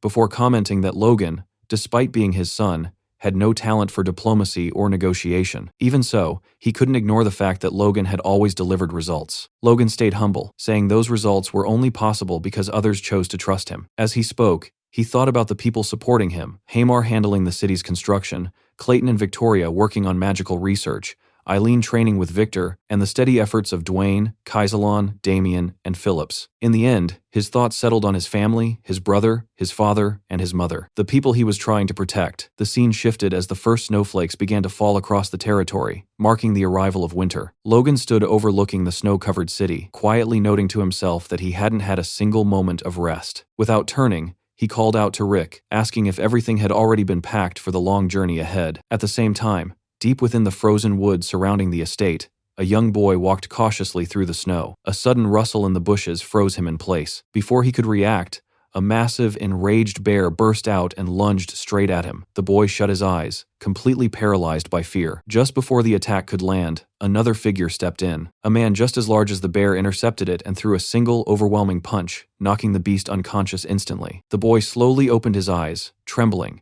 as the man muttered that it had been a close call. He tried to thank him, but the moment he looked up, the man's sheer size and overwhelming presence made him seem even more terrifying than the bear itself. The man casually asked if he was all right and explained that he only wanted directions, but the boy, unable to handle the pressure, screamed about a monster before fainting on the spot. The man sighed and pulled back his hood, revealing himself as Luther Kale. Clearly annoyed, he muttered about the inconvenience, frustrated that all he wanted was directions to the McLean estate. By the time Luther arrived, Logan was already waiting. He welcomed him with a faint smile, clearly amused as he admitted he hadn't expected the escort his master mentioned to be none other than Duke Luther himself. Logan's attention shifted to the unconscious boy in Luther's arms, and he asked if Luther had done that to him. Luther immediately denied it, explaining that the kid had simply fainted out of fear. He handed the boy over to a nearby guard before turning back to Logan. He admitted that a smaller envoy would have made more sense for a foreign mission, but explained that Wiccan Kalia, whom Logan had defeated before, looked ready to stab him just from a glance, so Luther ended up taking the role instead. Logan smiled slightly, fully aware of why Kalia held such a grudge. He then asked Luther directly if he held any resentment toward him. Luther admitted that it wasn't easy not to, but dismissed it, saying it didn't matter anymore. All he wanted was a place to sleep, even if it was just a stable. Logan immediately corrected him, stating he would never treat a superhuman like that, and told him to ask for anything he needed. Luther tried to refuse, but his stomach suddenly let out a loud growl, making the nearby guards burst into laughter. Slightly embarrassed, he had no choice but to accept Logan's offer of a proper meal. After dinner, Luther walked through the McLean estate, still annoyed at himself for the earlier embarrassment. As he moved, his attention was drawn toward the training grounds, where he saw Logan sparring with Victor. During the exchange, Logan loudly pointed out that Victor's movements were too slow. Luther watched quietly, intrigued. He couldn't understand how Logan could remain so composed with an upcoming meeting with the Emperor. That thought brought back a memory. Before coming, Her Felix asked him a favor. He requested Luther to observe Logan, and if he found him worthy, to guide him as a senior. In the present, Luther couldn't help but question whether he even had the right to be called that. His thoughts were cut short when Logan, having already defeated Victor, called out to him. Logan asked if the meal suited him, and Luther admitted that it was excellent. Then, with a slight edge in his tone, Logan suggested that since the meal was over, they should have a duel as a bit of post-dinner exercise. Sometime later, Logan and Luther stood facing each other in an open stretch of land, far from any buildings or infrastructure, basically the perfect spot to go all out without worrying about wrecking half the city. It was quiet, tense, and just begging for a fight. Logan glanced down at his sword for a brief moment, his thoughts sharpening along with his grip. After going up against actual superhumans, he had finally started to grasp aura, something that had been just out of reach for so long. He hadn't really had the chance to explore it properly until now, so yeah, this was as good an opportunity as any. Across from him, Luther raised his hammer and pointed it straight at Logan, a smug grin creeping onto his face as he made it clear he wouldn't be holding back just because this was training. Logan, on the other hand, looked almost excited at that idea. That was exactly what he wanted. No half measures, no babysitting. And then, without wasting another second, Logan made his move. Force surged into his foot, and in the blink of an eye, he launched forward, leaving behind a yellow trail that cut through the air like a streak of lightning. Luther's eyes widened for a split second as he recognized the movement. Those were the same footwork techniques used by the Sword Duke. Reacting instantly, Luther swung his hammer in a wide horizontal arc, aiming to crush Logan mid-charge. But Logan dipped low at the last possible moment, slipping under the attack with ridiculous precision. And before Luther could even recover, Logan was already there, his sword glowing with a concentrated yellow force as he thrust it straight toward Luther. That was enough to make even Luther tense up. The next instant, a loud explosion ripped through the area. Victor, who had been watching from a distance, was left completely stunned, his eyes locked on the chaos unfolding in front of him. As the dust and smoke slowly began to settle, Logan's voice cut through the aftermath, calm, but clearly calling things out. He pointed out that what Luther just did felt a lot like cheating after all. Luther had wrapped his entire body in a red aura to block the attack head-on. Luther only smirked at that, completely unbothered. If it seemed unfair, Logan was free to try it himself. But behind that confident front, Luther's thoughts were a bit less relaxed. He knew damn well that if he slipped up here, even once, he'd end up making a fool of himself. His eyes narrowed as he looked at Logan more seriously now, replaying what had just happened. Logan had dodged his attack cleanly and gone straight for his vitals without hesitation, fast, precise, and deadly. Exactly what you'd expect from a disciple of the Sword Duke. Luther tightened his grip around his hammer, thinking he could still counter it. Luther didn't waste another second. Red aura flared around him as he charged it up, his expression turning sharp while he muttered that he'd faced more than enough speedsters already. And then bam, he shot forward, a red streak tearing through the air as he blitzed straight at Logan, clearly done playing nice with fast opponents. Logan, though, didn't panic. Not even close. He calmly shifted sideways, dodging the attack like it was nothing more than a passing breeze. Luther's hammer slammed into the ground with a brutal impact, cracking the earth beneath it. But Logan was already gone, springing upward into the air in one smooth motion. Mid-air, he activated his wind boots, flipping the momentum instantly as he came crashing down toward Luther, combining both force and wind into a single aerial strike. It was a nasty combo, fast, heavy, and insanely hard to dodge, even for someone like Luther. And yet, Luther smiled. Out of nowhere, his hammer came swinging in from Logan's left side at a ridiculous speed. As Logan landed, the hammer stopped just short of hitting him, hovering at his side without making contact, but the speed behind it was enough to make one thing very clear. That attack had been insanely fast.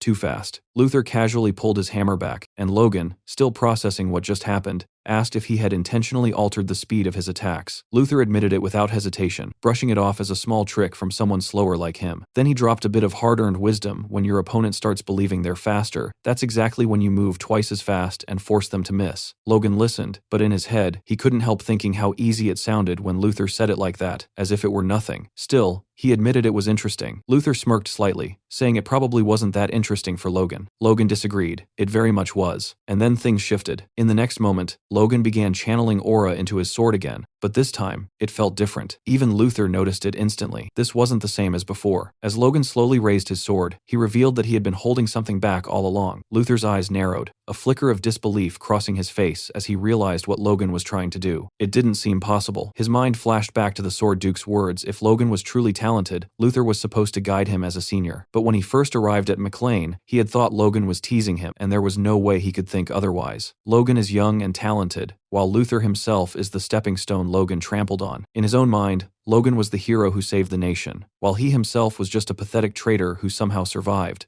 Back then, he had even questioned who was supposed to be teaching whom. But now, seeing Logan surrounded by aura like this, Luther couldn't deny it anymore. He had never expected to witness someone this young wielding aura at such a level, and as Logan lifted his sword higher, the aura around him surged violently, spilling into the surroundings. At that moment, Luther understood something else. Felix had known this would happen. A faint smile appeared on Logan's face as he declared that he would take Luther's techniques for himself, and then he charged. Luther responded instantly, activating his own aura and cloaking himself in red as the two clashed head-on. Sometime later, the fight was over. Logan had lost. Luther stood there, almost bored, lowering his hammer as he bluntly called the whole thing pathetic. Logan, breathing heavily, was down on one knee nearby, clearly exhausted. Luther looked at him and pointed out the issue. He had thought Logan fully awakened his aura, but when it came down to it, Logan had only managed to awaken half of it. As Logan slowly pushed himself back onto his feet, Luther added that if he had truly awakened as an aura user, he wouldn't have been beaten down this badly. Logan, still catching his breath, asked if he had done something wrong. Luther actually smiled at that, almost amused, asking if he was seriously asking that. Then he explained it plainly. Logan had tried to use aura with the body of a force user. Logan frowned, confused, saying that it felt natural since he was still in the process of acquiring aura, but Luther shut that down immediately. That wasn't how aura awakening worked. Pointing straight at Logan, he explained that aura wasn't something you could just understand and imitate with your mind. It was what happened when a force user surpassed human limits and instinctively built true strength. It wasn't a technique, it was a transformation. Those words hit Logan harder than any attack, not something he could imitate. Logan didn't actually understand the full process of acquiring aura. Hell, he hadn't even reached that stage in his past life. That part was still a blind spot for him. But what he did know was this force could be turned into aura, and that wasn't exactly common knowledge among aura users either. In his mind, the logic felt solid. To even begin stepping into aura, one needed insanely precise and accurate control over force. That was the bare minimum requirement, the foundation everything else stood on. And if he could fully grasp the divine sword secrets, then honestly, reaching that level shouldn't be too difficult for him. At least, that's what he thought. But then something clicked. If that were true, then what about the people he had already taught those same divine sword secrets to? He wondered if that meant they had the potential to awaken aura too? Before he could dig deeper into that, Luther spoke again, his tone calmer this time. One day, Logan might be able to properly explain the process of becoming an aura user, and that, he said, would be a far greater achievement than simply becoming one at a young age. Then he placed a hand on Logan's shoulder and gave him a serious warning. Until he became a true aura user, he needed to hide his aura. At the very least, he had to keep it a secret from the Empire, especially since they were about to meet the Emperor. Logan thanked him for the concern, which,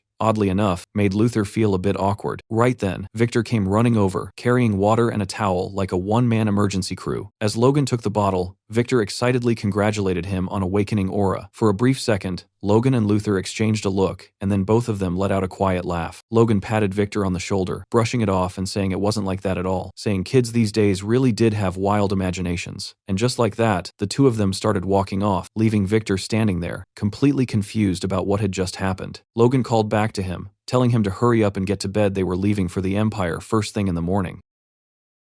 The next morning, as Logan prepared to leave, Patrick stepped forward looking like a man already regretting this entire plan, his concern obvious as he questioned whether Logan was seriously going like this, so casually, as if he were heading out for a stroll rather than to meet an emperor. Logan turned to him with that same calm expression and replied that 18 knights were more than enough, even adding that Sir Luther was coming along, as if that alone solved everything. But Patrick's face only darkened further as he clarified that the issue wasn't numbers at all, but dignity, pointing out that Logan was about to meet the emperor without proper attendance, or even a carriage, which sounded less like diplomacy and more like a budget trip that could embarrass the entire kingdom. Logan, however, simply smiled and brushed it off, explaining that no matter how grand or polished they looked, the Empire would still look down on them anyway, so there was no point overthinking appearances. Patrick clearly wasn't convinced, but Logan's confidence came from experience, not optimism, as memories from his past life surfaced, reminding him of the imperial people he had dealt with during his time in the Independence Army, people whose pride wasn't just high but practically untouchable. He remembered how they had once been made to wait since dawn just to enter, only for a guard to respond with irritation, basically asking if they really thought entering the Empire would be that easy, before telling them to keep waiting like it was part of some unofficial endurance test. From moments like that, Logan had concluded that the Empire treated everything outside itself as inferior by default, and he even recalled Count Christian, who, despite being just a count, would never kneel before a foreign king, because apparently imperial arrogance came included with the title. With that mindset, Logan believed flashy appearances were meaningless, since being an outsider already sealed how they would be treated, though even he had to admit that sometimes reality liked to throw curveballs. As the group moved forward with their banners waving proudly, everything seemed normal until they finally reached the Empire's gates, where things took a turn that made Logan pause for a second. Instead of cold stares or dismissive attitudes, the guards greeted them with surprising enthusiasm, welcoming them warmly and inviting them inside the Ares Empire like honored guests, rather than unwanted visitors. Logan stood there for a moment, genuinely confused, wondering if he had walked into the wrong empire by accident, or if the guards had simply decided to wake up in a good mood for once, because this was definitely not the reception he had prepared himself for. By the second week of their journey, they arrived at Luspelheim in the eastern region of the Empire, and Logan quickly realized that, of course, a national envoy would not be treated coldly, though the level of hospitality he received still felt a little too polished to be entirely comfortable. A guard stepped forward with practiced courtesy, pulled out a chair for him as if he had been waiting his entire life for this exact moment,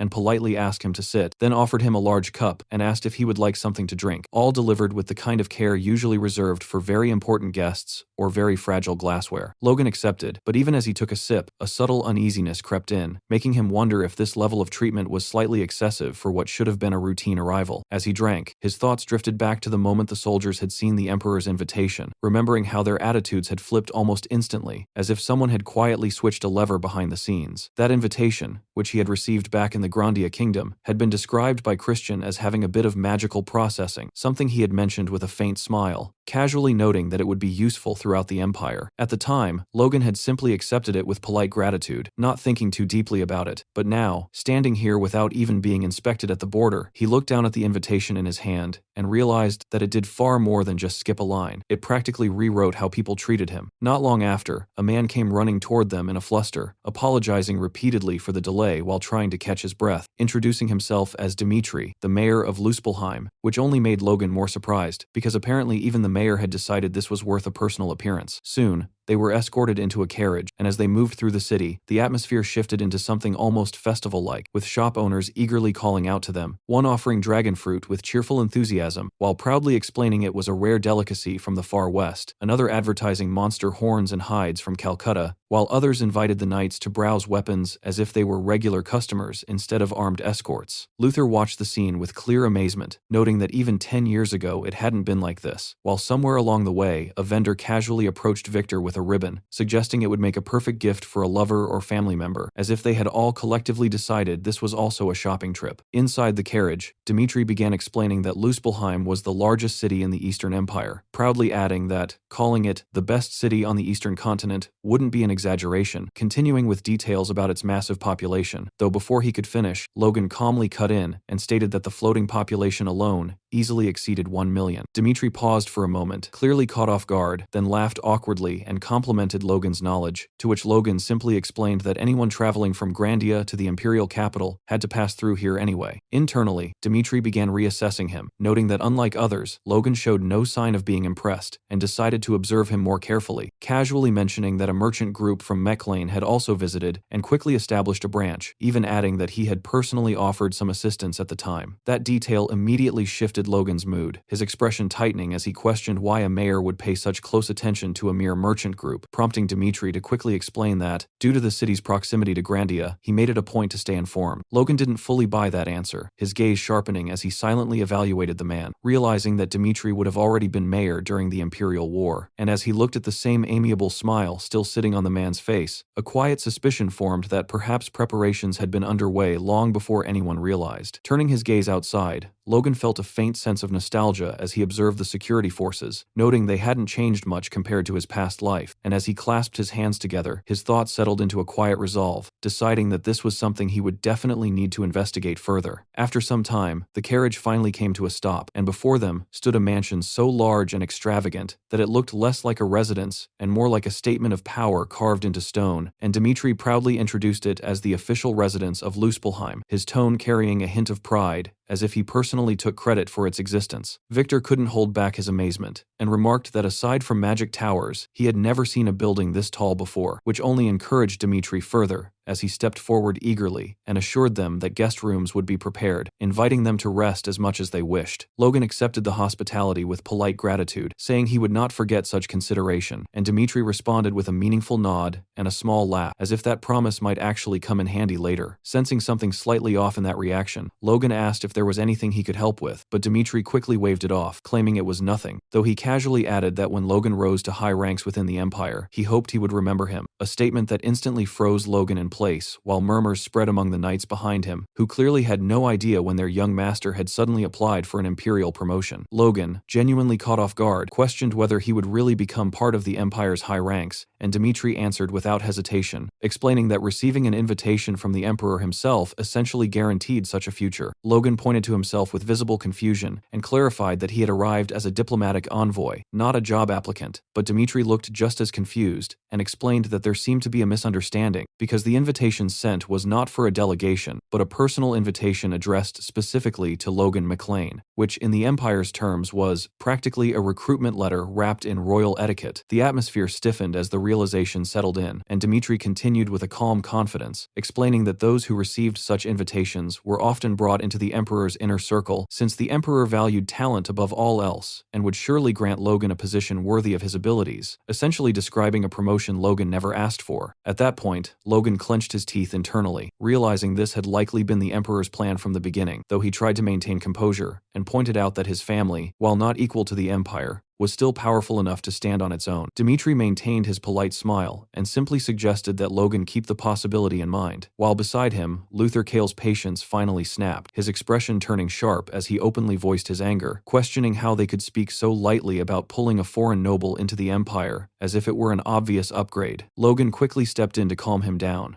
reminding him quietly that from the Empire's perspective, this wasn't an insult at all. They genuinely believed they were offering something desirable, though Luther still cursed about the Empire's overwhelming superiority complex under his breath. Meanwhile, Logan felt a growing weight settle in his chest as he considered the situation more seriously, recalling the Emperor's reputation as a ruler who gathered talent regardless of background, who had expanded the Empire's territory massively, and ruled as a true conqueror, making the situation far more dangerous than it first appeared, because refusing such a figure was never as simple as just saying no. His thoughts darkened as he briefly considered whether turning back immediately might be the safer option, but before he could act, a new presence entered the scene. A man stepped forward, announcing that he had heard the Emperor's guest had arrived, and the moment he appeared, the air itself seemed to shift, his aura so overwhelming that both Logan and Luther instinctively froze, recognizing immediately that this was no ordinary individual. Dmitri greeted him warmly, while Luther quietly warned Logan that the man before them was a superhuman, someone far beyond the level of a normal knight. The man approached with calm authority and asked if he was Count Logan McLean, and Logan, staying cautious, confirmed it. Without delay, the man bowed respectfully and introduced himself as Blake the Fierce, declaring that it was an honor to escort him, and from that moment forward, he would personally ensure Logan's safe arrival before the Emperor, a statement that somehow sounded both reassuring and slightly threatening at the same time.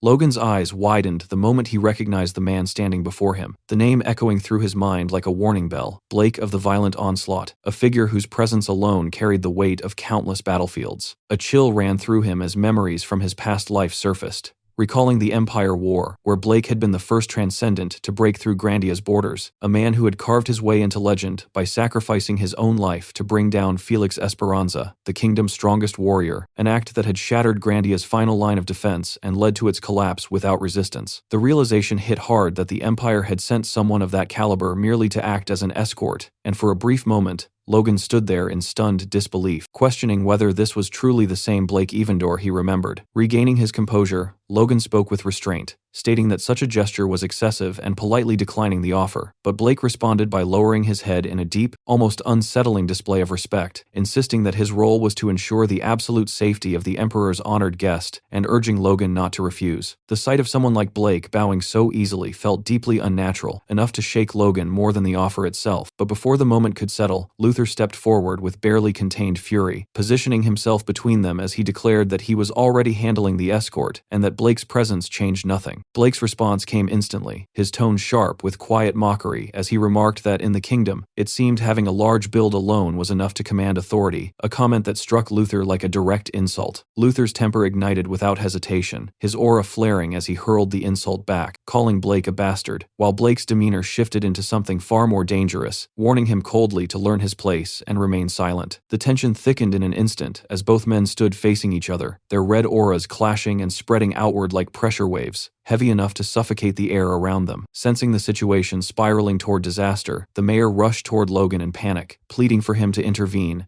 and explaining that Blake was not just any warrior, but an imperial general, a level far beyond what someone from a smaller kingdom could realistically handle. Logan, however, remained composed as he looked toward Blake and calmly made a declaration that cut through the tension, stating that if Blake could defeat Luther in combat, he would accept the escort. The mayor froze in disbelief behind him, unable to process the sudden turn, while Logan's thoughts moved with precision, recognizing this as the perfect opportunity to measure the true strength of an imperial superhuman firsthand. He added a firm condition that the fight must not escalate into a diplomatic issue, regardless of the outcome, a statement that briefly caught Blake off guard before a sharp smile appeared on his face. With a smooth motion, Blake drew his blade, the metallic sound slicing through the air as he mocked Luther as nothing more than a country brute, promising to show him just how vast and brutal the world truly was, while Luther, far from intimidated, welcomed the challenge with savage excitement, ready to clash without holding anything back. Meanwhile, the mayor stood frozen, his body trembling uncontrollably as he watched the two monsters prepare to tear apart the very residence he had proudly introduced just moments ago, his luxurious estate now nothing more than a battlefield waiting to collapse. The clash began in an instant, erupting with violent force as both warriors unleashed their auras,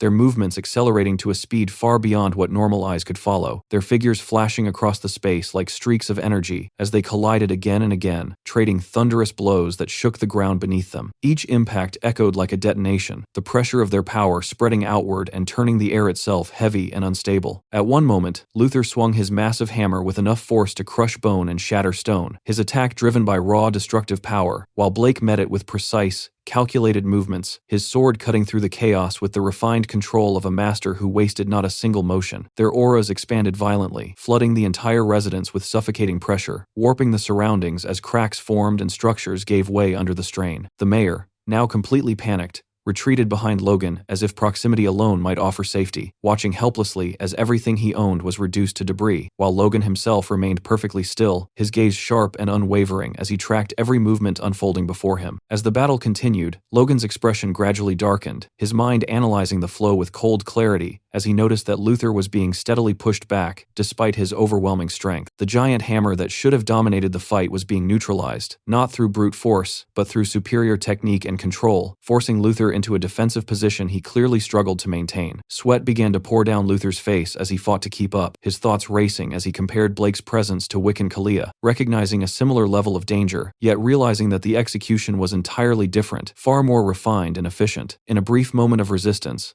Luther managed to deflect one of Blake's strikes, knocking the sword downward into the ground, and seized what he believed to be an opening, snarling as he raised his hammer for a decisive blow meant to crush Blake into the earth. But the strike never landed, cutting through nothing but empty air as Blake vanished from his sight, reappearing instantly behind him with terrifying speed. Luther's realization came too late, understanding that while Blake's raw strength might not surpass someone like Kalia, his speed operated on an entirely different level, one that completely dictated the flow of the battle. Blake's blade flashed toward Luther's head in a lethal arc, and only by throwing his upper body backward, in a desperate, instinct-driven motion, did Luther manage to avoid immediate defeat, the edge passing close enough to feel death brush against him. From the sidelines, Logan watched calmly, his focus unbroken, as his thoughts drifted briefly into memory, recalling the teachings of his master, Felix Esperanza, who had once explained that while there were countless ways to control a battlefield, speed was the ultimate deciding factor. The fastest fighter dictated every exchange, controlled every opening, and held the advantage in every possible scenario.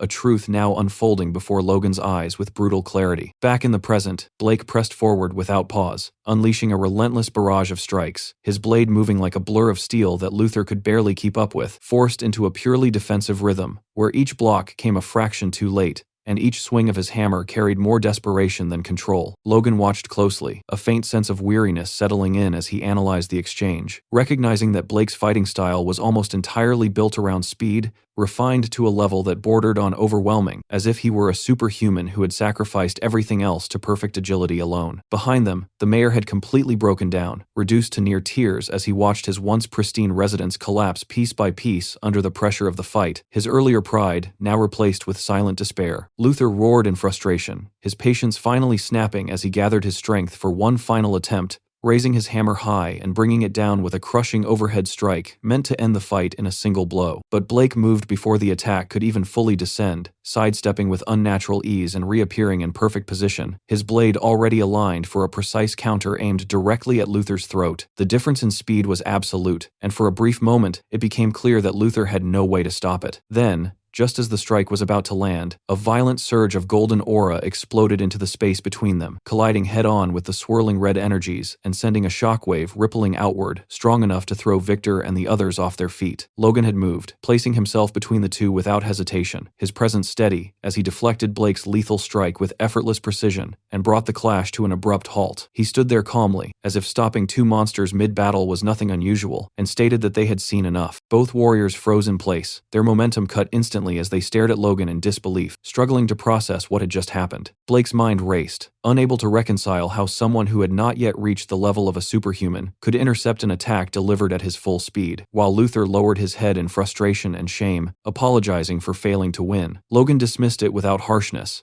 explaining that it was simply a poor tactical matchup, a matter of compatibility rather than weakness. Blake slowly sheathed his sword, a trace of genuine admiration entering his expression as he acknowledged that Logan was indeed someone worthy of the Emperor's summons. With the duel concluded, he pointed out that he had technically won and asked if he could now fulfill his role and escort them to the imperial capital. Logan accepted without resistance, though a small knowing smile formed on his face as he reflected on something far more unsettling, the realization that Blake was considered one of the weaker superhumans within the Empire's ranks. A faint tremor passed through him as that thought settled in, because if this level of power was regarded as ordinary there, then brute strength alone would never be enough to survive what lay ahead. Turning his gaze back to Blake, Logan mentioned that he had one request, his expression calm on the surface while his thoughts sharpened beneath, fully aware that before stepping deeper into the Empire, he needed as much information as possible to prepare for what was coming next. 2 days later, the mayor stood before Logan with trembling hands and a voice that could barely hold steady, asking if they truly had to leave so soon. Even as the charred remains of his once grand mansion smoldered quietly behind him, he pleaded with them to return again someday, his tone filled with an almost excessive sincerity that made the situation slightly awkward, while Logan thanked him politely for the hospitality,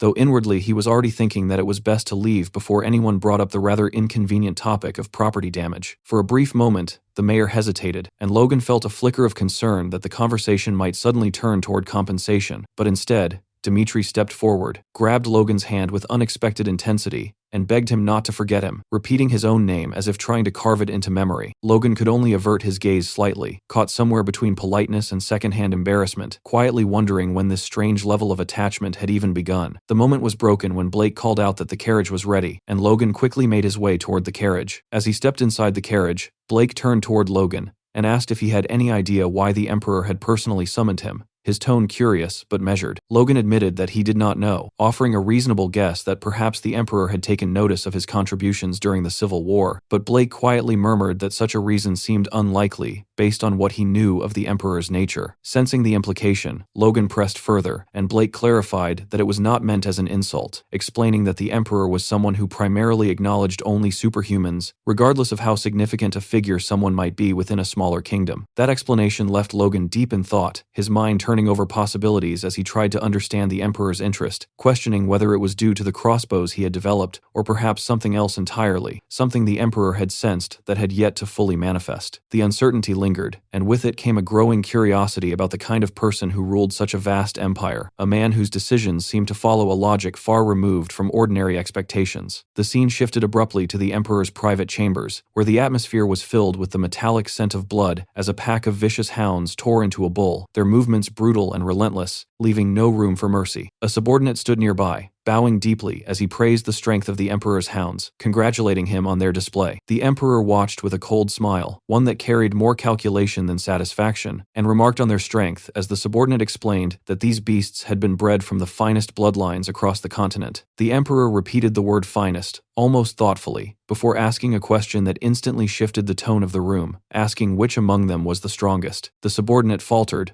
unable to answer, his body stiffening under the weight of the question, and the Emperor slowly raised a finger, pointing toward the pit where the beasts still fought over flesh. With quiet authority, he asked again if the man truly did not know, before delivering a final command that carried no room for hesitation, ordering them to make the beasts fight each other, until only one remained. A faint, chilling smile spread across his face as he declared that only through such a process could the true strongest emerge, revealing a mindset where survival itself was the only measure of worth.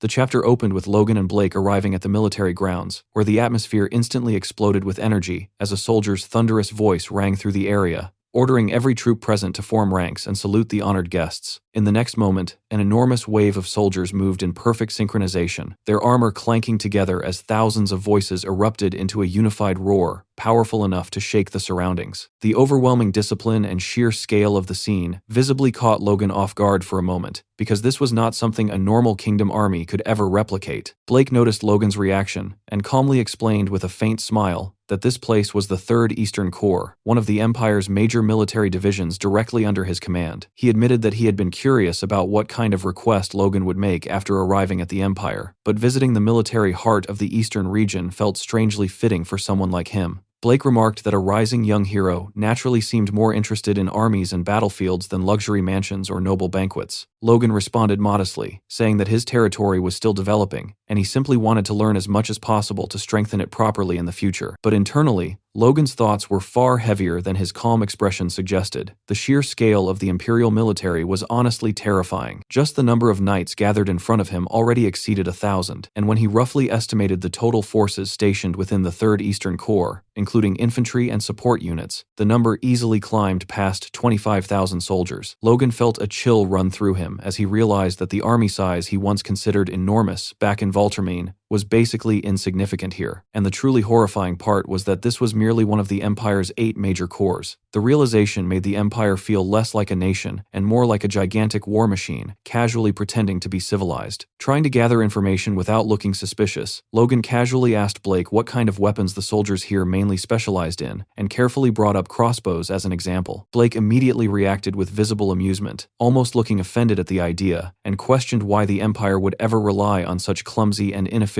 weapons in the first place. Logan quickly brushed the question aside as simple curiosity, but internally, a wave of relief quietly washed over him. That single reaction confirmed something extremely important. The repeating crossbow had not yet appeared in this era, which meant he still possessed a massive advantage no one in the Empire had even imagined yet. The narrative then shifted to the month-long journey toward Asarion, with Logan spending most of the travel time buried inside his carriage while carefully reading through a detailed report sent by Philip. As he reviewed the contents of the letter, Logan realized that nearly all of his earlier deductions had been correct, and the additional information Philip gathered only strengthened his suspicions further. Logan had tasked Philip's merchant group with quietly investigating and expanding their network throughout the Empire, and judging from the report, Philip was moving frighteningly fast, already building connections and influence deep inside Imperial territory. Like a spider slowly weaving its web, Logan could not help feeling impressed. Philip really was the type of man who could make money and gather information in places where normal people would lose themselves in 3 days flat. His thoughts were interrupted when Blake's voice came from outside the carriage, announcing that they had finally arrived at Asarion. The moment Logan stepped outside, his entire group froze before the sight waiting ahead of them. Towering in the distance stood an enormous wall so massive it almost looked unnatural, stretching endlessly beneath the sky while glowing faintly under layers of rainbow-colored light. Victor and the others could only stare speechlessly at the sheer scale of the fortification, looking like country boys seeing a fantasy city for the first time. While the others admired it as a beautiful marvel, Logan felt something completely different. To him, those walls were not beautiful at all. They were a symbol of imperial dominance, a barrier screaming that the Empire stood above the rest of the continent. Blake noticed their stunned expressions and dryly warned them that if the outer walls alone already impressed them this much, then surviving the inside of Asarion without losing composure would be difficult, because the capital itself was far grander and far more intimidating. Soon, the group entered the city through luxurious paved roads lined with perfectly trimmed trees, leading deep into the heart of the imperial capital. Everywhere Logan looked, Asarion felt alive in an overwhelming way. Massive statues towered over crowded streets filled with merchants, nobles, soldiers, and exotic goods from every corner of the continent. At one point, Logan stopped before a giant monument depicting a knight on horseback and quietly stared at it for several moments. In his previous life, this exact location had once served as a base for the Grandia Liberation Army during the war against the Empire. Thinking back on it now, the current situation was undeniably better. The Civil War had been resolved properly this time, and he himself was far stronger than he had been back then. Yet despite all of that, a strange uneasiness still lingered in his chest, a cold instinct warning him that something about this place remained dangerous beyond imagination. Victor eventually approached him and broke the silence by asking what had him thinking so deeply. Logan casually replied that he was simply overwhelmed by the reality of the Empire, and then asked Victor for his honest impression. After staying silent for a while, Victor admitted that the place honestly shook him. The giant buildings, endless luxury, foreign goods, and terrifying military presence already felt overwhelming enough, but what truly intimidated him were the superhumans living within the Empire. He had heard stories about imperial monsters who stood beyond ordinary warriors, and deep down he wondered if someone like him could ever truly reach that level. Logan looked slightly surprised hearing such vulnerable words from Victor, because he had been so busy with his own thoughts that he never noticed how quiet Victor had become during the journey. Trying to raise Victor's spirits, Logan began telling him an old piece of history, explaining that Force users were once incredibly rare in ancient times. Back then, ordinary knights were so weak they could barely even wear heavy armor without help from squires, and encountering a Force user inspired the same kind of awe people now felt toward aura users and superhumans. Victor pointed out that Logan himself had already awakened aura, but Logan immediately hushed him before anyone else overheard, clearly wanting to keep his true strength hidden for as long as possible. Then Logan looked directly into Victor's eyes and firmly guaranteed that Victor would absolutely become a superhuman one day without question. Those words hit Victor harder than expected. Memories instantly surfaced of the miserable days when he and his sister lived as slaves before Logan completely changed their lives. Filled with emotion and loyalty, Victor struck his chest proudly and swore that he would make Logan's ambitions reality no matter what, whether it meant raising the McLean family to greatness or even standing beside Logan against the Empire itself someday. Hearing that, Logan quietly realized that just like in his previous life, he was no longer fighting alone anymore. A small, tired smile appeared on his face as he placed a hand on Victor's shoulder and admitted that even he had briefly felt intimidated by the Empire's overwhelming shadow. But after taking a slow breath, Logan hardened his expression again and reminded himself that this was no time to drown in nostalgia or fear. Logan and Luther eventually arrived alongside Blake before the massive ornate doors leading into the Imperial throne room. The atmosphere around the entrance already heavy enough to make even seasoned warriors instinctively tense up. Blake calmly informed them that his duty as escort ended there because His Majesty was waiting beyond those doors personally. Logan thanked Blake for guiding them this far, and surprisingly, The fierce imperial general bowed his head with genuine respect, expressing his hope that they would meet again someday under better circumstances instead of this suffocating political atmosphere. Logan gave a small nod in return, though his eyes never truly left the gigantic doors standing before him like the entrance to a beast's den. A moment later, the throne room doors slowly swung open with a thunderous sound that echoed throughout the palace halls, and the herald's voice immediately rang out announcing the arrival of the guests from the kingdom of Grandia. Logan stepped inside with his head held high, forcing himself to maintain a calm and composed expression no matter what happened. But the instant he entered the throne hall, the emperor's presence crashed into him like an invisible tidal wave. The room itself was enormous, filled with rows of nobles and high-ranking officials watching from elevated balconies above like predators observing prey entering their territory. Sitting far ahead upon the throne was the emperor himself, a man who appeared far younger than Logan expected, yet possessed eyes sharp enough to make the entire hall feel colder. A faint, predatory smile rested on the emperor's face as he calmly ordered the young hero of Grandia to approach. Every single word spoken by the emperor carried terrifying weight, pressing against Logan's chest as though the air itself had thickened. As Logan walked forward through the massive hall, waves of suffocating pressure continuously crashed over him from every direction. The nobles lining the chamber whispered among themselves openly, some mocking Luther's monstrous physique, while others dismissed Logan entirely for looking too ordinary compared to the rumors surrounding him. A few even questioned whether a tiny kingdom like Grandia was important enough to stand inside the imperial throne room at all. Logan ignored the ridicule and kept walking, but the atmosphere only grew heavier with every step he took closer to the throne. Eventually, even lifting his own feet started feeling difficult, as though invisible chains were dragging his body downward into the floor itself. Then Logan finally realized the horrifying truth. The crushing pressure filling the hall was not coming solely from the emperor. His eyes slowly shifted toward the armored knights standing silently along both sides of the throne room, and the realization immediately sent a chill through him. Every single one of them was a superhuman. The Empire's absolute elite stood gathered inside this hall, and although Logan himself had not yet reached the level of a transcendent, he was now being forced to endure the combined pressure of countless monsters all at once.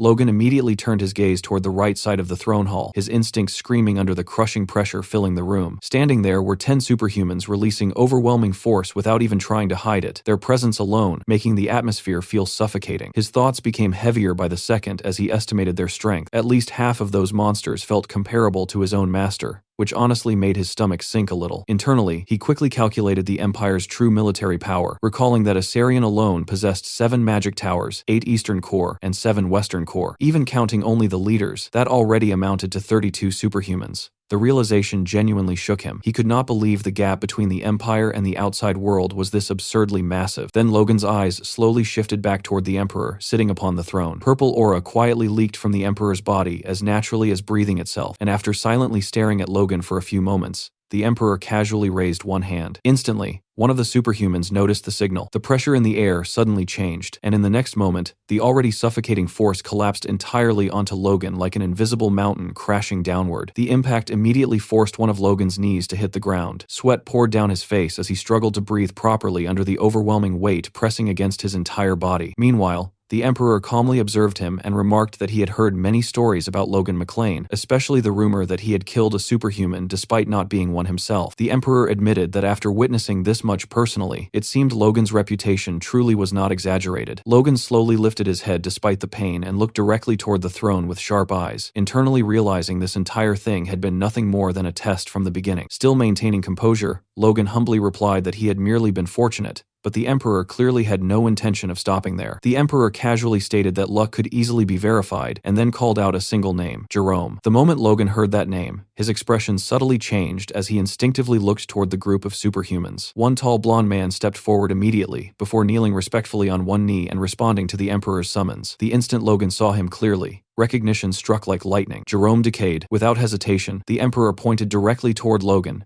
and ordered Jerome to compete against him. The declaration instantly shocked Logan. The Emperor calmly explained that he wanted to personally witness a clash between the Empire's rising hero and Grandia's famous young hero, to determine which of the two was truly more exceptional. Jerome accepted the order immediately, without even blinking, responding that he would obey His Majesty's command. Meanwhile, Logan slowly clenched his fist while frustration boiled inside him. The man had dragged him across nations only to throw him into a fight for entertainment without even asking once for his opinion. Looking at the Emperor calmly sitting on the throne, Logan finally realized this might have been the Emperor's intention from the very beginning. Before the tension could grow further, Luther suddenly stepped forward and loudly reminded the throne hall that Logan McLean had arrived as an official representative of Grandia, meaning such sudden demands completely ignored proper diplomatic etiquette. But before Luther could finish speaking, the Emperor interrupted him coldly and clarified that he had invited Logan McLean personally, not merely a representative from some small kingdom. Then the Emperor calmly asked Luther whether he intended to object to the imperial decree itself. The moment those words fell, Luther's entire body stiffened under the Emperor's pressure. Fear instinctively surged through him, and despite his pride, he immediately dropped to one knee before the throne. For a brief moment afterward, complete silence swallowed the entire hall. But to Luther's complete shock, Logan suddenly stepped forward and calmly declared that if His Majesty desired it, then he would comply with the request. Logan slowly rose back to his feet and added one important condition, stating that if any accident occurred during the clash, he trusted he would not be held responsible afterward. The moment those words echoed through the throne room, Jerome's expression hardened slightly, clearly irritated by what sounded like open arrogance from someone who had not even become a full transcendent yet. Meanwhile, the Emperor simply burst into amused laughter at Logan's response. Still smiling, he questioned what kind of accidents Logan possibly expected, casually explaining that he merely wished to witness the abilities of two promising young warriors testing each other. The Emperor then jokingly asked whether Logan truly intended to fight seriously inside the Imperial Palace itself. Logan quietly listened to the Emperor's words for a moment, before calmly replying that if they were going to clash anyway, then going all out would naturally make things far more entertaining. That answer only amused the Emperor even more. A wide grin spread across his face as he remarked that Logan truly seemed convinced he could actually win. Then the Emperor asked Jerome for his thoughts. The blondie boy immediately answered without hesitation, proudly declaring that he would never lose to some talented swordsman from a backwater country. Meanwhile, Logan silently stared at Jerome while countless thoughts ran through his head. He genuinely had not expected to meet this man so early. In the future, Jerome Decade would become known across the continent as the First Sword, the strongest aura user alive, and eventually, one of the central pillars of the Grandia Liberation Front itself. Soon, the scene shifted toward the massive training grounds located within the Imperial Palace itself. News about the duel had already spread throughout the palace, and nobles, knights,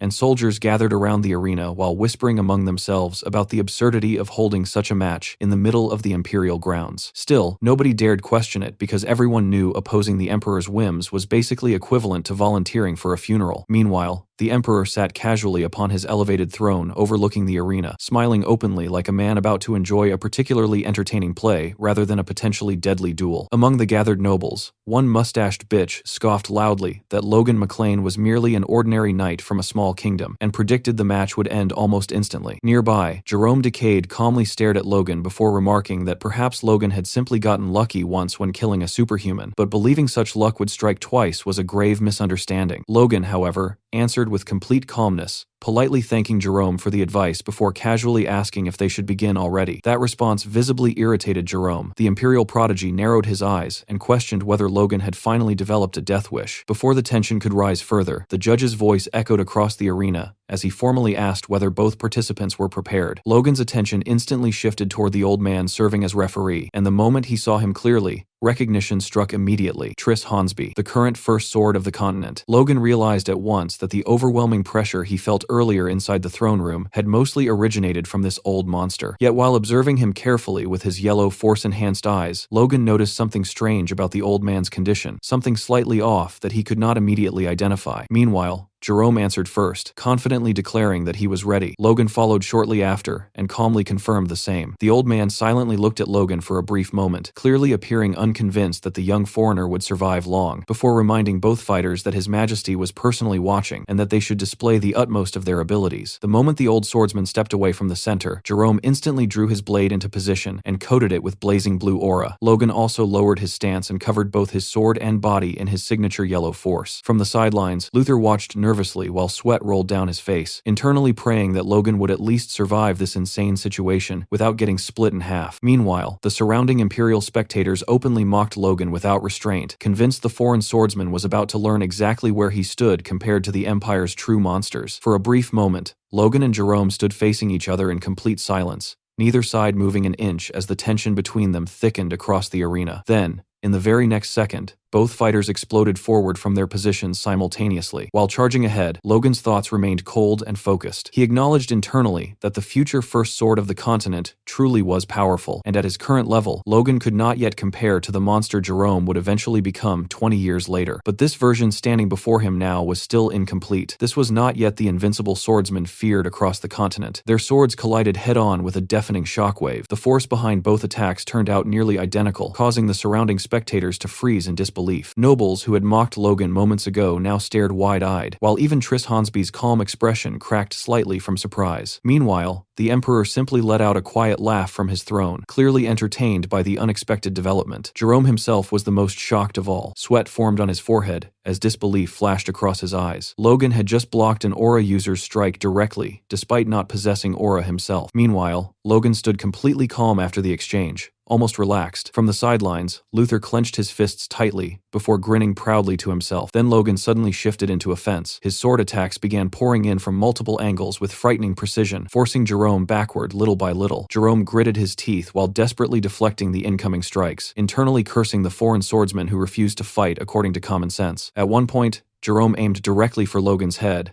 but Logan instantly lowered his body and slipped beneath the attack. In the same motion, Logan charged his blade with force and countered upward toward Jerome's head. Jerome barely avoided the strike by jerking sideways at the last possible second, though several strands of his hair were sliced away in the process. But before he could fully recover, Logan twisted the trajectory of his sword mid-swing with terrifying control and slashed downward again. The blade cut across the left side of Jerome's forehead. For the first time, panic flashed across the old fart's face as he watched blood drip from his disciple's head onto the arena floor. Jerome stood frozen for a second, while blood slowly streamed down his face. Yet despite the injury, his fighting spirit only grew more desperate. He immediately shouted toward the Emperor, asking for another chance and insisting the fight was not over yet. The Emperor smirked from his throne, clearly enjoying every second of the spectacle. Declaring the duel amusing, he casually granted permission for the match to continue. Jerome immediately thanked him while Luther, watching from nearby, cursed inwardly at how unnecessarily generous the Emperor was being. Meanwhile, the spectators erupted into murmurs. Some could not believe the Empire's rising star had actually been wounded, while others desperately insisted it was only a minor injury. Still, the fact remained that Jerome Decade had been cut by someone who was not even a superhuman yet. That reality alone shattered the confidence of many watching. Jerome slowly straightened himself, before channeling aura through his wound. In the next instant,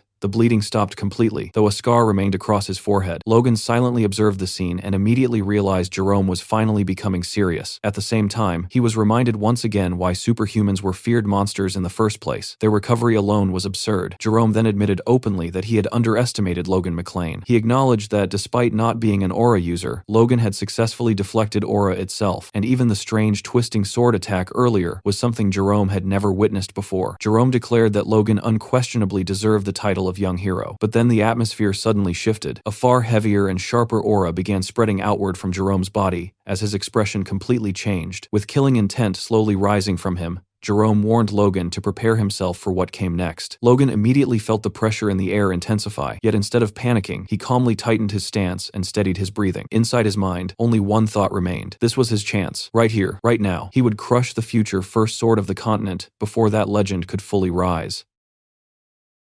In Logan's past life, long before Jerome Decade rose to become the first sword of the continent, his rise had begun with a single, brutal moment during the War of Conquest on Grandia, where he achieved a decisive victory by severing the head of Juan Douglas. From that point onward, his name spread like a nightmare across battlefields, and he became a primary assassination target of the Grandia Liberation Front. Yet not a single assassin ever succeeded, not because they lacked skill, but because of the terrifying nature of his superhuman trait, absolute sight. With that ability, Jerome could perceive incoming attacks before they were even fully executed and pierce through defenses before they were properly formed, granting him overwhelming dynamic vision that made conventional combat tactics meaningless. Logan had once tried countless methods to bring him down in that past life, testing strategies, timing, and even overwhelming force, but none of it had worked against a monster who combined that perception with immense energy and flawless execution. But now, in the present, things were different, because the Jerome standing before him was not yet that untouchable legend, and as their swords collided once again, golden sparks burst violently between them, lighting up the battlefield with every clash. Logan could clearly see it now, the gap between the future monster and the current version, and for the first time, Jerome was the one struggling, sweat forming on his face as the pressure mounted. The two fighters broke apart almost simultaneously, creating distance as the air between them trembled from the force of their exchange. Without hesitation, Logan propelled himself upward using his wind boots, rising into the air while maintaining full control of his posture, his eyes locked onto his opponent below. Jerome glared upward with visible irritation, while Logan's mind raced through memories of the future, recalling the key detail he had learned about absolute sight, that subtle moment when Jerome's eyes would shift into a faint silver hue whenever the ability activated at full capacity. Observing him now, Logan realized that control was still incomplete, the ability not yet fully matured, leaving openings that would never exist in the future. With that realization, Logan raised his blade midair and cut through the air with precision, silently provoking his opponent. He pushed forward with intent, ready to see just how well Jerome could defend himself before becoming the untouchable monster of the future. Logan descended from the air with precision, his sword aimed straight at Jerome, while Jerome, already anticipating the strange curving technique from before, braced himself with confidence, convinced he would not fall for the same trick twice. Yet the very next instant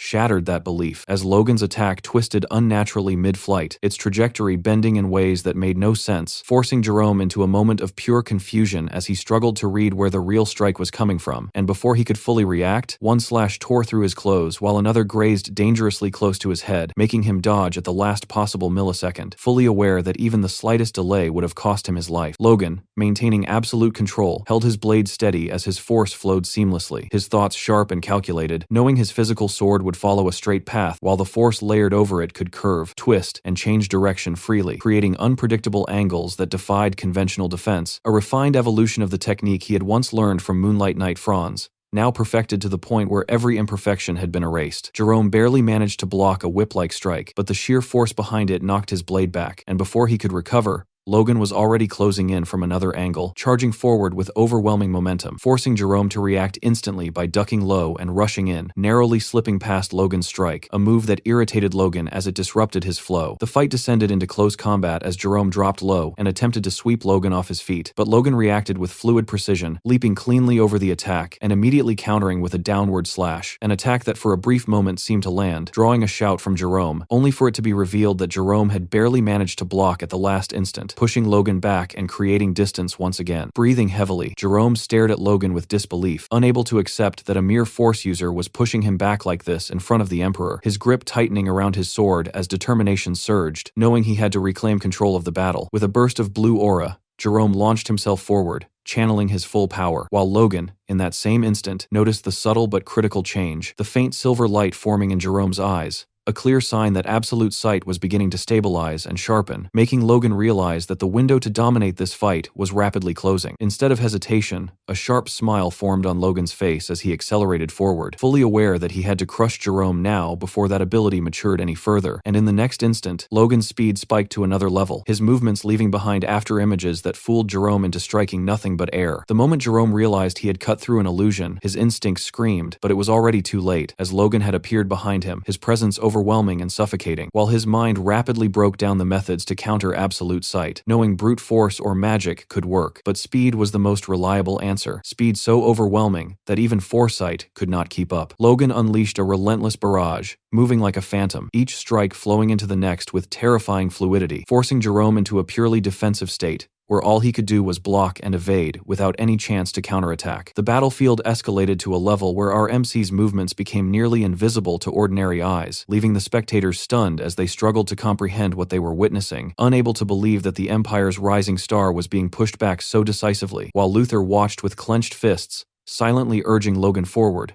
refusing to let him falter. And yet, even amidst that overwhelming assault, Logan felt a flicker of irritation, because despite everything, Jerome was still managing to block and dodge each attack at the edge of impossibility, proving that even in this incomplete state, he was already a monster in the making. Logan suddenly shifted his approach, loosening his grip on the sword before driving it straight into the ground between himself and Jerome, an action so unexpected that Jerome froze for a split second, unable to understand the intention behind such a move, his eyes narrowing in confusion as he wondered what Logan was trying trying to accomplish. Logan, however, had already made his decision, his thoughts cold and precise as he prepared the next strike, silently daring Jerome to try and block what was coming. In the very next instant, he poured an overwhelming amount of force into the ground itself, and the result was catastrophic, the earth erupting like an explosion beneath them as debris and shockwaves blasted outward in all directions. From within that eruption, a concentrated strike shot upward with terrifying speed, launching directly toward Jerome from below, and before Jerome's absolute sight could fully process the angle of the attack, it had already reached within mere centimeters of his right eye. A violent explosion followed, shaking the battlefield and leaving the spectators completely stunned, their jaws dropping as dust and fragments filled the air. When the chaos finally settled, the sight that emerged left everyone frozen in disbelief. Jerome's sword had slipped from his grasp, his body collapsing down to his knees, while Logan remained standing with his blade still embedded in the shattered ground. A horrified voice rang out from the crowd, calling Jerome's name, and in that moment, the truth became clear. Jerome had lost his right eye during the exchange, a wound so severe that even he struggled to process it. Logan himself wasn't untouched,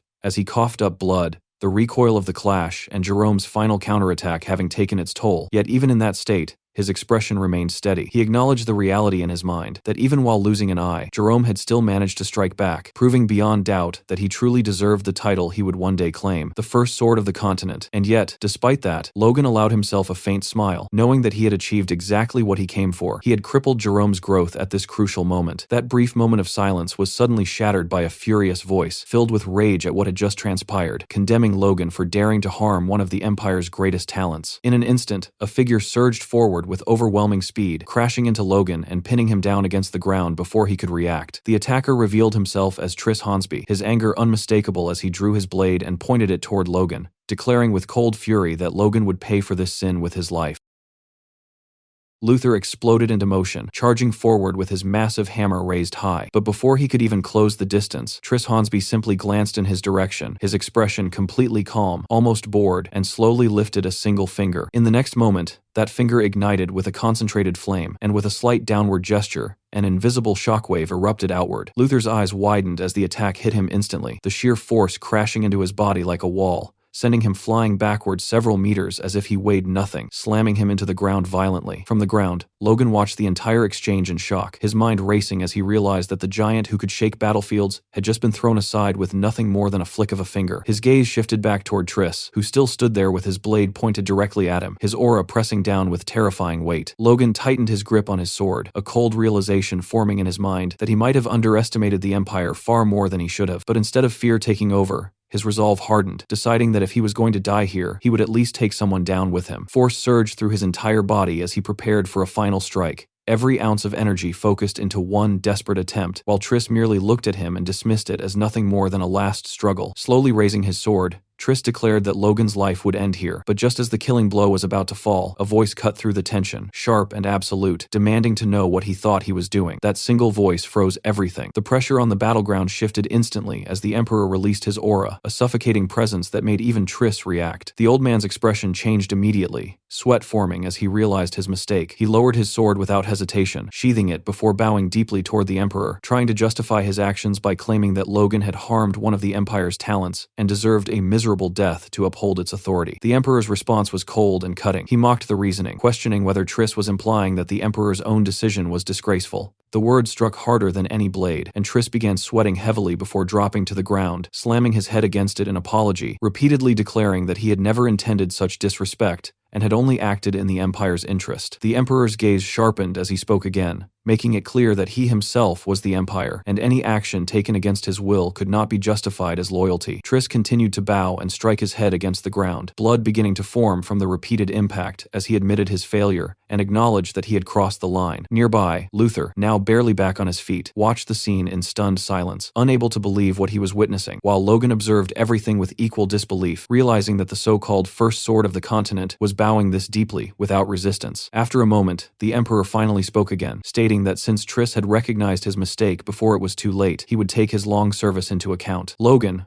watching closely, initially thought that such a figure would not receive any severe punishment, but the Emperor's next words proved otherwise. He declared that Triss would be stripped of his authority over the Imperial Knights and would forfeit his title. Even then, Triss only responded with gratitude, thanking the Emperor for his mercy. Logan stared at him in shock, unable to fully process how a superhuman of that level could submit so completely, questioning whether authority alone could truly force someone that powerful to yield like this. The Emperor then turned his attention back to the situation at hand, calmly stating that Jerome's injuries, though unfortunate, were a natural outcome of a duel between martial artists, and that no blame would be assigned. Instead, he expressed genuine interest in Logan's performance, acknowledging how it defied common sense, and declared Logan the victor of the duel, promising that he would be rewarded accordingly. The surrounding crowd immediately accepted the decision without objection, not out of agreement, but because none of them dared to oppose the Emperor's will. Then, the Emperor's gaze locked onto Logan once more. With a faint smile, he addressed him as the young hero of Grandia and extended his hand forward, offering something far more dangerous than any attack. He asked Logan to pledge his loyalty, promising authority, wealth, and glory beyond imagination, leaving Logan standing there, stunned by the weight of the offer and the implications behind it. A faint smile appeared on his lips as the weight of the offer settled into his mind. The thought came naturally, almost temptingly, that if he simply nodded his head right now, everything would change. He wouldn't have to stand against a monstrous force like the Empire. He wouldn't have to gamble his life in an impossible war. And most importantly, he could secure what mattered to him the most, the safety of his family. The logic was clean, simple, and undeniably appealing. And for a second, it almost felt like the obvious choice. But then something inside him resisted. A memory surfaced, sharp and uninvited. In that memory, Logan stood on the edge of a cliff behind Captain Louis, the man he had once looked up to in his past life, the one whose presence carried a quiet weight that words alone could not match. The wind had howled around them back then, but what remained etched in Logan's mind were the words that had been spoken, words about what it truly meant to live as a person. Logan's thoughts sharpened as he reflected on himself back then, admitting inwardly that he hadn't fought for ideals like the others, that he hadn't been driven by loyalty to the kingdom or some grand purpose. The truth was far simpler and far uglier. He had fought out of rage, a raw and burning fury that refused to fade no matter how much time passed. And even now, standing in this moment, that same rage still existed, unextinguished. Slowly, Logan rose to his feet, and without hesitation, he spoke, stating that he could not serve a foreign sovereign. The words were firm, leaving no room for doubt, carrying the weight of everything he had lived through. In his mind, he reaffirmed it clearly, that even if he were to die and be reborn again, that rage, that refusal, would never disappear. The reaction was immediate. The people around him froze in shock, unable to believe that someone had just rejected such an overwhelming offer. Luther stood there stunned,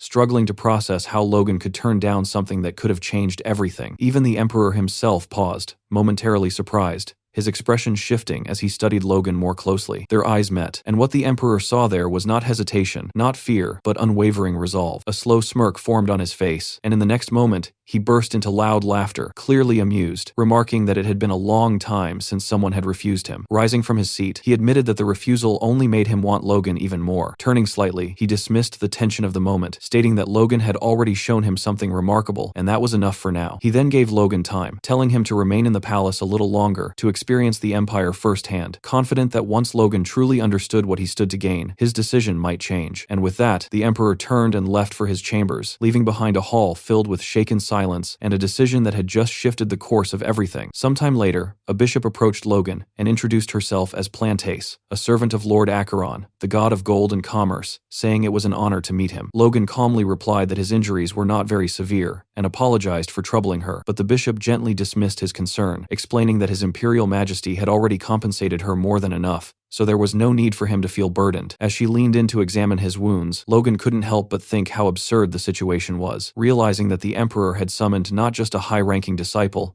but an actual bishop of the 9 great gods just to treat his injuries. Still, he stayed composed and asked about Jerome Decaide. The bishop paused briefly before explaining that Jerome's wounds were healing unusually poorly, and that unfortunately, they had been unable to treat his right eye. Logan reacted with visible shock, but internally, he felt a quiet sense of relief. The bishop then urged him to focus on his own treatment first, warning that wounds inflicted by aura could have delayed effects. She raised her hand over his injured ribs and began chanting a divine spell. In the next instant, a soft glow enveloped the wound, and Logan felt the difference immediately. Looking at the light surrounding him, he realized this was divine power, slightly different from what he had witnessed during Stella's naming ceremony. Within moments, the pain vanished completely, and even his internal injuries were healed. Logan was genuinely surprised. acknowledging inwardly that the effect was undeniable. The bishop, observing him, remarked that it was her first time seeing aura dispelled so cleanly, suggesting that his body must be exceptionally resilient. Logan thanked her politely, though in his mind he knew the truth, that he had already forced out the remaining aura using his force core. As he began putting his shirt back on, the bishop suddenly asked if he was from Grandia. Logan confirmed it and questioned why she asked. The bishop rested her chin on her hand, hesitating slightly, before mentioning that she had heard a rather strange story from Grandia Parish. Logan's interest sharpened as he asked what kind of story it was, though internally he admitted he wasn't very familiar with religious matters. The bishop, now visibly uneasy, explained that she had heard rumors of children being born upon whom divine power had no effect whatsoever. She then asked if Logan knew anything about it. At that moment, a memory surfaced in Logan's mind. He recalled Stella's birth ceremony, the moment when the bishop had tried to bless the child and failed, leaving the old bishop in shock. The realization hit him instantly. The story she was referring to could only be about Stella, the daughter of Felix Esperanza.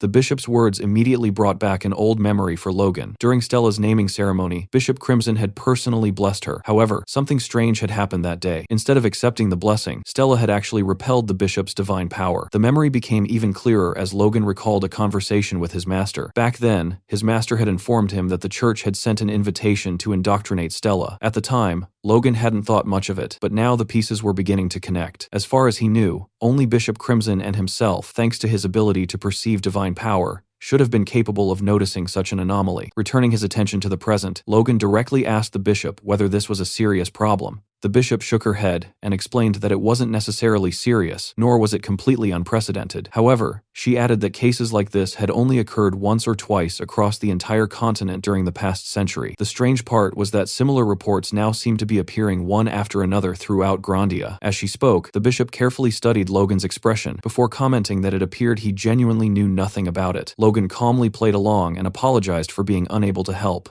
The bishop quickly reassured him that there was no need to apologize and suggested that it could simply be a false rumor. Logan politely nodded, but inwardly he wasn't convinced for a second. If it were truly just a baseless rumor, there would have been no reason for a bishop to bring it up and question him directly. Thinking back to Stella, a sense of unease settled in his mind. Whatever was happening, it clearly wasn't normal. As the conversation came to an end, Logan quietly decided that once he returned to Grandia, he would have to investigate the matter himself. 1 week had passed since Logan's meeting with the Emperor. To avoid attracting the Emperor's attention, he deliberately refrained from leaving the palace grounds and instead spent his time training while also teaching Victor. Surprisingly, the Emperor didn't come looking for him during that entire period. However, the peace didn't last. While Logan was in the middle of teaching Victor some techniques, one of his attendants suddenly interrupted and announced that Sir Logan had a guest. Before Logan could even react, a man entered carrying a gift and introduced himself as the eldest son of Baron Hubert, politely asking whether Sir Logan was available. Unfortunately, that was only the beginning. Soon, another noble arrived, introducing himself as Viscount Cuffs from the Assyrian tax office. Then another appeared. Viscount Pomegine from the treasury tried to introduce himself, only to get shoved aside by another noble who loudly insisted that he had arrived first. Outside Logan's room, nobles were practically arguing over who deserved the right to speak with him first. The hallway became so noisy that it sounded more like a marketplace than part of the imperial palace. Hearing the growing commotion outside, Victor nervously asked what they were supposed to do, while Logan could only stare in confusion and wonder what kind of madness had suddenly descended upon his room. Sometime later, Luther arrived and was immediately greeted by the sight of gifts piled throughout the room. Looking around in disbelief, he asked whether all of it had come from those visitors. Logan confirmed it, explaining that every single guest had brought something valuable. There were low-grade artifacts, rare items, and even several elixirs among the gifts. Luther's eyes nearly popped out when he spotted one of the elixirs and questioned whether it was actually genuine. Logan remained calm on the surface, but internally he found the situation unsettling. No matter how wealthy the Empire was, handing out gifts of this caliber shouldn't be normal. The more he thought about it, the more it felt like a carefully planned move. Then he remembered the Emperor's words from their first meeting, telling him to experience the Empire firsthand and see what he stood to gain. Realizing that this might be part of that very plan, Logan's expression darkened. For a moment, he considered simply leaving the Empire altogether. Since he had been invited personally, surely the Emperor couldn't openly act against Grandia. But even as the thought appeared, Logan dismissed it as overly optimistic. Luther and Victor watched him silently, completely unable to follow whatever complicated thoughts were running through his head. After thinking things through, Logan concluded that his official appearance in Assyrian was scheduled for the day of the spring festival, so he would simply endure everything until then and leave afterward. Even if the situation was incredibly frustrating, there wasn't much else he could do. Just then, another knock echoed from the door. Assuming it was yet another visitor, Luther immediately demanded to know who it was. Logan walked over himself, already expecting another noble carrying gifts. As he opened the door, He started to ask what was going on and whether another guest had arrived, but the palace steward cut him off before he could finish. The steward announced that Sir Logan had received an invitation and handed over a sealed letter. Curious, Logan took it and looked at the seal. The moment he recognized it,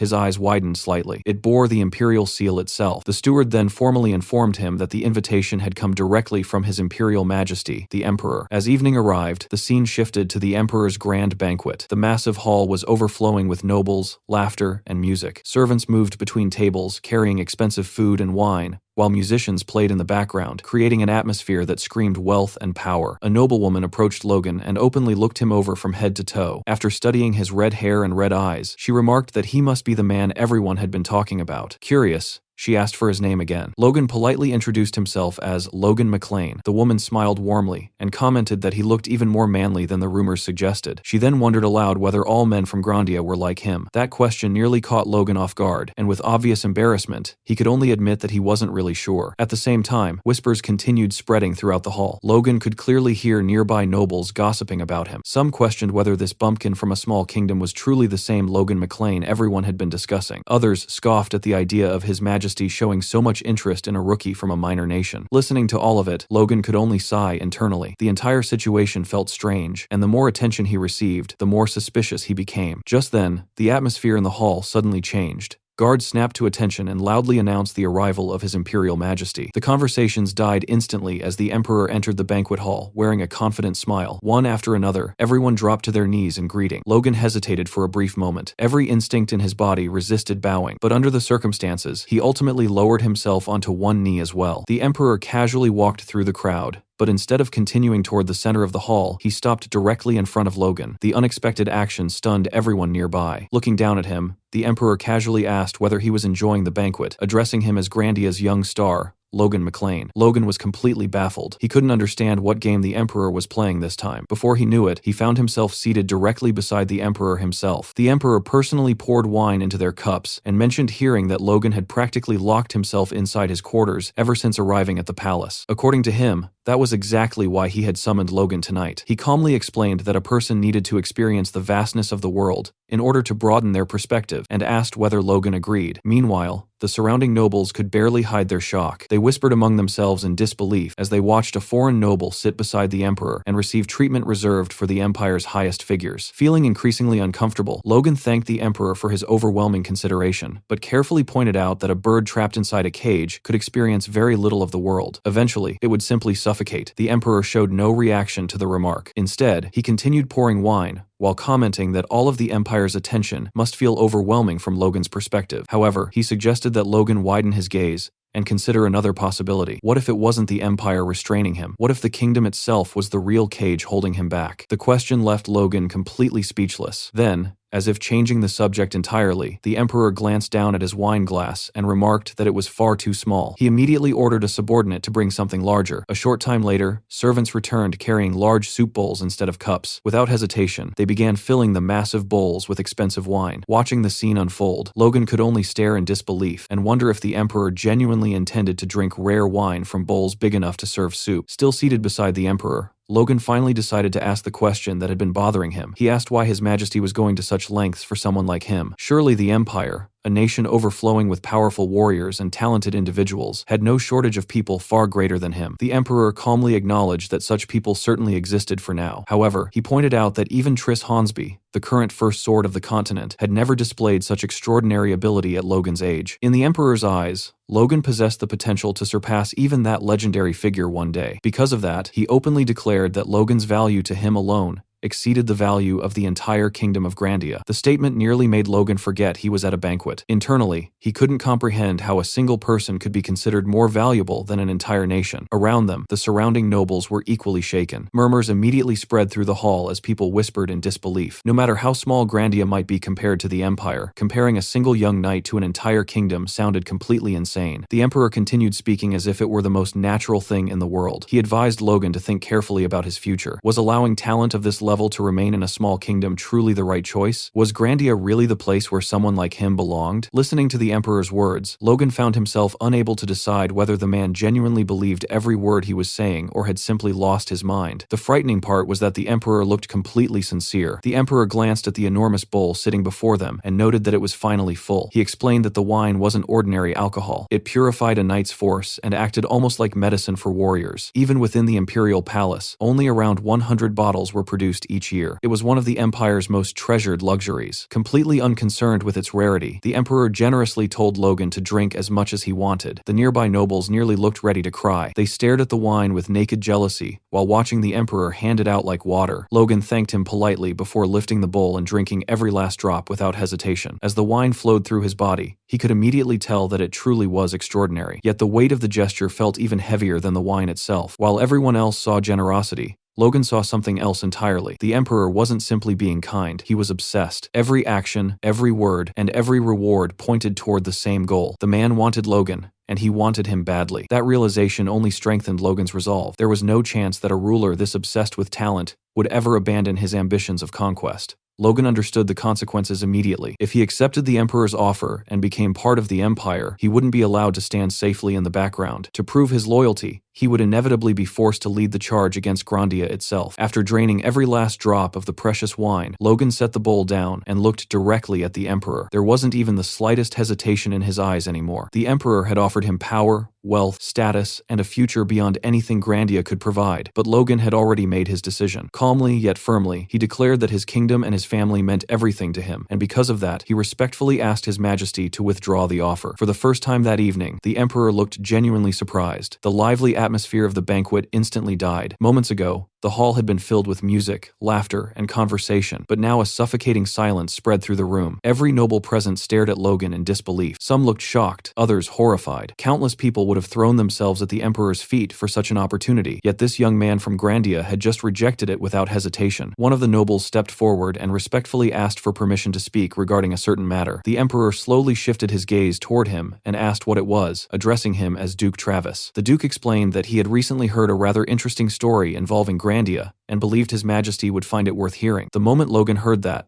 a bad feeling immediately crept into his mind. His eyes locked onto Duke Travis, and he couldn't help wondering what that old geezer was planning to say. Meanwhile, the Emperor's interest was clearly piqued. Since the topic involved Grandia, he ordered the Duke to continue. Looking directly at Logan, Duke Travis revealed that the story originated from the time Sir Logan MacLean had suppressed the civil war in Grandia. The moment those words left his mouth, Logan's heart sank. Of all the things the Duke could have brought up, it had to be the civil war. Duke Travis calmly continued, explaining that during that conflict, Logan had created a special weapon unlike anything that had ever existed before. The effect of those words was immediate. The Emperor's relaxed demeanor vanished completely, and his expression turned deadly serious, demanding further clarification and asking exactly what kind of weapon Duke Travis was talking about.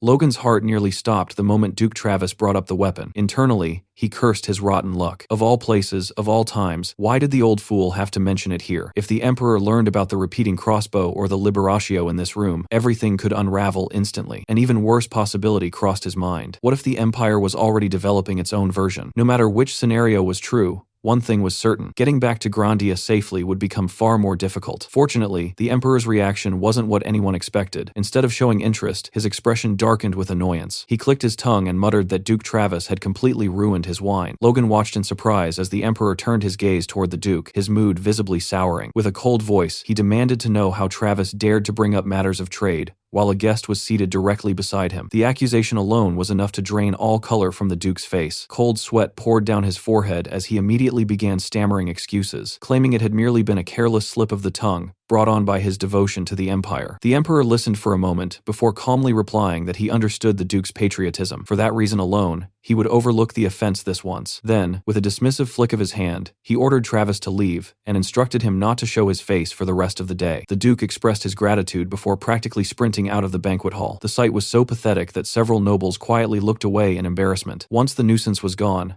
the Emperor immediately returned his attention to Logan as though nothing had happened. He dismissed the entire incident as a meaningless discussion, not worth dwelling on, and encouraged Logan to simply enjoy himself. There was no need to concern himself with trivial matters. Instead, he should take this opportunity to properly experience the Empire and later share his honest thoughts about it. Then a faint smile appeared on the Emperor's face, though there was something unsettling hidden behind it. In a calm voice, he reminded Logan to keep his previous offer in mind, because it still stood. The invitation had not been withdrawn. Logan remained silent throughout the entire exchange. Outwardly, he showed no reaction, but inwardly, every alarm bell in his head was ringing. The Emperor's obsession with recruiting him hadn't faded in the slightest. If anything, it seemed to be growing stronger. A few days later, back at his mansion, Logan trained relentlessly, his sword carved through the air in rapid arcs while violent bursts of force exploded from every swing. Ever since meeting the Emperor, he had thrown himself into training whenever possible, partly to strengthen himself, and partly to distract his mind from everything that had happened inside the palace. In the end, the Emperor had completely ignored his request to withdraw the offer. Still, Logan couldn't deny that the man's confidence had eased one particular concern. Someone who ruled with such overwhelming certainty probably wouldn't immediately hunt him down the moment he left after the spring festival. That thought brought him some comfort, but it wasn't enough to calm the growing problem inside his own body. His force core was becoming unstable. Every encounter with the Empire's superhumans had pushed it further, and now it trembled more violently than ever before. The sensation was impossible to ignore. Logan could feel the threshold approaching with every passing day, and for the first time in his life, he found himself desperately suppressing a breakthrough rather than chasing one. The temptation was enormous. All it would take was a single moment of carelessness, and he could awaken into a superhuman right here and now. Yet that was precisely what he couldn't allow. The Emperor's eyes were still on him. If he awakened inside the Imperial Palace, there was no guarantee he would ever be allowed to leave. The mere thought made Logan grimace. His imagination immediately painted a future he wanted no part of. He could practically see himself begging before the Emperor, while the ruler smiled in satisfaction, congratulating him on finally becoming a superhuman and declaring that the Empire clearly suited him better than Grandia. The vision only grew worse from there. He imagined himself trapped inside the Empire indefinitely, while Luther and Victor returned home without him. No matter how absurd the scenario sounded, it sent a chill down his spine. Logan shook his head and tightened his grip on his sword. No, he couldn't afford to lose control now. If anything, this delay might become an advantage. Luther's words from long ago resurfaced in his mind. Awakening wasn't something that could simply be copied after witnessing it. If it were that easy, every talented knight would become a superhuman. Since he was being forced to wait anyway, perhaps he could use the time to prepare for an even greater transformation later. That realization steadied his breathing. He wasn't falling behind, he was preparing. Just as Logan began settling back into his training, the doors to the training grounds suddenly burst open. Victor hurried inside, looking far more nervous than usual. One glance at his expression was enough to make Logan stop. Victor wasn't merely concerned, he looked genuinely anxious. When Logan asked what happened, Victor immediately informed him that a guest had arrived. Logan sighed in annoyance. He had already instructed everyone to ignore visitors. However, when he told Victor to send the guest away, Victor flatly refused. The response caught Logan off guard.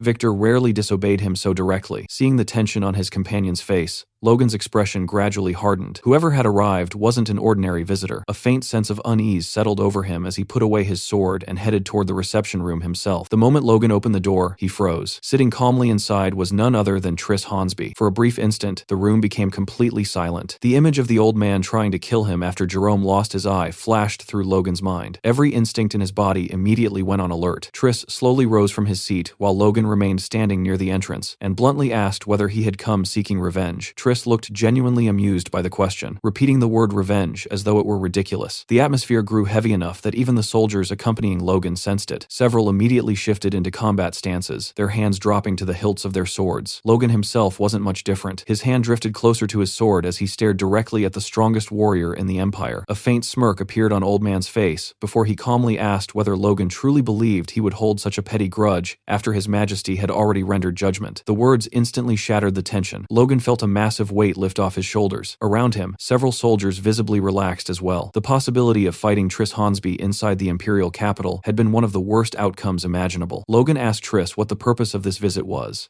Triss remained calm as ever and explained that His Imperial Majesty had been paying close attention to him. Ever since the banquet, Logan hadn't stepped outside the estate even once. According to the Emperor, a young man with Logan's talent shouldn't lock himself away from the world. As a result, Triss had been given direct orders to personally show him what the wider world looked like. The explanation sounded strange enough already, but before Logan could ask what exactly that meant, the atmosphere around Triss suddenly changed. A terrifying pressure erupted from the old man, and in the next instant, a torrent of blazing fire exploded into existence above him. The flames roared like a living beast as they surged across the room, instantly surrounding Logan from every direction. The reception hall disappeared beneath a sea of fire. The walls, ceiling, and floor seemed swallowed by an inferno so vast that Logan's heart skipped a beat. For the first time since Triss arrived, genuine shock crossed his face. He couldn't believe what he was seeing. The flames looked completely real. They moved like real fire, radiated heat like real fire, and consumed the entire room as if reality itself had been set ablaze. Yet Triss stood calmly within the flames and explained that this wasn't ordinary fire. It was the materialization of spirit. Hearing that only made Logan even more stunned. Mere spirit taking physical form to such a degree should have been impossible. However, Triss gave him no time to process it. Instead, the old swordsman coldly warned him to focus. If his concentration slipped even slightly, his soul could be destroyed. The warning proved no exaggeration. The flames pressed inward from every direction, and Logan immediately felt as though he had been thrown into the heart of a volcano. The heat was unbearable. Every instinct in his body screamed in agony as he struggled to remain conscious. He could practically feel himself being consumed alive. Yet right when the pressure reached its peak, his force core suddenly reacted. A brilliant golden light erupted from within him, expanding outward and forming a protective barrier around his body. The raging spiritual flames crashed against the golden force but failed to penetrate it. Logan clenched his teeth and poured every ounce of strength he possessed into maintaining the defense, while Triss observed the reaction with no interest. Then, without hesitation, the old man directed the full force of the inferno directly against the barrier. Massive waves of spiritual fire slammed into the golden shield one after another. Each impact shook Logan to his core, forcing him to wonder if his force core was finally beginning to fail. But as the struggle continued, something strange caught his attention. Despite the overwhelming heat, his clothes remained untouched. Not a single thread had burned. The realization hit him instantly. This wasn't physical fire. His body wasn't being harmed at all. The only thing under attack was his soul. The moment he understood that fact, his panic vanished. Logan raised his head and stared directly at Triss. If this attack targeted the soul rather than the body, then there was only one technique he possessed that might be capable of opposing it. Deep within his memories rested a secret sword technique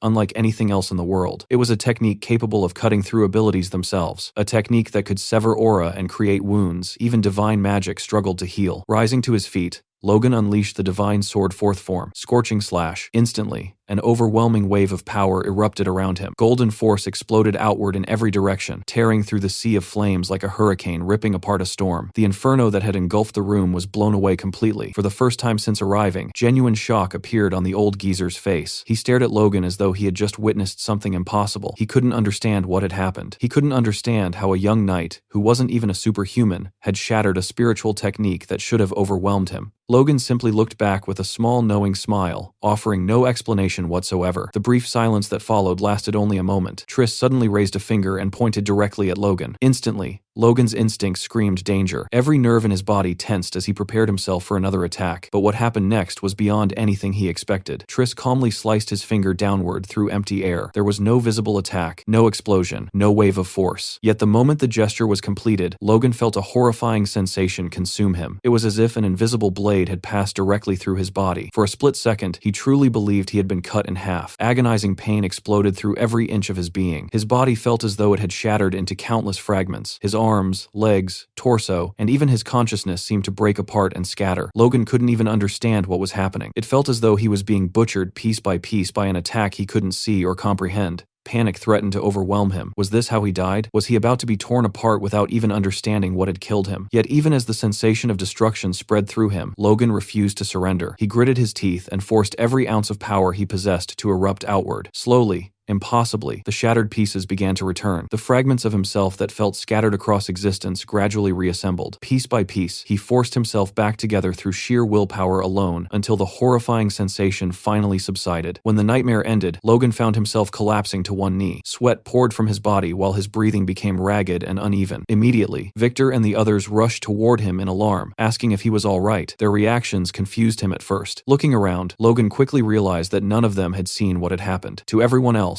only a few moments had passed. Triss stood calmly nearby and finally explained the technique. It was called the Soul Blade, a specialized sword strike capable of directly cutting the soul itself. According to him, only aura users who had approached the absolute pinnacle of power could begin learning such a technique. Having delivered his demonstration, Triss turned and began walking away. Before leaving, he casually remarked that if Logan truly wished to learn powers like these, he only needed to remain within the Empire. Still kneeling on the floor and burning with frustration, Logan internally cursed him. Meanwhile, Triss continued glaring at him with an expression darker than before. As he walked out, he arrived at a disturbing conclusion. Logan had resisted every technique shown to him. The spiritual flames had failed. Even the soul blade hadn't broken him. This wasn't merely talent anymore. This was a threat. And in old man eyes, if Logan could not be brought under the Empire's control, then he would have to be eliminated.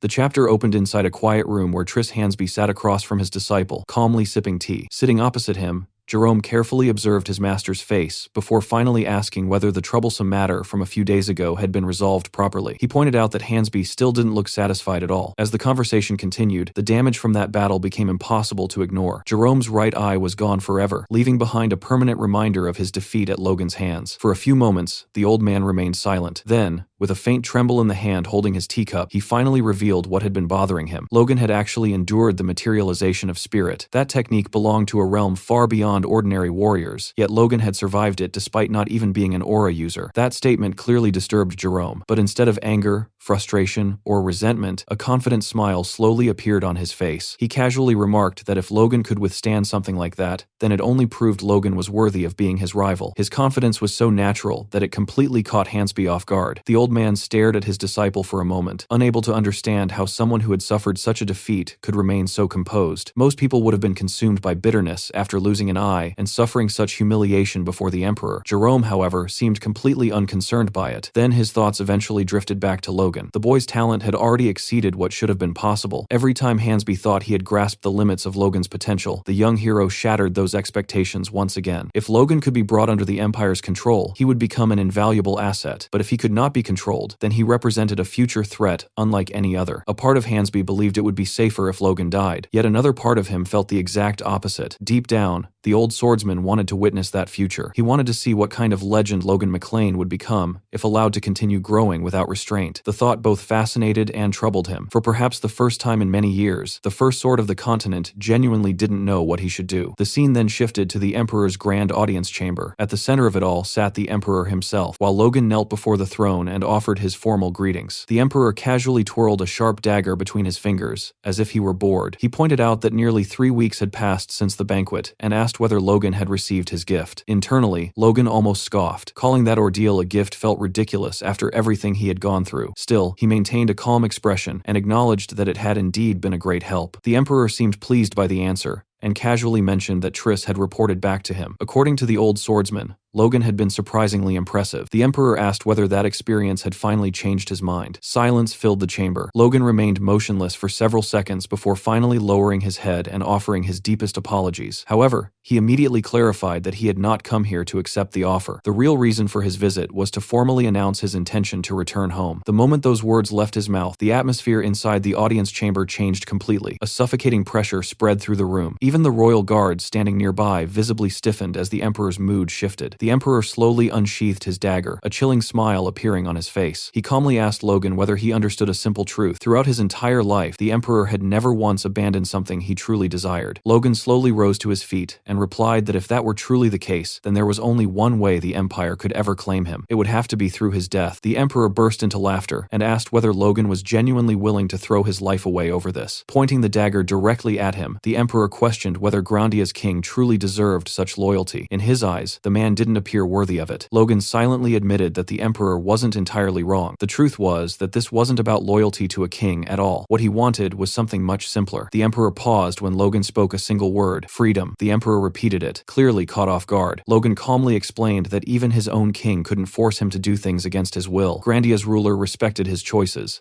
The Empire, however, was different. If he remained here, his future would no longer belong to him. However, that is not the case for the Emperor. For several seconds, the Emperor simply stared at him. Then, to everyone's surprise, he threw his head back and laughed even harder than before. The idea seemed genuinely amusing to him. Logan was apparently willing to ignore his own king whenever he pleased, yet still wanted to return home. When the Emperor asked if that was really the truth, Logan answered without hesitation that it was. The Emperor shook his head in disbelief. He wondered aloud whether Logan had completely lost his mind. Yet, instead of anger, there was amusement in his voice. Logan watched silently as the Emperor continued laughing, seemingly entertained by every answer he had received. Eventually, the Emperor declared that he would grant Logan's request. He would allow him to leave the Empire and return home. For the first time during the conversation, Logan was genuinely surprised. He hadn't expected things to resolve so easily. For a brief moment, he wondered if that was truly all there was to it. Then the Emperor drove the dagger deep into the table beside him. With his face twisted, the Emperor says that while he was willing to grant his departure, there would be one condition attached. The next day, Logan and his group finally began their journey back toward Grandia. The atmosphere among the soldiers was far lighter than it had been during their arrival, yet there was one thing none of them could stop talking about. Behind their convoy rolled several heavily loaded carriages overflowing with gifts from the Empire. The soldiers repeatedly glanced back at the mountain of treasures with disbelief. Some wondered what on earth the Emperor was thinking, while others questioned how their young lord had managed to earn such treatment. The sheer amount of wealth being transported was absurd. Even Logan had to admit the gesture felt far too excessive. He couldn't help but think that the Emperor had gone completely overboard. His thoughts drifted back to his final meeting with the Emperor before departure. When Logan questioned the lavish presents, the Emperor had simply waved the matter away and told him to accept them. According to him,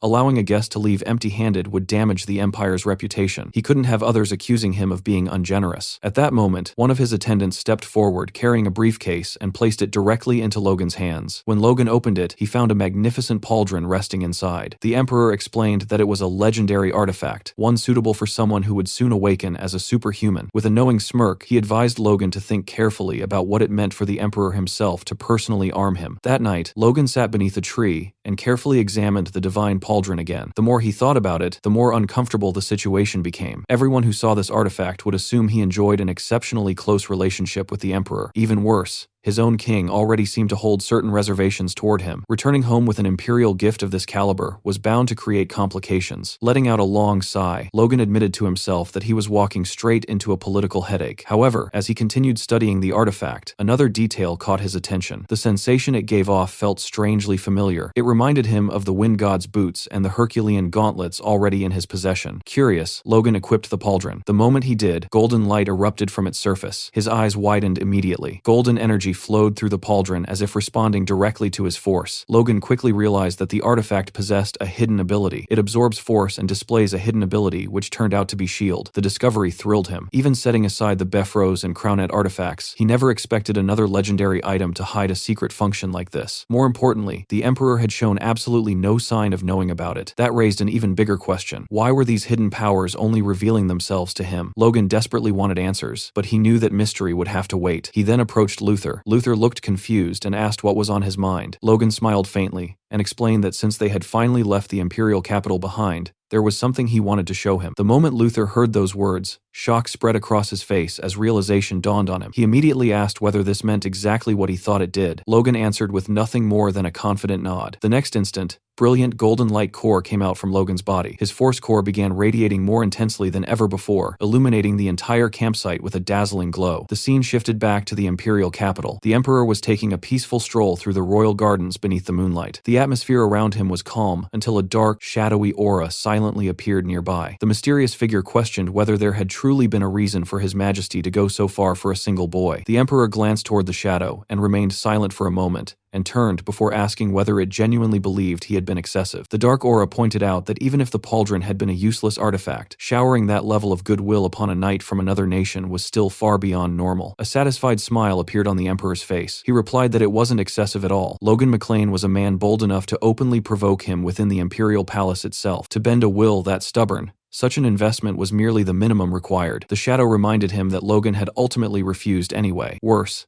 there was a very real possibility that he would one day stand against the Empire as an enemy. The Emperor dismissed the concern. If that day ever arrived, he would simply crush him then. To him, the matter was that simple. The dark aura then shifted the conversation, informing him that the second imperial prince intended to take action in Grandia. The Emperor's expression changed slightly. He asked whether Barros was truly planning such a thing. The shadow confirmed it and warned that, given the prince's personality and ambitions, there was a dangerously high chance he would eventually become their enemy. After a brief pause, the Emperor waved away the warning just as casually as before. For now, there was no need to interfere. Continuing his stroll through the garden, the Emperor declared that they would simply wait and watch. Young talents naturally grew stronger when forced to clash against one another. Whether it was Logan, Jerome, or even Prince Barros, conflict would only sharpen them further. Looking up at the night sky, a smile slowly spread across his face. Deep down, he found the entire situation entertaining. Watching gifted individuals collide, struggle, and evolve was one of the few things that genuinely interested him. Whatever happened next in Grandia, the Emperor already knew he was going to enjoy the show. 2 months earlier, shortly after leaving the McLean territory, Luther had asked Logan if he knew what a superhuman trait was. Logan replied that he did, understanding it as the special power a warrior gained upon awakening as a superhuman. Luther nodded, saying that while the explanation wasn't entirely wrong, there was more to it than that. He explained that he was bringing this up because he believed Logan might actually be capable of influencing his own awakening. If possible, Luther advised him to consciously seek a superhuman trait during the process. The suggestion immediately surprised Logan. He asked whether something like that could truly be chosen. Luther admitted that it could, although superhuman traits themselves were exceptionally rare. Most warriors who awakened simply experienced a dramatic increase in their physical abilities. Their force became stronger, their bodies tougher, and their senses sharper, nothing more. Logan privately thought that such growth already sounded incredible. After all, becoming stronger in every aspect without drawbacks was hardly a bad outcome. Luther agreed, acknowledging that basic physical improvements were undeniably valuable. However, he pointed out that physical strength, enhanced senses, and refined force could all be acquired through years of training. A superhuman trait, on the other hand, was different. It was a unique ability that could only be obtained during the exact moment of awakening. Once that opportunity passed, it was gone forever. Logan understood immediately just how significant that was, but he also pointed out the obvious problem. No one could possibly know beforehand what kind of trait they would receive. Luther admitted that was true. Yet he explained that the process wasn't entirely random either. To prove his point, Luther shared his own story. Since childhood, he had always desired overwhelming power. More than anything else, he had longed for the strength possessed by the giants from the age of myths. He wanted enough power to shake the world itself. That single desire had shaped every aspect of his training and determined the path he walked as a warrior. Then, when his long-awaited awakening finally arrived, his body transformed exactly as he had wished. He gained the strength of giants, and his body even grew another 50 centimeters taller during the process. Hearing this, Logan couldn't help but stare at Luther's enormous frame and realize something absurd. If Luther had grown another 50 centimeters during his awakening, then he must have already been at least 250 centimeters tall before awakening in the first place. Luther eventually concluded by explaining that a person's deepest desires, ambitions, and the life they had lived until that point ultimately shaped their superhuman trait. Looking directly at Logan, he asked what form Logan's own desires would eventually take. Back in the present, Logan stood alone in the middle of an open plain, as faint golden light gathered around him. As his awakening began, his thoughts naturally returned to Luther's words. He considered the unique nature of Lux, his treasured sword. The natural magic embedded within the blade was time acceleration. Because of that, Logan initially wondered if his own trait would manifest as something related to speed. However, he immediately rejected the idea. Speed alone would never be enough to overcome the enemies awaiting him in the future. The opponents he was destined to face were monsters beyond imagination. To defeat them, he needed something greater. He needed the power to surpass every limit placed before him. He needed the strength to shatter all boundaries and continue growing endlessly. That desire itself became the foundation upon which he based his awakening. Suddenly, a brilliant golden aura erupted around Logan, shining so intensely that several nearby soldiers instinctively shielded their eyes.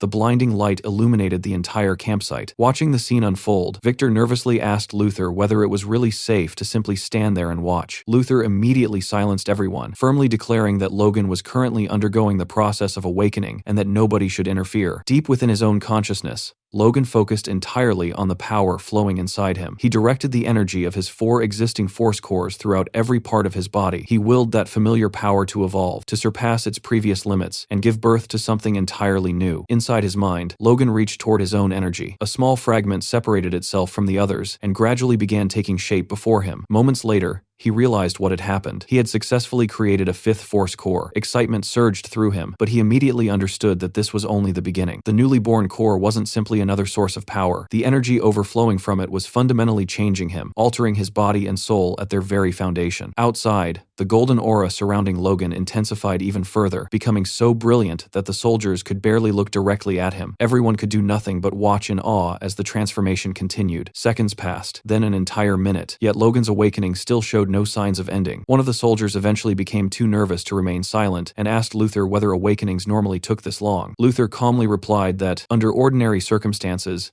the process usually ended almost instantly. His answer shocked both Victor and the other soldiers. Panic immediately spread among them, and the soldier anxiously asked whether something had gone wrong. However, Luther quickly reassured everyone. His own awakening had also taken an unusually long time, so there was no need to panic yet. Luther quietly explained that a prolonged awakening likely meant only one thing. Logan wasn't simply awakening as a superhuman. He was undergoing a massive transformation. The entire night passed, and the soldiers eventually succumbed to exhaustion and fell asleep around the campsite. Suddenly, Victor's startled voice rang across the camp as he shouted Logan's name. The exhausted soldiers immediately woke up. Standing in the middle of the clearing was Logan, the brilliant golden light that had enveloped him throughout the night finally gone. Luther asked Logan if he actually succeeded. Logan answered with nothing but a confident grin. Raising one hand, he allowed a surge of power to flow through it before looking directly at Luther. Rather than explaining with words, Logan declared that he would simply show him exactly what he had gained. The two warriors soon faced each other in the middle of the clearing. Luther observed Logan carefully from head to toe. Strangely, the boy didn't appear all that different. There were no obvious physical changes, nor did his presence feel overwhelmingly different at first glance. For a brief moment, Luther wondered if Logan had simply undergone an ordinary awakening without obtaining a superhuman trait. There was only one way to know for certain. Tightening his grip around his gigantic hammer, Luther suddenly charged forward with tremendous force. His massive frame crossed the distance in an instant, yet Logan didn't move. He stood perfectly still, calmly waiting as the enormous hammer descended toward him. Even when the colossal weapon came within inches of crushing his skull, Logan showed no signs of panic. Instead, a faint smirk appeared on his lips. Then, boom, a deafening explosion erupted throughout the clearing. Dust and shockwaves swept across the campsite, forcing Victor and the soldiers to shield their eyes. One soldier immediately panicked and shouted, asking whether their young lord had been struck. However, Victor narrowed his eyes and quickly realized the truth. Logan hadn't been hit at all. As the dust settled, everyone could clearly see cracks running across Luther's armor near his shoulder. The one who had taken damage was Luther. The giant himself stood frozen in place, unable to hide his shock. In that brief instant, when their weapons collided, Logan had effortlessly redirected the hammer's trajectory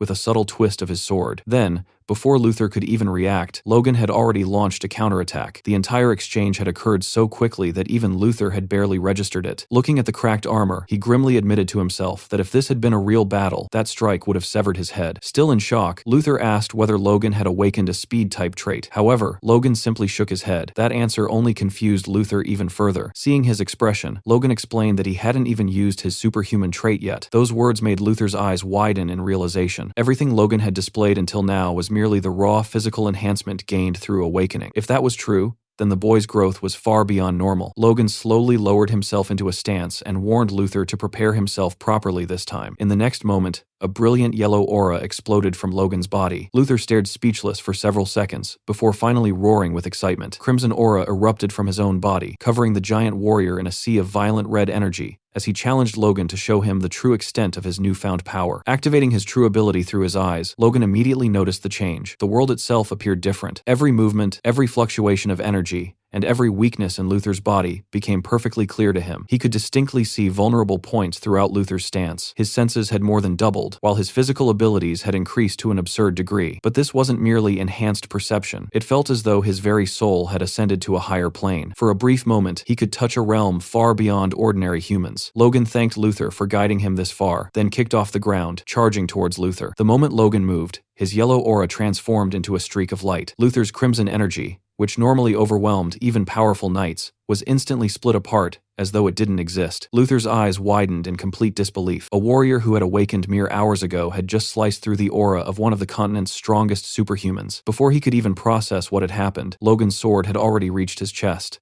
Gritting his teeth, Luther could only laugh bitterly as he acknowledged the truth. Logan had awakened an absolutely monstrous trait. An instant later, another boom. An earth-shaking explosion engulfed the entire battlefield. The sheer force of their collision blasted away everything nearby, carving out a gigantic crater beneath their feet. Luther could be seen lying flat on the ground at the center of the crater, completely defeated. However, even Logan had not escaped unscathed. He had dropped to one knee, breathing heavily as exhaustion washed over his body. Gripping Lux tightly to keep himself from collapsing, Logan struggled to catch his breath. Despite his fatigue, a faint smile appeared on his face. His intuition had been correct all along. For 5 brief minutes, he had truly experienced what it felt like to stand on a higher level of existence. That was the power of his newly awakened trait. Normally, the stronger a warrior became, the slower their growth naturally progressed. Every time one wall was overcome, an even taller wall would appear beyond it. Such was the endless path of martial arts. However, Logan's trait allowed him to temporarily surpass those barriers altogether. For a short period, he could force himself into a realm beyond his current limits, reaching heights that should have been impossible for him. It was an absurd ability, one that completely defied common sense. Slowly forcing himself back onto his feet, Logan realized that he had awakened an absolutely monstrous trait. Not far away, Victor and the soldiers had been anxiously watching the entire battle from a safe distance.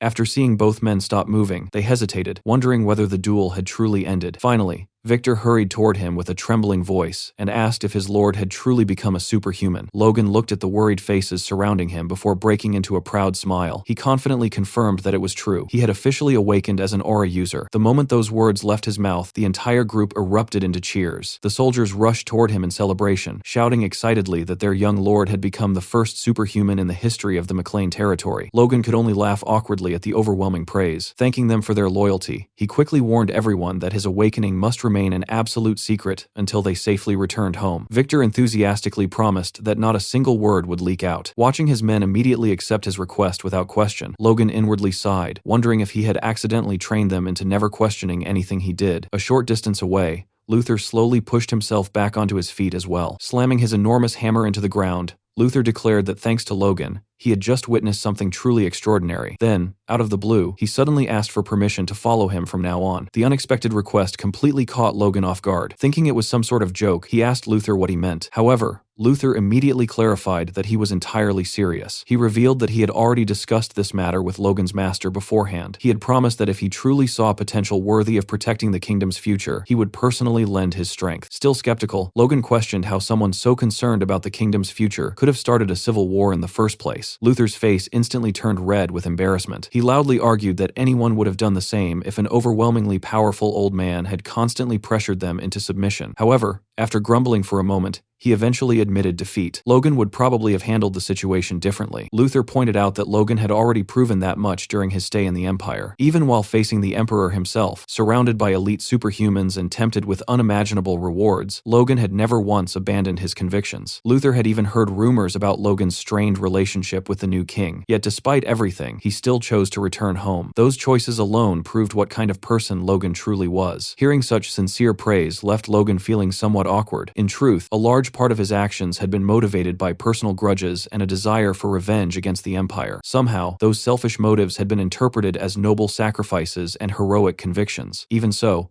Logan could not deny reality. Having someone like Luther by his side would be an unbelievable asset for the future. After a brief moment of silence, Logan extended his hand. Luther immediately grasped it firmly, and with that handshake, the strongest giant warrior officially joined the forces of the McLean family. Several days later, Logan once again arrived at the city of Luspelheim, where he was immediately greeted by a familiar face. The city's mayor, Dmitri, welcomed him with the same exaggerated enthusiasm as before, spreading his arms wide as if greeting an old friend. Dmitri loudly proclaimed that he had been eagerly awaiting Logan's arrival, and that it was an immense honor to host such a distinguished guest once more. He casually brought up the recent events in Assyrian, mentioning that news of the Emperor's favor toward Logan had already spread throughout the Empire. Dmitri remarked that he had predicted this outcome from the very first moment he laid eyes on Logan. Hearing those words, Logan inwardly sighed. This man was exactly the same as before. No, he had somehow become even worse. Ever since receiving the Emperor's direct favor, everyone he met treated him differently. Every city along his journey had been filled with ambitious nobles, desperately trying to gain his attention. Some shamelessly introduced their daughters, while others invited him to endless banquets and private gatherings. Because of these relentless attempts to curry favor, Logan had been forced to spend 3 or 4 days in nearly every city he passed through. What should have been a simple return journey had stretched into an exhausting month and a half. As Dmitri escorted him deeper into the estate,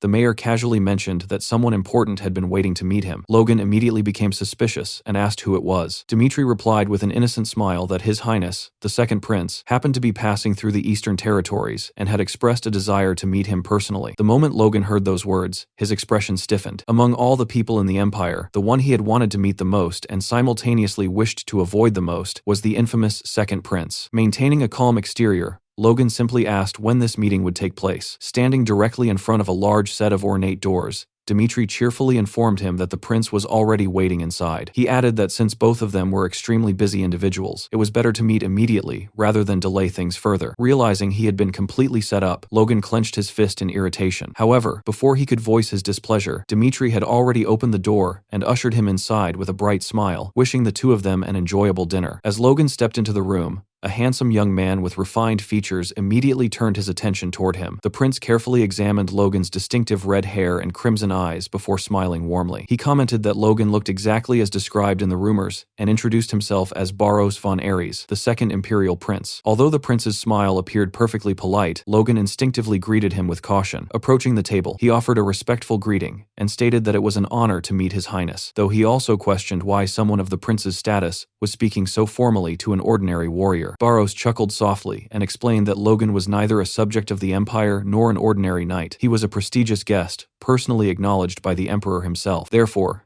treating him carelessly would be inappropriate. The prince then casually turned toward the 3 guards standing behind him and asked if they agreed. The 3 men instantly responded in unison. A dark red aura radiated faintly from their bodies, causing the atmosphere in the room to become noticeably heavier. Logan silently assessed them and quickly concluded that all 3 were top-class knights. Whether the Empire simply possessed an endless supply of monsters, or whether the second prince himself was exceptionally important, Logan could not tell. Either way, commanding 3 warriors of this caliber was far from ordinary. Taking his seat across from the prince, Logan wasted no time and directly asked why His Highness had sought him out. Rather than taking offense, Barros merely laughed in amusement. He remarked that the entire empire had become interested in the young hero of Grandia, though his own curiosity was somewhat different from everyone else's. According to the prince, he had simply wished to meet the legendary hero who had brought an end to the Grandian Civil War. Hearing those words caused Logan's blood to run cold. Outwardly, he remained composed, but inwardly, countless memories from his previous life surfaced. Barros von Ares was not merely another imperial prince. In the future, he would emerge victorious from the brutal struggle for succession and ascend the throne as the next emperor. However, behind the image of a wise and benevolent ruler worshipped by the citizens of the empire, there lurked something far more horrifying. Logan knew the truth better than anyone. In his previous life, Barros had conducted countless secret experiments using living human subjects. Most of those sacrificed had not been warriors or criminals, but ordinary civilians taken from conquered territories like Grandia. Although the true purpose of those horrific experiments had remained unknown even until Logan's death, one fact was undeniable. More than 10,000 innocent people had perished because of them. If the current emperor was a ruthless conqueror who expanded the empire through war, then Barros was something even worse. He was a monster, disguised as a benevolent ruler, a man who would transform conquered lands into a living nightmare. Looking at the smiling prince seated before him, Logan could only think of one thing. The man sitting across from him was not a future emperor. He was a demon wearing the face of a saint. Barros then calmly invited him to eat, remarking that the cuisine prepared at Dimitri's estate was exceptional and not something one could easily experience elsewhere. Logan silently accepted the invitation and turned his attention to the table. The dishes laid before them were indeed extravagant, filled with delicacies that would be difficult to find even in the imperial capital. For a while, the two simply ate in silence. However, Barros soon resumed the conversation, mentioning that he had heard countless stories regarding Logan's military accomplishments. In particular, he expressed great interest in how Logan had managed to overturn an overwhelmingly disadvantageous situation during the Grandia Civil War and secure what many considered a miraculous victory. Logan modestly replied that His Highness was giving him far too much credit, yet Barros only smiled faintly and remarked that Logan did not strike him as the type of person who would openly clash with his own king. Those unexpected words instantly put Logan on guard. He calmly asked what the prince meant by such a statement. Barros casually explained that rumors regarding friction between Logan and his king had already spread throughout the kingdom and beyond. He merely wondered whether those rumors held any truth. Hearing this, Logan inwardly frowned. The fact that an imperial prince was keeping such a close watch on internal affairs within Grandia was unsettling. Nevertheless, he maintained a composed expression and firmly stated that there was absolutely no reason for him to come into conflict with his own king. Seeing Logan's reaction, Barros gracefully stepped back, lightly laughing as he commented that rumors were, after all, only rumors. He apologized for his discourtesy and asked Logan to forgive his careless remark. To make up for the misunderstanding, Barros suddenly announced that he had prepared a special gift for Logan. Caught off guard, Logan immediately attempted to refuse, insisting that there was no need and that he had taken no offense. However, the prince simply shook his head and insisted that Logan accept it. At his signal, one of the 3 elite knights stepped forward while carrying a small chest. The guard carefully opened it, revealing a beautiful crystal resting inside. Barros explained that it was an extremely rare communication crystal. By using it, Logan would be able to establish direct contact with him exactly once. The prince calmly added that if Logan ever found himself in need of assistance, he should not hesitate to use it. Logan accepted the crystal and carefully examined it. Although his expression remained polite, inwardly he was greatly shocked. This was no ordinary gift. The second prince was extending him a personal lifeline, something that carried enormous political implications. Realizing the significance of the gesture, Logan thanked the prince and stated that he would gratefully accept such generosity. However,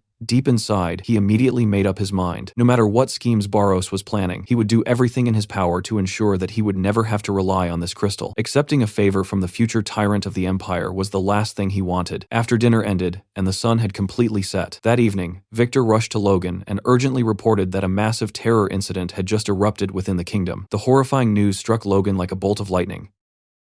After receiving the urgent report, Logan quickly activated the sphere and demanded a full explanation from Dwayne. The report that came through left even Logan speechless. According to the latest information, an unbelievable rumor had suddenly spread across the kingdom, claiming that the first prince had an illegitimate child. Logan was completely caught off guard by the revelation. Even after hearing the report himself, he struggled to believe such an absurd story. The scene shifted to Grandia, where the kingdom had already descended into chaos. Numerous buildings were engulfed in flames as terrified civilians fled through the streets. Armed supporters marched through the city while loudly proclaiming that the rightful king was His Highness Clavis, and demanding that the king step down from the throne. Leading the entire uprising was none other than the first prince, Clavis himself, who stood at the forefront as the kingdom spiraled toward civil unrest. Back where Logan was staying, he fell into deep thought as he tried to make sense of the situation. Nothing about the report matched the history he remembered. The idea of an illegitimate child suddenly appearing to challenge the succession sounded completely ridiculous, and the name Clavis only confused him further. He could not even remember such a person existing in his previous life. Sensing that something far bigger was unfolding behind the scenes, Logan immediately switched the transmission sphere to contact Damien instead. His attention shifted toward the intelligence network he had secretly begun establishing, hoping it had already gathered useful information. Standing nearby, Victor watched the scene in confusion, only now realizing that Logan had apparently been building an intelligence organization without anyone else knowing. Meanwhile, Logan ignored Victor's puzzled expression and patiently waited for Damien's report, believing it might finally reveal the truth behind the sudden crisis. The scene shifted several months into the past. Damien sat across from Logan with a puzzled expression after unexpectedly hearing about an intelligence organization. The proposal had come completely out of nowhere, leaving him unable to understand why Logan had suddenly brought it up. However, Logan calmly explained that there was nothing unusual about it. Most prominent noble families already maintained intelligence networks of their own. Ever since the attempted assassination of the king, he had realized there was a limit to the information that reached them through ordinary channels. Relying only on public reports meant they would always remain blind to whatever was happening beneath the surface. Damien quickly understood the reasoning and admitted that if they depended solely on information that naturally reached their ears, they would inevitably miss the movements taking place in the shadows. However, Damien soon lowered his head in thought before suddenly exploding in disbelief after learning that Logan intended to place him in charge of the entire organization. Logan simply smiled and reminded him of how much he had contributed during the pursuit of the royal assassins. His performance during that operation had convinced Logan that Damien possessed more than enough talent for the position. Damien could only stare blankly, still wondering how that alone qualified him to lead such an important organization. Logan then revealed that bringing him to the capital had been part of this plan from the very beginning. Even someone as talented as Damien would struggle to build an intelligence network from nothing, so both the Esperanza Archduchy and Count Floyd's family would secretly provide their support. Hearing that even the Archduchy would be involved left Damien even more stunned, while Logan silently laughed to himself. Beyond gathering information, the organization would also serve as a safeguard to quietly keep an eye on the king if circumstances ever demanded it. The scene returned to the present. Logan silently reflected that he had never expected to rely on the intelligence network so soon after its creation. Through the transmission sphere, Damien reported that thanks to the support of the two powerful families, the organization was steadily expanding. Logan immediately shifted to the matter at hand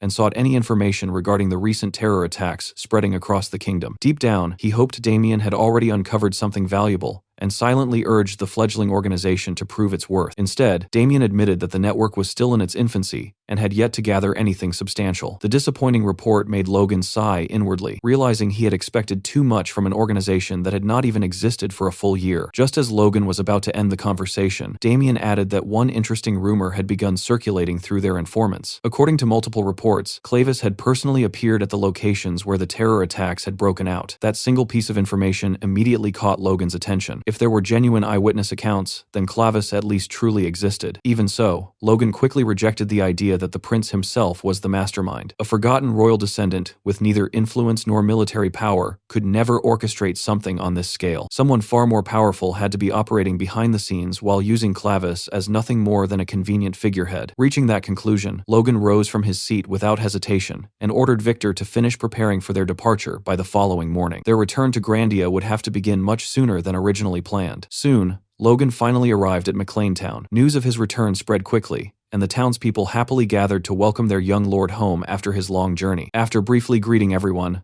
Logan headed straight for the McLean Estate's administrative office. Inside, he was met with an unexpected sight. Eileen sat behind his desk, completely buried beneath towering piles of paperwork. Although exhaustion was written all over her face, she continued sorting through document after document without stopping. The moment she noticed Logan standing at the entrance, she froze in surprise. Flustered, she immediately ducked beneath the desk, sending stacks of papers flying across the room. Logan could only stare in confusion, wondering what she was doing. A few moments later, Eileen suddenly emerged with a bright smile, looking far more composed than before. She had hurriedly fixed her appearance and tried to act as though nothing had happened, embarrassed that Logan had caught her looking so worn out. Logan simply smiled warmly, saying she looked just as beautiful as ever, which made her blush even more. Looking around the office, he curiously wondered why she was working in his office and why there were so many documents piled up. Eileen explained that while Logan was away, the patriarch had entrusted her with approval authority over the estate's affairs. When Logan asked where his father had gone, she revealed that he had left on a business trip to carry out the task Logan had assigned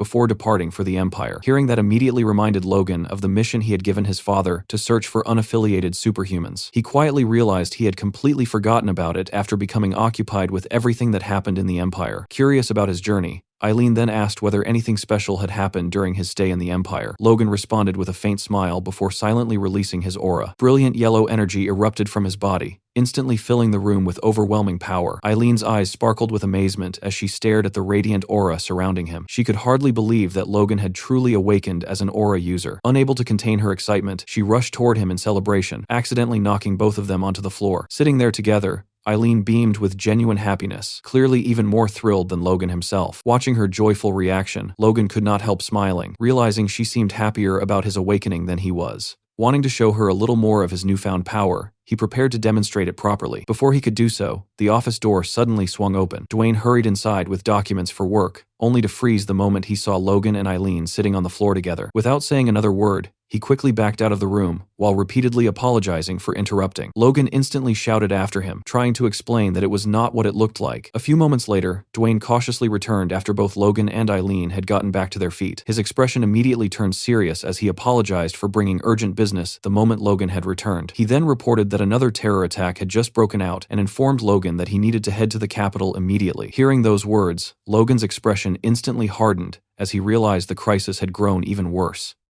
The scene opens at the royal estate, where the kingdom's most influential nobles have gathered for an emergency council. Logan arrives in a hurry and immediately heads toward his master, Felix, who has been waiting outside the meeting hall. Relieved to see him, Logan quickly asks whether the meeting has already begun. Felix calmly reassures him that everyone has only just arrived, so there is still time. As the two stand together, Felix studies Logan carefully before narrowing his eyes. Something about Logan feels completely different from before. Stepping closer, he quietly lowers his voice and asks whether Logan has already awakened as a superhuman. The sudden question catches Logan by surprise, and he wonders why his master is whispering. Felix simply smiles and explains that an old man's intuition should never be underestimated. Since no rumors about Logan's awakening have surfaced, he correctly guessed that Logan was intentionally keeping it hidden. Logan admits that his assumption is correct, explaining that everything he experienced during his trip to the Empire, along with Sir Luther's guidance, played a huge role in helping him reach this point. Hearing that, Felix remembers just how dangerous that journey had been. He also recalls hearing the stories about Logan rejecting the Emperor's personal offer despite standing in the middle of the Imperial Palace. Deeply moved,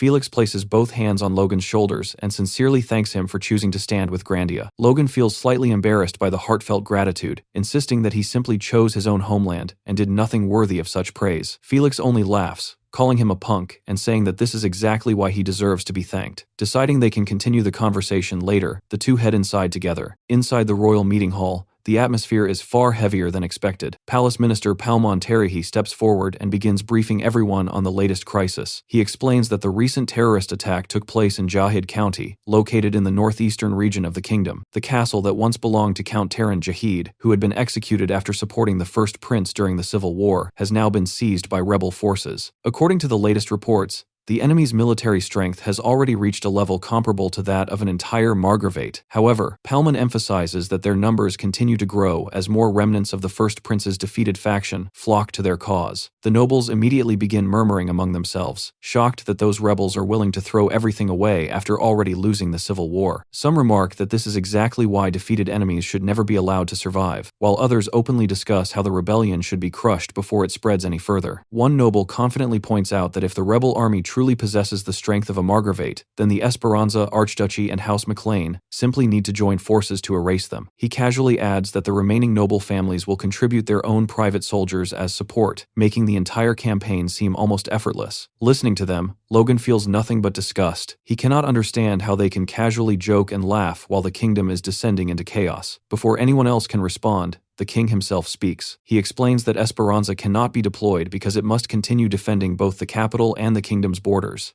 Assigning them to suppress the rebellion as well would place an unreasonable burden upon them. With a calm smile, the king shifts his gaze directly toward Logan and declares that House McLean alone should be more than capable of leading the operation. He formally asks whether Logan is willing to accept responsibility for crushing the rebellion. Logan silently considers the proposal. From a military standpoint, the king's reasoning is not entirely unreasonable. If House McLean leads the campaign while the surrounding noble houses provide their private forces, they should be able to suppress the rebels while keeping casualties relatively low. Even so, an uneasy feeling continues to grow inside him. Something about this arrangement feels completely wrong, as though an unseen trap has already been prepared. Despite that foreboding, Logan ultimately steps forward and accepts the command, promising that he will personally take responsibility for wiping out the rebel forces. The hall immediately erupts with applause as the nobles enthusiastically praise House McLean once again, declaring that the young lord has proven exactly why he deserves their trust. While everyone celebrates his acceptance, Logan notices the king staring directly at him. Although the king wears a pleasant smile for everyone else to see, the look hidden within his eyes is cold, calculating, and unmistakably malicious. At that moment, Logan becomes certain that behind the praise and applause, the king is already plotting something far more sinister. 2 weeks later, the scene shifts to the McLean territory. Commander Henderson presents Logan with the latest military report, informing him that nearly 70% of their forces have already assembled and are standing by for deployment. Logan scans through the roster before praising Henderson for his efficient work. However, as he continues reading, he suddenly notices the size of the McLean Knight Order has grown far beyond what he remembers. He asks when their forces became this large. Henderson explains that many of their ordinary soldiers have recently awakened one after another, allowing them to officially join the Knight Order. Hearing that, Logan quietly smiles to himself, realizing that the strict sensory training he had introduced is finally producing results. Henderson also reports that several skilled knights who lost their positions after the Civil War have willingly joined House McLean, greatly strengthening their military. After quickly calculating the numbers, Logan realizes that once the promised reinforcements from the other noble houses arrive, their total combat strength will have nearly doubled. Satisfied with their preparations, he orders Henderson to leave only the minimum number of soldiers necessary to defend the territory while mobilizing everyone else for the campaign. Henderson hesitates, questioning whether such an overwhelming deployment is truly necessary, since the other noble houses have already promised significant military support. Logan immediately cuts off his concerns, insisting that the rebellion must be uprooted completely in a single decisive battle. Deep inside, however, his thoughts drift toward the king. Multiple assassination attempts, a rebellion during the first year of his reign, and growing instability have undoubtedly made the king extremely paranoid. Logan worries that if this crisis continues, the king's distrust toward House McLean may only deepen. He silently vows that once this rebellion is over, there will never again be room for the kind of misunderstandings that have continued to plague their relationship. Their discussion is suddenly interrupted when Eileen rushes into the room with an anxious expression. She quickly apologizes for interrupting before urging Logan to accompany her to the communication room immediately. Moments later, Logan stands before the communication crystal and receives shocking news. He immediately asks whether His Majesty has truly been injured again, and whether the royal palace has suffered yet another security breach. On the other side of the transmission, Palace Minister Palmon reluctantly confirms that the reports are true. He then awkwardly explains that because of the king's current condition, His Majesty has personally issued a direct order. The king wishes for House McLean's elite knight order to abandon the front lines and reinforce the capital instead. Logan is momentarily speechless. He asks whether the king truly intends to remove their strongest force from the battlefield just before the decisive campaign against the rebels begins. Palmon quietly confirms that this is exactly the royal order, explaining that since the rebels are attempting to overthrow the throne itself, the king believes reinforcing the capital takes priority. Eileen immediately objects, pointing out how utterly unreasonable the command is when war is about to begin. To her surprise,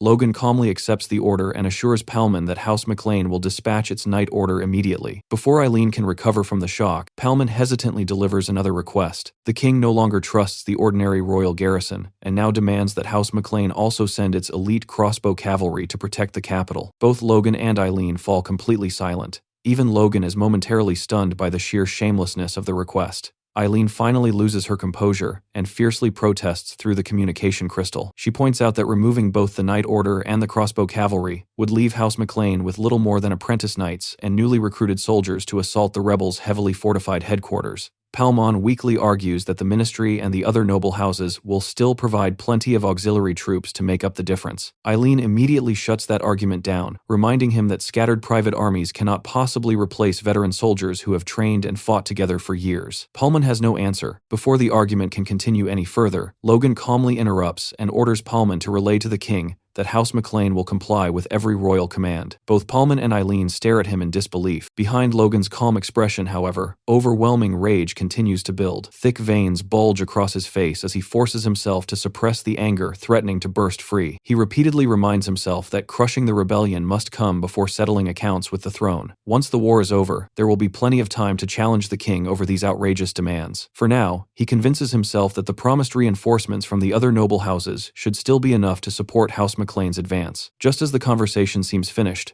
Palmon suddenly receives another urgent report from the palace. His expression immediately changes as panic spreads across his face. Logan notices the shift and firmly tells him to reveal whatever new order has arrived without hesitation. Palmon nervously explains that this latest directive comes directly from the royal family itself. While House McLean is to attack the rebels' main fortress alone, every other noble house has been ordered to split off and eliminate smaller rebel groups scattered throughout the surrounding region. Eileen finally reaches her breaking point. She angrily reminds Palmon that those allied forces account for well over half of their planned military strength. Sending them elsewhere would leave House McLean marching straight toward the enemy's strongest fortress, completely isolated. Palmon desperately insists that he is merely delivering the king's orders and claims that His Majesty surely has a greater strategy in mind. Logan coldly ends the discussion by telling Palmon to do whatever the royal family wishes because House McLean will destroy the rebels' main army without relying on anyone else. Relieved, Palmon gratefully promises that His Majesty will surely remember House McLean's unwavering loyalty before ending the transmission. The moment the communication crystal goes silent, the room becomes deathly quiet. Eileen turns toward Logan with visible worry, pleading with him to reconsider. She points out that the trap could not possibly be more obvious. The king is clearly trying to send House McLean to its destruction. Logan quietly admits that he understands exactly what is happening. Even so, he explains that refusing the royal command would only strengthen the king's position against them. Anyone can already see how unreasonable these orders are,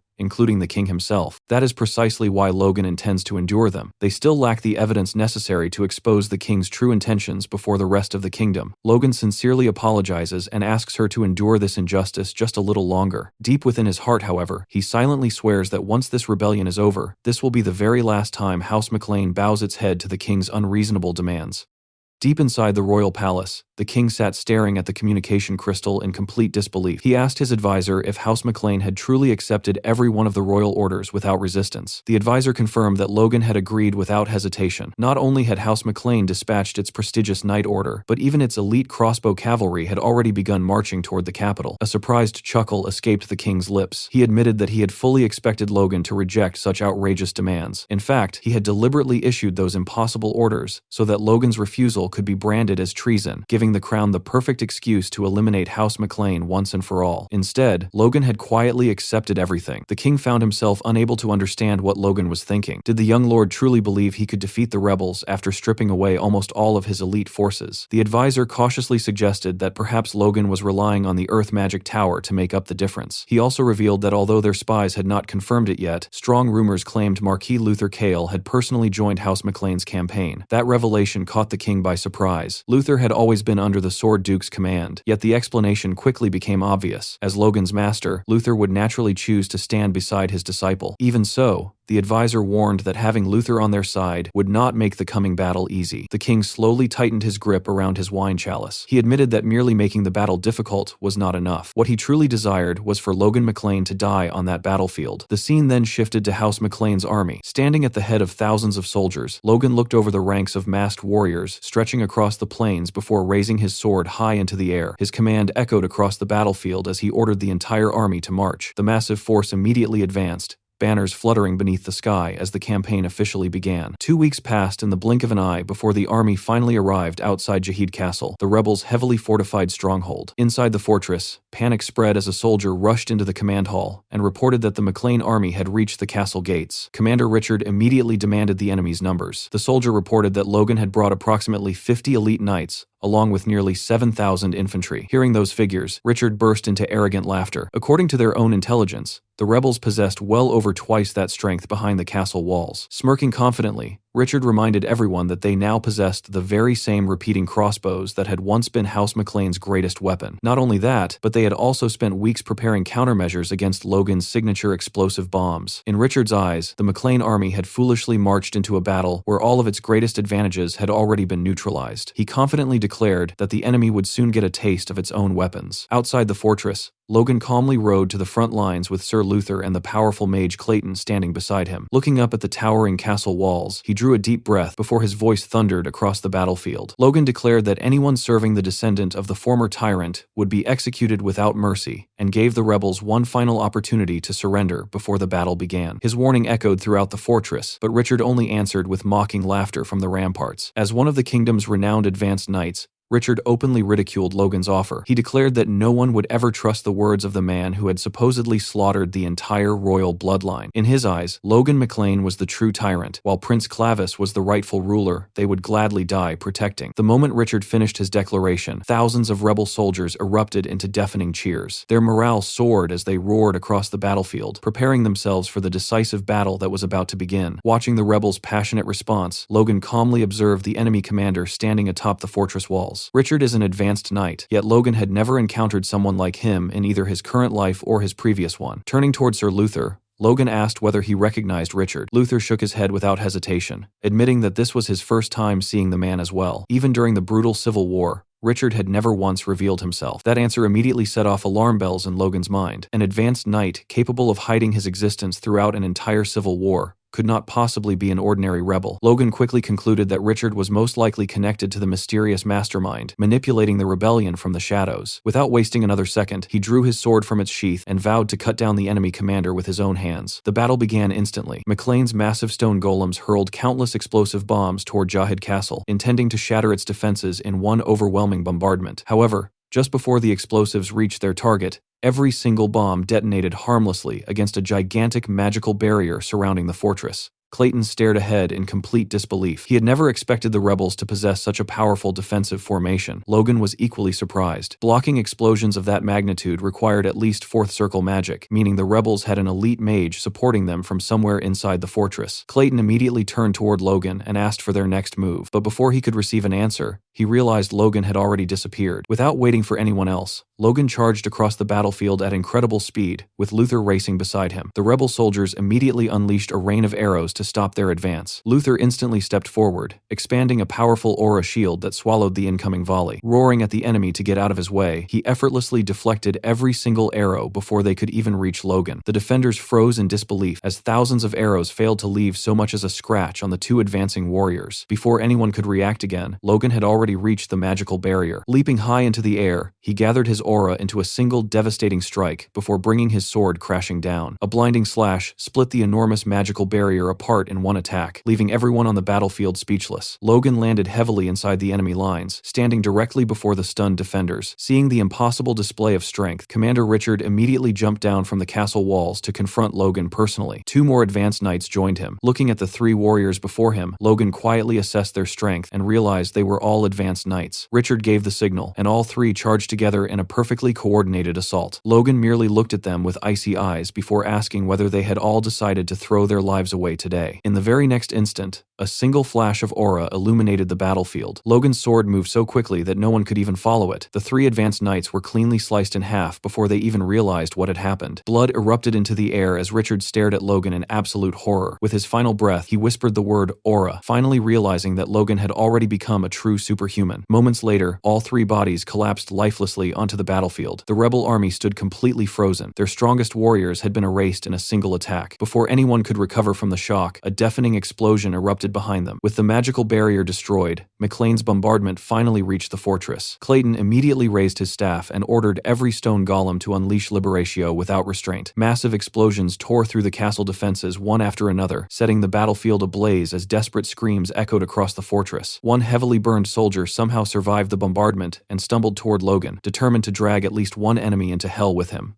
Before he could even reach his target, a gigantic stone golem seized him by the neck. The battlefield descended into complete chaos as countless golems charged through the enemy ranks, smashing soldiers into the ground, kicking them across the battlefield, and even using brutal wrestling techniques to crush anyone who resisted. Every single golem moved with incredible precision because the one controlling the entire army of constructs was none other than Rhea. Nearby, Grick continued barking orders for the troops to keep launching Liberatio without holding anything back, while Rhea effortlessly coordinated the overwhelming golem assault. Watching the battlefield unfold, Logan found himself genuinely impressed. Controlling such an enormous number of stone golems simultaneously required unimaginable mana control. Victor proudly stepped beside Logan and explained that his sister had recently advanced to the 4th circle. According to Sir Clayton, her practical combat ability and mana control already surpassed what most 4th circle mages could ever hope to achieve. He revealed that Clayton had not stopped bragging about Rhea, insisting she was a once-in-history genius whose name would be remembered for generations. Suddenly, an earth-shaking tremor echoed across the battlefield. Logan and Victor turned toward the fortress just in time to witness Jahid Castle's enormous walls collapsing into countless pieces of rubble. The rebels' final line of defense had fallen. Seeing victory within reach, Logan raised his sword high once more and roared across the battlefield. Declaring that they had waited long enough, he ordered the entire McLean army to advance and wipe out every remaining rebel once and for all. 1 week later, the scene shifted to the Grand Royal Capital, where the entire city had fallen into an uproar over House McLean's unbelievable victory. Everywhere people gathered to discuss the latest news, eagerly asking whether others had heard what Logan McLean had accomplished. The rumors spread like wildfire. Despite being outnumbered by more than 2 to 1, House McLean had completely annihilated the rebel army in an astonishingly short amount of time. Many citizens pointed out that while the other great noble houses were still busy hunting down scattered rebel remnants, Logan had already ended the war by himself. Others whispered about an even more unbelievable rumor. According to the stories circulating through the capital, Logan McLean had officially awakened as a true superhuman. As the city buzzed with excitement, the massive palace doors slowly opened. Logan stepped inside with a cold, expressionless face, carrying a huge, blood-stained sack over one shoulder. Without slowing his pace, he marched directly toward the royal audience chamber. The royal herald loudly announced the arrival of Count Logan McLean, causing every noble present to turn toward the entrance. The moment they saw him, the atmosphere instantly became suffocating. Logan's overwhelming presence filled the entire hall, making even veteran nobles instinctively hold their breath. They quietly whispered among themselves, unable to believe someone so young had already reached the level of a superhuman. At the same time, everyone's eyes remained fixed on the enormous sack resting on his shoulder. No one could imagine what horrifying object he had brought into the throne room. Even King looks like to getting shit at any moment. Logan eventually stopped directly before the king. Without saying a word, he grabbed the heavy sack and threw it onto the polished floor. The cloth immediately tore apart, spilling its gruesome contents across the hall. Severed head of Clavis slowly rolled across the floor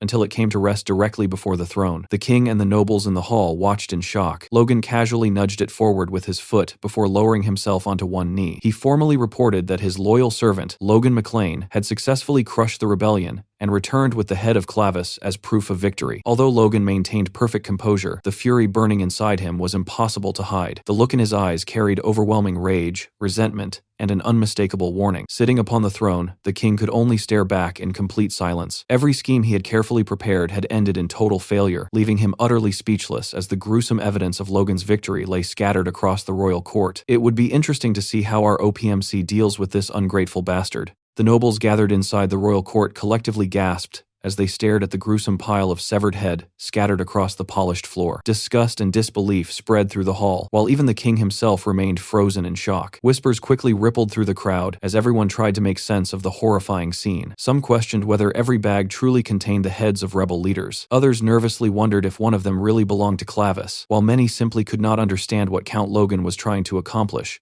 by bringing such a terrifying trophy into the throne room. Standing before the king, Logan remained completely silent, but beneath his calm expression, his fury continued to burn. The surrounding nobles quietly remarked that with House McLean's elite forces having been stripped away before the campaign, the battle must have been unimaginably difficult to win. The king, however, could barely conceal the rage boiling inside him. His face twitched as he struggled to maintain his composure. As if deliberately pouring salt into the wound, Logan calmly assured His Majesty that as long as House McLean stood ready, nothing like this rebellion would ever threaten the kingdom again. He politely urged the king to put his mind at ease, Rather than comforting him, Logan's words only made the king even more uneasy. Every sentence reminded him that despite all of his BS schemes, Logan had returned victorious while exposing the complete failure of the crown's plans. The suffocating silence was suddenly broken by the sound of slow applause. Every eye turned toward the source as Cleo, the king's trusted advisor, stepped forward. Without showing the slightest hint of discomfort, Cleo politely suggested that the unpleasant trophies should be removed immediately,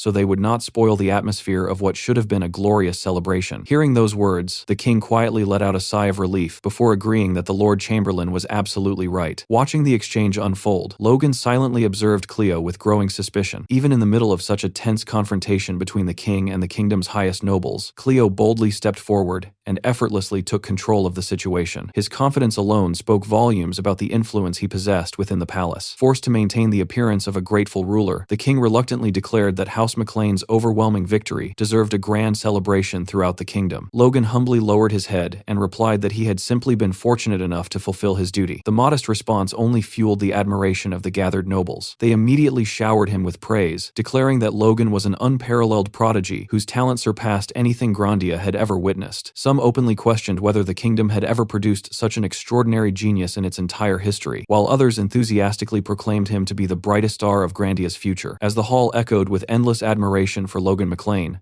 the king silently clenched his fist beneath his robes. Every word of praise felt like another blade twisting into his heart, and behind his forced smile, his hatred for Logan burned stronger than ever. A short while later, inside his private chamber, the king finally snapped. He completely lost control and erupted into a violent fit of rage. Expensive vases, furniture, and decorations were smashed apart one after another as he destroyed everything within reach. Despite the chaos unfolding around him, Cleo remained perfectly calm, watching the king's outburst without the slightest hint of emotion. As if the destruction meant nothing, he casually turned toward the two trembling palace maids and instructed them to clear away the broken furniture before replacing the flowers decorating the room. The maids hurried to obey, terrified of drawing the king's attention. Still trembling with fury, the king turned toward Cleo and demanded whether he had witnessed what happened inside the throne room. Right before the king's own eyes, the nobles had praised that bastard Logan as the kingdom's brightest star, while practically worshipping his every move. Enraged, the king slammed his fist onto the heavy table with enough force to shake the room. Rather than reacting emotionally, Cleo calmly stepped forward and gently urged His Majesty to compose himself. He then quietly asked whether the king did not find the entire situation rather suspicious. Confused, the king demanded an explanation. Cleo calmly pointed out that even if Logan had truly awakened as a superhuman, defeating an army of that size in such a short amount of time should have been practically impossible. There had to be something Logan was deliberately hiding from everyone. Cleo then assured the king that if His Majesty simply gave the order, he would personally investigate the matter and uncover whatever secret Logan was concealing. Once again, the foolish king allowed himself to be effortlessly guided by Cleo's words, unknowingly falling deeper into his advisor's manipulation. The scene then shifted to a far warmer atmosphere. Stella rushed toward Logan the moment she saw him, her face overflowing with happiness after finally seeing him return. Smiling warmly, Logan lifted her into the air and playfully tossed her up, making the little girl burst into cheerful laughter. Watching the heartwarming reunion,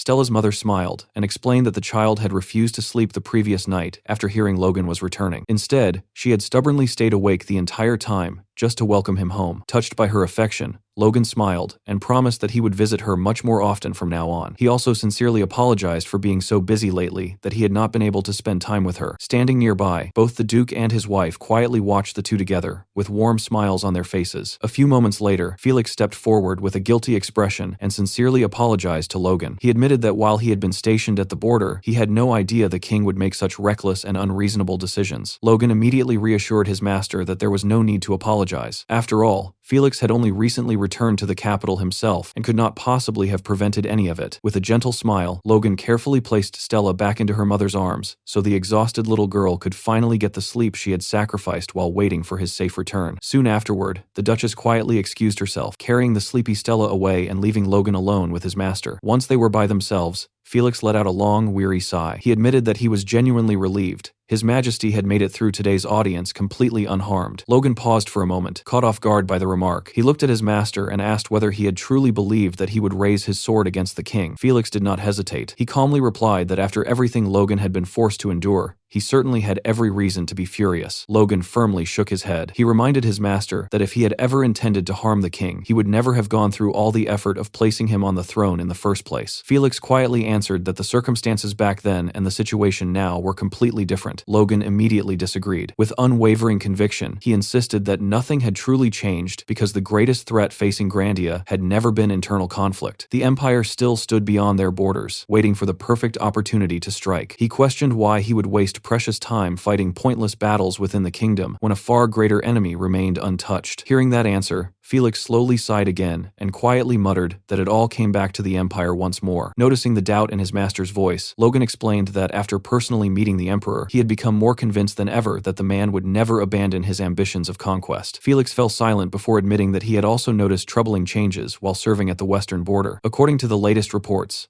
a significant number of Imperial troops stationed across the border had unexpectedly withdrawn, while the Empire had also reduced the heavy taxes imposed on merchants traveling between the two nations. Felix wondered whether Logan's actions inside the Empire had genuinely shifted relations toward peace, asking if he still believed the Empire intended to invade despite all those changes. Logan answered without the slightest hesitation. He insisted that the Empire's behavior was nothing more than a carefully planned deception designed to make Grandia lower its guard. He urged Felix not to judge the situation based only on the present. Instead, he reminded his master that after every imperial succession throughout history, the Empire had eventually launched another major war. Logan asked whether Felix himself had not once agreed with that very conclusion. Felix lowered his eyes and reluctantly admitted that he had. Watching his master's uncertain expression, Logan suddenly felt an uncomfortable weight pressing against his chest. He silently wondered what his master would have done if Logan had truly decided to strike down the king inside the throne room. Almost immediately, he forced himself to abandon the thought. There was no point dwelling on impossible possibilities. After a brief silence, Logan calmly stated that it had grown late and that he should leave for the night. However, just as he reached the doorway, he suddenly stopped. Logan quietly admitted that he understood if Felix could not fully trust his words yet. Even so, he earnestly asked him to do one thing. He pleaded with Felix to stop the king from constantly treating House McLean as a threat and trying to keep him under control. A long silence filled the room before Felix finally answered. With a tired smile, he quietly admitted that he wished for exactly the same thing. A few days later, the bustling grand royal capital was as busy as ever. Seated outside the royal chamber was Roberts Floyd, the Chancellor of Grandia and Eileen's father. He waited patiently for his long-scheduled meeting with the king. Before long, one of the king's personal attendants hurried over and respectfully bowed in apology. Roberts looked at him thoughtfully and asked whether His Majesty had finally approved his audience. He pointed out that despite submitting his request well in advance, he had been kept waiting for an unusually long time. The attendant apologized once again before explaining that Roberts would, unfortunately, have to wait a little longer. His Majesty was currently occupied in an urgent private meeting with the Grand Duke and Count Logan McLean. Hearing Logan's name immediately caught Roberts' attention. He quietly recalled that his son-in-law was supposed to begin his journey back to McLean territory that very morning. His sharp political instincts immediately sensed that something was wrong. His wonders if it could be because of that bundle from last time. Inside the royal audience chamber, the atmosphere was incredibly tense. Logan stood before the throne, barely suppressing his anger. He demanded that His Majesty repeat what he had just said. Instead of showing concern,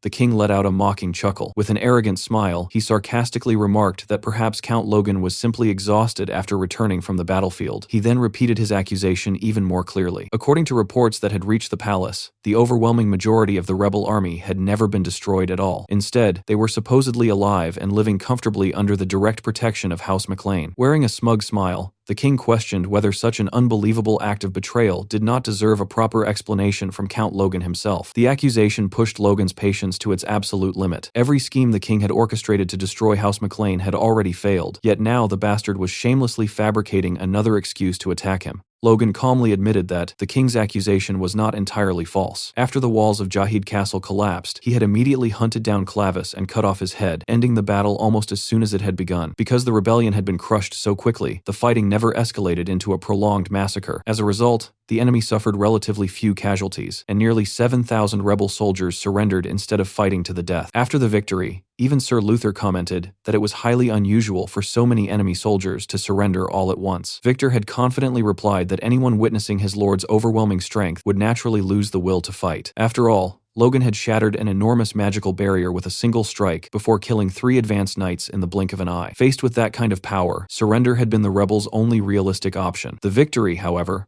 left Logan with a problem far greater than the battle itself. Victor had asked what should be done with the captives, reminding everyone that although they were ordinary soldiers, they were still legally rebels, and the punishment for rebellion was death. Even Luther looked troubled by the situation, questioning how anyone could possibly execute 7,000 surrendered men. Logan found himself cornered. Every available choice carried disastrous consequences. Executing them would turn the battlefield into a massacre, while sparing them would mean openly breaking the kingdom's law. Worse still, he knew the king would seize either decision as another excuse to move against House McLean. Grandia had already suffered devastating losses during the Civil War, and its military strength had yet to recover. Throwing away 7,000 trained soldiers simply to satisfy the law would only weaken the kingdom even further, especially with the empire still looming beyond the border. In the end, Logan chose the path that would preserve Grandia's future, even if it meant placing himself directly in the king's line of fire. Sacrificing 7,000 lives for the sake of appearances was never a choice he was willing to make. Returning to the present, Logan calmly explained that the surrendered soldiers had immediately realized the foolishness of their actions and willingly laid down their weapons to serve the kingdom instead. The king responded with open mockery, questioning whether all 7,000 rebels had suddenly changed sides at the exact same moment. He demanded an explanation that even the royal advisor could accept, deliberately dragging Felix into the discussion. The moment Logan heard his master's title mentioned, he immediately realized the king's true objective. Felix had never been summoned to judge the facts. He had been brought there to pressure Logan into a corner. The king continued pressing the issue, asking whether Count McLean was truly trying to shield traitors from the law. Internally, Logan thought back to the 7,000 surrendered soldiers. In his eyes, any ruler worthy of the throne should preserve such a force whenever possible, instead of throwing their lives away. He quietly wondered whether the king was truly determined to see those men slaughtered simply to satisfy his own pride. After a long silence, Felix finally stepped forward. He admitted that the king's concerns were understandable, causing Logan to tense up,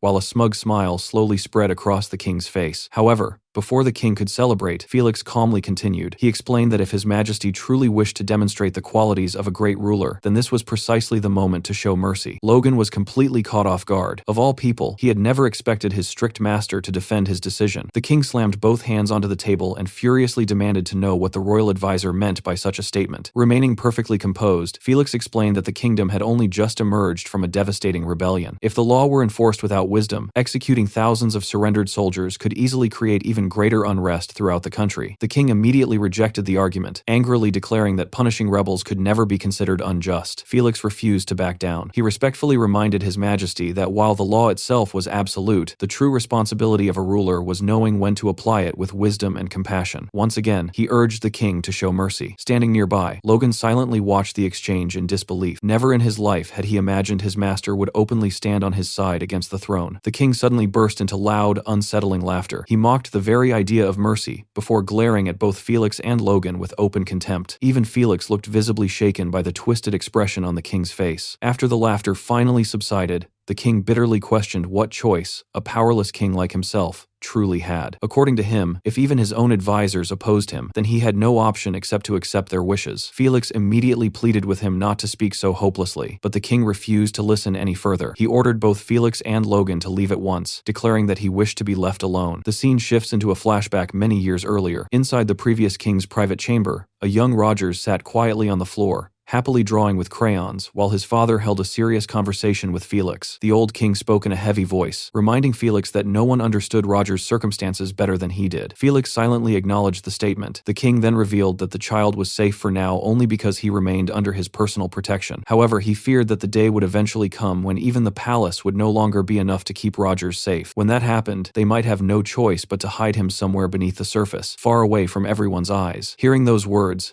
Felix was visibly confused. He reminded the king that His Majesty was still healthy, and questioned why he was speaking as though that day were already approaching. The old king simply smiled with quiet resignation. He admitted that age was finally catching up to him, while Rogers was still nothing more than a child with his entire life ahead of him. Knowing his own time was limited, the king entrusted Felix with a single final request. No matter what happened in the future, he wanted him to protect Rogers. At that exact moment, the young prince ran over with a bright smile and proudly handed Felix a piece of paper. Curious, Felix looked down at the childish drawing. It showed a tiny Rogers happily being lifted high into the air by the Grand Duke. The little prince beamed with pride, having drawn himself together with Felix. The innocent picture carried nothing but the pure trust of a child who believed the Grand Duke would always be there to protect him. The story returns to the present. Felix gently unfolded that same worn drawing he had preserved for all those years. The paper had aged, but he had never once considered throwing it away. Just then, little Stella wandered over and curiously looked at the picture. Seeing the two stick figures together, she innocently wondered whether it was a drawing of herself and her father. Felix smiled softly before quietly shaking his head. He tried to explain who the child in the picture really was, but the words refused to leave his mouth. Stella noticed the sadness in his expression and innocently asked what was wrong. Holding the faded drawing, Felix remembered the old king's final request to protect Rogers no matter what. But after witnessing the broken ruler Rogers had become, he could only stare silently at the paper and wonder how he was supposed to keep that promise anymore. A few days later, Logan finally set out for Terran. Throughout the journey, he remained unusually quiet, letting out a heavy sigh every now and then. Although his master had managed to remove one of the biggest burdens weighing on his mind, Logan still could not shake the uneasy feeling lingering in his chest. Riding beside him, Eileen quickly noticed his troubled expression and asked if something was still bothering him. Logan admitted that it was before apologizing for making her travel with him all the way to Terran, especially after she had just returned from her exhausting work in the capital. Eileen simply smiled and brushed the apology aside. She reminded him that accompanying him had been her own decision in the first place. Then, with a teasing grin, she warned Logan not to be too shocked because Terran had changed far more than he could possibly imagine during his time away in the Empire. At first, Logan found that hard to believe. In his mind,